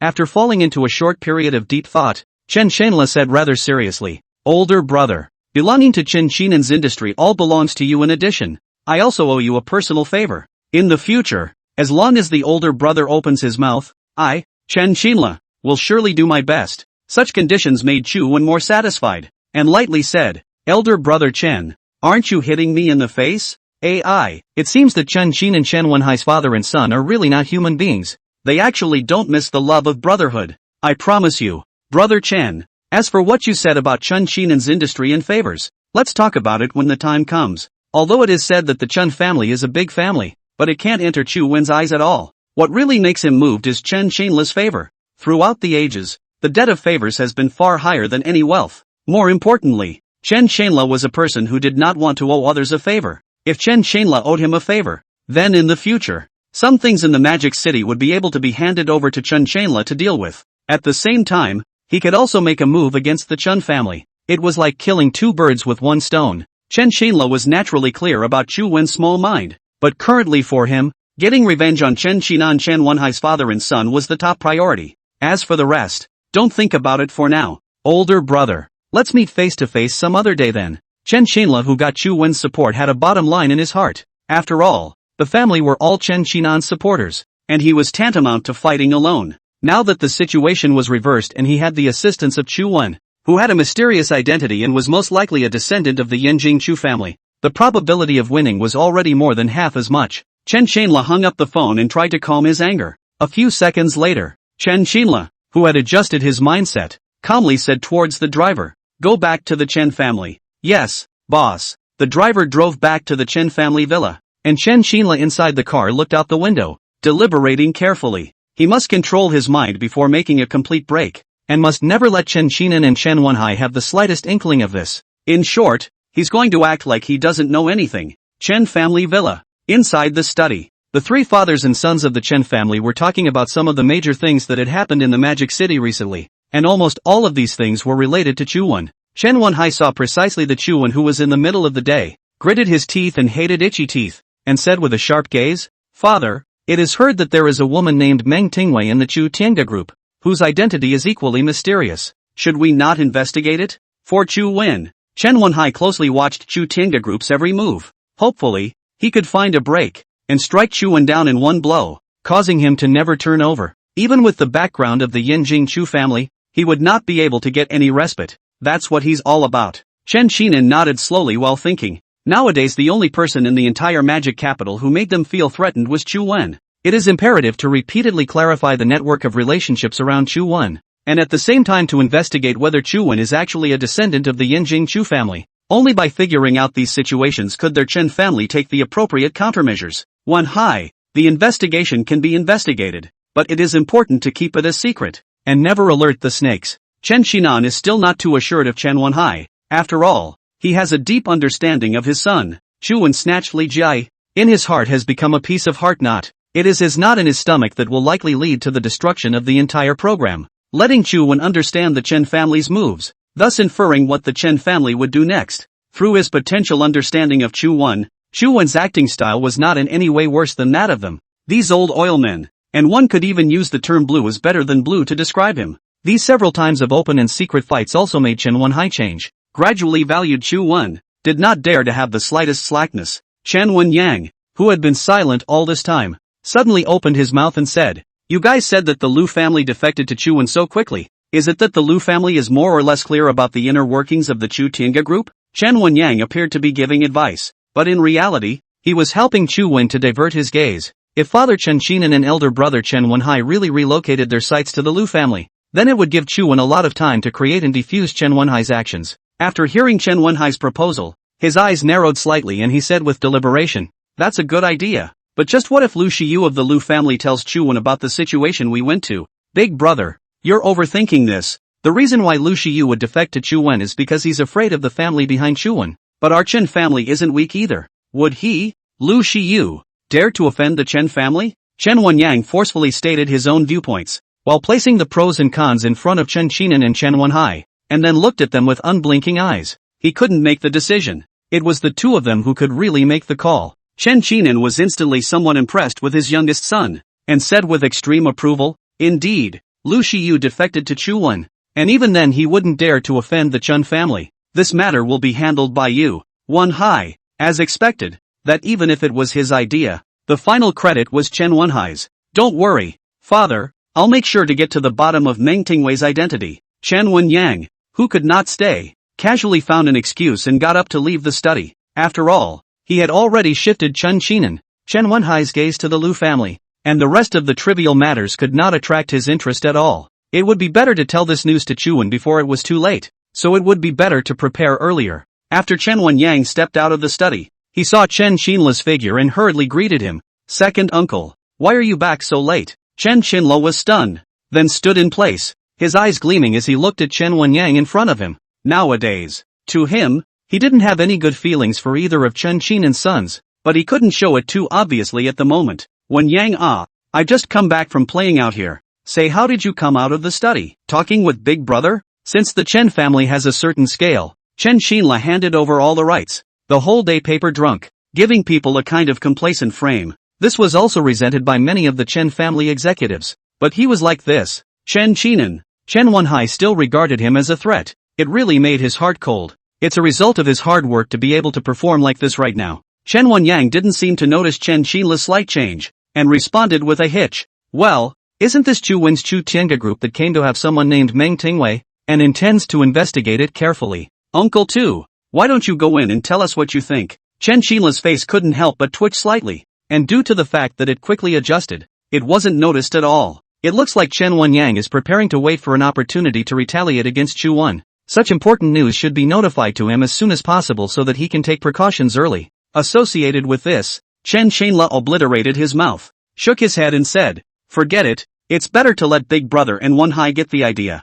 Well then, I'll be going to my room. Uncle Tu. Chen Wenyang and Chen Qinla made some small talk and immediately returned to the room. After unlocking the door to his room, this is when he dialed Chu Wen's phone. The moment the phone was connected, Chen Wenyang couldn't wait to say, "Brother Chu, I have a situation to talk to you about." At this time, Chu Wen was in love with Li Jiayi, so he had no time to pay attention to Chen Wenyang and casually inquired, "Situation? What situation?" Regarding the matters of the various clans in the magic capital, Chu Wen no longer had any scruples. Anyway, the course of events were all calculated by him, so there was no need to worry at all. Chu Wen inquired about the situation while reaching out to sneak up on Li Jiayi, coming up with a wilderness move, the dragon-grabbing hand. "Darn, you're on the phone." A shy voice instantly came out, and immediately after that, Li Jiayi blankly glanced at Chu Wen without a good mood and left the bath with a long stride. Chen Wenyang on the other end of the phone heard the entire process clearly, and said with extreme embarrassment, Brother Chu,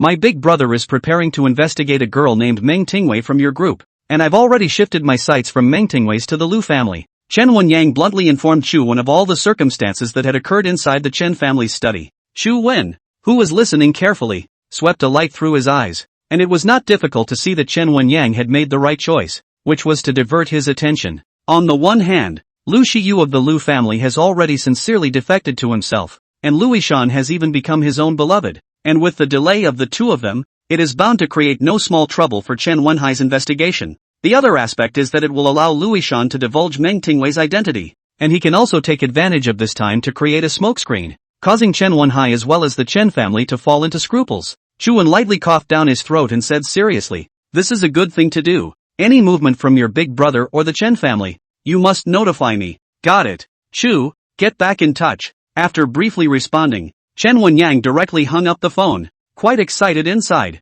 humming unconsciously. Chen Wenhai still needed Chu Wen to cure him, and when his father, Chen Qinan, had completely lost faith in Chen Wenhai, then he could smoothly become the Chen family head. Whether he was an enemy or a friend with Chu Wen at that time was all a matter of his words. That's what Chen Wenyang thought. Chu Wen had just put down his cell phone and was ready to spend the night with Li Jiayi when the ear-piercing ringtone once again ruined the romantic atmosphere. A glance at the caller ID showed that it was a call from Chen Qinla. The content was roughly the same as that introduced by Chen Wenyang, with hardly any discrepancies, and it was all about Chen Wenhai's investigation of Meng Tingwei. After a few sentences of chattering, Chu Wen terminated the topic with some impatience, while turning his cell phone off and tossing it aside. And then he turned his scorching gaze towards Li Jiayi, who was lying on her side on the bed, and his entire body instantly flew up in the air, landing handsomely beside Li Jiayi. "Can you pay attention in the future?" The phone was on earlier. The heated Li Jiayi stared at Chu Wen with slightly complaining eyes, as if what had just happened had embarrassed her.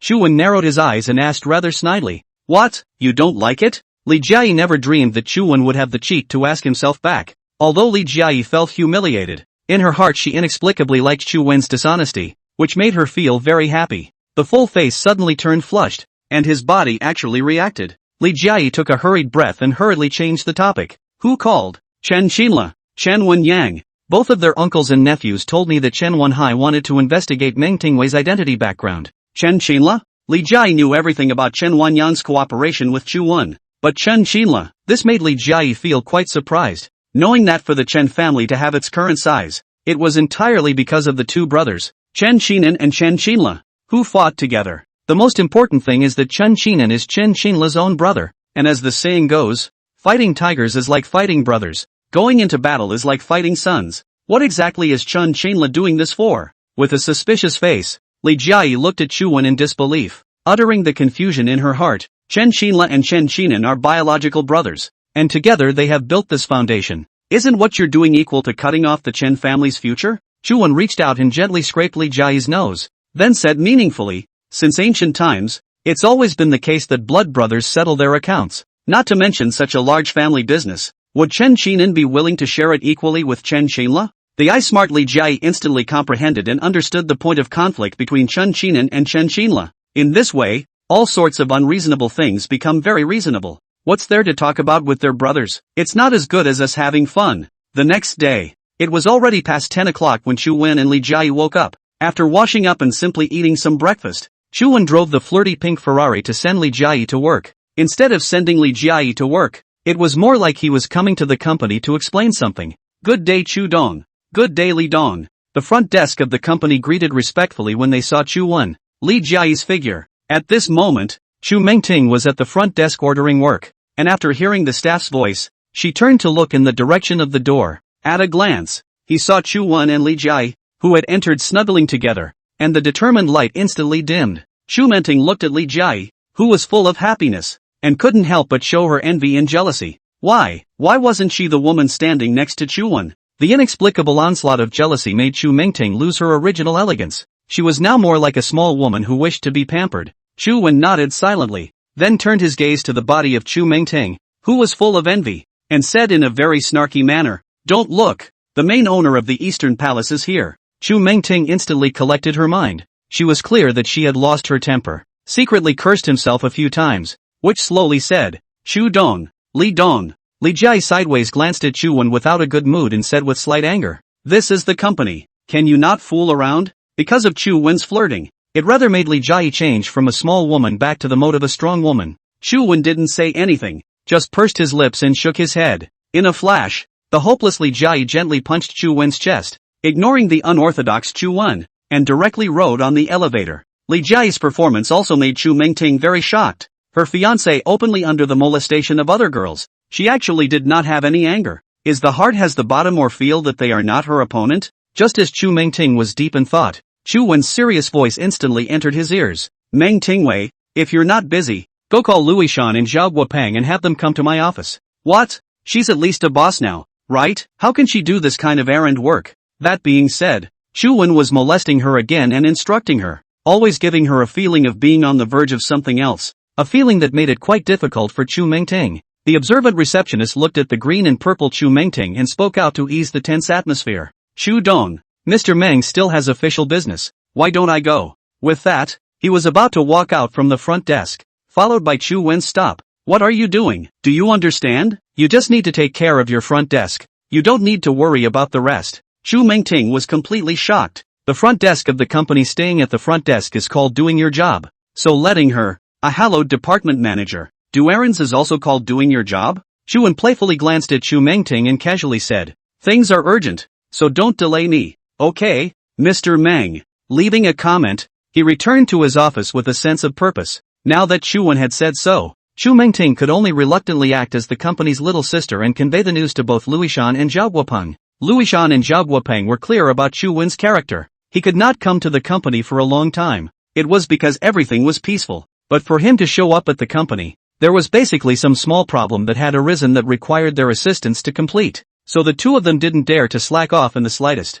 All appeared in Chu Wen's office in the fastest possible time. Chu Dong, Louis Shan, Zhao Guopeng walked into Chu Wen's office one after another. The two people's looks were the same. That is, they desperately wanted to understand what had happened. Chu Wen nodded with extreme seriousness, then waved his hand to signal them to sit down. "Ishan, Guopeng, I've called you here today because there's something I need your help with." Louis Shan, Zhao Guopeng looked at Chu Wen in shock, and then next glanced at each other, immediately revealing a face-to-face expression. With such grandeur, I'm sure this matter can be big or small in front of Chu Wen. "Brother Chu, how do you say? Both of us are people of the Chu Tianga group. If there's anything you can directly command." Louis Shan was a bit impatient and smoothly showed his attitude as well as his determination. Chu Wen blinked his eyes and said plausibly, "Ishan, first of all, this first thing really needs to be done by you. You name it, Chu, I'll make sure it's done beautifully. Ishan, put down your work first and go back to the Lu family to inform your family head Lu Shiyu so that he can maneuver with Chen Wenhai.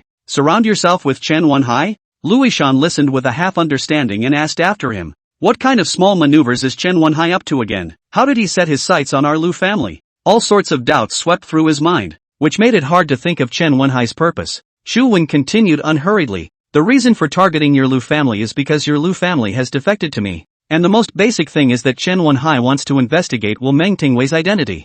I need you to return to the Lu family. Firstly, Lu Shiyu to maneuver with Chen Wenhai. Secondly, you find an appropriate time to tell the truth about Meng Tingwei and Ideen together. But don't make it so obvious. Do you understand?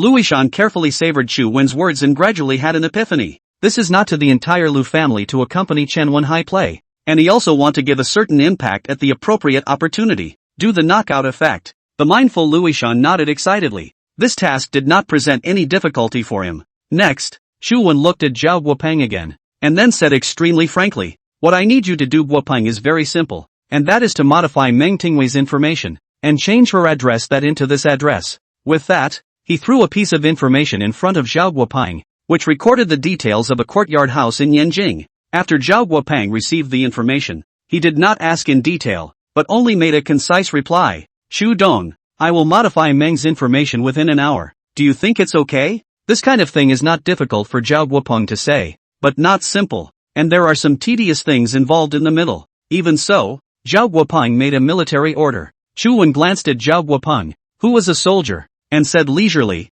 as long as it's done before Chen Wenhai leaves the Lu family. As for the time, you watch yourself. Ishan, it's time for you to go home. If I'm not mistaken in my estimation, I believe that Chen Wenhai has already moved on to the Lu family. Luishan and Zhao Guopeng nodded heavily and said with confidence, guaranteed that there won't be any half-assed mistakes. According to Chu Wen's instructions, Luishan put down his group work and directly moved to return to the Lu family. Luishan, who returned to the Lu family, was surprised to find that everything was just as Chu Wen had predicted. Chen Wenhai has already come to Lu's house before him, and is talking and laughing with Lu Shiyu in the living room, and it seems that he has not yet talked about the main business. Only then did Luishan stabilize his body and mind, and after adjusting himself smoothly, he paced into the living room, a pair of meaningful eyes looking towards Chen Wenhai. Gu, if it isn't Brother Wenhai, you're a rare guest. Luishan playfully came up to Chen Wenhai and reached out to shake hands with him, and then he turned to look at Lu Shiyu behind him, utilizing eye contact up, conveying all of Chu Wen's meaning to Lu Shiyu. How could the cunning Lu Shiyu not understand these few simple glances from Luishan and nodded silently to him? Just then, Chen Wenhai's voice reached his ears. See how you put it, Ishan. The Chen family and the Lu family are bosom friends and survive in the same magic city. How can we count them as rare guests? It's too out of the ordinary to say that. In fact, when he said this, he had already noticed that Luishan and Lu Shiyu were making eye contact, and he just pretended to be oblivious. It must be said that Chen Wenhai's city is far beyond his peers, and is even comparable to such a veteran as Lu Shiyu. Luishan immediately revealed an awkward smile and said, Brother Wenhai is right. It's me who is too outgoing, but it can't be blamed on me. Who told Brother Wenhai to be a busy man? It's really difficult to see you. Next, Luishan took the wind out of Chen Wenhai's sails. On the surface, he is complaining that it is difficult for him to show up because of his busy work schedule, but in fact, he is secretly criticizing him for being busy with conspiracy and calculation. In an instant, the atmosphere in the living room instantly turns subtle. It has the appearance of a mountain of rain. Lu Shiyu clear in letting the two fight on, will inevitably be retaliated by Chen Wenhai? Hastily took over the conversation, said blandly, Wenhai, you visit today. I'm afraid that it is not only to catch up on old times so simple, right? There is something may wish to say straight. Lu Shiyu has also received a lot of wind about the Chen family's change of heart during this period of time. Although it was said that Chen Wenyang had taken over the position of CEO, the real voice of the Chen family was in the hands of Chen Wenhai. When Chen Wenhai saw Lu Shiyu open the door, he no longer had anything to hide and asked bluntly, the Lu family has a cooperative relationship with Chu Tiangda Group. I'm very curious about Meng Tingwei of Chu Tiangda Group. I wonder if Uncle Lu can understand. Luishan was now in awe of Chu Wen. He could actually easily understand Chen Wenhai's every move, and even gain insight into such a subtle matter. It's just superhuman and really feels scary. Lu Shiyu listened carefully to Chen Wenhai's question, and his frown at the head of his forehead couldn't help but wrinkle. Indeed, their Lu family was in cooperation with Chu Wen's Chu Tiangda Group, but the purpose of doing so was simple, to seek Chu Wen's shelter. To be precise, it was trying to get shelter from the Yanjing Chu family. As for not knowing much about the internal affairs of the Chu Tiangda Group, even if he knew, he wouldn't tell it to the Chen Wenhai in front of him. The reason for this is even simpler. The entire Magic City is clear that Chen Wenhai hates Chu Wen because of Li Jiai's relationship. Telling him about the internal situation of the Chu Tiangda Group is undoubtedly digging his own grave for the Lu family. What's more, through Luishan's eyes, he could tell that Chu Wen already understood the Chen family's move. Understand. And don't understand. Don't you read the news? One high, wasn't it reported some time ago? Chu Tiange Group came with a double doctorate degree person working as a cleaner. Lu Shiyu is a full of old oil. He said so that does not offend the Chen family, but also can be put off. Chen Wenhai's eyes narrowed slightly after hearing Lu Shiyu's response, and he knew very well that Lu Shiyu was being perfunctory, but he couldn't find any loopholes. One high Uncle Lu advised you twice. Don't waste your great youth for nothing because of a Li Jiai. Looking at the sudden change of expression on Chen Wenhai's face, the corner of Lu Shiyu's mouth rose, and he persuaded Chen Wenhai in a serious manner. If placed in the past, even if he was the head of the Lu family, he wouldn't have dared to be so reckless in his insinuations about Chen Wenhai, but the situation was different now, and they had Chu Wen as a backer behind them. Then even if there was a day when Chu Wen couldn't stifle the Chen family, then there was still the family behind Chu Wen as support. Chen Wenhai never expected that Lu Shiyu would dare to talk about his most taboo matter, which made him very angry, but this anger in his heart could not burst out for the time being. After all, the old master Chen Xinan had frankly told him that a little impatience would lead to a big plan. Secretly, he took several deep breaths and tried to calm his current emotions. It lasted for more than 10 seconds before Chen Wenhai barely suppressed the anger in his heart, and then stood up and said softly, "I've kept all that Uncle Lu said in my heart, so I won't bother you anymore. Wenhai, I won't see you off then." Lu Shiyu smiled smugly. How could he not hear the potential meaning of Chen Wenhai's words after so many years of mixing? Taking it all to heart? He's planning to get revenge later. It was just that I'm afraid that he would never have this chance. And anyway, he was by no means a match for Chu Wen or the Yinjing Chu family. Luishan has been watching the dark competition Chen Wenhai. Lu Shiyu too cannot help but feel good. As Chen Wenhai was about to leave, Luishan suddenly said, "Brother Wenhai, you're talking about Meng Tingwei, right? I have seen Chu Wen and Meng Tingwei together before. Their relationship seems to be very close. The timing was just right." But it was a shock to the complacent Lu Shiyu. What is Luishan doing? Oh, so that's what it's like. Let's have dinner together sometime. Ichiyama. Chen Wenhai was calm on the surface, but after learning this news, a trace of scorn instantly surged within him. This Meng Tingwei's identity is far from being as simple as it appears. It seems that we really need to start investigating carefully. After some polite conversation, Chen Wenhai immediately left the Lu family, and Lu Shiyu, in the moment Chen Wenhai left the living room, turned his suspicious and uncomprehending gaze to Luishan and asked curiously, "How did you say that you missed your mouth?" "I didn't spill the beans, but followed Chu's plan." Luishan made an explanation without panic. He knew very well that this news would be like a smoke bomb that would confuse Chen Wenhai, causing him to have a scrupulous mentality. Lu Shiyu stopped talking, but was secretly happy in his heart. It was fortunate that he had defected to Chu Wen in time, otherwise with Chu Wen's ability and the family behind him, wanting to overthrow the Lu family would be as easy as pinching an ant. On the contrary, the Chen family was not far away from being victimized. After Chen Wenhai left the Lu family, he already had scruples about Meng Tingwei's identity. At the same time, the Chen family's side also passed on the relevant records about Meng Tingwei. She had just arrived at the Chu Tiange group not for a long time, and at the very beginning, Chu Wen had arranged a very lowly position for her, as a cleaner in the company, and then shifted from being a cleaner to becoming the chairman's secretary. Finally became the boss of the film and television company under the Chu Tiange group. In such a short period of time, Meng Tingwei had continuously raised several stages, which made Chen Wenhai's doubts even stronger. Not only are these the only messages, but the Chen family has also passed on Meng's address. It's a courtyard house in Yanjing. Chen Wenhai was even more suspicious. How could an ordinary person own a courtyard house in Yanjing land? It seems that he was right, and there is much more to Meng than meets the eye. Although it was said that Meng Tingwei was not surnamed Chu, if she was a member of the Chu family in Yanjing, it would be a breeze for her to change her identity. In an instant, Chen Wenhai made a decision within himself that he would personally travel to Yanjing and start investigating the mystery of Meng Tingwei's birth. Without further ado, he directly moved to fly to Yanjing. After Luishan answered Lu Shiyu's confusion, he dialed Chu Wen's phone and reported to him. The moment the phone was connected, Luishan said in an excited tone, "Brother Chu, everything is done. I have already thrown out a smoke bomb to Chen Wenhai. I believe that he is already convinced about it. Wait and watch the show." Chu Wen in the office leaned leisurely on the transfer. A light swept through his eyes, then said meaningfully, "It's indeed a good show, but we can't take it lightly. You should put the matter of the group on hold for now. Go to Yanjing secretly, absolutely not let Chen Wenhai find out, and report all the places he goes to me." Chu Wen said so on his lips, but in fact, he wasn't worried at all in his heart. He can let Chen Wenhai investigate Meng Tingwei's identity and background as much as he wants, and the more he looks into it, the more it will alarm him anyway. As for letting Luishan track Chen Wenhai, the purpose is very simple. Is to understand his every move, can change the plan at any time. Luishan was very pleased with the task Chu Wen explained down. After all, Chu Tiange group was already on track. He stayed behind in Mordor to deal with some trivial things. Instead of wasting precious time, it would be better to do something meaningful. Because of Luishan's admiration for Chu Wen, it resulted in the things that Chu Wen commanded down being meaningful to him.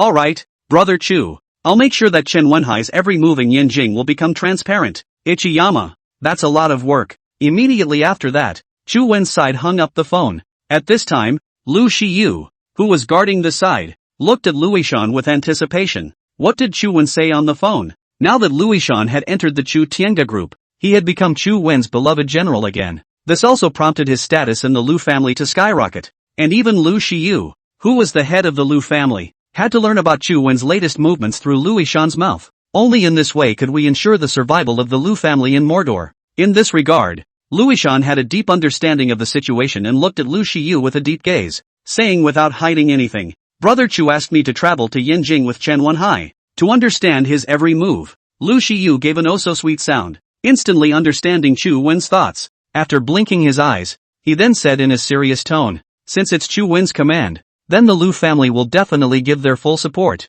and all expenses will be borne by the Lu family. The cost of traveling to Yanjing was not much, but it was a way to show loyalty to Chu Wen. It signified that no matter what Chu Wen decided to do, they, the Lu family, would give their full support and would always stand on the same front with Chu Wen and the Chu Tiange group. Lu Shiyu's approach seems simple, but it is sophisticated. Luishan stared unblinkingly at Lu Shiyu. His eyes were full of consternation, and he responded very simply, no need. It doesn't cost much to go back and forth, and besides, Chu is not bad at that money. Indeed, Luishan was an incomparable genius, but when it came to the world of human affairs and feats of ingenuity, he was an idiot. Maybe that has something to do with his arrogant personality. After all, as far as he was concerned, anything useless had nothing to do with him, and he namely didn't want to care or get involved. This was the direct reason why he was not reused in the Lu family. But Lu Shiyu and Luishan are different. He must rely on his own way of mastering people. The way of the world will continue to develop and grow the Lu family,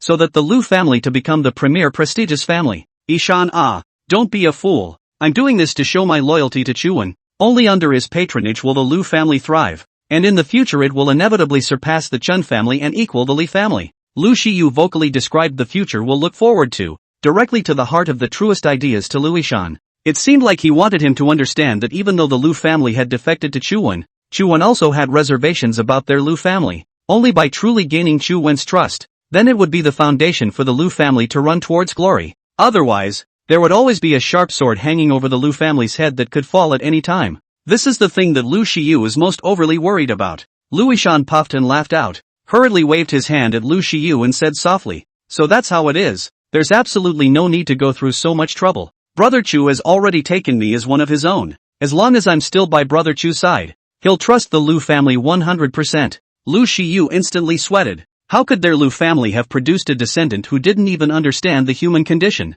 Don't even know what to say about you, even though you are a member of the Lu family. But Chu Wen is looking at your ability. It doesn't mean that Chu Wen is convinced of the Lu family. We must start with the small things. Only then can we make Chu Wen put his heart down towards the Lu family. Lu Shiyu was obviously a bit furious, reached out and knocked Luishan's head, forcing his anger to keep clearing up the situation. Finally, with such blunt words, Luishan had an epiphany. He understood the good intentions of the family head Lu Shiyu. It seems that for the stable development of the Lu family, Lu Shiyu is doing everything. Had he been the head of the Lu family, he would never have been able to do such a humble thing. Seeing that Luishan stopped talking, Lu Shiyu continued, don't ever forget that you are a part of the Lu family, and revitalizing the family is also your own responsibility. Luishan secretly sighed. Originally he was in the Chu Tiange group completely want to follow Chu Wen, which does not participate in any impurities. But not anymore. He has to think of the family all the time. Although it was hard to accept in his heart, he nodded silently and said impatiently, I know. Chen Wenhai and Luishan departed one after the other, each traveling to Yanjing with their own purposes. On the contrary, Chu Wen was leisurely staying in the Chu Tiange group, blowing cold air and flipping through some of the company's information. But even so, Chu Wen still felt bored. After all, the company is already on track. All aspects of the matters have Li Jiayi and other backbone to handle. Simply do not use him. the bored Chu-won suddenly derived a thought. That was to inspect the newly established movie and television company to see the progress on Meng Tingwei's side. However, whenever he had a thought, Chu-won was bound to not waste a moment of time. From the front desk, I learned that Meng Tingwei's crew reunion was successful yesterday, and now they have stepped into the recording and shooting stage. Chu-won was shocked. He didn't expect that the movie and television company under Chu Tianga Group was also gradually getting better. According to this speed, I believe it won't take long for a well-formed movie to be presented to him. You should know that Chu-won has a deep love for film and television, so naturally he is very interested. He then left the Chu Tianga Group and went straight to the company's theater group. Before heading to the set, Chu-won decides to tease Meng Tingwei a bit and uses the magic of disguise to change his appearance. Hello, I'm here to apply for a group show. Do you have any more roles? The disguised Chu-won was extraordinarily mediocre, belonging to the unremarkable kind, and his gaze was sincere as he stared at the assistant director. Such behavioral actions could not help but make Chu-won think of the northern, horizontal life he had lived. At this time, the crew had already entered the shooting stage. This assistant director couldn't decide what to do for a moment. Only after carefully sizing up Chu-won for a few moments, he said softly, "Come over here with me, Director Meng, there's a group actor here." Look, the assistant director wanted to say something, and looked extremely carefully at Meng Tingwei's change in mood. Meng Tingwei, who was staring intently at the screen, took off her headphones and said, slightly angry, "What the hell? You're the assistant director. You can make the decisions on personnel. You don't have to ask me about everything." As a result of her reprimand, the entire crew stopped and turned their suspicious gazes on Meng Tingwei. Chu-won secretly laughed in his heart. What he didn't expect was that the shrewd and capable Meng Tingwei would find a novice to be the assistant director. However, on second thought, with her temperament and nature, this assistant director must be afraid. That's why she did things so fearfully. When the entire crew was feeling the fire of Meng Tingwei's cannon, Chu-won couldn't help but obliterate his mouth and said blandly, "Director Meng, it's hard for you to communicate with your co-workers with this violent temper, isn't it?" In an instant, both the assistant directors, actors, and crew members all heard Chu-won's words clearly, and then immediately revealed shocked expressions. To them, Chu-won was nothing more than a group actor, and was not qualified to lecture the hall director at all, unless it's because he really doesn't want to be in the scene anymore. Meng Tingwei was also stunned, her eyes filled with shock, as if she couldn't believe her ears, while her anger rose as she asked, "What did you say?" "I say don't be too crazy. There's nothing to it.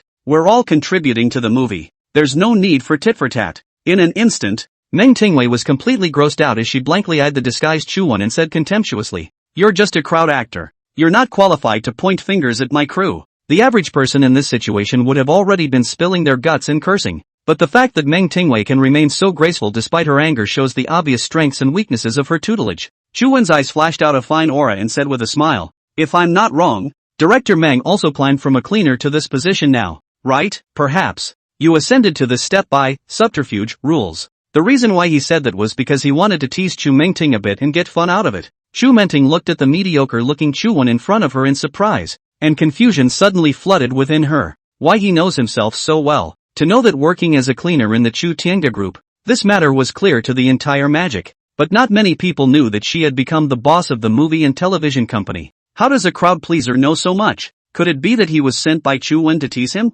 Chu-won is the only one who loves to mess with these weird and wacky things anyway. This was the only reasonable explanation Chu Mengting could think of. Seeing that Chu Mengting was silent, Chu-won continued without relenting. "What, was I right?" Chu Mengting was vaguely freaked out. What the hell does he mean? I.e., he teased her and molested her, and in the end he acted like nothing happened. But it rattled her heart in a way that didn't even make her feel like she was committing nymphomania. It's really very torturous inside. No, there is no suitable role for you in this production. Bring it out of here. What are you waiting for? Hurry up and shoot. Chu Mengting did not answer the question for the simple reason that she did have a heart that she wanted to dedicate to Chu-won, and her approach was also simple and rough. It didn't even care if it was sent by Chu-won or not. She directly gave an expulsion order, sort of venting her unwillingness on the disguised Chu-won. The assistant director knew he was in trouble and hurriedly tried to make amends. Reaching out and tugging Chu-won, he pulled towards the outside of the theater group, while saying, "You don't want to make things difficult for me. It's better to hurry up and leave." Chu-won hurriedly glanced at Chu Mengting and said meaningfully, "If you don't stay here, there is a place for you to stay." After all, he didn't come here with the intention of acting in a movie. With his current status, he wouldn't have a problem starring as a male lead. His purpose was to tease Chu Mengting, and now that his purpose had been achieved, there was no point in him continuing to stay. Solely dropping her words, she returned to the car and removed her disguise makeup, returning to his original appearance. This reappeared among the cast. Director Meng, everything is still going well, right? Chuan took small steps to Chu Mengting's side and probed the camera inside the display. Chu Mengting looked sideways, and when she realized that the one standing beside her was Chu Wen, she couldn't help but frown slightly. There was only a gap of a few minutes between the departure of that mass actor and the arrival of Chu Wen. Was there not an inevitable connection in between? Even Chu Mengting had a feeling that her guess was correct, that the crowd of actors were the ones Chu Wen had sent over to tease himself, and later on, he was showing up to watch his own face.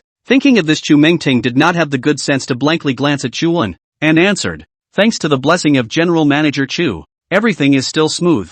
It's just that there are occasionally some unsavory people who come to the crew to cause trouble." "Oh, come on." Chu Wen could hear that she was pointing a finger. In an instant, Chu Wen let out a loud laugh, his eyes gleaming as he looked at the disgruntled Chu Mengting. "Anyone who dares to take liberties with my crew, let me know," and there's absolutely no getting around him.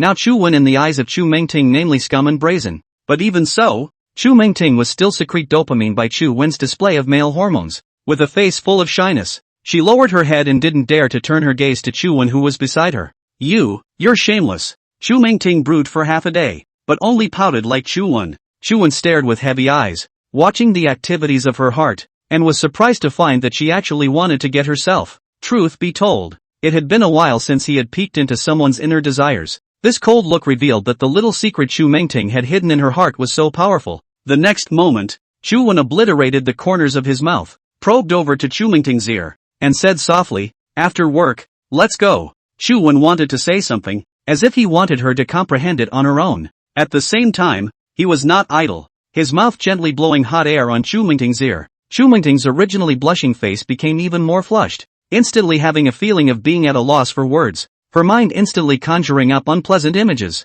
Inwardly, he became both expectant and revolted in vain. Gradually, anticipation overcame revulsion, and then slowly raised his head, a pair of charming eyes looking at Chu Wen. "Good," Chu Mengting promised with a red face. She had already made all the preparations to give everything she had to Chu Wen. Right at that moment, Chu Wen quietly left Chu Mengting's side. The look was suddenly serious and unsmiling. "I'm not available at night." In an instant, Chu Mengting's mood was as if she had fallen from the ninth cloud to the bottomless abyss, and an embarrassed expression instantly surfaced on her face. She couldn't help but grumble in her mind. Chu Wen had treated her this way during the interview before, and she actually fell for it. What a short-circuited brain. Right at this moment, a familiar voice came from behind Chu Wen. "Elder brother Chu, I never dreamed that I would meet you here. What a coincidence." Chu Wen twisted his head and instantly saw the gradually approaching Chen Shenla, walking leisurely with his belly. No need to think, Chen Shenla appeared here must be to visit the class. As expected, Tian Xinxin violently ran out of the camera and came to Chen Shenla's side after seeing the Gold Master's father, Chen Shenla,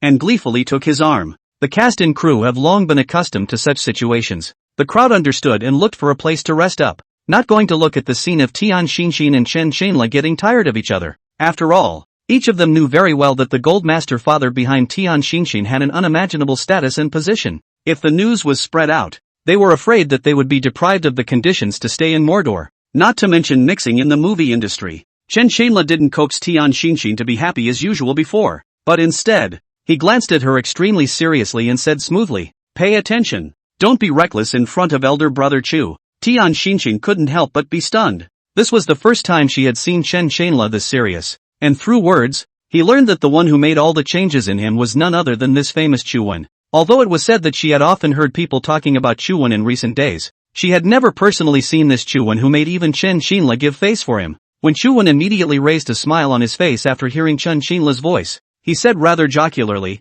"Coincidence is a bit coincidental, but the purpose is different from that of old brother Chen. You came over to visit the class. I came over to inspect the work." The extremely snarky words instantly made Chen Shenla a little embarrassed. There was a big age difference between the two of them, and there were definitely some things they couldn't wipe the slate clean. At this moment, Tian Xinxin's eyes were glowing. What she hadn't expected was that the legendary Chu Wen was actually this young and even so handsome. Just by looking at his appearance, no one would have thought that he was the big brother who had caused the entire magic city to stir. Even Tian Xinxin fantasized in her heart how nice it would be for the valiant Chu Wen to be her golden father. "Elder brother Chu, let me introduce you. This is Tian Xinxin.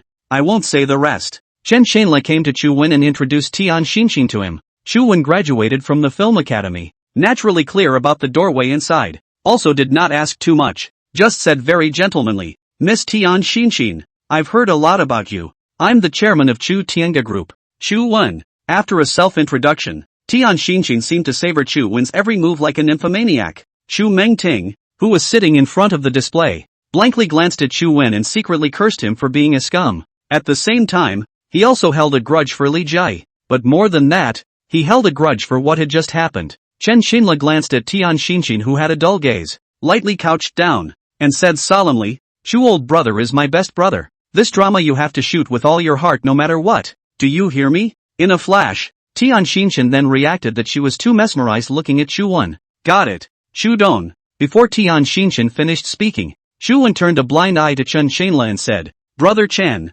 since we've run into each other, why don't we find a place to chat? Actually, Chu Wen didn't have any good feelings towards Tian Xinxin, which was why he ignored her. This made Tian Xin very shocked. As a star, she was used to enjoying being courted. Now Chu Wen was not giving her face, calling her very angry. Privately, he shook Chen Shanla's arm, as if to ask him to help him get a statement. How could Chen Shanla not understand that Chu Wen was giving him face when he introduced himself? And as for Tian Xinxin, he couldn't even look at her. Under the continuous shaking, Chen Shanla used eye color continuously at Tian Xinxin, but she didn't even notice and continued to shake. Chen Shanla, who was deeply humiliated, completely exploded and shouted angrily towards Tian Xinxin by his side. Didn't you hear that old brother Chu wanted to discuss a big event with me? How can you be so unenlightened? Do what you need to do. His voice scared Tian Xinxin, and at the same time attracted the gazes of the many staff members of the crew. After hesitating for several seconds in surprise, Tian Xinxin sort of realized that her gold master father also had to be 3 times shorter in front of Chu Wen.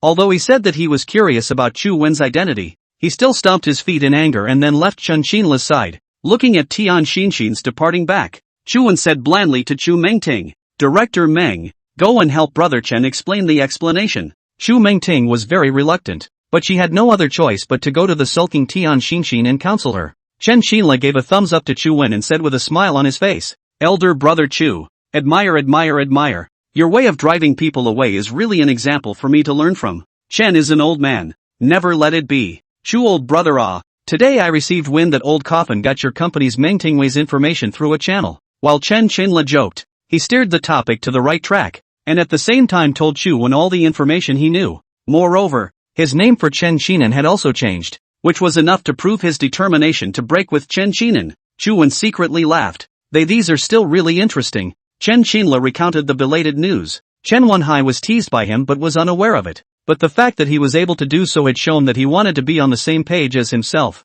Now that there were 2 of his partners in the Chen family in Magic City, he believed that it wouldn't take long for the Chen family to be destroyed in his hands. Brother Chen, I'm not going to lie to you. From the phone call you made last night, I've already guessed what Chen Xinan and Chen Wenhai were thinking. So early this morning I made all the preparations. Although it was said that both Chen Shanla and Chen Wenyang had a cooperative relationship with him, but at the moment, he absolutely could not let them be clear about this relationship. Otherwise, it would have been difficult to control these 2 intense insiders. Chen Shanla, after hearing Chu Wen's words, had admiration for him from the bottom of his heart. No wonder such a young Chu Wen would let the old and cunning Chen Xinan as well as the deep city Chen Wenhai 2 people eat dumb losses in a row, and still could only knock out their teeth and swallow them in their stomachs. Chen Shanla sighed long and said with a downcast expression, if I had been as alert as old brother Chu, I believe that I definitely could not have let that happen back then. Chu Wen naturally knew exactly what Chen Shanla had said about that year.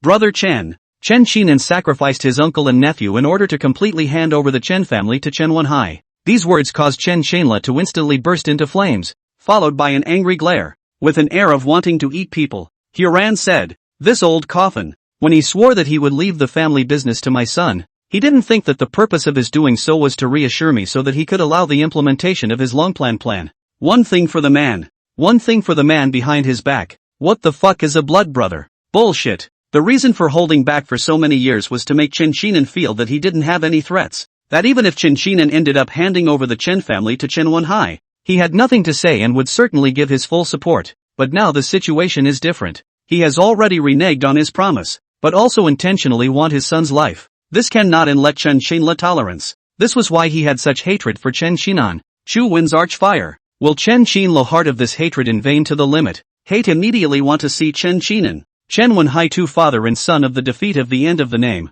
A light swept through Chu Wen's eyes as he reached out and patted Chen Qinla's shoulder, saying nonchalantly, "Brother Chen, it is precisely Chen Qinan, Chen Wenhai's injustice to you that makes the determination to help you seek justice. As for after success, I don't want a single bit of the Chen family's estate. These are all due to you, Brother Chen." In an instant, Chu Wen was like the embodiment of justice in Chen Qinla's eyes. Even in his mind, the Chu Wen in front of him was more trustworthy than the human-faced Chen Qinan. Moreover, Chen Qianla had also made his calculations. After defeating Chen Qinan, he would only retrieve the share that belonged to him. As for Chen Qinan's share, it would all be offered to Chu Wen as his return. His share of the wealth was enough for him and his son anyway. Chen Qianla sighed heavily and said with a face full of gratitude, "Elder brother Chu, it really doesn't look good for our own family members to tear their faces apart, but there is no way out of it. He was the one who was unkind in the first place. Then I can't be blamed for being unrighteous, and I won't let old brother Chu suffer. Everything will be done according to what was said on the phone before.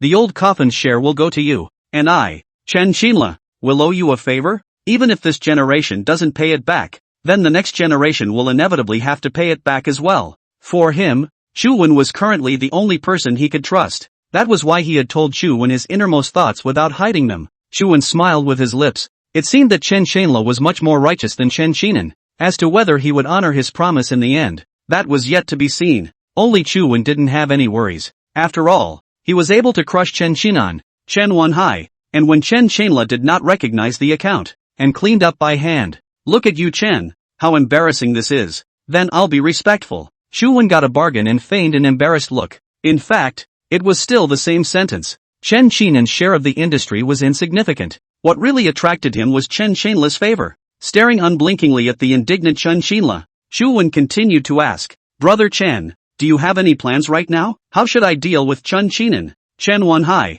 and the other bunch of Chen family executives?" Chu Wen's question hit the nail on the head. Chen Qianla instantly fell into deep thought, and only after a few seconds did he slowly raise his head up, and his mood calmed down quite a bit. "Elder brother Chu, to be honest with you, since the Chen family took shape, I retired to the second line, so the Chen family's senior management are not obeying me, and the funds I can mobilize are also very limited. Although I've made friends with many powerful people in the Magic City over the years, they're basically useless when I break with the old coffin, and they'll even stand up to the old coffin. So, at this time, Chen Qianla spoke with an extremely gloomy expression. After wanting to speak, a pair of helpless eyes looked at Chu Wen's body. The meaning of the words was already very obvious. That is to say that when he tore his face off with Chen Qinan, he almost did not have any manpower and funds that could be mobilized, so these must require the full support of Chu Wen. Chu Wen blinked his eyes, looked at the hand-wringing Chen Qianla, patted his chest, breast, and said boldly, "Brother Chen, don't have to worry.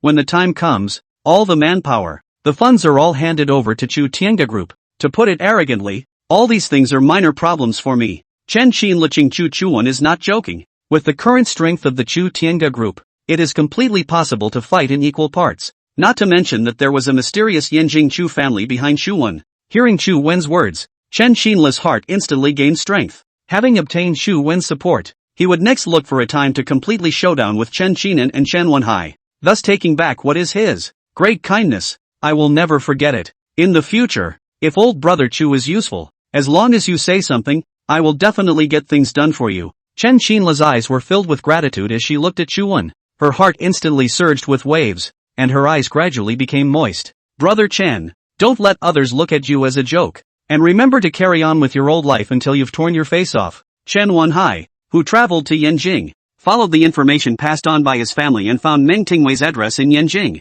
It is a standard three-courtyard house with classical handicrafts carved on the high vermilion-painted door. Chen Wenhai looked at the front door in front of him and couldn't help but suck in a breath of cool air. It's Guanglian Gate. To be clear, returned to 100 years ago. Can live in this kind of place? All of them have a considerable grade of official family. Even in this day and age, owning such a quadrangle would require an astounding price tag. And even if you have the money, you may not be able to buy it. The fact that Meng Tingwei can live in such a place is enough to show her status background. Just why did she come to the Chu Tiange Group? It's hard to believe that it's related to Chu Wen. So in that case, Meng Tingwei's real name is definitely not this one, and her last name is most likely Chu. It's the elite that Chu Wen transferred over from Yanjing. That is to say that the Yanjing Chu family behind Chu Wen truly existed. and it was still the kind of force that was extremely mysterious and legendary. This was because Chen Wenhai had understood that on the surface, although these family forces were rich in strength, they were not the strongest existences, and the emergence of a truly great family was bound to shock all regions.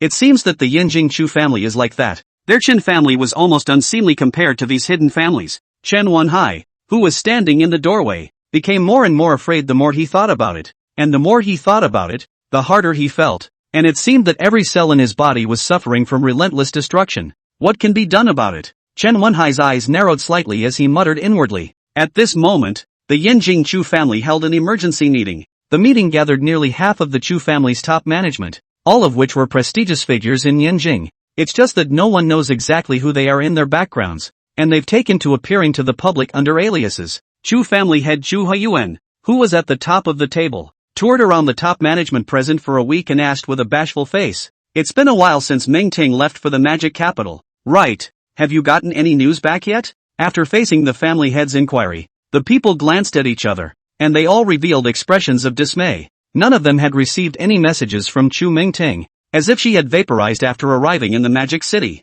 Chu Huiyuan, who had a head full of silver hair, frowned and said meaningfully, "This nymphette, Chu Lingfeng, how is the matter that I asked you to look into? Any results yet?" Speaking shifted his gaze to a young man sitting at the conference table. His age was similar to Chu Wen's, and his abilities were especially outstanding, making him the leader of the Chu family's younger generation. At a young age, he had achieved a position at the top of the Chu family, and it was very likely that he would become a candidate for the Chu family's head of the family in the future. Chu Lingfeng immediately stood up and handed the information that had been prepared long ago into everyone's hands, while making a detailed introduction with his mouth. "According to the investigation that I have launched, I have discovered that Chu Wen, the one who calls himself the Chu family in the Magic City, is none other than our Chu sex lineage, but it's been so long since then that it's impossible to wisp out the whole of what happened. But it's probably possible to organize the structure of things. The matter goes back hundreds of years, that is, to the time of the ancestors, when it was during the late Ming dynasty. In order to preserve the family's roots, there was an internal purge of traitors, and one of them survived and lived on, gradually reproducing to Chu Wen's generation. The exact pulse of what happened is on the information, so I'll simply state it. Chu Huiyuan along with the Chu family's senior management all carefully read the information prepared by Chu Lingfeng, looking at the relevant matters recorded on it. Everyone has a different opinion on this. Lingfeng did a good job, and the information has all been read, so tell us what you think." Chu Huiyuan first praised Chu Lingfeng, and then seriously inquired about the opinions of the crowd. After all, Chu Wen is playing the name of the Chu family in Mordor, which has a necessary and indistinguishable relationship with the Yinjing Chu family, and if it is not handled correctly, it will easily lead to problems. The silence that lasted for 10 seconds or so was finally broken by a cough. Immediately after, a middle-aged man in his early 40s straightened his tie and said while thinking, "This is just my personal opinion. The final decision is still in the hands of the old man. Cut the crap and get to the point."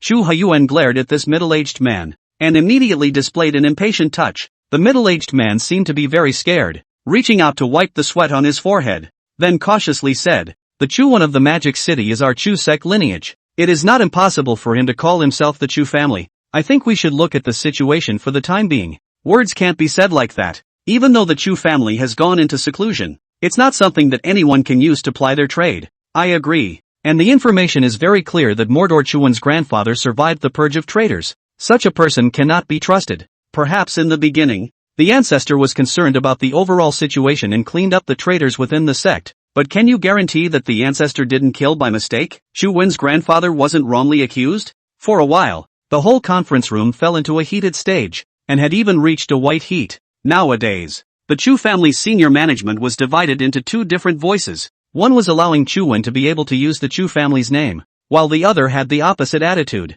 Senior Chu Huiyuan still maintains a smooth mind in such a noisy environment. All be quiet. In an instant, the fiercely quarreling crowd instantly shut their mouths after hearing the old man's voice, all of them as well behaved as little sheep. Chu Huiyuan didn't have the good sense to blankly glance at the many executives, hating them and angrily rebuking them. "I don't know what to say. Ling Feng, you say it." Chu Lingfeng stood up once again and responded respectfully. "In my opinion, there are a few doubts that we have yet to figure out, and that is whether or not Chu Wen is aware of his grandfather's affairs, and this question can give rise to many results. For example, if he's not clear, then how about him thus learning about the Yinjing Chu family? Since he knows, then that means that all Chu Wen is currently doing is trying to avenge his grandfather. Chu Lingfeng's words instantly resonated with every senior. He did have a point, and it seemed that they had thought about the issue in a lopsided manner, and had actually missed something so crucial. Elder Chu Haiyuan nodded with satisfaction. The Chu Lingfeng in front of him was too much better than a group of executives. Not only was his vision unique,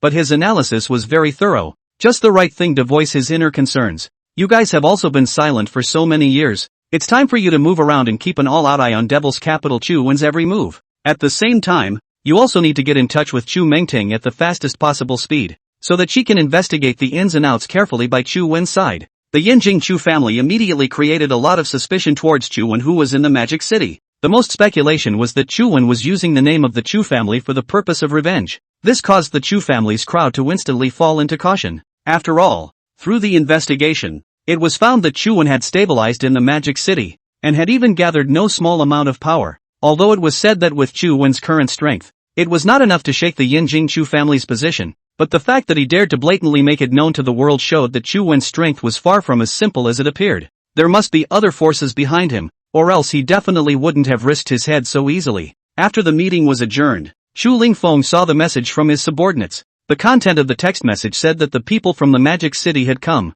and they were currently in the vicinity of a courtyard with 3 courtyards in Yinjing. The behavior is very suspicious. It seems to be someone sent by Chu Wen. As Chu Lingfeng looked at the content of the message, his gaze suddenly deepened, and his complexion stirred up. Is this the time for Chu Man to make his move? Then he really had to meet the people sent by Chu Wen and see the tactics of Mordor. His heart instantly made a choice, and he immediately moved to the vicinity of the quadrangle where Chen Wenhai was currently located. After about an hour and a half or so, Chu Lingfeng smoothly appeared in Chen Wenhai's neighborhood, and then based on the intelligence provided by the family, he found Chen Wenhai, who was facing the quadrangle in a daze. Chu Lingfeng carefully sized up Chen Wenhai a lot before he took a step toward Chen Wenhai, while saying with a face full of suspicion, "What are you looking at? It's just a courtyard. There's really nothing to see." Faced with Chu Lingfeng's sudden accosting, Chen Wenhai was stunned and looked with extreme curiosity at Chu Lingfeng, who was standing beside him. "Who are you?" "Lu Jingyu. You and I are considered to have met in passing. How about making a friend?"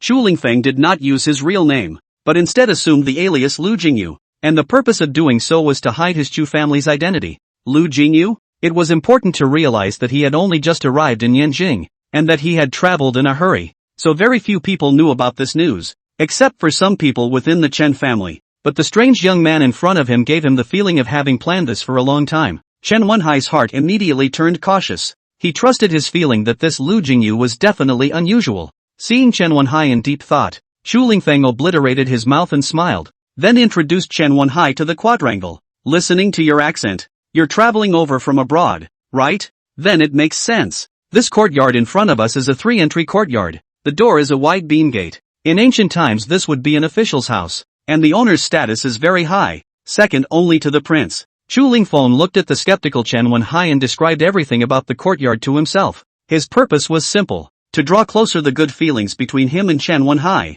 At this moment, Chen Wenhai blinked, quite clear that the Chu Lingfeng in front of him was here to pry for information. That was why he decided to use the trick as a means of extracting what he wanted to know from Chu Lingfeng's mouth. "Good eyesight. I'm from Magic City. Traveling to this side of Yanjing, I stumbled upon this courtyard. I've never seen such an imposing courtyard before." Chen Wenhai, who was quite deep in the city, naturally would not tell the true purpose of his visit to Yanjing. Chu Lingfeng and Chen Wenhai both had their own agenda, listening to half and abandoning half to each other. In fact, this courtyard is not the best in Yanjing. To understand the good and bad, you have to look at the gate. This is called Guangliang Gate. It is the ancient courtyard where the rank of prime ministers resides. The best is the gate of the royal family. So that's the distinction. I'm taught. Chen Wenhai glanced at Chu Lingfeng beside him. He basically ignored Chu Lingfeng's introduction, but inwardly, he was considering how to probe into what he wanted to know. The corner of Chu Lingfeng's mouth raised a light smile as he said blandly, "This brother,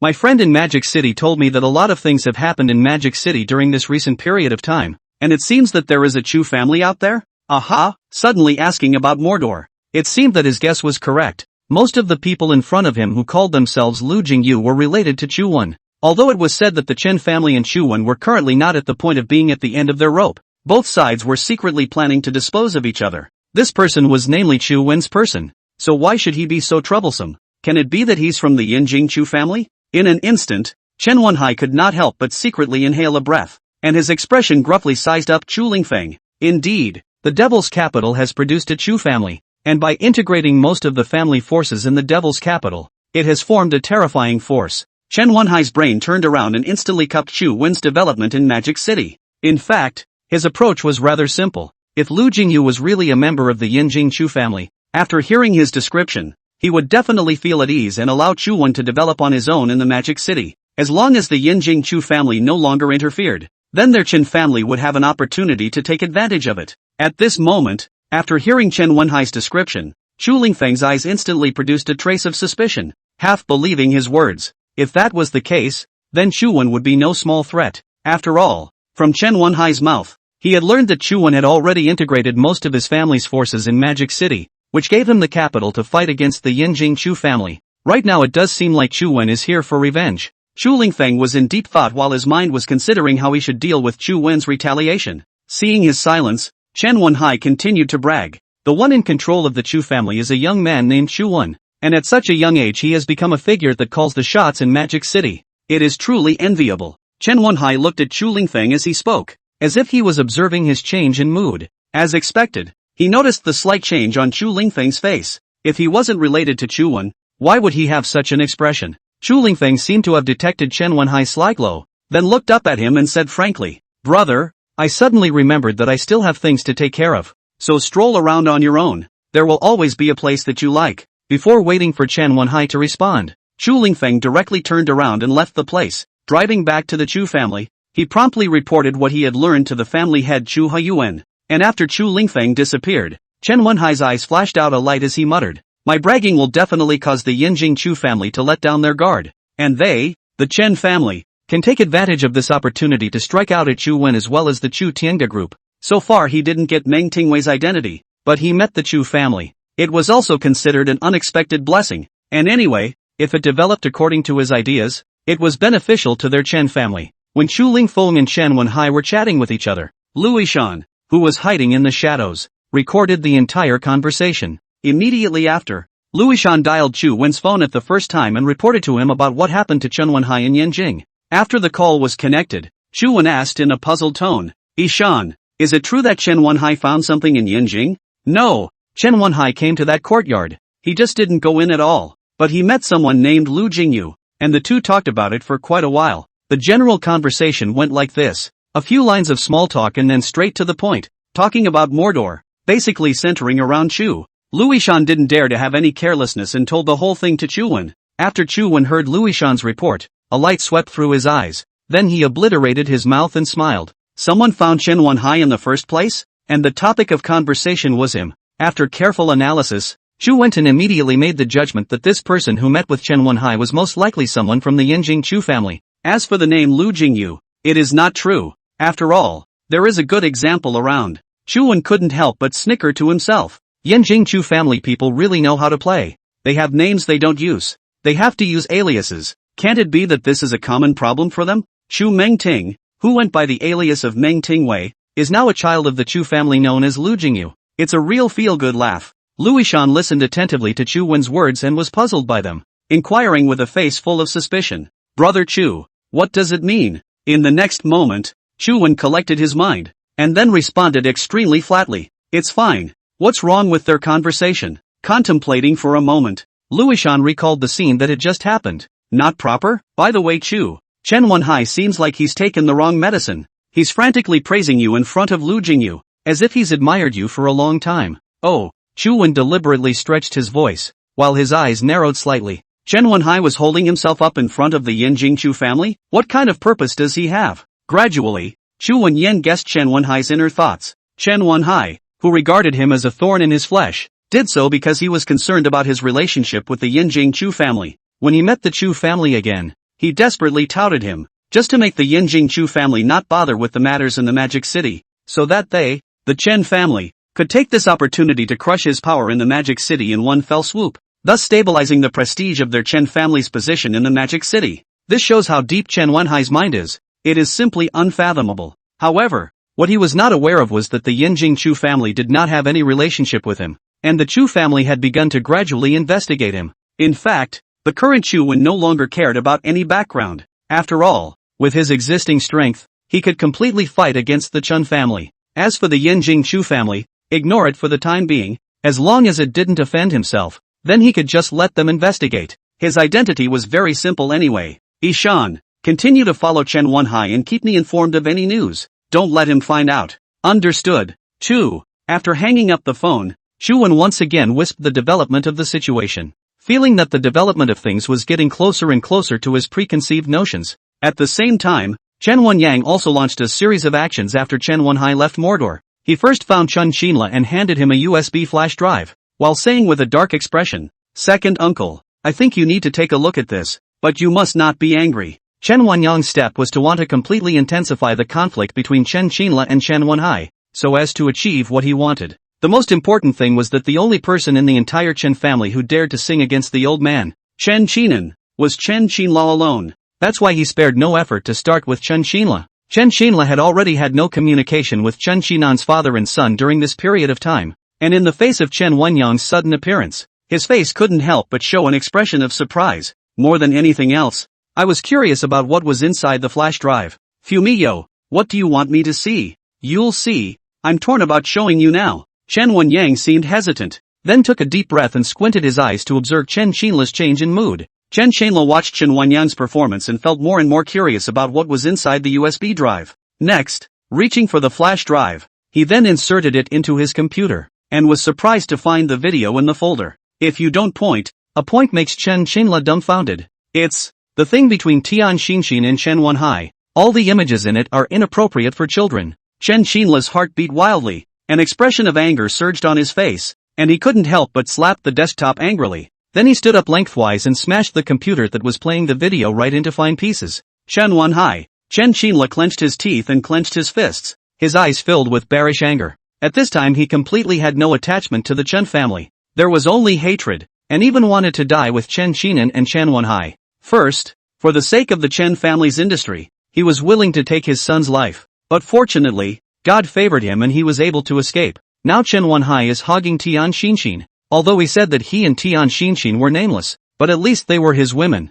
These things are vivid in front of me, so that Chen Xinla this heart of patience completely to the boundary. He decided to explode. It is time to get back all the justice. Otherwise, he would forever suffer from the bullying of Chen Xinan's father and son. Chen Wenyang secretly laughed in his heart, but his face showed a worried expression, as if he had done something wrong and said, "Don't be angry, second uncle. If I had known this, I wouldn't have given you the USB drive." Chen Xinla ferociously glanced at Chen Wenyang. In his opinion, Chen Wenyang was not Chen Qinan. Chen Wenhai was as sinister and vicious, but he was not a good bird either. Anyway, he was now extremely anti-Chen Qinan father and son. Moreover, his fiery temper ignited instantly after many years of silence, and he left the room regardless and went straight to the study where Chen Qinan was. This was exactly what Chen Wenyang wanted to achieve. In order not to be seen by Chen Xinla's subjective behavior, he hurriedly chased out. Second uncle, what are you going to do? Impulse is the devil.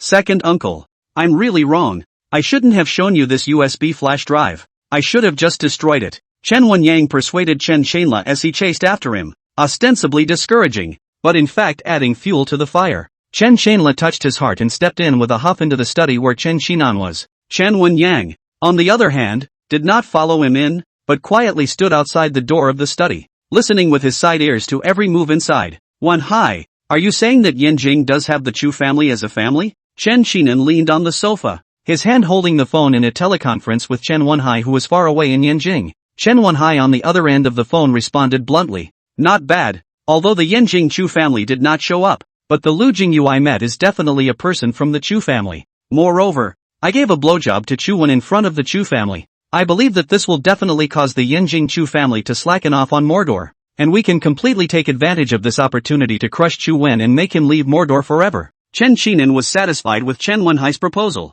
After all, he believed in Chen Wenhai's ability. Otherwise, it would be impossible to train him to be the successor of the Chun family. What do you want to do? Just get your ideas straight. Yanjing side has many Chen family connections. I will stay in Yanjing to continue tracking down the Chu family. As for dealing with Chu Wen, I hope you can step in. For one thing, you can deter the Mordor families that have defected to Chu Wen, and secondly, I don't believe in Chen Wenyang's ability. Chen Wenhai spoke very straightforwardly. telling the trade-offs and pros and cons as much as he could. Chen Xinan on the sofa considered for a few seconds before saying extremely blandly, "One hi," acting more and more decisively. "It seems that when you come back from Yanjing, it's time to hand over all of the Chen family to you." He had thought it through, and since Chu Wen had appeared in the Magic City, it had instantly caused the situation in the Magic City to change abruptly. There used to be many families in the Magic Capital, with 4 or 5 of the top families, but now only their Chen family was left. As for the other clans, they either defected to Chu Wen or were destroyed. Some inconspicuous small clans were caught between the Chu Wen and Chen clan, surviving in between. Just then, the door of the study was violently kicked open, and then a bearishly angry Chen Xinla barged in, then stared daggers at Chen Xinan, who was on a call. Chen Xinan's eyes narrowed slightly as he said in a slightly unpleasant manner, "Ah, Lu, what's wrong with you? Entering the study without knocking is not to mention, but who are you kicking the door at?" Chen Wenhai on the other end of the phone seemed to have heard the quarrel in the study as well, and inquired with a puzzled face, "What happened?" Chen Xinan ignored Chen Wenhai's concern and instead hung up the phone directly. Looking coldly at the extremely strange Chen Xinla, he was puzzled by Chen Xinla's bizarre behavior. You should know that normally Chen Xinla is very amiable and seems to tolerate anything. What's wrong with him today? Chen Xinan, who was good at observing words and colors, was also unable to see the sudden change in him, and his eyes were filled with curiosity. Chen Xinla stared unblinkingly at Chen Xinan on the sofa and shouted with an agitated expression, "Who am I punching? I'm rushing at you, the two-faced old coffin, and your human-faced, beast, son, beast, son." Did his change of heart stem from himself? This left Chen Xinla at a loss, and he couldn't figure out what was going on at all. It can make an peaceful brother turn into what he is now. "I'm two-faced, are you being provoked?" Chen Xinan looked at the agitated Chen Xinla in surprise and issued a question. "Old coffin. If you want people to know, unless you do it yourself, you know what you've done yourself." Chen Xinan shook his head and said in surprise, "Ah, Lu, if you don't tell the truth today, I will absolutely pursue this matter." He interesting, was the person who sent someone to bump into my son back then you? And also what did you say back then? Handing over the Chen family's industry to my son, and then you ended up doing that. What is it if you're not two-faced? Nowadays I'm not afraid to be ashamed. Your avian, beast, son even screwed my woman. That damn is my woman. Ah, your father and son are really incorrigible. The Chen family won't have any development at all with you people. At this time, Chen Shenla also had no qualms about saying what had been pent up in his heart for so many years, so to speak. Even so, it still couldn't dislodge the anger in his heart. Due to Chen Shenla's prompting, Chen Xinan instantly recalled what happened back then. It was true that it was all his doing, but man is not for himself. Not to mention that his son Chen Wenhai was indeed more suitable than his son to take over the position of the Chen family head. After so many years, he had also long forgotten about this matter. I didn't expect to be found out by Chen Shenla. Although Chen Xinan said that he would not regret his decision, he really had no face to face his brother at the moment. Immediately, he buried his head deeply, not daring to meet Chen Shenla's eyes. Chen Shenla saw him bowing his head. The anger in his heart became even stronger, and he cried out indignantly, "You and I are blood brothers. Since our parents passed away, we've depended on each other, and together we've fought our way to the present world. But do you know how I feel when you tried to take my son's life? Do you understand that our relationship has come to an end? Going forward we are no longer blood brothers, but enemies. I'm talking about your animal-like son. Back then he also had a part in it. A thing cannot, and in my woman under the mind. You guys feel threatened to say I can leave the Chen family. Without you guys I live as well." The more he said, the more insane Chen Shenla became. Tears and snot flowed, and his eyes gradually became disoriented. He's out of his mind, alive and well, crushed by unrelenting affection. Years of heartache. Chen Xinan slowly lifted his head and turned his gaze to the epileptic Chen Shenla, and then fell into self-blame and contradiction, making it difficult to extricate himself. Because of the gradual growth of the Chen family, it caused him to be preoccupied with the development of the Chen family. Since then there has been no control over the retired Chen Shenla. Even for a long time have not had a good care about his life. Rather, it was his lack of vomiting that awakened Chen Shenan's kinship. When the two brothers had the hardest time, they were totally a bread to share. It would be days of suffering, but they could feel the strong brotherly love. But along with the rise of the Chen family, this brotherly love also began to part ways. Looking at his brother who had gone crazy, Chen Xinan felt remorseful inside and instantly felt his blood rising. After a flurry of overturning, Chen Shenan's face turned pale, followed by a mouthful of blood gushing out. In a flash, he crawled morosely onto the couch, gasping for weak breath. The insane Chen Shenla, however, kept repeating the sentence, "You are all two-faced, human-faced beasts." a shocking change occurred in the study of the Chen family villa. All of them were heard by Chen Wenyang, who was hiding outside the door, and a light of joy flickered in his eyes before he obliterated his mouth and smiled. Now, the Chen family is mine. Chen Wenyang, my brother's heart counts in, but he still can't resist my means. Chen Qinan's critical illness and Chen Chainla's madness caused the Chen family to be instantly leaderless. As for Chen Wenhai, he was thousands of miles away in Yanjing, oblivious to the Chen family's shocking change. Even if his inner circle sent a message to notify him, it would take some time for Chen Wenhai to return to Magic City. Chen Wenyang's thoughts were clear. He wanted to replace all of the Chen family's original team before Chen Wenhai returned to the Magic City.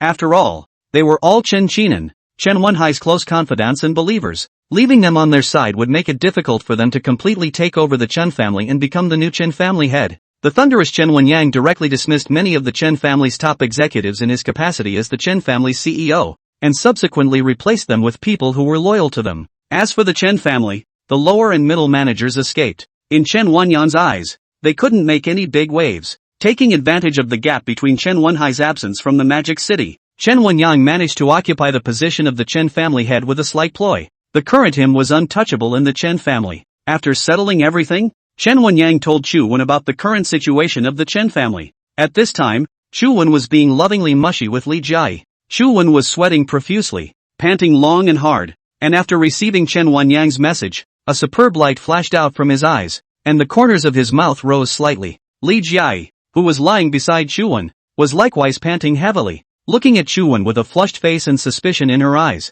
What is it? It makes you so happy. Of course it's experiencing pleasure. What else would give me pleasure? Li Jiai did not have the good sense to blankly glance at Chu Wen, reached out and gently patted him, said with a guffaw, "You're so annoying, hurry up and tell me what's going on." She had long been accustomed to Chu Wen's immodest appearance. Even she especially liked this immodest energy of Chu Wen now. Chu Wen coughed gently and responded with a calm demeanor. "Annoying? Why didn't you think I was annoying just now? Ha ha ha, I won't tease you." Chen Wenyang sent a message saying that one of the two giants of the Chen family is dying, and one has gone completely insane, and that the Chen family is now under Chen Wenyang's control. Seeing that Li Jiai was about to make a move, Chu Wen smiled with his lips and then told her all about the message sent by Chen Wenyang. Li Jiai could not help but reveal a surprised expression after hearing Chu Wen's words. The Chen family changed hands? How could they not get wind of something this big? Moreover, even if the two giants of the Chen family fell, it would not be Chen Wenyang's turn off. The position of the Chen family's head was also inherited by Chen Wenhai. How did Chu Man get involved with Chen Wenyang? All sorts of confusion swept through Li Jiai's deep heart. Looking urgently at Chu Wen, seemingly wanting to understand the whole story of what happened. In fact, it was understandable that Li Jiai did not have any knowledge about it. After all, after the establishment of the Chu Tiange group, she had thrown herself into busy work and had not the slightest understanding of what was happening within the Magic City. And because of Chu Wen, she also put down the Li family's industry and wholeheartedly helped Chu Wen take care of everything in the group. Chu Wen looked at the inquisitive Li Jiai and let out a loud laugh, saying softly, "You have quite a few questions. Nei-san, the Chen family has indeed changed ownership, and Chen Wenyang got the position of family head by taking advantage of the gap between Yanjing, where Chen Wenhai had gone to. As for Chen Wenyang and I being a partnership, everyone's purpose is simple. He wants to get the position of the Chen family's family head, and I'm eliminating the threat." This was something that Li Jiai knew very well. The point of conflict between Chu Wen and Chen Wenhai was her. The withdrawal of the marriage had caused Chen Wenhai to lose face, which was why he held a grudge against Chu Wen and was bound to deal with it as a way to regain face. Chu Wen, naturally, will not let a threat exist around him, and will likewise try to do everything possible to eradicate Chen Wenhai. That's exactly how the trouble started. However, Li Jiai was very supportive of Chu Wen's approach. After all, the strength of the Chen family could not be underestimated. If she did not want to find a way to deal with it, it would be a considerable trouble. Next, Li Jiai's face revealed a look of worry as she frowned and said, "Chen Wenhai was in a cooperative relationship with you before he became the Chen family head, but now that he's getting what he wants, aren't you afraid that he'll fall in the right direction to deal with you?" Chu Wen gave a meaningful smile, then gently shook his head, and then said, "Fear not. Don't look at the fact that he is now sitting in the position of the family head, but his heart and city skills are far less than his brother Chen Wenhai, and even less of a match for me. If he is obedient, there will still be a place for his Chen family in the Magic City. If he is going to be a jerk, then I will make the Chen family completely disappear from the Magic City."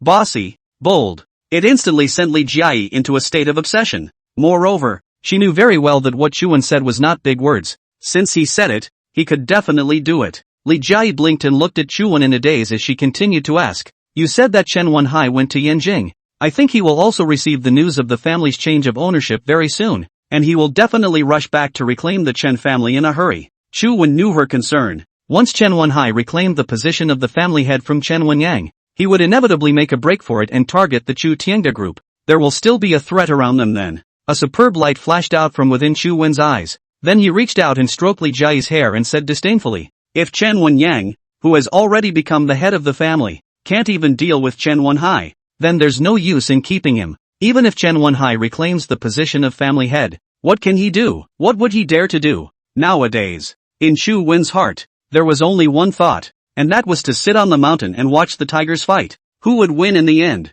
Chu Wen didn't care. What he really cared about was integrating the forces of the magic capital, thus creating a super alliance. Li Jiayi no longer inquired, but nodded slightly. She was convinced of Chu Wen. As long as Chu Wen was there, she would have enough security, and the Li family would be sheltered beyond its former glory. "Nei-san, what's the point of talking about them? There are more important things waiting for us." Chu Wen looked at Li Jiayi with amusement, furtively getting up as he spoke. Li Jiayi lowered her voice and murmured secretly, "Still coming? Can't you give people a break? You're still so raw.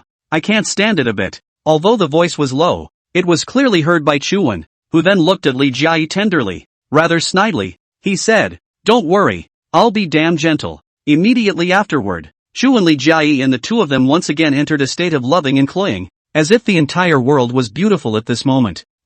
People. Ready. Chen Wenhai, who was far away in Yanjing, was approaching the Chen family's better connected forces, hoping to find clues about the Yanjing Chu family through the local forces. The fact that he met Lu Jingyu in front of that quadrangle convinced him that Yanjing did indeed have a large and mysterious family. But to be more specific, Chen Wenhai did not know, and relying on local forces, as usual, no movement of the Chu family was found, as if Yanjing had never had a Chu family. As for the well-remembered Lu Jingyu, he never appeared again. Chen Wenhai's feelings in Yanjing had made him quite jealous of the Chu family. If the Chu family were to strike at the many clans in the Devil's capital, I'm afraid that the entire Devil's capital would be hard-pressed to resist. In addition to searching for traces of the Chu family every day, he was mentally considering how he should fight against the Chu family so that the Chun family would be invincible. After several consecutive days, a phone call shocked him straight away. It was his confidant who had told Chen Wenhai the news that the Chen family had changed hands and that the two giants were in a critical condition. And Chen Wenyang also took advantage of his absence within the past few days to completely replace his entire inner circle with his own people.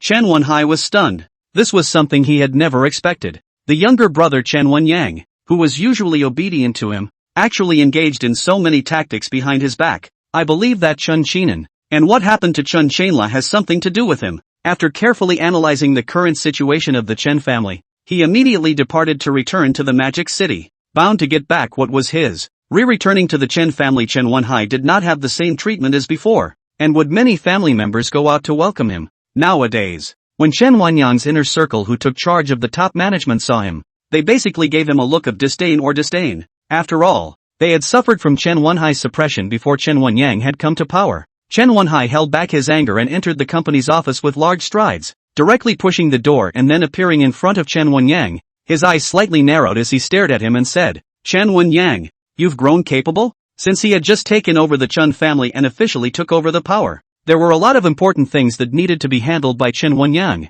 However, after hearing Chen Wenhai's displeased voice, he slowly raised his head, closed the file in his hand, quietly leaned toward the swivel chair, and responded with a gleam in his eyes, "Who did I think it was? It turned out to be Big Brother. Why did you come back?" Chen Wenyang made an amused rhetorical question. His state was also a world of difference from before, knowing that in the past, what Chen Wenhai had said to him, even if he was dissatisfied in his heart, he would still do it. But now he could not give Chen Wenhai the slightest face. Chen Wenhai first froze, his brows slightly furrowed as he said with a deep gaze, "Chen Wenyang, do you really think that you are the man of the Chun family's word? As long as I'm around for a day, you shouldn't daydream." The rather exasperated Chen Wenhai could no longer hold back. Raising his hand and pointing at Chen Wenyang, he spoke forcefully. It was as if he was still the same heir to the Chen family who said nothing. Chen Wenhai blinked his eyes, then revealed a light smile and said disdainfully, "Could it be that I'm not right now? And besides, it's not your turn to lecture me on whether or not I'm going to be the head of the Chen family.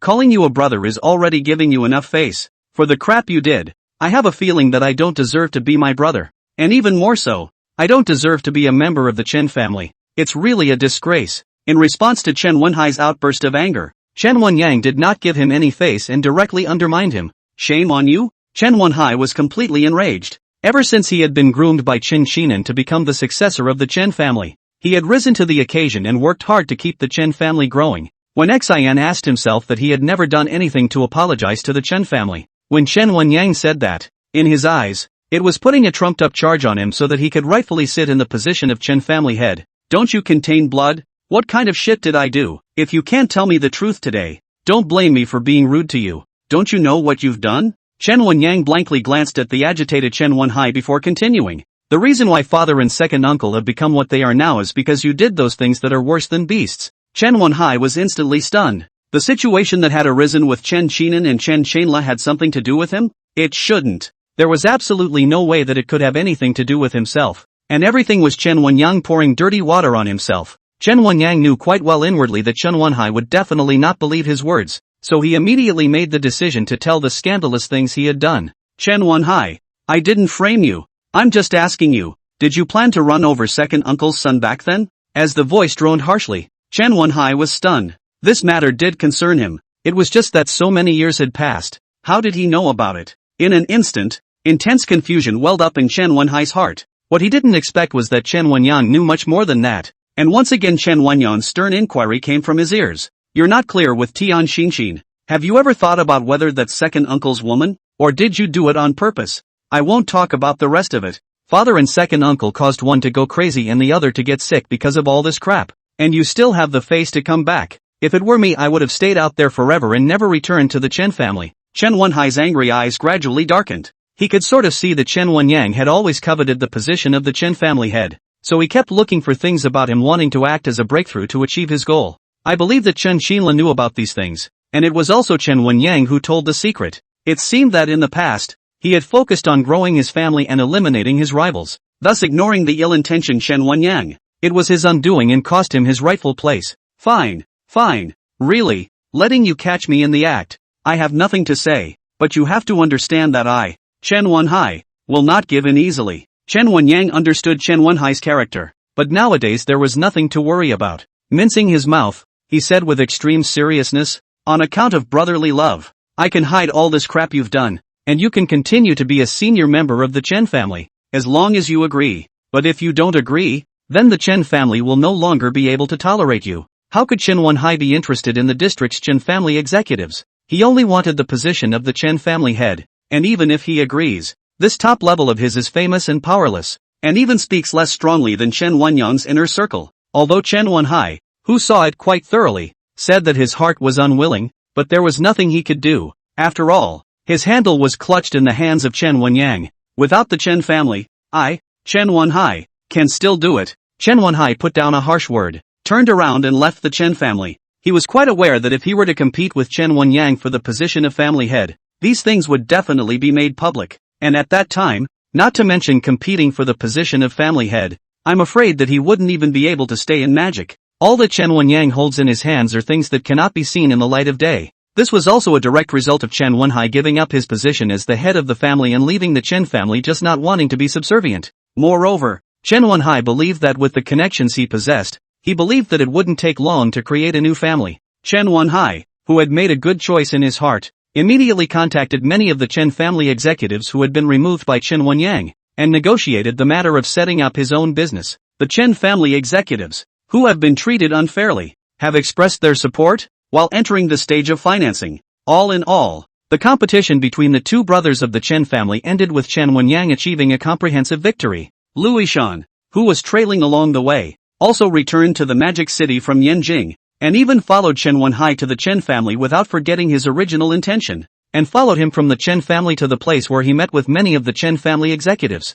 Only after understanding Chen Wenhai's next move thoroughly did he head to Chu Wen's villa. Looking at the dusty Luishan, Chu Wen couldn't help but obliterate his mouth and said in a fun manner, Ishan, isn't it a bit of a big deal to let a genius like you track Chen Wenhai? Luishan hastily shook his head, indicating that he enjoyed this kind of mission. In fact, it wasn't this kind of mission that he enjoyed, but he took what Chu Wen had ordered down extremely seriously, and since Luishan regarded Chu Wen as his idol, he was already very happy to be able to receive Chu Wen's instructions, And what's all this talk about being big and boring and interesting? Brother Chu, you can't say that. This trip to Yanjing, I also learned a lot of things, just like how to tail. In the future, tailing a girl can be undetectable. The moment the words fell, Chuan let out a loud laugh. This was a situation that Chuan hadn't even expected. The rather arrogant genius Luishan actually told jokes. It seemed that his entire person had changed significantly since he came to the Chu Tiange group. Luishan looked at Chuan, who was full of smiles, reached out and rubbed his hair and smiled along with him,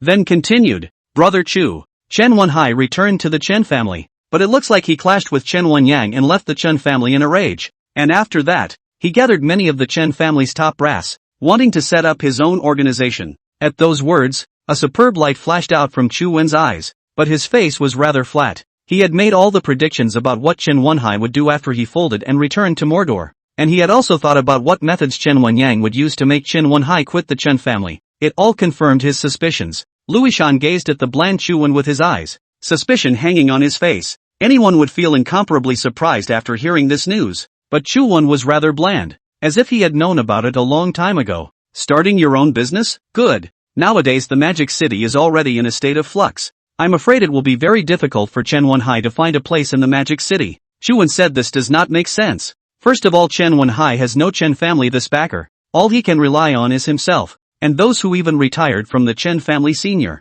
With their meager power, it was difficult to achieve the current point of the Chen family. It might not even be possible to reach the Lu family. At best it would be a weak force with ambitions. Moreover, this layer of Chen Wenyang's relationship made the attitude of the upper-class people in Magic City towards Chen Wenhai go through double and triple deliberation. If you helped Chen Wenhai, then you were undoubtedly incurring the wrath of the Chen family. The most important point, who of these dignified characters in Mordor is not clear about the grudge between Chen Wenhai and Chu Wen? Even if they offend the Chen family, they can't offend Chu Wen, who has a mysterious background. So it was almost impossible for Chen Wenhai to develop and grow in Magic City. Brother Chu, should we use the power of the group to suppress him? What Luishan thought of was different from Chu Wen. When Chen Wenhai was still the heir of the Chen family, he had a good relationship with many families in Magic City. Now that he's taking care of his own business and will inevitably be in desperate need of development, those relationships become crucial. With his mind, he could certainly do it. A bereaved dog doesn't need to utilize the group's power. And I'm going to integrate the many clans in the Magic City next and form a super alliance to make the Magic City's major clans into one economy. How could the genius Luishan not be clear about Chu Wen's meaning? He was trying to gather the scattered forces of the magic capital so as to become an untouchable and complete body. In this complete body, each family will shelter each other. In this way, the clans in the Magic City would have less strife and more opportunities for development. Chu Wen's idea was 100% beneficial. Luishan to Chu Wen is more worship. He really did not choose the wrong person. Follow Chu Wen will only prosper. Looking at the entire magic capital, the vast number of clans, all of which took the family's growth as their own responsibility, had never had a vision as large as this, including their Lu family. Even if he became the head of the Lu family, it was impossible for him to be as discerning as Chu Wen. That's the difference between him and Chu Man. Integrating the clans in Magic City? In my opinion, every family is very conservative. They may not agree with your idea, Brother Chu. Since he was young, he lived in the Lu family, and his friends around him were also family descendants, so he knew every family very well. It's not as easy as one might think to actually try to do this. After Chu Wen heard Luishan's worries, he instantly revealed a light smile and said frankly, they have their thoughts, but I can change their thoughts as well, and if they can't be changed, then naturally, there's no need to force them. The two words forced were said with a gravity that seemed to have indicated his inner thoughts. Chu Wen looked at Luishan with a gleam in his eyes, and then said meaningfully, you've also worked hard these past few days. Go back to the Lu family to rest for 2 days, and by the way, tell your family head to wait for me to notify all the big clans of the Magic City that I'm inviting them to dinner, and the location will be at the Marriott Hotel. Luishan instantly understood and nodded silently. With a firm gaze, he made a response to Chu Wen. Brother Chu, you can rest assured. I will convey your words as they are, but I don't have to work hard. I believe that the group must have a lot of things to deal with. I'll work directly. Make up your own mind. Chu Wen reached out and patted Luishan's shoulder. With such a right arm and left arm, Chu Tiange group will definitely grow stronger and more brilliant. He was very relieved. Luishan was quite supportive of Chu Wen's matters, so he didn't dare to be any slower. Returned to the Lu family as fast as he could. Lu Shiyu was surprised to hear the news of the change of ownership of the Chen family and expressed doubts about such a change. To know Chen Qinan, Chen Shenla a period of time ago is safe and sound. Why will in a moment between the crazy? Sick disease. I believe that there must be other hidden reasons. And why would it be such a coincidence that this all happened while Chen Wenhai was far away in Yanjing? Although it didn't have much to do with him as to who exactly became the head of the Chen family. However, Lu Shiyu is very clear that the only person in the whole of Mordor who can do such a thing is Chu Wen, and Chen Wenyang is a chess move that he has planted in the Chen family. Today this move is thoroughly dominant. I can't help but feel worried about whether the Lu family will be like the Chen family. Just as Lu Shiyu was meditating, the dusty Luishan appeared in the living room of the Lu family. A pair of snarky eyes looked up at him. Snap! Snap! Taking advantage of Lu Shiyu's inattention, he heavily knocked his hand twice in his ear. The piercing sound instantly made Lu Shiyu collect his mind and look in shock at Luishan, who was already sitting beside him, and a look of surprise and dismay immediately appeared in his eyes. It's you, Ichiyama. Daydreaming in the middle of the day? Isn't that called daydreaming? Lu Shiyu looked at Luishan beside him in surprise, and his eyes were inevitably surprised. Self-importance of superior intelligence, resulting in his whole person is very cold, always unsmiling appearance. But after he followed Chu Wen, the solitary character as well as the trajectory of life suddenly changed radically. Such a situation as Lu Shiyu never expected things. It is important to know that he once thought of training Luishan to become the heir, so he also tried to change his character. But in the end it was a non-event. But, Chu Wen changed him easily. He really is a god. Ishan, nowadays you know how to joke. Not bad, but then again, isn't it true that Chen Wenhai rushed back from Yanjing? Lu Shiyu calmed down, and then rather jocularly flirted with Luishan for a couple of moments. Next, he shifted the focus of the conversation once again, because he knew Chu Wen's explanation to keep track of Chen Wenhai's traces at all times. The fact that he was now back at Lu's house was enough to show that Chen Wenhai had also rushed back from Yanjing. After all, the position of the Chen family had originally belonged to Chen Wenhai, but currently it had become Chen Wenyang's bag, so how could he not be anxious? In fact, Lu Shiyu was very interested in what happened to the Chen family. Only by seeing what happened to the Chen family could he project whether Chu Wen would make a move against their Lu family. He had an absolute responsibility to protect the Lu family from all unwarranted calamities. Luishan gazed at Lu Shiyu. It was clear that he wanted to understand Chen Wenhai's every move. Whether it was to see a joke or to observe the situation in the Magic City, it was necessary for him to tell the family head, Lu Shiyu, about what had happened in the Chen family. That's right, Chen Wenhai just arrived in Magic City not long ago, and returned directly to the Chen family, seemingly falling out with Chen Wenyang. In this regard, Lu Shiyu did not feel rare. This kind of thing was penned in Mordor, and almost every year there would be a family that had such a thing. However, he became curious about Chen Wenhai's next move. If Chen Wenhai recaptured the Chen family, then the one-man Chen Wenhai would definitely expel Chen Wenyang from Mordor, and would also pour all of the Chen family's strength into dealing with Chu Wen as well as the Chu Tiange group. Even if the Lu family had already defected to Chu Wen, they would have to get involved when the time came. As the saying goes, if two tigers fight, one will be injured, and the one that will be injured the most is definitely their Lu family. Suddenly, Lu Shiyu did not dare to continue the thought. Another scenario came to mind, which was that Chen Wenhai was simply no match for Chen Wenyang and ended up leaving the Chen family empty-handed. This way, multiple parties are in a state where everyone is happy. Luishan saw Lu Shiyu fall into meditation and blinked before continuing. After Chen Wenhai left the Chen family, he called for a meeting with the Chen family executives who were kicked out by Chen Wenyang, and is discussing the matter of setting up his own family. Hearing Luishan's voice, Lu Shiyu slowly raised his head to look at him, his eyes filled with joy. This meant that in the end, it was still Chen Wenyang who had stabilized the position of Chen family head. As for the self-made thing, it's completely over the top, and it's not going to make much of a dent at all. Moreover, their purposes are not pure, and it is difficult for them to agree on their ideas, so I am afraid that they will be disintegrated in a short time after their creation. The Chen family executives who were kicked out were resentful of Chen Wenyang, while Chen Wenhai wanted to single-handedly dominate the entire Magic City. Everyone starts from a different point of view, and the probability of success becomes extremely slim. Throughout the ages, there has been a stark truth that it's not all the way. Don't be a boat. Lu Shiyu instantly felt smoother. In his opinion, Chen Wenhai is very difficult to have a brilliant time in his life, so there is no need to have any scruples about him. So that's what it's like. It's really self-inflicted. People who are always counting on others will eventually be counted on by others. It must be said that Chen Wenyang's one-handed operation makes Lu Shiyu pay considerable attention to the heart cannot help but Chen Wenyang raised vigilance. It seems that he did underestimate the inconspicuous Chen family's second son. Luishan obliterated his mouth and smiled,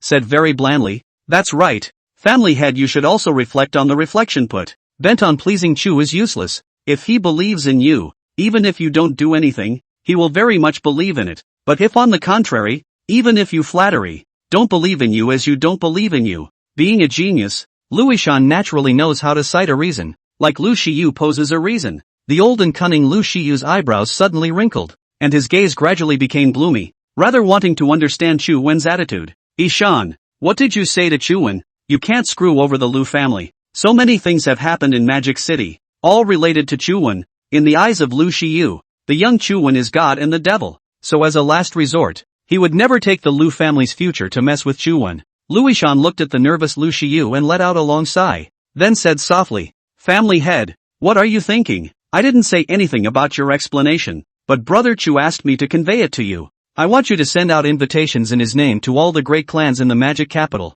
Chu is going to treat everyone to dinner and talk about forming a super alliance in the meantime. Invite all the big families in Magic City? Forming a super league?" The first one was good. Both Chu Wen and their Lu family had this face. Just what is this super league? The super alliance is about integrating all the clans in Magic City and putting aside old grudges to seek common ground. This son will become a great man. Lu Shiyu made high praise of Chu Wen. In terms of ability alone, Chen Wenhai, Chen Wenyang, Luishan, and other leaders of various families could not be compared to them. Not to mention the other aspects, it is impossible to compare with him at all. This idea of a super league is beyond even their older generation. Everyone was motivated to rise to the occasion and grow their family's strength. Who could think of such a thing? Or who dares to think about it? Even if a similar thought appeared, it would definitely be instantly dispelled. After all, the number of clans in the Magic City was too large and vast, and every clan hoped to be able to truly control the Magic City and trample the other clans under their feet. But then again, by doing so,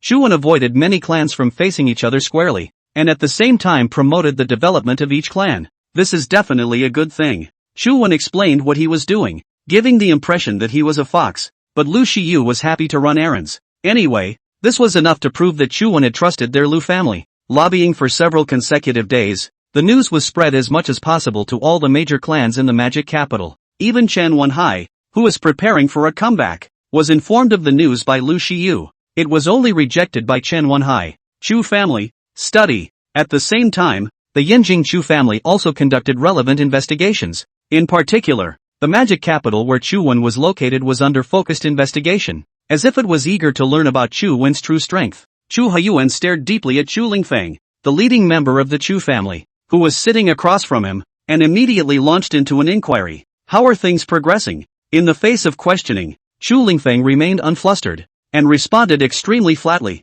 Old master, there is news from the Magic Capital side. In fact, after the rebel door, Chu Wen and the Chen family started a series of open and secret battles. It was under this dark fight that Chu Wen exposed the identity background of the Yinjing Chu family, and all of his previous data information is blank. I don't know if it's due to artificiality. Chu Lingfeng frowned as he spoke. Modifying personal information was the usual technique of the Chu family, so he knew the process well. If you don't have a relationship, you can't change it at all. However, according to the investigation, the time Chu Wen arrived in Mordor could be described as poor. He didn't look like he was rich or had any power to support him. This made Chu Lingfeng extremely confused, and even spawned an unsettling premonition in his heart. Chu Haiyuan's eyes gazed up, his entire body leaned back, and continued to address Chu Lingfeng, who was full of deep thought. Then what's the situation with Meng Ting right now? Hasn't it been contacted yet? Chu Lingfeng did not say anything, only nodding immediately. In his eyes, it was as if Chu Mengting had evaporated. No matter how many of his Chu family's children he sent to the Magic City to look for traces of Chu Mengting, they all ended up in failure. It shouldn't be. Mengting has never done anything but say one thing. If she finds something about anything related to Chu Wen, it will inevitably be transmitted to Yinjing at the first opportunity. Old master, you shouldn't worry too much. Mengting is icy smart and will definitely fulfill your orders. Chu Lingfeng knew clearly that Chu Haiyuan was doting on Chu Mengting, but now that he had broken contact for a long time, he was naturally extremely worried inwardly. All he could do was appease Chu Haiyuan. Chu Haiyuan nodded silently, then continued, right now our understanding of Chu Wen is less and less. We absolutely cannot take this lightly. At the same time, send more manpower to the Magic Capital to see if we can get in touch with Mengting. The old man and Chu Haiyuan's ideas coincided and basically agreed. Just rest assured, old master. I've already selected suitable candidates and had them travel to the Magic Capital to infiltrate Chu Wen's Chu Tiange group. And anyway, I believe Meng Ting should be inside the Chu Tiange group.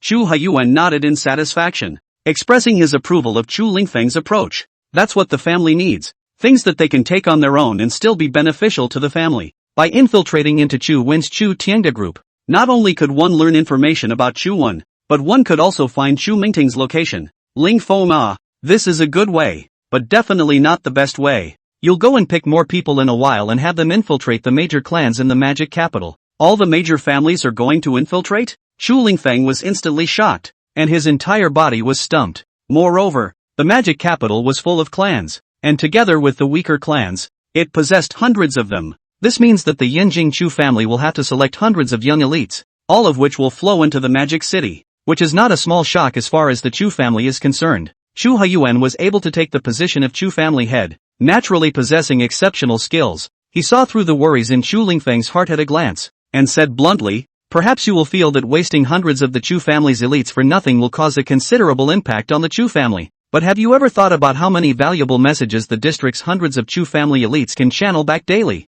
And even at the critical moment, these 100 people can destroy the Chu Wen who came back to take revenge. Chu Lingfeng listened carefully, then savoring it, he found that it was indeed as the old man had said. He couldn't help but nod approvingly, but in his heart, he was analyzing the old man's style of doing things so as to draw on the things that made him improve. I've been foolish, master, I'll get on with it here. Saying that, Chu Lingfeng fiercely stood up, then turned around and was about to leave the study. Just then, the old man's resounding voice once again came to his ears. Ling Fo Ma, I have decided that you will be the successor of the family head. I hope you won't let me down. Ah, master, I definitely won't let you down. Chu Lingfeng froze in place for several seconds before he turned to look at the old man Chu Huiyuan, with an expression on his face that was both excited and extremely stressed. The Chu family had never settled on an heir because there were many geniuses and leaders in the family, and he, Chu Lingfeng, was not the best. But in the big event above, Chu Lingfeng has shown a mature and old-fashioned flavor. The head of the family should have the temperament of not changing color in front of the collapse of Tarzan. Only with such a mind can one be fearless. In Chu Huiyuan's eyes, Chu Lingfeng had already arrived at his requirements, which was why he had allowed him to take the position of successor. Go on, make it look good and show the old man of the family what you're made of. Chu Lingfeng nodded heavily, and for a moment, his inner fighting spirit was so high that it seemed as if he had been pumped with chicken blood. Spinning around, he left the study and picked out the right person within the family. 81 children of the Chu family were eventually drawn up, from which they officially infiltrated the various families of the Magic City, waiting for the family head Chu Huiyuan's instruction to act. The storm clouds in Magic City and Yanjing were rising, just like a storm that was about to descend. In order to prevent Chu Wen's revenge, the Chu family had used dozens of the family's young talents to infiltrate the devil's capital, thus occupying the people. Understand Chu Wen's movements, then prepare accordingly, and eventually fight back. Meanwhile, the magic capital had also seen many things happen in just a few days.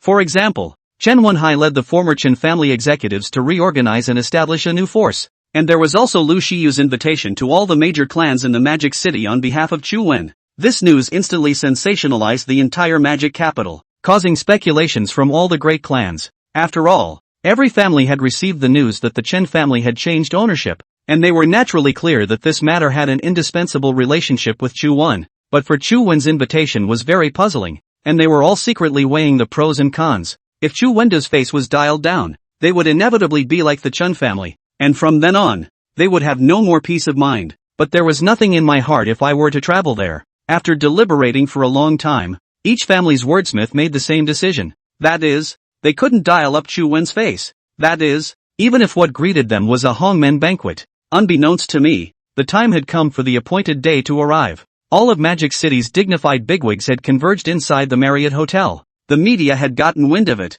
too, and a full complement of reporters were standing by the hotel entrance, waiting for their press materials. For a while, the entrance to the Marriott Hotel was like a downtown, with constantly flashing flashbulbs, noisy talking and coaxing crowds, making the Marriott Hotel the center of attention. As for these big names who had arrived in droves like superstars, they were photographed by countless flashbulbs. However, none of them smiled, and almost all of them entered the hotel with grim faces and dark gazes. The reporters who were on watch seemed to notice the state of the big shots and were extremely puzzled by it. What's wrong with all these moguls? Why do they all look so serious? As if they are very reluctant. Our newspaper received wind that these tycoons, who were invited by the chairman of the Chu Tiangda group, appear to be exploring very serious matters. That's why they have such expressions. Chu Tiangda group? It's really legendary. In just a few months' time, it has such a scale. It seems like Chu Tiange Group will become the premier enterprise in Magic City. Look guys, the new Chen family head Chen Wenyang seems to be very happy.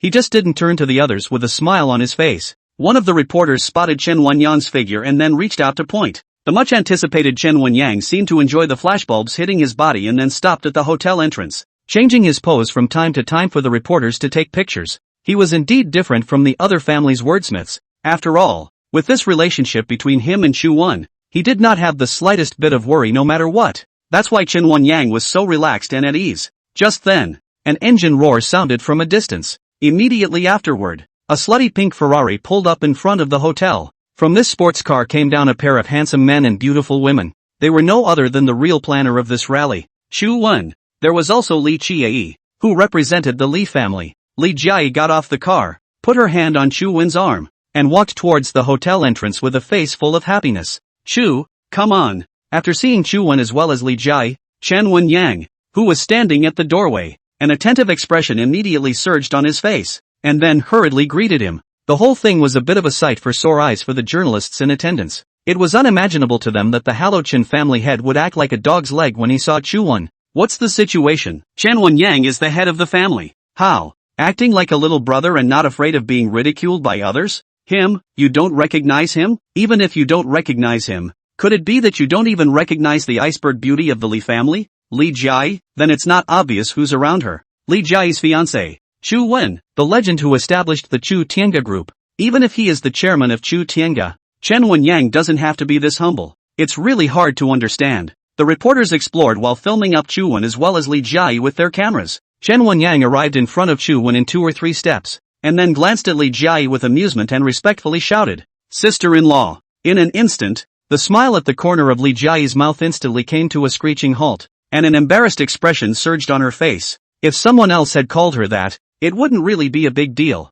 She was Chu Wen's fiancé anyway. But Chen Wenyang calling her this way made Li Jiayi very uncomfortable and extremely uncomfortable. Chen Wenhai's reason for this sister-in-law was extremely harsh. Chu Wen glanced at Li Jiayi's appearance and instantly understood, lightly coughed and said blandly, "Wenyang, in the future, you are not allowed to call sister-in-law. Call Sister Jiayi." Chen Wenyang was stunned and immediately reacted. Inwardly, he couldn't help but shudder, and then he sucked in a breath of cold air. How did he forget about this relationship with Chen Wenhai and nearly had a big accident? It was good that Chu Wen rounded back in time, otherwise the consequences would have been unimaginable. Chen Wenyang looked at Li Jiayi and said with an awkward smile, "Sister Jiayi, long time no see." "It's been a long time," Li Jiayi reluctantly responded, but it was still hard to forget what had just happened in her mind. How could Chen Wenyang not understand the expression on Li Jiayi's face? He hurriedly turned his gaze to Chu Wen on the side and changed the topic. "Brother Chu, you made such a big deal. What exactly is it because of?" A superb light flashed out from Chu Wen's eyes as he looked at Chen Wenyang rather snidely.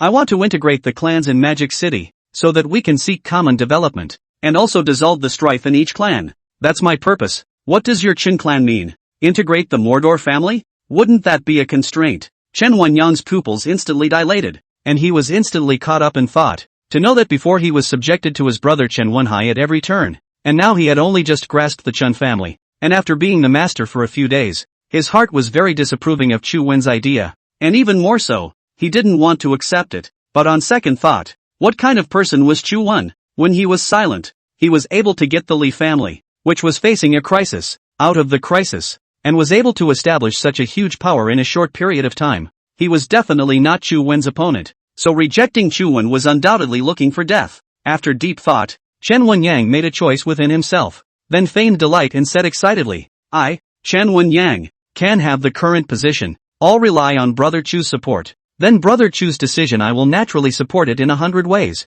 Chu Wen nodded in satisfaction. "That's good. Let's go inside." Inside the Marriott Hotel, groups of 3 and 5 gathered to talk about the purpose of the rally. None of them were clear though, all of them were guessing. Some thought that Chu Wen's purpose of summoning them was for the Chen family, while others thought that Chu Wen was announcing his wedding date with Li Jiayi. There is a wide range of opinions, so to speak, and there doesn't seem to be a definitive answer. The more they did, the more the crowd became weak. They were very wary of Chu Wen and the strength of the Chu Tiange group, so it made them very cautious. At this moment, Lu Shiyu, the head of the Lu family, had gathered more than 10 big names around him, eagerly wanting to learn Chu Wen's purpose from Lu Shiyu's mouth, and thus make preparations earlier in case of an emergency. Lu Shiyu is indeed aware of it, but he has been avoiding it and keeps changing the subject. He was quite aware that if this matter were to come out of his mouth, it would bust Chu Wen's plan, and it was likely that he would offend Chu Wen as a result. To be on the safe side, Lu Shiyu would rather be a mute. Suddenly,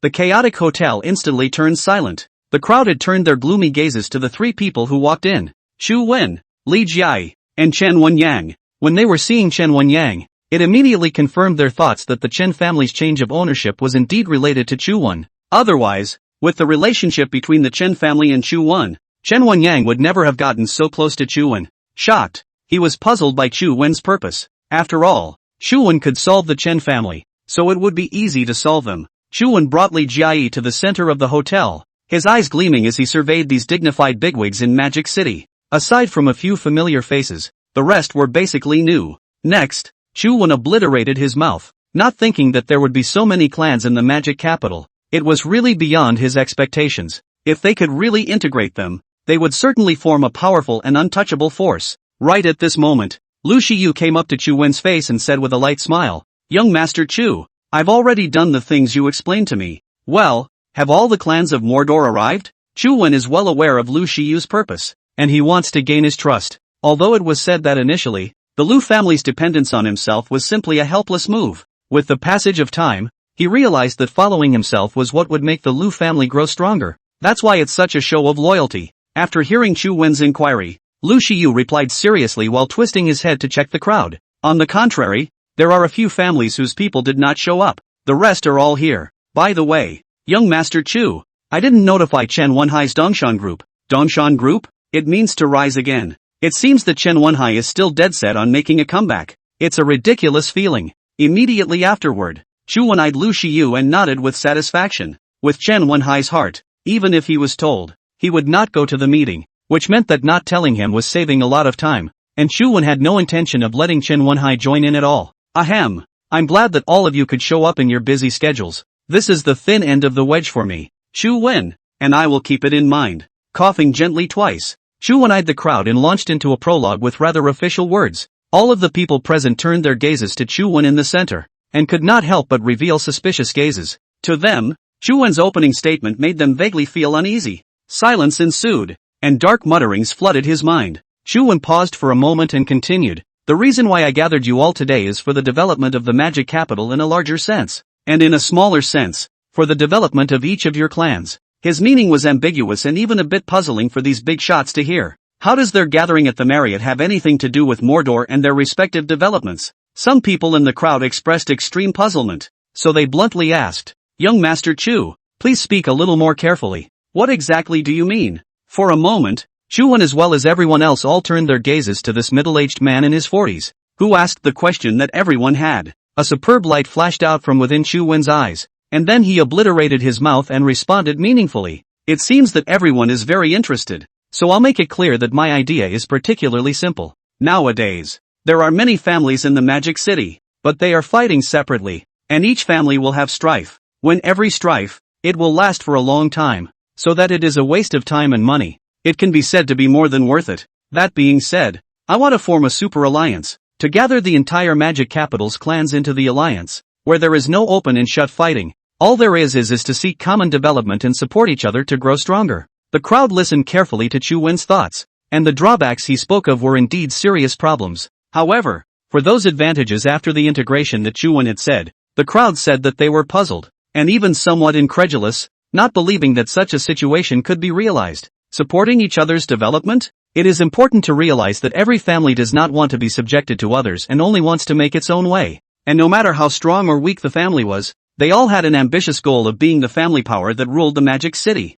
Because of this, they were all very unimpressed with Chu Wen's proposal. The fear they had for Chu Wen caused them to be silent once again and not make any comments. Looking at the silent atmosphere, Chu Wen blinked, then narrowed his eyes and said rather domineeringly, "Which one of you agrees and which one of you opposes?" In an instant, the crowd could not help but tremble slightly inwardly after hearing Chu Wen's domineering questioning. Everyone looked to the people around them, as if trying to observe the expressions of the others and thus deduce what they were thinking. Apart from being timid, all of them showed expressions of dismay. They couldn't make a choice right now. They were very conflicted inside. After all, none of them dared to easily offend Chu Wen. Lu Shiyu swept out of the corner of his eye, observing the expression of each person, knowing exactly what they looked like when they wanted to refuse but didn't dare to. Mentally, he smiled. It seemed the time had come to show his loyalty. Thinking of this, Lu Shiyu took a deep breath, and immediately took a step forward, then solemnly said, I agree. The Lu family is willing to join the Super Alliance. Gentlemen, I feel that young Master Chu's approach is beneficial to every clan, and I hope you can seriously consider it. Lu Shiyu not only expressed his own opinion, but also helped Chu Wen lobby these big names present. I, Chu Wen, never force myself on people. You guys choose yourselves. Chu Wen's sentence instantly caused the crowd to fall into a state of shock, and then looked at Chu Wen with a grave expression. His words are not as simple as they appear to be above the surface, and while they seem to be a choice for everyone, they are. Lu Shiyu still didn't stop and continued to agitate the crowd present, saying righteously, these families in Magic City are like loose sand. They don't have the slightest cohesion at all, but now that young Master Chu has appeared, we should show our support. The crowd was afraid of Chu Wen, but they had absolutely no fear of the Lu family. Everyone secretly mocked Lu Shiyu in their hearts, not expecting that the head of the hallowed Lu family would actually become Chu Wen's lapdog, really disgracing the face of the Magic City. Just as these big shots were cursing Lu Shiyu, two more serious voices came from their ears. My Li family fully supports Chu Wen in establishing the Super Alliance, and at the same time, the Li family will also join it and become a member. The same goes for the Chen family. I have hopes for the Super League. It will lead to the development of Mordor, and even more so, it will lead to the long-term stability of the Chen family. These two voices came from two people, Li Jiayi and Chen Wenyang, who represented the Li family and the Chen family respectively. The crowd present was once again shocked. Li Jiayi is Chu Wen's fiancé. It's understandable that she supports Chu Wen on this, but how could Chen Wenyang act so positively? It was important to know that the Chen family's goal for many years was to rule the Magic City, and now that he chose to agree with Chu Wen, it meant that the Chen family had already given up on their original goal. However, on second thought, the reason why Chen Wenyang had supported Chu Wen was probably directly related to the Chen family changing ownership. Now the Li family, the Chen family, Lu family, the strength of these stronger families have expressed the attitude. They are weaker and what choice can be made, has been unable to retreat, can only be forced to choose to accept. For a while, these great figures of the magic capital took a stand one after another, willing to join the Super Alliance. Chu Wen looked at the crowd that had taken a stance, and with a superb light flashing in his eyes, he couldn't help but obliterate his mouth with a smile. That's exactly what he wanted to accomplish, though it's true that many were reluctant to do so. However, he believed that in the time to come, these clans would completely submit themselves. After waiting for everyone to finish expressing their attitudes, Chu Wen lightly coughed, and then spoke to the crowd. I feel everyone's support now, so I will now announce precisely that the Super Alliance is established. The Super Alliance uses the Chu Tiange group as its base, with the Li family, the Chen family as well as the Lu family as the permanent directors, responsible for coordinating the strife of each family, as well as having them control the development issues of each family. What? The Li, Chen and Lu families as permanent members? No wonder the three of them were so aggressive. In fact, everyone could be obvious, but still showed no small amount of surprise. For them, such an arrangement is unfair. However, these big names were swallowing back the words they were about to say that they would not conceal. After all, the Chu Tiange group had formed an irreversible force by uniting the Li family, the Chen family, and the Lu family, and they would definitely be sanctioned by them if they had any rebuttals. Instead of that, it's better to accept it in silence. Chu Wen looked at the crowd extremely solemnly and said frankly, don't worry, I guarantee that the families joining the Super Alliance will have a huge increase within a year. If I miss my words, you guys can quit and I definitely won't stand in the way. His words were like a tranquilizer, settling their worried hearts. They were developing on their own anyway, so maybe there would be unexpected gains from entering this Super League. As the saying goes, it's a blessing in disguise, and they are indeed limited, but it's a good result to be able to get a boost. Suddenly, a rousing voice came from the crowd. I believe in you, young Master Chu. My Yu clan is willing to follow you to the death, and I hope to bring my Yu clan to the next level under young Master Chu's leadership. Chu Wen nodded confidently and said rather blandly, with me here, there are definitely no accidents, as long as you are able to listen and cooperate. As for your family's internal matters, I will definitely not participate unless it is at your request. At this moment, the crowd's faces were filled with expressions of joy. So to speak, they were no longer subject to others. They were simply joining a union-like organization. Chu Wen continued, or if you have any questions that you don't understand, you can find me at any time. If you can't find me, then contact Li Jiayi, Chen Wenyang, Lu Shiyu and the others. I'm sure they can give you reasonable answers. After listening to Chu Wen's voice, The two who were most excited were Chen Wenyang and Lu Shiyu, who deeply felt Chu Wen's trust. Likewise, Chu Wen had raised their status in the Magic City by another large margin. As it was Chen Wenyang, he too had the dream of ruling the Magic City, although he said that he gave up his dream after meeting Chu Wen. However, Chu Wen had allowed him to realize all of this without serving any effort, and inside he was very happy and excited. Li Jiai, on the other hand, did not have the good sense to blankly glance at Chu Wen beside her.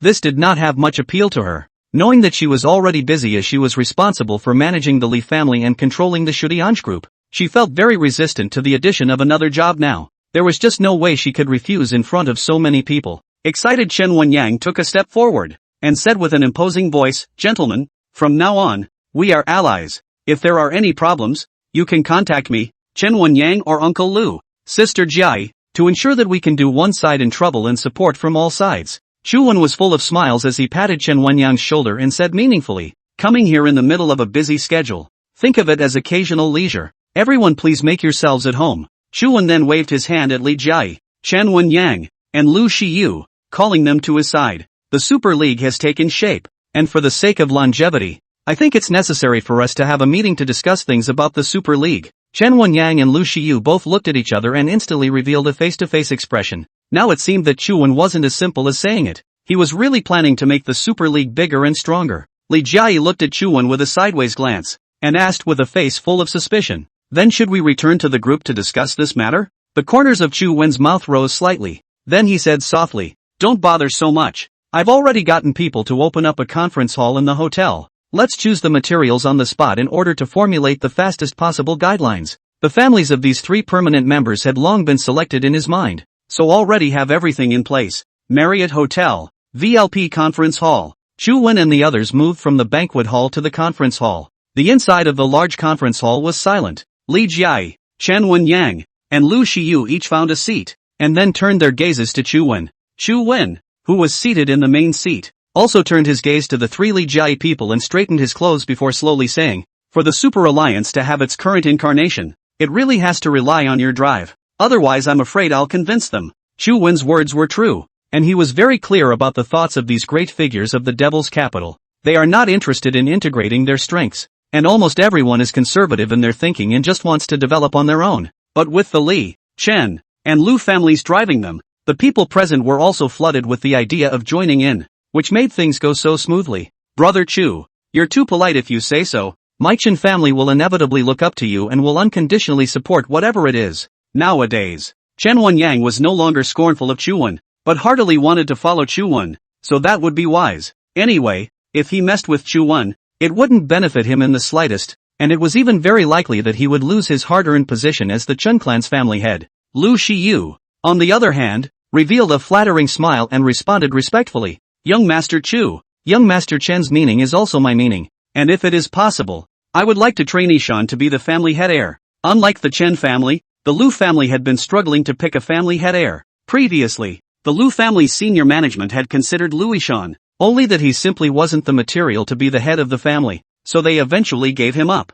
Now that the old matter was being revisited, there was only one reason, and that was because Lu Ishan was now Chu Wen's right-hand man. He did this to bring the Lu family closer to Chu Wen even more. Chu Wen frowned slightly and responded with a face full of suspicion, "This is an internal matter of your Lu family. Just make up your own mind." He knew exactly what was in the heart of Liu Shiyu and did not give any advice at all. Immediately afterward, Chu Wen continued, "Let's cut the small talk short. Let's talk about the matter of the Super Alliance. After all, this is the most important thing at the moment. Through the performance of the crowd just now, you should have realized something as well. In fact, only a small portion of them genuinely want to join the alliance. The rest of those are forced to do so. What should we do in order to change their minds? All of you say your respective opinions. You are also permanent members of the Super League now. You can't do nothing at all." Li Jiai, Chen Wenyang, and Lu Shiyu listened carefully, their minds plunged into deep thought. They eschew everything and think only about issues concerning the development of the Super League.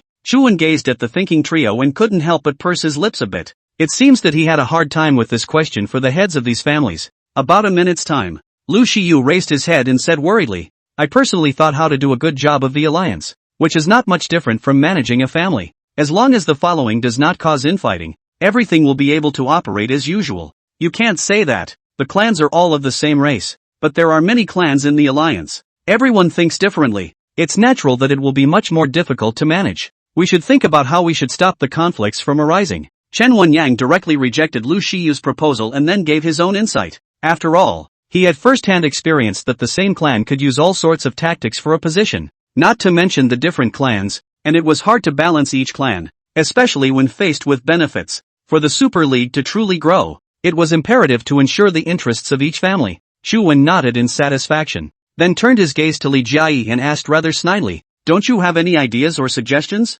In the face of Chu Wen's inquiry, Li Jiayi was silent for a moment, then said flatly, "It's very simple. Formulate clear rules and regulations. The premise of this system doesn't involve the freedom of each family. It's only for the things that they do in the alliance, and if they violate the rules, they must be punished, and give rewards to the families that have done something. This can be done by the Chu Tiange group. I believe that this is the only way to keep them from contradicting each other, and can gradually expand the super alliance." The carefully savored Chu Wen nodded silently. Next, giving a thumbs up to Li Jiayi, he then proudly said, "Worthy of being my woman, the reward and punishment system can indeed be implemented, and it is bound to achieve no small results." Not only Chu Wen, even Chen Wenyang and Lu Shiyu also expressed their approval one after another. Li Jiayi didn't expect Chu Wen to be able to say this in front of outsiders, and a blush instantly rose on her cold cheeks, then buried his head deeply. Chen Wenyang, Lu Shiyu and the two of them glanced at each other, and then smiled at each other. Chu Wen especially liked to see the icy beauty's shy appearance now,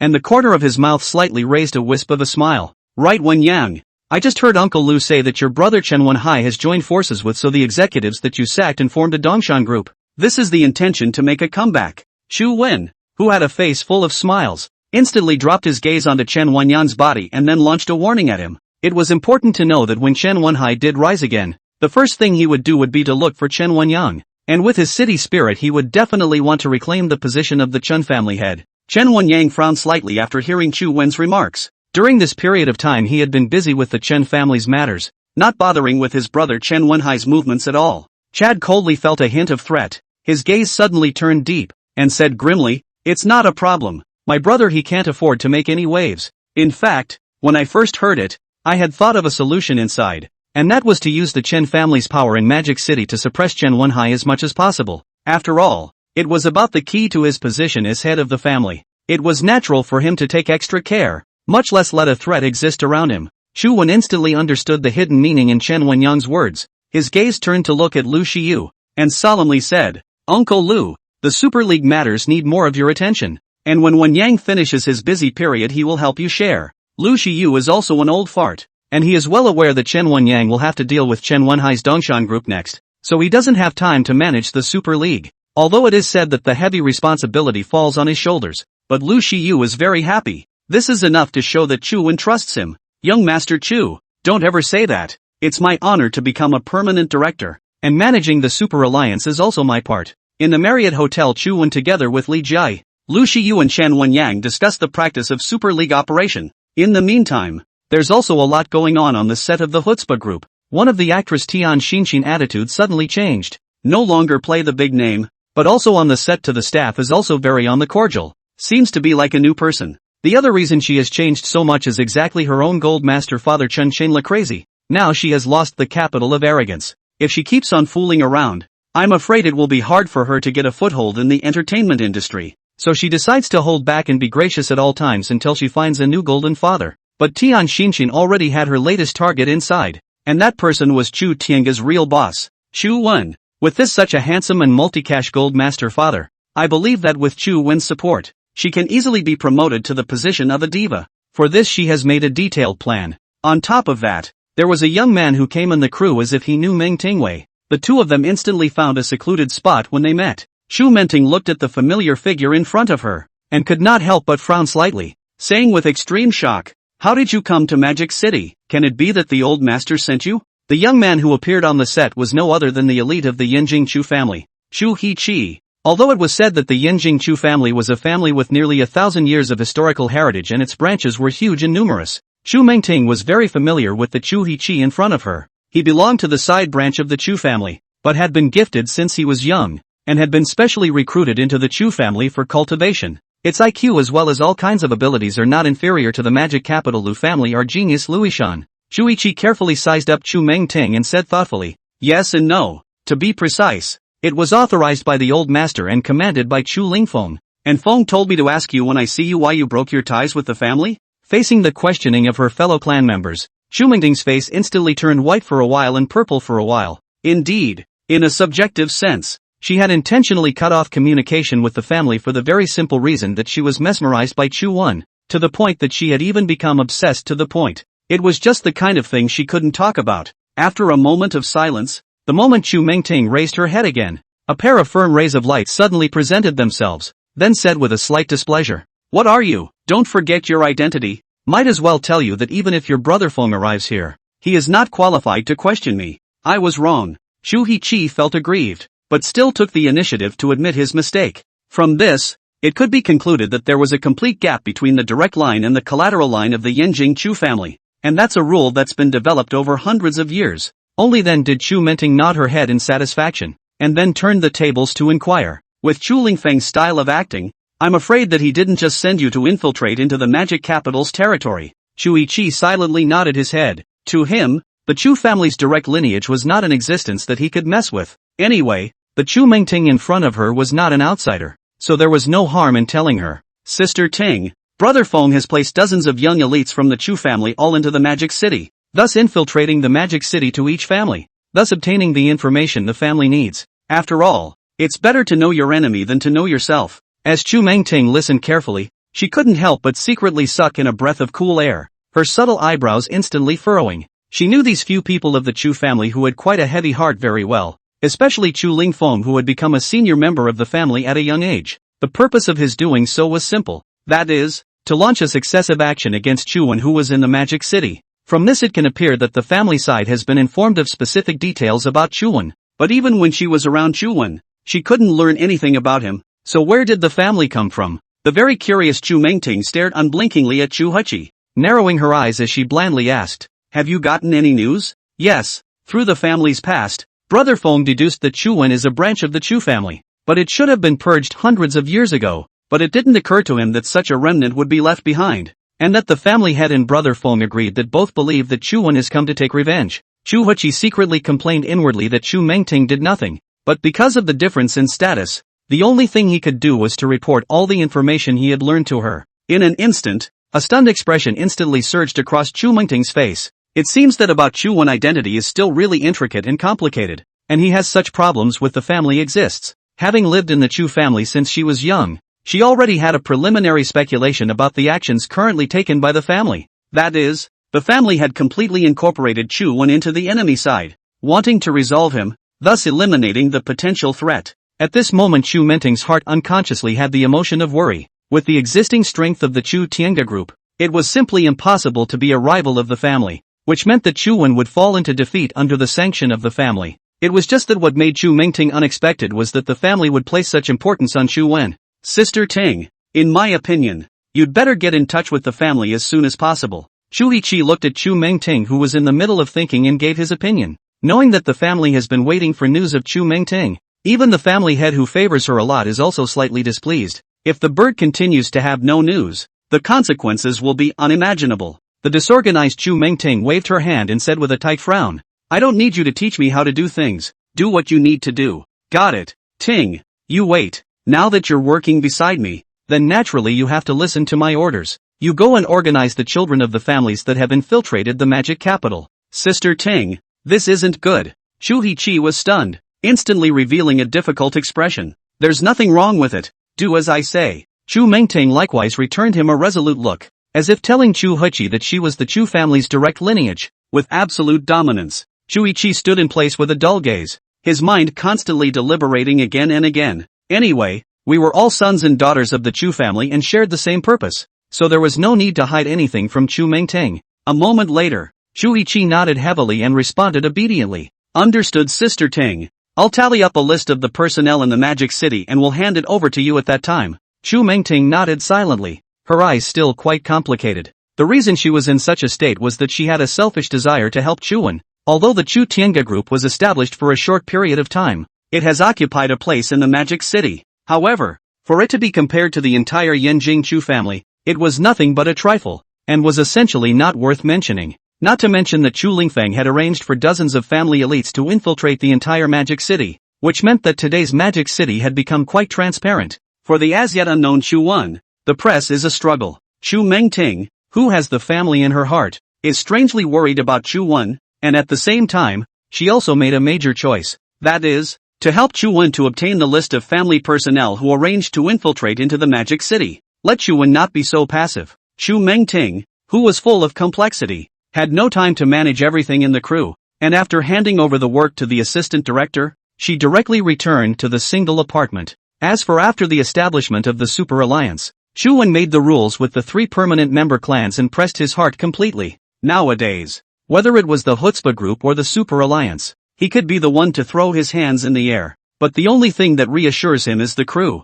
Although there is no doubt about Meng Tingwei's ability, but she has a lot of shortcomings in film and television. If you do not pay attention to it, then the film will be a major failure in his life. So after Chu Wen left the Marriott Hotel, he drove the flirty pink Ferrari to the location of the crew. When he arrived at the set, he was surprised to find that Meng Tingwei had already left the set, and it was the assistant director of the set who was directing the shoot. Chu Wen frowned slightly and paced near the monitor, looking deeply at the assistant director before asking solemnly, "Where is Meng Tingwei?" The assistant director, who was fully concentrated, instantly took off his headphones when he heard Chu Wen's voice. While shifting his gaze to Chu Wen's body, Bibi responded respectfully, "Director Meng, he's gone back." Going back? This made Chu Wen feel quite dismayed. With Meng Tingwei's past performance, she would never go AWOL without something major. Her departure. Is it possible that it has something to do with the Chu family? At first when he saw Meng Tingwei, Chu Wen had already seen her inner wish list. The purpose of her visit to Mordor was to investigate herself.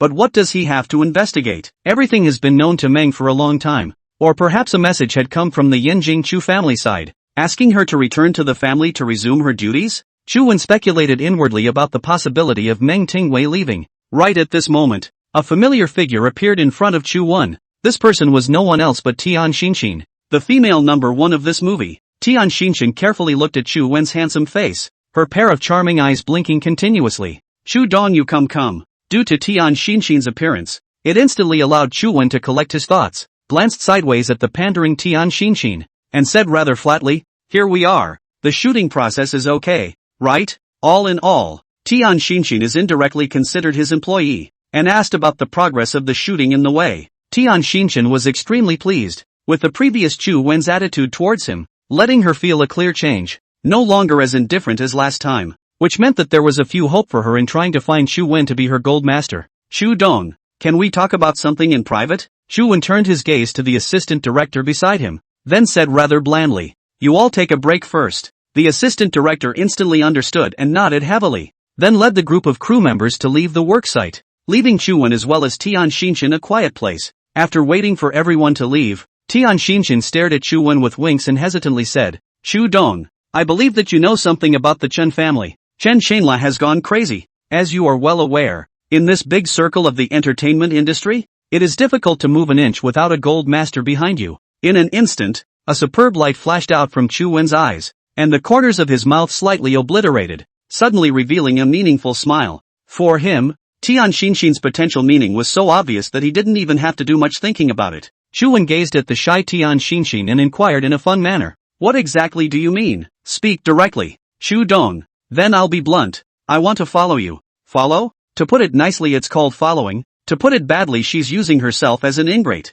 Do you really think she's as beautiful as she is? One must know that there were many beautiful women by Chu Wen's side, both in terms of beauty and ability were super caliber existences. Definitely not something that Tian Xinshin could be compared to. And does she really think she's as bad as Chen Xinla's vision? Immediately afterward, the corners of Chu Wen's mouth rose slightly as he responded bluntly, "What do you have? Li Jiayi's looks, Chen Anran's versatility, or Meng Tingwei's shrewdness and competence?" Citing several examples in succession instantly made Tian Xinshin feel ashamed of herself. Indeed, Chu Wen said that these women were figures beyond her reach. However, on second thought, Li Jiayi, they have the ability to look like they cannot reach, but she also has their own unique nature. Tian Xinshin took a private look at the crowd around her and began to squirm when she realized no one was watching. Along with the twisting, the blouse then slipped off, revealing the white and silky shoulders. "I'm not as good as them, but I've got a knack for making men want to get off. Don't you want to give it a try?" To be honest, Chu Wen couldn't feel an ounce of interest in Tian Xinshin.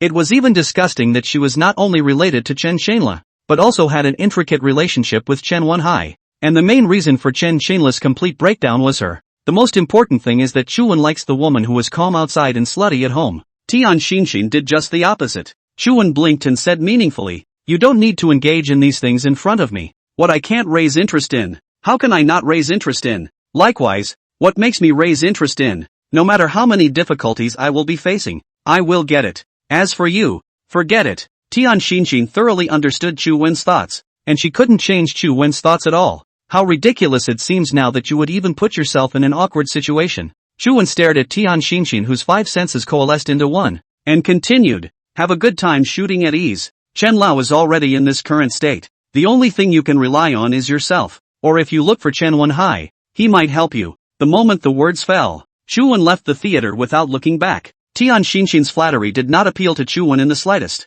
What makes Chu Wen even more curious today is where did Meng Tingwei go? She really couldn't have left Mordor already. With his heart full of curiosity, Chu Wen drove his slutty pink Ferrari to the single apartment where Meng Tingwei was staying.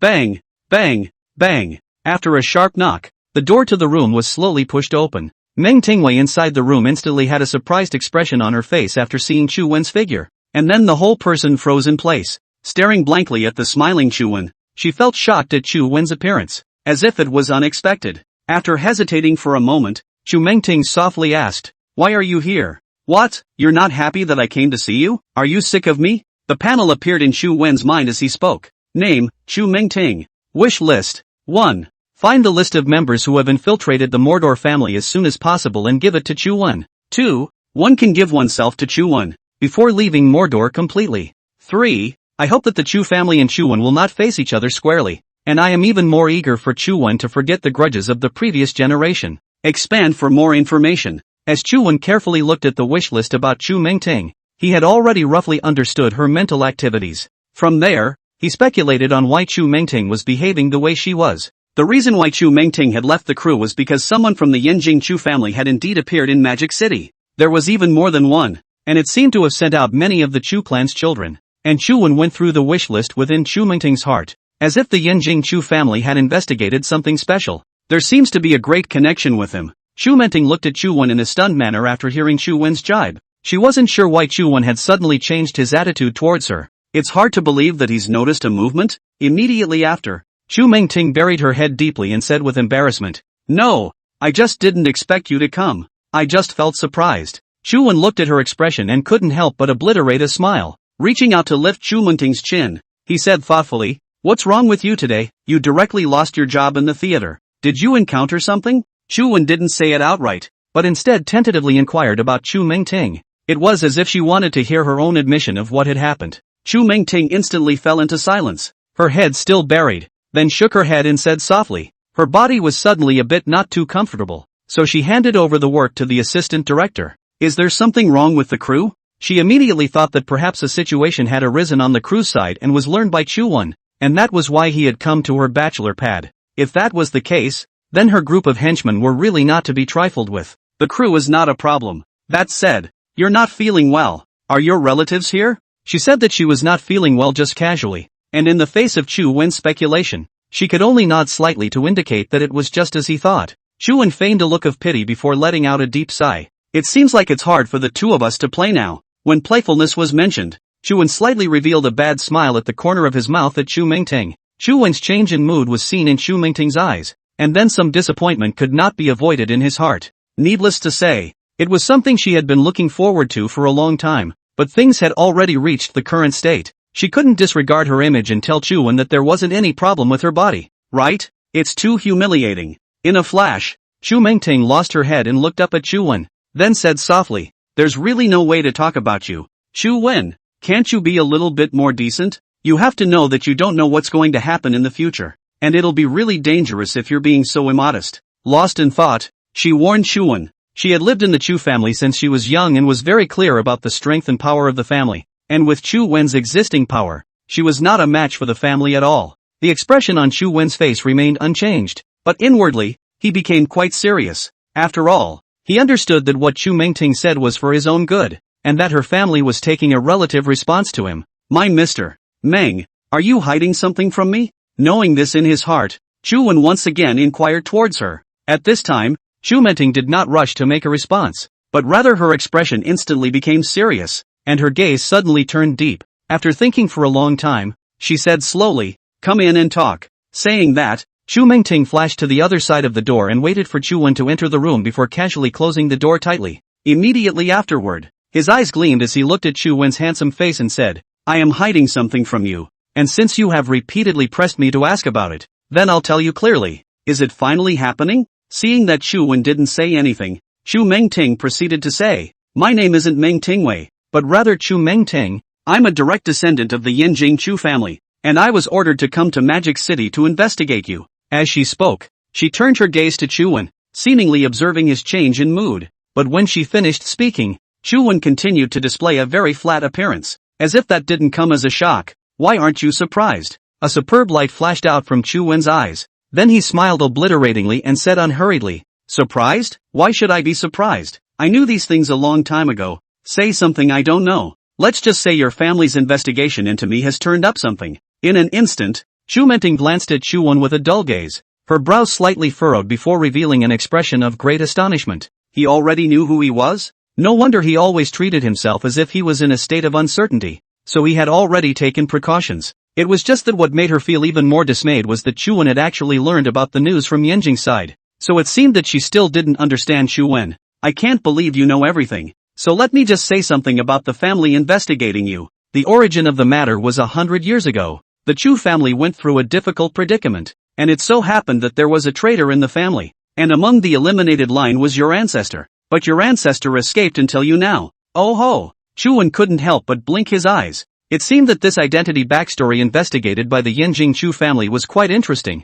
It's a bit of a base, Earl of Dushanbei pose. This also explained why the Yanjing Chu family had used such a large amount of money to allow numerous Chu family children to infiltrate into the Magic City, just to take precautions. They really do have good intentions. This was a development trend that even Chu Wen had not expected. Yanjing Chu family actually fabricated such an identity for him as a descendant son of a traitor. So it can be seen that the real Chu family is not an invincible existence. There was still scorn for his presence. Otherwise, the Chu family would definitely not have gone to such great lengths to use the family elite to infiltrate the Magic City. It seems he has become the target of the Yanjing Chu family. Chu Menting stared at Chu Wen with a torch-like gaze and said with a worried face, "You have to be careful. The Chu family's ability is not something that ordinary people can resist." It had to be said that she already had an unspeakable emotion towards Chu Wen. It seems to be this very emotion that causes her to be very conflicted today, not sure if what she is doing is right or wrong. To know that Yanjing Chu family can inherit hundreds of thousands of years, is bound to have a complete system to restrain everyone in the family.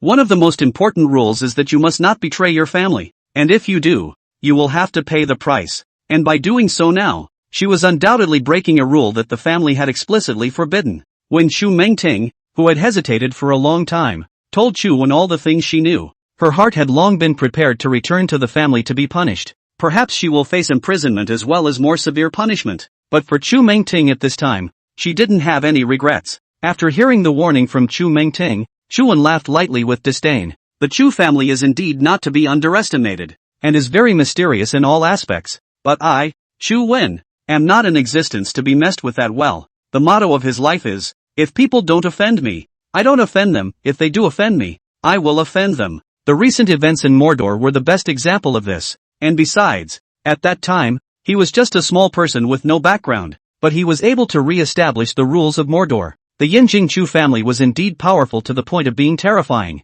but now he was not only supported by the Chu Tiange group as well as the two forces of the Li family. The current him still had the Super Alliance as his foundation, which was a fusion of the power of almost the entire magic capital's entire family, and was enough to fight against each other with the Yanjing Chu family. For this reason Chu Wen did not feel worried. Next, Chu Wen rather snickered as he looked at the complicated Chu Mengting and said meaningfully, if I'm not wrong, there are already many rules in the Chu family, right? The most serious one is betraying the family. You're doing this. Aren't you afraid of being chastised back at the Chu family? Without even thinking about it, Chu Wen could roughly guess certain rules of the Yanjing Chu family. After all, just now Chu Mengting's introduction was so obvious. Why his ancestors' branch was wiped out. The reason was not that the Chu family's first line thought that they were the ones who betrayed the family, and that's what followed. If Chu Mengting did this, I believe that she wouldn't have any good fruit to eat when she returned to the Chu family. Snickering a bit, Chu Wen continued, in my opinion, you still don't Yanjing.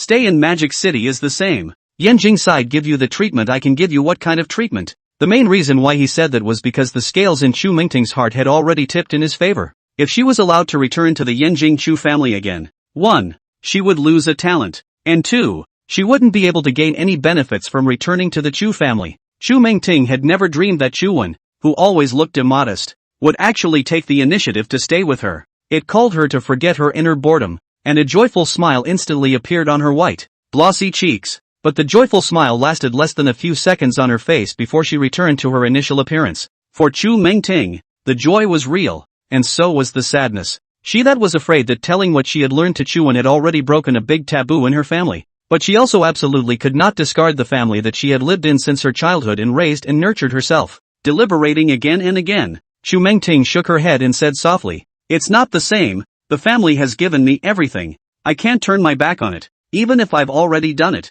Then I have to go back to the faults I've assumed." Chuan looked at the determined Chu Mingting and secretly probed his breath. "I expected her to be able to adapt at any time, but I didn't expect her to be an elm. It's unbelievable." Knowing that returning to Yanjing would be punished, he would gladly go back. Inwardly made a choice at once, not to do to advise Chu Mingting. Anyway, he could not change her mind. Just as Chuan was about to get up and leave, Chu Mingting hurriedly said, "Now that the words have been said, I am a member of the Yanjing Chu family. It is no longer appropriate for me to continue to stay in the Chu Tiange group. The film and television company as well as the cruise matter, you are looking for someone else to accept it." Okay, go." Chuan made a response without returning his head and pushed the door to directly leave Chu Mingting's single apartment. Coming to his slutty pink Ferrari, he pulled out his cell phone and dialed Louis Shan's number. After all, public is public, private is private, and when Chu Mingting hadn't yet spoken out, he could turn a blind eye. But now that she's identified herself, it doesn't make sense to leave her behind.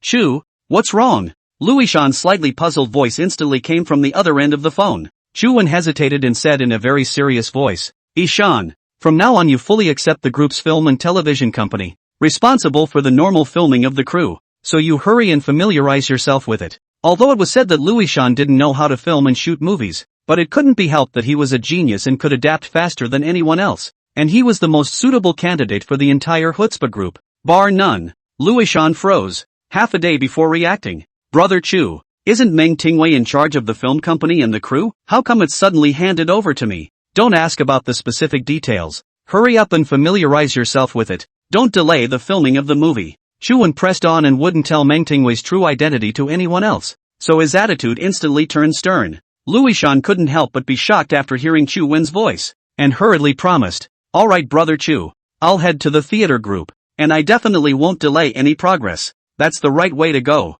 He needs someone who can pick up the slack when it counts. Louis Shan did exactly that, which made Chuan very satisfied. He then hung up the phone, his deep gaze looking ahead as his mind began to wander. I didn't realize that the Yanjing Chu family he missed out on really existed, and that the Yanjing side had fabricated an appalling identity for him. It was also because of this identity that caused the Yanjing Chu family to have set their sights on him. Looking at it now, the matter in the Magic City had almost been resolved, and now Yanjing was in trouble again, making Chuan very excited. Just what kind of power is the Yanjing Chu family? What kind of bizarre and strange things happened to the Chu family hundreds of years ago? Shocked, bigwigs from all walks of life in Magic City gathered at the Marriott Hotel. Suspected of making major reforms? Magic City will be reshuffled. Exclusive news, the Super Alliance, which consists of bigwigs from all walks of life, was formally established, with Chu Wen, chairman of the Shudianj Group, as president, and Li Jiai, Chen Wenyang, and Lu Shiyu as permanent members. How powerful is the background of Chu Wen,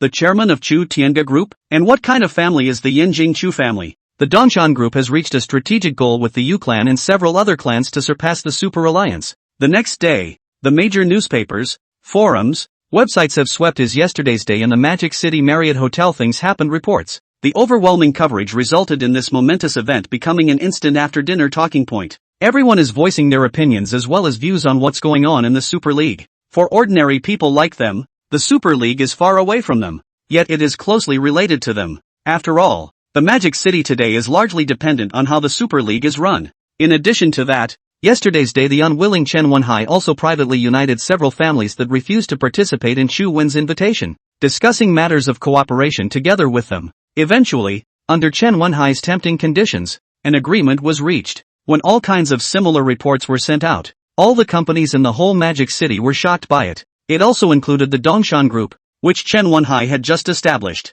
A 25 or 26-year-old youth held the day's newspaper in his hand and headed straight to the office where Chen Wenhai was. Pushing the door directly, he placed the newspaper in his hand in front of Chen Wenhai. Chen Wenhai, who was in the middle of his office, was instantly stunned, his brows slightly furrowed. Then he turned his gaze to the youth in front of him. Looking at the unfamiliar-looking youth, Chen Wenhai instantly became cautious. Tightly clutching his pen, he asked, "What are you?" "I'm Lu Hong, an employee who just joined." Although it was said that the Dongshan Group hadn't been established for long and it wasn't unusual for the company to have new employees, but to dare to directly barge into his office without permission, this very much made Chen Wenhai feel that things were not as simple as they appeared. Chen Wenhai's eyes narrowed. His voice sternly inquired, "That is, how can you trespass into the leader's office if you are an employee of the company? What exactly do you want to do?" In the face of Chen Wenhai's questioning, this young man who called himself Lu Hong obliterated his mouth before sitting directly across from Chen Wenhai. While carefully sizing him up,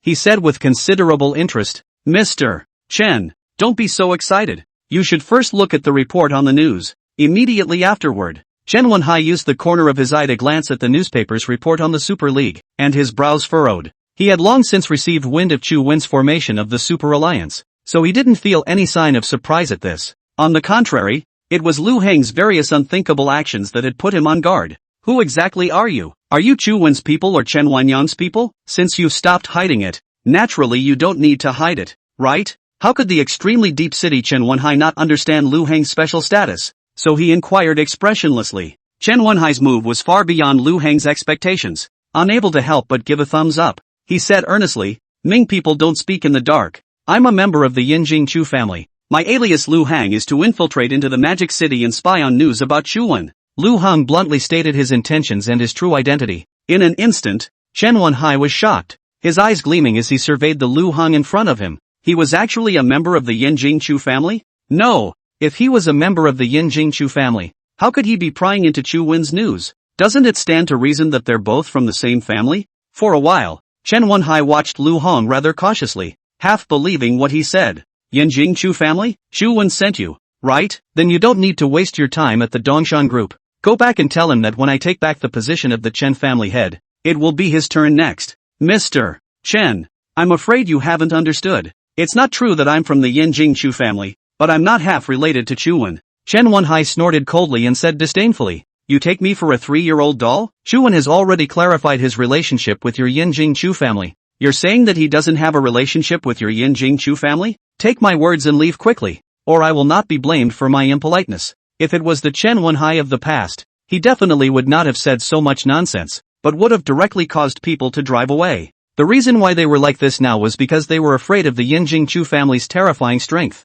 Lu Hong smiled helplessly, then shook his head and said solemnly, "First of all, Chu Wen indeed belongs to one of the Yinjing Chu family's lineages, but the connection was severed as early as hundreds of years ago. In other words, our Chu family is not clear about Chu Wen's existence at all. Secondly, not only is Chu Wen acting under the guise of the Chu family, but he also makes the Chu family feel threatened." So, Lu Hong looked at Chen Wenhai with unblinking eyes, wanting to speak. At this moment, Chen Wenhai was in deep thought. He had gradually believed in Lu Heng's words through his change in mood. That is to say, Chu Wen was in the Magic City under the banner of the Yinjing Chu family in a situation that they were completely unaware of. And listening to Lu Hong, the Yinjing Chu family and Chu Wen's lineage existed in a number of entanglements. He had not appeared in the magic capital to help Chu Wen. Instead he was poking around for information from which he could formulate a detailed plan. "Is it true what you say?" Lu Hang glanced at the suspicious Chen Wenhai and responded indifferently, "Believe it or not. Anyway, with or without you, the Chu family can deal with Chu Wen. But it's you who don't have the support of the Chu family, and I'm afraid it's a bit difficult to get back the position that belongs to you." Chen Wenhai was instantly startled. Lu Heng's words could be considered to have hit the nail on the head. It really wasn't an easy task for him to take back the position of the Chen family head from Chen Wenyang now. The Chen family had decades of heritage and was simply not comparable to the Dongshan Group. Not to mention that Chen Wenyang was now a permanent member of the Super Alliance. If what Lu Hong said in front of him was true, then it could really be called a turn of the wind and water. After thinking for dozens of seconds, Chen Wenhai slowly said, "Lu Hong, the fact that you can be sent to the Magic City is enough to prove that you don't have a high status in the Chu family. So let the person who speaks well in your family come and talk to me." Although this statement disgusted Lu Hang, it was the implementation of the status quo. secretly taking a deep breath and calming his mind. He then responded, "At your request, I will report this matter to the family. As for the outcome, we have to see the reply from the family side. Yes,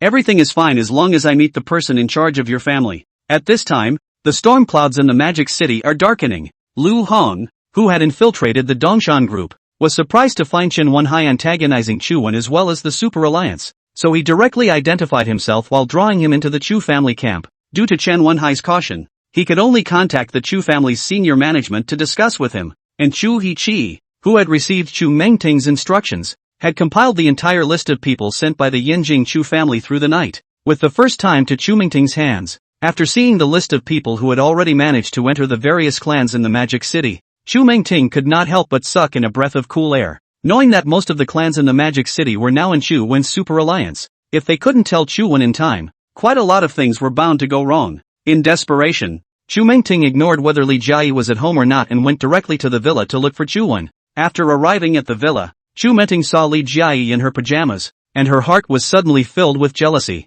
"What brings you here?" Hearing the commotion, Chu Wen similarly walked out from the bedroom in his pajamas, and then looked at Chu Mengting with a gleaming gaze. Chu Mengting blankly glanced at Chu Wen and smoothly handed the list to Chu Wen. Huffing and puffing, he said, "See for yourself." Chu Wen, who received the list of personnel, took a closer look and frowned slightly. Above clearly recorded about Yinjing Chu family sent elite list and which family they entered to the magic capital, engaged in what position and so on. This information is very detailed. It had to be said that if Chu Mengting did not provide this information, then the Super Alliance would face a great threat. It's even likely to divide the Super League. What was even more frightening was that in addition to the Chu Hiqi and the crew, there were 3 Chu family children mixed inside the Chu Tiange group. This constitutes no small deterrent in the unspoken sense. Li Jiayi seemed to notice the emotions on Chu Wen's face and was instantly puzzled. Taking this detailed information from Chu Wen's hands, he read it up and down, and his face instantly revealed an expression of astonishment. Not only Chu Tiange group, even their Li family is also mixed into 2 Yinjing Chu family children. More horrifying is that one of them has actually become the middle-level personnel of a certain company of the Li family. According to this development, I believe that it won't be long before this Chu family's son will be able to have a say in the Li family. The consequences of this are unimaginable. Immediately afterward, Li Jiayi jerked her head up and turned her suspicious gaze towards Chu Mengting. To be clear, Li Jiayi had lived in the Magic City since she was young. She knew the distribution of forces in the Magic City inside out, and was even familiar with all of her family's peers. However, she did not have any impression of Chu Mengting, which could indicate that she did not belong to any of the forces or clans in the Magic City. But then again, to be able to obtain such important information before the Chu Tiange group as well as the Li family had gotten wind of it was enough to prove that her identity was not simple. "Meng Tingwei, you always give me strange feelings. Tell me, who are you really? What is the purpose of appearing in Magic City?" Li Jiayi surmised in her mind that Chu Mengting was not from Magic City, so her appearance must have carried a strong purpose. Chu Mengting looked at Li Jiayi, who was full of seriousness, and guffawed before responding. "Chu Wen didn't tell you? Since you're asking, I won't hide it from you. He'll tell you in the end anyway. I'm not called Meng Tingwei, but Chu Mengting. I'm a member of the Yinjing Chu family, and I appeared in Magic City just to investigate Chu Wen." She recounted it without any panic, but it caused Li Jiayi, who was listening attentively, to be very dismayed. Turning sideways, he looked at Chu Wen beside him, his eyes questioning as he asked, "You know all that she said?" Chu Wen did not say anything, but only nodded silently, and then looked at Chu Mengting as well as Li Jiayi and the 2 girls respectively, and suddenly revealed a meaningful smile. Li Jiayi, who received the confirmation, was obviously a bit angry. Pointing her spear directly at Chu Mengting, she said angrily, "Investigating Chu Wen? Don't forget that Chu Wen is also a member of the Chu family. What kind of trick are you guys pulling? It's not a ghost trick. It's a years-old grudge. You can ask him about it later, but until then, could you recuse yourself?" Chu Mengting unsmilingly spoke her inner thoughts. When she heard the word evasion, Li Jiayi could not help but froze, and immediately afterward, once again looked at Chu Wen as if she was waiting for him to make a decision. In the face of the battle between the 2 women, the clear-headed Chu Wen naturally would not easily make a vote. Seeing that Chu Wen didn't react, Chu Mengting continued, "Don't worry, it's impossible for me and him, even if what we say is all business. Look, I didn't say anything else, so you guys have a nice chat." Li Jiayi was not willing to show weakness and dropped a harsh sentence, then turned around and returned to the bedroom. Now in the villa's living room, only the silent Chu Wen and the reluctant Chu Mengting remained. After the atmosphere had been silent for a minute, Chu Mengting could no longer suppress the impulse within her, and her body took several steps forward. directly jumping into Chu Wen's arms. This sudden move surprised Chu Wen, and he could not help but take a step backwards. "Don't move. I'm leaving. Spare me the thought." Chu Wen instantly understood that she was planning to leave the magic city and return to the Yinjing Chu family to be punished. With a long sigh, "Why bother? Stay in the magic city. There's nothing they can do with you." Chu Mengting, who was lying in Chu Wen's arms, shook her head and said blandly, "That's my family. It's a place I'm proud of, and I should go back and be punished for what I've done wrong." In an instant, the two of them, Chu Wan and Chu Mengting, stopped talking and just snuggled up to each other. After all, this could possibly be the last time the two of them meet. After about another 2 to 3 minutes, Chu Mengting quietly left Chu Wen's embrace and said with tear-filled eyes, "If it's possible, I hope that you and the clan will not go toe-to-toe." At this moment, Chu Mengting voiced the expectations of her heart. It was the only way that her beloved and her honored family could be safe and sound, held in her heart without fear. But she knew full well that hope was only hope. Chu Wen's strife with the family was already inevitable at this point. The family is very powerful. You need to be extra careful. It is imperative that you banish these from the list or you will be even more passive. Listening to Chu Mengting's warning, Chu Wen still did not say anything, but instead nodded slightly. Chu Mengting carefully looked at Chu Wen and said unwillingly, "I'm leaving. You must take care." The moment the words fell, Chu Mengting could no longer control the tears in her eyes and suddenly burst out of her eyes while turning around and leaving the villa faster. She didn't want Chu Wen to see her like this. Only after Chu Mengting left the villa did Li Jiayi walk out of the bedroom. After asking Chu Wen for specific details, he instantly understood the whole process of the matter. Not only that, Li Jiayi also realized the seriousness of the matter and hurriedly called Chen Wenyang as well as Lu Shiyu to the villa in Chu Wen's name. Roughly around 2 hours, Chen Wenyang, Lu Shiyu appeared in front of Chu Wen as promised. It's just that both of them are very confused. Chen Wenyang, who had just sat on the sofa, then turned his gaze to Chu Wen and asked with a face full of suspicion, "Brother Chu, is something wrong?" After Chu Wen glanced at Chen Wenyang and Lu Shiyu, a light flashed out from his eyes before handing them the list of people from the Yinjing Chu family who had infiltrated into the magic city. Chen Wenyang and Lu Shiyu both came together and looked at the detailed messages on the list together. Unable to help but suck in a breath of cool air, they all revealed stunned expressions. They were in charge of the Chun family and the Lu family respectively, so naturally they were extremely familiar with the companies under their families. But having ill-intentioned personnel mixed in right under their noses is hard for them to accept. The old oilman Lu Shiyu frowned, stared deeply at Chu Wen, carefully inquired, "Chu young master, the list is all the children of the Chu surname, although there are aliases, but I believe that they are also related to the Chu young master." "Right, this is." Chen Wenyang was still young and hadn't thought it through so thoroughly,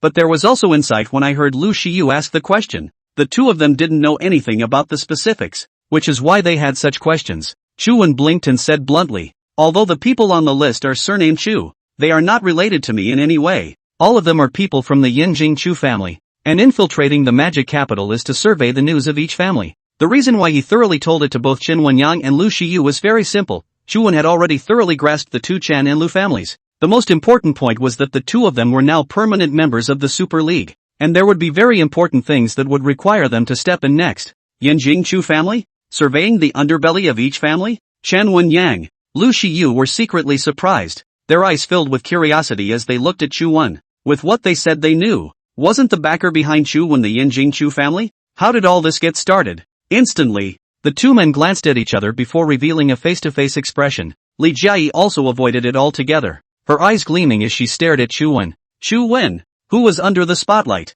obliterated his mouth and said leisurely, "I am well aware of your curiosity. I am indeed a member of the Yinjing Chu family, but we broke off 100 years ago, so we don't have any connection." Since the Yinjing Chu family had gone to great lengths to find him an identity story, he was afraid that he would disappoint the Chu family if he did not continue. Chen Wenyang, Lu Shiyu who did not expect Chu Wen and Yinjing Chu family has such a meandering story. However, in this way, the Yinjing Chu family was not only not Chu Wen's backer, but instead, they were antagonistic. So the emotions on both of their faces were undergoing subtle changes. Especially Chen Wenyang was extremely obvious. Chen Wenyang, Lu Shiyu's mood changes were all seen in Chu Wen's eyes. Rather snickeringly inquired, "Now that it's clear that I don't have a backer, do you two have any ideas?" There is no harm in saying it directly. As he spoke, Chu Wen was staring daggers at the two of them in laughter. This made Chen Wenyang and the two of them couldn't help but feel a chill down their spine, similarly creating no small amount of fear towards Chu Wen. Now that they knew that Chu Wen's backer wasn't the Yinjing Chu family, what was the point? He was able to get to this point without relying on any outside forces. It wasn't something they could compare to. Then, even if they turned against him now, they were definitely not Chu Wen's opponents. What's more, in this period of contact, they found that following Chu Wenkai would be the family becoming more and more strengthened. Chen Wenyang, who thought of this, hurriedly made an explanation, waved his hand and said, "Brother Chu, you're overthinking it. If there is no Brother Chu, I'm afraid that I'm still that person who condescends to be under Chen Wenhai. For me, you're my benefactor." Anyway, he didn't have any other choice now. He could only follow Chu Wen one way. As for Lu Shiyu, he is in deep thought. Unlike Chen Wenyang, he does not dare to gamble with the future of the Lu family. That is why it is imperative that he weighs his options before making a final response. Regarding the Yinjing Chu family, he had only learned about it from Chu Wen's mouth, and he himself had sent people to Yinjing to investigate in person, all without any news. But now it seems that the Yinjing Chu family does exist, so he had to be quite careful with his choices, which led to him being very torn up inside. However, a moment later, Lu Shiyu thought for a second. At the moment, Chu Wen grasped more than just the Chu Tinga group as well as the Li family, as well as integrating 9 out of 10 families in the Magic City Super Alliance. Even if the Yinjing Chu family was in how strong it would not be able to easily defeat the entire magic capital. Next, Lu Shiyu looked up at Chu Wen and said in a serious tone, "Young Master Chu, no matter what kind of grudge you have with the Yinjing Chu family, the Lu family will always stand by your side." He had another purpose for doing so, which was to gain Chu Wen's trust. Chu Wen again turned his gaze to Li Jia, who was sitting beside him, and said frankly, "You understand my current situation, so tell me what you think." In fact, initially, Li Jia became his fiancée because she looked at the Yinjing Chu family behind him as a way to reject Chen Wenhai's marriage contract. And now that the situation is clear, the rest is up to Li Jia's choice. Li Jia did not have the good sense to blankly glance at Chu Wen, not angry but smiled and flirted. "Do I have any other choice now? The person has long been yours. The heart is even more yours. What else would I care about?" It was the same result as Chu Wen expected. And then the probe came to Li Jia's ear, whispering softly, "Ha ha, you can't get away from me day or night." Li Jia did not expect that in such a serious occasion, Chu Wen could actually show such an immodest appearance. Without further ado, he reached out and slapped him on the chest, and then stopped paying attention to Chu Wen. Seeing this scene, Chen Wenyang and Lu Shiyu, two people, looked at each other and smiled. The oppressive atmosphere was instantly relieved. Immediately afterward, Chu Wen coughed gently, once again revealing a serious expression as he said towards the two Lu Shiyu, "Now that the Yinjing Chu family has infiltrated into the Magic City and is about to encroach on the Super Alliance, I will absolutely not allow this to happen. Chu, just tell me straight up what to do." Chu Wen's eyes narrowed slightly as he said without moving, "You notify the families in the Super Alliance and have them expel the people on the list. As the saying goes, you have Zhang Liang's plan, but I have a ladder over the wall." In the face of the Yinjing Chu family sending their clan's elites to infiltrate the Magic City, Chu Wen formulated a corresponding countermeasure in the fastest possible time. That was to decisively expel the Chu family's elites before they could form a force in the Magic City. Only in this way can we prevent the things that happened in Magic City specifically from being transmitted back to the Yinjing Chu family in a steady stream, causing Magic City to become transparent. As for Chen Wenyang and Lu Shiyu, the two of them, after much deliberation, resolutely chose to stand by Chu Wen's side. There were two reasons for this, one of which was that the Yinjing Chu family was somewhat nebulous to them, without even a hint of understanding, and could not make the two of them believe whether or not the Yinjing Chu family could defeat Chu Wen. Secondly, now that Chu Wen had integrated almost all of the clans in the Devil's Capital and formed a super alliance, it could be said that he commanded the entire Devil's Capital, and they firmly believed that even if the Yinjing Chu clan was even more massive, it would be impossible to compare it to the entire Devil's Capital. So the entire mental process of the two of them from apprehension to determination was seen by Chu Wen. "Uncle Lu, Wenyang, this matter is not a small matter. It must not be delayed in the slightest." Leaning on the sofa, Chu Wen's eyes flashed out a superb light, and then barked at Chen Wenyang and Lu Shiyu. Lu Shiyu, Chen Wenyang and the two of them looked at each other face to face. During the time they had been in contact with Chu Wen, they had never seen Chu Wen in such a state, and immediately felt surprised. It seemed that the Chu family, which was far away in Yinjing, really wasn't that simple. Lu Shiyu nodded calmly and responded obediently. "Don't worry, I will definitely send the list down to every family in the Super Alliance so that they can drive away these wolves. In fact, all these families in Mordor are very conservative, just like Lu Shiyu's Lu family, and will never allow dissident hearts to remain in the family. The consequences would have been unimaginable if he had stayed in his own family. So in this regard Lu Shiyu is not worried about being rejected by many families." Chen Wenyang blinked and asked with confusion, "Brother Chu, is the Yinjing Chu family really that terrifying?" Chuan couldn't help but fall into deep thought after hearing Chen Wanyang's question. If it wasn't for Chu Mingting's appearance, he might never have been aware that there really was a powerful and mysterious family in Yanjing. The understanding of the Yanjing Chu family was also limited to the introduction in Chu Mingting. As for about the real Chu family, he was also in a fog, not even clear about the exact structure of the Chu family. Currently no only Yanjing Chu family has many branches. Like Chu Mingting, this line belongs to the Chu family's direct line. In the family has a very high status. And like the people on the list, almost all of them were branches or collateral branches of the Chu family, and could only serve direct descendants throughout their lives. Whether it's scary or not, that's their business. All we have to do is face them, regardless of what kind of strength they have. We have to remember the saying that the narrow road is won by the brave. Chuan did not make a straight face to make a reply, but with words to motivate Chen Wenyang and Lu Shiyu, two people around. Needless to say, Chu Wen's approach did work. Chen Wenyang and Lu Shiyu both felt an endless surge of exhilarating fighting spirit. It was as if by following Chu Wen, he could overcome everything and stand at the top of the heap. Chen Wenyang said emotionally, "I believe in you, Chu, and you need to run an errand. Pick some resourceful youths from the Super League and have them travel to Yanjing, regardless of any group company, and arrange for one person to go in." Immediately afterward, Chu Wen made successive plans. Lu Shiyu is very clear about Chu Wen's inner thoughts, although it is a good way. But if you really want to implement it, it is not so simple. After all, Yanjing, like Magic City, was an unrivaled big city with many conglomerates in it. Not to say hundreds or thousands of them were almost the same. There were even no Yanjing Chu family industries within these group companies. This is simply a waste of time and energy. After deliberating again and again, Lu Shiyu hesitantly said to Chu Wen, "Young Master Chu, I think you should think twice. If you do this, it will not serve any purpose at all." Chen Wenyang glanced at Lu Shiyu and said disdainfully, "You dare to question Brother Chu? Young Master Chen, don't be in a hurry. I understand young Master Chu's thoughts. He's trying to do the same thing to others. But Yanjing is so big, and there are so many group companies, and they may not necessarily be the Chu family's properties, so it would be completely futile to do so." Chu Wen listened carefully and expressed his disagreement with what Lu Shiyu said. It was important to know that the Chu family had existed in Yanjing for more than 1,000 years. And it was believed that the industries were spread throughout the entire Yanjing. For example, if there were hundreds of group companies in Yanjing, then more than half of that number would inevitably be the Chu family's industry. "Uncle Lu, you're overthinking it. Just do as I say. You just need to tune in to see the results." Lu Shiyu has his own ideas, but Chu Wen has already said so. Then I believe he has a certain basis. Thinking about it, he could only nod silently. Chen Wenyang volunteered his words, "Leave this kind of thing to me. Uncle Lu will handle the matters of the Super League."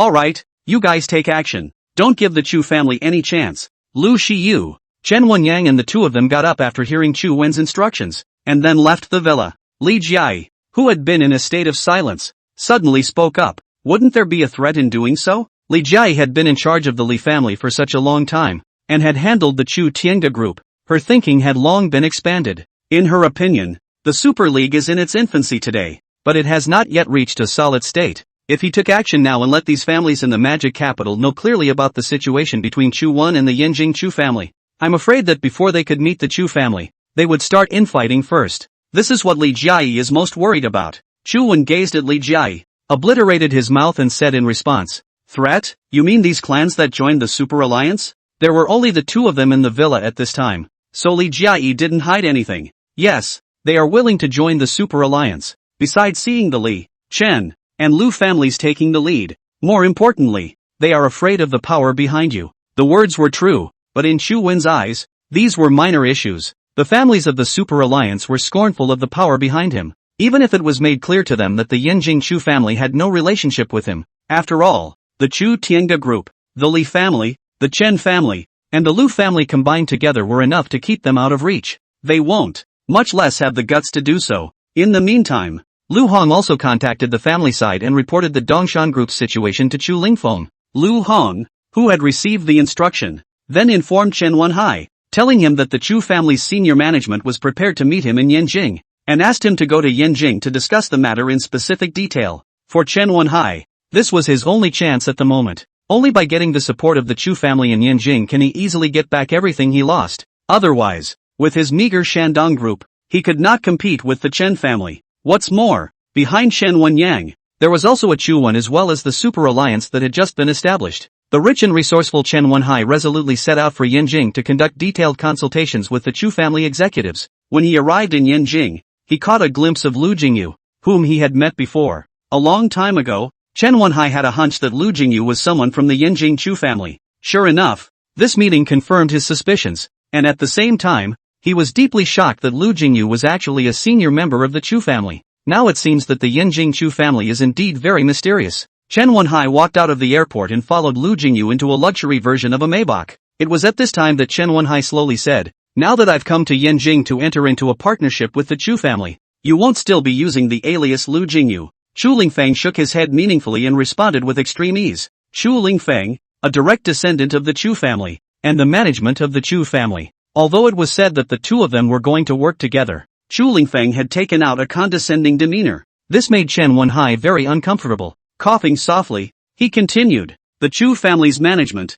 then it's fine to talk to you, but I have a few questions to ask you. By all rights the Chu family should be Chu Wen's backer, so why have they taken action against Chu Wen?" The cautious and suspicious Chen Wenhai was still a little less assured and tentatively inquired. It was important to realize that Lu Hong had told him everything in general terms when he broke into his office. He did it just in case there was fraud. Chu Lingfeng's brows slightly frowned. His heart instantly fell into deep thought. Lu Hong had already told him the entire process when he reported on his work, so that meant that Chen Wenhai knew about the relationship between the Chu family and Chu Wen. Now that he was asking this, it was clear that he didn't believe in himself, or rather, he didn't believe in the Chu family. Next, Chu Lingfeng said with a displeased expression, "You're testing me? Afraid that the Chu family wears the same pants as Chu Wen and wants to dig a hole for you? If we, the Chu family, want to move you, the Dongshan group, or the Chen family, we simply don't need to use such means. And by directly utilizing economic suppression, we can easily crush you. But since you asked, then I'll say it one last time.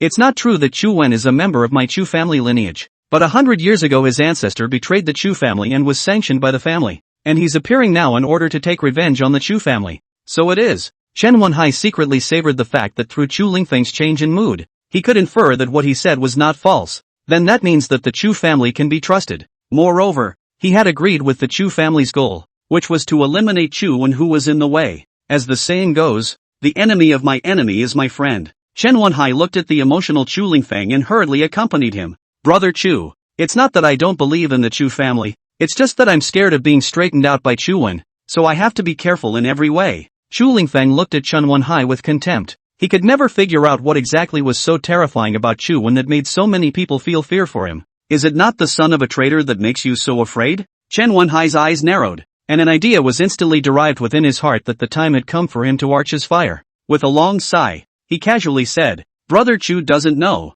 When Chu Wen was in the devil's capital, he used the might of the Yanjing Chu family to town, suppressing the various families in the devil's capital, and from that, he did a lot of things that made us dare to speak out in anger." As he spoke, he turned his gaze toward Chu Lingfeng, seemingly observing what Chu Lingfeng would do next. Chu Lingfeng knew very little about the Magic City, and when he heard Chen Wenhai's introduction, he raised his hand and angrily slapped the car seat, his gaze widening. Ever since he investigated that Chu Wen was a traitor from the Chu family branch, his heart had long since grown disgusted with Chu Wen. Now that he had learned that he was using the Chu family's name to act recklessly in the Magic City, he was instantly enraged. "Chu Wen, I will make you pay." Chu Lingfeng clenched his fists and launched a poisonous oath in a grave manner. Seeing this scene, Chen Wenhai could not help but secretly sneer. It seemed that he had reached his goal and successfully provoked Chu Lingfeng's fighting intent. Although he was not clear about the specific strength of the Yanjing Chu family, it was definitely not comparable to the Chu Tiange group or the Chan and Li families.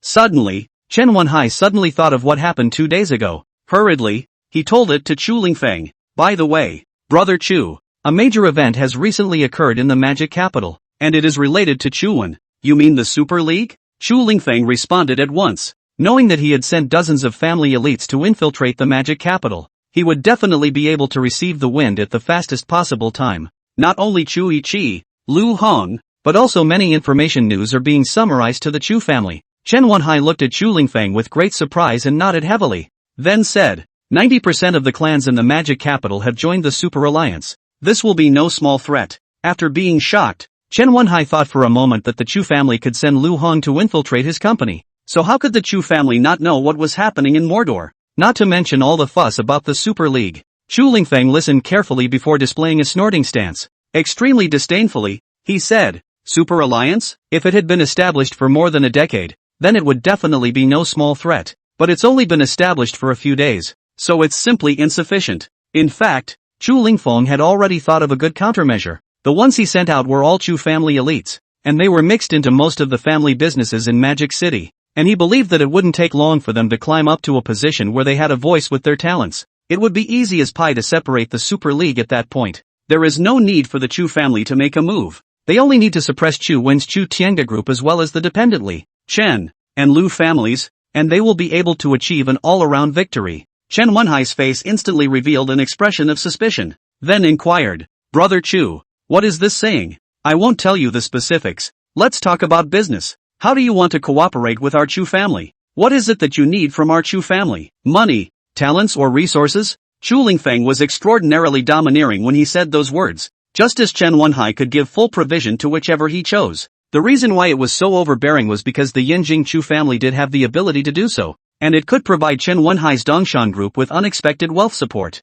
As for talent as well as resources, it is very simple. Chen Wenhai's eyes instantly blossomed as he said joyfully, "Brother Chu, as you said, the Super Alliance is not a threat due to its short establishment, but the Li family, the Chen family as well as the Lu family are Chu Wen's beloved ones, and they have to be gotten rid of. In my opinion, I hope that Brother Chu can provide me with enough funds to allow me to settle the Li, Chen, and Lu families first, and after I retake the position of the Chen family's head, I'm bound to be able to raise my arms and call for help, so Chu Wen will be isolated at that time. At that time, the Chu family will step in and deal with Chu Wen." Chen Wenhai recounted all of his inner thoughts with the purpose of letting Chu Lingfeng know that he was capable enough to cooperate with the Yinjing Chu family. Chu Lingfeng nodded with satisfaction after hearing Chen Wenhai's introduction. To put it bluntly, he wanted the Chu family to provide him with financial support, thus helping him to reclaim the position of Chen family head. For the Chu family, problems that could be solved with money were not called problems, and Chu Lingfeng also felt that what Chen Wenhai said was more reliable.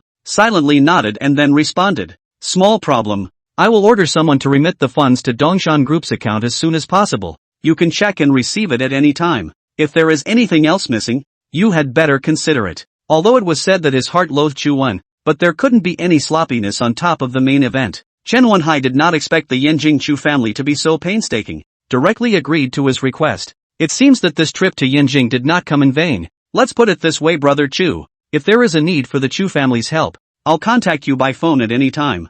Yinjing, Chu family manor. With trepidation Chu Mengting returned by car to this place where she grew up, and her heart was instantly very complicated. Entering the palace-like inner room, one glance caught sight of the old man, Chu Haiyuan, who was sitting in the living room drinking tea. "Ms. Montine, you're back." The servant immediately greeted respectfully after seeing Chu Mengting's figure. Due to the servant's voice, it also allowed Chu Haiyuan to discover Chu Mengting, who he hadn't seen for a long time, and hurriedly put down his tea and waved his hand at Chu Mengting, signaling for her to come to his side. Endless joy appeared on his face. The current Chu Mengting was most afraid of seeing the old master, so she was the complete opposite of the old master's mood, full of gloom and melancholy. Coming in front of Chu Haiyuan, he buried his head deeply, just like a small child who had made a mistake. Chu Haiyuan looked at Chu Mengting's state. The smile at the corner of his mouth couldn't help but come to an abrupt end, and his brows were slightly furrowed as he asked in an extremely flat manner, "Little Nizi, what's wrong with you? How did you lose interest after going to the Magic City?"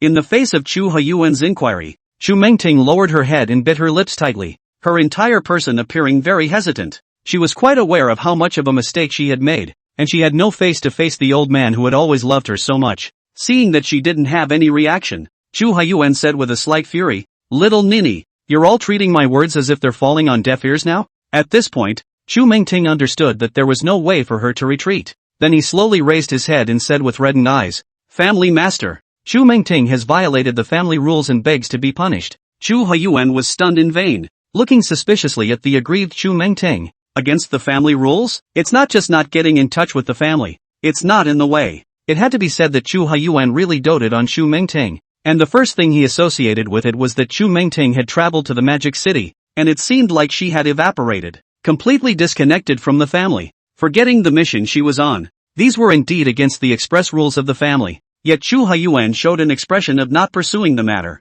Chu Mengting could not have imagined that the old man would react this way, and her heart was even more quite painful. "Not only did you not contact the family, you sent me to the Magic City to investigate Chu Wen's identity, but But what? But I didn't find out anything. And I even gave the list of the family's infiltrators into the Magic City to Chu Wen. Chu Mingting looked towards Chu Haiyuan with a desire to speak, as if she was observing his change in mood. What? Gave Chu Wen the list of family members who had infiltrated Mordor? Isn't that tantamount to betraying the family? Chu Haiyuan's eyes instantly narrowed. Then he reached out and angrily slapped the coffee table, shouting aggressively, Chu Mingting, what do you want to do? What on earth are you thinking? If it had been anything else, he would have been fine with turning a blind eye. Just put it off. But this matter is absolutely not okay. After all, it has touched on the issue of the family's bottom line. With a crane cry, Chu Mingting's entire body shivered. I fell in love with him. I don't want. Shut up. Before Chu Mingting could finish her speech, the incomparably angry Chu Haiyuan spoke out to stop her. To know that she was a direct descendant of the Chu family, while that Chu Wen was a descendant who betrayed the Chu family. For such a thing to happen was simply a sinful relationship. If he had known that this was the case, he would never have agreed to Chu Mingting traveling to the Magic City. At this time, Chu Haiyuan's eyes were filled with a look of hatred and indignation. Are you not clear that this is the bottom line of the family? You still dare to overstep it. Is it that you don't put this bad old man of mine in your eyes? No, I respect you the most, and I know it's wrong. That's why I've come back to take the blame. Chu Haiyuan looked at his favored girl without taking his eyes off. He couldn't help but sigh, and then said helplessly, this matter ends here, but you won't want to leave the Chu family in the future. If you want to go to other places, I will send someone to protect you. Chu Mingting was very excited and complicated inside. Excited that the old man had chosen to turn a blind eye and only give her such a clear punishment. The complication was that she would be forever away from Chu Wen, and I feared she would never see each other again. Girl, go back and rest. And by the way, reflect on what you've done. Chu Haiyuan dispatched Chu Mingting with an expressionless face, then once again lifted the tea light and turned the tea into spirits, drinking it all in one go. This was the only time in the decades he had been in charge of the family that he had been able to act as if he was oblivious after someone had touched the family's bottom line. This was all because of Chu Mingting. If it were anyone else, they all had a different end. Yanjing was deploying a series of plans, and Mordor was not idle. Lu Shiyu, who was a permanent member, stepped in to organize the first official meeting of the Super Alliance, handing over the list of people from the Chu family who had infiltrated the Magic City to the hands of the many family heads, and instructing them to remove the scourge in a timely manner. Maximum results were achieved once the meeting was over. 90% of the clans in Magic City had launched an operation, expelling the Chu family operations that had blended in according to the list. After all, it has an intuitive impact on them. On the other hand, Chen Wenyang launched a call to arms, gathering hundreds of young elites from the Li family, Chen family, and Lu family to travel to Yanjing and take advantage of the opportunity to infiltrate the various group companies in Yanjing. They were asked to relay what happened in Yanjing back to the Chen family whenever and wherever they could, and Chen Wenyang funded and gave these young elites attractive compensation. His philosophy is one of heavy reward. Li Jiai,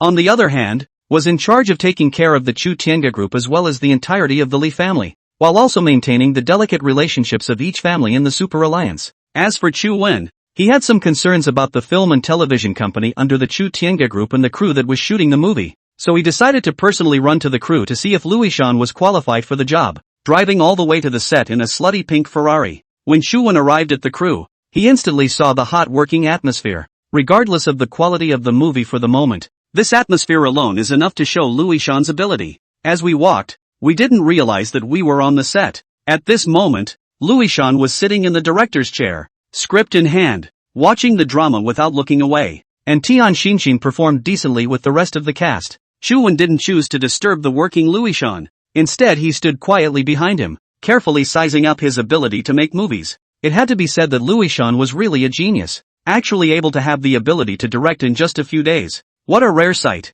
In about less than 10 minutes, Luishan shifted his gaze and shouted in a loud voice, "Cut! Everyone take a break and turn to the next scene right away." Just then, Tian Xinshin wiped the sweat from her forehead, then turned to look at Luishan. With a face full of joy, she ran to Luishan's front and said daintily, "Honey, how did I do in this scene?" "Not bad. It's just that your lines are a bit raw, so it looks like I'll have to give you a bad night." "Wicked. You're so bad," Tian Xinshin said and jumped into Luishan's arms. Chu Wen, who saw the scene, could not help but frown, and then intentionally coughed gently twice. It instantly attracted Luishan, Tian Xinshin's gaze. When they were in a position to see Chu Wen behind them, an awkward expression appeared on their faces. Tian Xinshin in particular is the most serious. To know that a few days ago, She was still pandering to Chuan, but now she had jumped into Louis-Shan's arms, which made her embarrassed beyond embarrassment. Louis-Shan looked at Chuan suspiciously and asked in confusion, "Brother Chu, when did you come? Why didn't you tell me? Been here a while.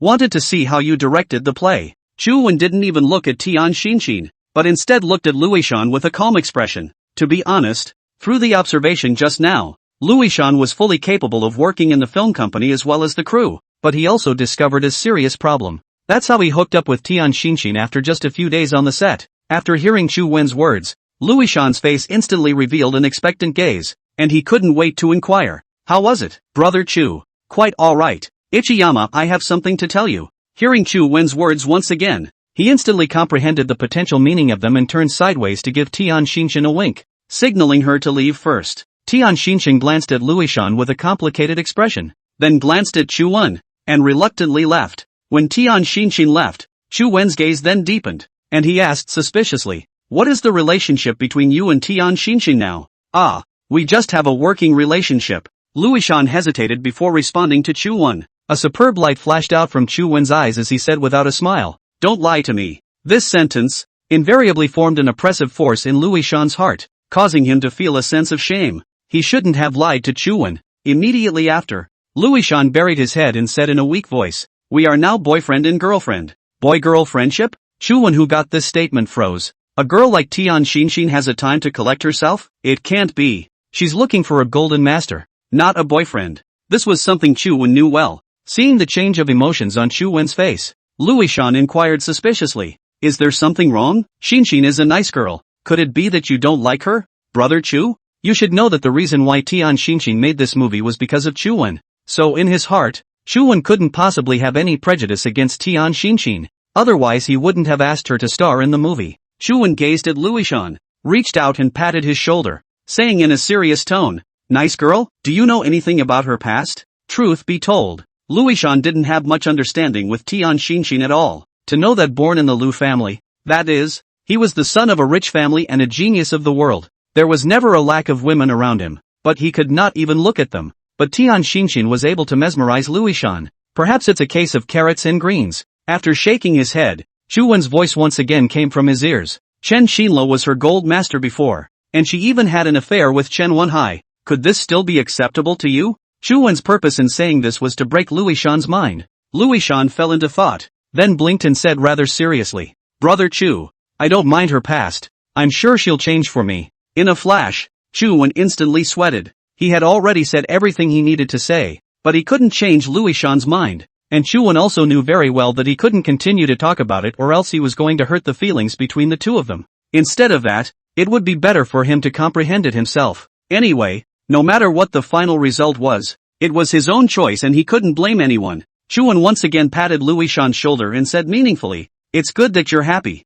but you can't delay the film company and the crew. Don't let me down, and watch your back in public." Chu Wen left the theater group and turned around to return to the Chu Tiange group. To be honest, he was satisfied with Louis-Shan taking over the film company as well as the crew. Louis-Shan can indeed take up this important task, but what he did not expect was that Louis-Shan actually fooled around with Tian Xinshin, who had bad intentions, and he's still so determined. Presser ignores his advice and is determined to stay with Tian Xinshin. Thus, it gave Chu Wen the desire to replace Louis-Shan. After all, these are eventful times, and one must be extremely careful in everything one does. Otherwise, the consequences will be unimaginable. And Tian Xinshin's social relations are complicated. She has close ties with Chen Wenhai and many tycoons in Magic City, and Louis-Shan is his beloved, so if she is allowed to stay by Louis-Shan's side, it will be no small trouble. If Louis-Shan becomes a breakthrough, then the whole situation will be very difficult to turn around. Chu Wen, who had already appeared in the office at this time, furrowed his brows slightly, once again dismissing the idea of replacing Louis-Shan. People with similar abilities to Louis-Shan also existed among the Chu Tiange, only that they all had their own jobs. If they were allowed to take over Louis-Shan's work, not only would they be delayed, but they might not be able to do a short period of time to familiarize themselves with it. Just as Chu Wen was thinking, Li Jiayi pushed the door and walked in. Then he walked straight to Chu Wen's front and quietly sat down, saying softly, "Thinking about what?" "So absorbed. Just went to the set, inspected it, and actually guess what I found?" Chu Wen's meaningful words instantly aroused Li Jiayi's interest, and a pair of beautiful eyes blossomed with dazzling light. Extremely puzzled, he inquired, "What was found?" Chu Wen didn't hide anything from Li Jiayi, sighed softly and said bluntly, Luishan he actually also got Tian Xinxin together. This news was like a thunderbolt, completely shocking Li Jiayi. She never expected that the son of a hallowed family would even look at a showgirl who was selling her beauty. And it's only been a few days since Luishan replaced Meng Tingwei,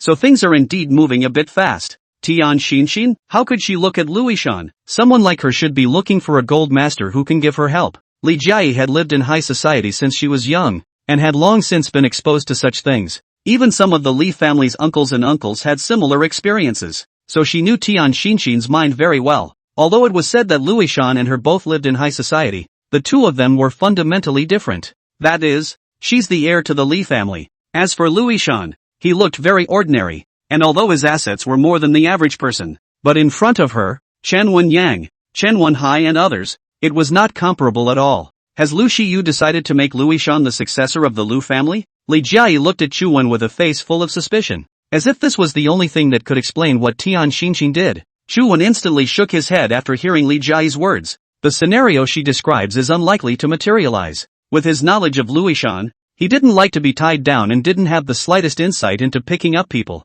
just like an idiot. It wouldn't be wise of Lu Shiyu to put the Lu family in his hands. Chu Wen said thoughtfully, if I'm not wrong, Tian Xinxin's choice of Luishan is by no means a result of him becoming the Lu family's heir. Not to mention that when something happens in the Lu family, we will definitely be the first to be notified. What she sees is Luishan's current status and position. Not only is he the heir of the Lu family, he is also my beloved. Tian Xinxin following him also means that she has two backers behind her at the same time. One is the Lu family and the other is the Chu Tiange group. Li Jiayi listened carefully to Chu Wen's analysis. She agreed with Chu Wen's views, and then gazed at him, her eyes full of admiration. Chu Wen glanced at the two-eyed Li Jiayi, and solemnly asked, the reason why Qin Shanla went crazy is directly related to Tian Xinxin. She is a black sheep in my opinion. If we continue to let it go on, not only will Luishan be ruined, I'm afraid that the group will be implicated by that time as well. In a flash, Li Jiayi's brows furrowed slightly. Indeed, as Chu Wen had said, there was a threat to leaving Tian Xin behind.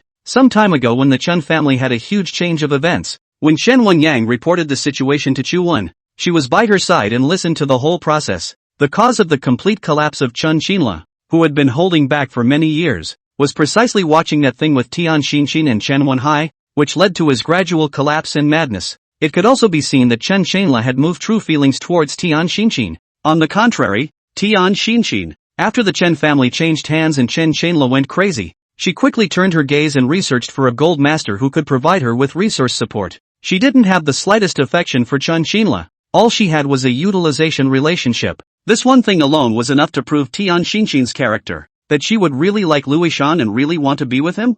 I'm afraid that, like Chen Shanla, they are simply utilizing the relationship. So, Li Jiayi couldn't help but suck in a breath of cool air and said with a serious expression, or, dismantle the crew. There isn't much input at the moment anyway. A rough calculation puts the investment into the crew at no more than $10 million.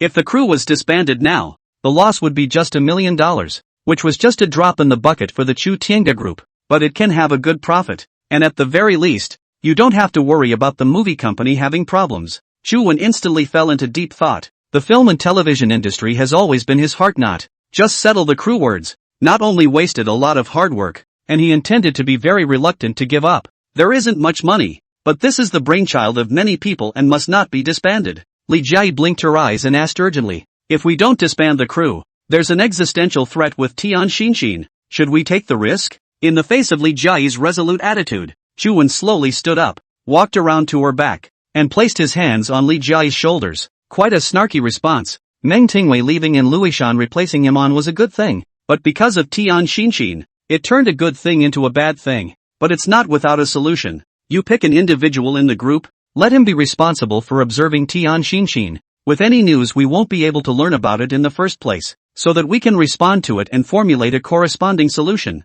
Li Jiayi nodded silently when she heard Chu Wen's words. That's one of the things that can't be helped. Suddenly, she instantly felt two hands roaming around before she looked up at Chu Wen. You, why are you so nasty? Yanjing, Chu family manner. Chu Lingfeng brought Chen Wenhai to the front of the family head. Chu Haiyuan. Chu Haiyuan carefully sized up Chen Wenhai and said with a deep gaze, you're the Chen Wenhai that Ling Feng spoke of before, aren't you? The powerful aura made Chen Wenhai a little depressed. Such an aura he had never seen before. Even his father, Chen Qinan, had never had such an overriding aura on him. Facing Chu Huiyuan's inquiry, Chen Wenhai responded respectfully, "Elder Chu, my junior is none other than Chen Wenhai." He dared to hide anything. Although he said that he wasn't sure what exactly Chu Lingfeng had said to this godly old man, but he was clear that right now, only this old man could help him take back the Chen family. Chu Huiyuan waved his hand, signaling him to do it, while reaching out to pick up the tea in front of him. Afterwards, he obliterated a few mouthfuls of hot tea.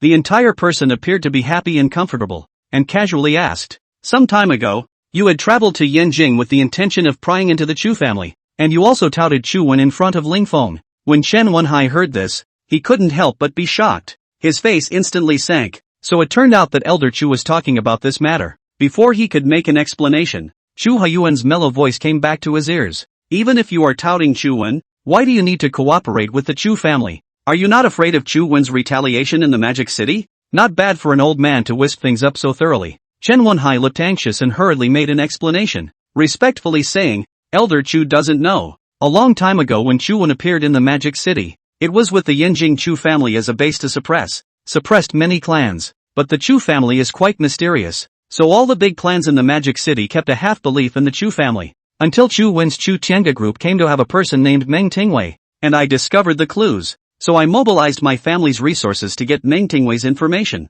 so I came to Yanjing. That's how I met Brother Chu. At that time I thought that Chu Wen's backing was indeed the Chu family. Touting Chu Wen was to put the Chu family at ease. I could take the opportunity to suppress Chu Wen, so that he would have no foothold in the Magic City. It's just that during the time that I was in Yanjing, the family underwent a huge change." Chen Wenhai told Chu Huiyuan the entire journey of his heart. Only when he mentioned the Chen family changing ownership, the entire person instantly turned extremely agitated, his relaxed palms unconsciously clenching. Resignation showed in his eyes. For Chen Wenhai, it was something he could hardly forget, especially the betrayal of his younger brother, Chen Wenyang, made him no longer have brotherly love for Chen Wenyang. There is only ruthlessness. Chu Huiyuan listened intently, a pair of sophisticated eyes gazing at him without looking away. No matter how humble the current Chen Wenhai was, there was no escaping this pair of discerning eyes of Chu Huiyuan, who could see Chen Wenhai's very deep heart and city. His mindset and cityscape were definitely not comparable to Chu Lingfeng's. If they really wanted to cooperate with the little doll in front of them, then while dealing with Chu Wen, they would also have to limit Chen Wenhai's development. Otherwise, when he formed a not-so-weak strength, he would inevitably target the Chu family. After all, this little doll with a very heavy heart city was ambitious, and after eradicating Chu Wen, he would definitely aim to annex the Chu family. Although it was said that Chu Huiyuan saw Chen Wenhai through, he didn't show it, but instead smiled blandly and said softly, "It's because of the fear of the Chu family. Ah, are you still afraid now?" Chen Wenhai frowned. He was not sure why Elder Chu asked this. Now that he appeared in the Chu family, he showed his determination to cooperate. Next, Chen Wenhai took a deep breath, then said with a serious expression, "Not afraid." In fact, the old geezer Chu Huiyuan said this is really a bit of a double entendre. For him to say that he was afraid indicated that he still had misgivings about the Chu family, but for him to say that he wasn't afraid made it clear that he didn't have any fear of the Chu family. Chu Huiyuan made a meaningful music and said frankly, "The little guy is good. A character." That said,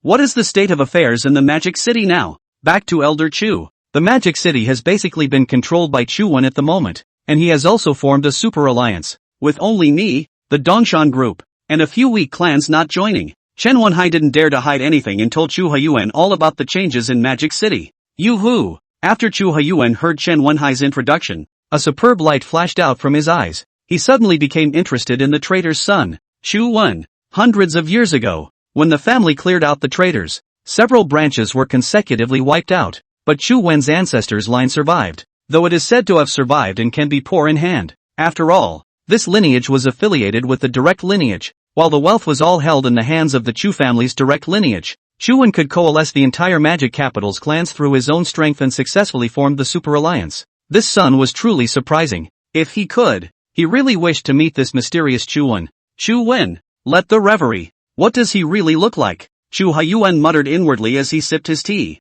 Seeing the somewhat frozen Chu Huiyuan, Chu Lingfeng, who was sitting on the side, tentatively asked, "Family head, what's wrong with you?" In a flash, Chu Huiyuan instantly reacted, then put down his tea and looked towards Chu Lingfeng as well as Chen Wenhai both. Coughing lightly, he said, "A super alliance? Incorporating most of the clans in Mordor, one has to be unguarded. You guys formulate a plan and show it to me when the time comes. After hearing Chu Huyuan's suggestion, Chu Lingfeng's eyes flashed with light. With an excited expression, he responded, "Family Master, we have already considered it on the way here. The family elites sent by me will continue to infiltrate the various families of the magic capital, and I believe that it won't take long for them to reach the heights of the middle tier. In this way, they will have enough power of speech, and gradually they can divide the Super Alliance, leaving Chu Wen in a lonely situation. As for the Magic City side, led by Brother Chen, with the Dongshan group as the base, and full support from the family, we will first recapture the Chen family, and then use the Chen family's prestige to suppress Chu Wen's Chu Taiyang group,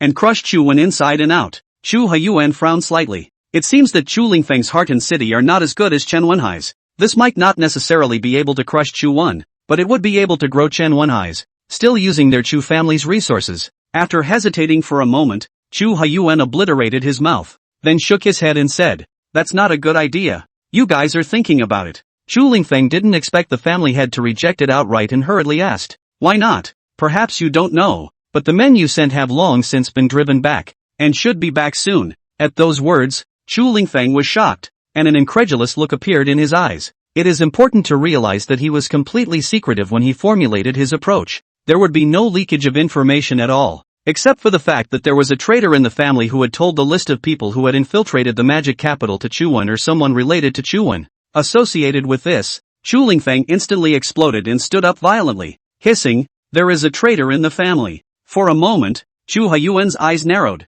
Then he looked at the emotional Chu Lingfeng. Although he was not as mindful of the city as Chen Wenhai, his observation was exceptionally sharp. Indeed, it was Chu Menting who handed over the list of families that had infiltrated the magic city to Chu Wen. But Chu Huyuan wanted to keep Chu Mengting. "Ling Feng, you dare to yell in my face?" Only after hearing Chu Huyuan's chiding did Chu Lingfeng realize that he had lost his temper. But the excitement within did not decay in the slightest. His voice eased a lot and said, "Family Master, there is a traitor in our Chu family. Otherwise they wouldn't have been expelled. Instead they would have followed my plan step by step. Indeed, the Super League would have inevitably fallen apart if no one had ratted it out. Truly let the Chu family's scruples disappear on this." Chen Wenhai looked at Chu Huyuan and then glanced at the displeased Chu Lingfeng. He knew exactly what the two were talking about. He just couldn't say anything. Chu Huyuan was full of displeasure as he reached out and picked up the tea light, obliterated a mouthful of tea, and said without moving, "What are you excited about? This matter is in the past,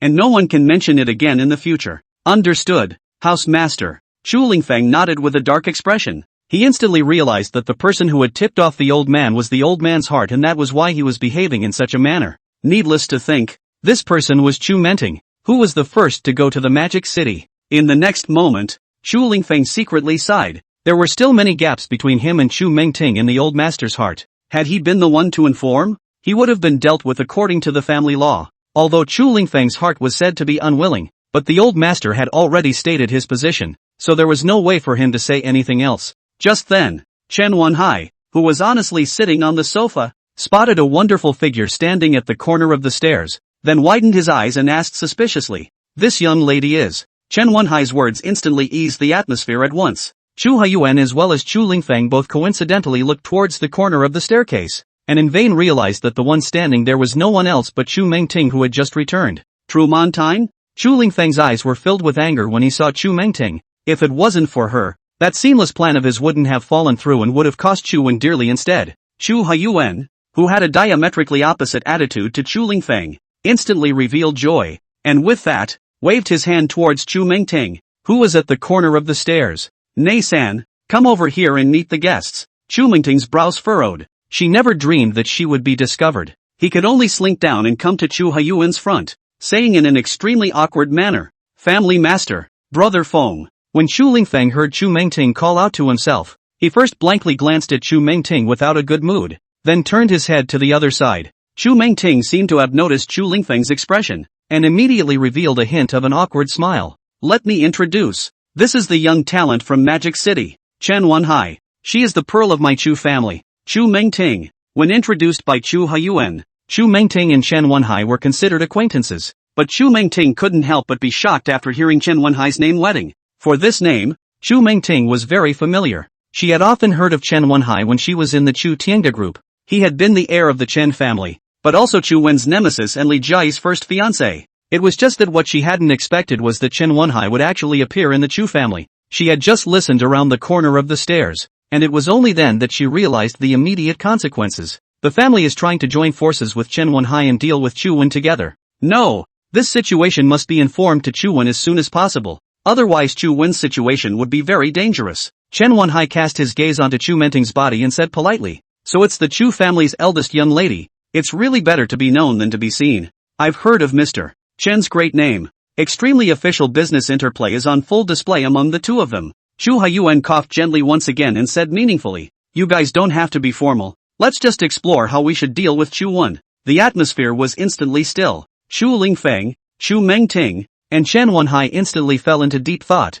each of them having different ideas. To be precise, it's every man for himself. Seeing the atmosphere sinking down, Chu Haiyuan looked at the three people separately and then said, "Don't you guys have any ideas?" The three of them shook their heads one after another. After all, this was a big matter and they couldn't make a choice easily. Chu Haiyuan sighed and said, "Let's stop here for today. You guys go back and think." "That's right, Lingfeng. I'm going out during this period of time. Take advantage of my absence to think about yourself." Hearing those words, Chu Lingfeng blinked his eyes, revealing a puzzled expression. "Consider yourself questioned?" This should be said to Chu Mengting. It was her who leaked the information that caused the whole thing to pop up. "And what's wrong with yourself?" Even though Chu Lingfeng did not conceal it in his heart, he dared to be angry. "Yes, master of the house." Chu Haiyuan nodded his head in satisfaction and waved his hand at the two of them, Chu Lingfeng and Chen Wenhai, signaling for the two of them to leave, while saying blandly, "You guys withdraw first, Nizi stay for a bit." The two of them, Chu Lingfeng and Chen Wenhai, glanced at each other and left the villa with faces full of suspicion. Now only Chu Haiyuan and Chu Mengting were left in the living room. Chu Mengting buried her head deeply. She had already guessed that the old man must be talking about her leaking things. "Little Neisan, during the time I'm gone, you absolutely cannot step out of the manor, or else the consequences are clear to you." It turned out that Chu Haiyuan's purpose in leaving Chu Mengting behind was just to warn her and let her settle down a bit. If something were to happen, I'm afraid that even he wouldn't be able to protect Chu Mengting at that time. At this moment, Chu Mengting raised her head and stole a glance at the old master, which made it clear that he was relating to himself rather than reproaching. "I will, family master. I know exactly what the consequences are and will definitely not touch the family's bottom line again." "That's good. Just think of it as recuperating lately and don't worry about things within the family." "Hello, I'm looking for your chairman." Chu Haiyuan appeared at the front desk of the Chu Tianga group dressed in plain clothes, and indicated his intention to come extremely politely. The receptionist carefully sized up the Chu Haiyuan in front of him,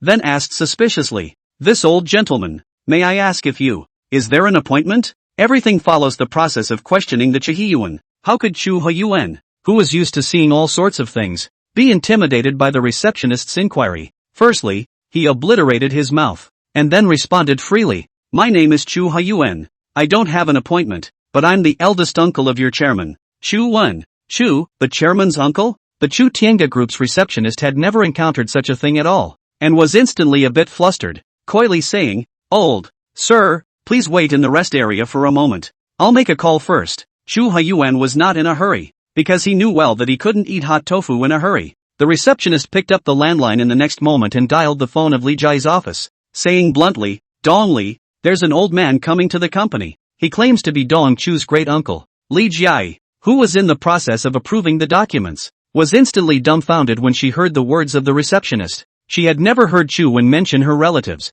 So what about this uninvited eldest uncle? What's going on? Last night there were some clouds. After the rain, I think Chu Wen has not yet woken up. After thinking for a moment, Li Jiai responded solemnly, "Invite him to my office." "Right. Give Chu Dong a call in a moment to report this situation." People namely claimed to be Chu Wen's eldest uncle. Regardless of whether it was true or not, there could not be any slacking off. First, he invited them to his office and then informed Chu Wen of the situation. After all, Chu Wen was the only one who verified the identity of the old man. In about less than 3 minutes, the door to Li Jiai's office was slowly pushed open. Chu Haiyuan walked in with light steps, his blooming eyes constantly observing the office environment. As the saying goes, if you want to get to know someone as quickly as possible, you can tell by her living and working environment. The office is filled with all kinds of documents. The number is quite large, but it is to give a person a kind of busy but not chaotic. Chu Haiyuan instantly had a preliminary understanding of the owner of the office. She was a shrewd and capable person, and had strict requirements for every step. When Elder Chu entered the office, The startled Li Jiayi hurriedly stood up and then greeted him. "You are Chu Don's eldest uncle, right?" Chu Haiyuan didn't say anything, but instead nodded silently, carefully sizing up the Li Jiayi in front of him. In a flash, a misplaced gleam skimmed across the seasoned eyes. The one who appeared in front of him was actually not Chuan, who had aroused his curiosity, but a girl instead. Seeing that her age was similar to Chu Mingting's, but overall she was stronger than Chu Mingting. "Are you? Oh, look at how excited I am. I'm Li Jiayi, the chairman of Chu Tiange Group, and also Chu Wen's fiancé, Li Jiayi. So by rights, I have to call you elder uncle as well. Li Jiayi, Chu Man's fiancé?" No wonder Chu Wen could start this Chu Tiange Group. Thought it was a significant relationship with this virtuous wife. Although it was said that he didn't see Chu Wen at the moment, he saw Chu Wen's fiancé, Li Jiayi, and it wasn't a wasted trip. Li Jiayi similarly sized up the Chu Haiyuan in front of her, and then said, "Eldest uncle, please wait a moment. Chu Wen is on his way here." Chu Haiyuan nodded once more, taking the posture of an elder. She did the position belonging to Li Jiayi, rested her arms on the desk and said with a smile on her face, "Does Chu Wen come to work at this time every day?" Li Jiayi frowned and stared at Chu Haiyuan with a dull gaze. "Eldest uncle, Chu Wen. He left all the matters of the group to me, so he rarely comes to the group." Rarely manage a group? In doing so, wouldn't he be digging his own grave? It is important to realize that the development of a group still depends on the attitude of the leaders, and if the leaders are not committed, then the group will certainly not develop. It may even be subject to social elimination and usurpation by the ambitious. Even if Chu Tiange Group has Chu Wen's virtuous assistant sitting in the town, that situation is still far from the same. Through these one-sided understandings, Chu Haiyuan didn't feel that Chu Wen was powerful. Is it hard to believe that Chen Wenhai exaggerated? If it was an exaggeration, why would Chu Mingting not hesitate to touch the family's bottom line to leak the news? "Uncle." Seeing Chu Haiyuan's silence, Li Jiayi quietly sat across from him and called out to him several times in succession. It was only then that Chu Haiyuan reacted and said frankly, "I heard that Chu Wen is doing well in Magic City, forming a super alliance that seems to integrate almost all of the clans in Magic City." The short conversation allowed Li Jiayi to perceive a crisis, because Chu Haiyuan's questions all centered around Chu Wen. It seemed like he was concerned about Chu Wen, but in reality,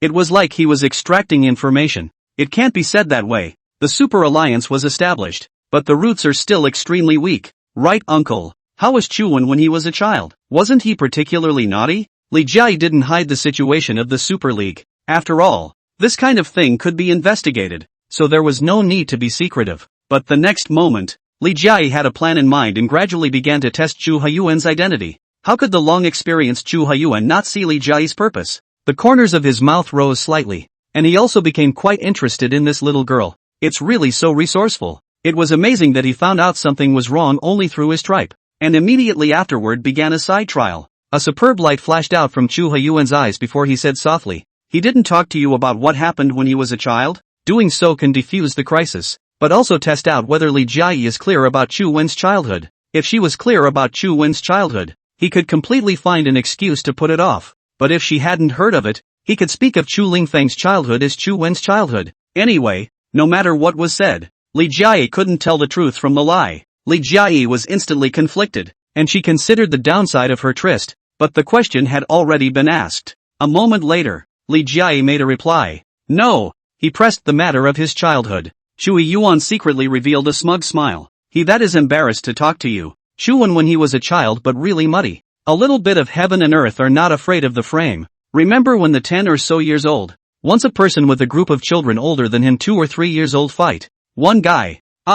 He fought hard and won, and now I look back on it like it happened yesterday. But who would have thought that the child who was the naughtiest in the beginning would be so accomplished today and become the pride of the Chu family?" Chu Haiyuan and Li Jiayi each tested the other in different ways. But through some games, it was still the old and cunning Chu Haiyuan who had the upper hand. It seems that in Elder Chu's eyes, this bit of caution played by Li Jiayi simply couldn't enter his eyes. Li Jiayi savored the sudden arrival of this eldest uncle stating everything about Chu Wen's childhood, her gaze turning deep at this moment. To be clear, she didn't have the slightest knowledge of Chu Wen's past, which was the downside of her asking questions to test Chu Haiyuan's identity. At this moment, Li Jiayi's face revealed a trace of an awkward smile, then said softly, "I didn't expect Chu Wen to be so heroic when he was a child, to fight against the crowd with fewer people, and still achieve victory. The past is still fresh in my mind. It's amazing that the naughty kid at the beginning has now become a powerful figure in the Magic City." All of this that Chu Haiyuan had told was Chu Lingfeng's history of growth, only that he had substituted Chu Wen into it.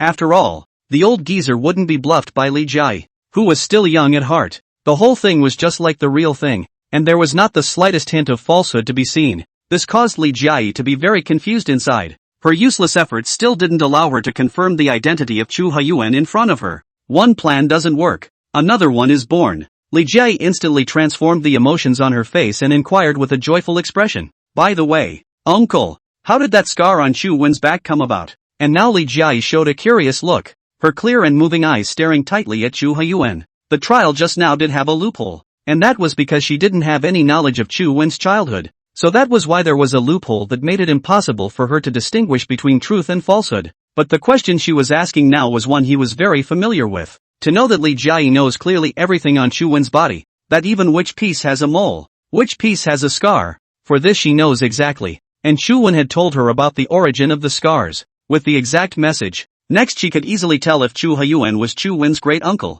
Facing Li Jia's inquiry, Chu Haiyuan was stunned, and then her eyes swept over a trace of cunning light. It seemed that the little girl had already reacted to the loophole in the question just now. This issue today is certainly one that she is familiar with. In other words, he can't say whatever he wants to as he did before. This made Chu Haiyuan also meet a not-so-small dilemma, just that he didn't show it.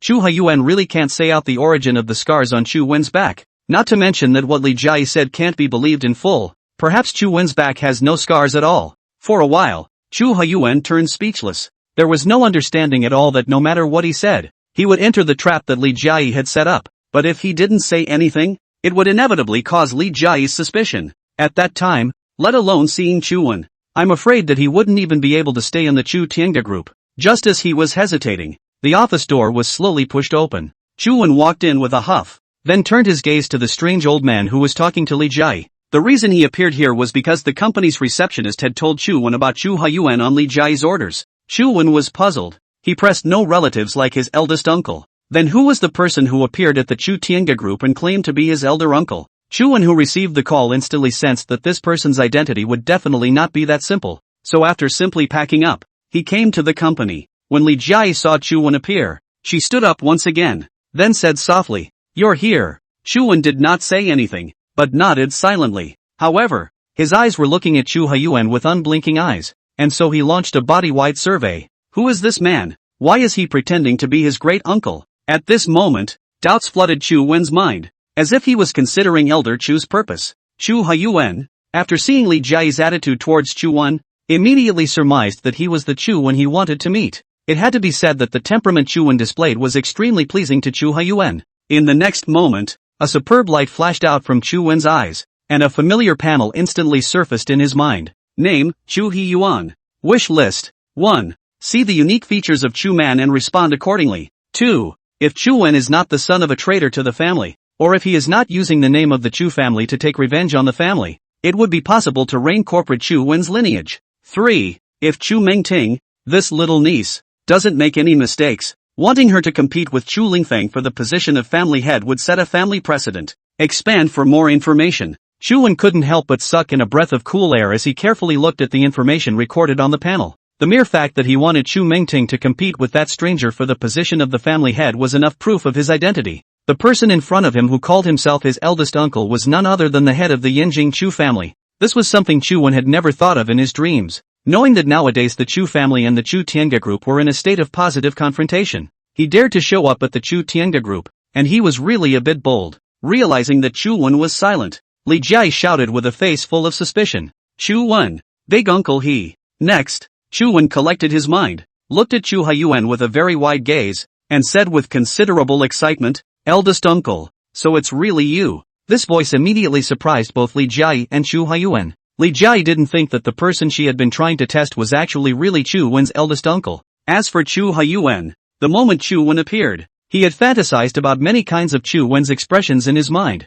but this was the only result that he had not expected. How could Chu Wen not even recognize his great uncle? In an instant, his interest in Chu Wen grew stronger, and he was even curious about his purpose for doing so. Chu Wen looked sideways at Li Jia and said with a slight grumble, "Eldest uncle is here. You don't know to ask someone to send 2 cups of tea. How can you be so slow to eldest uncle?" Since she was unsure of Chu Haiyuan's identity, Li Jia put all her attention on testing Chu Haiyuan. There was indeed some negligence. Upon hearing Chu Wen's reprimand, Li Jiayi's face instantly revealed an embarrassed expression before she shamefully said, "It's my negligence. I'll send someone to prepare." With that, Li Jiayi quietly left the office. At this moment, only Chu Wen as well as Chu Haiyuan were left in the office. The two of them glanced at each other and then smiled at each other. Chu Wen's eyes blossomed as he said meaningfully, "Who would have thought that the head of the hallowed Yinjing Chu family would be my eldest uncle? I, the person in question, am quite shocked." This comment made Chu Haiyuan realize that what he had just done was nothing more than an act. Chu Haiyuan looked at Chu Wen in shock, his heart instantly churning with thoughts. He couldn't figure out why Chu Wen would admit that he was his eldest uncle in front of Li Jiayi, and to be able to accurately and clearly state his identity after Li Jiayi left was simply incredible. Could it be that Chu Mengting told it to Chu Wen? It shouldn't be. He had only ever said that he would be leaving the family for a period of time, and as for where he was going, they were all in the dark. So, how did the Chu Wen in front of him know his identity? This formed a huge mystery in Chu Haiyuan's mind, and he also changed his conception of Chu Wen. He really did have an unfathomable level, as Chen Wenhai and the others had said. No wonder Chen Wenhai, who was rich in mindfulness and urbanism, had lost in Chu Wen's hands. It had to be said that the Chu Wen in front of him caused the experienced Chu Haiyuan to derive a terrifying feeling that he simply couldn't understand Chu Wen. "Little one, how did you know my identity?" Regardless of how Chu Haiyuan thought, it did not show on his face, but on the contrary was a relaxed face. Chu Wen shook his head and said rather snidely, "First of all, I don't have a great uncle at all, and secondly, there is no one in the entire Magic City who can be as imposing as you, even if it's not the terminally ill Chen family head Chen Qinan or the Li family head Li Bingzhu. Someone who can possess this kind of aura is bound to inherit 1,000 years of legacy, and the only one currently involved with the Chu Tiange group is the Chu family in Yinjing. That's why the old master could only be the head of the Yinjing Chu family." Chu Haiyuan listened carefully, savoring the analytical nudges from Chu Wen, and then gave Chu Wen a thumbs up. His thoughts were clear, his analysis and deduction were justified, and he could still show such a leisurely manner after knowing his behind, which was not something that ordinary people could do. Good eyesight. It seems that it's not unreasonable for you to be able to establish the super alliance. You really are young and promising. Chu Haiyuan has absolutely no falsehoods, and all of them are sentiments. In the face of Elder Chu's praise, Chu Wen hastily shook his head and said frankly, "I'm not hiding it from Elder Chu. When I first arrived in the Magic City, it can be said that I had 2 empty sleeves, but I risked the Chu family's prestigious name in order to have today's achievements.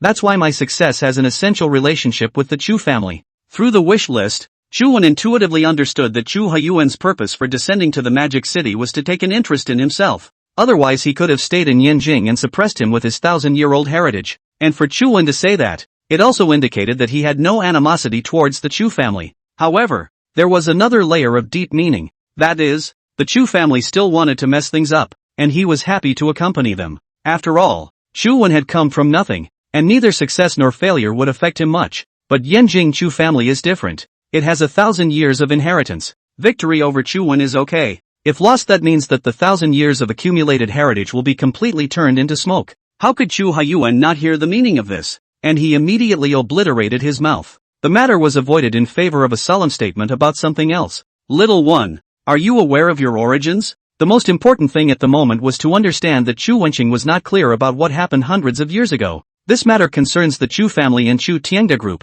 the Super Alliance's strife. Not to be a little slack, Chu Haiyuan was extremely fond of Chu Wen, and he had already made a choice in his mind that if Chu Wen was not clear about the centuries, then he would order Chu Lingfeng to terminate all the programs that had been formulated for Chu Wen. At the same time, he would be reincorporated into the Chu family and give Chu Wen his full support, making his super league stronger. Chu Wen, after hearing Chu Haiyuan's inquiry, puffed and told in a fun manner. Hundreds of years ago, before the Yinjing Chu family had shunned the world, there had been a traitor in the family, and in order to eliminate the traitor, they had gone so far as to annihilate several branches of the Chu family. My ancestor was one of them, but he survived and has completely severed his ties with the Chu family ever since. At this moment, Chu Wen hurriedly recounted what Chu Mengting had told him. At the same time, Chu Haiyuan couldn't help but sigh, his gaze suddenly turning deep. Inwardly, he lamented in vain about life, how things tend to go to the worst, and how it really calls for disappointment. Such a funny little guy could only be his enemy with the family, but not his friend. Chu Wen looked at Chu Haiyuan, whose emotions had a slight fluctuation, and then said, "Master Chu, regardless of whether this matter is true or false, this has already become the past. My goal is only magic capital. However, the Chu family considers me a threat, thus taking quite a few actions that I know I don't know about. Since that's the case, then I have no other choice but to show my sword. In an instant, Chu Wen's expression instantly changed, and the smile at the corner of his mouth came to an abrupt end, instead revealing a determined look. It seemed to be telling Chu Haiyuan that no matter how powerful the Chu family was, he would definitely not have any fear. More than just not being enraged, Chu Haiyuan was rather agitated, because he could hear that Chu Wen didn't mean to take revenge. Everything was a problem with Chu Lingfeng's speculation. Now that the truth had come out, it would show that Chu Wen had no animosity towards the Chu family. The Chu family doesn't have to go through all the trouble of dealing with Chu Wen, who is far away in the Magic City, and can even have Chu Wen reorganized into the Chu family. So that's how it is. The Chu family has no hostile intent towards you either. They just want to try your alertness. Don't worry, the Chu family won't take any action against you in the future, and the Chu family will still strongly support you. Chu Haiyuan gazed at Chu Wen, sincerity showing in his eyes. Chu Wen naturally knew exactly what was in Elder Chu's mind, and his sentence that all had become the past caused him to let down his guard, further deepening his desire to rein corporate Chu Wen into the Chu family. The strong support he said indicated his thoughts. Thank you Elder Chu for your kind words, but I can completely handle the Magic City aspect myself. I don't need the Chu family's help. But what Chu Haiyuan never expected was that Chu Wen actually rejected him directly without any consideration. Although it was said that the Chu family had avoided the world for more than 100 years, and very few people knew of its existence, the Chu family's true strength was unknown. Such a huge and mysterious backing surprisingly couldn't attract a hint of interest from Chu Wen. Chu Haiyuan is considered to have completely failed to understand Chu Wen. His style of action is unconventional, making it very difficult to be elusive. After hesitating for a moment, Elder Chu slowly said, "That's just it. The melon that is twisted by force is not sweet. It's better to let nature take its course." The late generation thanks the old master once again for his kind words. All in all, it was not that Chu Wen did not dare to fight hard with the Yinjing Chu family, but that he did not want to. There were two reasons for this. One was that the Super League was still too shallowly rooted right now to be able to do a decent job of trending these clans that had joined the Super League, and the second was that he didn't want to set up a threat of this magnitude. Anyway, fighting with the Yinjing Chu family would only do harm and no good to Chu Wen. Chu Haiyuan was very satisfied with this result, because he rushed to the magic capital, only to terminate a catastrophe in Yinjing magic capital 2 places, and he also met Chu Wen, who made him extraordinarily fond of him. It was as if in Chu Wen's body, one could see what he looked like when he was young. In the next moment, Chu Haiyuan stood up and said rather snidely, "Now that the words have been spoken, then it would be a bit unreasonable for me to be in this position. After all, from the moment he entered this office of Li Jiayi's, he sat directly in the seat belonging to the chairman of the board,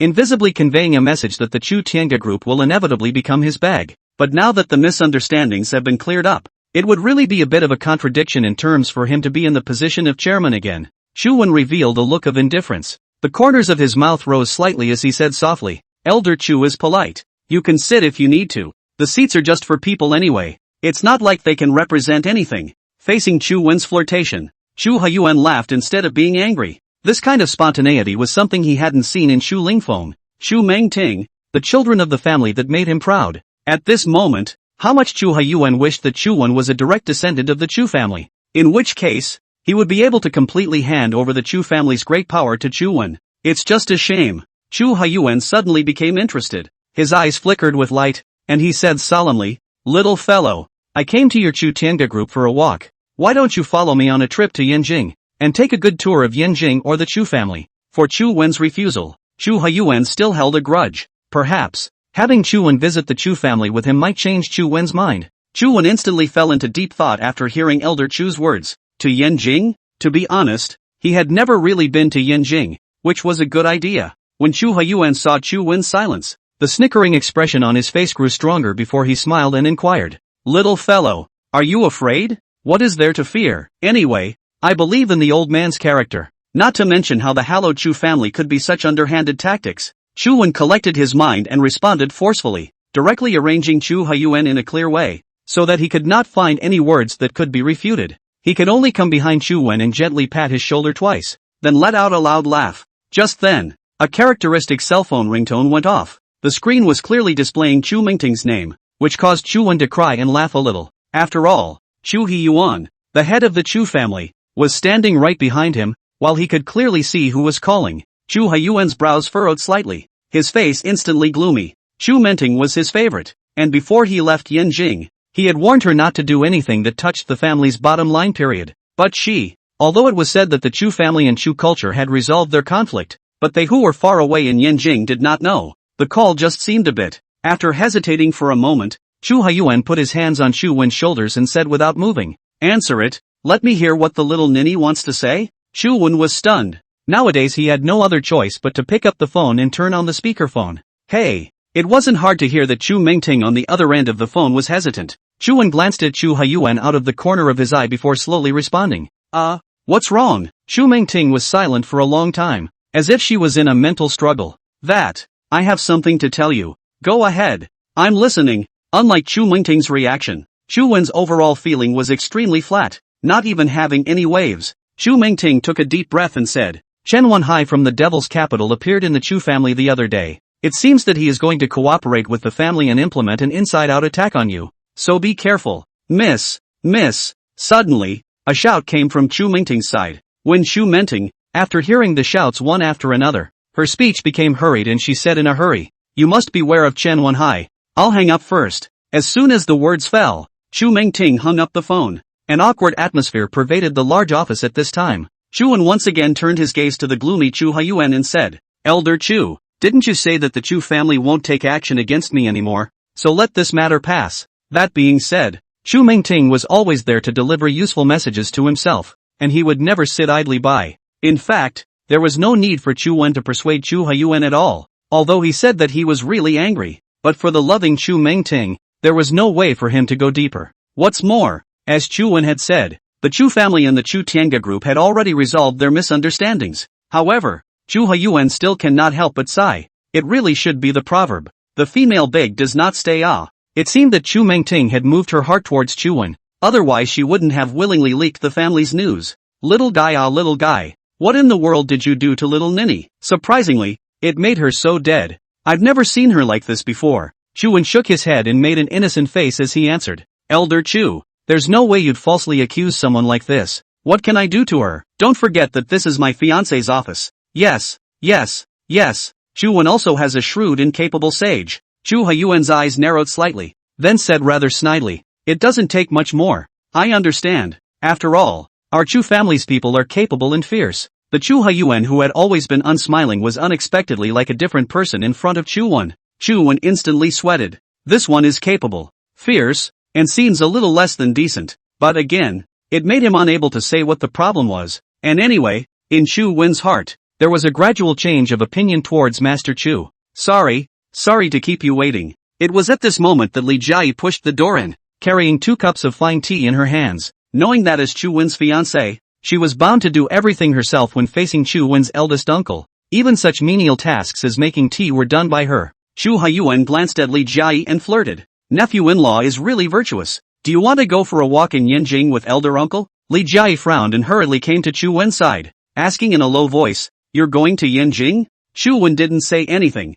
just nodded silently. Chu Wen unapologetically instructed the work in front of Chu Haiyuan. It's very simple and basically nothing has changed. It is Li Jiayi who is in charge of the Shudianj group as well as the Li family's large and small matters as usual, while allowing Chen Wenyang to accelerate the suppression of the Dongshan group as well as Lu Shiyu to harmonize the relationship between each family as soon as possible. Chu Haiyuan looked at Chu Wen's working condition and couldn't help but secretly admire it. It seems he misunderstood for so many years. He doesn't have to be hands-on with things, as long as he can pick the right people as well as have control over the people under him. That's all that's needed. That's what leaders really do. After ordering all aspects of the work, Chu Wen and Chu Haiyuan both boarded the airliner to Yanjing. At first Chu Wen planned to book first class, but after Chu Haiyuan's persuasion, he finally booked economy class. It is important to realize that the economy class of an airplane is worlds apart from first class, and the people in it are a mixed bag of all kinds of people. And Chu Wen and Chu Haiyuan both chose a 3-person seat. After boarding the airplane,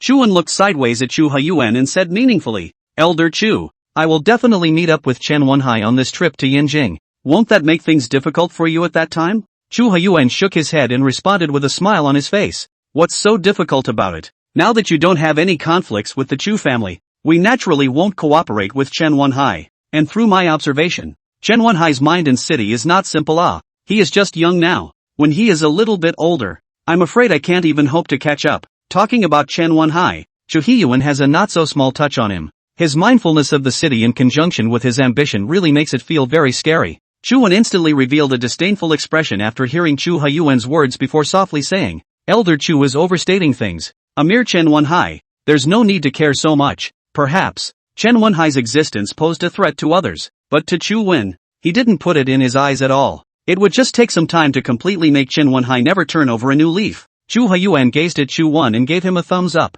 It is really the case that the waves of the Yangtze River push forward, and one wave is even stronger than the other. Regardless of whether it was the Chu family's direct line or branch family descendants, none of them could be compared to Chu Wen. Little fellow, if you were to take over the Chu family, would you be willing to do so? Take over the Chu family? That means you'll get a huge, mysterious family for nothing. However, if they took over the Chu family, they would inevitably be met with dissatisfaction from many of the Chu family's direct lineage, and the Chu family would surely fall apart immediately afterward. When the time comes, all that awaits him is a mess. Associated with this, Chu Wen raised his eyebrows and said bluntly, taking over the Chu family? Forget it. It's not enough for civil unrest. It's not good for me to properly develop my super alliance in Magic City. I have to go to the Chu family to suffer. Don't say anything like that again. I'm out of ideas. Chu Hyuan roughly understood Chu Wen's thoughts and secretly sighed, then buried his head in loss. Just then, sitting next to Chu Wen, Chu Hyuan, a middle-aged man in a suit, looked at the two of them contemptuously and mockingly muttered to himself,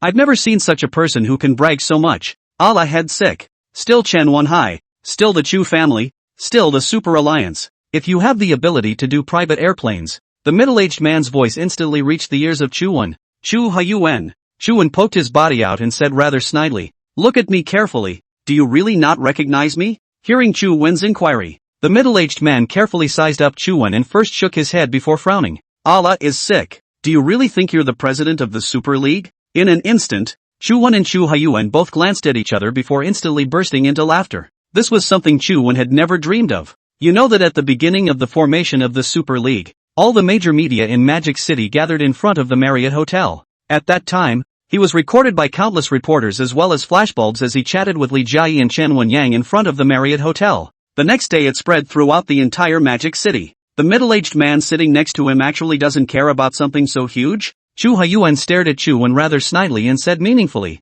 little fellow, it seems that your popularity in the Magic City is not as good as Chen Wenhai's. Shame shame. Chu Wen also responded with a flirtatious face. At the same time, a strange figure appeared in the airplane corridor and stood beside Chu Wen. Respectfully said, Chu Dong, how did you do it here? Hearing someone call out to him, Chu Wen raised his head to look at the person and realized that he didn't recognize this person. Are you, Chu Dong? I'm Shi Lingyun of the Shi family. I have participated in the Marriott Hotel before. Perhaps there were too many people and you didn't notice me. The Shi family? It seemed that there was indeed a family surnamed Shi in Mordor, but overall, the Shi family could only be considered a small family in Mordor. Chu Wen nodded slightly and said frankly, so it kind of rings a bell. Are you here for something? Shi Lingyun did not dare to have the slightest slack, hurriedly made a response. I went to the toilet and found that Chu Dong was actually sitting in the economy class, so I want to help Chu Dong to upgrade the cabin. An upgrade? Do you think I'm short on money or something? No.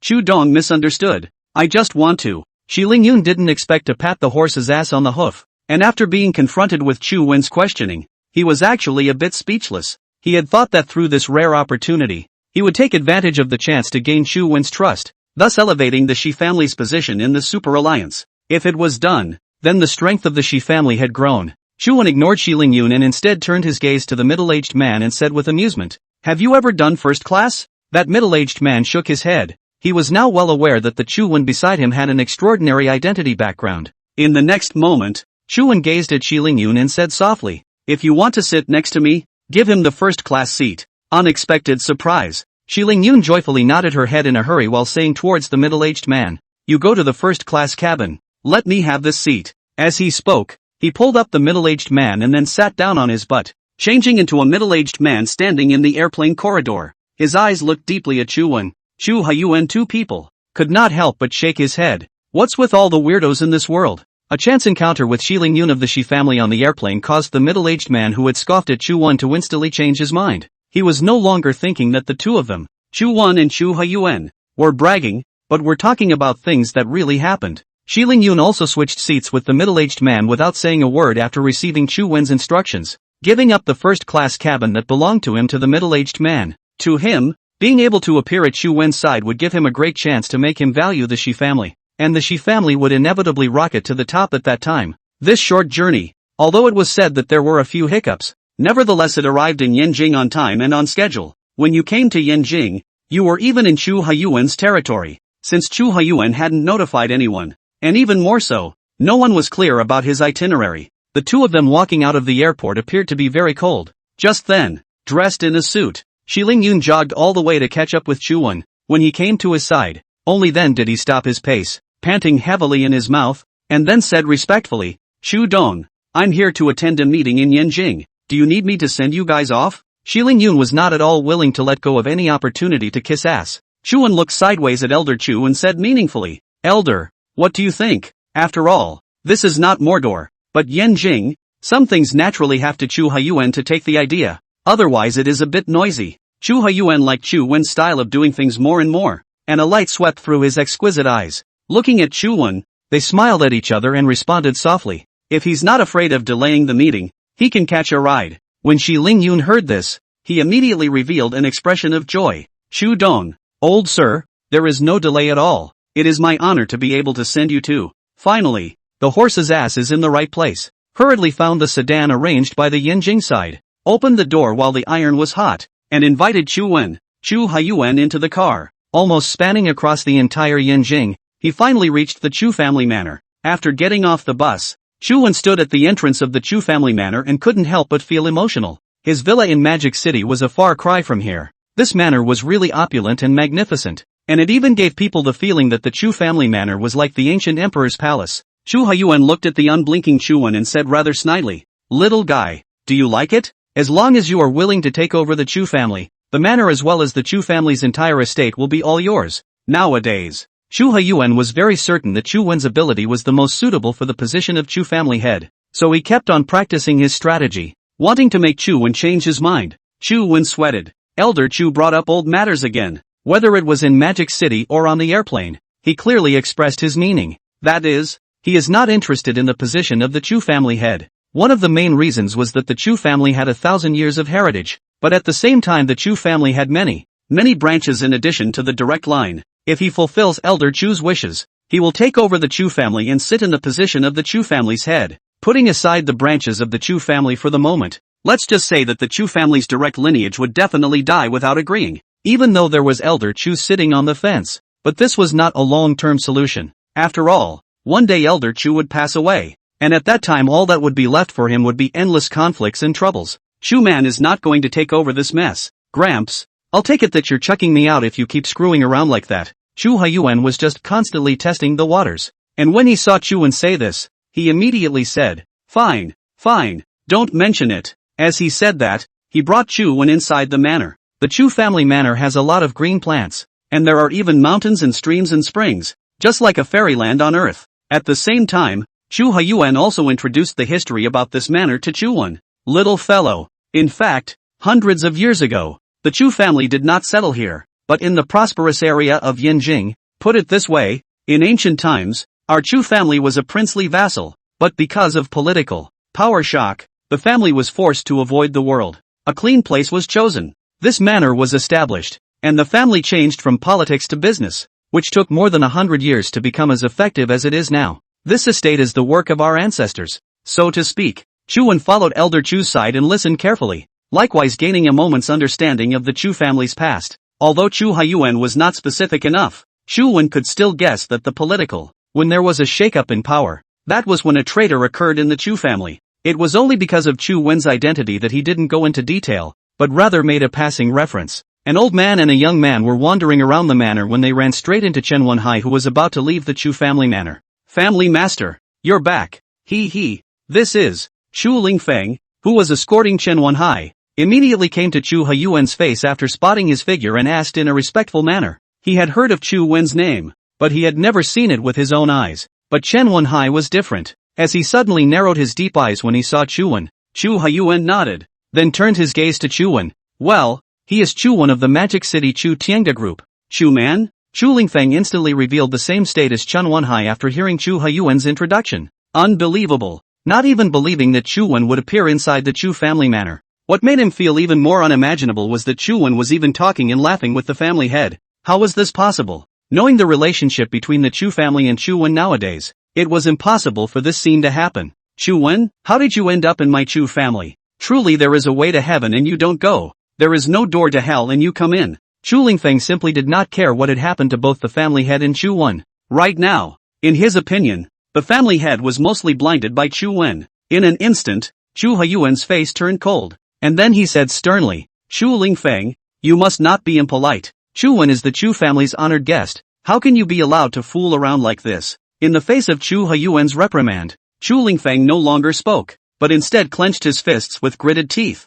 Never in his wildest dreams did he think that the family head would come out and seriously injure himself because of an outsider, a traitorous scion, and press him to show no mercy at all. Chen Wenhai, who was standing on the sidelines, smelled a hint of opportunity and slowly took a step forward. Elder Chu, the matter of our cooperation. With Chen Wenhai's mind and city, how could he not see that his cooperation with the Yinjing Chu family had ended there? The reason he did this was that he wanted to set the stage for his next plan. Chu Huiyuan didn't have a good feeling about Chen Wenhai when he first met him, so there was nothing to avoid. In the future, the Chu family will not have any entanglements with Chu Wen. Instead, the Chu family will be Chu Wen's backing, and if you want to move him, first ask my Chu family whether or not they will agree. For a time, Chu Wen, Chu Lingfeng, and Chen Wenhai, who were standing within the manor, revealed expressions of surprise. Elder Chu's remarks caused the three of them to derive different ideas. First of all, speaking of Chu Wen, he didn't want to get any benefits or shelter from the Yinjing Chu family here.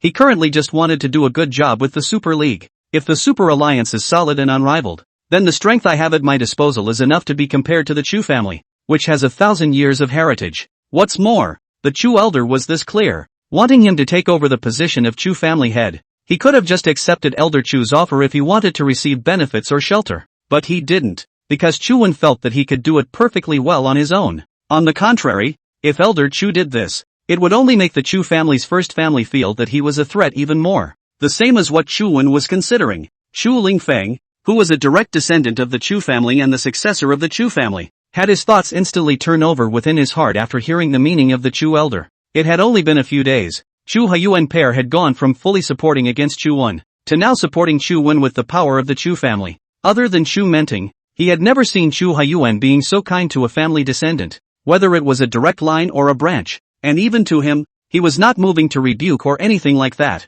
Now that he was able to do this to Chu Wen, he couldn't help but make Chu Lingfeng feel threatened. If Chu Wen plotted beside Chu Huiyuan to seize the position of the family head, the consequences would be unimaginable. As for Chen Wenhai, he was secretly laughing. He had long known in his heart that his cooperation with the Chu family was about to end when he saw Chu Wen walking side by side with Chu family head Chu Huiyuan. However, under his questioning, the Chu family's old man even made such a remark, making Chen Wenhai confident. Since he was unable to cooperate with the Chu family, it did not mean that he could not cooperate with Chu Lingfeng. At this moment, the atmosphere suddenly turned silent. Chu Huiyuan solemnly said, "You and Chu Wen, that is, to my Chu family, are both guests, and it's not convenient for me to say anything, but there are some things that I feel the need to say. Don't you think so?" Chu Huiyuan turned his gaze to Chen Wenhai as he spoke, seemingly observing the change in his mood. No defense. Elder Chu has made it so clear. The late generation understands. Chu Wen, let's develop peacefully in the future.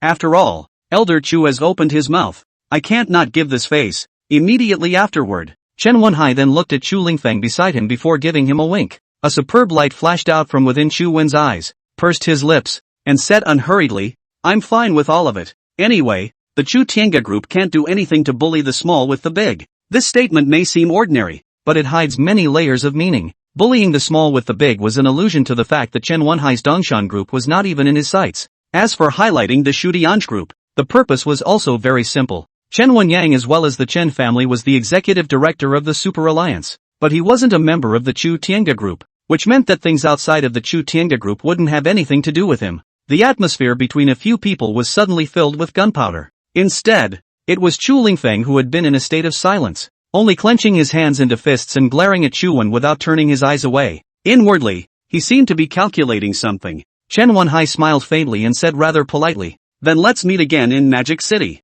Elder Chu, I'll take my leave now." Saying that, he tugged on the corner of Chu Lingfeng's coat, turned around and walked towards the entrance of the manor. When the two of them, Chen Wenhai and Chu Lingfeng, walked out dozens of steps, Chu Huiyuan couldn't help but shake his head and sighed. It would be good if this child, Chu Lingfeng, was half as good as you. Similarly, Chu Haiyuan led Chu Wen to continue running deeper into the manor. Although it was said that Chu Lingfeng had taken dozens of steps, he clearly heard Chu Haiyuan's sentiments. The emotions inside could no longer be suppressed and completely reached the breaking point. Standing in place, Chu Lingfeng turned to look at the back of Chu Wen, who was walking away, and said through gritted teeth, "What kind of thing are you? A traitorous scion? How dare you flaunt your power in the Chu family?" What really made him feel angry was Chu Haiyuan's attitude towards Chu Wen. This caused Chu Lingfeng to have reveries, vaguely feeling that Chu Wen would be a threat to him becoming the head of the Chu family. Moreover, the high-minded and proud Chu Lingfeng did not look at Chu Wen at all. Looking at Chu Lingfeng's reaction, Chen Wenhai secretly rejoiced. This was exactly the result he wanted. That's right, the only person who can make decisions in the Yanjing Chu family today is Elder Chu. He was saying that he would not be getting involved with Chu Wen in any way, and that he would even give his support with the power of the Chu family. But, if the Chu family had changed the person who was in charge, then the situation would have been reversed. What Chen Wenhai wanted to do now was to encourage Chu Haiyuan, and even to intensify the conflict between Chu Lingfeng and Chu Haiyuan, making Chu Lingfeng step into his trap. Brother Chu, from what I've seen, Elder Chu seems to be very fond of Chu Wen, and to be able to understand a feud of over 100 years so easily. It looks like, it's very likely that Chu Wen will return to the Chu family, and will even jeopardize Brother Chu's position as successor. It had to be said that Chen Wenhai had struck Chu Lingfeng's deep conviction straight away, causing the already annoyed Chu Lingfeng's animosity towards Chu Wen to intensify. Chu Lingfeng's eyes narrowed slightly as he responded furiously. Impossible. The family head will definitely not hand over the Chu family's power to him. He said so with his mouth, but in his heart he was quite worried, because what Chen Wenhai could see, he could likewise see. Once Chu Haiyuan made a mistake and handed over the Chu family's power to Chu Wen, then the Chu family's lifeline was cut off, and they, the Chu family's direct line, would inevitably be suppressed by Chu Wen. Chen Wenhai looked at Chu Lingfeng, who had a lot of mood swings, and said meaningfully, "This may not be the case. Even if Elder Chu does not have an idea, it is not guaranteed that Chu Wen does not have this idea. Think carefully, Brother Chu. What kind of tactics did Chu Wen pull off to be able to convince Elder Chu to sanction him? And what methods did he use to make Elder Chu go out of his way to help him with the power of the Chu family? If he can do all this, how could he not manage to get Elder Chu to hand over the power of the Chu family to him?" Chen Wenhai aimed all of his problems at Chu Wen as a way to intensify Chu Lingfeng's hatred towards Chu Wen. Chu Lingfeng could no longer control his emotions. He now thought that Chu Wen staying in the Chu family was a delusional attempt to rob the Chu family. He would never allow that to happen. It won't be. Since ancient times, the only ones who inherit the family head are the first-line descendants. What is Chu Wen? You don't need to be fanning the flames. Take your time and don't see me off. Chu Lingfeng, who had a complicated heart, dropped a sentence and turned around to head to the villa. Chen Wenhai, who stood at the entrance of the manor, obliterated his mouth as he managed to make Chu Lingfeng jealous. Chu Lingfeng was very worried inwardly that it would be like what Chen Wenhai had said, that Chu Wen was making trouble from it and plotting to take over the power of the Chu family. So after sending Chen Wenhai to the entrance of the manor, he returned to the villa in a hurry. The situation is to monitor Chu Wen's every move. At this time, Chu Haiyuan led Chu Wen within the villa, just as Chu Mengting was fiddling with her cell phone in the living room. When Chu Wen and the two of them entered, a look of surprise instantly appeared in her eyes. Chu Mengting had never dreamed that Chu Wen, who was far away in the magic city, would come to Yanjing, much less that he would appear in the Chu family, and still walking in with the head of the family. In the next moment, Chu Mengting hurriedly put down her cell phone, fiercely stood up and ran to Chu Wen's front, and jumped into Chu Wen's arms regardless. Chu Wen, Chu Haiyuan and the two of them froze at once. Neither of them had expected Chu Mengting to make such a move. Chu Mengting lay in Chu Wen's arms and asked in a weak voice, "Why did you come? It's not like you don't know what's going on right now." The slightly reproachful words indicated her concern. After all, the situation was serious nowadays, especially after the Chu family had learned that Chu Wen was the heir left behind by the Chu family's traitors from hundreds of years ago. Just in case, the Chu family would definitely not let Chu Wen off easily. Now that Chu Wen appeared in the Chu family, he was undoubtedly throwing himself into the net. A light swept through Chu Wen's eyes. He knew clearly that Chu Mengting was worried about herself, and at the same time, he also knew that she did not have an understanding of the recent situation, which was why she acted in such a way. "What's the situation?" Quite calmly, he stood his ground and engaged in a rather snarky rhetorical question. Chu Mengting gently patted Chu Wen's back with her hand before continuing, "Your identity is very embarrassing in the Chu family. Hurry up and leave here." Just then, Chu Haiyuan, who was paying attention the whole time, lightly coughed twice, put on a displeased look, and said in a forceful tone, "Little ninny, you're also a big girl. How can you be like this? Chu Huyuan's mouth was reprimanding Chu Mengting, but his heart was very joyful, because under this short contact, he was extremely cognizant of Chu Wen's ability as well as his method of doing things, and in his heart, he had long had the idea of handing over the Chu family to Chu Wen, only he's been in denial. But looking at the way things were now,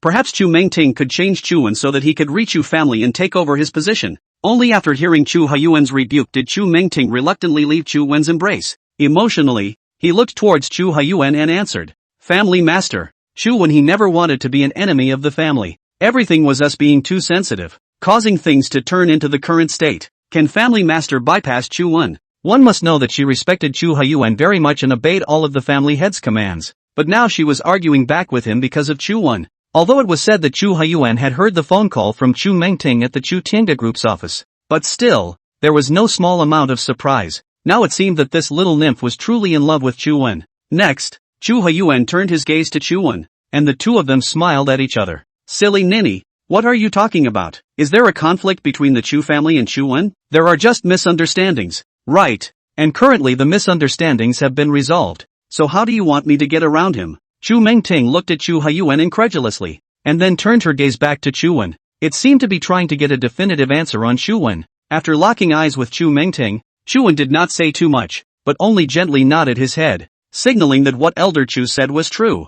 Understanding the latest situation, Chu Mengting seemed to be very angry, and without saying anything, she directly reached out and slapped Chu Wen's chest twice, then turned around and left the living room, returning to her room. But inside she was incredibly happy. In this way, their Chu family was not an adversary to Chu Wen, and she could continue to appear at Chu Wen's side in a righteous manner. Chu Huyuan glanced at the sulking Chu Mengting and couldn't help but shake his head. "This little ninny is really capricious. She must have given you a lot of trouble when she was at your place some time ago." Without the slightest bit of politeness, Chu Wen directly sat down next to Chu Huyuan and responded smoothly. How could an elite trained by the Chu family be a trouble? As he spoke, he reached for the tea set and skillfully brewed the tea. Chu Huyuan gave Chu Wen a thumbs up, which really surprised him deeply. Through Chu Wen's skillful movements, one could tell that he had a deep understanding of the tea ceremony. It is important to be clear that almost no young people today enjoy tea ceremonies or even feel that tea tasting is a waste of time. But Chu Man didn't. Chu Wen was becoming more and more mysterious in Chu Huyuan's eyes, and it seemed that Chu Wen still had many things or abilities in him that he didn't know about. This also made Chu Huyuan want to hand over the Chu family into Chu Wen's hands even more. Only in this way would the Chu family be better off in the future. Family Master, Mr. Chu. Accompanied by the fall of the voice, Chu Lingfeng appeared in front of Chu Wen and Chu Huyuan in vain. Chu Huyuan then remembered and hurriedly introduced himself to Chu Wen. Chu Lingfeng, the leader of my Chu family's younger generation, with outstanding abilities, a rare talent. Chu Wen, who had percolated the tea well, looked up at the amiable Chu Lingfeng. A superb light flashed in his eyes, and a familiar panel was instantly presented in his mind. Name, Chu Lingfeng. Wish list. 1. Always pay attention to Chu Wen's behavior and never let him take away his position as the head of the family. 2. After successfully taking over the Chu family, you have to make what your ancestors didn't finish and eliminate the traitors of the Chu family. Chu Wen. 3. Must make the Chu family famous, not in a state of avoidance. Expand for more information. As expected. No wonder Chu Wen was all unnatural when he saw the smile on Chu Lingfeng's face. Turns out he was smiling. It seemed that his appearance in the Chu family had caused Chu Lingfeng to feel threatened and had become his imaginary enemy. Not only that, the message indicated that Chu Lingfeng had no intention of letting him go at all after taking over the Chu family and becoming the Chu family head. Things suddenly got interesting. Chu Wen didn't pay too much attention to Chu Lingfeng anymore. Instead, he handed the percolated tea to Chu Huyuan, and inquired thoughtfully, "Elder Chu, how long do you think the Chu families and my peace and quiet will last?" With Chu Huyuan's physical condition, he would at the very least be in charge of the Chu family for another 10 years or so.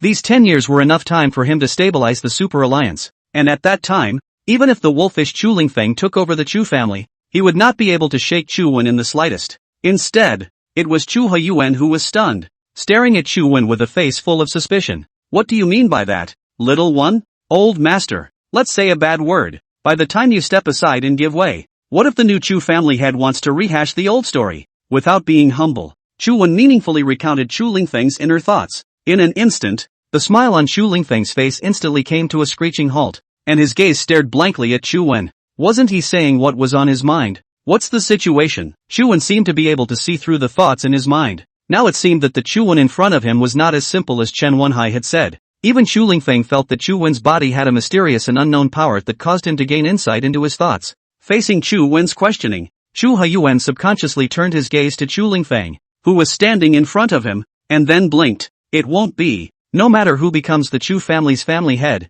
they'll never bring up old matters again. Otherwise. In fact, after meeting Chu Wen, in Chu Huiyuan's mind the best candidate for the head of the family was no longer Chu Lingfeng, but rather Chu Wen, who had very strong abilities. It was just that Chu Wen was not interested in the position of the Chu family head. Even so, Chu Wen was still the number one candidate in his heart, and unless it was really impossible to change Chu Wen's mind, he would only shift his gaze to Chu Lingfeng. If one day the position of Chu family head was really handed over to Chu Lingfeng, then his desire to speak was undoubtedly a warning to Chu Lingfeng that if he dared to go against his own ideas, he would have a way to deprive him of his position as the head of the family. Chu Lingfeng, who saw this scene, could not help but suck in a breath of cool air. It seemed that the family head was eating the iron weight and was protecting Chu Wen. Inwardly, the hostility towards Chu Wen also deepened a lot at this moment. Chu Huiyuan gazed at Chu Lingfeng and said blandly, "Lingfeng, Chen Wenhai is gone?" "Yes, master of the house." Even if Chu Lingfeng had any more opinions about Chu Huiyuan, he could only be mute and unable to speak of his pains,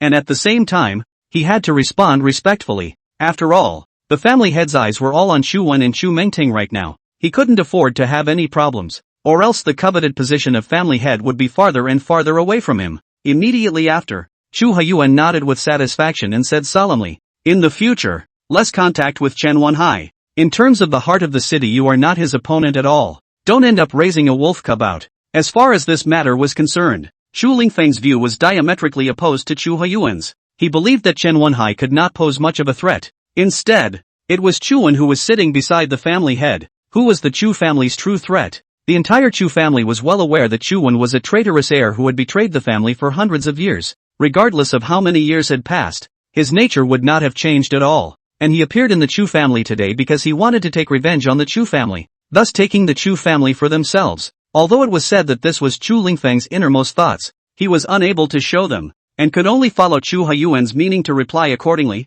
"I know, family master. In the future I will definitely cut off my dealings with Chen Wenhai." When the words fell, Chu Lingfeng furrowed his brows. He suddenly had a thought that the reason why the family head was so antipathetic to Chen Wenhai was most likely instigated by Chu Wen. To know that Chu Wen and Chen Wenhai were mortal enemies was a fact that no one could change. Chu Wen's purpose for doing so was to completely sever Chen Wenhai's connection with the Chu family, thus taking the opportunity to suppress him. When the super alliance really grew, he would inevitably drop his target and deal with the Chu family. "Lingfeng, you should just go about your business. I'll talk to Chu Wen again." "Yes, master of the house." Chu Lingfeng reluctantly left the villa, but before leaving the villa, he was staring at Chu Wen without turning his eyes away. After Chu Lingfeng left the villa, Chu Huiyuan turned his gaze to Chu Wen and tentatively asked, "Little fellow, have you discovered something?" How could Chu Huiyuan, who was good at observing words and colors, not notice this rather abrupt question from Chu Wen? With his understanding of Chu Wen's shallow presence, it was impossible for Chu Wen to say this for no reason.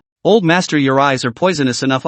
Then have you sensed Chu Lingfeng's attitude towards me?" It would be a lie to say that he didn't notice it. It was just that Chu Huiyuan didn't think much of it. Anyway, no matter what happens to Chu Lingfeng, he is still a part of the Chu family, and he can easily grasp it himself. That's why he didn't worry too much. Chu Huiyuan smiled slightly and said frankly, "Lingfeng's ability is indeed good. It's that he focuses too much on power, which is his fatal flaw. If he can be half as good as you, I'll directly give him the position of the family head without saying a word. But unfortunately, he still needs to hone his skills for a while before he can barely make it to the position of the family head. But you, little one, are different. You are a born leader. Lingfeng is a general at best. I still want you to take over the Chu family if you can." The topic of conversation has reached here. Chu Huiyuan is not wrapping up the circle, but directly said his own ideas. After all, in his mind, there was no such thing as a full-blooded branch. All there was the next development of the Chu family. Chu Wen blinked and said with a sigh,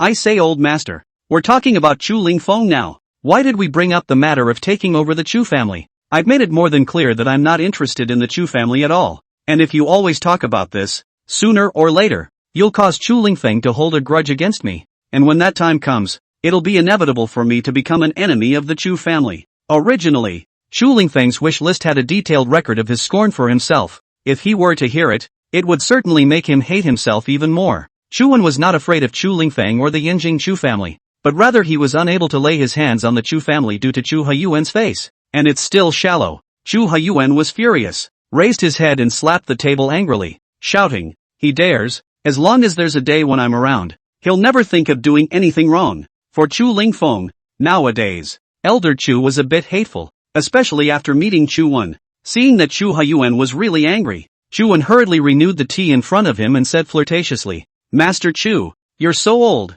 don't get angry without moving, it's not good for your health." Now Chu Wen's words could make Chu Huyuan instantly dissipate his anger. This strange phenomenon even Chu Huyuan himself couldn't say why. He just felt that he and Chu Wen really hit it off. That's just it. These things that affect your mood will be put aside for now. By the way, little guy, it seems like it's your first time coming to Yanjing, right? So I'll act as a private tour guide and take you through the local customs of Yanjing. Chu Huyuan suddenly pulled up Chu Wen with great interest after munching on his tea. Chu Wen looked at Chu Huyuan, who was as if he was an old child, and shook his head helplessly. "Then I'll be obliged to the old man." Chu Huyuan disguised himself as a tour guide and took Chu Wen on a tour of Yanjing.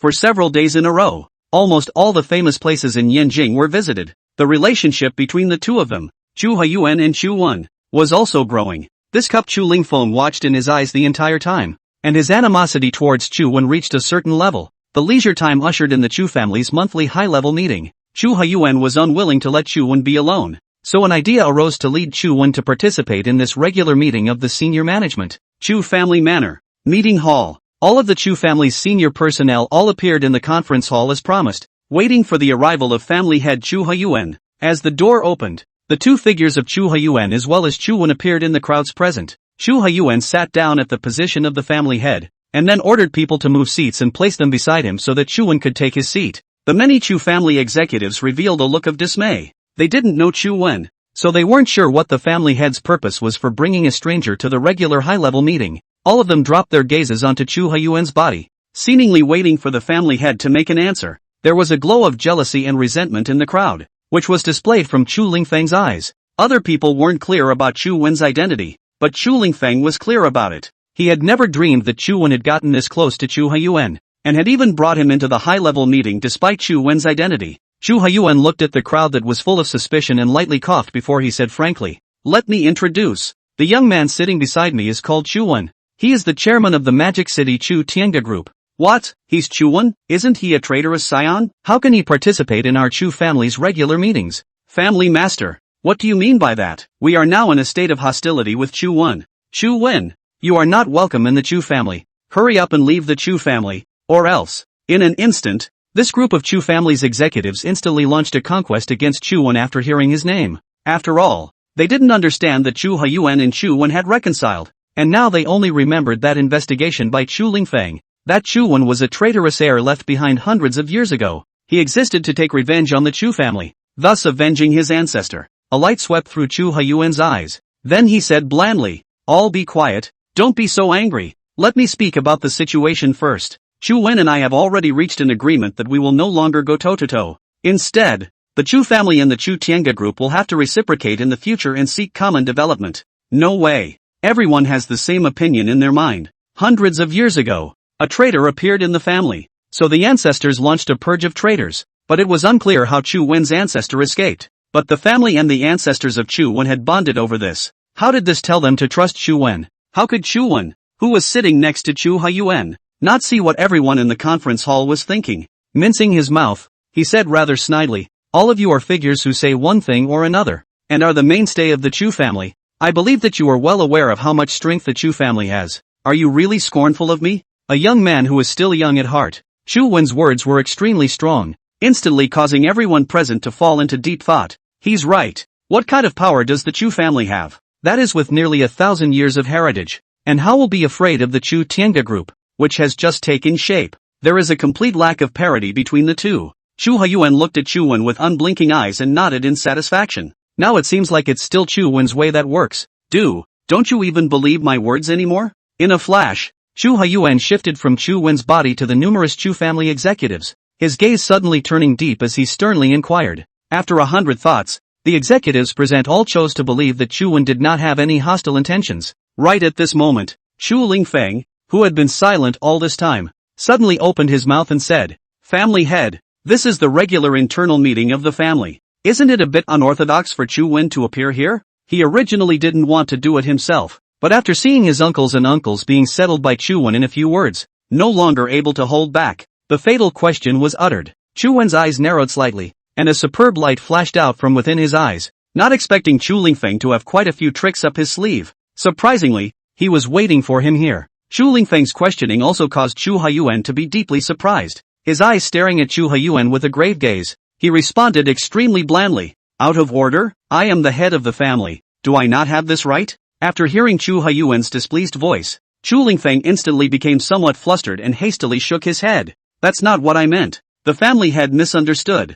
"I was just asking as usual." "Okay, the meeting is open." After Chu Haiyuan heard Chu Lingfeng's explanation, he toured the crowd present with a serious face. Chu Wen, who saw this scene, secretly laughed. No matter what kind of tactics Chu Lingfeng played, it was futile in front of Chu Haiyuan. One of the old men with a head full of white hair squinted his eyes slightly and said in a very puzzled manner, "Big brother, now that the family has ended the misunderstanding with Chu Wen, then isn't the action taken before cancelled?" Chu Haiyuan didn't say anything, but only nodded silently. The old man continued, "It just so happens that my oceanic group is currently in need of people, and I'm going to use withdrawn people. Family head, now that the Chu family is calm, why don't we take this opportunity to select a family head heir?" Meanwhile, a middle-aged man in his 30s or 40s suddenly mentioned the issue of selecting an heir. It instantly turned the atmosphere tense. Chu Haiyuan glanced at the middle-aged man and then at Chu Lingfeng, whose mouth corners were slightly raised, and inwardly realized something. I believe that this topic must have been created by Chu Lingfeng,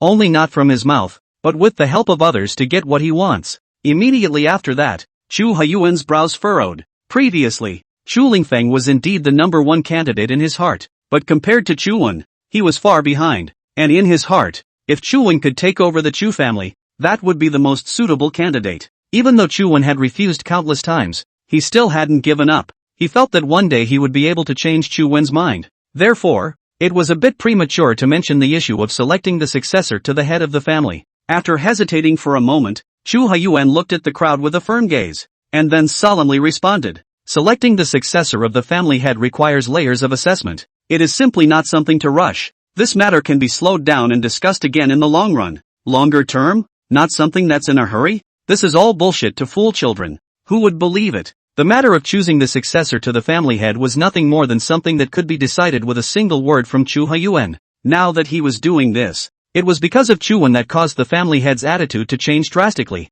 Chu Lingfeng's inner thoughts churned, and a pair of hateful eyes were staring at Chu Wen's body. He was not only hostile to Chu Wen now, even Chu Haiyuan, he had a subtle change of heart. The next moment, Chu Haiyuan said meaningfully, "That is, we have already talked about this matter. Then I have a sentence to tell you all in advance. No matter who ends up sitting in the position of the family head, at that time, you must not rehash the old matters of Chu Wen or the things that happened 100 years ago, or else he is afraid that this position of the family head is going to be done to the head. Also, I intend to invest in Chu Wen's Chu Tianga group.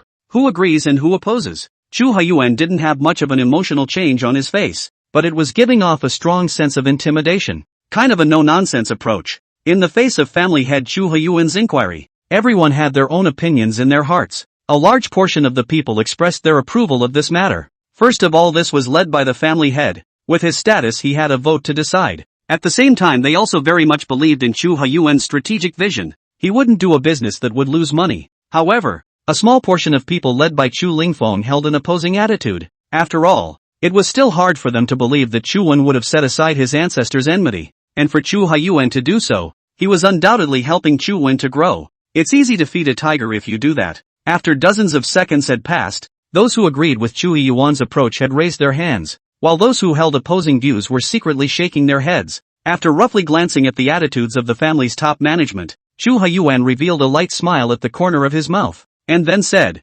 "Based on the vote, I announce that the Chu family will invest in the Magic City Chu Tianga Group, and give the greatest possible assistance within their limited capabilities." "How do you mean, little one?" Next, Chu Haiyuan's eyes gleamed as he turned his gaze toward Chu Wen, seemingly seeking Chu Wen's opinion. Chu Haiyuan had a full purpose for doing so. He was trying to successfully incorporate Chu Wen into the Chu family after capitalizing on the Chu family's assets into the Chu Tianga Group. With this coming down, handing over the position of family head heir to Chu Wen, everything became reasonable. Even if some people nitpick, it will surely come to nothing. Chu Wen blinked and pursed his lips to reveal a light smile. He was naturally clear about Chu Huyuan's intentions. Although it was said that Chu Huyuan's utterance of giving the greatest assistance within the Chu family's limited capabilities was very tempting and would cause the Chu Tiange group to improve quite a bit overnight, but Chu Wen still didn't have any interest. He had resolved the conflict with the Chu family, but that didn't mean he feared or was willing to accept the Chu family. What Chu Wen wanted was simple, and that was to manage his own acreage. As for the rest, let it run its course. Without doing a moment's hesitation, Chu Wen bluntly responded, "Master Chu, I appreciate your good intentions. Chu Tiange is still in a state of steady development. If the Chu family inserts a foot, I think there is more than just no benefit to Chu Tiange group. There is just harm." Chu Huyuan secretly sighed, not thinking that Chu Wen was still set in his ways and had politely refused himself. It is important to realize that anyone who has such an opportunity placed in front of them would choose to gladly accept it rather than deny themselves. Perhaps it was because of this that he loved Chu Wen so much. However, the Chu family executives in the conference hall instantly exploded after hearing Chu Wen's words, especially those who supported the Chu family's investment in the Chu Tiange group. Their reactions were quite intense. There was even a short-tempered one who directly slapped the conference table angrily and stood up fiercely, pointing his finger at Chu Wen and shouting indignantly, "Chu Wen, don't start a dyeing workshop just to give you some color. Really think that my Chu family is afraid of you? That's right, my Chu family doesn't care about past grudges, and it's a great honor for you to be able to invest in your Chu Tiange group. In my opinion, family master, we don't have to be polite to him. It's just a mere syndicate. Wouldn't it be a matter of minutes to overthrow it?" For a while, the conference hall was once again in hot debate. It was just that the situation happened to be lopsided, all of them expressing their dissatisfaction with Chu Wen, and at the same time, they were also very angry at Chu Wen's arrogance. Chu Wen's gaze was very clear as he looked at the agitated Chu family executives, without any fear on his face. Instead, he obliterated his mouth and said with great amusement, "What, could it be that I don't have the right to choose, and can only recognize your Chu family's manipulation?"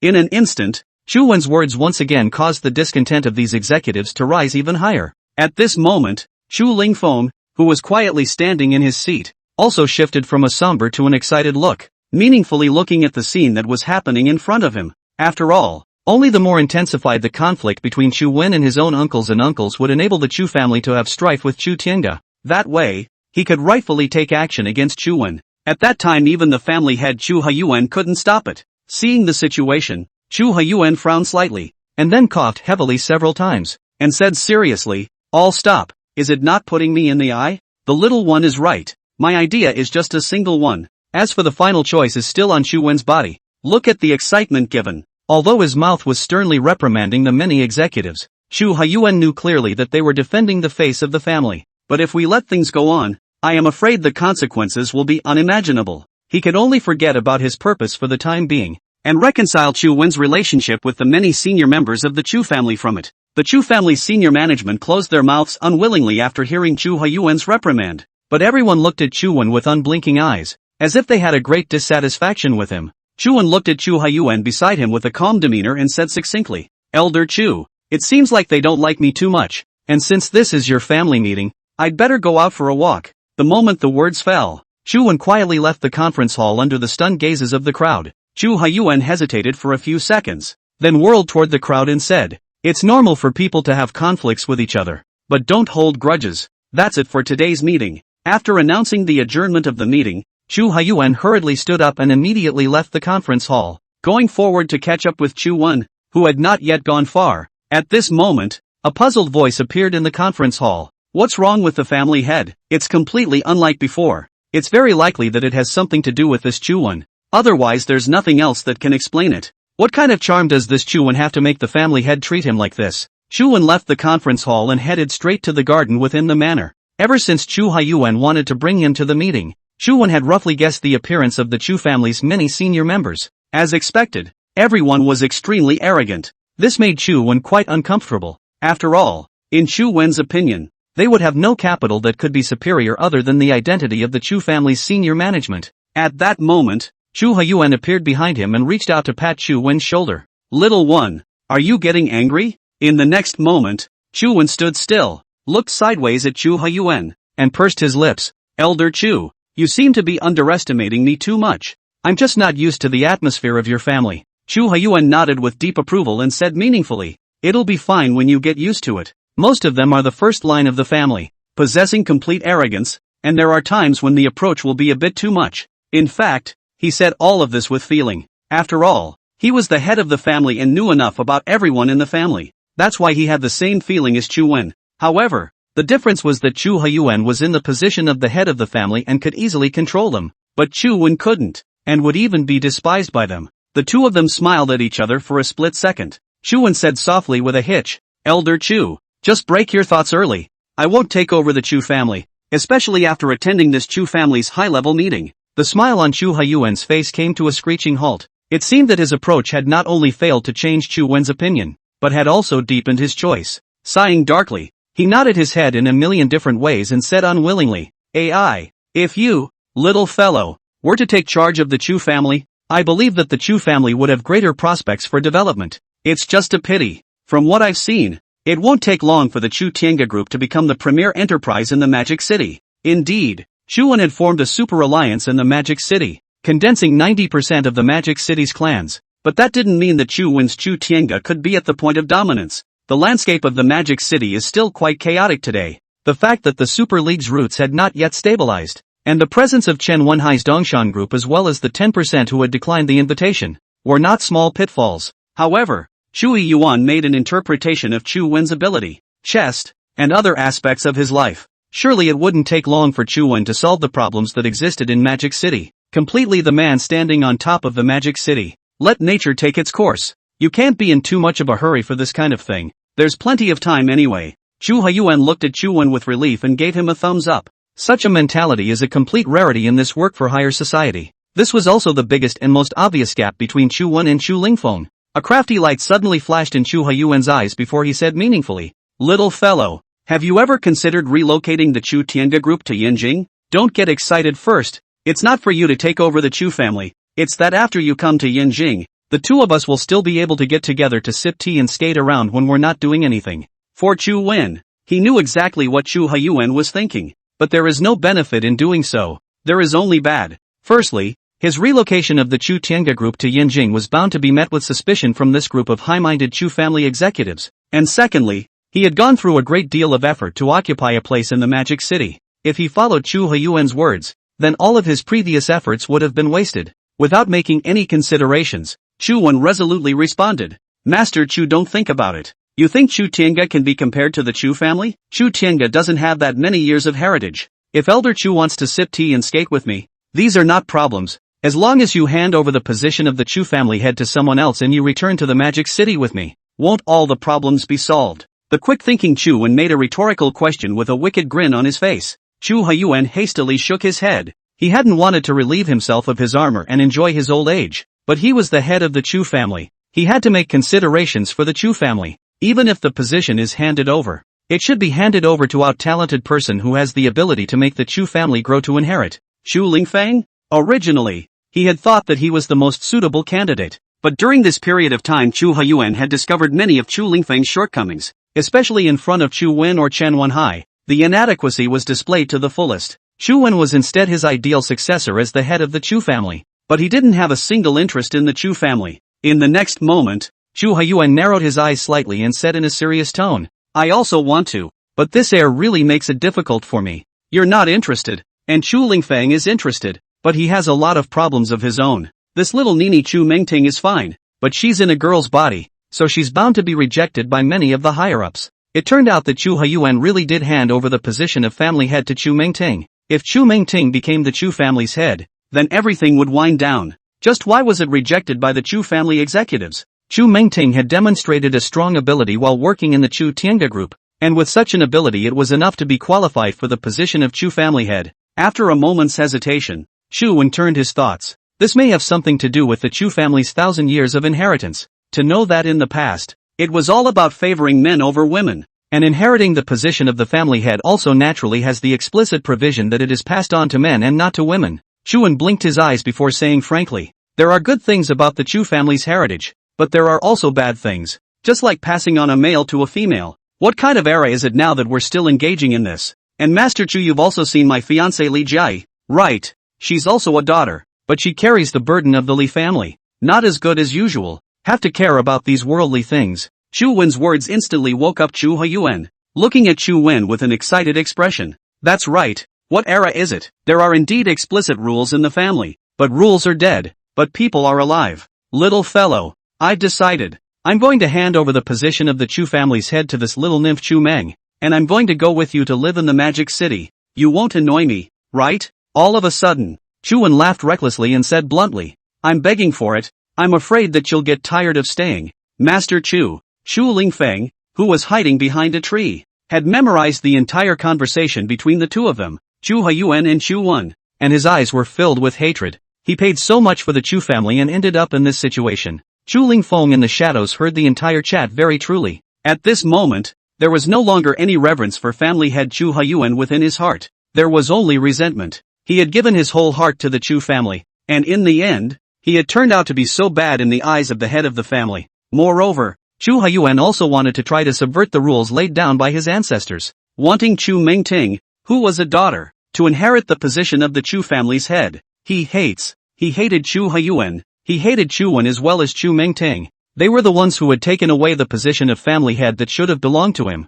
A sinister light flickered within Chu Lingfeng's eyes. He would definitely not be at the mercy of anyone. He's going to take back everything that belongs to him on his own. But in the Chu family, where everyone was loyal, he couldn't find help, and doing so could easily give away his purpose. A moment later, a suitable candidate appeared in Chu Lingfeng's mind. This person was no other than Chen Wenhai of the Dongshan group. With the current level of closeness between Chu Wen and Chu Huiyuan, the Chu family had long since put down their prejudice against Chu Wen, and instead, as Chu Huiyuan had said, the Chu family would do whatever it took to help Chu Wen as well as the Chu Tiangda group. In that case, Chen Wenhai, who was far away from the magic city, would face a lot of pressure. For ages, the enemy of my enemy is my friend. In other words, he and Chen Wenhai shared the common goal of Chu Wen, so they could stand on the same front. And with Chen Wenhai's assistance from the sidelines, that is, it would not give away his intentions, and it would make things even easier. Thinking of this, Chu Lingfeng with a face full of unwillingness quietly left the manor park and returned to his room,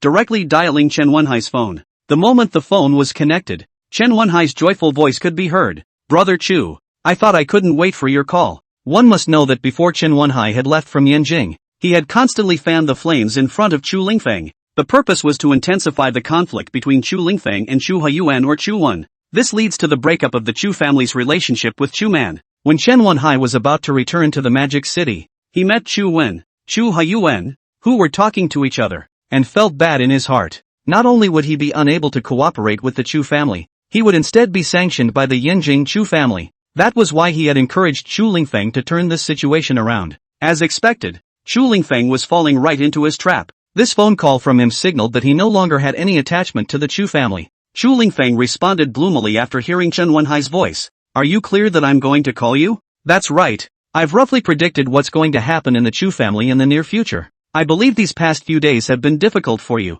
In an instant, it was as if Chu Lingfeng had encountered a confidant, and the words hidden deep in his heart were finally released. Say everything without fear. Brother Chen, who knows me also, during the time that Chu Wen has been in the Chu family, my status has significantly declined, and even the old master already has a feeling of antipathy towards me. If I'm resting on my laurels, I'm afraid that the position of the Chu family's heir will be lost to me. Chen Wenhai, who was in the office of Dongshan Group at the moment, sat leisurely on the swivel chair, his hand resting on the phone, his face full of complacency, as if he had expected all this. It was just that he did not persuade, but instead continued to incite the anger within Chu Lingfeng. Brother Chu, if I'm not mistaken, the old man of your family intends to hand over the position of the family head to Chu Wen. This must not be done. Don't forget that Chu Wen's ancestor was once a traitor to the Chu family. Perhaps Chu Wen can say that the past is past, but who is clear about his true thoughts? When he takes over the Chu family, he will inevitably aim the spearhead at you direct lineages. Brother Chu, you must understand that it was you direct lineages that eradicated their lineage 100 years ago. And with Brother Chu's intelligence and talent, this position of family head would have been yours. Chen Wenhai's performance really fulfills the saying that he is not afraid of no good thing, but afraid of no good person. How could Chu Lingfeng, who had completely exploded his inner anger, see through Chen Wenhai's thoughts? He just felt that Chen Wenhai was the person who understood him the most. As for the head of the family Chihiyuan, he didn't deserve to be the head of the Chu family. He wanted to take back the power of the Chu family. It was absolutely impossible to let the Chu family fall into the hands of Chu Wen or Chu Mingting. Immediately afterward, Chu Lingfeng spoke in agitated words. Brother Chen, I won't lie to you. I intend to reclaim the position that belongs to me before the old master announces the successor. What do you think I should do? The corners of Chen Wenhai's mouth rose slightly, instantly revealing a bad smile, and then he calmly responded. Find a time when no one is around, poison Chu Huiyuan, and after that, push the charge onto Chu Wen's body.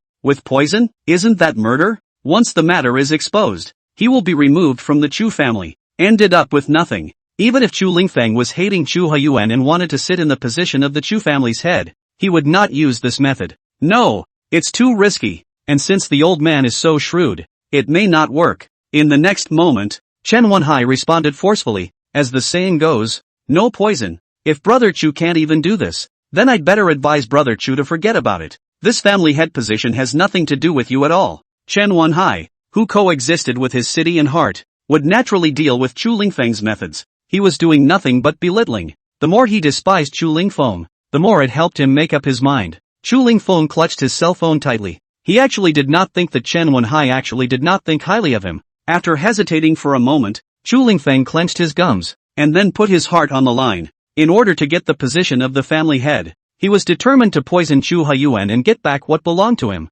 Anyway, Chu Huiyuan couldn't look at him now, and he wouldn't be appreciated by Chu Huiyuan even if he stayed affectionate. So it's a no-brainer. Brother Chen, I've thought about it, but I need your help. If I take the position of the Chu family head, I promise to help you take back the Chen family, and at the same time, I will join you in dealing with Chu Wen, so that he will not be able to turn around for eternity. It was true that he had an idea now, but Chu Lingfeng knew clearly that with him alone, it would be difficult to convince Elder Chu, so he desperately hoped that Chen Wenhai could help him and made a promise to Chen Wenhai. Chen Wenhai on the other end of the phone flashed a superb light in his eyes, and said meaningfully, I know Brother Chu as soon as we met. It is my honor to be able to help you. I'll set off for Yanjing, and Brother Chu will talk about it in specific detail. Chen Wenhai, who hung up the phone, lit a cigarette, slowly got up and came to the floor-to-ceiling window, turning his firm gaze to the distant scenery. A heartfelt smile followed. I believe that it won't take long for the Yanjing Chu family to have a change of heart.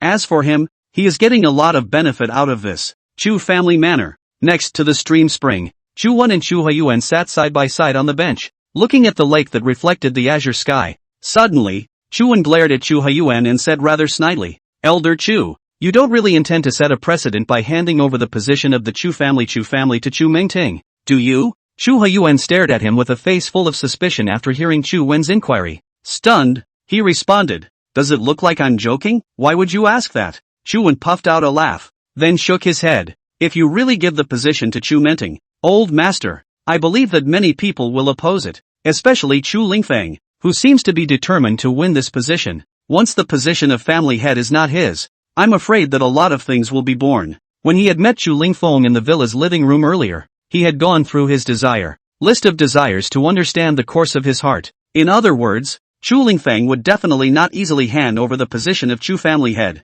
There was a great possibility that Chu Lingfeng would become the scourge of the Yanjing Chu family. With his current relationship with Chu Huiyuan, Chu Wen felt the need to warn Chu Huiyuan to stay on guard. After so many years of mixing in society, what kind of people hadn't he seen? Not to mention that Chu Lingfeng was a direct descendant of his Chu family. It was easier for him to control, and would not give rise to trouble as Chu Wen had said. A few seconds later, Chu Huiyuan said with a calm demeanor, Chu Lingfeng? He wouldn't dare. As long as I'm around, he doesn't have the guts to do so. Chu Wen looked at the domineering Chu Huiyuan and could not help but secretly sigh. Let's hope he's overthinking it. Chu Huiyuan reached out and patted Chu Wen's shoulder, saying meaningfully, after I hand over all the family matters to little niece, I'll return to Devil's capital with you. Elder Chu, I welcome you to Mordor, but I've been stranded in Yanjing for quite some time now, and it's time for me to return. In fact, there is nothing in Magic City that makes Chu Wen worry. After all, there is Li Jiai, Chen Wenyang, Lu Shiyu sitting in the town.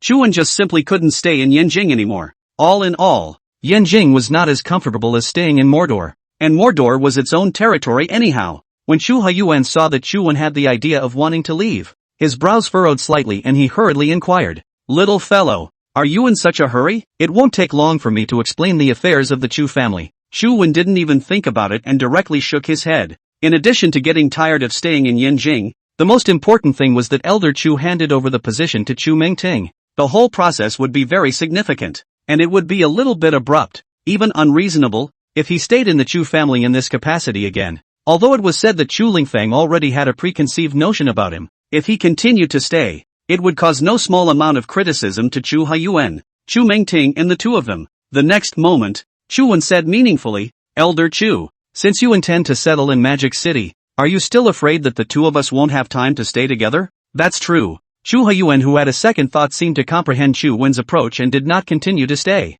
Instead, he silently nodded and solemnly said, also, the little one first returned to Mordor can help me to purchase a real estate, so that I can have a place to stay in Mordor. In a flash, Chu Wen indulged in a big laugh and said with a lot of fun, I'm afraid that's hard enough. I don't think the Magic City has any land like the Chu family manor. Master Chu, you're making it difficult for me. If it were normal, Chu Haiyuan would have been furious long ago. He didn't want others to open up and play with him, but in the face of Chu Wen's jabs, he felt happy to be there. It seemed that staying with Chu Wen could make him feel young. You are Oda, little guy. I'm retired from the second line. Do not need to be so poker face. Casually get a set of villas, regardless of the size of the villa, as long as the distance from you is close enough on the line. Chu Haiyuan v. His request. Chu Wen collected his smile and nodded with a serious expression, and then he stood up from the bench and said solemnly once again, Elder Chu, I still want to tell you that you must be careful of Chu Lingfeng. He will never give up his hand so easily. Little man, you just think too much. Since Chu Haiyuan had said so, Chu Wen no longer said anything, but gently nodded. Following that, he said, Elder Chu, then let's meet again in Magic City. After bidding farewell to Chu Haiyuan, Chu Wen returned to the Magic City by airplane. The first thing he did when he returned to the Magic City was to go to the Shudianj group, ordering the group's staff to summon Chen Wenyang, Lu Shiyu, and start an emergency meeting. As a result of receiving the instruction, Chen Wenhai as well as Lu Shiyu both put down their work at once, immediately rushed to the Chu Tiange group. For a time, all of the Super Alliance's permanent directors had gathered at the Chu Tiange group. Chen Wenyang looked at Chu Wen, who he hadn't seen for a long time, and said with a face full of excitement, Brother Chu, where have you been during this period of time? Could have missed me to death. A superb light flashed out from within Chu Wen's eyes, and then he said rather snidely, speaking in such a meaty manner, be careful of your sister Jiai's jealousy. Li Jiai never dreamed that Chu Wen would involve her. Unable to help but roll his eyes, he slapped Chu Wen beside him in a slightly angry manner. Go. We're in the middle of a meeting. Can you be normal? Seeing Li Jiai's displeased expression, Chen Wenyang hurriedly put away his playful smile and coughed gently, his expression suddenly serious. Chu Wen also adjusted his state before asking a solemn question. During the time I was not in Magic City, did anything happen? As the words fell, Chu Wen looked at Chen Wenyang and Lu Shiyu respectively. The reason he asked was because when he appeared in Yanjing, Chen Wenhai happened to leave Yanjing. The time gap in between would allow Chen Wenhai to take many actions. Lu Shiyu and Chen Wenhai both looked at each other. A moment later, Chen Wenyang was the first to open his mouth, and said with extreme complacency, Brother Chu, you want to ask about the matter of the Dongshan group, right? This point, you can rest assured. I will pressurize the Dongshan group with the power of the Chen family, and the current Dongshan group is unable to move. Chen Wenyang carefully described about the suppression he had taken against the Dongshan group. It shouldn't.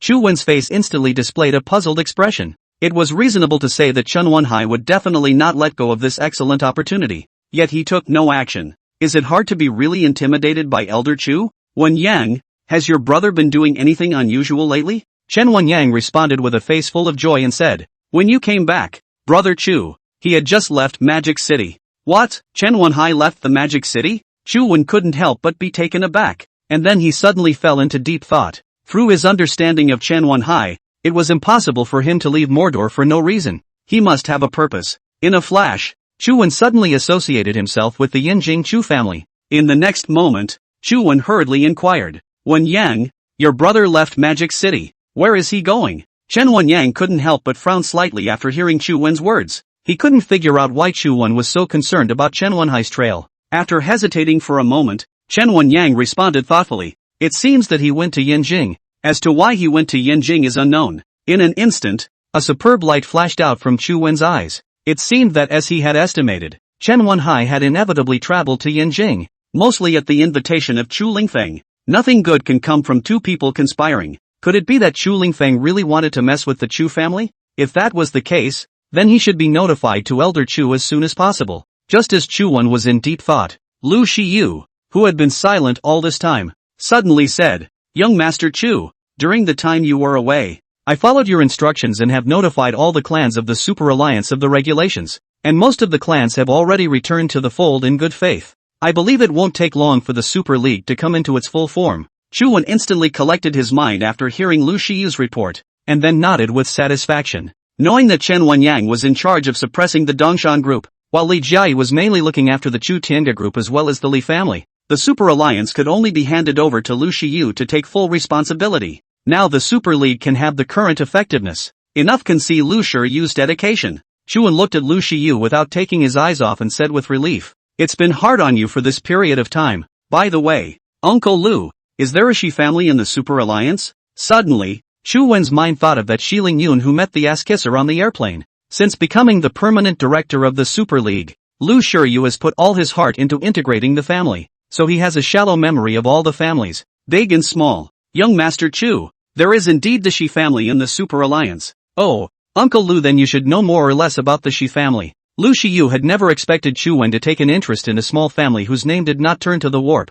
However, Chu Wen namely asked. He naturally had to recount all that he knew. The Shi family, which is considered a relatively weak family in the Magic City. The industry it owns is 1/3 of the Lu family, but the Shi family also had its glorious times, when our Lu family as well as young Master Chen's Chen family had yet to take shape, and the Shi family was the leading family in the Magic City. But with the passage of time as well as the pastimes and pleasures of the clan's children, it completely caused the Shi family to fall into decline, and become what it is now. But this generation's family head, Shi Lingyun, seems to be very ambitious and seems to want to revitalize the family and return it to its former glory. Chu Wen listened carefully. It was no wonder that Shi Lingyun would constantly pat himself on the back on the airplane. This was because Shi Lingyun was clear that trying to revitalize the family with the fallen Shi family was something that simply wouldn't work. The only thing he had to look to was himself. After all, he was the first person to bring 90% of the families in Magic City together, and by following himself, their Shi family would naturally return to their original splendor.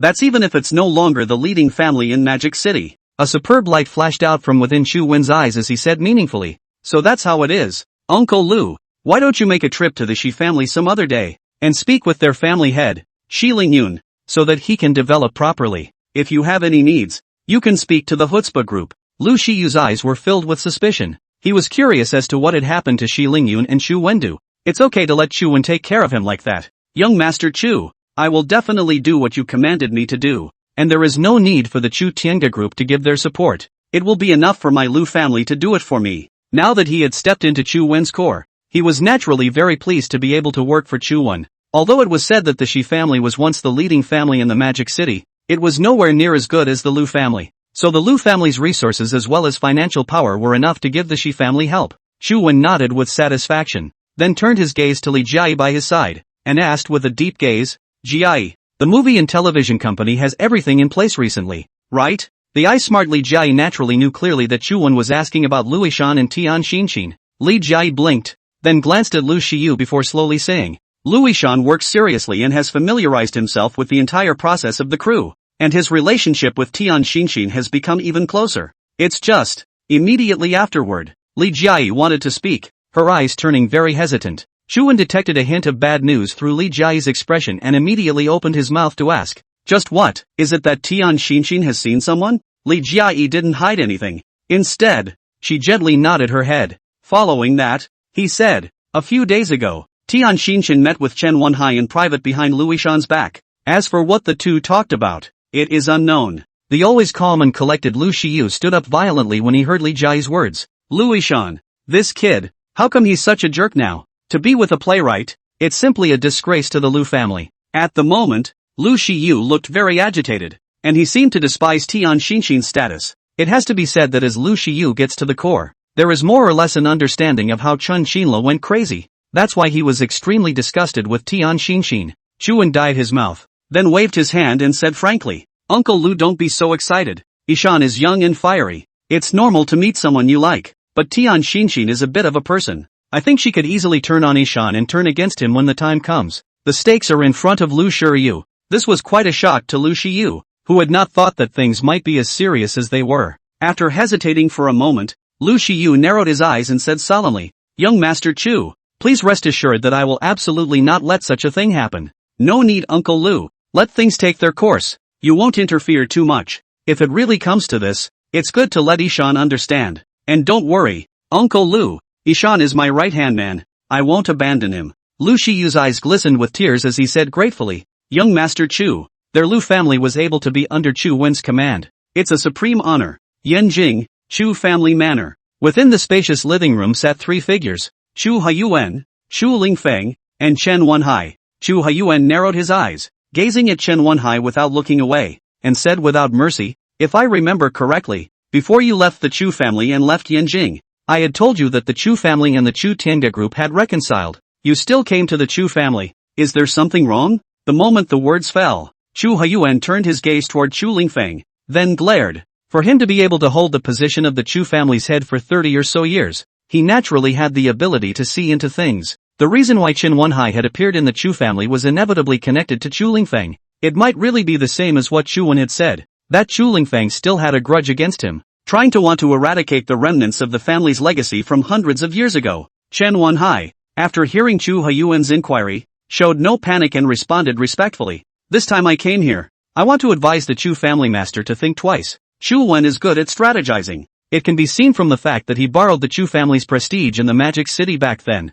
That's why I hope that the Chu family master won't be fooled by Chu Wen, and that we should work together to break Chu Wen's development." This dawn of reasoning and emotion was exchanged for Chu Haiyuan's cold snort. Being good at strategizing is not a lie, but when it comes to city and heart, he's the best. Chu Lingfeng noticed the change of emotions on Chu Haiyuan's face and hurriedly concurred. "Family head, I think Brother Chan is right. Leaving Chu Wen behind is undoubtedly allowing the Chu family to exist as a threat." "Shut up. You are the head of the family and I am the head of the family. Did you take what I said as a whisper?" Chu Haiyuan angrily slapped the coffee table and shouted in a hoarse voice. If Chu Lingfeng had said it to him alone, it would not have made Chu Haiyuan this angry. However, Chu Lingfeng had come as an outsider for the whole thing, which told him that he could no longer suppress the anger within him. In an instant, Chu Lingfeng and Chen Wenhai both glanced at each other before revealing expressions of face-to-face. Chu Haiyuan's reaction was something they had long anticipated. After all, compared to Chu Wen, Chu Haiyuan was more inclined towards Chu Wen and would only be dismissive of them.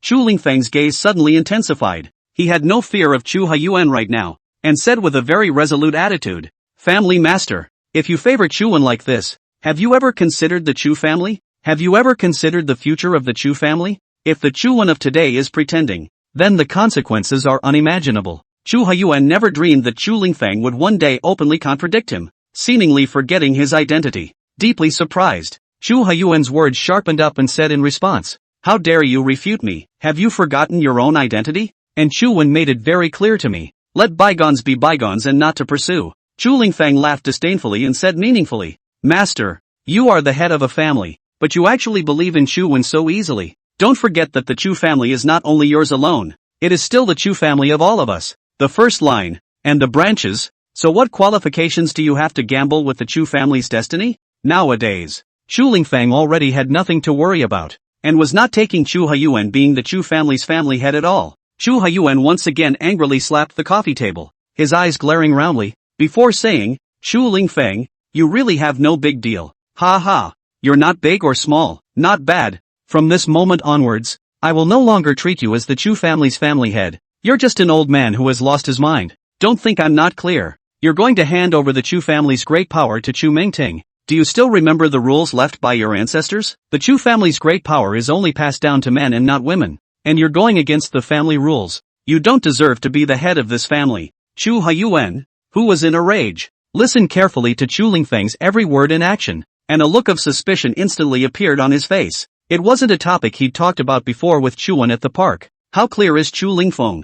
It was hard to believe that while he was chatting with Chu Wen, he was hiding in the shadows and eavesdropping. "Chu Lingfeng, Chu Lingfeng, you really surprised me. Now for the position of the family head you don't hesitate to do such underhanded things. Now I've made up my mind that you'll never become the Chu family heir." Chen Wenhai looked at the furious Chu Haiyuan and couldn't help but have the corners of his mouth rise slightly before revealing a light smile. Immediately, he calmly said, "Chu family master, do not be angry. The two of you are just too emotional. There is no need to be so pinpointed." Chen Wenhai's voice instantly attracted Chu Haiyuan's gaze before he gave him a contemptuous look. The Chu Lingfeng of the past would not be like this, but since coming into contact with Chen Wenhai, he had dared to openly provoke his elders. What's more, he was more than just Chu Lingfeng's elder. He was also the head of the Chu family's family. After hesitating for a few seconds, Chu Haiyuan said with extreme seriousness, "This is an internal matter of our Chu family. There is no need for you, an outsider, to say anything about it." Hurry up and leave the Chu family before I become completely furious.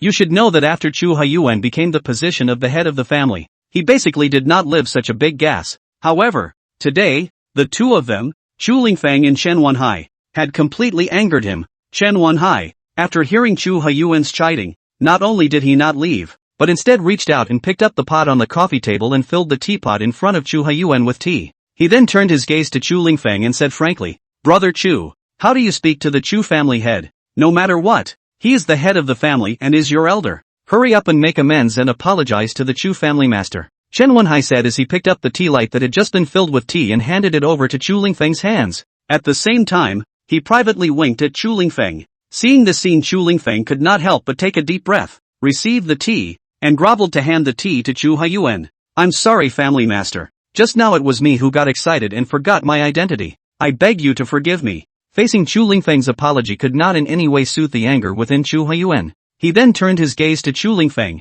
and it seemed that he was nowhere near as good at talking as Chen Wenhai. Chen Wenhai continued to help out and said, "Chu family master, Brother Chu has already admitted his mistake, so you should just be lenient and let him go around this time. Family master, just now I was really blinded by lard and only then did I do such a treacherous thing. I implore you to be able to forgive me." Now no matter what Chu Lingfeng as well as Chen Wenhai said, they were unable to calm Chu Haiyuan down. Chu Lingfeng took a few deep breaths, then said bitterly, "Tell me, family master, just what do I have to do before you're willing to forgive me? Whatever I can take." "Interesting, to negotiate with me?" Chu Haiyuan snorted coldly, and then looked at Chu Lingfeng and Chen Wenhai, who had a face full of compensatory smiles, with contempt. In the heat of anger, the original calmness had long been thrown away. He did not consider what kind of purpose Chu Lingfeng and Chen Wenhai's transformation had. Anyway, deep down inside him, he was already not holding out hope for Chu Haiyuan. Chu Lingfeng seemed to have changed from his usual self. His attitude suddenly changed to a very humble one,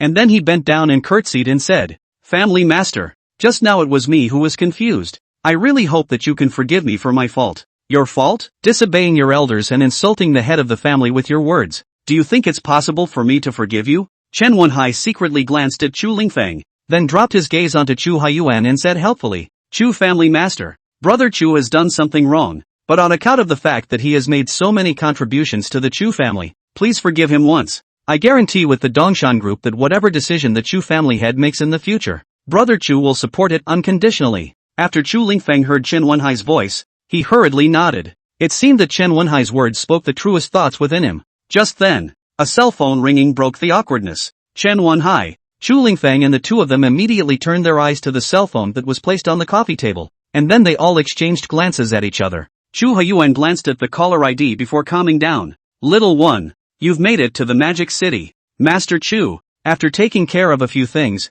called you first thing." After Chu Wen returned to the Magic Capital, he convened a meeting of the Super Alliance's top management, during which Chen Wenyang told him about his brother Chen Wenhai's trip to Yanjing. This made Chu Wen instantly feel bad. Chen Wenhai's run to Yanjing was definitely about the Yanjing Chu family. One must know that the Chu elder was now standing beside him, but as a senior member of the Chu family and the leader of the younger generation of the Chu family, Chu Lingfeng was filled with hostility towards him. It was often said that the enemy was a friend, and Chu Wen naturally knew this clearly. In other words, Chen Wenhai had gone to Yanjing this time in order to work in tandem with Chu Lingfeng. The smallest thing is to discuss how to treat yourself, and the biggest thing is to mess with the Chu family. After all, before he left the Chu family, Elder Chu had expressed that he wanted to hand over the power of the family head to Chu Mengting. If that happened, it was likely to be met with Chu Lingfeng's displeasure. The emotions on Chu Haiyuan's face gradually eased. Then he said softly, "Aang, it seems that I am quite important in the little one's heart."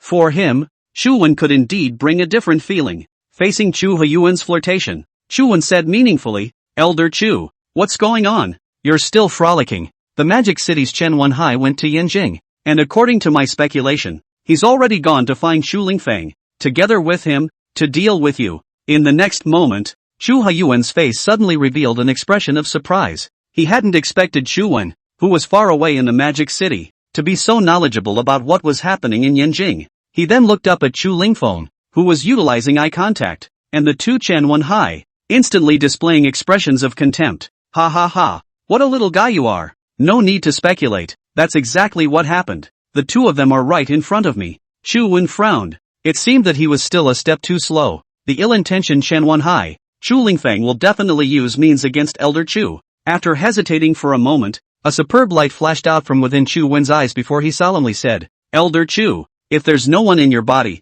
hurry up and call a few Chu family executives. It's hard for you to deal with them on your own. After all, who knows what these two will get up to? It's better to play it safe. Nowadays, Chu Wen wasn't worried about the relationship between the Chu Tiange group and the Yanjing Chu family. He was just simply worried about Elder Chu's safety. You have to know how many people have disregarded their relatives for the sake of power and position since the beginning of time. One of the most typical examples is Li heir of the Tang dynasty. After hearing Chu Wen's warning, Chu Haiyuan once again turned his gaze toward Chu Lingfeng as well as the two Chen Wenhai, and said with unbridled joy, no need, but two brats. Not enough to justify it. Chu Haiyuan was very domineering when he said this. He was a man who had experienced great storms, so how could he be afraid of two young men? Chen Wenhai, Chu Lingfeng and the two of them glanced at each other. They were both clear that Chu Haiyuan was talking about them, and intricate expressions instantly surfaced on their faces. The more Chu Haiyuan did, the more Chu Wen became even more worried. He was really afraid that Chu Haiyuan would flip his boat in the gutter.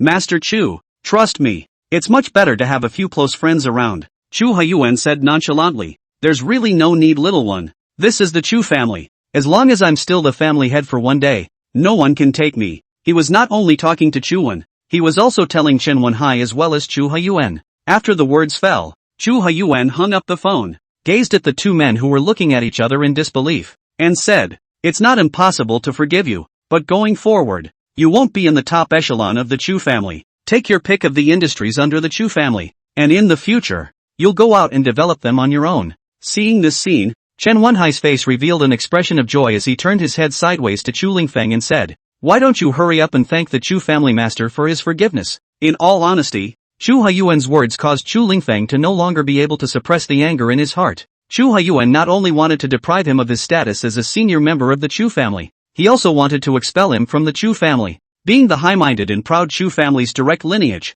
he was absolutely unable to accept it. However, after hearing Chen Wenhai's voice, Chu Lingfeng forcibly curbed the anger within his heart and feigned an expression of glad acceptance. Reaching out, he handed the tea to Chu Haiyuan and buried his head. As long as the family head forgives me, I am willing to accept your chastisement. Chu Haiyuan no longer had an ounce of goodwill towards Chu Lingfeng, and without a good-natured blank look at him, he took the tea in his hand, drinking it all in one go. He then said blandly, don't show up in the Chu family without anything in the future. When Chu Haiyuan drank the cup of tea, Chen Wenhai, Chu Lingfeng and the two of them immediately changed their attitudes, no longer groveling, but straightening their backs and looking at him rather snidely. At this moment, Chu Haiyuan also noticed the change in the two of them, and inwardly, he immediately felt bad. Right at this time, Chu Lingfeng revealed his original face and cried out with open teeth and claws, Chu Haiyuan, ah Chu Haiyuan, I didn't think that you would also have such a day and actually fall into my hands. Chen Wenhai, who was on the side,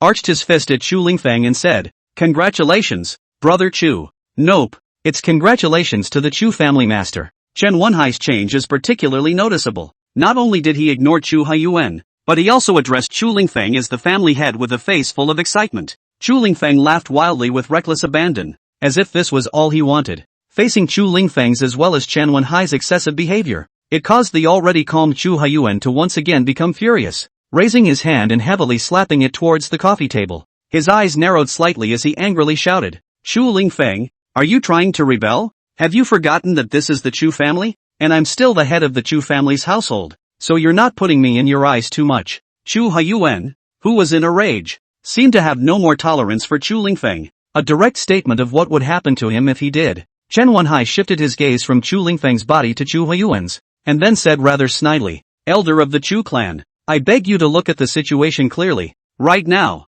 the Chu clan's power is in brother Chu's hands. Instead, it's you. When he saw an outsider strutting his stuff in the Chu family, Chu Haiyuan was furious, slapping the coffee table angrily. He then jolted to his feet. Just as Chu Haiyuan stood up for a moment, he instantly felt some heavenly rotation. His chest was clogged with stuffiness and his heart was racing, seemingly beyond its normal value. Immediately afterward, Chu Haiyuan appeared in a fainting state and raised his hand to hold his forehead. A slight swaying of the body occurred. What's going on? Headache to crack. Chu Haiyuan was very confused about his state. To be clear, normally he was very concerned about health, so never had such a situation. But now, what is this really about? It's definitely not that simple. After thinking deeply for a long time, Chu Huyuan turned his suspicious gaze to the tea light on the coffee table. Perhaps the key to the problem lies within this cup of tea. Chu Huyuan forced himself to endure the severe pain and stammered. You guys, actually, tea, poisoned it? The moment the words fell,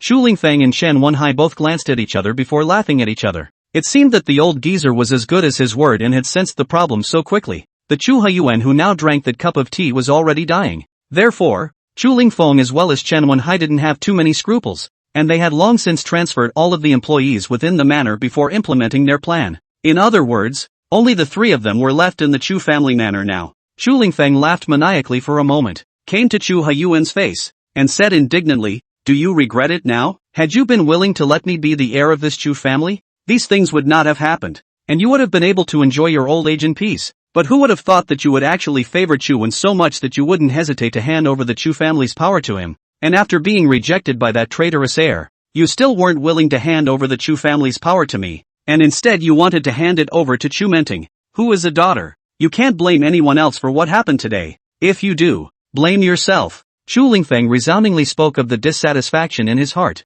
and after finishing all of this, the emotions that were squeezing his heart were finally released. The whole person suddenly turned radiant. "You're dreaming. Even if I die, I won't have any regrets. The only thing I regret is that every time I was able to see you through to the top, I didn't expect to raise you a scourge." Chu Huyuan lifted his breath and struggled to get his thoughts out. At the same time, he also secretly regretted why he didn't listen to Chu Wen's warning. Otherwise he wouldn't have ended up in such a situation. It was simply a stain on his life. Being in the Chu clan and being forced by a direct descendant of the Chu clan. He had been victimized by a direct descendant of the Chu clan. If this were to be rumored, his reputation would eventually be disgraced. Chu Lingfeng's brows instantly tightened after hearing Chu Huyuan's words. To him, only if Chu Huyuan admitted that he regretted it, Chu Lingfeng would be able to gain satisfaction as well as pride. But Chu Huyuan said that he didn't regret it, which made him angry. It had all come to this point. Chu Huyuan still couldn't look down on him. Why should Chu Wen and Chu Mengting be able to occupy such a large place in his heart?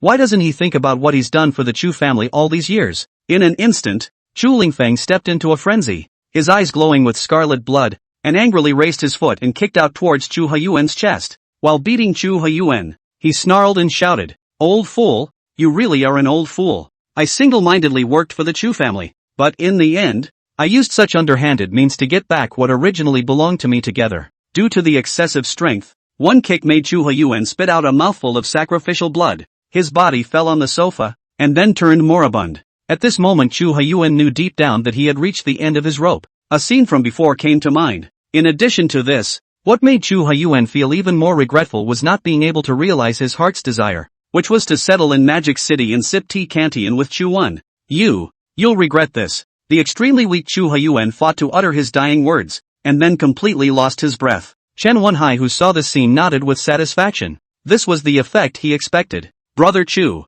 from this moment onwards, you are the Chu family's family head." How could Chen Wenhai not see Chu Lingfeng's angry emotions? So he had to change the topic, thus discussing the next arrangement of things. Looking at Chu Huyuan, who had already lost his breath, Chu Lingfeng, who was under violent anger, finally returned to normal. Gasping for air under his breath, he then said, "This old fool, he's pissed off." Although it was said that Chu Yuan had already hung up and the biggest obstacle was completely removed, but how should I explain to the family hierarchy next? And what kind of excuse should I use to take over the power of the Chu family? Chu Lingfeng turned his gaze to Chen Wenhai and asked with a face full of suspicion, "Brother Chen, what should we do next?" "The rest is simple. Only you and Chu Mengting have entered the Chu family's top echelons in the entire Chu family's direct descendants. So only you two are qualified to compete for the Chu family's great power. As for Chu Huyuan's death, we can completely shift the blame to Chu Mengting, but don't forget that when the Chu family took action, it was Chu Mengting who leaked the news, so when the time comes, it's a good excuse to gather the support of the other higher-ups." Chu Lingfeng listened carefully, nodding approvingly as he pondered. This was indeed a good idea. It could put the blame on Chu Mengting, and at the same time, he could rightfully take over the power of the Chu family. It's simply a 2-for-1 solution. Chu Lingfeng even felt that Chen Wenhai was his own lucky star. If it wasn't for him, I'm afraid that not only would he not be able to sit in the position of the Chu family's head, but he would also be subjected to a lifetime of being a loser. After some secret discussions, Chen Wenhai as well as Chu Lingfeng reached an agreement. That was to strike while the iron was hot, to announce the news of Chu Huyuan's death at the first opportunity. and at the same time summoned the Chu family's senior management and started an emergency meeting. The many Chu family executives in the conference hall all converged here. Everyone expressed intense curiosity about the impromptu meeting. After all, emergency meetings like this with the entire staff hardly ever appeared. And since it did, it meant that the Chu family had encountered unprecedented big trouble. The Chu family executives in the conference hall were all speculating, but no matter how much they speculated and discussed, they had to wait for Chu Hyuan's arrival to tell them the real trouble. It was just that they didn't wait for Chu Hyuan. What they waited for was only Chu Lingfeng as well as the Chen Wenhai duo. After Chu Lingfeng entered the conference hall, without saying a word, he directly sat down in the position of the family head that originally belonged to Chu Hyuan. An old man with a head full of white hair, who appeared to be the Chu family's elder, stared at Chu Lingfeng with a wide gaze and said in a raspy voice, "Chu Lingfeng, you're in the wrong position. As well as what do you mean by bringing an outsider to the high-level meeting?" In the face of the white-haired old man's questioning, Chu Lingfeng couldn't help but not be flustered in any way, but instead, he obliterated his mouth, and then smiled indifferently. "Second uncle, at present, I'm temporarily sitting in this position for the simple reason that the head of the family has been persecuted, harmed and has already sailed away to the west." The entire senior management of the Chu family could not help but be shocked after hearing Chu Lingfeng's words. Persecuted? Harmed? Knowing that the Chu family had existed in Yanjing for over 1,000 years, it could be completely said that Yanjing was their Chu family's territory. They couldn't figure out who dared to be in the Chu family's territory and was able to successfully persecute, to harm the Chu family's head of the family. When the old man with a head full of white hair heard this bad news, his body gradually trembled, his pupils gradually contracted, and he immediately inquired, "Chu Lingfeng, if you don't tell me the ins and outs of the matter today, don't blame me for disregarding my family's feelings." To this old man, Chu Hyuan was his brother, while Chu Lingfeng was his nephew. In contrast, he was much closer to Chu Hyuan, so after hearing the bad news, Chu Lingfeng was regarded as a suspect because he had the motive and the conditions. It could be said that the old man was a quick thinker. He believed that the person who was able to persecute, the person who harmed Chu Hyuan must be a member of the Chu family's direct lineage, and only members of the direct lineage could freely enter and exit the Chu family manor. It was impossible for outsiders to do so. Knowing that no branch of the Chu family could enter the Chu family manor without permission, Chu Lingfeng glanced at Chen Wenhai, then responded unhurriedly, "Second uncle, see what you mean, I harmed the family head. You're wrong if you think that. I wouldn't do that at all. Why in good conscience would I risk persecuting, harm the head of the family?" At this moment, Chu Lingfeng feigned a relaxed appearance, then looked at the white-haired old man without turning his eyes away. The old man similarly stared at Chu Lingfeng, his eyes slightly narrowed, then once again inquired, "Then tell me how you are clear that the family head has been persecuted, harmed, and how did you do such treacherous things as you are doing now?" Under the four eyes, Chu Lingfeng's heart was undergoing a slight change. After all, the old man, like Chu Hyuan, was a character who had experienced great storms, so how could he be easily convinced by Chu Lingfeng's few words? In the next moment, a look of trepidation instantly appeared on Chu Lingfeng's face. He then hurriedly stood up from his position as the head of the family. At this point, he knew very well that he had been too hasty, or it could also be said that he had gotten carried away. It was only then that the second uncle could see the problem. Chen Wenhai, who was standing by the side, hurriedly used his eyes on Chu Lingfeng, signaling him to calm his state and not be seen through by the others. Otherwise, it will be very difficult for them to take the next step in their plan. Receiving the message, Chu Lingfeng took a deep breath before slowly responding, "Second uncle, now that the family head is dead, I took this position because I don't want the Chu family to be in internal turmoil. And as for how it was clear to me that the family head was killed, it was Chen Wenhai from Mordor who wanted to report to the family head about Chu Wen. So I took the lead in introducing him and bringing him inside the manor. And so I witnessed Chu Mengting use poison to murder the family head." Chu Lingfeng acted according to the plan, directing the persecution of. The spearhead of harming Chu Hyuan was pointed directly at Chu Mengting. At the same time, he created an eyewitness identity for Chen Wenhai. In an instant, a middle-aged man suddenly stood up within the conference hall, his face filled with anger as he chided Chu Lingfeng, saying, "Chu Lingfeng, you are farting. Who in the Chu family up and down the line does not know clearly that Mengting is the most favored of the family head? And what reason would Mengting have to do this?" This middle-aged man was more than just a senior member of the Chu family.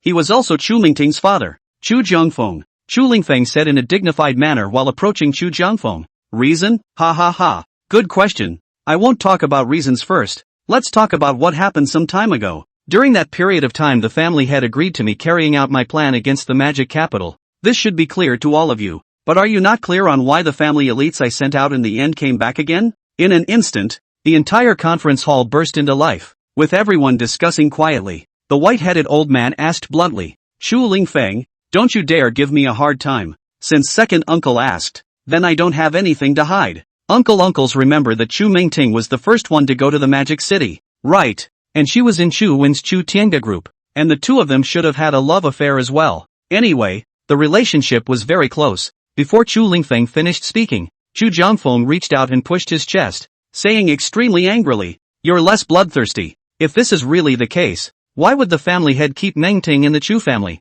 Aren't you clear about the Chu family's family rules? Such a situation was unacceptable in the Chu family, where the family rules were strict, and the lightest case would be expulsion from the family, and the heaviest case would be purging them from the family. However, the fact that Chu Mingting remained in the Chu family meant that what Chu Lingfeng said was false. Chu Lingfeng simply ignored the somewhat impulsive Chu Jiangfeng, and then said, In fact, how could a traitor descendant change his nature? What Chu Wen did was to want to let our Chu family be annihilated in order to avenge the hatred from 100 years ago. As it happens, he discovered Chu Mengting, launched a series of countermeasures, and ultimately allowed Chu Mengting to help him achieve his goal. Their first and foremost step was to leave our Chu family leaderless, thus finding the right moment to prepare for opportunistic retaliation. Chu Lingfeng spoke with reason, and then turned his gaze to the many Chu family executives in the conference hall, seemingly observing the emotional changes on their faces. This infers the need for more effort. The moment the words fell, Chu Jiangfeng could no longer suppress the anger in his heart and pushed away Chu Lingfeng in front of him. Ridiculous! I will never let go of the person who plotted against the head of the family. No, I'm coming with you. Chu Mengting, whose face was full of shyness, instantly raised her head and looked firmly at Chu Wen. She knew very well that Chu Wen had gone to the Chu Tianga group to start a series of meetings, and the theme was to deal with Chen Wenhai as well as Chu Lingfeng. Chu Mengting was very clear that with her ability it was not enough to help Chu Haiyuan seek justice. The only way was to pin her hopes on Chu Wen. That's why this process is so important for her to participate in. Otherwise it will be sorry for the Chu Haiyuan who favors him. Chu Wen didn't say anything, but instead turned his gaze to Chu Mengting. Although it was said that the blush on her face still hadn't diminished the slightest bit, the exhaustion on her face could be easily seen. After thinking for a moment, Chu Wen nodded silently. To him, Chu Mengting was forced to leave Yanjing because with her own strength, she was unable to fight against Chen Wenhai, Chu Lingfeng, and even though she had his father, Chu Jiangfeng, it was far from enough. Chu Wen turned toward the locker room and changed into a formal suit. Go! The moment the words fell, Chu Wen drove his slutty pink Ferrari, carrying Chu Mengting to Chu Tianga Group. After arriving at the Chu Tianga Group, he went straight to his office. Li Jiai also received the call from the front desk and appeared in front of Chu Wen at the first time. Only she saw more than just Chu Wen himself. There was also Chu Mengting who she had just met. Li Jiai, who was secretly jealous, bit her lower lip slightly before saying with a slightly unpleasant expression, You're here? A superb light flashed out of Chu Wen's eyes. Then he dropped his gaze onto Li Jiai and said blandly, Well, you go and contact Chen Wenyang, Lu Shiyu, and Lu Yishan, who is in the crew. By the way, after telling Lu Shiyu to bring Shi Lingyun from the Shi family, Li Jiai's cold cheeks instantly revealed a suspicious expression after hearing Chu Wen's words. She hadn't expected Chu Wen to be so serious, and vaguely felt that something significant had happened. Li Jiai was filled with doubts within her heart, but she still left Chu Wen's office. After a few minutes had passed, Li Jiai returned to the office again. At this time,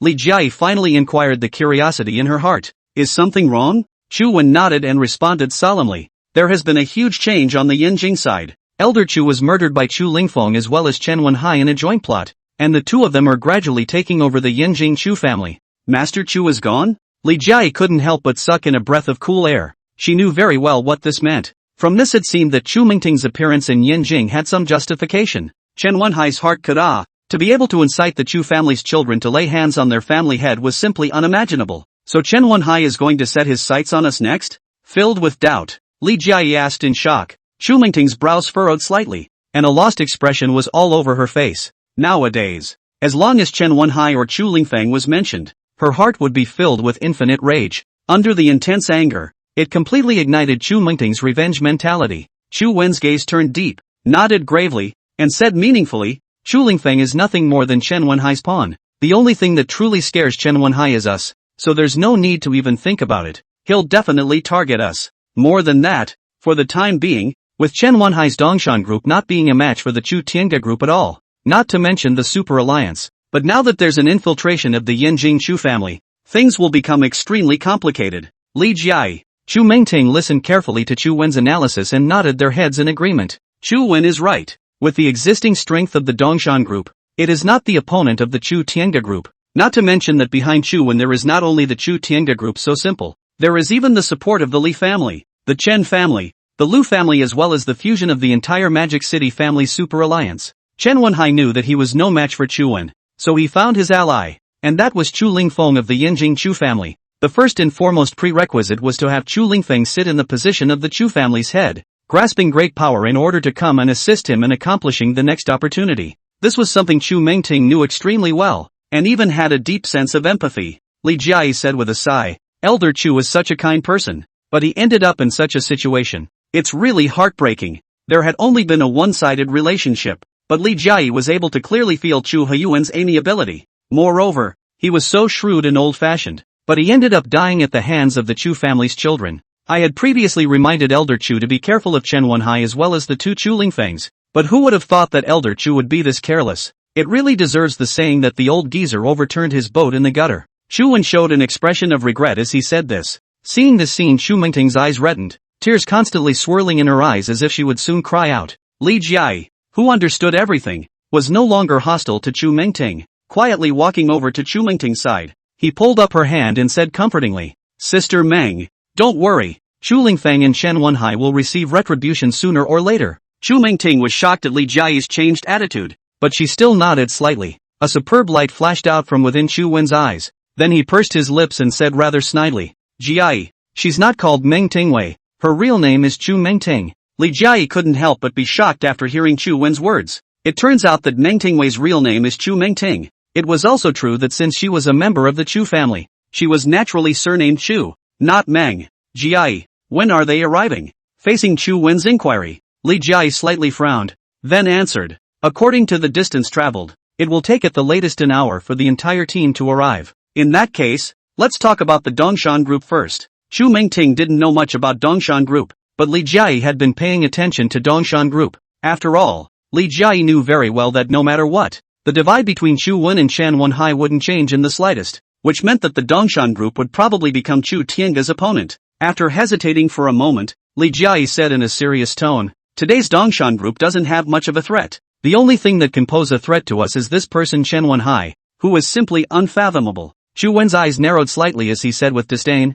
Chen Wenhai? Only using underhanded mind tricks. Li Jiai hastily shook her head and added, if we belittle our opponents, we will make our own situation dangerous. We absolutely cannot do that. The fact that Chen Wenhai, who had lost his position as the head of the Chen family, was able to establish the Dongshan group and instigate Chu Lingfeng to take over the Chu family was already horrifying. Chu Jiangfeng angrily left the conference hall. It seemed like he couldn't stand Chu Lingfeng's nonsense, but in fact, he clearly knew that some of what Chu Lingfeng said was true. It was fine before because the family head Chu Huiyuan didn't pursue the matter and instead hid it. Now that Chu Huiyuan was dead, the matter was being brought up again in the old days. This would definitely cause quite a stir. After all, what Chu Mingting had done had touched the bottom line of the Yanjing Chu family. Regardless of the Chu family's next direction, Chu Mingting could not stay in the Chu family, much less in Yanjing. Chu Mingting, who had been abiding by the warning, stayed in her room within the manor, and every day was a state of inactivity, except for playing with her cell phone or fantasizing in her mind about the beautiful dream of being together with Chu Wen.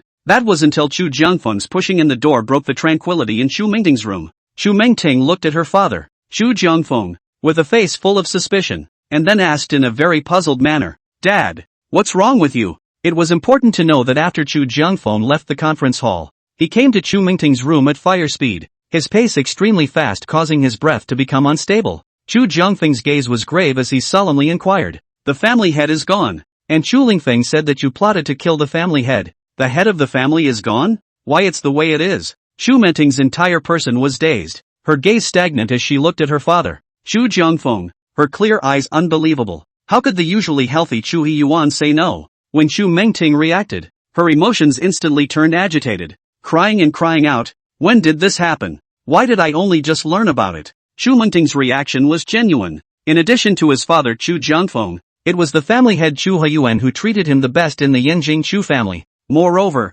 some time ago when she herself had leaked secrets to Chu Wen, Chu Huiyuan not only did not punish her, but instead suppressed the matter, which was enough to show how much he favored her. Chu Jiangfeng knew his daughter very well, through the emotions on her face. It had already been deduced that the death of the family head Chu Huiyuan had nothing to do with the devil's capital Chuan, and even less to do with his daughter Chu Mengting. For Chu Lingfeng to do so was a complete false accusation, but no matter what, Chu Mengting had indeed leaked the secrets of the Chu family. She'll be sanctioned by the family for sure. After hesitating for a moment, Chu Jiangfeng secretly sighed and said frankly, "Miss, as I see it, it's Chu Lingfeng's doing, and it's been planned for a long time, so you absolutely can't stay in the Chu family. Before Chu Lingfeng takes care of the family hierarchy, you should hurry up and leave Yanjing." Anger, dissatisfaction, and a series of other emotions instantly surged into her heart, and the current Chu Mengting was filled with hatred towards Chu Lingfeng. He was the one who killed Chu Huiyuan, who favored him. "Dad, there's no way I'll leave Yanjing,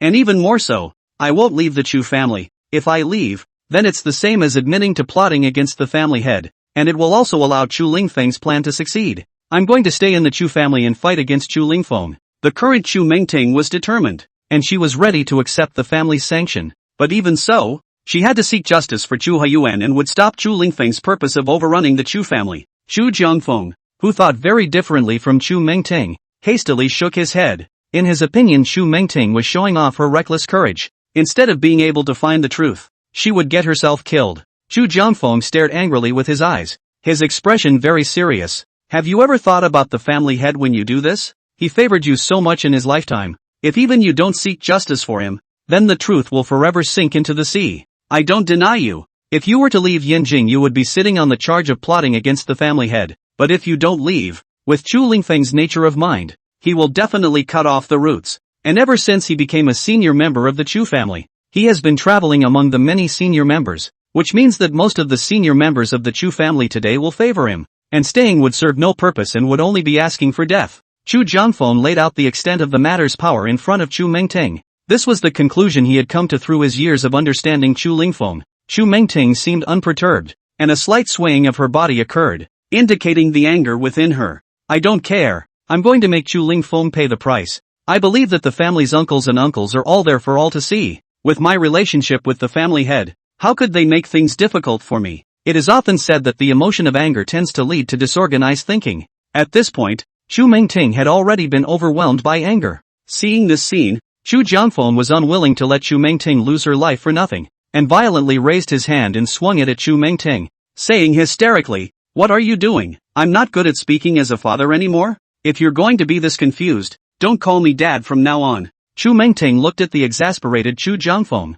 her eyes flooded with tears, and her agitation was eased. Chu Mengting, whose thoughts were becoming clearer, also discovered her father's intentions. Chu Mengting wiped the tears from the corners of her eyes, then said meaningfully, "Dad, but if I leave, what about the Chu family? I'm sure Chu Lingfeng will definitely not let you go." Chu Jiangfeng shook his head and said with a serious face, "Previously, the family head broke the rules and promoted you to become a senior, but you belong to the famous and unprofitable category. Even if you stay, you will not be able to deal with Chu Lingfeng. But I'm different. After you leave Yanjing, I'll be able to deal with Chu Lingfeng with all my might to stop his expectations." In an instant, Chu Mengting was extremely tormented inside. What Chu Jiangfeng said was true. After all, a family like the Yanjing Chu family, which had a heritage of over 1,000 years, valued the patriarchal argument. It's true that she can't do any good by staying. After much deliberation, Chu Mengting decided to follow her father's wishes and leave Yanjing. And at this moment, Chu Mengting was also ready for the next step,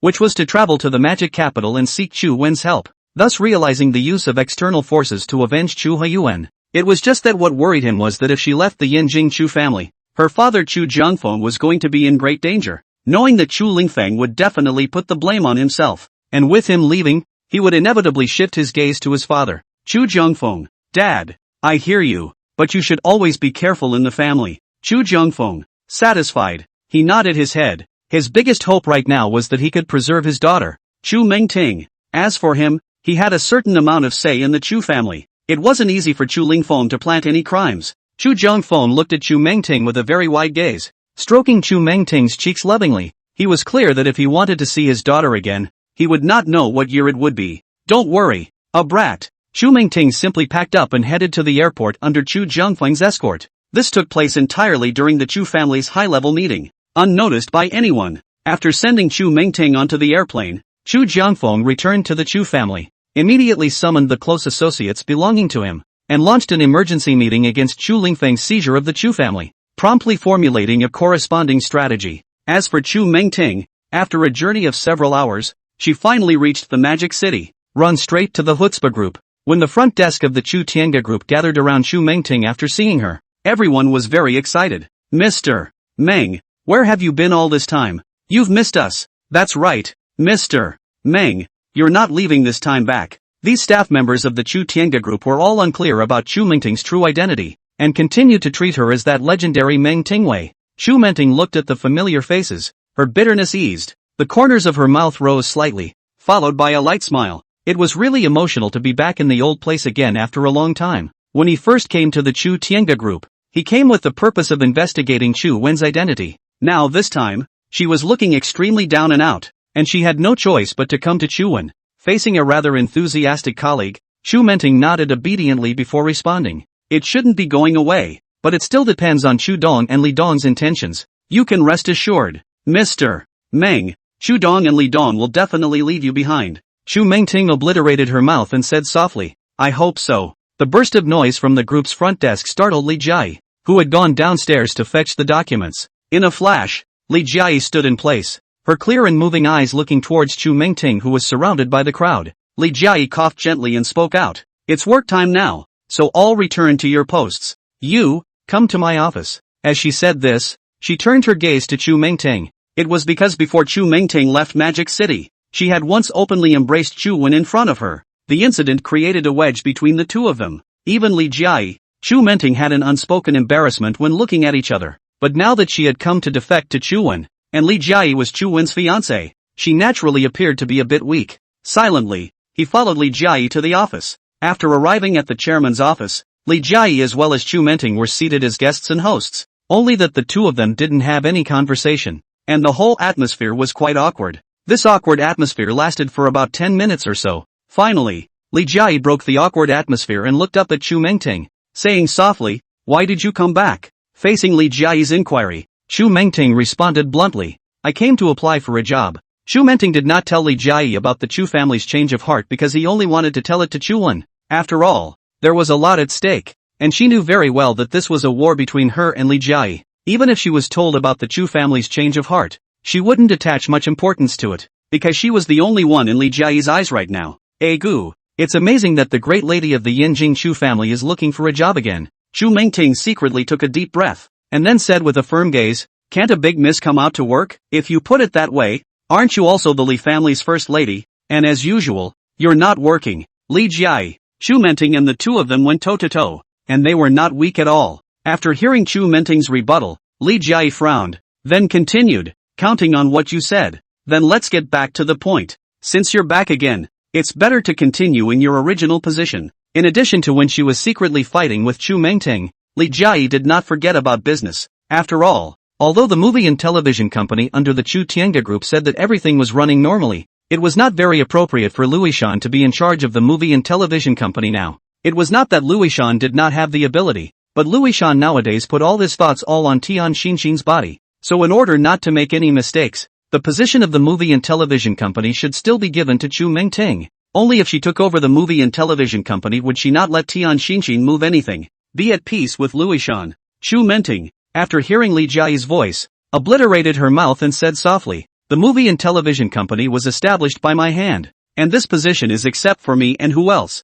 By the way, I heard that Luishan took over my position. Li Jiai nodded slightly. The two of them finally returned the conversation to business. Chu Mingting didn't know much about Luishan, but she had heard that he was a supreme genius with a super high IQ. With him looking after the movie company, nothing should happen. After hesitating for a moment, Chu Mingting said again, That's okay, with him in charge of the film and television company, there shouldn't be any chaos, and I'll take over when the time comes. After hearing Chu Mingting's words, a superb light flashed out of her eyes. Then she said rather snidely, Indeed there won't be any chaos, but it's not much better. The current Luishan is immersed in love. Not too sure about the changes in the Chu Tianga group, but Chu Mingting's first association was that the person who was able to fall in love with Luishan was perhaps Tian Xinxin, who was shooting a movie. So it seems then the movie and TV company she's going to have to reorganize. If there is an office romance, it is bound to delay a lot of things. And in the future this kind of thing should be eliminated in the film and television companies.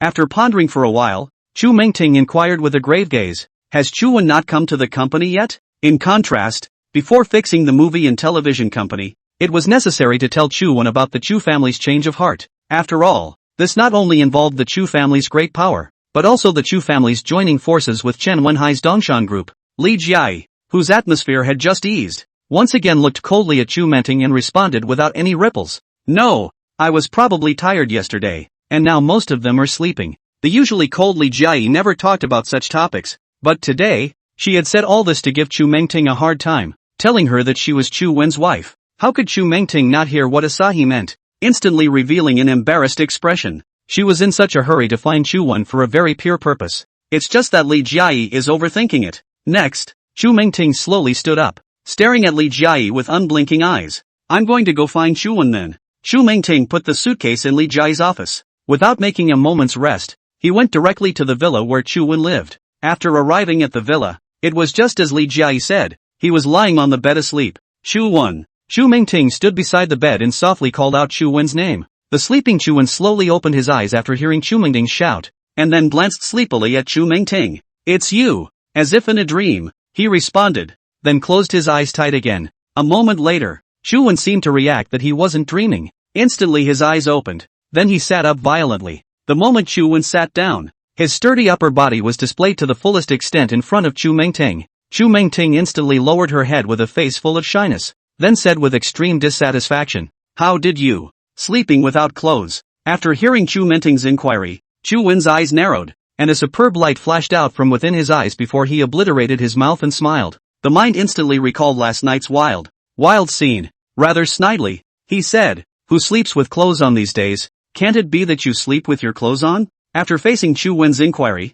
Chu Mingting responded without thinking, of course I wore it. But after she finished speaking, she reacted that she had entered Chu Wen's trap. This time Chu Mingting's face became even more flushed. You, so annoying. Chu Mingting indignantly and angrily denounced Chu Wen's shameless behavior. Seeing this scene, Chu Wen not only didn't get angry, but instead laughed loudly and maniacally, seemingly returning to his favorite part of the process. That's teasing Chu Mingting. After dozens of consecutive seconds of bursting into laughter, Chu Wen finally returned to normal, and then gazed unblinkingly at Chu Mingting, who had buried her head deeply. Chu Wen, who had a very different gaze, turned his gaze to Chu Mingting and inquired meaningfully, why did you come to Magic City? Did Elder Chu let you come? Previously, Chu Wen had discussed with Elder Chu at Manor Park that Chu Mingting would take over the power of the Chu family and become the first female family head. By all rights, the time between the announcement and taking office should be just about right. But instead of familiarizing herself with the family's industry in Yanjing, she actually appeared in the Magic City.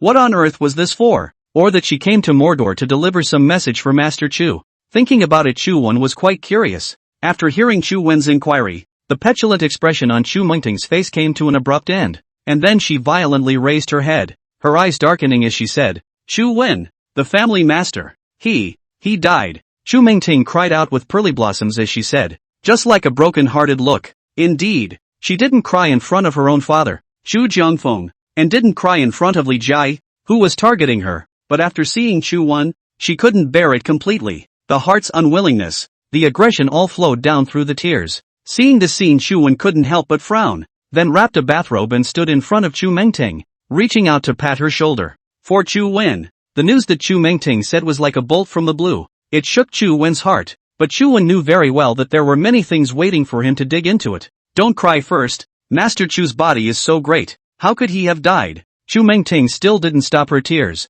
and when Chu Wen stood in front of her, she directly jumped into Chu Wen's arms. Now that she didn't have Chu Yuan to rely on, she only had Chu Wen to keep her going these days. The next moment, Chu Mingting stammered, it's Chu Lingfeng and Chen Wenhai jointly plotted to kill the family head and put the blame on me. A superb light flashed out from Chu Wen's eyes. It seemed that, as he had guessed, Chen Wenhai had traveled to Yanjing with the purpose of plotting with Chu Lingfeng. But what Chu Wen could not have imagined was that Chu Lingfeng was actually so vicious, actually even plotting against his own elders, simply to the extent of heartlessness. The person who caused Chu Lingfeng to lose his heart was Chen Wenhai. Immediately afterward, Chu Wen reached out and rubbed Chu Mingting's hair, and said in grave language, it's fine, I'll seek justice for Elder Chu, and I'm going to clean up after him. Although Chu Wen's contact with Chu Huyuan was short, he had the feeling of hating each other. This was the main condition that allowed the two of them to grow in their relationship. Now hearing this bad news, not only for Yanjing Chu family appeared Chu Lingfeng this wolfish person feel heartache. More than anything else, it was a pity that a generation of business tycoons had overturned their boats in the gutter. Since Chu Huyuan was dead, the Chu family would definitely fall into a state of being without a master, and Chu Lingfeng would definitely take advantage of the opportunity to seize the Chu family's power. His next move was not only to exclude dissidents, but also to cooperate with Chen Wenhai's Dongshan group, take aim at him completely. And now it seems that he and Yanjing Chu family as well as Dongshan group to the point of exhaustion. The only thing to do is to fight. Chu Mengting, who was lying in Chu Wen's arms, slowly raised her head, looked at Chu Wen with tearful eyes, and solemnly said, "Father told me to leave the Chu family first, and he stayed in the Chu family to stop Chu Lingfeng, but I don't think father he can hold on for long. In fact, on the airplane from Yanjing to Mordor, Chu Mingting fought a lot. For example, Chu Lingfeng dared to boldly plot against the family head, Chu Huyuan, then that meant that he was ready to make a break for it, and for so many years, he had traveled among the major top echelons and had a certain cohesiveness. Although it was said that the family head, Chu Huyuan, had died without announcing the successor of the Chu family, Chu Lingfeng would find an excuse to sit in the position of the family head. Father Chu Jiangfeng had enough power of speech, but in the face of the cruel-hearted Chu Lingfeng as well as Chen Wenhai, it would still be quite a difference. Chu Wen then heavily nodded his head after hearing Chu Mingting's words. Eyes deep, he said, "It's good to delay for a while, we have to act quickly." Chu Wen's thinking was clear and calm. He was quite clear that Chu Lingfeng was a pawn in Chen Wenhai's eyes, a pawn that could be at his mercy, with the Dongshan group being insufficient to deal with the Chu Tiange group or the Chen family. That was why he had joined forces with Chu Lingfeng and risked encouraging Chu Lingfeng to plot against Chu Huyuan and seize the power of the Chu family. Its purpose was to deal with him as well as Chen Wenyang, and now that they had achieved their goal, then the next step was to deal with the Chen family and his Chu Tiange group. The immediate developments are too imminent to be put on hold. It was imperative to contain Chen Wenhai and Chu Lingfeng before they could take action, and more than that, the Super Alliance would have to play a role in this matter as well. You stay and get some rest. I'm going back to the group to get some things ready. Chu Wen still maintained his disdain for Chen Wenhai. No matter how sophisticated or calculating he is, he can't escape his eyes. Nowadays what really worried Chu Wen was the Chu family with over 1,000 years of heritage. There were two reasons for this. One was that his relationship with Elder Chu made it impossible for him to deal with the Yanjing Chu family with impunity. After all, he didn't want Elder Chu's lifelong efforts to go to waste. The second was that the Super Alliance was still shallowly rooted and was fighting against the Yanjing Chu family, which would surely cause both sides to lose a lot of money. Li Jiai continued. The younger generation of Mordor, Chen Wenhai is definitely one of the best. Otherwise the Chen family wouldn't have settled on him as the successor to the family head. A superb light flashed out from Chu Wen's eyes. Then he pursed his lips and said frankly, perhaps he used to be the best of the younger generation in the magic capital, but since I appeared, he is no longer. If you want to solve the Dongshan group, this matter still depends on Chen Wenyang. The two of them, Li Jiai and Chu Menting, glanced at each other, revealing expressions of dismay. They seemed to understand Chu Wen's intentions. Chen Wenhai, Chen Wenyang have lived together for decades and know each other's thoughts well, so having Chen Wenyang step in to clear Dongshan group is the most suitable candidate. Moreover, Chen Wenhai was plunging into Yanjing to help Chu Lingfeng completely grasp the power of the Chu family. That is to say, he will not be able to take care of the Dongshan group for a while, so he will take advantage of this time gap to break Chen Wenhai's back. Thus Chen Wenhai will never set off a storm in the Magic City. Just then, the company's receptionist called to inform Lu Shiyu, Shi Lingyun, Chen Wenhai, and Louis Shan that they had arrived at the group's conference room one after another. Chu Wen, who received the news, suddenly stood up, and then turned his gaze to Chu Mingting, Li Jiai and the two of them, and then said softly, "This issue will be discussed in a while, let's meet up with them first." Li Jiai, Chu Mingting and the two of them were naturally clear that it was a few important members who had arrived, and they hurriedly nodded their heads. One left and one right closely followed behind Chu Wen, until they arrived in the conference room. Before they sat back in their respective positions, the several people who had been waiting in the conference room earlier all instantly revealed expressions of surprise when they saw Chu Menting, who they hadn't seen for a long time. "It's really you, Mr. Meng. Just now the receptionist said you're back. I didn't even believe it. Mr. Meng, you're not leaving this time back. This Chu Tiange group is missing you. Mr. Meng, as if it's missing its right and left arms." Chen Wenyang and Lu Shiyu's two words are okay, but it is the unsociable Louis Shan who said words that stunned the crowd. The old oiler Lu Shiyu hurriedly and privately tugged the corner of Luishan's coat, signaling that he should not continue to talk, or the consequences will be unimaginable. After all, about Chu Mingting's legendary experience are heard, with high education into the Chu Tiange group, become a cleaning, and from cleaning to the chairman of the secretary, and finally single-handedly set up a film and television company. Such a boost is enough to prove something, and these things will be exactly what Li Qi resents, so we all need to do what we can to see through it. However, Luishan did not leave any room for error at all, and dared to say everything outwardly, which made Lu Shiyu, who was the head of the Lu family, have a headache. Why this genius of the family would be a social idiot? Lu Shiyu looked up at Li Jia, as if he was observing the change of emotions on his face, and hastily diffused the embarrassment by saying, "What Ishan means is that once Meng is gone like this, the burden of the group will all fall on the shoulders of Director Li. I have to say, Lu Shiyu is a really smooth person. He did not offend Xu Menting, and at the same time, he did not make Li Jia think too much." Shi Lingyun, who was sitting on the other side of Lu Shiyu, expressed his confusion at the scene in front of him, not sure what had happened in those few seconds. Li Jia first looked at Lu Shiyu, then turned her gaze to Chu Mingting. How could she not understand the meaning of Lu Shiyu's words? "Uncle Lu, I don't think it's as serious as you say. For the Shutianj group to be able to have its current size, it's relying on everyone's efforts, not someone's ability." Lu Shiyu instantly understood and nodded approvingly. Chu Wen looked at Li Jia, Lu Shiyu and the others, licked his lips and said meaningfully, "They are all their own people. What's the point of being so polite? Let me introduce you. Her name is Chu Mingting." Chu Mingting? Isn't her name Meng Tingwei? Why did she change her name again? It suddenly occurred to Chen Wenyang that Chu Wen had previously provided them with a list of people with completely different surnames who were all members of the Yinjing Chu family. Using this as a basis, then it means that Meng is just her alias and her real last name is Chu. It can't be. She's actually a member of the Yinjing Chu family as well. Brother Chu, if I'm not wrong, General Manager Meng. No, it's Mr. Chu. She's a member of the Yinjing Chu family, right? Chen Wenhai's words instantly shook the others in the conference room. Next, they all turned their gazes to Chu Mingting. For them, the news seemed hard to swallow. A light swept through Chu Wen's eyes as he nodded with satisfaction and said bluntly, "Not bad. Chu Mingting is a direct descendant of the Chu family. If there is no change in the Chu family, she will be the first female head of the Yinjing Chu family." These words not only made Lu Shiyu, Chen Wenhai stunned. Even Xu Menting could not help but look at Chu Wen in dismay. She'll take over the position of the family head Chu Hiyuan? How did Chu Man know? Many questions were derived within her heart, and after a moment Chu Menting spoke.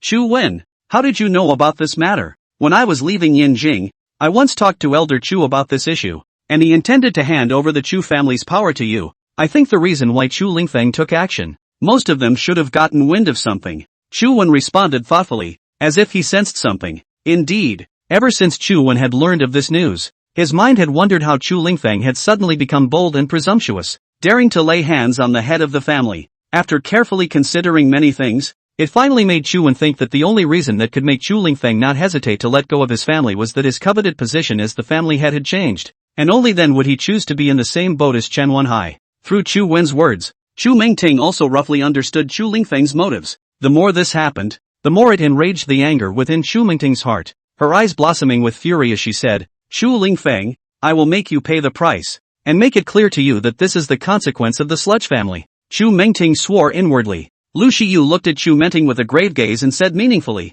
"General Manager Chu, you have to believe that the heavens are good. The heavens have spared no one, and traitors such as Chen Wenhai as well as Chu Lingfeng will be met with their deserved end." Chu Menting instantly collected herself after hearing Lu Shiyu's voice and hesitantly nodded her head. She doesn't really believe in heaven. She only believes in herself. Luishan eagerly inquired, "Brother Chu, now that Meng, Sister Chu has returned, then is the position of the movie and television company still held by Sister Chu?" Chu Wen instantly fell into deep thought. Now that Chu Mingting had returned, she could indeed return to her position. In this way, if you do so, you can greatly minimize the number of times Luishan meets with Tian Xinshin, and only in this way will Tian Xinshin not become a threat to Luishan. After much deliberation, Chu Wen said matter-of-factly, "Well, you're still in charge of the old days, aren't you?" When he heard Chu Wen's reply, Luishan tightly frowned and stammered, "Brother Chu, can I continue to stay in the film and television company to give Sister Chu a helping hand? And I'll also take care of my own work."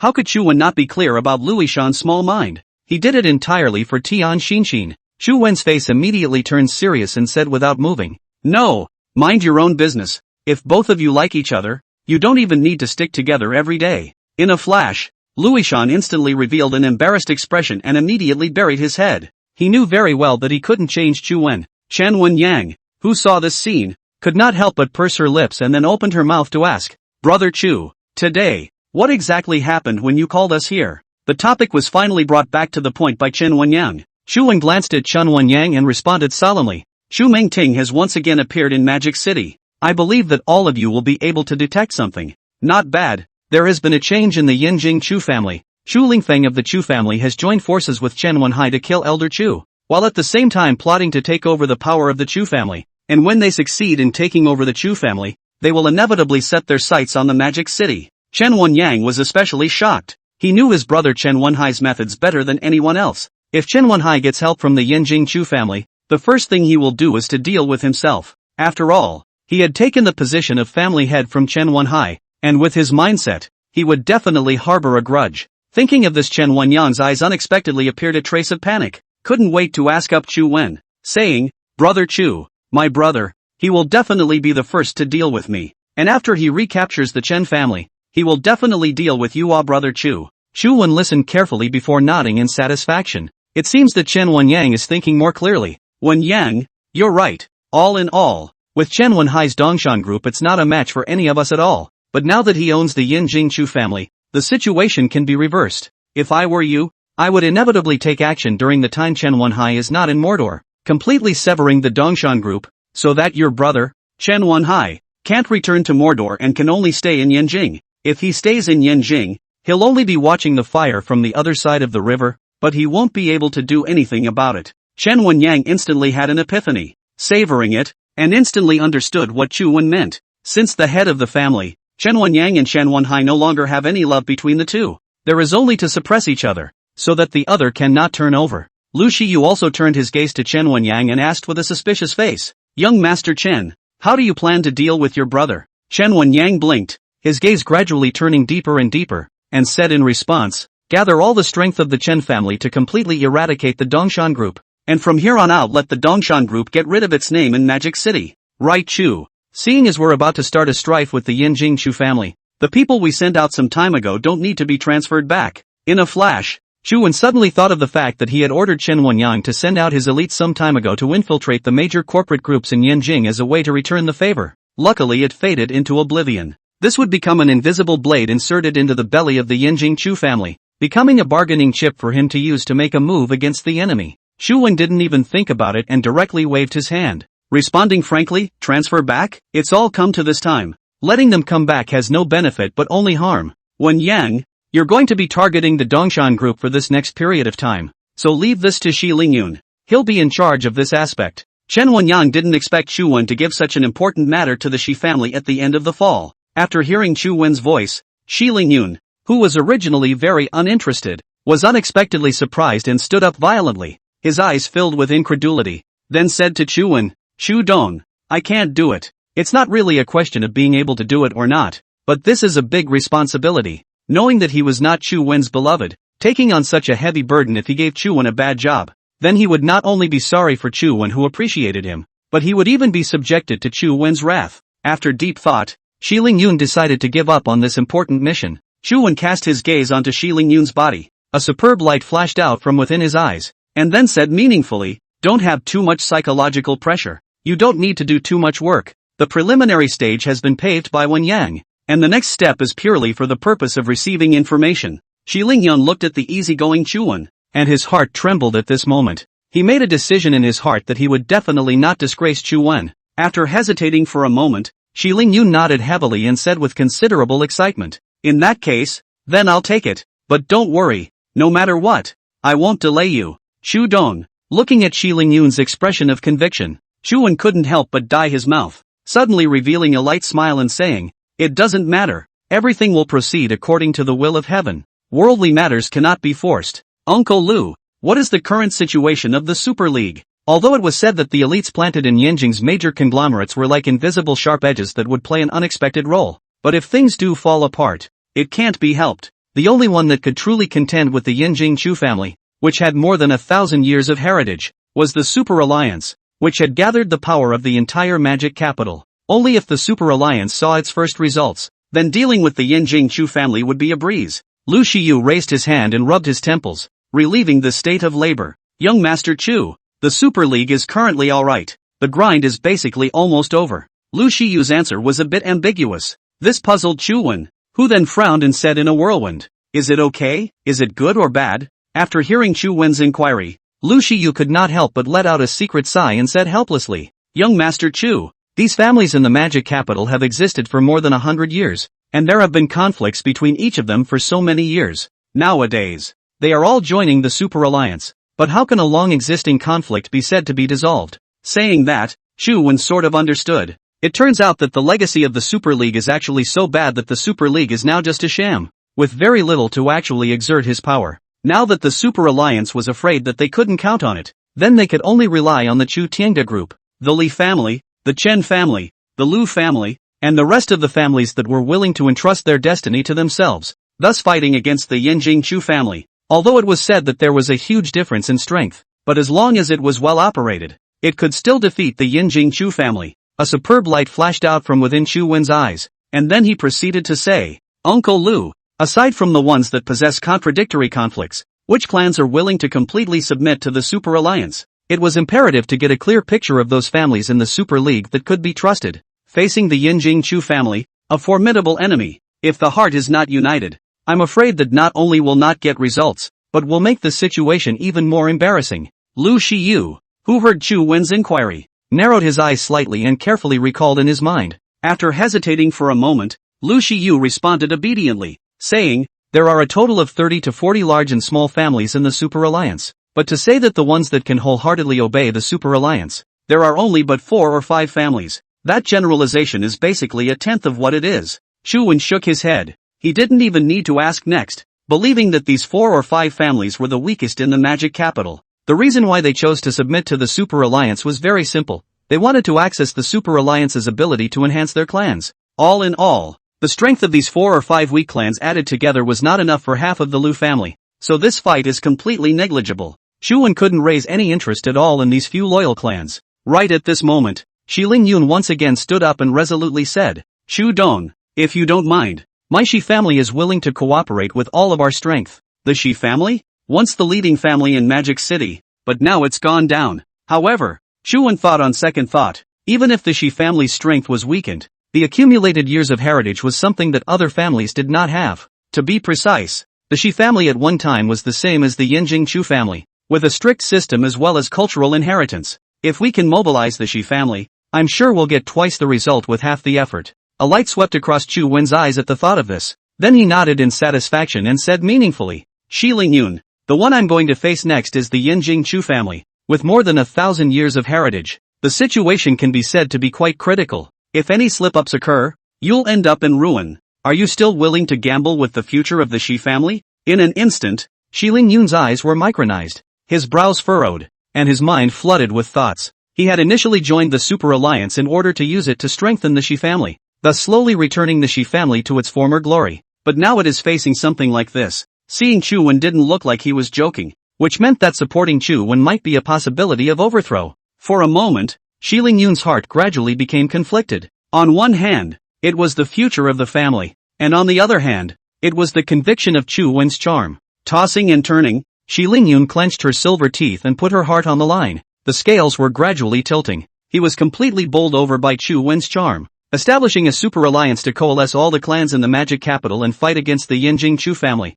which had a great disparity in strength. These things were not something that an ordinary person could do. It should be clear that throughout the ages, all handsome talents are fearless and dare to be brave enough to show their swords. Following someone like Chu Wen was bound to yield unexpected harvests. Even if there were problems in the end, the big deal was that he himself would be burdened with the identity of the unfilial son of the Shi family. But the good and the bad go hand in hand, and there is also a great chance that the Shi family will completely turn around and once again regain the splendor of the Shi family, and then he will become the pride of the Shi family. Deliberation again and again. Xiling Yun violently raised his head. Eyes firmly looked at Chu Wen. Emotionally impassioned said, "Chu Dong, I think well, regardless of the end is good release. I will swear to die to follow." A superb light flashed out from Chu Wen's eyes as he gazed at Xiling Yun. He also had a change of heart towards Xiling Yun. No longer the guy on the plane who constantly kisses his ass for the sake of the family's advancement. Rather, a true visionary. Shi Lingyun would cause the Shi family to return to its former glory because of this choice,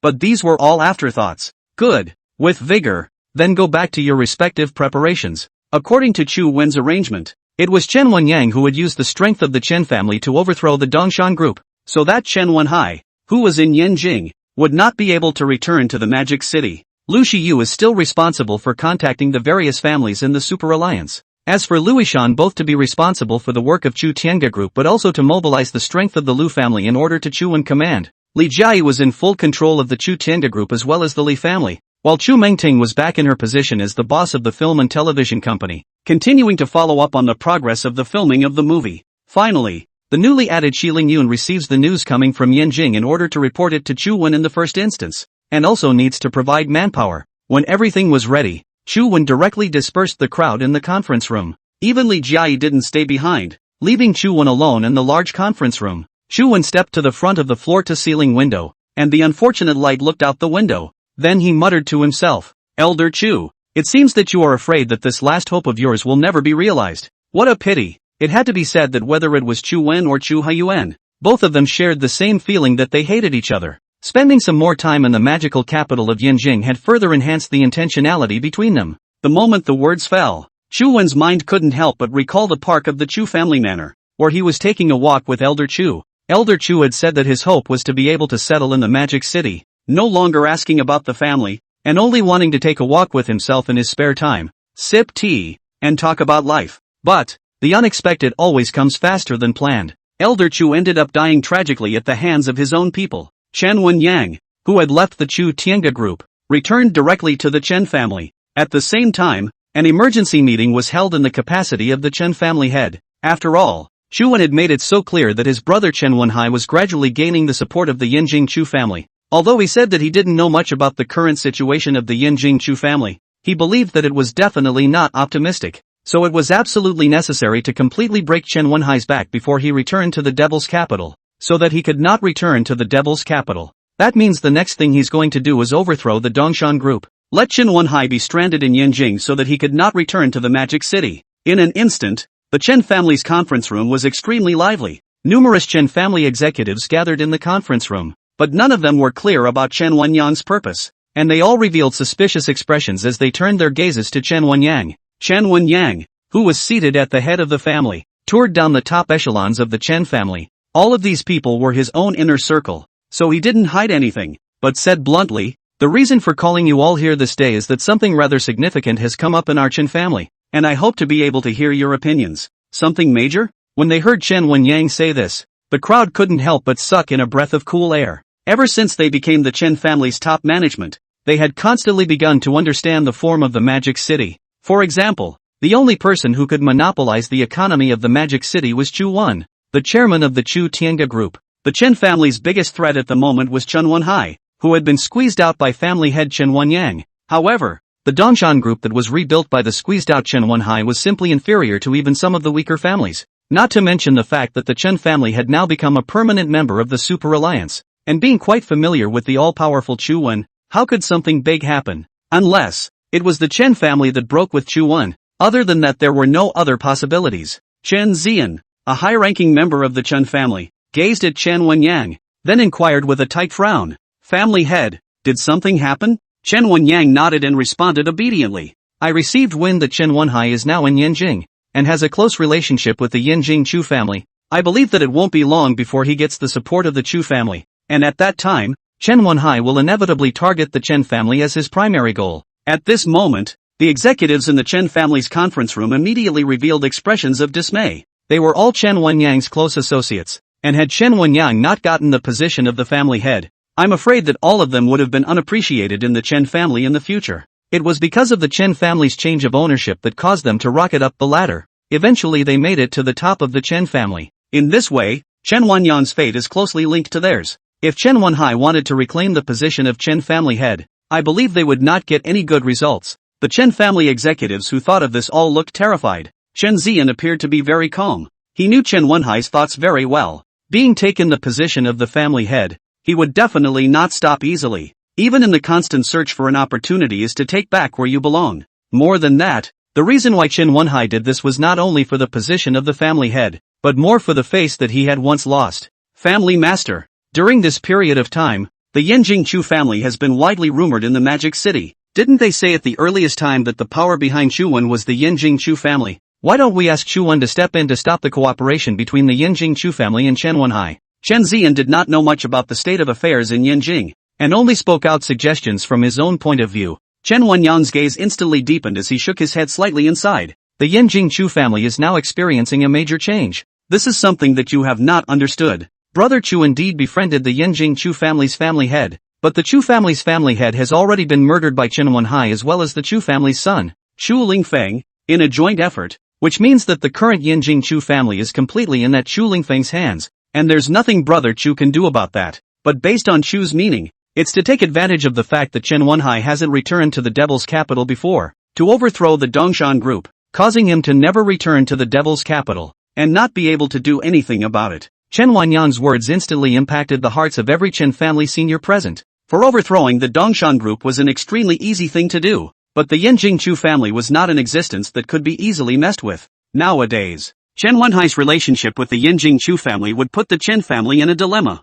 In an instant, almost all of the Chen family executives present had a worried look on their faces. Chen Wenyang, who saw this scene, looked up and glanced at everyone, asking in a serious tone, "Are you in favor of eliminating the Dongshan group?" Along with the fall of the words, a middle-aged man in his 30s stood up violently. His name was Chen Wenfeng, a son of the Chen family who was on the same generation as Chen Wenhai and Chen Wenyang. Chen Wenfeng's eyes narrowed slightly as he said softly, "I think we should look at the form clearly. Even though our Chen family has an extraordinary status in Magic City, the Yanjing Chu family is very mysterious, and we mustn't jeopardize the future of our Chen family." Immediately after that, Chen Zian also stood up and said with agitated words, "Fourth uncle, you are too indecisive. You must not forget that we are not only facing the Yanjing Chu family, but also the eldest uncle Chen Wenhai. The current Yanjing Chu family occupies the same battle line as Chen Wenhai. Even if you are afraid of the Yanjing Chu family and don't break Chen Wenhai's back, when he returns to the magic capital, he will inevitably not let us go."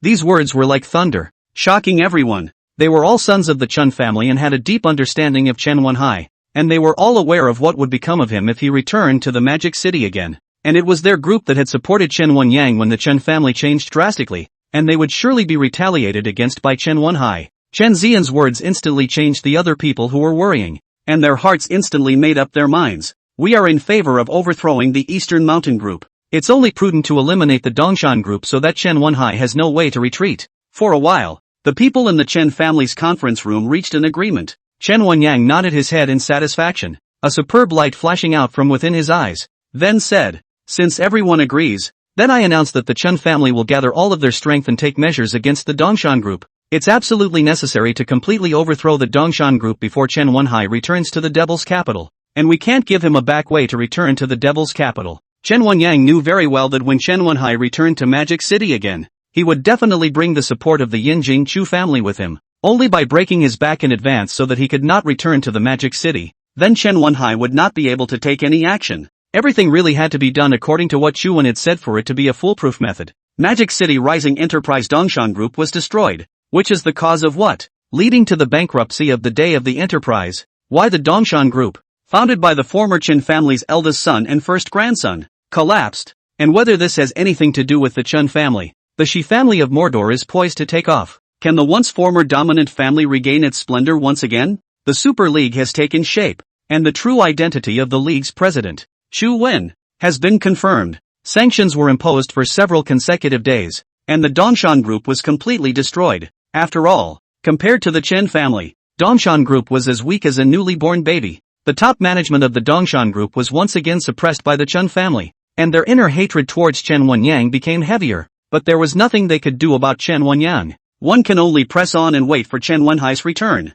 But with such a huge upheaval in Magic City, Chen Wenhai, who was far away in Yanjing, naturally got wind of it. Chen Wenhai angrily slapped his desk and muttered to himself with fierce eyes, "Good you Chen Wenyang, even disregarded the love of hand and foot, and was driving me to extinction." You could tell by the tone of his voice what he was feeling at the moment. But then again, didn't he also plan how to take back the position of the family head, thus expelling Chen Wenyang from the Chen family? Chu Lingfeng could see the change in Chen Wenhai's mood, and coming to his side, he raised his hand and gently patted his shoulder, saying, "Don't get so worked up. when I completely take over the Chu family, I will definitely reach all my promises. In fact, Chu Lingfeng was very thankful to Chen Wenhai. If not for his words, he was afraid that he would not be able to gain a foothold in the Chu family, not to mention the power of the Chu family that was now about to arrive. Looking at Chen Wenhai, who didn't ease up in the slightest, Chu Lingfeng proceeded to say, "It's not just the district Dongshan group, so it's just as well that it's overthrown.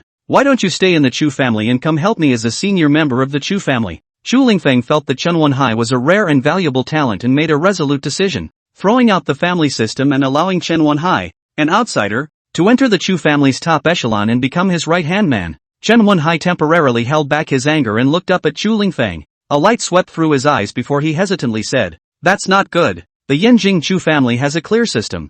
I'm an outsider who was not able to enter the Chu family's top echelons at all." Chu Lingfeng shook his head and immediately responded, "What's wrong with that? That old fool Chu Haiyuan even had the idea of handing over the Chu family's power to a rebellious heir. Why can't I make a change? As long as I'm completely in charge of the Chu family, then no one will dare to oppose what I say." Nowadays, Chu Lingfeng's behavior was quite domineering, as if he had already become the head of the Chu family. Chen Wenhai, who heard Chu Lingfeng's response, could not help but purse his lips. Perhaps this was an opportunity for him to personally control the Chu family that had more than 1,000 years of heritage. Anyway, the Dongshan group that he had built up was overthrown under the Chen family's suppression, and it would be useless for him to return to Magic City. It would be better to stay in Yanjing and gradually receive the Chu family's power. Chen Wenhai, who thought of this, nodded slightly and said meaningfully, "And now that it's a bit premature to say this, it should be clear that Chu Jiangfeng as well as the high-powered Chu Hualin are holding the power of the Chu family. If you want to truly get the power of the Chu family, you must end the two of them.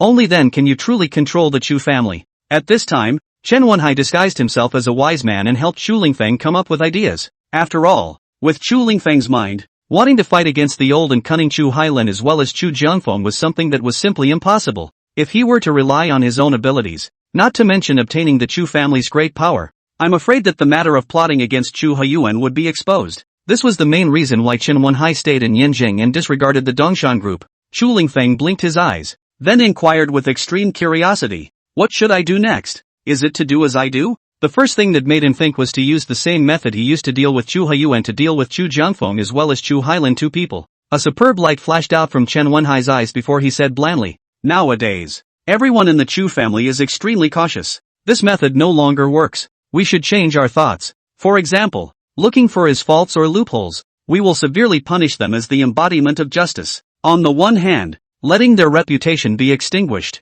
and on the other hand, we can also pull in people's hearts and minds, and the next step is to logically sit in the position of the family head." Chu Lingfeng listened carefully. He seemed to agree with Chen Wenhai's approach. Yet again, there was a hint of doubt about Chen Wenhai's approach. After hesitating for a moment, Chu Lingfeng raised his head and looked towards Chen Wenhai, slowly inquiring, "Everyone in the Chu family is well aware that Chu Hailin as well as Chu Jiangfeng are both very loyal to the Chu family, and they shouldn't have any faults or anything like that." Chen Wenhai shook his head helplessly and said frankly, "In life, anyone is sure to have mistakes. It's impossible not to have them. It can only be that you don't know." The moment the words fell, only then did Chu Lingfeng dispel the concerns within his heart. Indeed, just like him, for example, nowadays, he hid the matter of plotting against Chu Haiyuan very well, but it was very likely that this would be searched out by others in the future. As the saying goes, there is no such thing as an impervious wall. Immediately afterward, Chu Lingfeng solemnly said, "Brother Chen, you rest first. I'm going to go run some errands." Chen Wenhai didn't have much to say, but only nodded gently. He knew very well what Chu Lingfeng had gone to do. After waiting for Chu Lingfeng to leave the villa, Chen Wenhai also stood up, his gaze suddenly turning deep. Chen Wenhai began to consider the circumstances surrounding the destruction of the Dongshan group. With his understanding of Chen Wenyang would definitely not take action against the Dongshan group. After all, he had obtained the Chen family's great power. As for the Dongshan group that he had single-handedly created would not pose any threat to the Chen family at all. It must be that the originator of letting the Chen family overthrow the Dongshan group was Chu Wen. Only he was clear about his relationship with the Yanjing Chu family, and that Chu Jiangfeng had tipped off Chu Mengting to leave Yanjing during the Chu family's high-level meeting. Chu Mengting had most likely run to the Magic City and told Chu Wen all the things that had happened in Yanjing.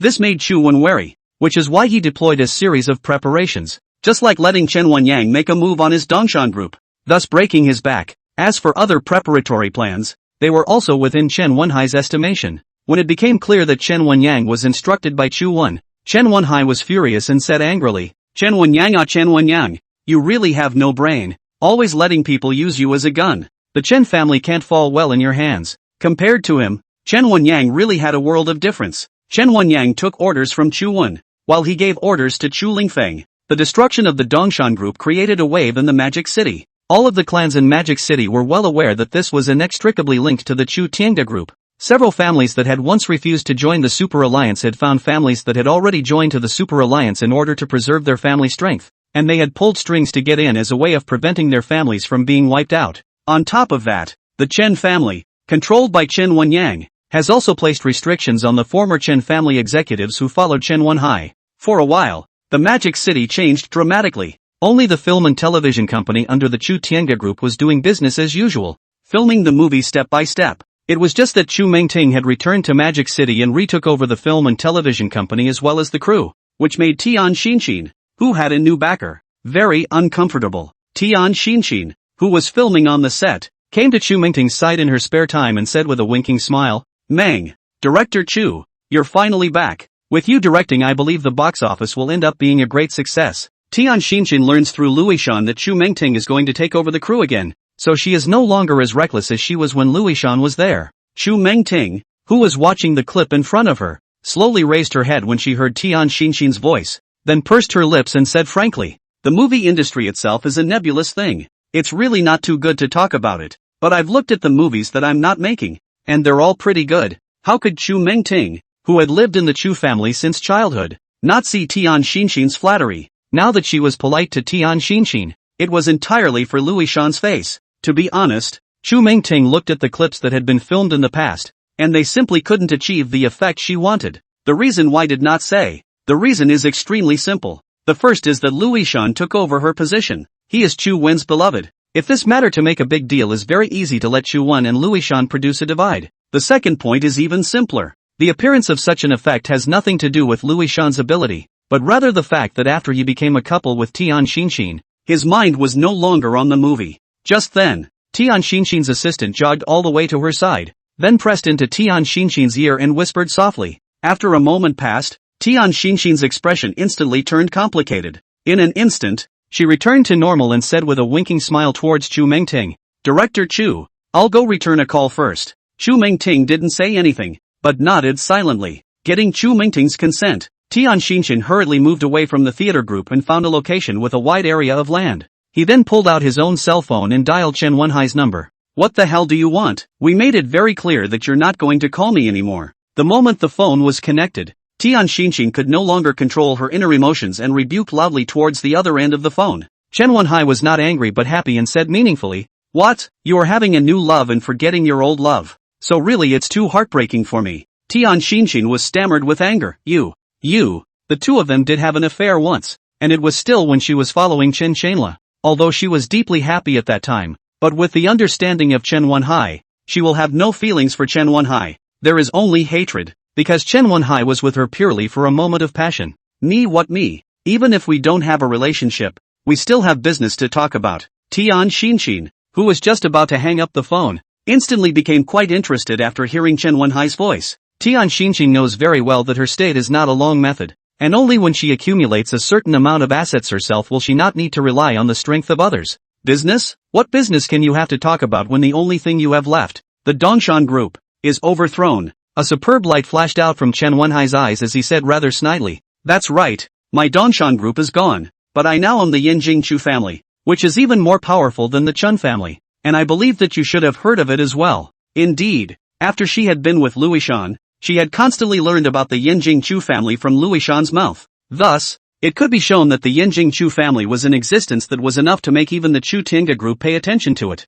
Tian Xinxin couldn't help but be shocked. She didn't think that Chen Wenhai would have a relationship with the Yinjing Chu family, and even through his tone of voice, she could hear that he had a deep relationship with the Yinjing Chu family. This made her puzzled. It was reasonable to say that the Yinjing Chu family hadn't always been friends with Chu Wen. How could they have established a connection with Chen Wenhai again? After hesitating for a moment, Tian Xinxin said hesitantly, Then tell me, what kind of business do you really want to talk to me about? What kind of payment will I get? Chen Wenhai instantly revealed joy, and then responded bashfully, Let me first talk about the remuneration, and see if you are satisfied with that. If you're willing to help me, when you succeed you'll get the Shutianj group and become its chairman, so you won't have to show your face in the future. When mentioning throwing his head back, Chen Wenhai's tone was much more aggravated, seemingly on purpose. This caused Tian Xinxin to be embarrassed, but Chen Wenhai's tempting reward had made her interested. After all, just as Chen Wenhai had said, owning the Shutianj group would prevent her from throwing her weight around.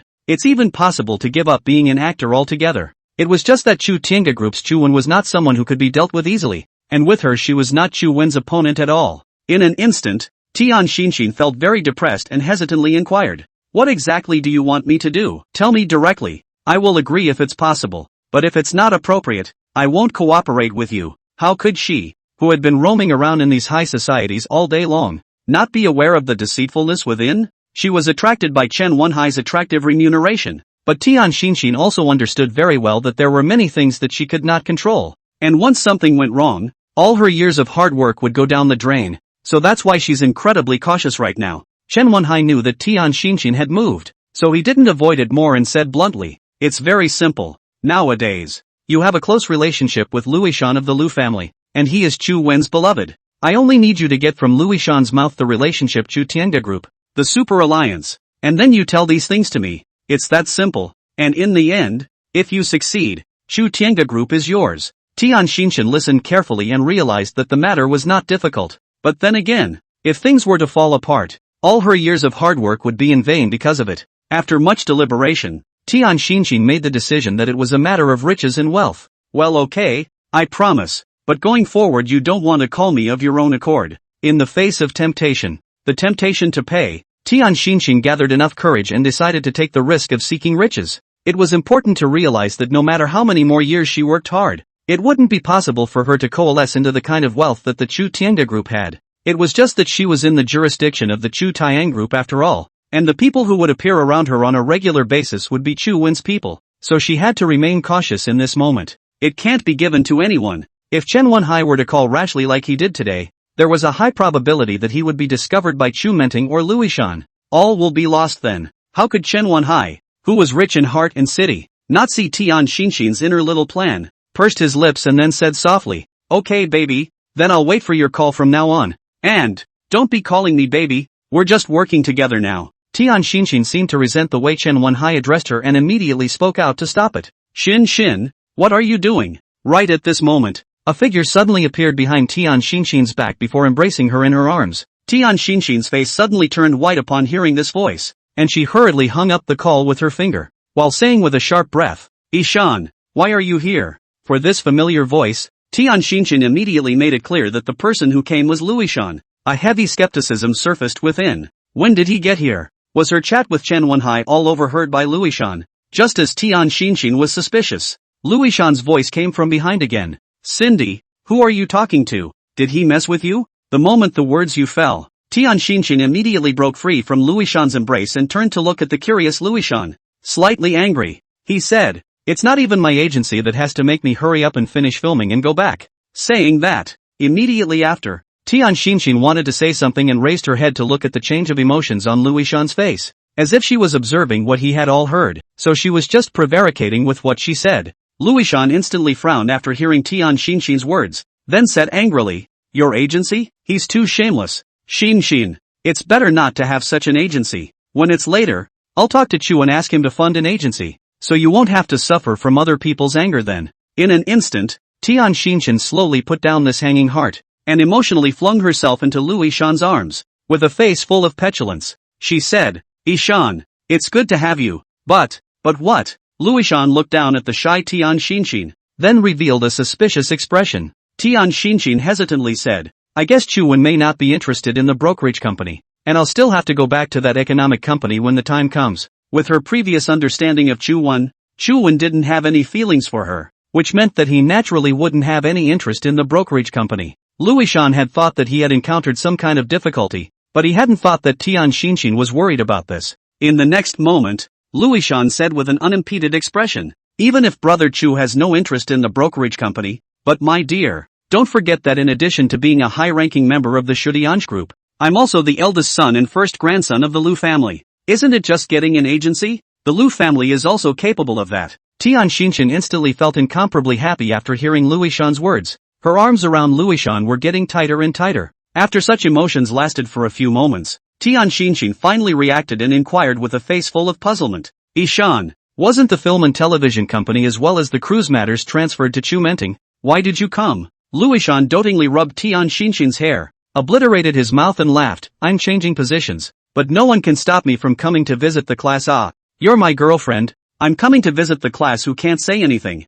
That's true. Tian Xinshin nodded gently. Her current relationship with Louishan could be said to be well known within the entire Chu Tiange group. It's not unusual for him to show up on the set. Moreover, through Louishan's words just now, Tian Xinshin deduced that he was not aware of the content of his phone call or who he had talked to. Tian Xinshin bit her lips and said flirtatiously, during this period of time when you weren't here, do you know how much I missed you? Dreaming about you. There is nothing happier in this world than to hear the person you love say love words to you. At this moment, Louishan seemed to be in an ocean of happiness, then once again hugged Tian Xinshin tightly. Honey, I missed you too. So isn't that why I came to see you? Let's go out on a date when you're done filming. Tian Xinshin naturally knew exactly what Louishan meant by a date. Instantly blushing, she buried her head. At the same time, Tian Xinshin's mind remembered her cooperation with Chen Wenhai. The next few moments were the perfect time for her to pry into the Chutzpah group as well as the Super League. And she is also getting more and more fond of this Louishan who is paying for herself.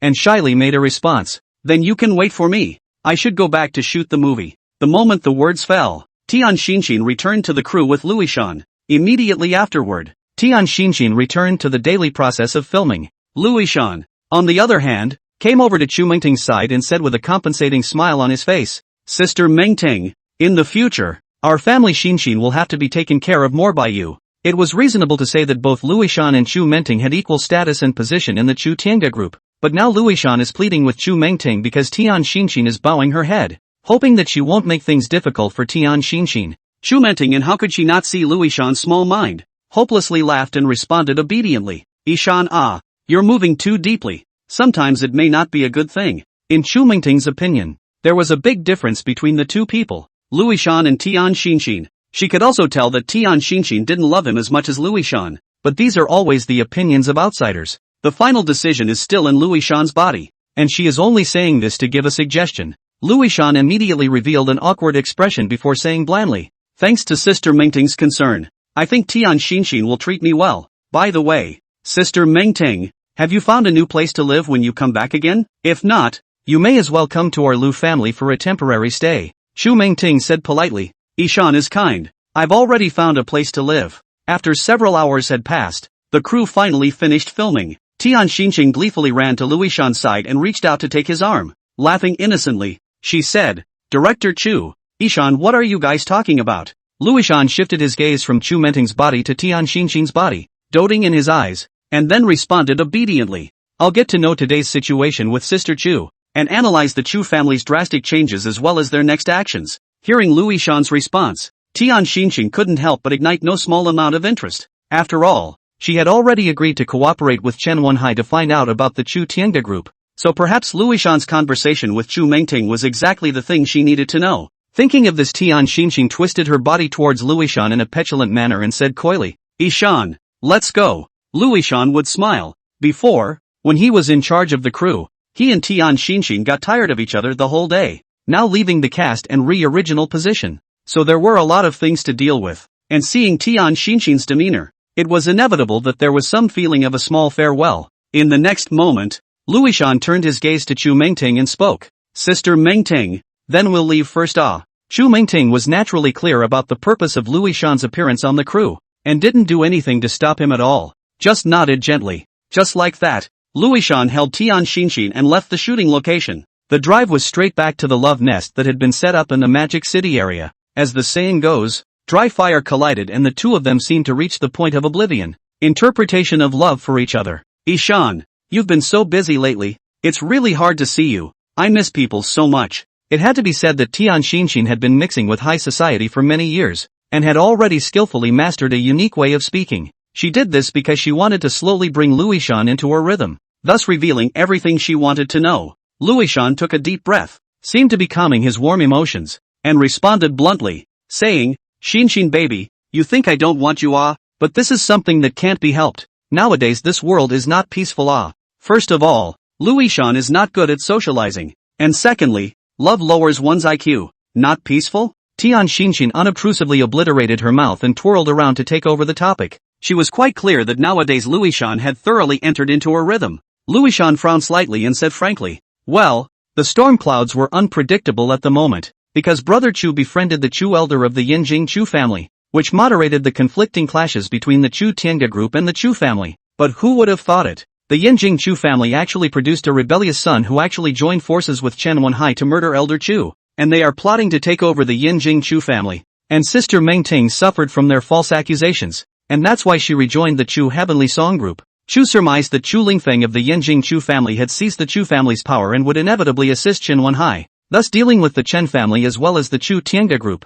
Luishan carefully elaborated on the causes and consequences, as if he was hoping that Tian Xinshin would be able to understand his bitterness. However, when Tian Xinshin was hearing this, her mind instantly conjured up many questions, and her gaze could not help but freeze. This subtle change was instantly noticed by Luishan. He came to the realization that he should never have mentioned this person, Chen Wenhai. The reason was simple. Once Tian Xinshin had suffered from Chen Wenhai's deception, which was why it made her behave like this when she heard Chen Wenhai's name. Luishan hastily changed the topic, reached out and stroked Tian Xinshin's hair, dotingly said, Sister Meng Ting hasn't made things difficult for you recently put. When discovering that Luishan changed the topic, Tian Xinshin hurriedly shook her head, and then inquired with a face full of suspicion, Ishan, I don't think it should be. Let's not mention the Chen family for the time being, but just briefly talk about Chu Wen. He's the chairman of the Chu Heavenly Song group, and he's supported by the Li family, the Chen family, as well as your Lu family, and he's cohesive with almost all of the families of the Magic City, so he won't be afraid of a Yinjing Chu family, right? And now Tian Xinshin's words are more or less filled with purpose, but Luishan, who is immersed in love, just can't see it. I wanted to change the topic, but I didn't expect to be brought back by Tian Xinshin. Since it has been talked about here, then only continue. Baby, you are not clear about the Yinjing Chu family is normal. I'm afraid that even I am not clear about the Yinjing Chu family. It is still very mysterious for me. However, Brother Chu said that the Yinjing Chu family has more than 1,000 years of heritage that these families in Magic City don't have, and their strength is even more unfathomable. And even our Lu family, in conjunction with the Li family, and the Chen family may not be able to defeat a Yinjing Chu family. Based on his own understanding, Luishan then spoke of the greatness of the Yinjing Chu family. Tian Xinshin, on the other hand, listened carefully while nodding silently. Now it seemed that Chen Wenhai hadn't deceived himself. He had really gotten the support of the Yinjing Chu family. Even though Chen Wenhai's last hope in Magic City, the Dongshan group, was dashed, the Yinjing Chu family was able to provide him with unlimited resources. In that case, I'm afraid that even the mighty Chu Wen of the Magic City might not be Chen Wenhai's opponent. Then all she had to do was to help Chen Wenhai probe for useful information, and she would be able to obtain the Chu Tiange group and take a long leap to become the new chairman of the Chu Tiange group.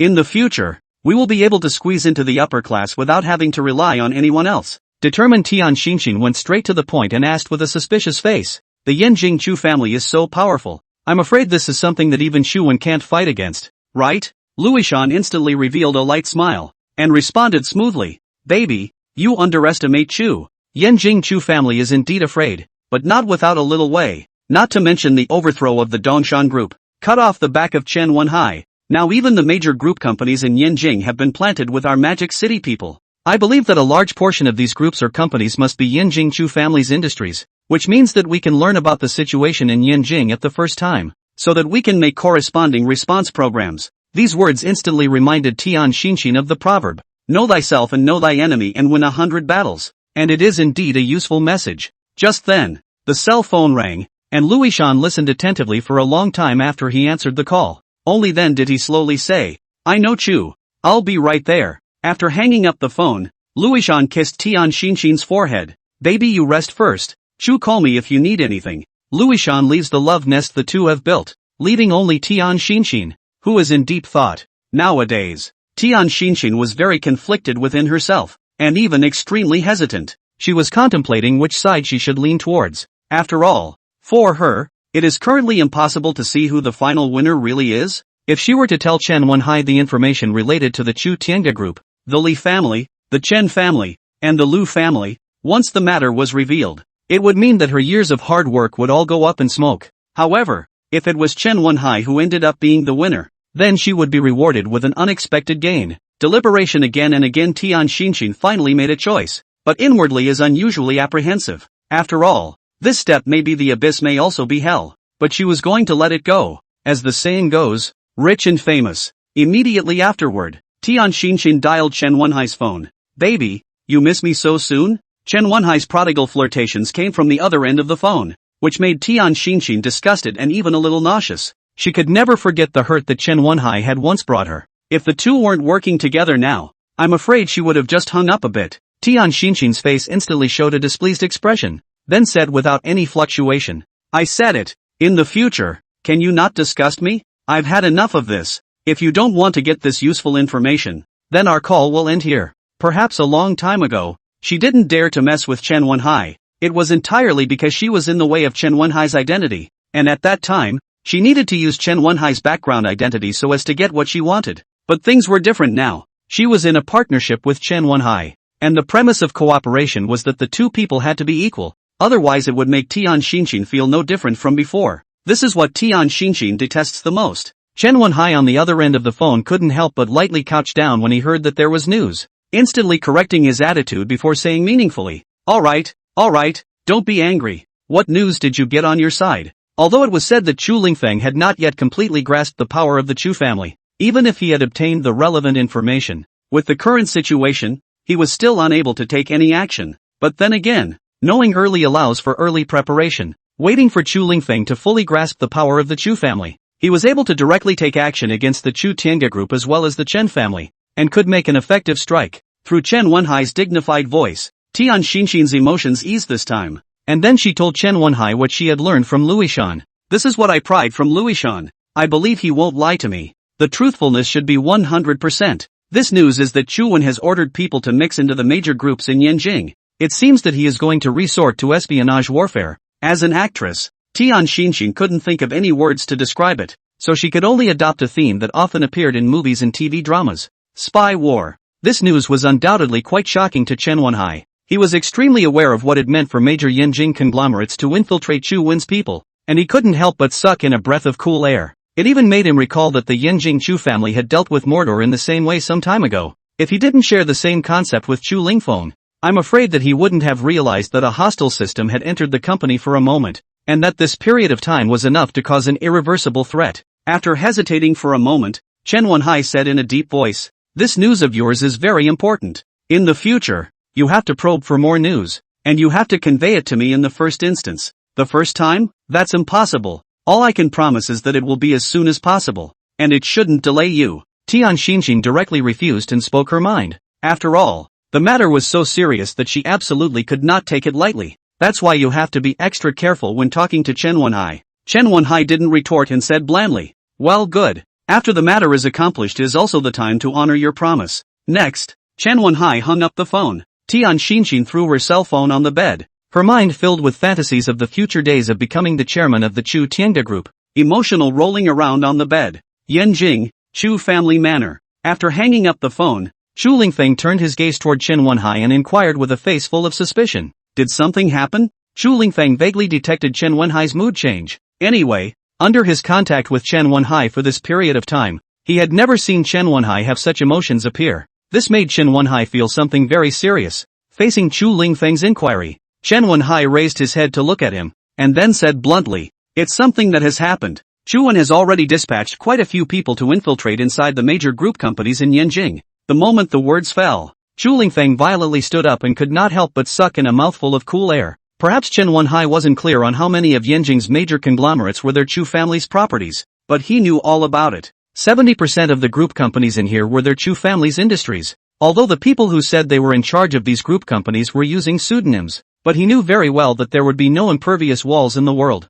If Chu Wen's people were allowed to stay for a longer period of time, they would inevitably gain some understanding, and even in his opinion, nowadays, because of the Chu family's turmoil, each Chu family senior level had mobilized their respective close elites, and the group companies would inevitably promote some talents amongst them. There's a very good chance that one of them is one of Chu Wen's people. In this way, every move of the Chu family would be presented in Chu Wen's eyes. What's more, now that the Chu family is leaderless, in addition to him and Chu Jiangfeng are competing for the Chu family's power, there are also some Chu family executives who have not been showing their presence also eyeing the Chu family's power. Today, it's really kind of an internal and external problem. Chu Lingfeng tightly frowned, then looked deeply at Chen Wenhai, and immediately inquired, "Brother Chen, then what should we do now? Should we notify the rest of the clan and have them clean up Chu Wen's people?" The current Chu Lingfeng had already completely chosen to trust Chen Wenhai, and would seek Chen Wenhai's advice on everything, just as Chen Wenhai was her wise counselor. After hearing Chu Lingfeng's question, Chen Wenhai directly shook his head. His eyes narrowed slightly in response, saying, "No, the situation is so tense right now. If you tell the other executives, they won't believe you. We should take care of the Chu family's big power as soon as possible, and deal with it personally by us." "That's a good point. Such an important matter still needs to be handled by us. No one in the Chu family can be trusted nowadays." Just then, Chu Lingfeng's beloved knocked on the door and then walked in, turning his gaze towards Chen Wenhai, seemingly appearing hesitant. Chen Wenhai naturally knew clearly that he had come for something important, and immediately stood up and got up to leave the study. However, in the next moment, he was stopped by Chu Lingfeng, who said in a slightly unpleasant manner, "Say what you have to say straight away. Brother Chen is not an outsider." Only then did his beloved say slowly, "Chu Jiangfeng has joined forces with Chu Hualin to convene a family meeting, and the two of them seem to be in agreement." "Got it. Go ahead and go down." Chu Lingfeng waved his hand before his gaze turned deep. Now he was well aware of the seriousness of the matter. The two most authoritative people in the Chu family had joined forces, which undoubtedly formed a huge threat to him. Moreover, Chu Lingfeng was able to clearly sense that the two of them had convened the meeting this time, mostly because they wanted to resolve the Chu family's state of being leaderless. In other words, whether Chu Hailin or Chu Jiangfeng became the head of the family and took over the power of the Chu family, they would not easily bypass him. After all, he and Chen Wenhai had not done a seamless job in plotting against Chu Haiyuan. With careful investigation, it will be clear. At that time, both he and Chen Wenhai would be left in a lurch, so he decided not to allow such a thing to happen. In the next moment, Chu Lingfeng looked at Chen Wenhai with a profound gaze, inquiring with a face full of nervousness, "Brother Chen, it's very obvious that Chu Hailin and Chu Jiangfeng's move is to determine the candidate for the head of the family, and the two of them are very authoritative in the family again. If we let either of them become the head of the family, I'm afraid we're both in trouble." In fact, Chu Lingfeng was right. His last resort was the Chu family, and without Chen Wenhai having the Dongshan group, he could only rely on himself. If things were to be revealed, according to the Yanjing Chu family's family rules,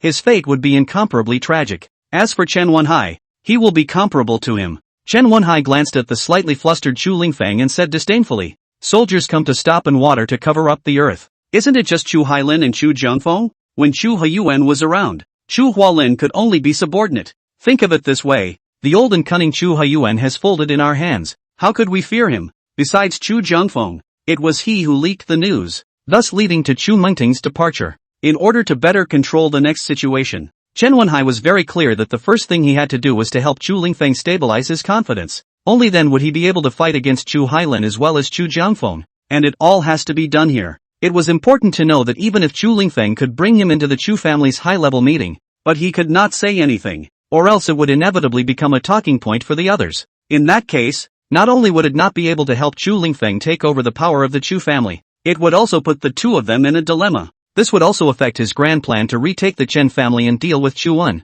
Chu Lingfeng nodded involuntarily after hearing Chen Wenhai's proposal, his confidence instantly reaching its limit as he nodded approvingly. Indeed, they were able to defeat even the sophisticated Chu Haiyuan, let alone Chu Hailin as well as Chu Jiangfeng, who were not as good as him. "Brother Chen, I understand. Let's go and see what little tricks they're trying to pull." Chen Wenhai nodded and got up to follow Chu Lingfeng to the conference hall of the Chu family manor. The moment they pushed the door in, the many executives in the conference hall turned their gazes to Chu Lingfeng and Chen Wenhai, who stood behind him, and each of them furrowed their brows tightly. Chu Hailin in particular is the most obvious. "Lingfeng, you're getting more and more excessive now. I told you last time when I brought an outsider to the family meeting, but you didn't listen and even intensified it. Are you not putting me in your eyes?" Chu Lingfeng immediately narrowed his eyes and carefully looked Chu Haiyuan up and down, and he realized that Chu Hailin had just put on the appearance of a family head. This made him very upset and said softly, "I've always respected you, but before, when the family head was alive, he said that he could bring people he trusted to the meeting, so this isn't considered a violation of the family's rules, is it?" Chen Wenhai, who was standing behind Chu Lingfeng, secretly snickered. It seemed that Chu Lingfeng was becoming more and more skillful, make a complete non-existent, subtle thing out of it. There was a time when Chu Haiyuan brought Chu Wen to the Chu family's senior management meeting and was also questioned by the other senior management, but he had never said anything like that before. and it was entirely because of his identity as the family head that he was able to forcefully pressurize the crowd. And only then did he calm the anger of the many senior management. Now that the Yinjing Chu family was leaderless, almost all of the senior management were busy with the position of the head of the family and were constantly moving around to enlist people. No one would care too much about such a subtle matter. Chu Hailin did not expect Chu Lingfeng to bring out Chu Haiyuan to suppressing himself. It was inevitable that a displeased expression would appear on his face, but there was nothing he could do about it. Right at this moment, Chu Jiangfeng stood up. His eyes swept the many Chu family executives, and solemnly said, "All of you are the core of the Chu family. I believe that everyone is saddened and grieved by the passing of the family head. But then again, the country can't be without a ruler for a day, and the family can't be without a master for a day. Nowadays, our Chu family is leaderless. If we continue like this, I'm afraid that the foundations left behind by our ancestors will be cut short in our generation. For the sake of our ancestors, and for the sake of the family, it's necessary for us to reselect a new head of the family to take over the reins of power. So, I propose that Chu Hailin, who is the most qualified and capable, take over the position of family head." As expected, Chu Hailin and Chu Jiangfeng were in collusion. Chu Lingfeng secretly murmured inwardly, and immediately after that, he saw Chen Wenhai who was using a wink at him. Instantly understanding, before the others expressed their respective opinions, Chu Lingfeng took the lead and said, "Second uncle is so old. In this kind of labor, would it be a bit too difficult for his old man? It would be better to have our young people. After all, developing the family is a long-term thing." These words carry a clear message of relevance. Chu Hailin's eyes were sharp as he looked at Chu Lingfeng. Now it seemed that he had still underestimated him too much in the past. Next, Chu Hailin lightly coughed several times and slowly said, "Since Lingfeng has said so, that means everyone has a chance. So let's do it this way. 3 months later, a vote will be held in the family, and this time, the vote will determine who will take up the position of the family head. The candidates for voting are also not limited to the first family line. Other branches can also vote, and the person with the highest number of votes will take over the power. So do you still have any opinions, Lingfeng?" Chu Hailin could see that every senior present was eager to try for the position of the family head, so it would be better to set out the rules, and the winner would take up the position of the family head. This is the most direct approach. Yanjing Chu family again the storm clouds. The most intuitive is to Chu Hailin. Chu Jiangfeng is the head of the Chu family with Chu Lingfeng. Chen Wenhai is the head of the Chu family executives to fight against each other. At the same time, the unappreciated branch of the Chu clan was treated with a qualitative leap for a time. Almost every different direct line of the Chu family was pulling in support from the branches, giving untold amounts of time and finances to do so. Such heavy news also easily penetrated into the Magic City and reached Chu Wen's ears. Not only that, Shi Lingyun, who had replaced Chen Wenyang in charge of gathering intelligence, had also appeared in time at the chairman's office of the Chu Tianga group. Facing Chu Wen who trusted him, Shi Lingyun was full of respect for Chu Wen. "Chu Dong, news has come from Yanjing that." Before Shi Lingyun finished speaking, Chu Wen jumped ahead and said, Chu Dongs, 2 out of place, with 1 young, Ishan, they are the same. In the future call Chu brother on the line." When Shi Lingyun instantly didn't quite dare to believe his ears after hearing what Chu Wen meant. One must know that with the current strength of his Shi family, not to mention Chu Wen, I'm afraid that in front of Chen Wenyang, he would be a head shorter, not to mention the Super League as well as Chu Wen, the chairman of the Chu Tianga group. However, on second thought, Chu Wen again handed himself such an important task, and let himself address him as Brother Chu, which is obviously taking as his own persona. Shi Lingyun, who thought of this, could not help but reveal a joyful smile, and then responded cheerfully, "Brother Chu, the Yinjing side has sent back news that Wang Ma has successfully become the department manager of the Yinjing Clearwater Group. After Wang Ma's investigation, the Clearwater Group is the Yinjing Chu family's property, and it's also a group under Chu Lingfeng. Currently, Chu Lingfeng has mobilized the entire elite of his group of companies and is competing with Chu Hailin as well as Chu Jiangfeng and the others for the power of the Chu family's anger." Shi Lingyun didn't dare to be the slightest bit careless and directly told Chu Wen the whole thing. In an instant, a superb light flashed out from Chu Wen's eyes, and the corners of his mouth rose slightly before he obliterated the corners of his mouth. Now it seems that Chu old master so no. Chu family completely is considered to enter the state of internal disorder. More importantly, Chu Lingfeng was actually foolish enough to leave Chen Wenhai on his own, and hadn't even realized his ambitions. It was simply like raising a tiger. Chu Wen was really unworthy for Elder Chu. But he could only think about it. Although it was a good time to say that the Chu family's internal turmoil was a good time, the current situation in the Magic City wasn't too stable either. Since the very beginning, there has been a repeated increase in conflicts in the Super League, which has directly led to the harmonization of the league. It's been a busy time for Lu Shiryu, which is why he stopped his free time to resolve the conflicts in the Super League. Because Chu Wen was quite clear that if Chu Lingfeng really took over the power of the Chu family, he would definitely help Chen Wenhai turn around and deal with himself. The Chu family with more than 1,000 years of heritage was not something that the Chu Tinga group or the Li family, the Chen family, and the Chen family combined could fight against, and at that time,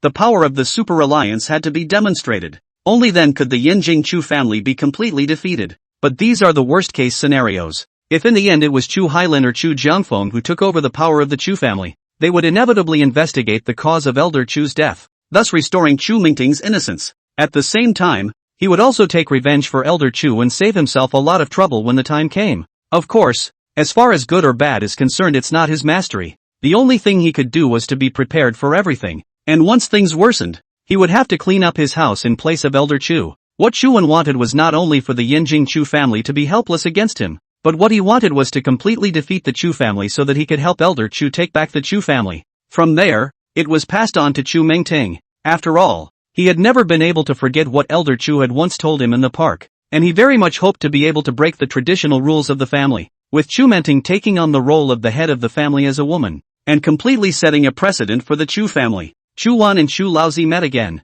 and it was necessary for him to help Chu Laozi realize his dream. In the next moment, Chu Wen looked up at the agitated Shi Lingyun and inquired in a rather snarky manner, "If I didn't estimate wrongly, back then, when Yang sent out dozens of people to infiltrate into the magic capital?" Shi Lingyun hurriedly nodded and responded extremely seriously, saying, "There are a total of 94 people." 94? The probability was not quite what Chu Wen expected. According to such figures, the entire Yinjing couldn't all rely on a single Wang Ma. There was still a need for more talents to enter Yinjing, and it would be best if they could infiltrate Chu Lingfeng's side. In this way, the information gained is more direct. Chu Wen blinked and said meaningfully, "Your Shi family also has more than 100 years of heritage. I believe that there are already quite a few talents in the family, right? If we say that you let your Shi family send someone to infiltrate into Yinjing, how certain is it that they will be able to enter the Chu family's interior?" In an instant, Shi Lingyun's excitement was gone, and all that remained was worry. After hesitating for a moment, Shi Lingyun's brows furrowed as he stammered,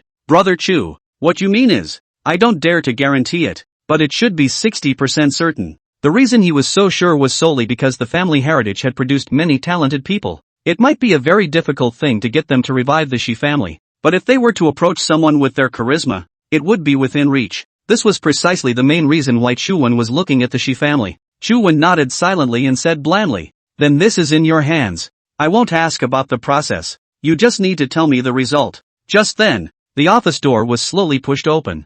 Luishan walked in with large strides. He first glanced at Shi Lingyun before turning his gaze to Chu Wen, inquiring with a face full of suspicion, "Brother Chu, isn't there something I need to do?" Shi Lingyun also looked at Luishan and couldn't help but feel emotional. The previous Lu family was no better than their downtrodden Shi family, but after becoming Chu Wen's beloved, they were instantly promoted by leaps and bounds. Not only had the Lu family's overall strength been boosted, but it had also become a permanent member of the Super Alliance. The many clans in the magic capital, who dared to easily mess with the Lu family now. It was all because of Chu Wen. Now that Chu Wen was also treating their Shi family as one of his own, he believed that it wouldn't be long before the Shi family would regain its former glory. This also made Shi Lingyun even more determined to do what Chu Wen had given him. Chu Wen shifted his gaze to Luishan. A superb light flashed out from his eyes, then said meaningfully, "Ishan, nowadays it's already an eventful time. Don't focus too much on emotional matters. There'll be plenty of opportunities in the future." Luishan's face instantly took on an awkward expression.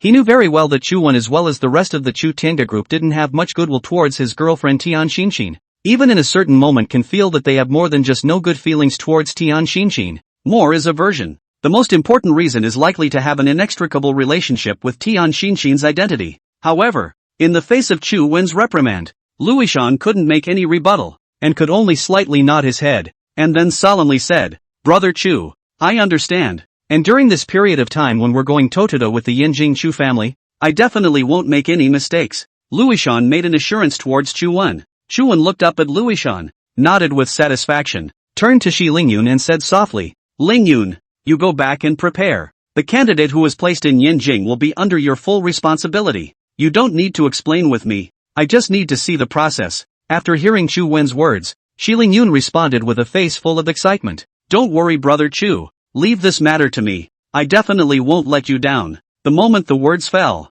Chu Wen waved his hand at Shi Lingyun. Shi Lingyun was also quite knowledgeable and turned around to leave the Chu Tiangda group's office. Now only Chu Wen as well as Luishan were left in the large office. In the next moment, Luishan looked towards Chu Wen full of curiosity. His brows furrowed tightly as he inquired in puzzlement. Brother Chu, this Shi family was once the leading family of the Magic City. Even after several generations of falling to the end of the line, it still manages to preserve its current strength. Not to mention that the current generation of the Shi family's head, Shi Lingyun, desires to regain its former glory. Chu, I think we have to be on guard. Luishan said all of this only to worry that Shi Lingyun would end up becoming a rival of the Chu Tiangda group. A superb light flashed out from Chu Wen's eyes, and then he obliterated his mouth and said meaningfully, Ishan, you're worrying a bit too much. Shi Lingyun has invested into the Super Alliance. I naturally have the certainty of controlling him, and at present, the only thing that really makes it difficult for us to deal with is the Yinjing Chu family. Just now, I heard Shi Lingyun say that Chen Wenyang dispatched 94 people, but only one person named Wang Ma mixed into the middle layer of the Chu Lingfeng group of companies, and the others are still staying at the bottom, basically unable to probe for any news. Do you think there's any hope for someone sent by the Shi family to infiltrate the Yinjing Chu family? In a flash, Chu Wen's words changed and shifted the topic to the issue of arranging people. Luishan frowned in vain, looking at Chu Wen with a slightly hesitant expression, as if he did not have the slightest opinion on this matter. After hesitating for a moment, Luishan stammered, I'm afraid it's difficult for the Shi family to send someone to infiltrate the Yinjing Chu family. After all, wanting to enter the Yinjing Chu family requires layers and layers of screening, just like how we recruited Sister Meng Ting before. Chu Wen didn't retort and only nodded slightly. Indeed yes, with more than 1,000 years of heritage of Yinjing Chu family, how can easily believe in others? Naturally, we'll go through layers of investigation to confirm that there is no error before making to become Chu family employees. In this way, Chu Wen no longer had any hope for the Shi family, even though the Shi family of Mordor also had more than 100 years of heritage. When compared to the Chu family of Yinjing, which had more than 1,000 years of heritage, it was completely out of the league. Perhaps, it was he who thought things were too simple. Perhaps, with the Yinjing Chu family currently in a state of internal and external trouble, it might be able to succeed. It's hard to make certainty in this situation. 2. Seeing Chu Wen fall into deep contemplation, Luishan softly and tentatively called out a few times. Immediately after, Chu Wen collected his mind. His gaze suddenly turned deep and said, Ishan, the department you are in charge of is relatively easy, so if there's nothing to do, help Uncle Lu deal with the Super League as much as possible. Super League? Although he was Chu Wen's beloved, he didn't know anything about the Super Alliance, and he wouldn't even participate too much. Now Chu Wen was asking him to deal with the matters of the Super League, which caused Luishan to be very dismayed. Moreover, Luishan quite understood that the problem that existed in the Super League was the conflicts and contradictions of the families that joined it, which involved a socialization level. Needless to say, he's like an idiot when it comes to interpersonal interactions. This is something that Luishan knows very well and understands that this is his drawback, but there is nothing he can do about it. The next moment, Luishan hesitantly responded, Brother Chu, I'm afraid I can't do this. Why don't you let Sister Jiayi or Sister Mengting come? No matter if it's Chu Tiangda Group or a film company, the crew I'm able to afford. Indeed, Li Jiayi as well as Chu Mengting both belong to the character of a woman's lord. Dealing with such a matter would be easy, and the process was even more straightforward. But he, in addition to Luishan's deep knowledge that he is not suitable for this work, there are internal calculations that belong to him. It was in the hope that Chu Wen could give this job to Chu Mengting, so that he could take over Chu Mengting's position, so that he could get tired of being with Tian Xinshin. Chu Wen blinked, instantly understanding Luishan's small mind. Without any consideration, he bluntly said, No, I understand what you're worried about, but don't forget that some weaknesses will always exist if you don't go and change them. Only if you dare to challenge them will you perfect yourself. In the face of Chu Wen's earnest teaching, Luishan glanced at his mouth as if he was rejecting it. He only wanted to rest on his laurels. However, he couldn't disobey Chu Wen and could only nod silently. Chu, I will follow what you said to do. Chu Wen looked at the reluctant Luishan and couldn't help but sigh before helplessly shaking his head. Now it seems that Tian Xinshin did affect him. In the past, what he said, Luishan would not have any hesitation, but nowadays, all he could think about was getting tired of being with Tian Xinshin. If this continues, Luishan will be destroyed by Tian Xinshin sooner or later. Ishan, I'm going to talk to you for the last time. There are a lot of things going on during this period of time, so don't delay the big event for the sake of your children's personal feelings, or the consequences will be unimaginable.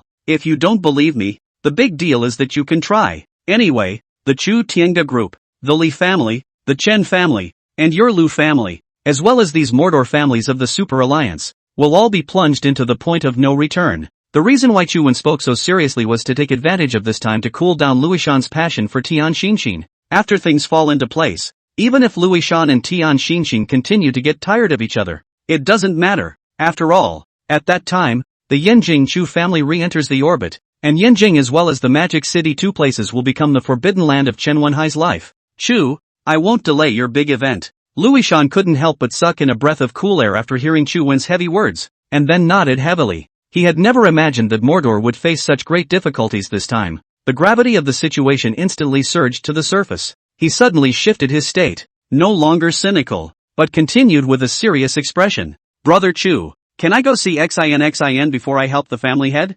I promise that I won't meet with Xin again until the matter is resolved. Chu Wen didn't refuse. Instead, he gently nodded. This did achieve his purpose, and Chu Wen knew very well that he could not force Luishan too strongly. Otherwise it is easy to achieve the opposite effect. Even though Chu Wen acquiesced to his idea, Luishan did not show any sign of happy excitement. After all, he understood what it would mean. Starting a strife with the Yanjing Chu family would last for a long time, maybe a few months, or maybe a year or two. This meant that he was going to be about to fall into a state of separation with Tian Xinxin. The most they could do was to keep the relationship between the two of them alive through phone calls, but nothing else. Luishan looked forlorn and said, "Then I'll leave first, Chu." Chu Wen looked at the change of emotions on Luishan's face. Without saying too much, he still nodded his head. The dark Luishan turned around and left the office with Chu Wen's permission. "Sister Jiai, I'm leaving." Just the moment he pushed the door, he saw the oncoming Li Jiai, and then with a greeting, he directly passed through Li Jiai's side, completely leaving the Chu Tiange group. Li Jiai sat down opposite Chu Wen and inquired with a face full of suspicion. "What happened to him, Ishan? It feels like the mood isn't too high. Did something happen?" Facing Li Jiai's questioning, Chu Wen helplessly shook his head and responded with hatred. "There's nothing going on. It's just that I'm forcing him and Tian Xinxin not to meet anymore. Anyway, until things are resolved." In an instant, Li Jiai puffed and smoothly gave Chu Wen a thumbs up. It is important to realize that the geniuses in this world are not perfect, and in addition to a few different issues, they all share a common problem, which is conceit. Luishan was no exception. So from a young age, they began to look down on the rest of the Lu family, even feeling that nothing could attract them. But when Luishan met Chu Wen, the concept changed dramatically. Do not hesitate to give up the identity of the children of the Lu family. Resolutely chose to join the yet-to-be-formed Chu Tiange group. The reason is very simple. That is, the founder of the Chu Tiange group is not someone else. It is Chu Wen. The trajectory of his life gradually changed, and working under Chu Wen felt more interesting than ever. And change Luishan's second person is Tian Xinxin. As for how she actually changed Luishan, I'm afraid that only Luishan as well as Tian Xinxin and their two parties will know. However, Luishan was asked to choose between Chu Wen and Tian Xinxin, and Luishan's balance eventually favored Chu Wen. I'm afraid no one can do this, not even the lord of the Lu family. Under the heavens, only Chu Wen can. Next, Li Jiai collected the smile on her face, and then said solemnly, "This is good. I always feel that with Tian Xinxin's status and position she is not worthy of Luishan at all, and there will not be any good results for them to force themselves together." The moment the words fell, Chu Wen nodded with deep approval. Let's not talk about how Tian Xinxin's character is, just her status alone. Although I say I don't have any prejudice against actors, mainly because the water in this circle is very deep, and basically there are no actors who have managed to get out of the mud. Once upon a time, Chu Wen was a graduate of the Film Academy, and before he even graduated, a number of directors showed up at the Film Academy to select actors. It happens every year, and the ones who are actually famous are few and far between. But pretty much all the actresses who are picked away by movie directors have been shallow rules. Gradually, everyone became accustomed to this, so the circle was surprisingly dirty, and Chu Wen was much more aware of it than Li Jiai. Li Jiai's knowledge of actresses was only one-sided, but only through the fact that a few uncles in the Li family had once raised actresses. Li Jiai sighed, and then said meaningfully, "That's right, don't look at Ishan with the halo of a genius since childhood." But to be honest, in terms of scheming, Ishan is not Tian Xinxin's opponent at all. As long as Tian Xinxin is willing, she can easily destroy Ishan. This has to say that Luishan's shortcomings, in addition to his self-conceit, the most fatal is simple-minded, not good at socializing. Had he been born into an ordinary family, these weaknesses would not have been so fatal. However, he was born into a family that was so large that everyone was in the middle of the battle for the head of the family from the moment they were born. Hearing Li Jiayi's sentiments, Chu Wen flashed a superb light in his eyes, obliterated the corners of his mouth, and then said with a sense of fun, "Currently, the Yanjing Chu family is in a situation of internal and external trouble, and I believe that they will not act against Mordor for a while. This period of preparation will take about a month's time. In that case, it's completely possible to cool down Luishan's feelings towards Tian Xinxin. The rest will depend on Luishan himself, and I have a hunch that Tian Xinxin and Chen Wenhai still haven't broken their ties." Li Jiayi listened carefully, her curved willow leaf eyebrows slightly raised, and her clear eyes suddenly revealed a questioning look. She couldn't figure out why Chu Wen had such a premonition. After a moment of deep thought, Li Jiayi bluntly inquired, "Chen Wenhai and Tian Xinxin are still connected? If it's really like you said, and Ishan is clear about so many things, would it be?" Chu Wen didn't say anything, only shaking his head slightly. He was also guessing about this matter, and the premonition was very strong. If Chen Wenhai's contact with Tian Xinxin had not yet been broken, and Luishan was close to Tian Xinxin, he would certainly tell Tian Xinxin what he had heard and seen. Regardless of whether Tian Xinxin had leaked this information intentionally or unintentionally, it would have no small consequences for the Chu Tiange group and the other clans. Li Jiayi instantly came to a realization, clapping her hands and saying, "I see. This is exactly why you separated Ishan and Tian Xinxin, right?" Chu Wen nodded, and then stood up from the swivel chair, walked around the desk, and came behind Li Jiayi, placing his hands on her shoulders naturally. Leaning down on his stomach, he muttered up softly in her ear, "It can't be helped, but we won't be separated. This is white daylight." After Luishan left Chu Tiange group, he drove directly to his love nest with Tian Xinxin. About an hour or so later, Luishan appeared at the entrance of the apartment and then pushed the door in. Tian Xinxin, who was lying on the bed, immediately turned her gaze to the doorway, and after realizing that it was Luishan, Tian Xinxin then said, "Why are you here? Didn't you say that Chu Wen is looking for you for something?" Since Tian Xinxin wasn't feeling too well, she asked Chu Mengting for leave to stay in the apartment to rest. Now see Tian Xinxin.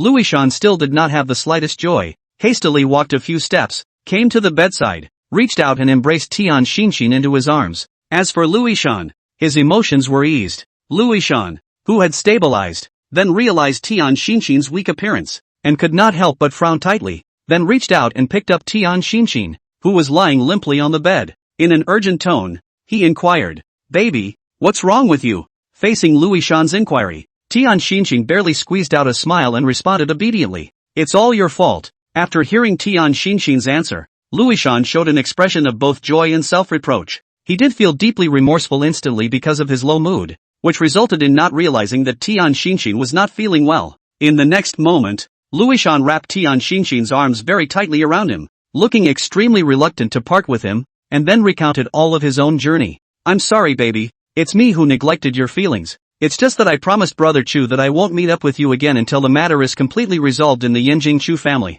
That's why I especially cherish every second I have with you." Tian Xinxin's slightly narrowed eyes swept through a wry light after hearing Luishan's words, then suddenly fell into a stunned expression. A moment later, Tian Xinxin instantly realized that this was Chu Wen playing tricks in the middle. Then that meant that it would be difficult for her to see Luishan for some time to come, and in that case, it would be difficult for her to get useful information on Luishan's body. Even if Tian Xinxin felt any more uncomfortable, she didn't want her fantasies to be shattered. Next, Tian Xinxin tremblingly reached out and stroked Luishan's cheek, saying with deep affection, "But what if people miss you? This Chu Wen is really, clearly not breaking up our pair of lovebirds." Luishan was overflowing with a happy look, his eyes tightly closed as he enjoyed the affection from Tian Xinxin. However, when he heard Tian Xinxin complaining about Chu Wen, he fiercely opened his eyes and hurriedly made an explanation. "Baby, Brother Chu, this is also a helpless move. You also want to be Wen clear. This period of time not only the Chu Tiange group, even our Lu family, the Li family, as well as the Chun family are extremely busy, the purpose of which is to cope with the Yanjing Chu family." Tian Xinxin frowned and questioned with a face full of suspicion, "Didn't you say that before? Now that the Yanjing Chu family is in a situation of internal and external trouble, what is there to worry about? Is Chu Wen being overly concerned?" Luishan took a deep breath and immediately shook his head. If it was as she said, then things would be simple and he wouldn't have to separate from Tian Xinxin. But things were far from that simple. After all, to make Chu Wen do this cautious, it could be seen that the seriousness of the situation. What's more, there was still a huge scourge in the Yanjing Chu family. That was Chen Wenhai. With the assistance of someone with such a deep heart and cunning, I believe that it wouldn't take long for Chu Lingfeng to seize the Chu family's power. From there, they will set their sights on these families in Mordor. Sighing, he said smoothly, you think too simple. Yanjing Chu family, even if internal and external problems, but has more than 1,000 years of heritage. And Chen sent out 94 brother elites before, and only one Wangma mixed into the middle layer of Chu Lingfeng's group of companies. What kind of concept is this? 94%. This is enough to see where the Yanjing Chu family is feared. For a moment, Tian Xinxin was stunned. This, through Luishan's repeated introductions, she had sidestepped the horror of the Yanjing Chu family. It was no wonder that a Yanjing Chu family could put the entire magic in a tense crisis. Most importantly, she also got the news she wanted. With this news, it was believed that it could definitely boost her cooperation with Chen Wenhai, and that the Shutianj group would be in her pocket in the future. Thinking of this, Tian Xinxin blinked, lifted her breath, rolled over on Luishan's body, and asked softly, Ishan, when are you going to leave? And when can we meet again? She asked this for two reasons. One is that Tian Xinxin wanted to understand when Luishan wanted to leave so that she could inform Chen Wenhai of this news. And the second is that she wanted to figure out when Luishan would be able to meet with her, and estimate how to pry for information under. Luishan reached out and hooked Tian Xinxin's chin. His eyes showed reluctance to make a response. Break is 3, 5, 6 months, more than 1 or 2 years. After all, to face his Yanjing Chu family, not so easy to deal with. The fact that it had actually taken so long was something Tian Xinxin hadn't expected. If things have really been going on for a year or two, that is a bit too long, and it was believed that for such a long time, Chen Wenhai would keep asking her for information, but the only way for her to find out was Luishan. But under Chu Wen's arrangement, she had no chance to meet with Luishan at all, much less get any useful information. Given Chen Wenhai's nature, he might not fulfill his promise to himself. Unwillingly, Tian Xinxin proceeded to ask, what did Chu Wen say to you that made you not dare me to meet? Then what about the phone? Is it also not allowed to call? In an instant, Tian Xinxin feigned an aggrieved stance and pouted towards Luishan. At the same time, she was also expressing her dissatisfaction with Chu Wen. Seeing this, Luishan hurriedly explained, Brother Chu is just letting me temporarily put aside my children's personal feelings and focus on dealing with my work, so that when I'm done with this period of time, I'll marry you and let you be the Lu family's daughter-in-law. Hearing these words, Tian Xinxin's eyes instantly flooded with tears. She was indeed touched by Luishan, knowing that she had been with many men, but no one had ever given her a promise,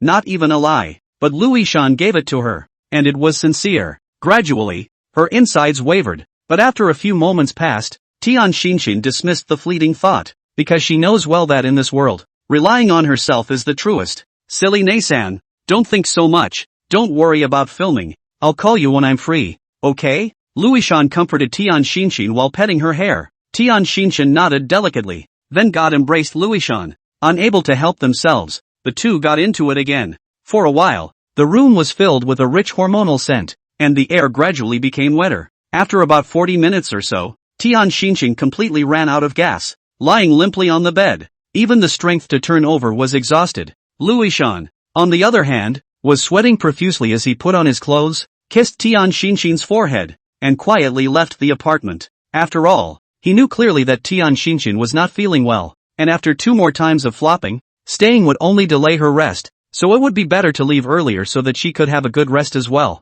After waiting a few minutes for Luishan to leave the apartment, Tian Xinxin confirmed that he would not turn back. It was only then that he struggled to get up and pulled out his cell phone to dial Chen Wenhai's number.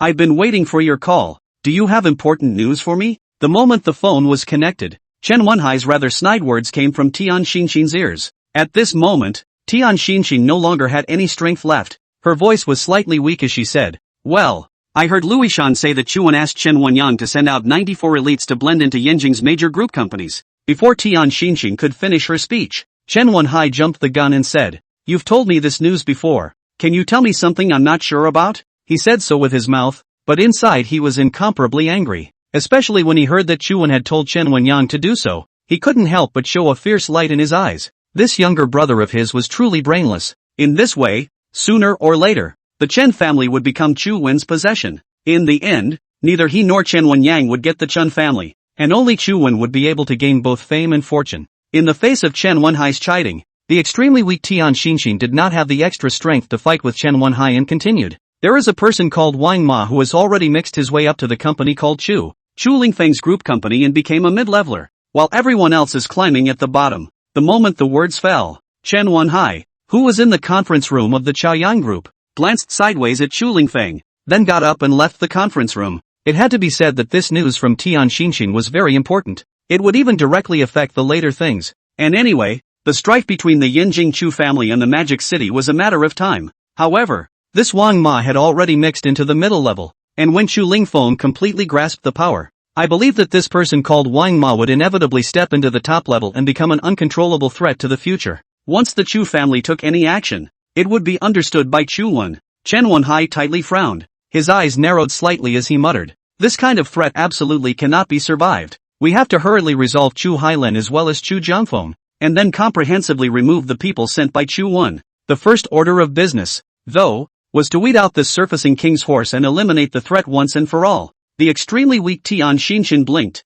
her face full of suspicion, and then she inquired, "What are you saying again?" Suddenly, Chen Wenhai sensed Tian Xinxin's state, and his pupils instantly dilated. Rather snidely, he asked rhetorically, "What's gotten into you? Couldn't have just been in a fight." With that, there was unbridled maniacal laughter on the other end of the phone. Tian Xinxin was already emotionally depressed due to her weak body after hearing the raucous laughter that was more than just a wild laugh, and she was also exhausted from flirting with Louis Shan. Now facing Chen Wenhai's flirting, it made the angry Tian Xinxin hang up the phone directly. The moment the call came to an abrupt end, the smirk on Chen Wenhai's face became even more intense. Her performance was enough to confirm his prediction. "Interesting, when I return to Mordor, I'll definitely make you look good." Right at that moment, Chu Lingfeng chased after him, walking straight to Chen Wenhai's side. He reached out and patted his shoulder, saying cheerfully, "Brother Chen, Chu Qiming has promised to support us." Looking at the emotions on Chu Lingfeng's face, Chen Wenhai's eyes flickered with a superb light and nodded with satisfaction.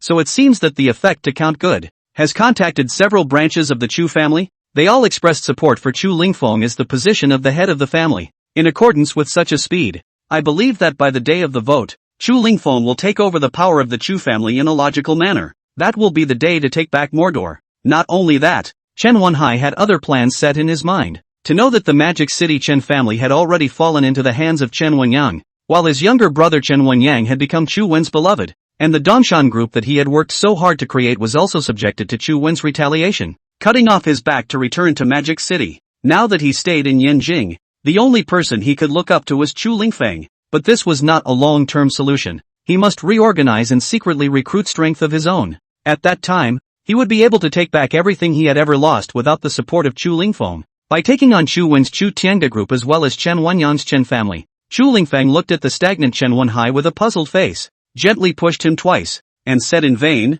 "Brother Chen, what's wrong with you? Brother Chen, who called just now?" Two consecutive shouts as well as pushing and shoving finally pulled Chen Wenhai and his reverie into the real world. He raised his head and glanced at Chu Lingfeng, then obliterated his mouth and said triumphantly, "Heaven's opportunity cannot be divulged, but this phone call has conveyed an important message to me." "What news, Brother Chen? Don't sell yourself short." Although Chu Lingfeng's mind was not as sophisticated as Chen Wenhai's, he was not stupid, and he was naturally clear that the message Chen Wenhai said had a great connection with him. Chen Wenhai patted Chu Lingfeng's shoulder and responded with a calm demeanor, "Brother Chu, then I can say it directly anon. The message is that there is a man named Wang Ma, who is Chu Wen's man, and has already become the middle layer of one of the Chu family's group companies, and as far as I know, this group of companies is also under the banner of your brother Chu." In an instant, Chu Lingfeng could not help but suck in a mouthful of cool air after hearing Chen Wenhai's narration, and his gaze suddenly turned deep. During this period of time, in order to compete with Chu Hailin as well as Chu Jiangfeng for the power of the Chu family and seize the position of the family head,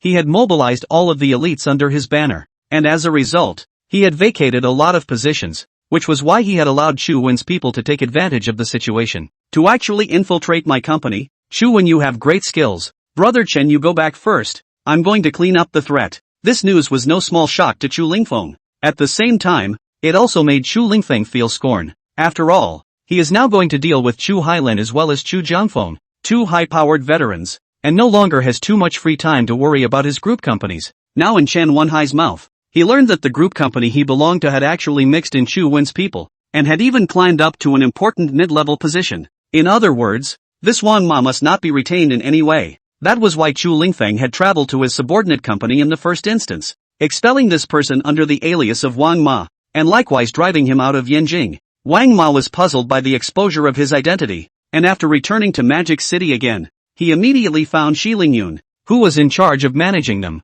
Shi Lingyun, who roughly understood the causes and consequences, couldn't figure out the reason for this, and could only head to the Chu Tiange group with this news, hoping that Chu Wen would be able to forgive him for his negligence. Lingyun, what brings you here? At this moment, Chu Wen was playing a game in his office, and when he heard someone push the door in, he instantly looked up at Shi Lingyun, who was gradually approaching, and casually asked a question before burying his head deeper. Shi Lingyun came to Chu Wen's front and lowered his head in self-condemnation before bluntly explaining the situation, saying, "Brother Chu, the big deal is not good. The identity of Ma Wang who had mixed into Chu Lingfeng's company was exposed, and he has now been expelled from Yanjing and returned to the magic capital." The moment the words fell, Chu Wen couldn't help but frown, and a superb light flashed out from his eyes. Immediately after that, the phone was turned off and placed on the desktop. There were no words, only raising his head to carefully survey the Shi Lingyun in front of him. It was important to know that this Wang Ma had only just become a mid-level of Chu Lingfeng's company,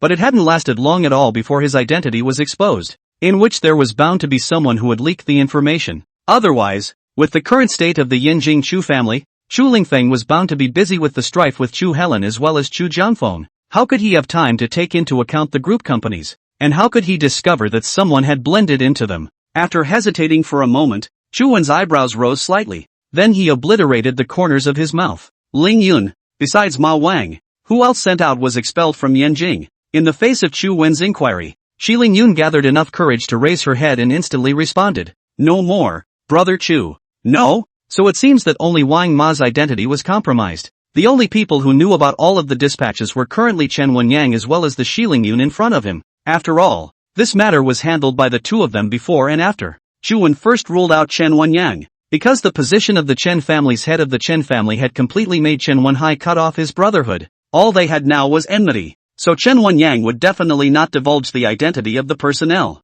As for Shi Lingyun, he shouldn't either. The first was that he didn't have the guts to betray himself, and the second was that Chu Wen was able to tell that Shi Lingyun's loyalty to him wasn't false in any way. So who else could have leaked this? Li Qiayi, Lu Weishan, Lu Shiyu? There is no way they are all going to do that. Chu. Seeing Chu Wen's silence, Shi Lingyun couldn't help but feel a great deal of nervousness and hurriedly called out to Chu Wen. In the next moment, Chu Wen collected his mind and raised his hand to wave his hand at Shi Lingyun, signaling him to be quiet for a moment so that he could be given space to consider. Blinking his eyes, Chu Wen finally thought of Li Jiayi's words from earlier. That is, Tian Xinxin is most likely still in contact with Chen Wenhai, although it was said that Tian Xinxin was only an actor, and couldn't relate to the internal situation of the Chu Tiange group at all. However, with her relationship with Lu Weishan, wanting to pry into the situation about the Chu Tiange group was simply a breeze. Perhaps the matter of Wang Ma's identity being leaked was something that had a great deal to do with Tian Xinxin. One is that she has a motive to commit the crime, and the other is the source of the information. Just what good does it really do her to do that? Chu Wen was almost certain that it was Tian Xinxin who had done it, but he just couldn't figure out why Tian Xinxin would choose to help Chen Wenhai. You have to know that people like Tian Xinxin are definitely unprofitable. The fact that she could say that made it clear that Chen Wenhai had given her quite a few enticing conditions. Thinking about the causes and consequences, Chu Wen raised his hand and slapped his desk, then said to Shi Lingyun, "Lingyun, you go, call Lu Weishan to my office." When Shi Lingyun saw Chu Wen's change in mood, he couldn't help but tremble. His heart incomparably panicked, but when he heard that it didn't have anything to do with him, then he slowly took a breath, then calmed his mind and nodded towards Chu Wen. "Chu, I'm on my way." At this moment, Shi Lingyun clearly realized that Chu Wen was truly angered, not daring to remain within the office any longer. After making his response, Shi Lingyun immediately walked out of the chairman's office. Li Dong. The moment he stepped out of the office, Shi Lingyun met Li Jiayi, who was holding a file in her hand, and hastened to greet her respectfully. Li Jiayi felt no small amount of curiosity when she saw Shi Lingyun, nodding her head slightly as she blandly asked, "You're here? Is there something going on over in Yanjing?" Regarding Shi Lingyun's current identity, Li Jiayi knew everything. Naturally, she also understood that for him to appear in Chu Wen's office meant that something had gone wrong on the Yanjing side, which was why she inquired so. Shi Lingyun didn't hide anything in the slightest and said bluntly, "Dong Li, one of the people sent out before Wang Ma, had his identity compromised and was expelled from Yanjing by Chu Lingfeng." Wang Ma, the one who managed to climb up to the middle of Chu Lingfeng's company? How did his identity get compromised? Li Jiayi stood still, listening carefully to Shi Lingyun's introduction, and could not help but frown. He then turned his gaze to Shi Lingyun and questioned with a face full of suspicion, How could it be leaked? The only people who know Wang Ma's identity are these senior personnel of the Chu Tiange group. How could his identity be exposed? Shi Lingyun was also full of doubts, and without saying anything, he directly shook his head. Responding at the same time, he said, I'm not sure. This kind of thing is too bizarre. I don't know what's going on, but it looks like Chu has already understood the matter through and through, and even seems to have figured out who was the one who leaked Wang Ma's identity. Next, Shi Lingyun bluntly stated his opinion. Although he said that he had now successfully become Chu Wen's trusted person,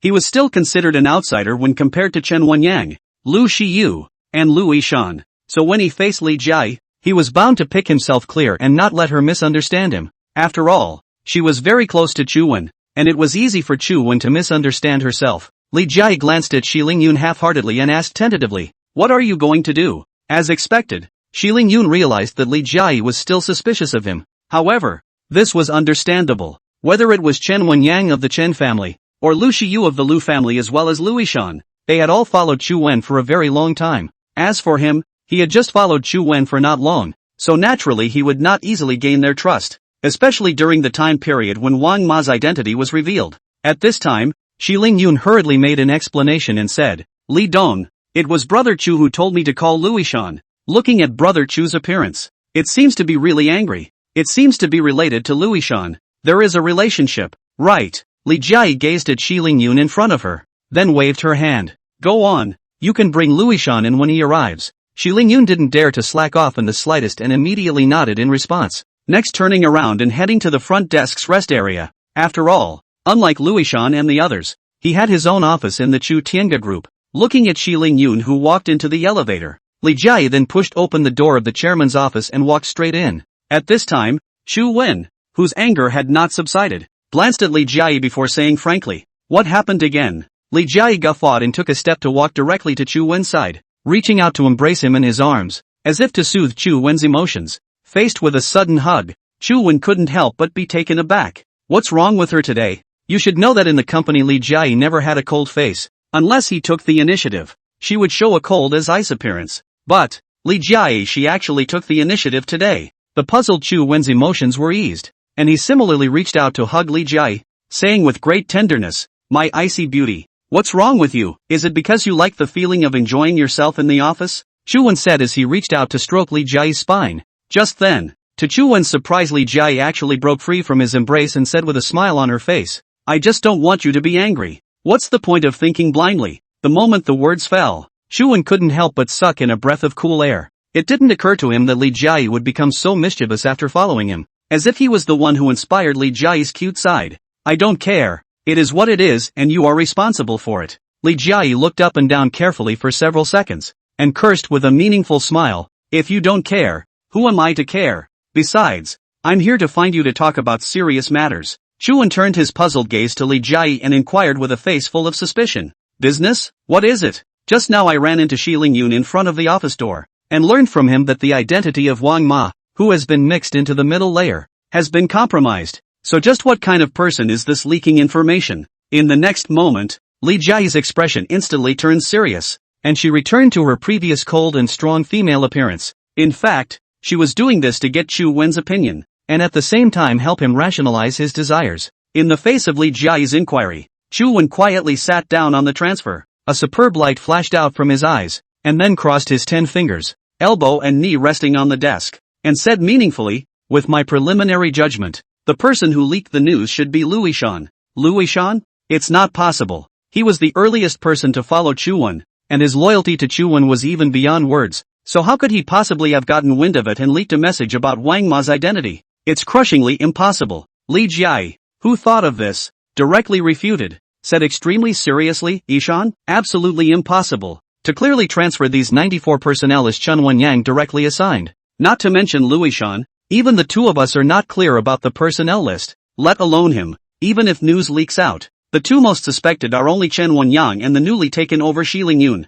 Chen Wenyang is in hot water with Chen Wenhai because of the position of the Chen family head. He definitely won't dig a hole for himself, so the only one left who possesses suspicion is Shi Lingyun. Li Jia had this intuition for two reasons. One was that she didn't know much about Shi Lingyun, and the other was that when she was at the office door, Shi Lingyun had tried his best to clarify himself, which made her feel abrupt. After hearing Li Jia's remarks, Chu Wen shook his head. A superb light flashed out from his eyes, and he responded blandly, impossible. First of all, Shi Lingyun doesn't have the guts to do this. After all, their Shi family is right here in the devil's capital, and if he really cooperates with the Yin Jing Chu family, he should be very clear that once the matter is revealed, then the Shi family will cease to exist. Shi Lingyun's purpose is simple, he wants to return to his former glory, and he is absolutely incapable of doing anything detrimental to the Shi family. Li Jiayi listened carefully to Chu Wen's opinion, but she still found it hard to believe that the person who leaked the news was Luishan. At one time, she and Luishan were both Mordor family descendants, but they didn't know much about each other, since the establishment of the Shudianj group through Chu Wen, causing the two of them to slowly become familiar with each other. Li Jiayi also regarded the lonely and simple Luishan as her younger brother, so she couldn't accept this. In her impression, Chu Wen occupied an important position in Luishan's inner heart, even higher than the Lu family head. How could he possibly do anything against Chu Wen? It simply cannot exist. If it's not Shi Lingyun, then how do you feel it could be Ishan? In a flash, Li Jiayi questioned. Chu Wen easily insight into Li Jiayi's thoughts, and couldn't help but obliterate his mouth and responded obediently. Do you still remember a few days ago when Ishan left my office with a lost look on his face? Li Jiayi's mind instantly fell into a state of recollection. After a few seconds had passed, she did remember that a few days ago Luishan had left Chu Wen's office listlessly. And wasn't that because of the emotions created by Chu Wen separating him from Tian Xinxin for a period of time? How can this be linked to the leak? Remember, but what does that tell us? Chu Wen looked at Li Jiayi without looking away and said meaningfully, it doesn't mean anything, but before you came, I had told Ishan about Wang Ma, and you have to understand there are not many people who know this message well, and Ichiyama is one of them. Li Jiayi frowned slightly and hastily made a rebuttal. Everyone can see Ishan's loyalty. He would never do this. Ichiyama wouldn't do that. But some would. What do you mean? Li Jiayi instantly realized something after hearing Chu Wen's words, and a light swept through her clear and moving eyes. Luishan did tell this news to someone else, and that someone was none other than Tian Xinxin. So that means Tian Xinxin is the one who leaked the information, thus better illustrating that Tian Xinxin is really a not-so-small scourge. And Li Jiayi believes that Luishan speaking out these messages is not an intentional move at all, merely confiding in his beloved about the things he is facing at work. And there is even a great possibility that Tian Xinxin is intentionally latching on to these messages. As for how things really went, it would depend on how Luishan replied. A shrewd light flashed out from within Chu Wen's eyes, his gaze gleaming as he looked at the speechless Li Jiayi, and he obliterated his mouth and said, that's right, the person who leaked the news is most likely Tian Xinxin. For a while, Chu Wen and Li Jiayi agreed. Now it seemed that their previous worries were not without purpose. The fact that she was able to keep in contact with Chen Wenhai was enough to show that the two of them were already working together. Moreover, Chu Wen also roughly guessed that Chen Wenhai must have utilized enticing conditions to trick Tian Xinxin into prying into the affairs of the Chu Tiange group as well as the Magic City for him, thus making it possible to know one's enemy and know oneself. Li Jiayi's gaze turned deep, and said sharply, if this is true, should we tell Ishan? After all, his relationship with Tian Xinxin is very intimate, and if we want to take action against Tian Xinxin, the first thing we have to do is to stabilize Ishan. Otherwise Ishan will easily hate us. Li Jiayi carefully analyzed. As she said, Luishan and Tian Xinxin are now boyfriend and girlfriend, and quite intimate. If Luishan acted on Tian Xinxin without his knowledge, not only would it not solve the problem, there was a great possibility that it would make Luishan hate them and thus quit the Shudianj group. To be clear, Luishan from the very beginning to follow the Chu Wen, witnessed the growth as well as the rise of Chu Tiange group, and even holds many confidential information within Chu Tiange group. If he turned his back on Chu Wen because of his love, then it would bring Chu Tiange no small amount of trouble. So, if you want to take action against Tian Xinxin, you must first let Luishan understand clearly what Tian Xinxin has done. Chu Wen nodded rather approvingly and said meaningfully, love tends to make people lose their minds, and Ishan is naturally no exception. Besides, this is still the first time he's met a girl he likes, and I'm afraid it's not an easy thing to really want Ishan to believe in Tian Xinxin's character. For Luishan, Tian Xinxin is his first love, and arguably all he has. But in Tian Xinxin's opinion, the relationship between her and Luishan is nothing more than a relationship of each taking what he wants. Li Jiayi could not help but let out a secret sigh after hearing Chu Wen's opinion. Personally, she felt that only a very good girl could be worthy of Luishan. Just then, there was a knock on the door. The two of them, Chu Wen and Li Jiayi, glanced at each other, and it was very clear in their hearts that it was Luishan who had come. The two men adjusted in unison. Come in. Along with the fall of Chu Wen's words, the office door was slowly pushed open. The dusty Luishan walked in with a sturdy stride, and then sat directly beside Li Jiayi. You're here too. Sister Jiai. Li Jiai didn't say anything, she just looked at Luishan with a grave gaze and nodded immediately after, as if Luishan had sensed something through Li Jiai's performance. His brows immediately furrowed and he next shifted his gaze to Chuan. With a face full of confusion, he inquired, Brother Chu, if you called me here in such a hurry, is there something you want me to do? After Chuan heard Luishan's response, the corners of his mouth instantly slightly raised a smile. There's not much going on. Just asking you how the conflicts between the various families in the Super League are being handled? While on his way to Chu Tianga Group, Luishan roughly estimated Chu Wen's problem. As expected, it was exactly what he expected. Luishan took a deep breath, then said with a slight bitterness, Brother Chu, these families that have joined the Super Alliance, their minds are not together. And even more so, several of them have privately allied themselves to create a small group.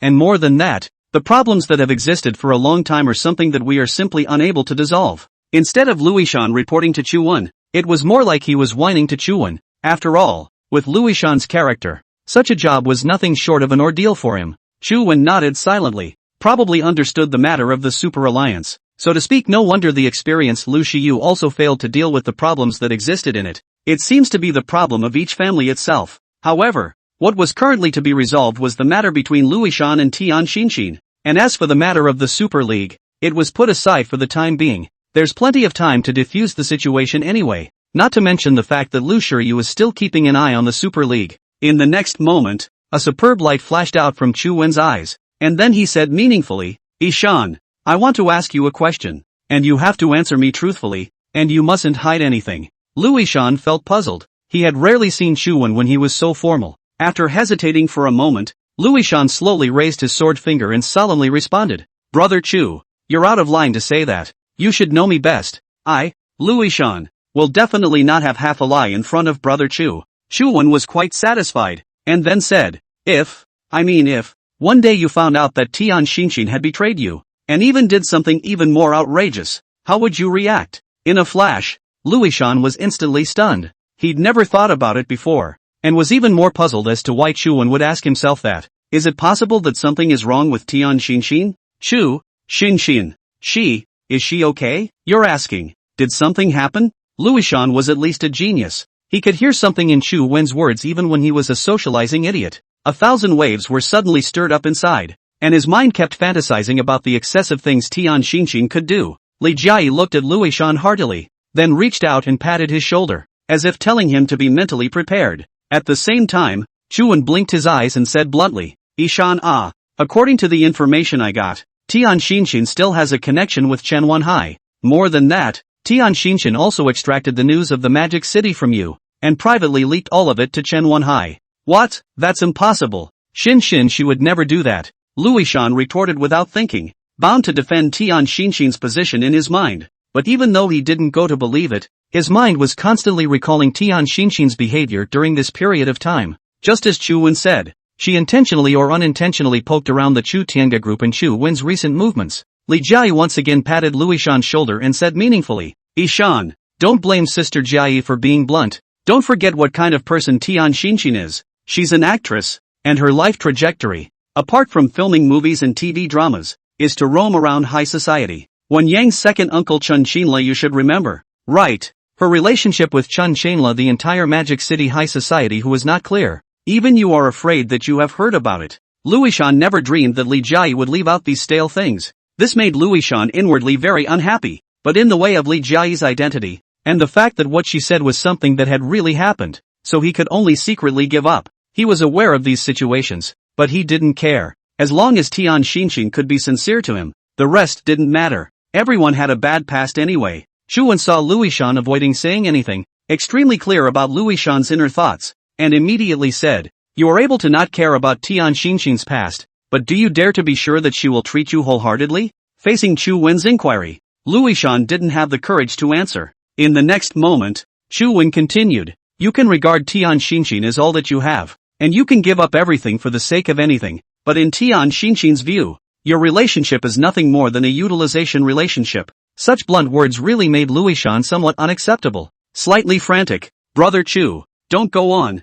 I don't believe Xin is such a person. In an instant, Chu Wen's eyes narrowed slightly, and his mood instantly turned very angry, violently knocking on the desk and standing straight up, reaching out and pointing at Luishan. he cried out in hatred. She is not such a person? After Chen Shanla went crazy, her backer was broken. Tian Xinshin immediately looked for the next gold master. Can't this prove it? Ichiyama, I can tell you straight up that the person she wanted before you was me, not you. Chu Wen's words did not only leave Luishan dumbfounded. Even Li Jiayi was very much dismayed and looked at Chu Wen with a face full of suspicion. She had never heard Chu Wen mention this matter, and it was hard not to be shocked to learn about it now. Impossible. Absolutely impossible. Xin, she is definitely not like this. Luishan shook his head with a dull gaze. He couldn't accept that his beloved would be this kind of person. Chu Wen looked at Luishan's current state and couldn't help but show his disgust. Then he came in front of Luishan, grabbed his shoulders with both hands, and loudly scolded. The matter is so obvious,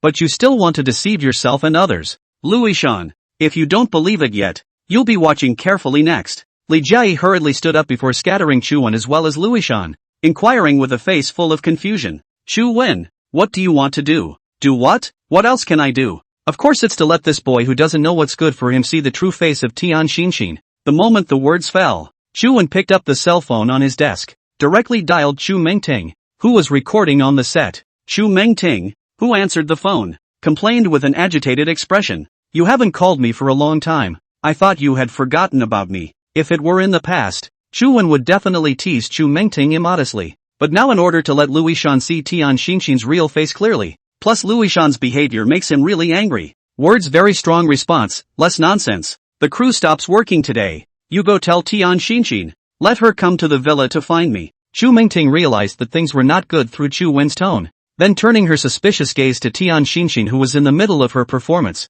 she said at once, well okay, I'll convey it. After saying that, Chu Mengting hung up the phone, because she knew very well that she couldn't provoke Chu Wen right now, or else she would be drawing fire. Li Jiayi narrowed her eyes slightly before turning her gaze to Chu Wen. What are you doing? Why did you even call Tian Xinshin to the villa? If we don't call to the villa, how can we let this kid see Tian Xin's true face? Vaguely, Li Jiayi estimated Chu Wen's thoughts. Her eyes suddenly turned deep, and she said frankly, what kind of plan do you actually have? Tell me about it. What do you need me to do? Chu Wen glanced at Luishan who was shaking his head, followed by a glance at Li Jiayi, and said meaningfully, in a moment in the villa, no matter what happens, you have to control Luishan's emotions. Definitely don't let Luishan make any noise, or else it will be all for naught. Although Chu Wen did not directly state his plan, Li Jiayi was clear about what she was going to do next and instantly nodded her head. Next, Chu Wen blankly glanced at Luishan without a good mood, then solemnly said, you'll be able to see Tian Xinshin's true colors right away. But if you spoil my plans, Ishan, you shouldn't blame Chu for turning over a new leaf. Li Jiayi hurriedly chimed in. Ishan, your brother Chu is doing this for your own good, and with your condition, you can find a better girl. If you are willing to do so, Sister Jiayi can help introduce Chu Mengting to you. She does this to both soothe Luishan's emotions. After all, breaking up with Tian Xinshin will definitely make Luishan demoralized, and allowing him to rush into his next relationship may allow him to get out of this unpleasant relationship as soon as possible. And by giving Chu Mengting to Luishan, it would solve Chu Mengting's current situation and get rid of a love rival. It's literally two birds with one stone. So why not? Luishan looked dark while burying his head deeply, then said in a weak voice, Brother Chu, I believe that Xinshin is not like what you said. I will follow you. But if Xinshin is not like what you said, Brother Chu, you can't stop us in the future. It had to be said that Luishan still didn't have a dead heart, and even felt that Tian Xinshin wasn't at all like what Chu Wen had said. Chu Wen and Li Jiayi both glanced at each other and sighed unanimously. Now it seems that Luishan is still really in love with Tian Xinshin. Then the only way to change his mind is to show him eye to eye. Come on, it's time for us to move on to the villa. Chu Wen, Li Jiayi, and Luishan, who was in a fallen state of mind, finally returned to the villa after about an hour or so. Following Chu Wen's instructions, the two of them, Li Jiayi and Luishan, hid in the middle of the living room and waited for Tian Xinshin's arrival. After a few more minutes, a crisp knock sounded at the villa. Opening the door, the wonderfully built Tian Xinshin stood in the doorway, but her face was full of suspicion, as if she was puzzled by Chu Wen's purpose. If placed in the past, she would have been very confident, because Chu Wen had called her to the villa, and his purpose was already very obvious. But right now, there's absolutely no way that means anything. First of all, Chu Wen had rejected her outright and it was still on her own initiative. And secondly, she was now Luishan's girlfriend, while Luishan was Chu Wen's right-hand man. If he did that, he would undoubtedly be worsening his relationship with Luishan. Tian Xinshin gazed at Chu Wen, then said rather snidely, What did Chu Dong call me for? According to her guess, most of the time Chu Wen called her this time. He should warn her not to delay Luishan's work. Chu Wen looked at Tian Xinshin who was standing at the doorway, the corner of his mouth slightly obliterated. Then a superb light flashed out from within his eyes, and immediately after that he sidestepped to reveal a path, signaling her to come in and talk. Long-experienced high society Tian Xinshin is extremely skillful at detecting words and colors. Without saying a word, sticking to Chu Wen's pectoral muscles, walked straight into the villa. This was her first time coming to Chu Wen's villa. Her eyes filled with curiosity as she surveyed the decorations as well as the style of the villa. Upon seeing the rather lavish decorations, one couldn't help but take a breath. I'm afraid this is where the rich live. It's just so luxurious. Thinking back carefully, she had traveled to high society without regard for her face, and had continued to fight her way through the entertainment industry, and in the end, all she had mixed up was living in a slightly more upscale apartment. Compared to Chu Wen's residence, it couldn't be on any level. Wow, Chu Dong, this is totally a mansion for you. Tian Xinshin sized up the situation for a moment, turned around and turned her gaze to Chu Wen behind her, an envious glow emerging from her seductive eyes. Chu Wen responded with disdain after hearing Tian Xinshin's sentiments. A mansion? Where is this considered a mansion? If you like it, this villa will be given to you. In an instant, Tian Xinshin stared blankly at the spot. Tian Xinshin had never dreamed that she had gotten this villa just by making a casual remark. Chu Dong, it's not good. The corners of Chu Wen's mouth rose slightly, and then he revealed a bad smile, and next took a step forward, reaching out to embrace Tian Xinshin into his arms, and then said meaningfully, what's wrong with that? As long as you are willing, you can mention whatever you want. Tian Xinshin, who was dragged into Chu Wen's embrace, had her mind spinning rapidly, and couldn't help but look up questioningly at Chu Wen. What's wrong with him? Some time ago, that is, after Chen Chenla had gone mad, when she didn't have anything to rely on, she had hoped that Chu Wen could become her gold master, but she was rejected by Chu Wen and was humiliated by him. Since then, she retreated and set her sights on Luishan. After establishing a relationship with Luishan, Chu Wen had been targeting her, and now he had even called himself to the villa. Could it be that Chu Wen was interested in himself? If he was interested in himself, then why didn't he accept himself in the first place? The more you consider it, the more confused you get. Inwardly unable to determine Chu Wen's thoughts, Tian Xinshin pretended to break free. At the same time words angry said, Chu Dong, please respect yourself. Don't forget, I am now Ishan's girlfriend. Are you not afraid of Ishan? No? No matter how much Tian Xinshin struggled to break free, she was still motionless. At this time, Luishan and Li Jai, who were hiding in the guest room, both looked at each other, and their gazes suddenly turned deep. They hadn't even thought that Chu Wen's approach would be like this, although it is clear that this is false. But Li Jai as well as Luishan inevitably jealous, especially Luishan. In addition to endless jealousy, more was excitement. This was because Tian Xinshin was very self-loving, even facing the rebuke of the Magic City's man of the hour. Chu Wen remained so. Now it seemed that Tian Xinshin really loved him, not at all like what Chu Wen had said. Sister Jai, Xin, she loves me. It's not at all like what you and Chu said. This is all too much for you guys to worry about. Li Jai stared at Luishan with a cold face and did not say much. The test has only just begun. So how can you jump to conclusions so quickly? Chu Wen in the living room slowly looked down at Tian Xinshin and said solemnly, you and I are both people who understand. Don't engage in all this nonsense. Might as well get to the point. I can give you what you want, but Ishan may not be able to do it. The moment the words fell, Tian Xinshin stopped struggling and instead let Chu Wen embrace her. Similarly, thoughts were also churning in his mind, as if he was weighing the pros and cons, calculating what kind of benefits he could actually get. Putting other things aside,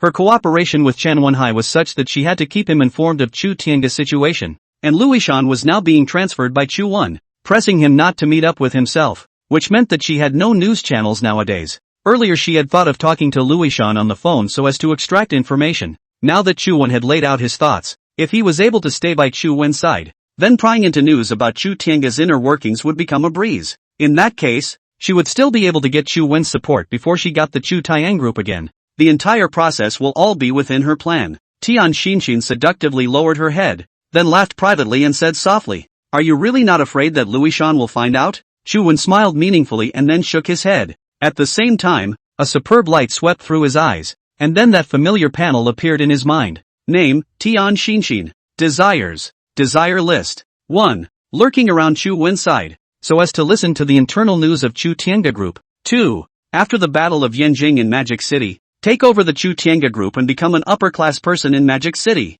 no longer using his body to mix with the upper-class society. 3. The matter has come to an end. I hope I can get Louis Shan's forgiveness. Expand for more information. Chuan couldn't help but frown slightly as he looked at the first few pieces of information on the list. Now it seems that Tian Xinxin's ambition is not small. Even hit the Chu Tiange group. It seems that this is the condition that Chen Wenhai promised her. But this last message. This made Chu Wen very puzzled. To make it clear that she had now half-heartedly followed herself. With her character, she definitely wouldn't hold any feelings for Louis Shan. But, Tian Xinxin actually hoped that Louis Shan could forgive her? Can't it be that she's really in love with Louis Shan? If she had been moved, she could not have agreed to herself half-heartedly. This made Chu Wen quite puzzled, even vaguely feeling somewhat unable to see through the Tian Xin in front of him. Just as Chu Wen was in deep thought, Louis Shan in the guest room suddenly turned violent, as if he was about to rush out and confront Tian Xinxin face to face. Desperate to hear Tian Xinxin say she was helpless, Li Jiayi inside Louis Shan's change of mood, hurriedly reached out to pull back Louis Shan who was about to rush out, and said in a lowered voice, Ishan, Tian Xinxin's nature is like this. When she was with Chen Qinla in the past, didn't she also have a private relationship with Chen Wenhai? At this moment, Louis Shan's eyes were rounded and turned to look at Li Jiayi. Tears were swirling in his reddened eyes, seemingly about to break the dike at any moment. Sister Jiayi, Xinxin, how could she do this to me? Since I've been too good for her, why did she still choose Chu? Am I really worse than Chu? Li Jiayi stared unblinkingly at Louis Shan. Looking at his current state, she could not help but feel some heartache inside. Such a big man, and so fragile in the face of emotion. The next moment, Li Jiayi pulled Louis Shan's arm and solemnly explained, You are not much different from your brother Chu. And there are some places that I'm afraid that even your brother Chu can't look up to. Don't forget that you're a genius. And Chu Wen, he's just an ordinary person. Regardless of who is stronger or weaker between Chu Wen and you, it doesn't have anything to do with Tian Xin's choice. Her nature is like this. Even if there is a day when your ability exceeds Chu Wen's, Tian Xin, she will still be like this, and won't change in any way. The reason why Li Jiayi hurriedly explained to Louis Shan was very simple. That is, she didn't want to cause him to hold a prejudice against Chu Wen due to this matter. Otherwise the consequences would be unimaginable. Louis Shan listened carefully to Li Jiayi's words, but it didn't change anything. Nowadays, he really couldn't accept that Tian Xinxin betrayed himself, and in a situation where Chu Wen basically did nothing. False, it's all false. It's a joint effort by you to deceive me. Louis Shan would rather deceive himself than to believe what was happening in front of him. Li Jiayi's brows instantly furrowed. Then she raised her hand to cover Louis Shan's mouth. As if Tian Xinxin in the living room heard something, she subconsciously left Chu Wen's embrace, and then turned her gaze towards Li Jiayi, the location of the guest room where Louis Shan was. He turned very cautious and asked tentatively, There won't be anyone else inside the villa. In fact, although Louis Shan shouted in the room,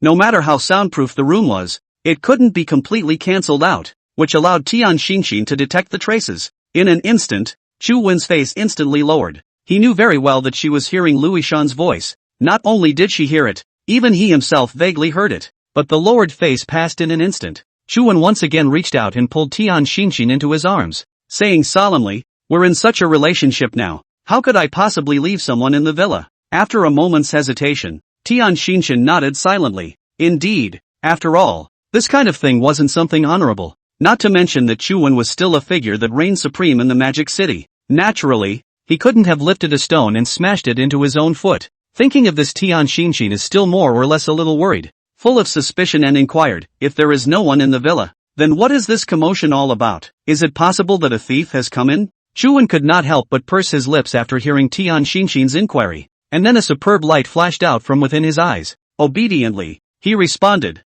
Thief, you're afraid you're overthinking it. Looking at the entire Magic City, who would dare to steal from me? Chu Wen, unless he is tired of living too comfortably. These extremely domineering words were more than just telling Tian Xinxin that no one in the entire Magic City dared to touch his Chu Wen's things. Those who touch his stuff will have a tragic end. How could Tian Xinxin not hear Chu Wen's underlying meaning? Instantly revealing a panicked expression before struggling to calm her own emotional state, because she was thinking about the Chu Tiange group. Hearing Chu Wen say that, she couldn't help but feel a bit oozy. It's also true that with so many clans in Magic City, you're the only one who can really make the call, Tian Xinxin said as she snuggled into Chu Wen's arms, completely displaying the appearance of a little birdie. The smile at the corner of Chu Wen's mouth grew more and more intense, and then he asked meaningfully, Maybe we don't have much understanding, but I'm a very arbitrary person. Since you're now my person, Then you and Ishan. Immediately afterward, Chuan looked at Tian Xinshin with a desire to speak, as if waiting for her response. Tian Xinshin's gaze suddenly deepened, and her heart was also incomparably complicated. She did not want to lose Lu Yishan, who was purely there for her. And even more so, she did not want to lose the foundation of being able to get excellent information. Once again she fell into silence. It had to be said that Tian Xinshin was very clear that Lu Yishan's feelings for her were sincere, but Chen Wenhai's promise of the Shudianj group was more attractive. After thinking for more than 10 seconds, Tian Xinshin forced a smile and made a reply. I understand. I will show down with Ishan in the next 2 days. Compared to the two, feelings were simply optional for her. Only money is safe. In the next moment, Chuan pushed away Tian Xinshin in his arms and said rather snidely, since it's to be said to understand, and why need to wait for a few days? Why don't we strike while the iron is hot and just speak to Lu Yishan right now to make it clear? The moment the words fell, Chuan heavily clapped his hands. Seeing this scene, Tian Xinshin instantly panicked. She was completely unsure which way things were heading. Accompanied by several rounds of applause, Li Jiai, who was hiding in the guest room, as well as Lu Yishan, who was in a very unstable mood, walked out and came straight to the living room. Lu Yishan, who had come to the living room, stared at Tian Xinshin with unblinking eyes, and the tears that kept swirling in his eyes finally slipped down. Tian Xinshin couldn't help but be shocked when she saw Lu Yishan as well as Li Jiai, instantly realizing that she had fallen into Chu Wen's trap. What Chu Wen did was a complete act, and she actually took it seriously. 10,000 panicked Tian Xinshin walked 2 steps tightly, came to Lu Yishan's side, reached out and grabbed his arm, said with a slight sobbing voice, Yishan, listen to me, things are not what you think. It's all because of Chu Wen. He's the one who wants to break us up so he can get me for good. Panicked, Tian Xinshin chose to throw all her questions to Chu Wen, because she was clear that she had already fallen into Chu Wen's trap, and wanting to get Chu Wen's support was something that was simply unrealistic. Yo, the evil one? Chu Wen looked at Tian Xinshin, who was attempting to turn the situation around, and couldn't help but have the corners of his mouth rise slightly before revealing a light smile. At the same time, a superb light flashed out of his eyes, relocating his gaze to the very emotionally unstable Lu Yishan. Tian Xinshin pressed no intention to give up this period of time together. She is the most clear. Lu Yishan is sincere for him, and even want to marry her. If she shifted all the blame to Chu Wen, she could not only regain Lu Yishan's trust in her, but also force Lu Yishan to turn against Chu Wen. Doing so, although it was said that she would tear her face off with Chu Wen and the entire Chu Tiangda group, as long as there was the presence of Lu Yishan, even Chu Wen would not be able to take her at all. After all, Lu Yishan was so deeply in love, and Lu Yishan is no longer following Chu Wen. With the information he knows about Chu Tiangda group, it is enough to be able to do in exchange for favorable conditions of Chu Tiangda group. Tian Xinshin despised and glanced at Chu Wen, and said rather aggrievedly, you've made a move on me on the set before, and now you're doing this because you want to bully me into staying with you. Ishan, you absolutely can't believe his words, and even more so, don't believe what you've seen. All of this was premeditated by him to break up our lovebirds. Nowadays, Tian Xinshin no longer had her old dignity, and all that was left was a wicked face. At this time, Lu Yishan, who was in a depressed state and had a dull gaze, looked at Chu Wen again, and then dropped his gaze to Tian Xinshin's body. As tears continued to slide down, he was now in pain. On the one hand, he was regretting his inability to surpass Chu Wen. On the other hand, his most beloved girl was actually really the kind of person Chu Wen as well as Li Jiai said in her mouth. There was so much he wanted to say, but he didn't know where to start. The atmosphere of the villa's living room instantly turned extremely depressing. After hesitating for a moment, Chu Wen gazed at the averted Lu Yishan, then reached out to applaud, while saying rather snidely, Tian Xinshin, Tian Xinshin, you're very skillful at playing this evil first. At a glance, you haven't used it much. Unlike you, I have to be reasonable about everything, and I'm willing to recognize what you're saying as long as you can answer these next few questions for me. Li Jiai's face instantly took on a look of suspicion, and she next stared at Chu Wen without turning her eyes away. Not only Li Jiai, even Tian Xinshin felt stunned. What's going on here? Just as Li Jiai as well as Tian Xinshin were puzzled, a superb light flashed out from Chu Wen's eyes as he solemnly said, Tian Xinshin, let me ask you, during this recent period of time, did you have any contact with Chen Wenhai? Did you tell Chen Wenhai what Lu Yishan told you? I advise you to answer seriously. You have to be clear that I won't talk nonsense without a basis. Take for example your deal with Chen Wenhai. You help him to spy on the Chu Tiangda group as well as the situation in the Magic City, and when the matter comes to fruition, the Chu Tiangda group will be your payment. When these words came out, both Li Jiai, Lu Yishan and the person in question, Tian Xinshin, all felt a great deal of consternation. especially Tian Xinshin. Her agreement with Chen Wenhai was completely negotiated over the phone, and both of them were talking in an extremely safe environment. So how could this be known by Chu Wen? Could it be that the Chu family has an inside man from Chu Wen's side? Beyond that, what else could explain through Chu Wen understood Chen Wenhai's commitment to her? Lu Yishan, whose eyes were full of shock, gazed at Tian Xinshin and was observing the change in his mood. As expected, the strange expression confirmed everything. It turned out that she wasn't caring about herself before, but was simply trying to steal important situations that concerned the Chu Tianga group as well as the Magic City. Then after telling the information to Chen Wenhai who was in Yanjing, it seemed that he really trusted Tian Xinshin too much, which caused her to be so reckless. Lu Yishan raised his hand and wiped the tears from the corners of his eyes, and with a hoarse voice, he shouted hysterically, "You tell me that none of this is true, that you didn't pass on the news to Chen Wenhai, much less pry at me. As things stand now, Lu Yishan remains undeterred, hoping that Tian Xinshin will continue to deceive him and not let him accept this cruel reality." Tian Xinshin shook her head helplessly. She knew very well that if Chu Wen could say this, it meant that he had enough evidence. No matter how much she tried to argue, she couldn't argue with the evidence. What's more,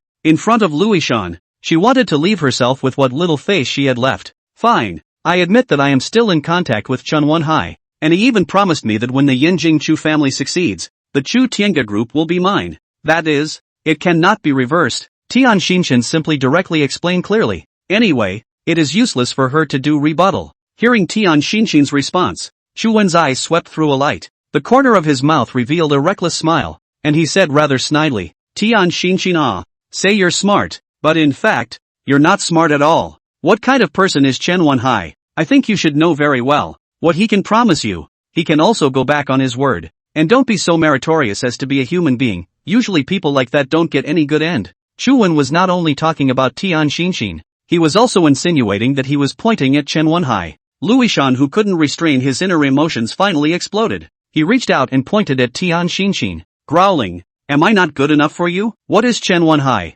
What is he? Have you forgotten how he once hurt you? Maybe your past is bad, but I don't care. I just want you as a person. But you really let me down too much. This thing will never be used again." The emotional Lu Yishan reached out and pulled out the ring, then threw it out with his hand. This ring was prepared by him long ago, intending to propose to Tian Xinshin formally after ending the Yanjing Chu family matter, no longer letting her go hither and thither, and be the daughter-in-law of the Lu family at ease. It was only during that time that he was made to discover so many things that he could not forgive. Then that meant that the ring he had prepared would also lose its meaning of existence. Tian Xinshin was extremely conflicted inside after seeing the ring, and after struggling for a moment, she finally ignored the gazes of the crowd and got down on the ground to look for the ring. "Going forward, let's go our separate ways and not bother each other." Leaving behind a sentence, Lu Yishan, with tears streaming down his face, directly ran out of the villa. Tian Xinshin, who had found the ring, stared intently at the ring in her hand as a wave of remorse swept through her heart. "Ichiyama,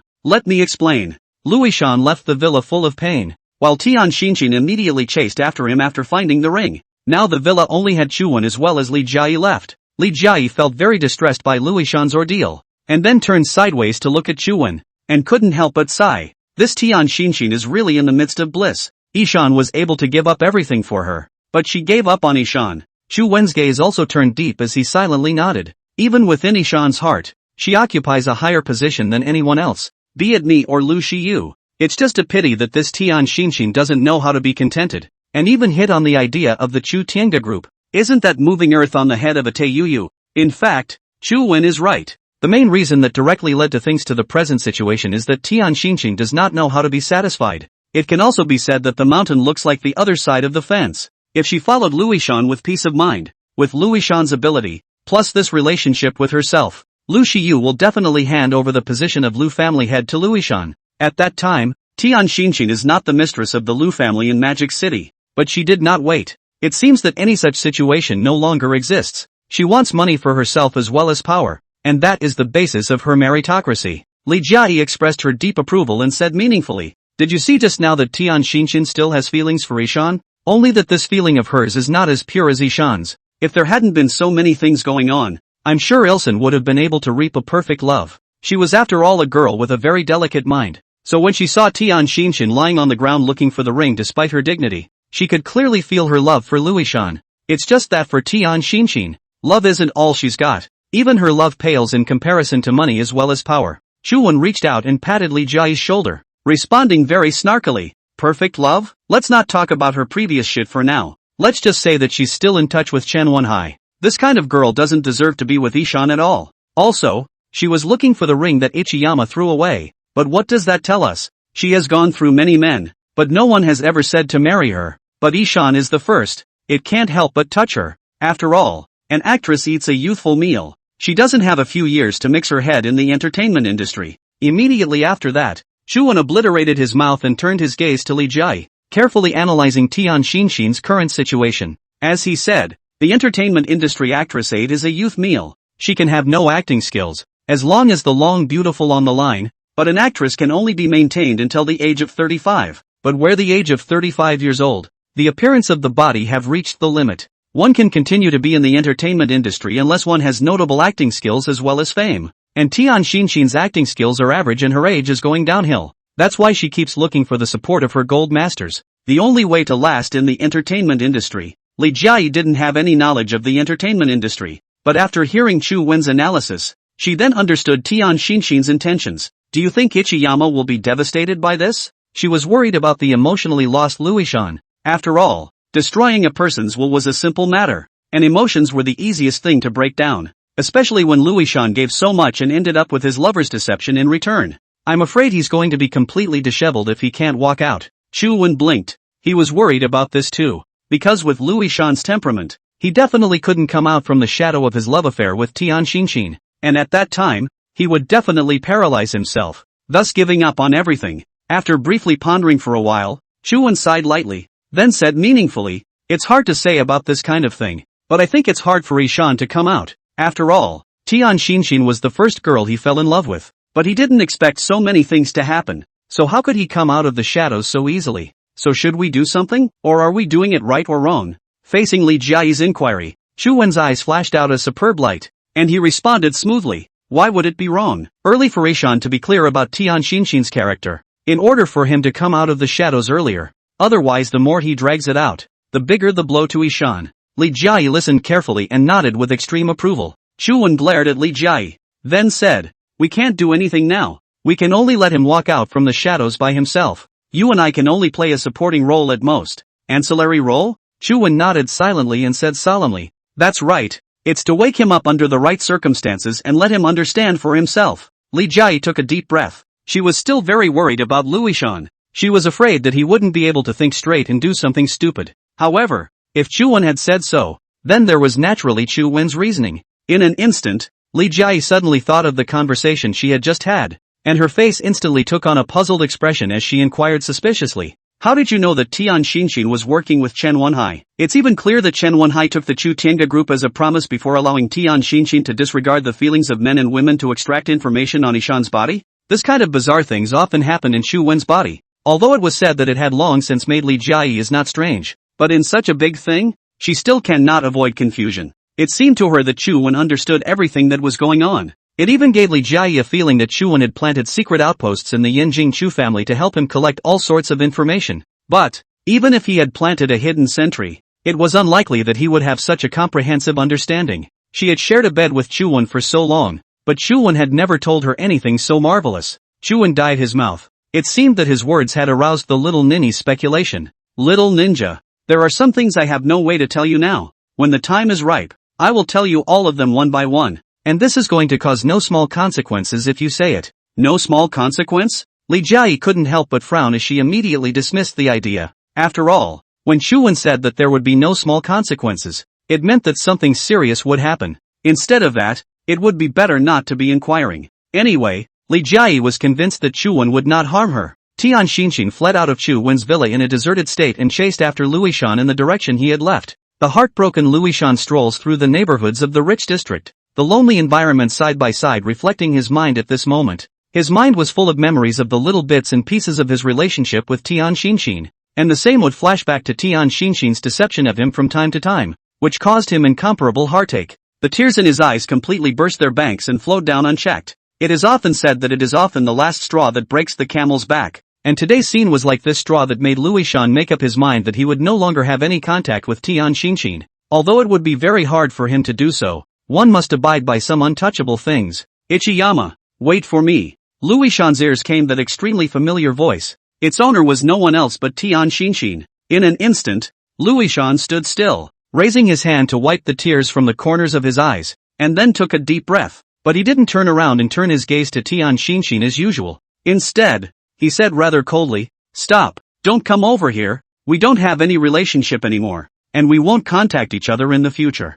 The moment the words fell, Louis-Shan vainly accelerated his pace, striding forward in a bid to escape from the rich district, and most of all, to escape from Tian Xinshin, because he still holds love for Tian Xin. If he sees her again, I'm afraid his resolve will be shaken. Seeing the determined Louis-Shan, Tian Xinshin still did not have any give up, took a step and ran up in a whirlwind, and then used his body to stop in front of Louis-Shan, gently gasping for 2 mouthfuls of rough air. He then slowly said, "Yes, I did the wrong thing, but I love you. Don't you have the slightest feeling?" Louis-Shan didn't look at Tian Xinshin at all, turned his face sideways to the other side, and responded resolutely, "I can't feel it. You only make me feel that you are cheating me the whole time. If there is a hint of good feelings between us, don't pester each other." After saying that, Louis-Shan emotionally pushed Tian Xinshin away and went straight through her. Tian Xinshin's brow suddenly wrinkled slightly. She really felt scared now. After all, the previous Louis-Shan would never have been so ruthless,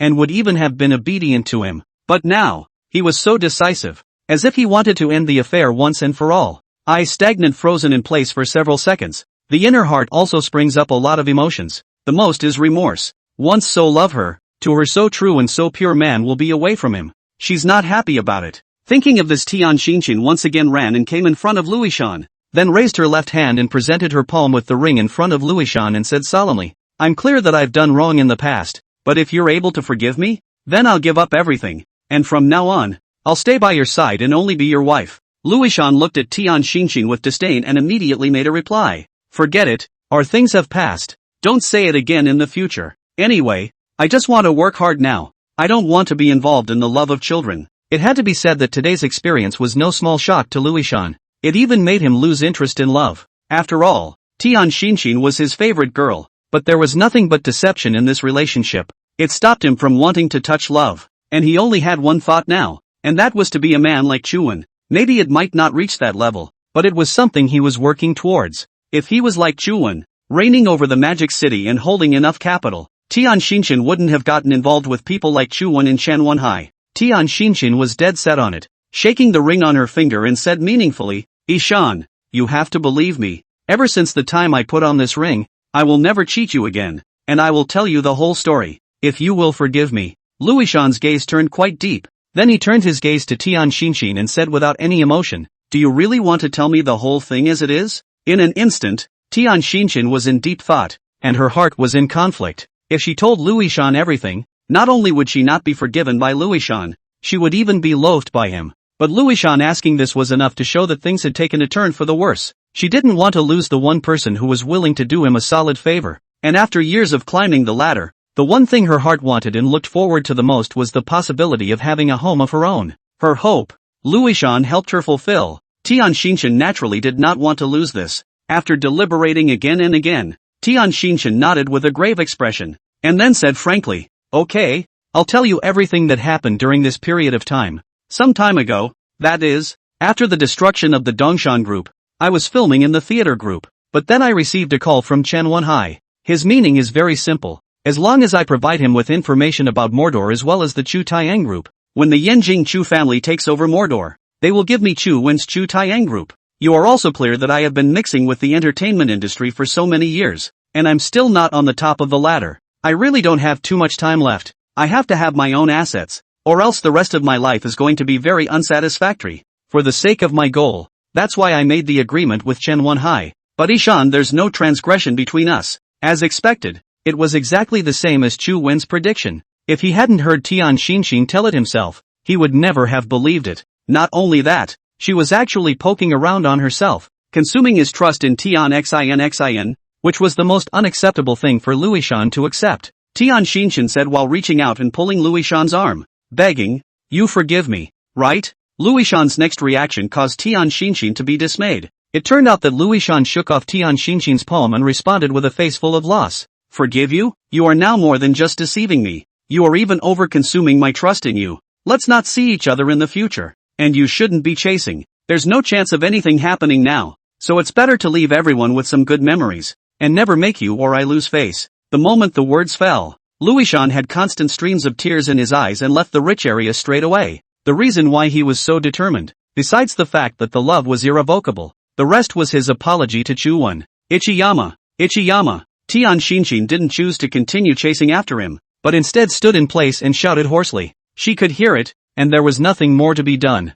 until Louishan completely disappeared from her line of sight. Only then did Tian Xinshin squat down in remorse, the tears that had been suppressed for a long time finally falling to the ground. It was her own fault that she had lost the man who favored her so much. If these things hadn't happened, there was a high probability that she would have walked into marriage with Louishan. But now it's all a dream, a bubble. After being heartbroken for a long time, Tian Xinshin took out her cell phone and dialed the phone of Chen Wenhai, who was far away in Yanjing. After all, sadness was sadness, but it couldn't hinder her ambitions. She wants to stop the loss in time, and since she can't get a good love, then she has to choose to try to build a relationship with Chen Wenhai, so that she can get the Shudianj group that she has been dreaming of. Moreover, Tian Xinshin knew very well that today's incident would not only cause her to lose Louishan, but even her qualification for the movie shoot would be cancelled. After the temporary short ringing, the phone came from the other end of Chen Wenhai's joyful voice. Egu, you're also enough soldiers. Is not there any good news to bring me? If according to this speed,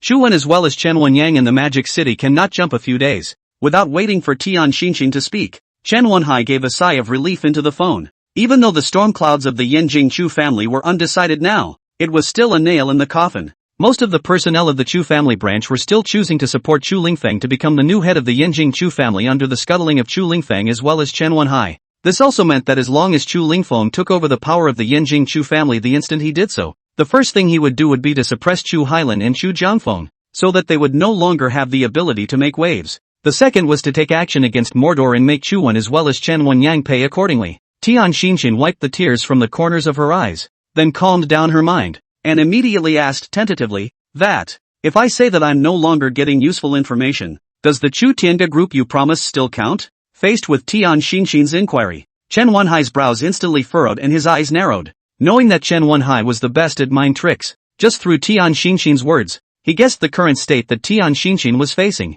After hesitating for a moment, Chen Wenhai made a few meaningful joyful sounds and said solemnly, when did I, Chen Wenhai, say anything that is false? And when I say that I will give you the Shudianj group, I will definitely give it to you. However, I think you're clear, there's no free lunch under the sky. If you want to get the Chu Tianga group, you have to provide me with the appropriate information. Otherwise how do you expect me to speak to the Yanjing Chu family's head of the family? Then again, are you in some kind of trouble over there? Tian Xinshin listened carefully while savoring it inwardly. She was surprised to find that Chen Wenhai currently had no intention of handing over the Chu Tianga group to herself. Instead she continued to ask for information on Magic City as well as Chu Tianga.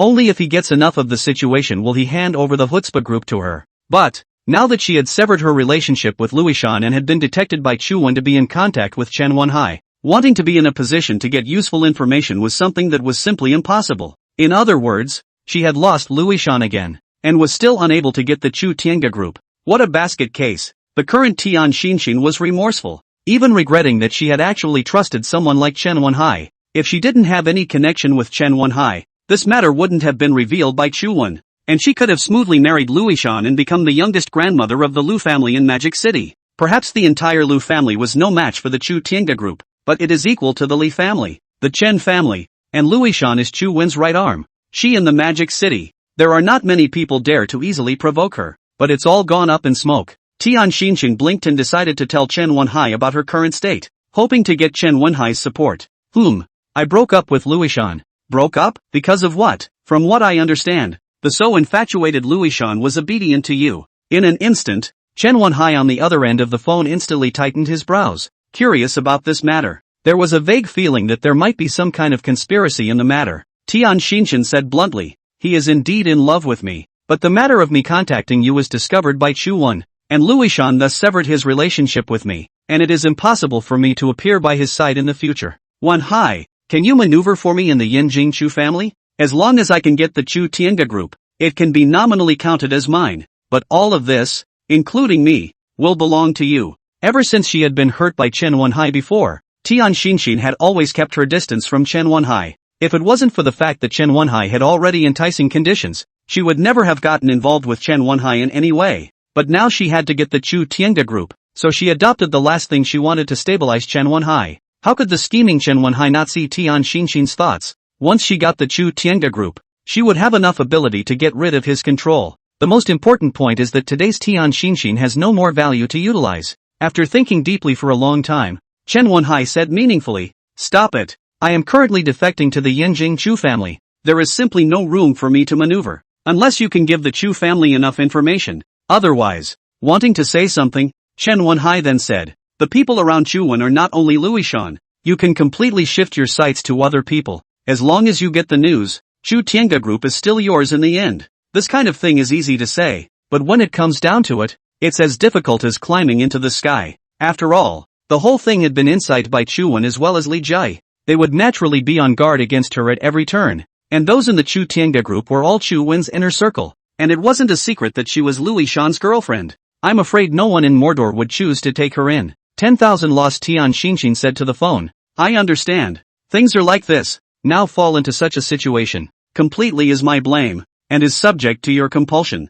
Forget it. Through Chen Wenhai's words, Tian Xinxin finally saw through Chen Wenhai. At the same time, it was also clear that she no longer had any value to utilize. Otherwise Chen Wenhai would never have said such words. Before waiting for Chen Wenhai to respond, Tian Xinxin directly hung up the phone and walked down the street in a lost state of mind. And at this time in the villa, although there was no deliberate attempt to spy on Luishan, the news of the two of them breaking up still reached Chu Wen's ears. That's good. Since Ilsen has seen this woman's nature clearly, good luck to him in starting a new life next. From the beginning to the end, Chu Wen was letting Luishan make his own choices, and for a woman like Tian Xinxin, Chu Wen naturally wanted him to truly see clearly, even if she could come around for a while, since there was already a gulf between the two of them. Things wouldn't go too well in the future. Do you expect Ichiyama to forgive him a second time? Of course, if Luishan chose to accept Tian Xinxin again, Chu Wen naturally respected his choice. It was just that with a character like his, he was the wrong person to be fumbling around with in the family struggles in the Magic City.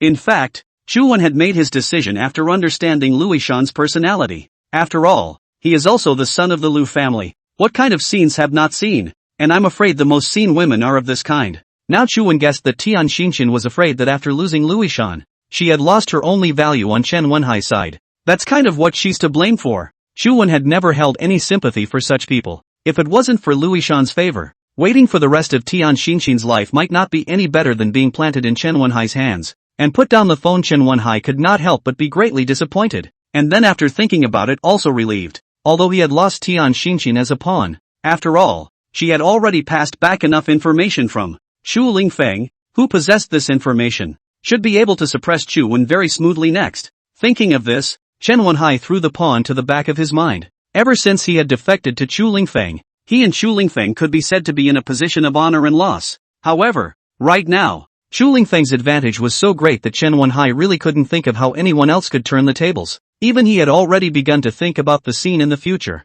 when Chu Lingfeng became the Chu family's head, and he took revenge on Chen Wenyang and Chu Wen. Just what he didn't know was that even if it was the Yanjing Chu family, I'm afraid that they couldn't help Chu Wen alone when they really acted. It's time to start. After solving Luishan's problem, Chu Wen also harvested a batch of points once again. At this time, his points had already come to more than 500,000. Just as Chu Wen was about to communicate with the system's beep sounded in advance. Ding! Congratulations to the host for completing the hidden mission and unlocking the super jackpot. The super jackpot costs 60,000 points per draw, and 500,000 allows for 110 in a row. Seeing this news, Chu Wen was inwardly surprised. The usual rewards were no longer useful to Chu Wen at this time, unless some god-level skills appeared. Therefore for this upgraded super jackpot, Chu Wen was also extraordinarily looking forward to it. Looking at his points, 520,000, just in time for a 10 consecutive. Without hesitation, Chu Wen immediately communicated with the system. System, the lottery is open. Draw 10 times in a row. Ding! Congratulations to the host for obtaining a divine level cooking skill. Ding! Thank you for your patronage. Ding! Thank you for your patronage. Sure enough, it was another touching burst rate. And there were actually 8 consecutive thank you patrons in addition to 1 divine chef. Just as Chu Wen was hating his guts, the results of the 10th draw came out. Ding! Congratulations to the host for obtaining a system upgrade coupon. It can be used to upgrade the current system skill. Is it to be used? System upgrade coupons. Chuwon had never thought that the system's skills could still be upgraded. It's important to realize that a large part of how far he's come is because of this wishlist system. Drawing a system upgrade coupon at this moment, Chuwon only wanted to give this super jackpot a nod. After lamenting about the conscientious lucky draw system, Chuwon couldn't wait to use the system upgrade coupon. As a gorgeous golden light flashed before his eyes, the entire system border was encrusted with a golden border. Ding! Congratulations to the host for the successful upgrade. Now the host can additionally use the search box function. There is no need to walk up to this person and enter the identity of the person you want to know to get their wish list. Sure enough, after the series of beeps ended, a search box appeared in front of Chuwon. After trying to input the Lee family Chen Wenhai's wish list was immediately displayed. Ding! Search successful. 1,000 points deducted. Name, Chen Wenhai. Desires. Desire list. 1. Help Chu Lingfeng defeat the remaining 2 contenders to become the Chu family head. 2. Revenge on Chen Wenyang and Chu Wen. 3. After Chu Lingfeng captures Magic City, get Chu Tianga group. Expand for more information. Only after watching the points in his account missing by 1,000 points did Chu Wen react. It's amazing that you have to use points for this search box feature. But thinking about its perverse ability to ignore distance and activate whenever and wherever, the need for points to activate it seemed understandable. Although he knew the grudge between Chen Wenhai's brothers and his hatred for himself, it was not surprising that he had this one wish. But I didn't realize that a close second would be his Chu Tianga group. Moreover, from the looks of it, Chen Wenhai was still playing with the idea of waiting for Chu Lingfeng to become the head of the family to monopolize the Chu Tianga group. Thinking of this, Chuwon couldn't help but let out a cold laugh. Couldn't one's own Shudianj group be taken just because one wanted it? Even if he gave Chu Lingfeng the opportunity to capture the Magic City, while he was rampaging around, Chuwon ensured that when he saw the Chu Tianga group, he would still have to walk around it. Furthermore, even Chuwon hadn't agreed. How could Chu Lingfeng become the Chu family head?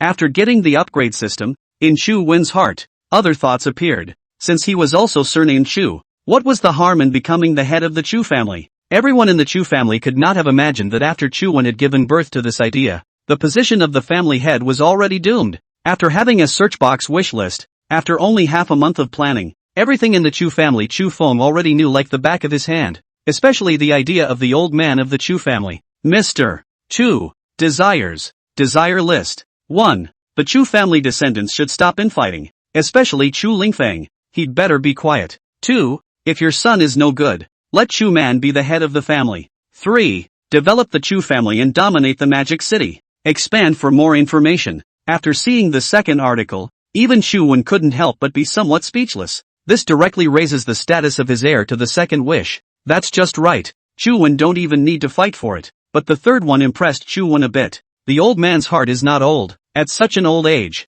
he still wants to make a career out of it. 2 days later, Elder Chu formally summoned the entire clan to hold a circular on the family will. Chu Lingfeng, who was sitting next to Elder Chu, was naturally complacent, looking like he was determined to win the family seat. There were even some family members who sent messages to Chu Lingfeng in advance to congratulate him. And now for the reading of the will. After the lawyer read the will in front of Elder Chu and a group of family members, everyone was dumbfounded. The people at the bottom began to whisper as well. When did this family head pop up a blood brother? There's a difference of 30 between the two, isn't there? And doesn't the head of the family have 2 sons? With Chu Wen taking over the Chu family a year later. Magic City Stock Exchange. Congratulations to Chu Tianga Group stockholders for breaking through 1 million. It's the highest record since the establishment of this exchange. The Chu family is really something. Just a short while after changing a family head, it has dominated the entire Magic City's large and small markets. I heard that the new family head is actually not related to the Chu family by blood. Shoo, it's not for us to talk about such characters. But what about that Chu family heir Chu Lingfeng who was so hot before? Don't talk about it. Since the competition failed, I haven't been out of Yanjing now. He's been in his old home in Yanjing to drown his sorrows in wine. Isn't that imprisonment in disguise? After today, the Chu Tianga Group became famous overseas, and the Chu family became the only superb family in China. And Chu Wen, who was leading all this behind the scenes, had taken Li Jiayi and Chu Mengting and started traveling around the world half a year ago. Inside the institution of the upper school theater, a young man looked slightly distressed at the Bugatti Veyron in the parking ramp. Hi, hey beautiful, can you lend me $500 to get gas? I just got back from overseas and the currency isn't universal. And hearing this voice, this person who was called beautiful was instantly surprised. Why are you back early? Didn't you say it was 6 months away? The male shrugged his shoulders and said somewhat helplessly, plans can't catch up with changes. You'll know when you get back. This man and woman were none other than Chu Feng and Zhao Linger. Half a year ago, Chu Wen had a showdown with her about her other girlfriends. Zhao Linger, who had heard this news, seemed to have expected it and did not struggle, accepting this reality calmly. I know who you are, and my father attended the notarization of the Chu family's will, but you have to wait for me until I graduate from the upper theater. These were Nanboer's exact words. After arriving at the villa in Magic City, Zhao Linger realized what the changes Chu Wen was talking about were. Sister Li, you're pregnant. And hearing this, Li Jiayi naturally nodded her head. Aha! This scene of joyfulness of the Qi family made Chu Wen nod his head in satisfaction. With that, Chu Wen quietly looked at the two women's wish lists. Li Jiayi, I wish the kids in there were twins, preferably a boy and a girl. Zhao Linger, I can't believe Sister Li is moving so fast. I want it today too. If one day doesn't work, then 1 week. If 1 week doesn't work, then 1 month. Chu Wen secretly touching his waist. It turns out that happiness also has troubles. Book ends.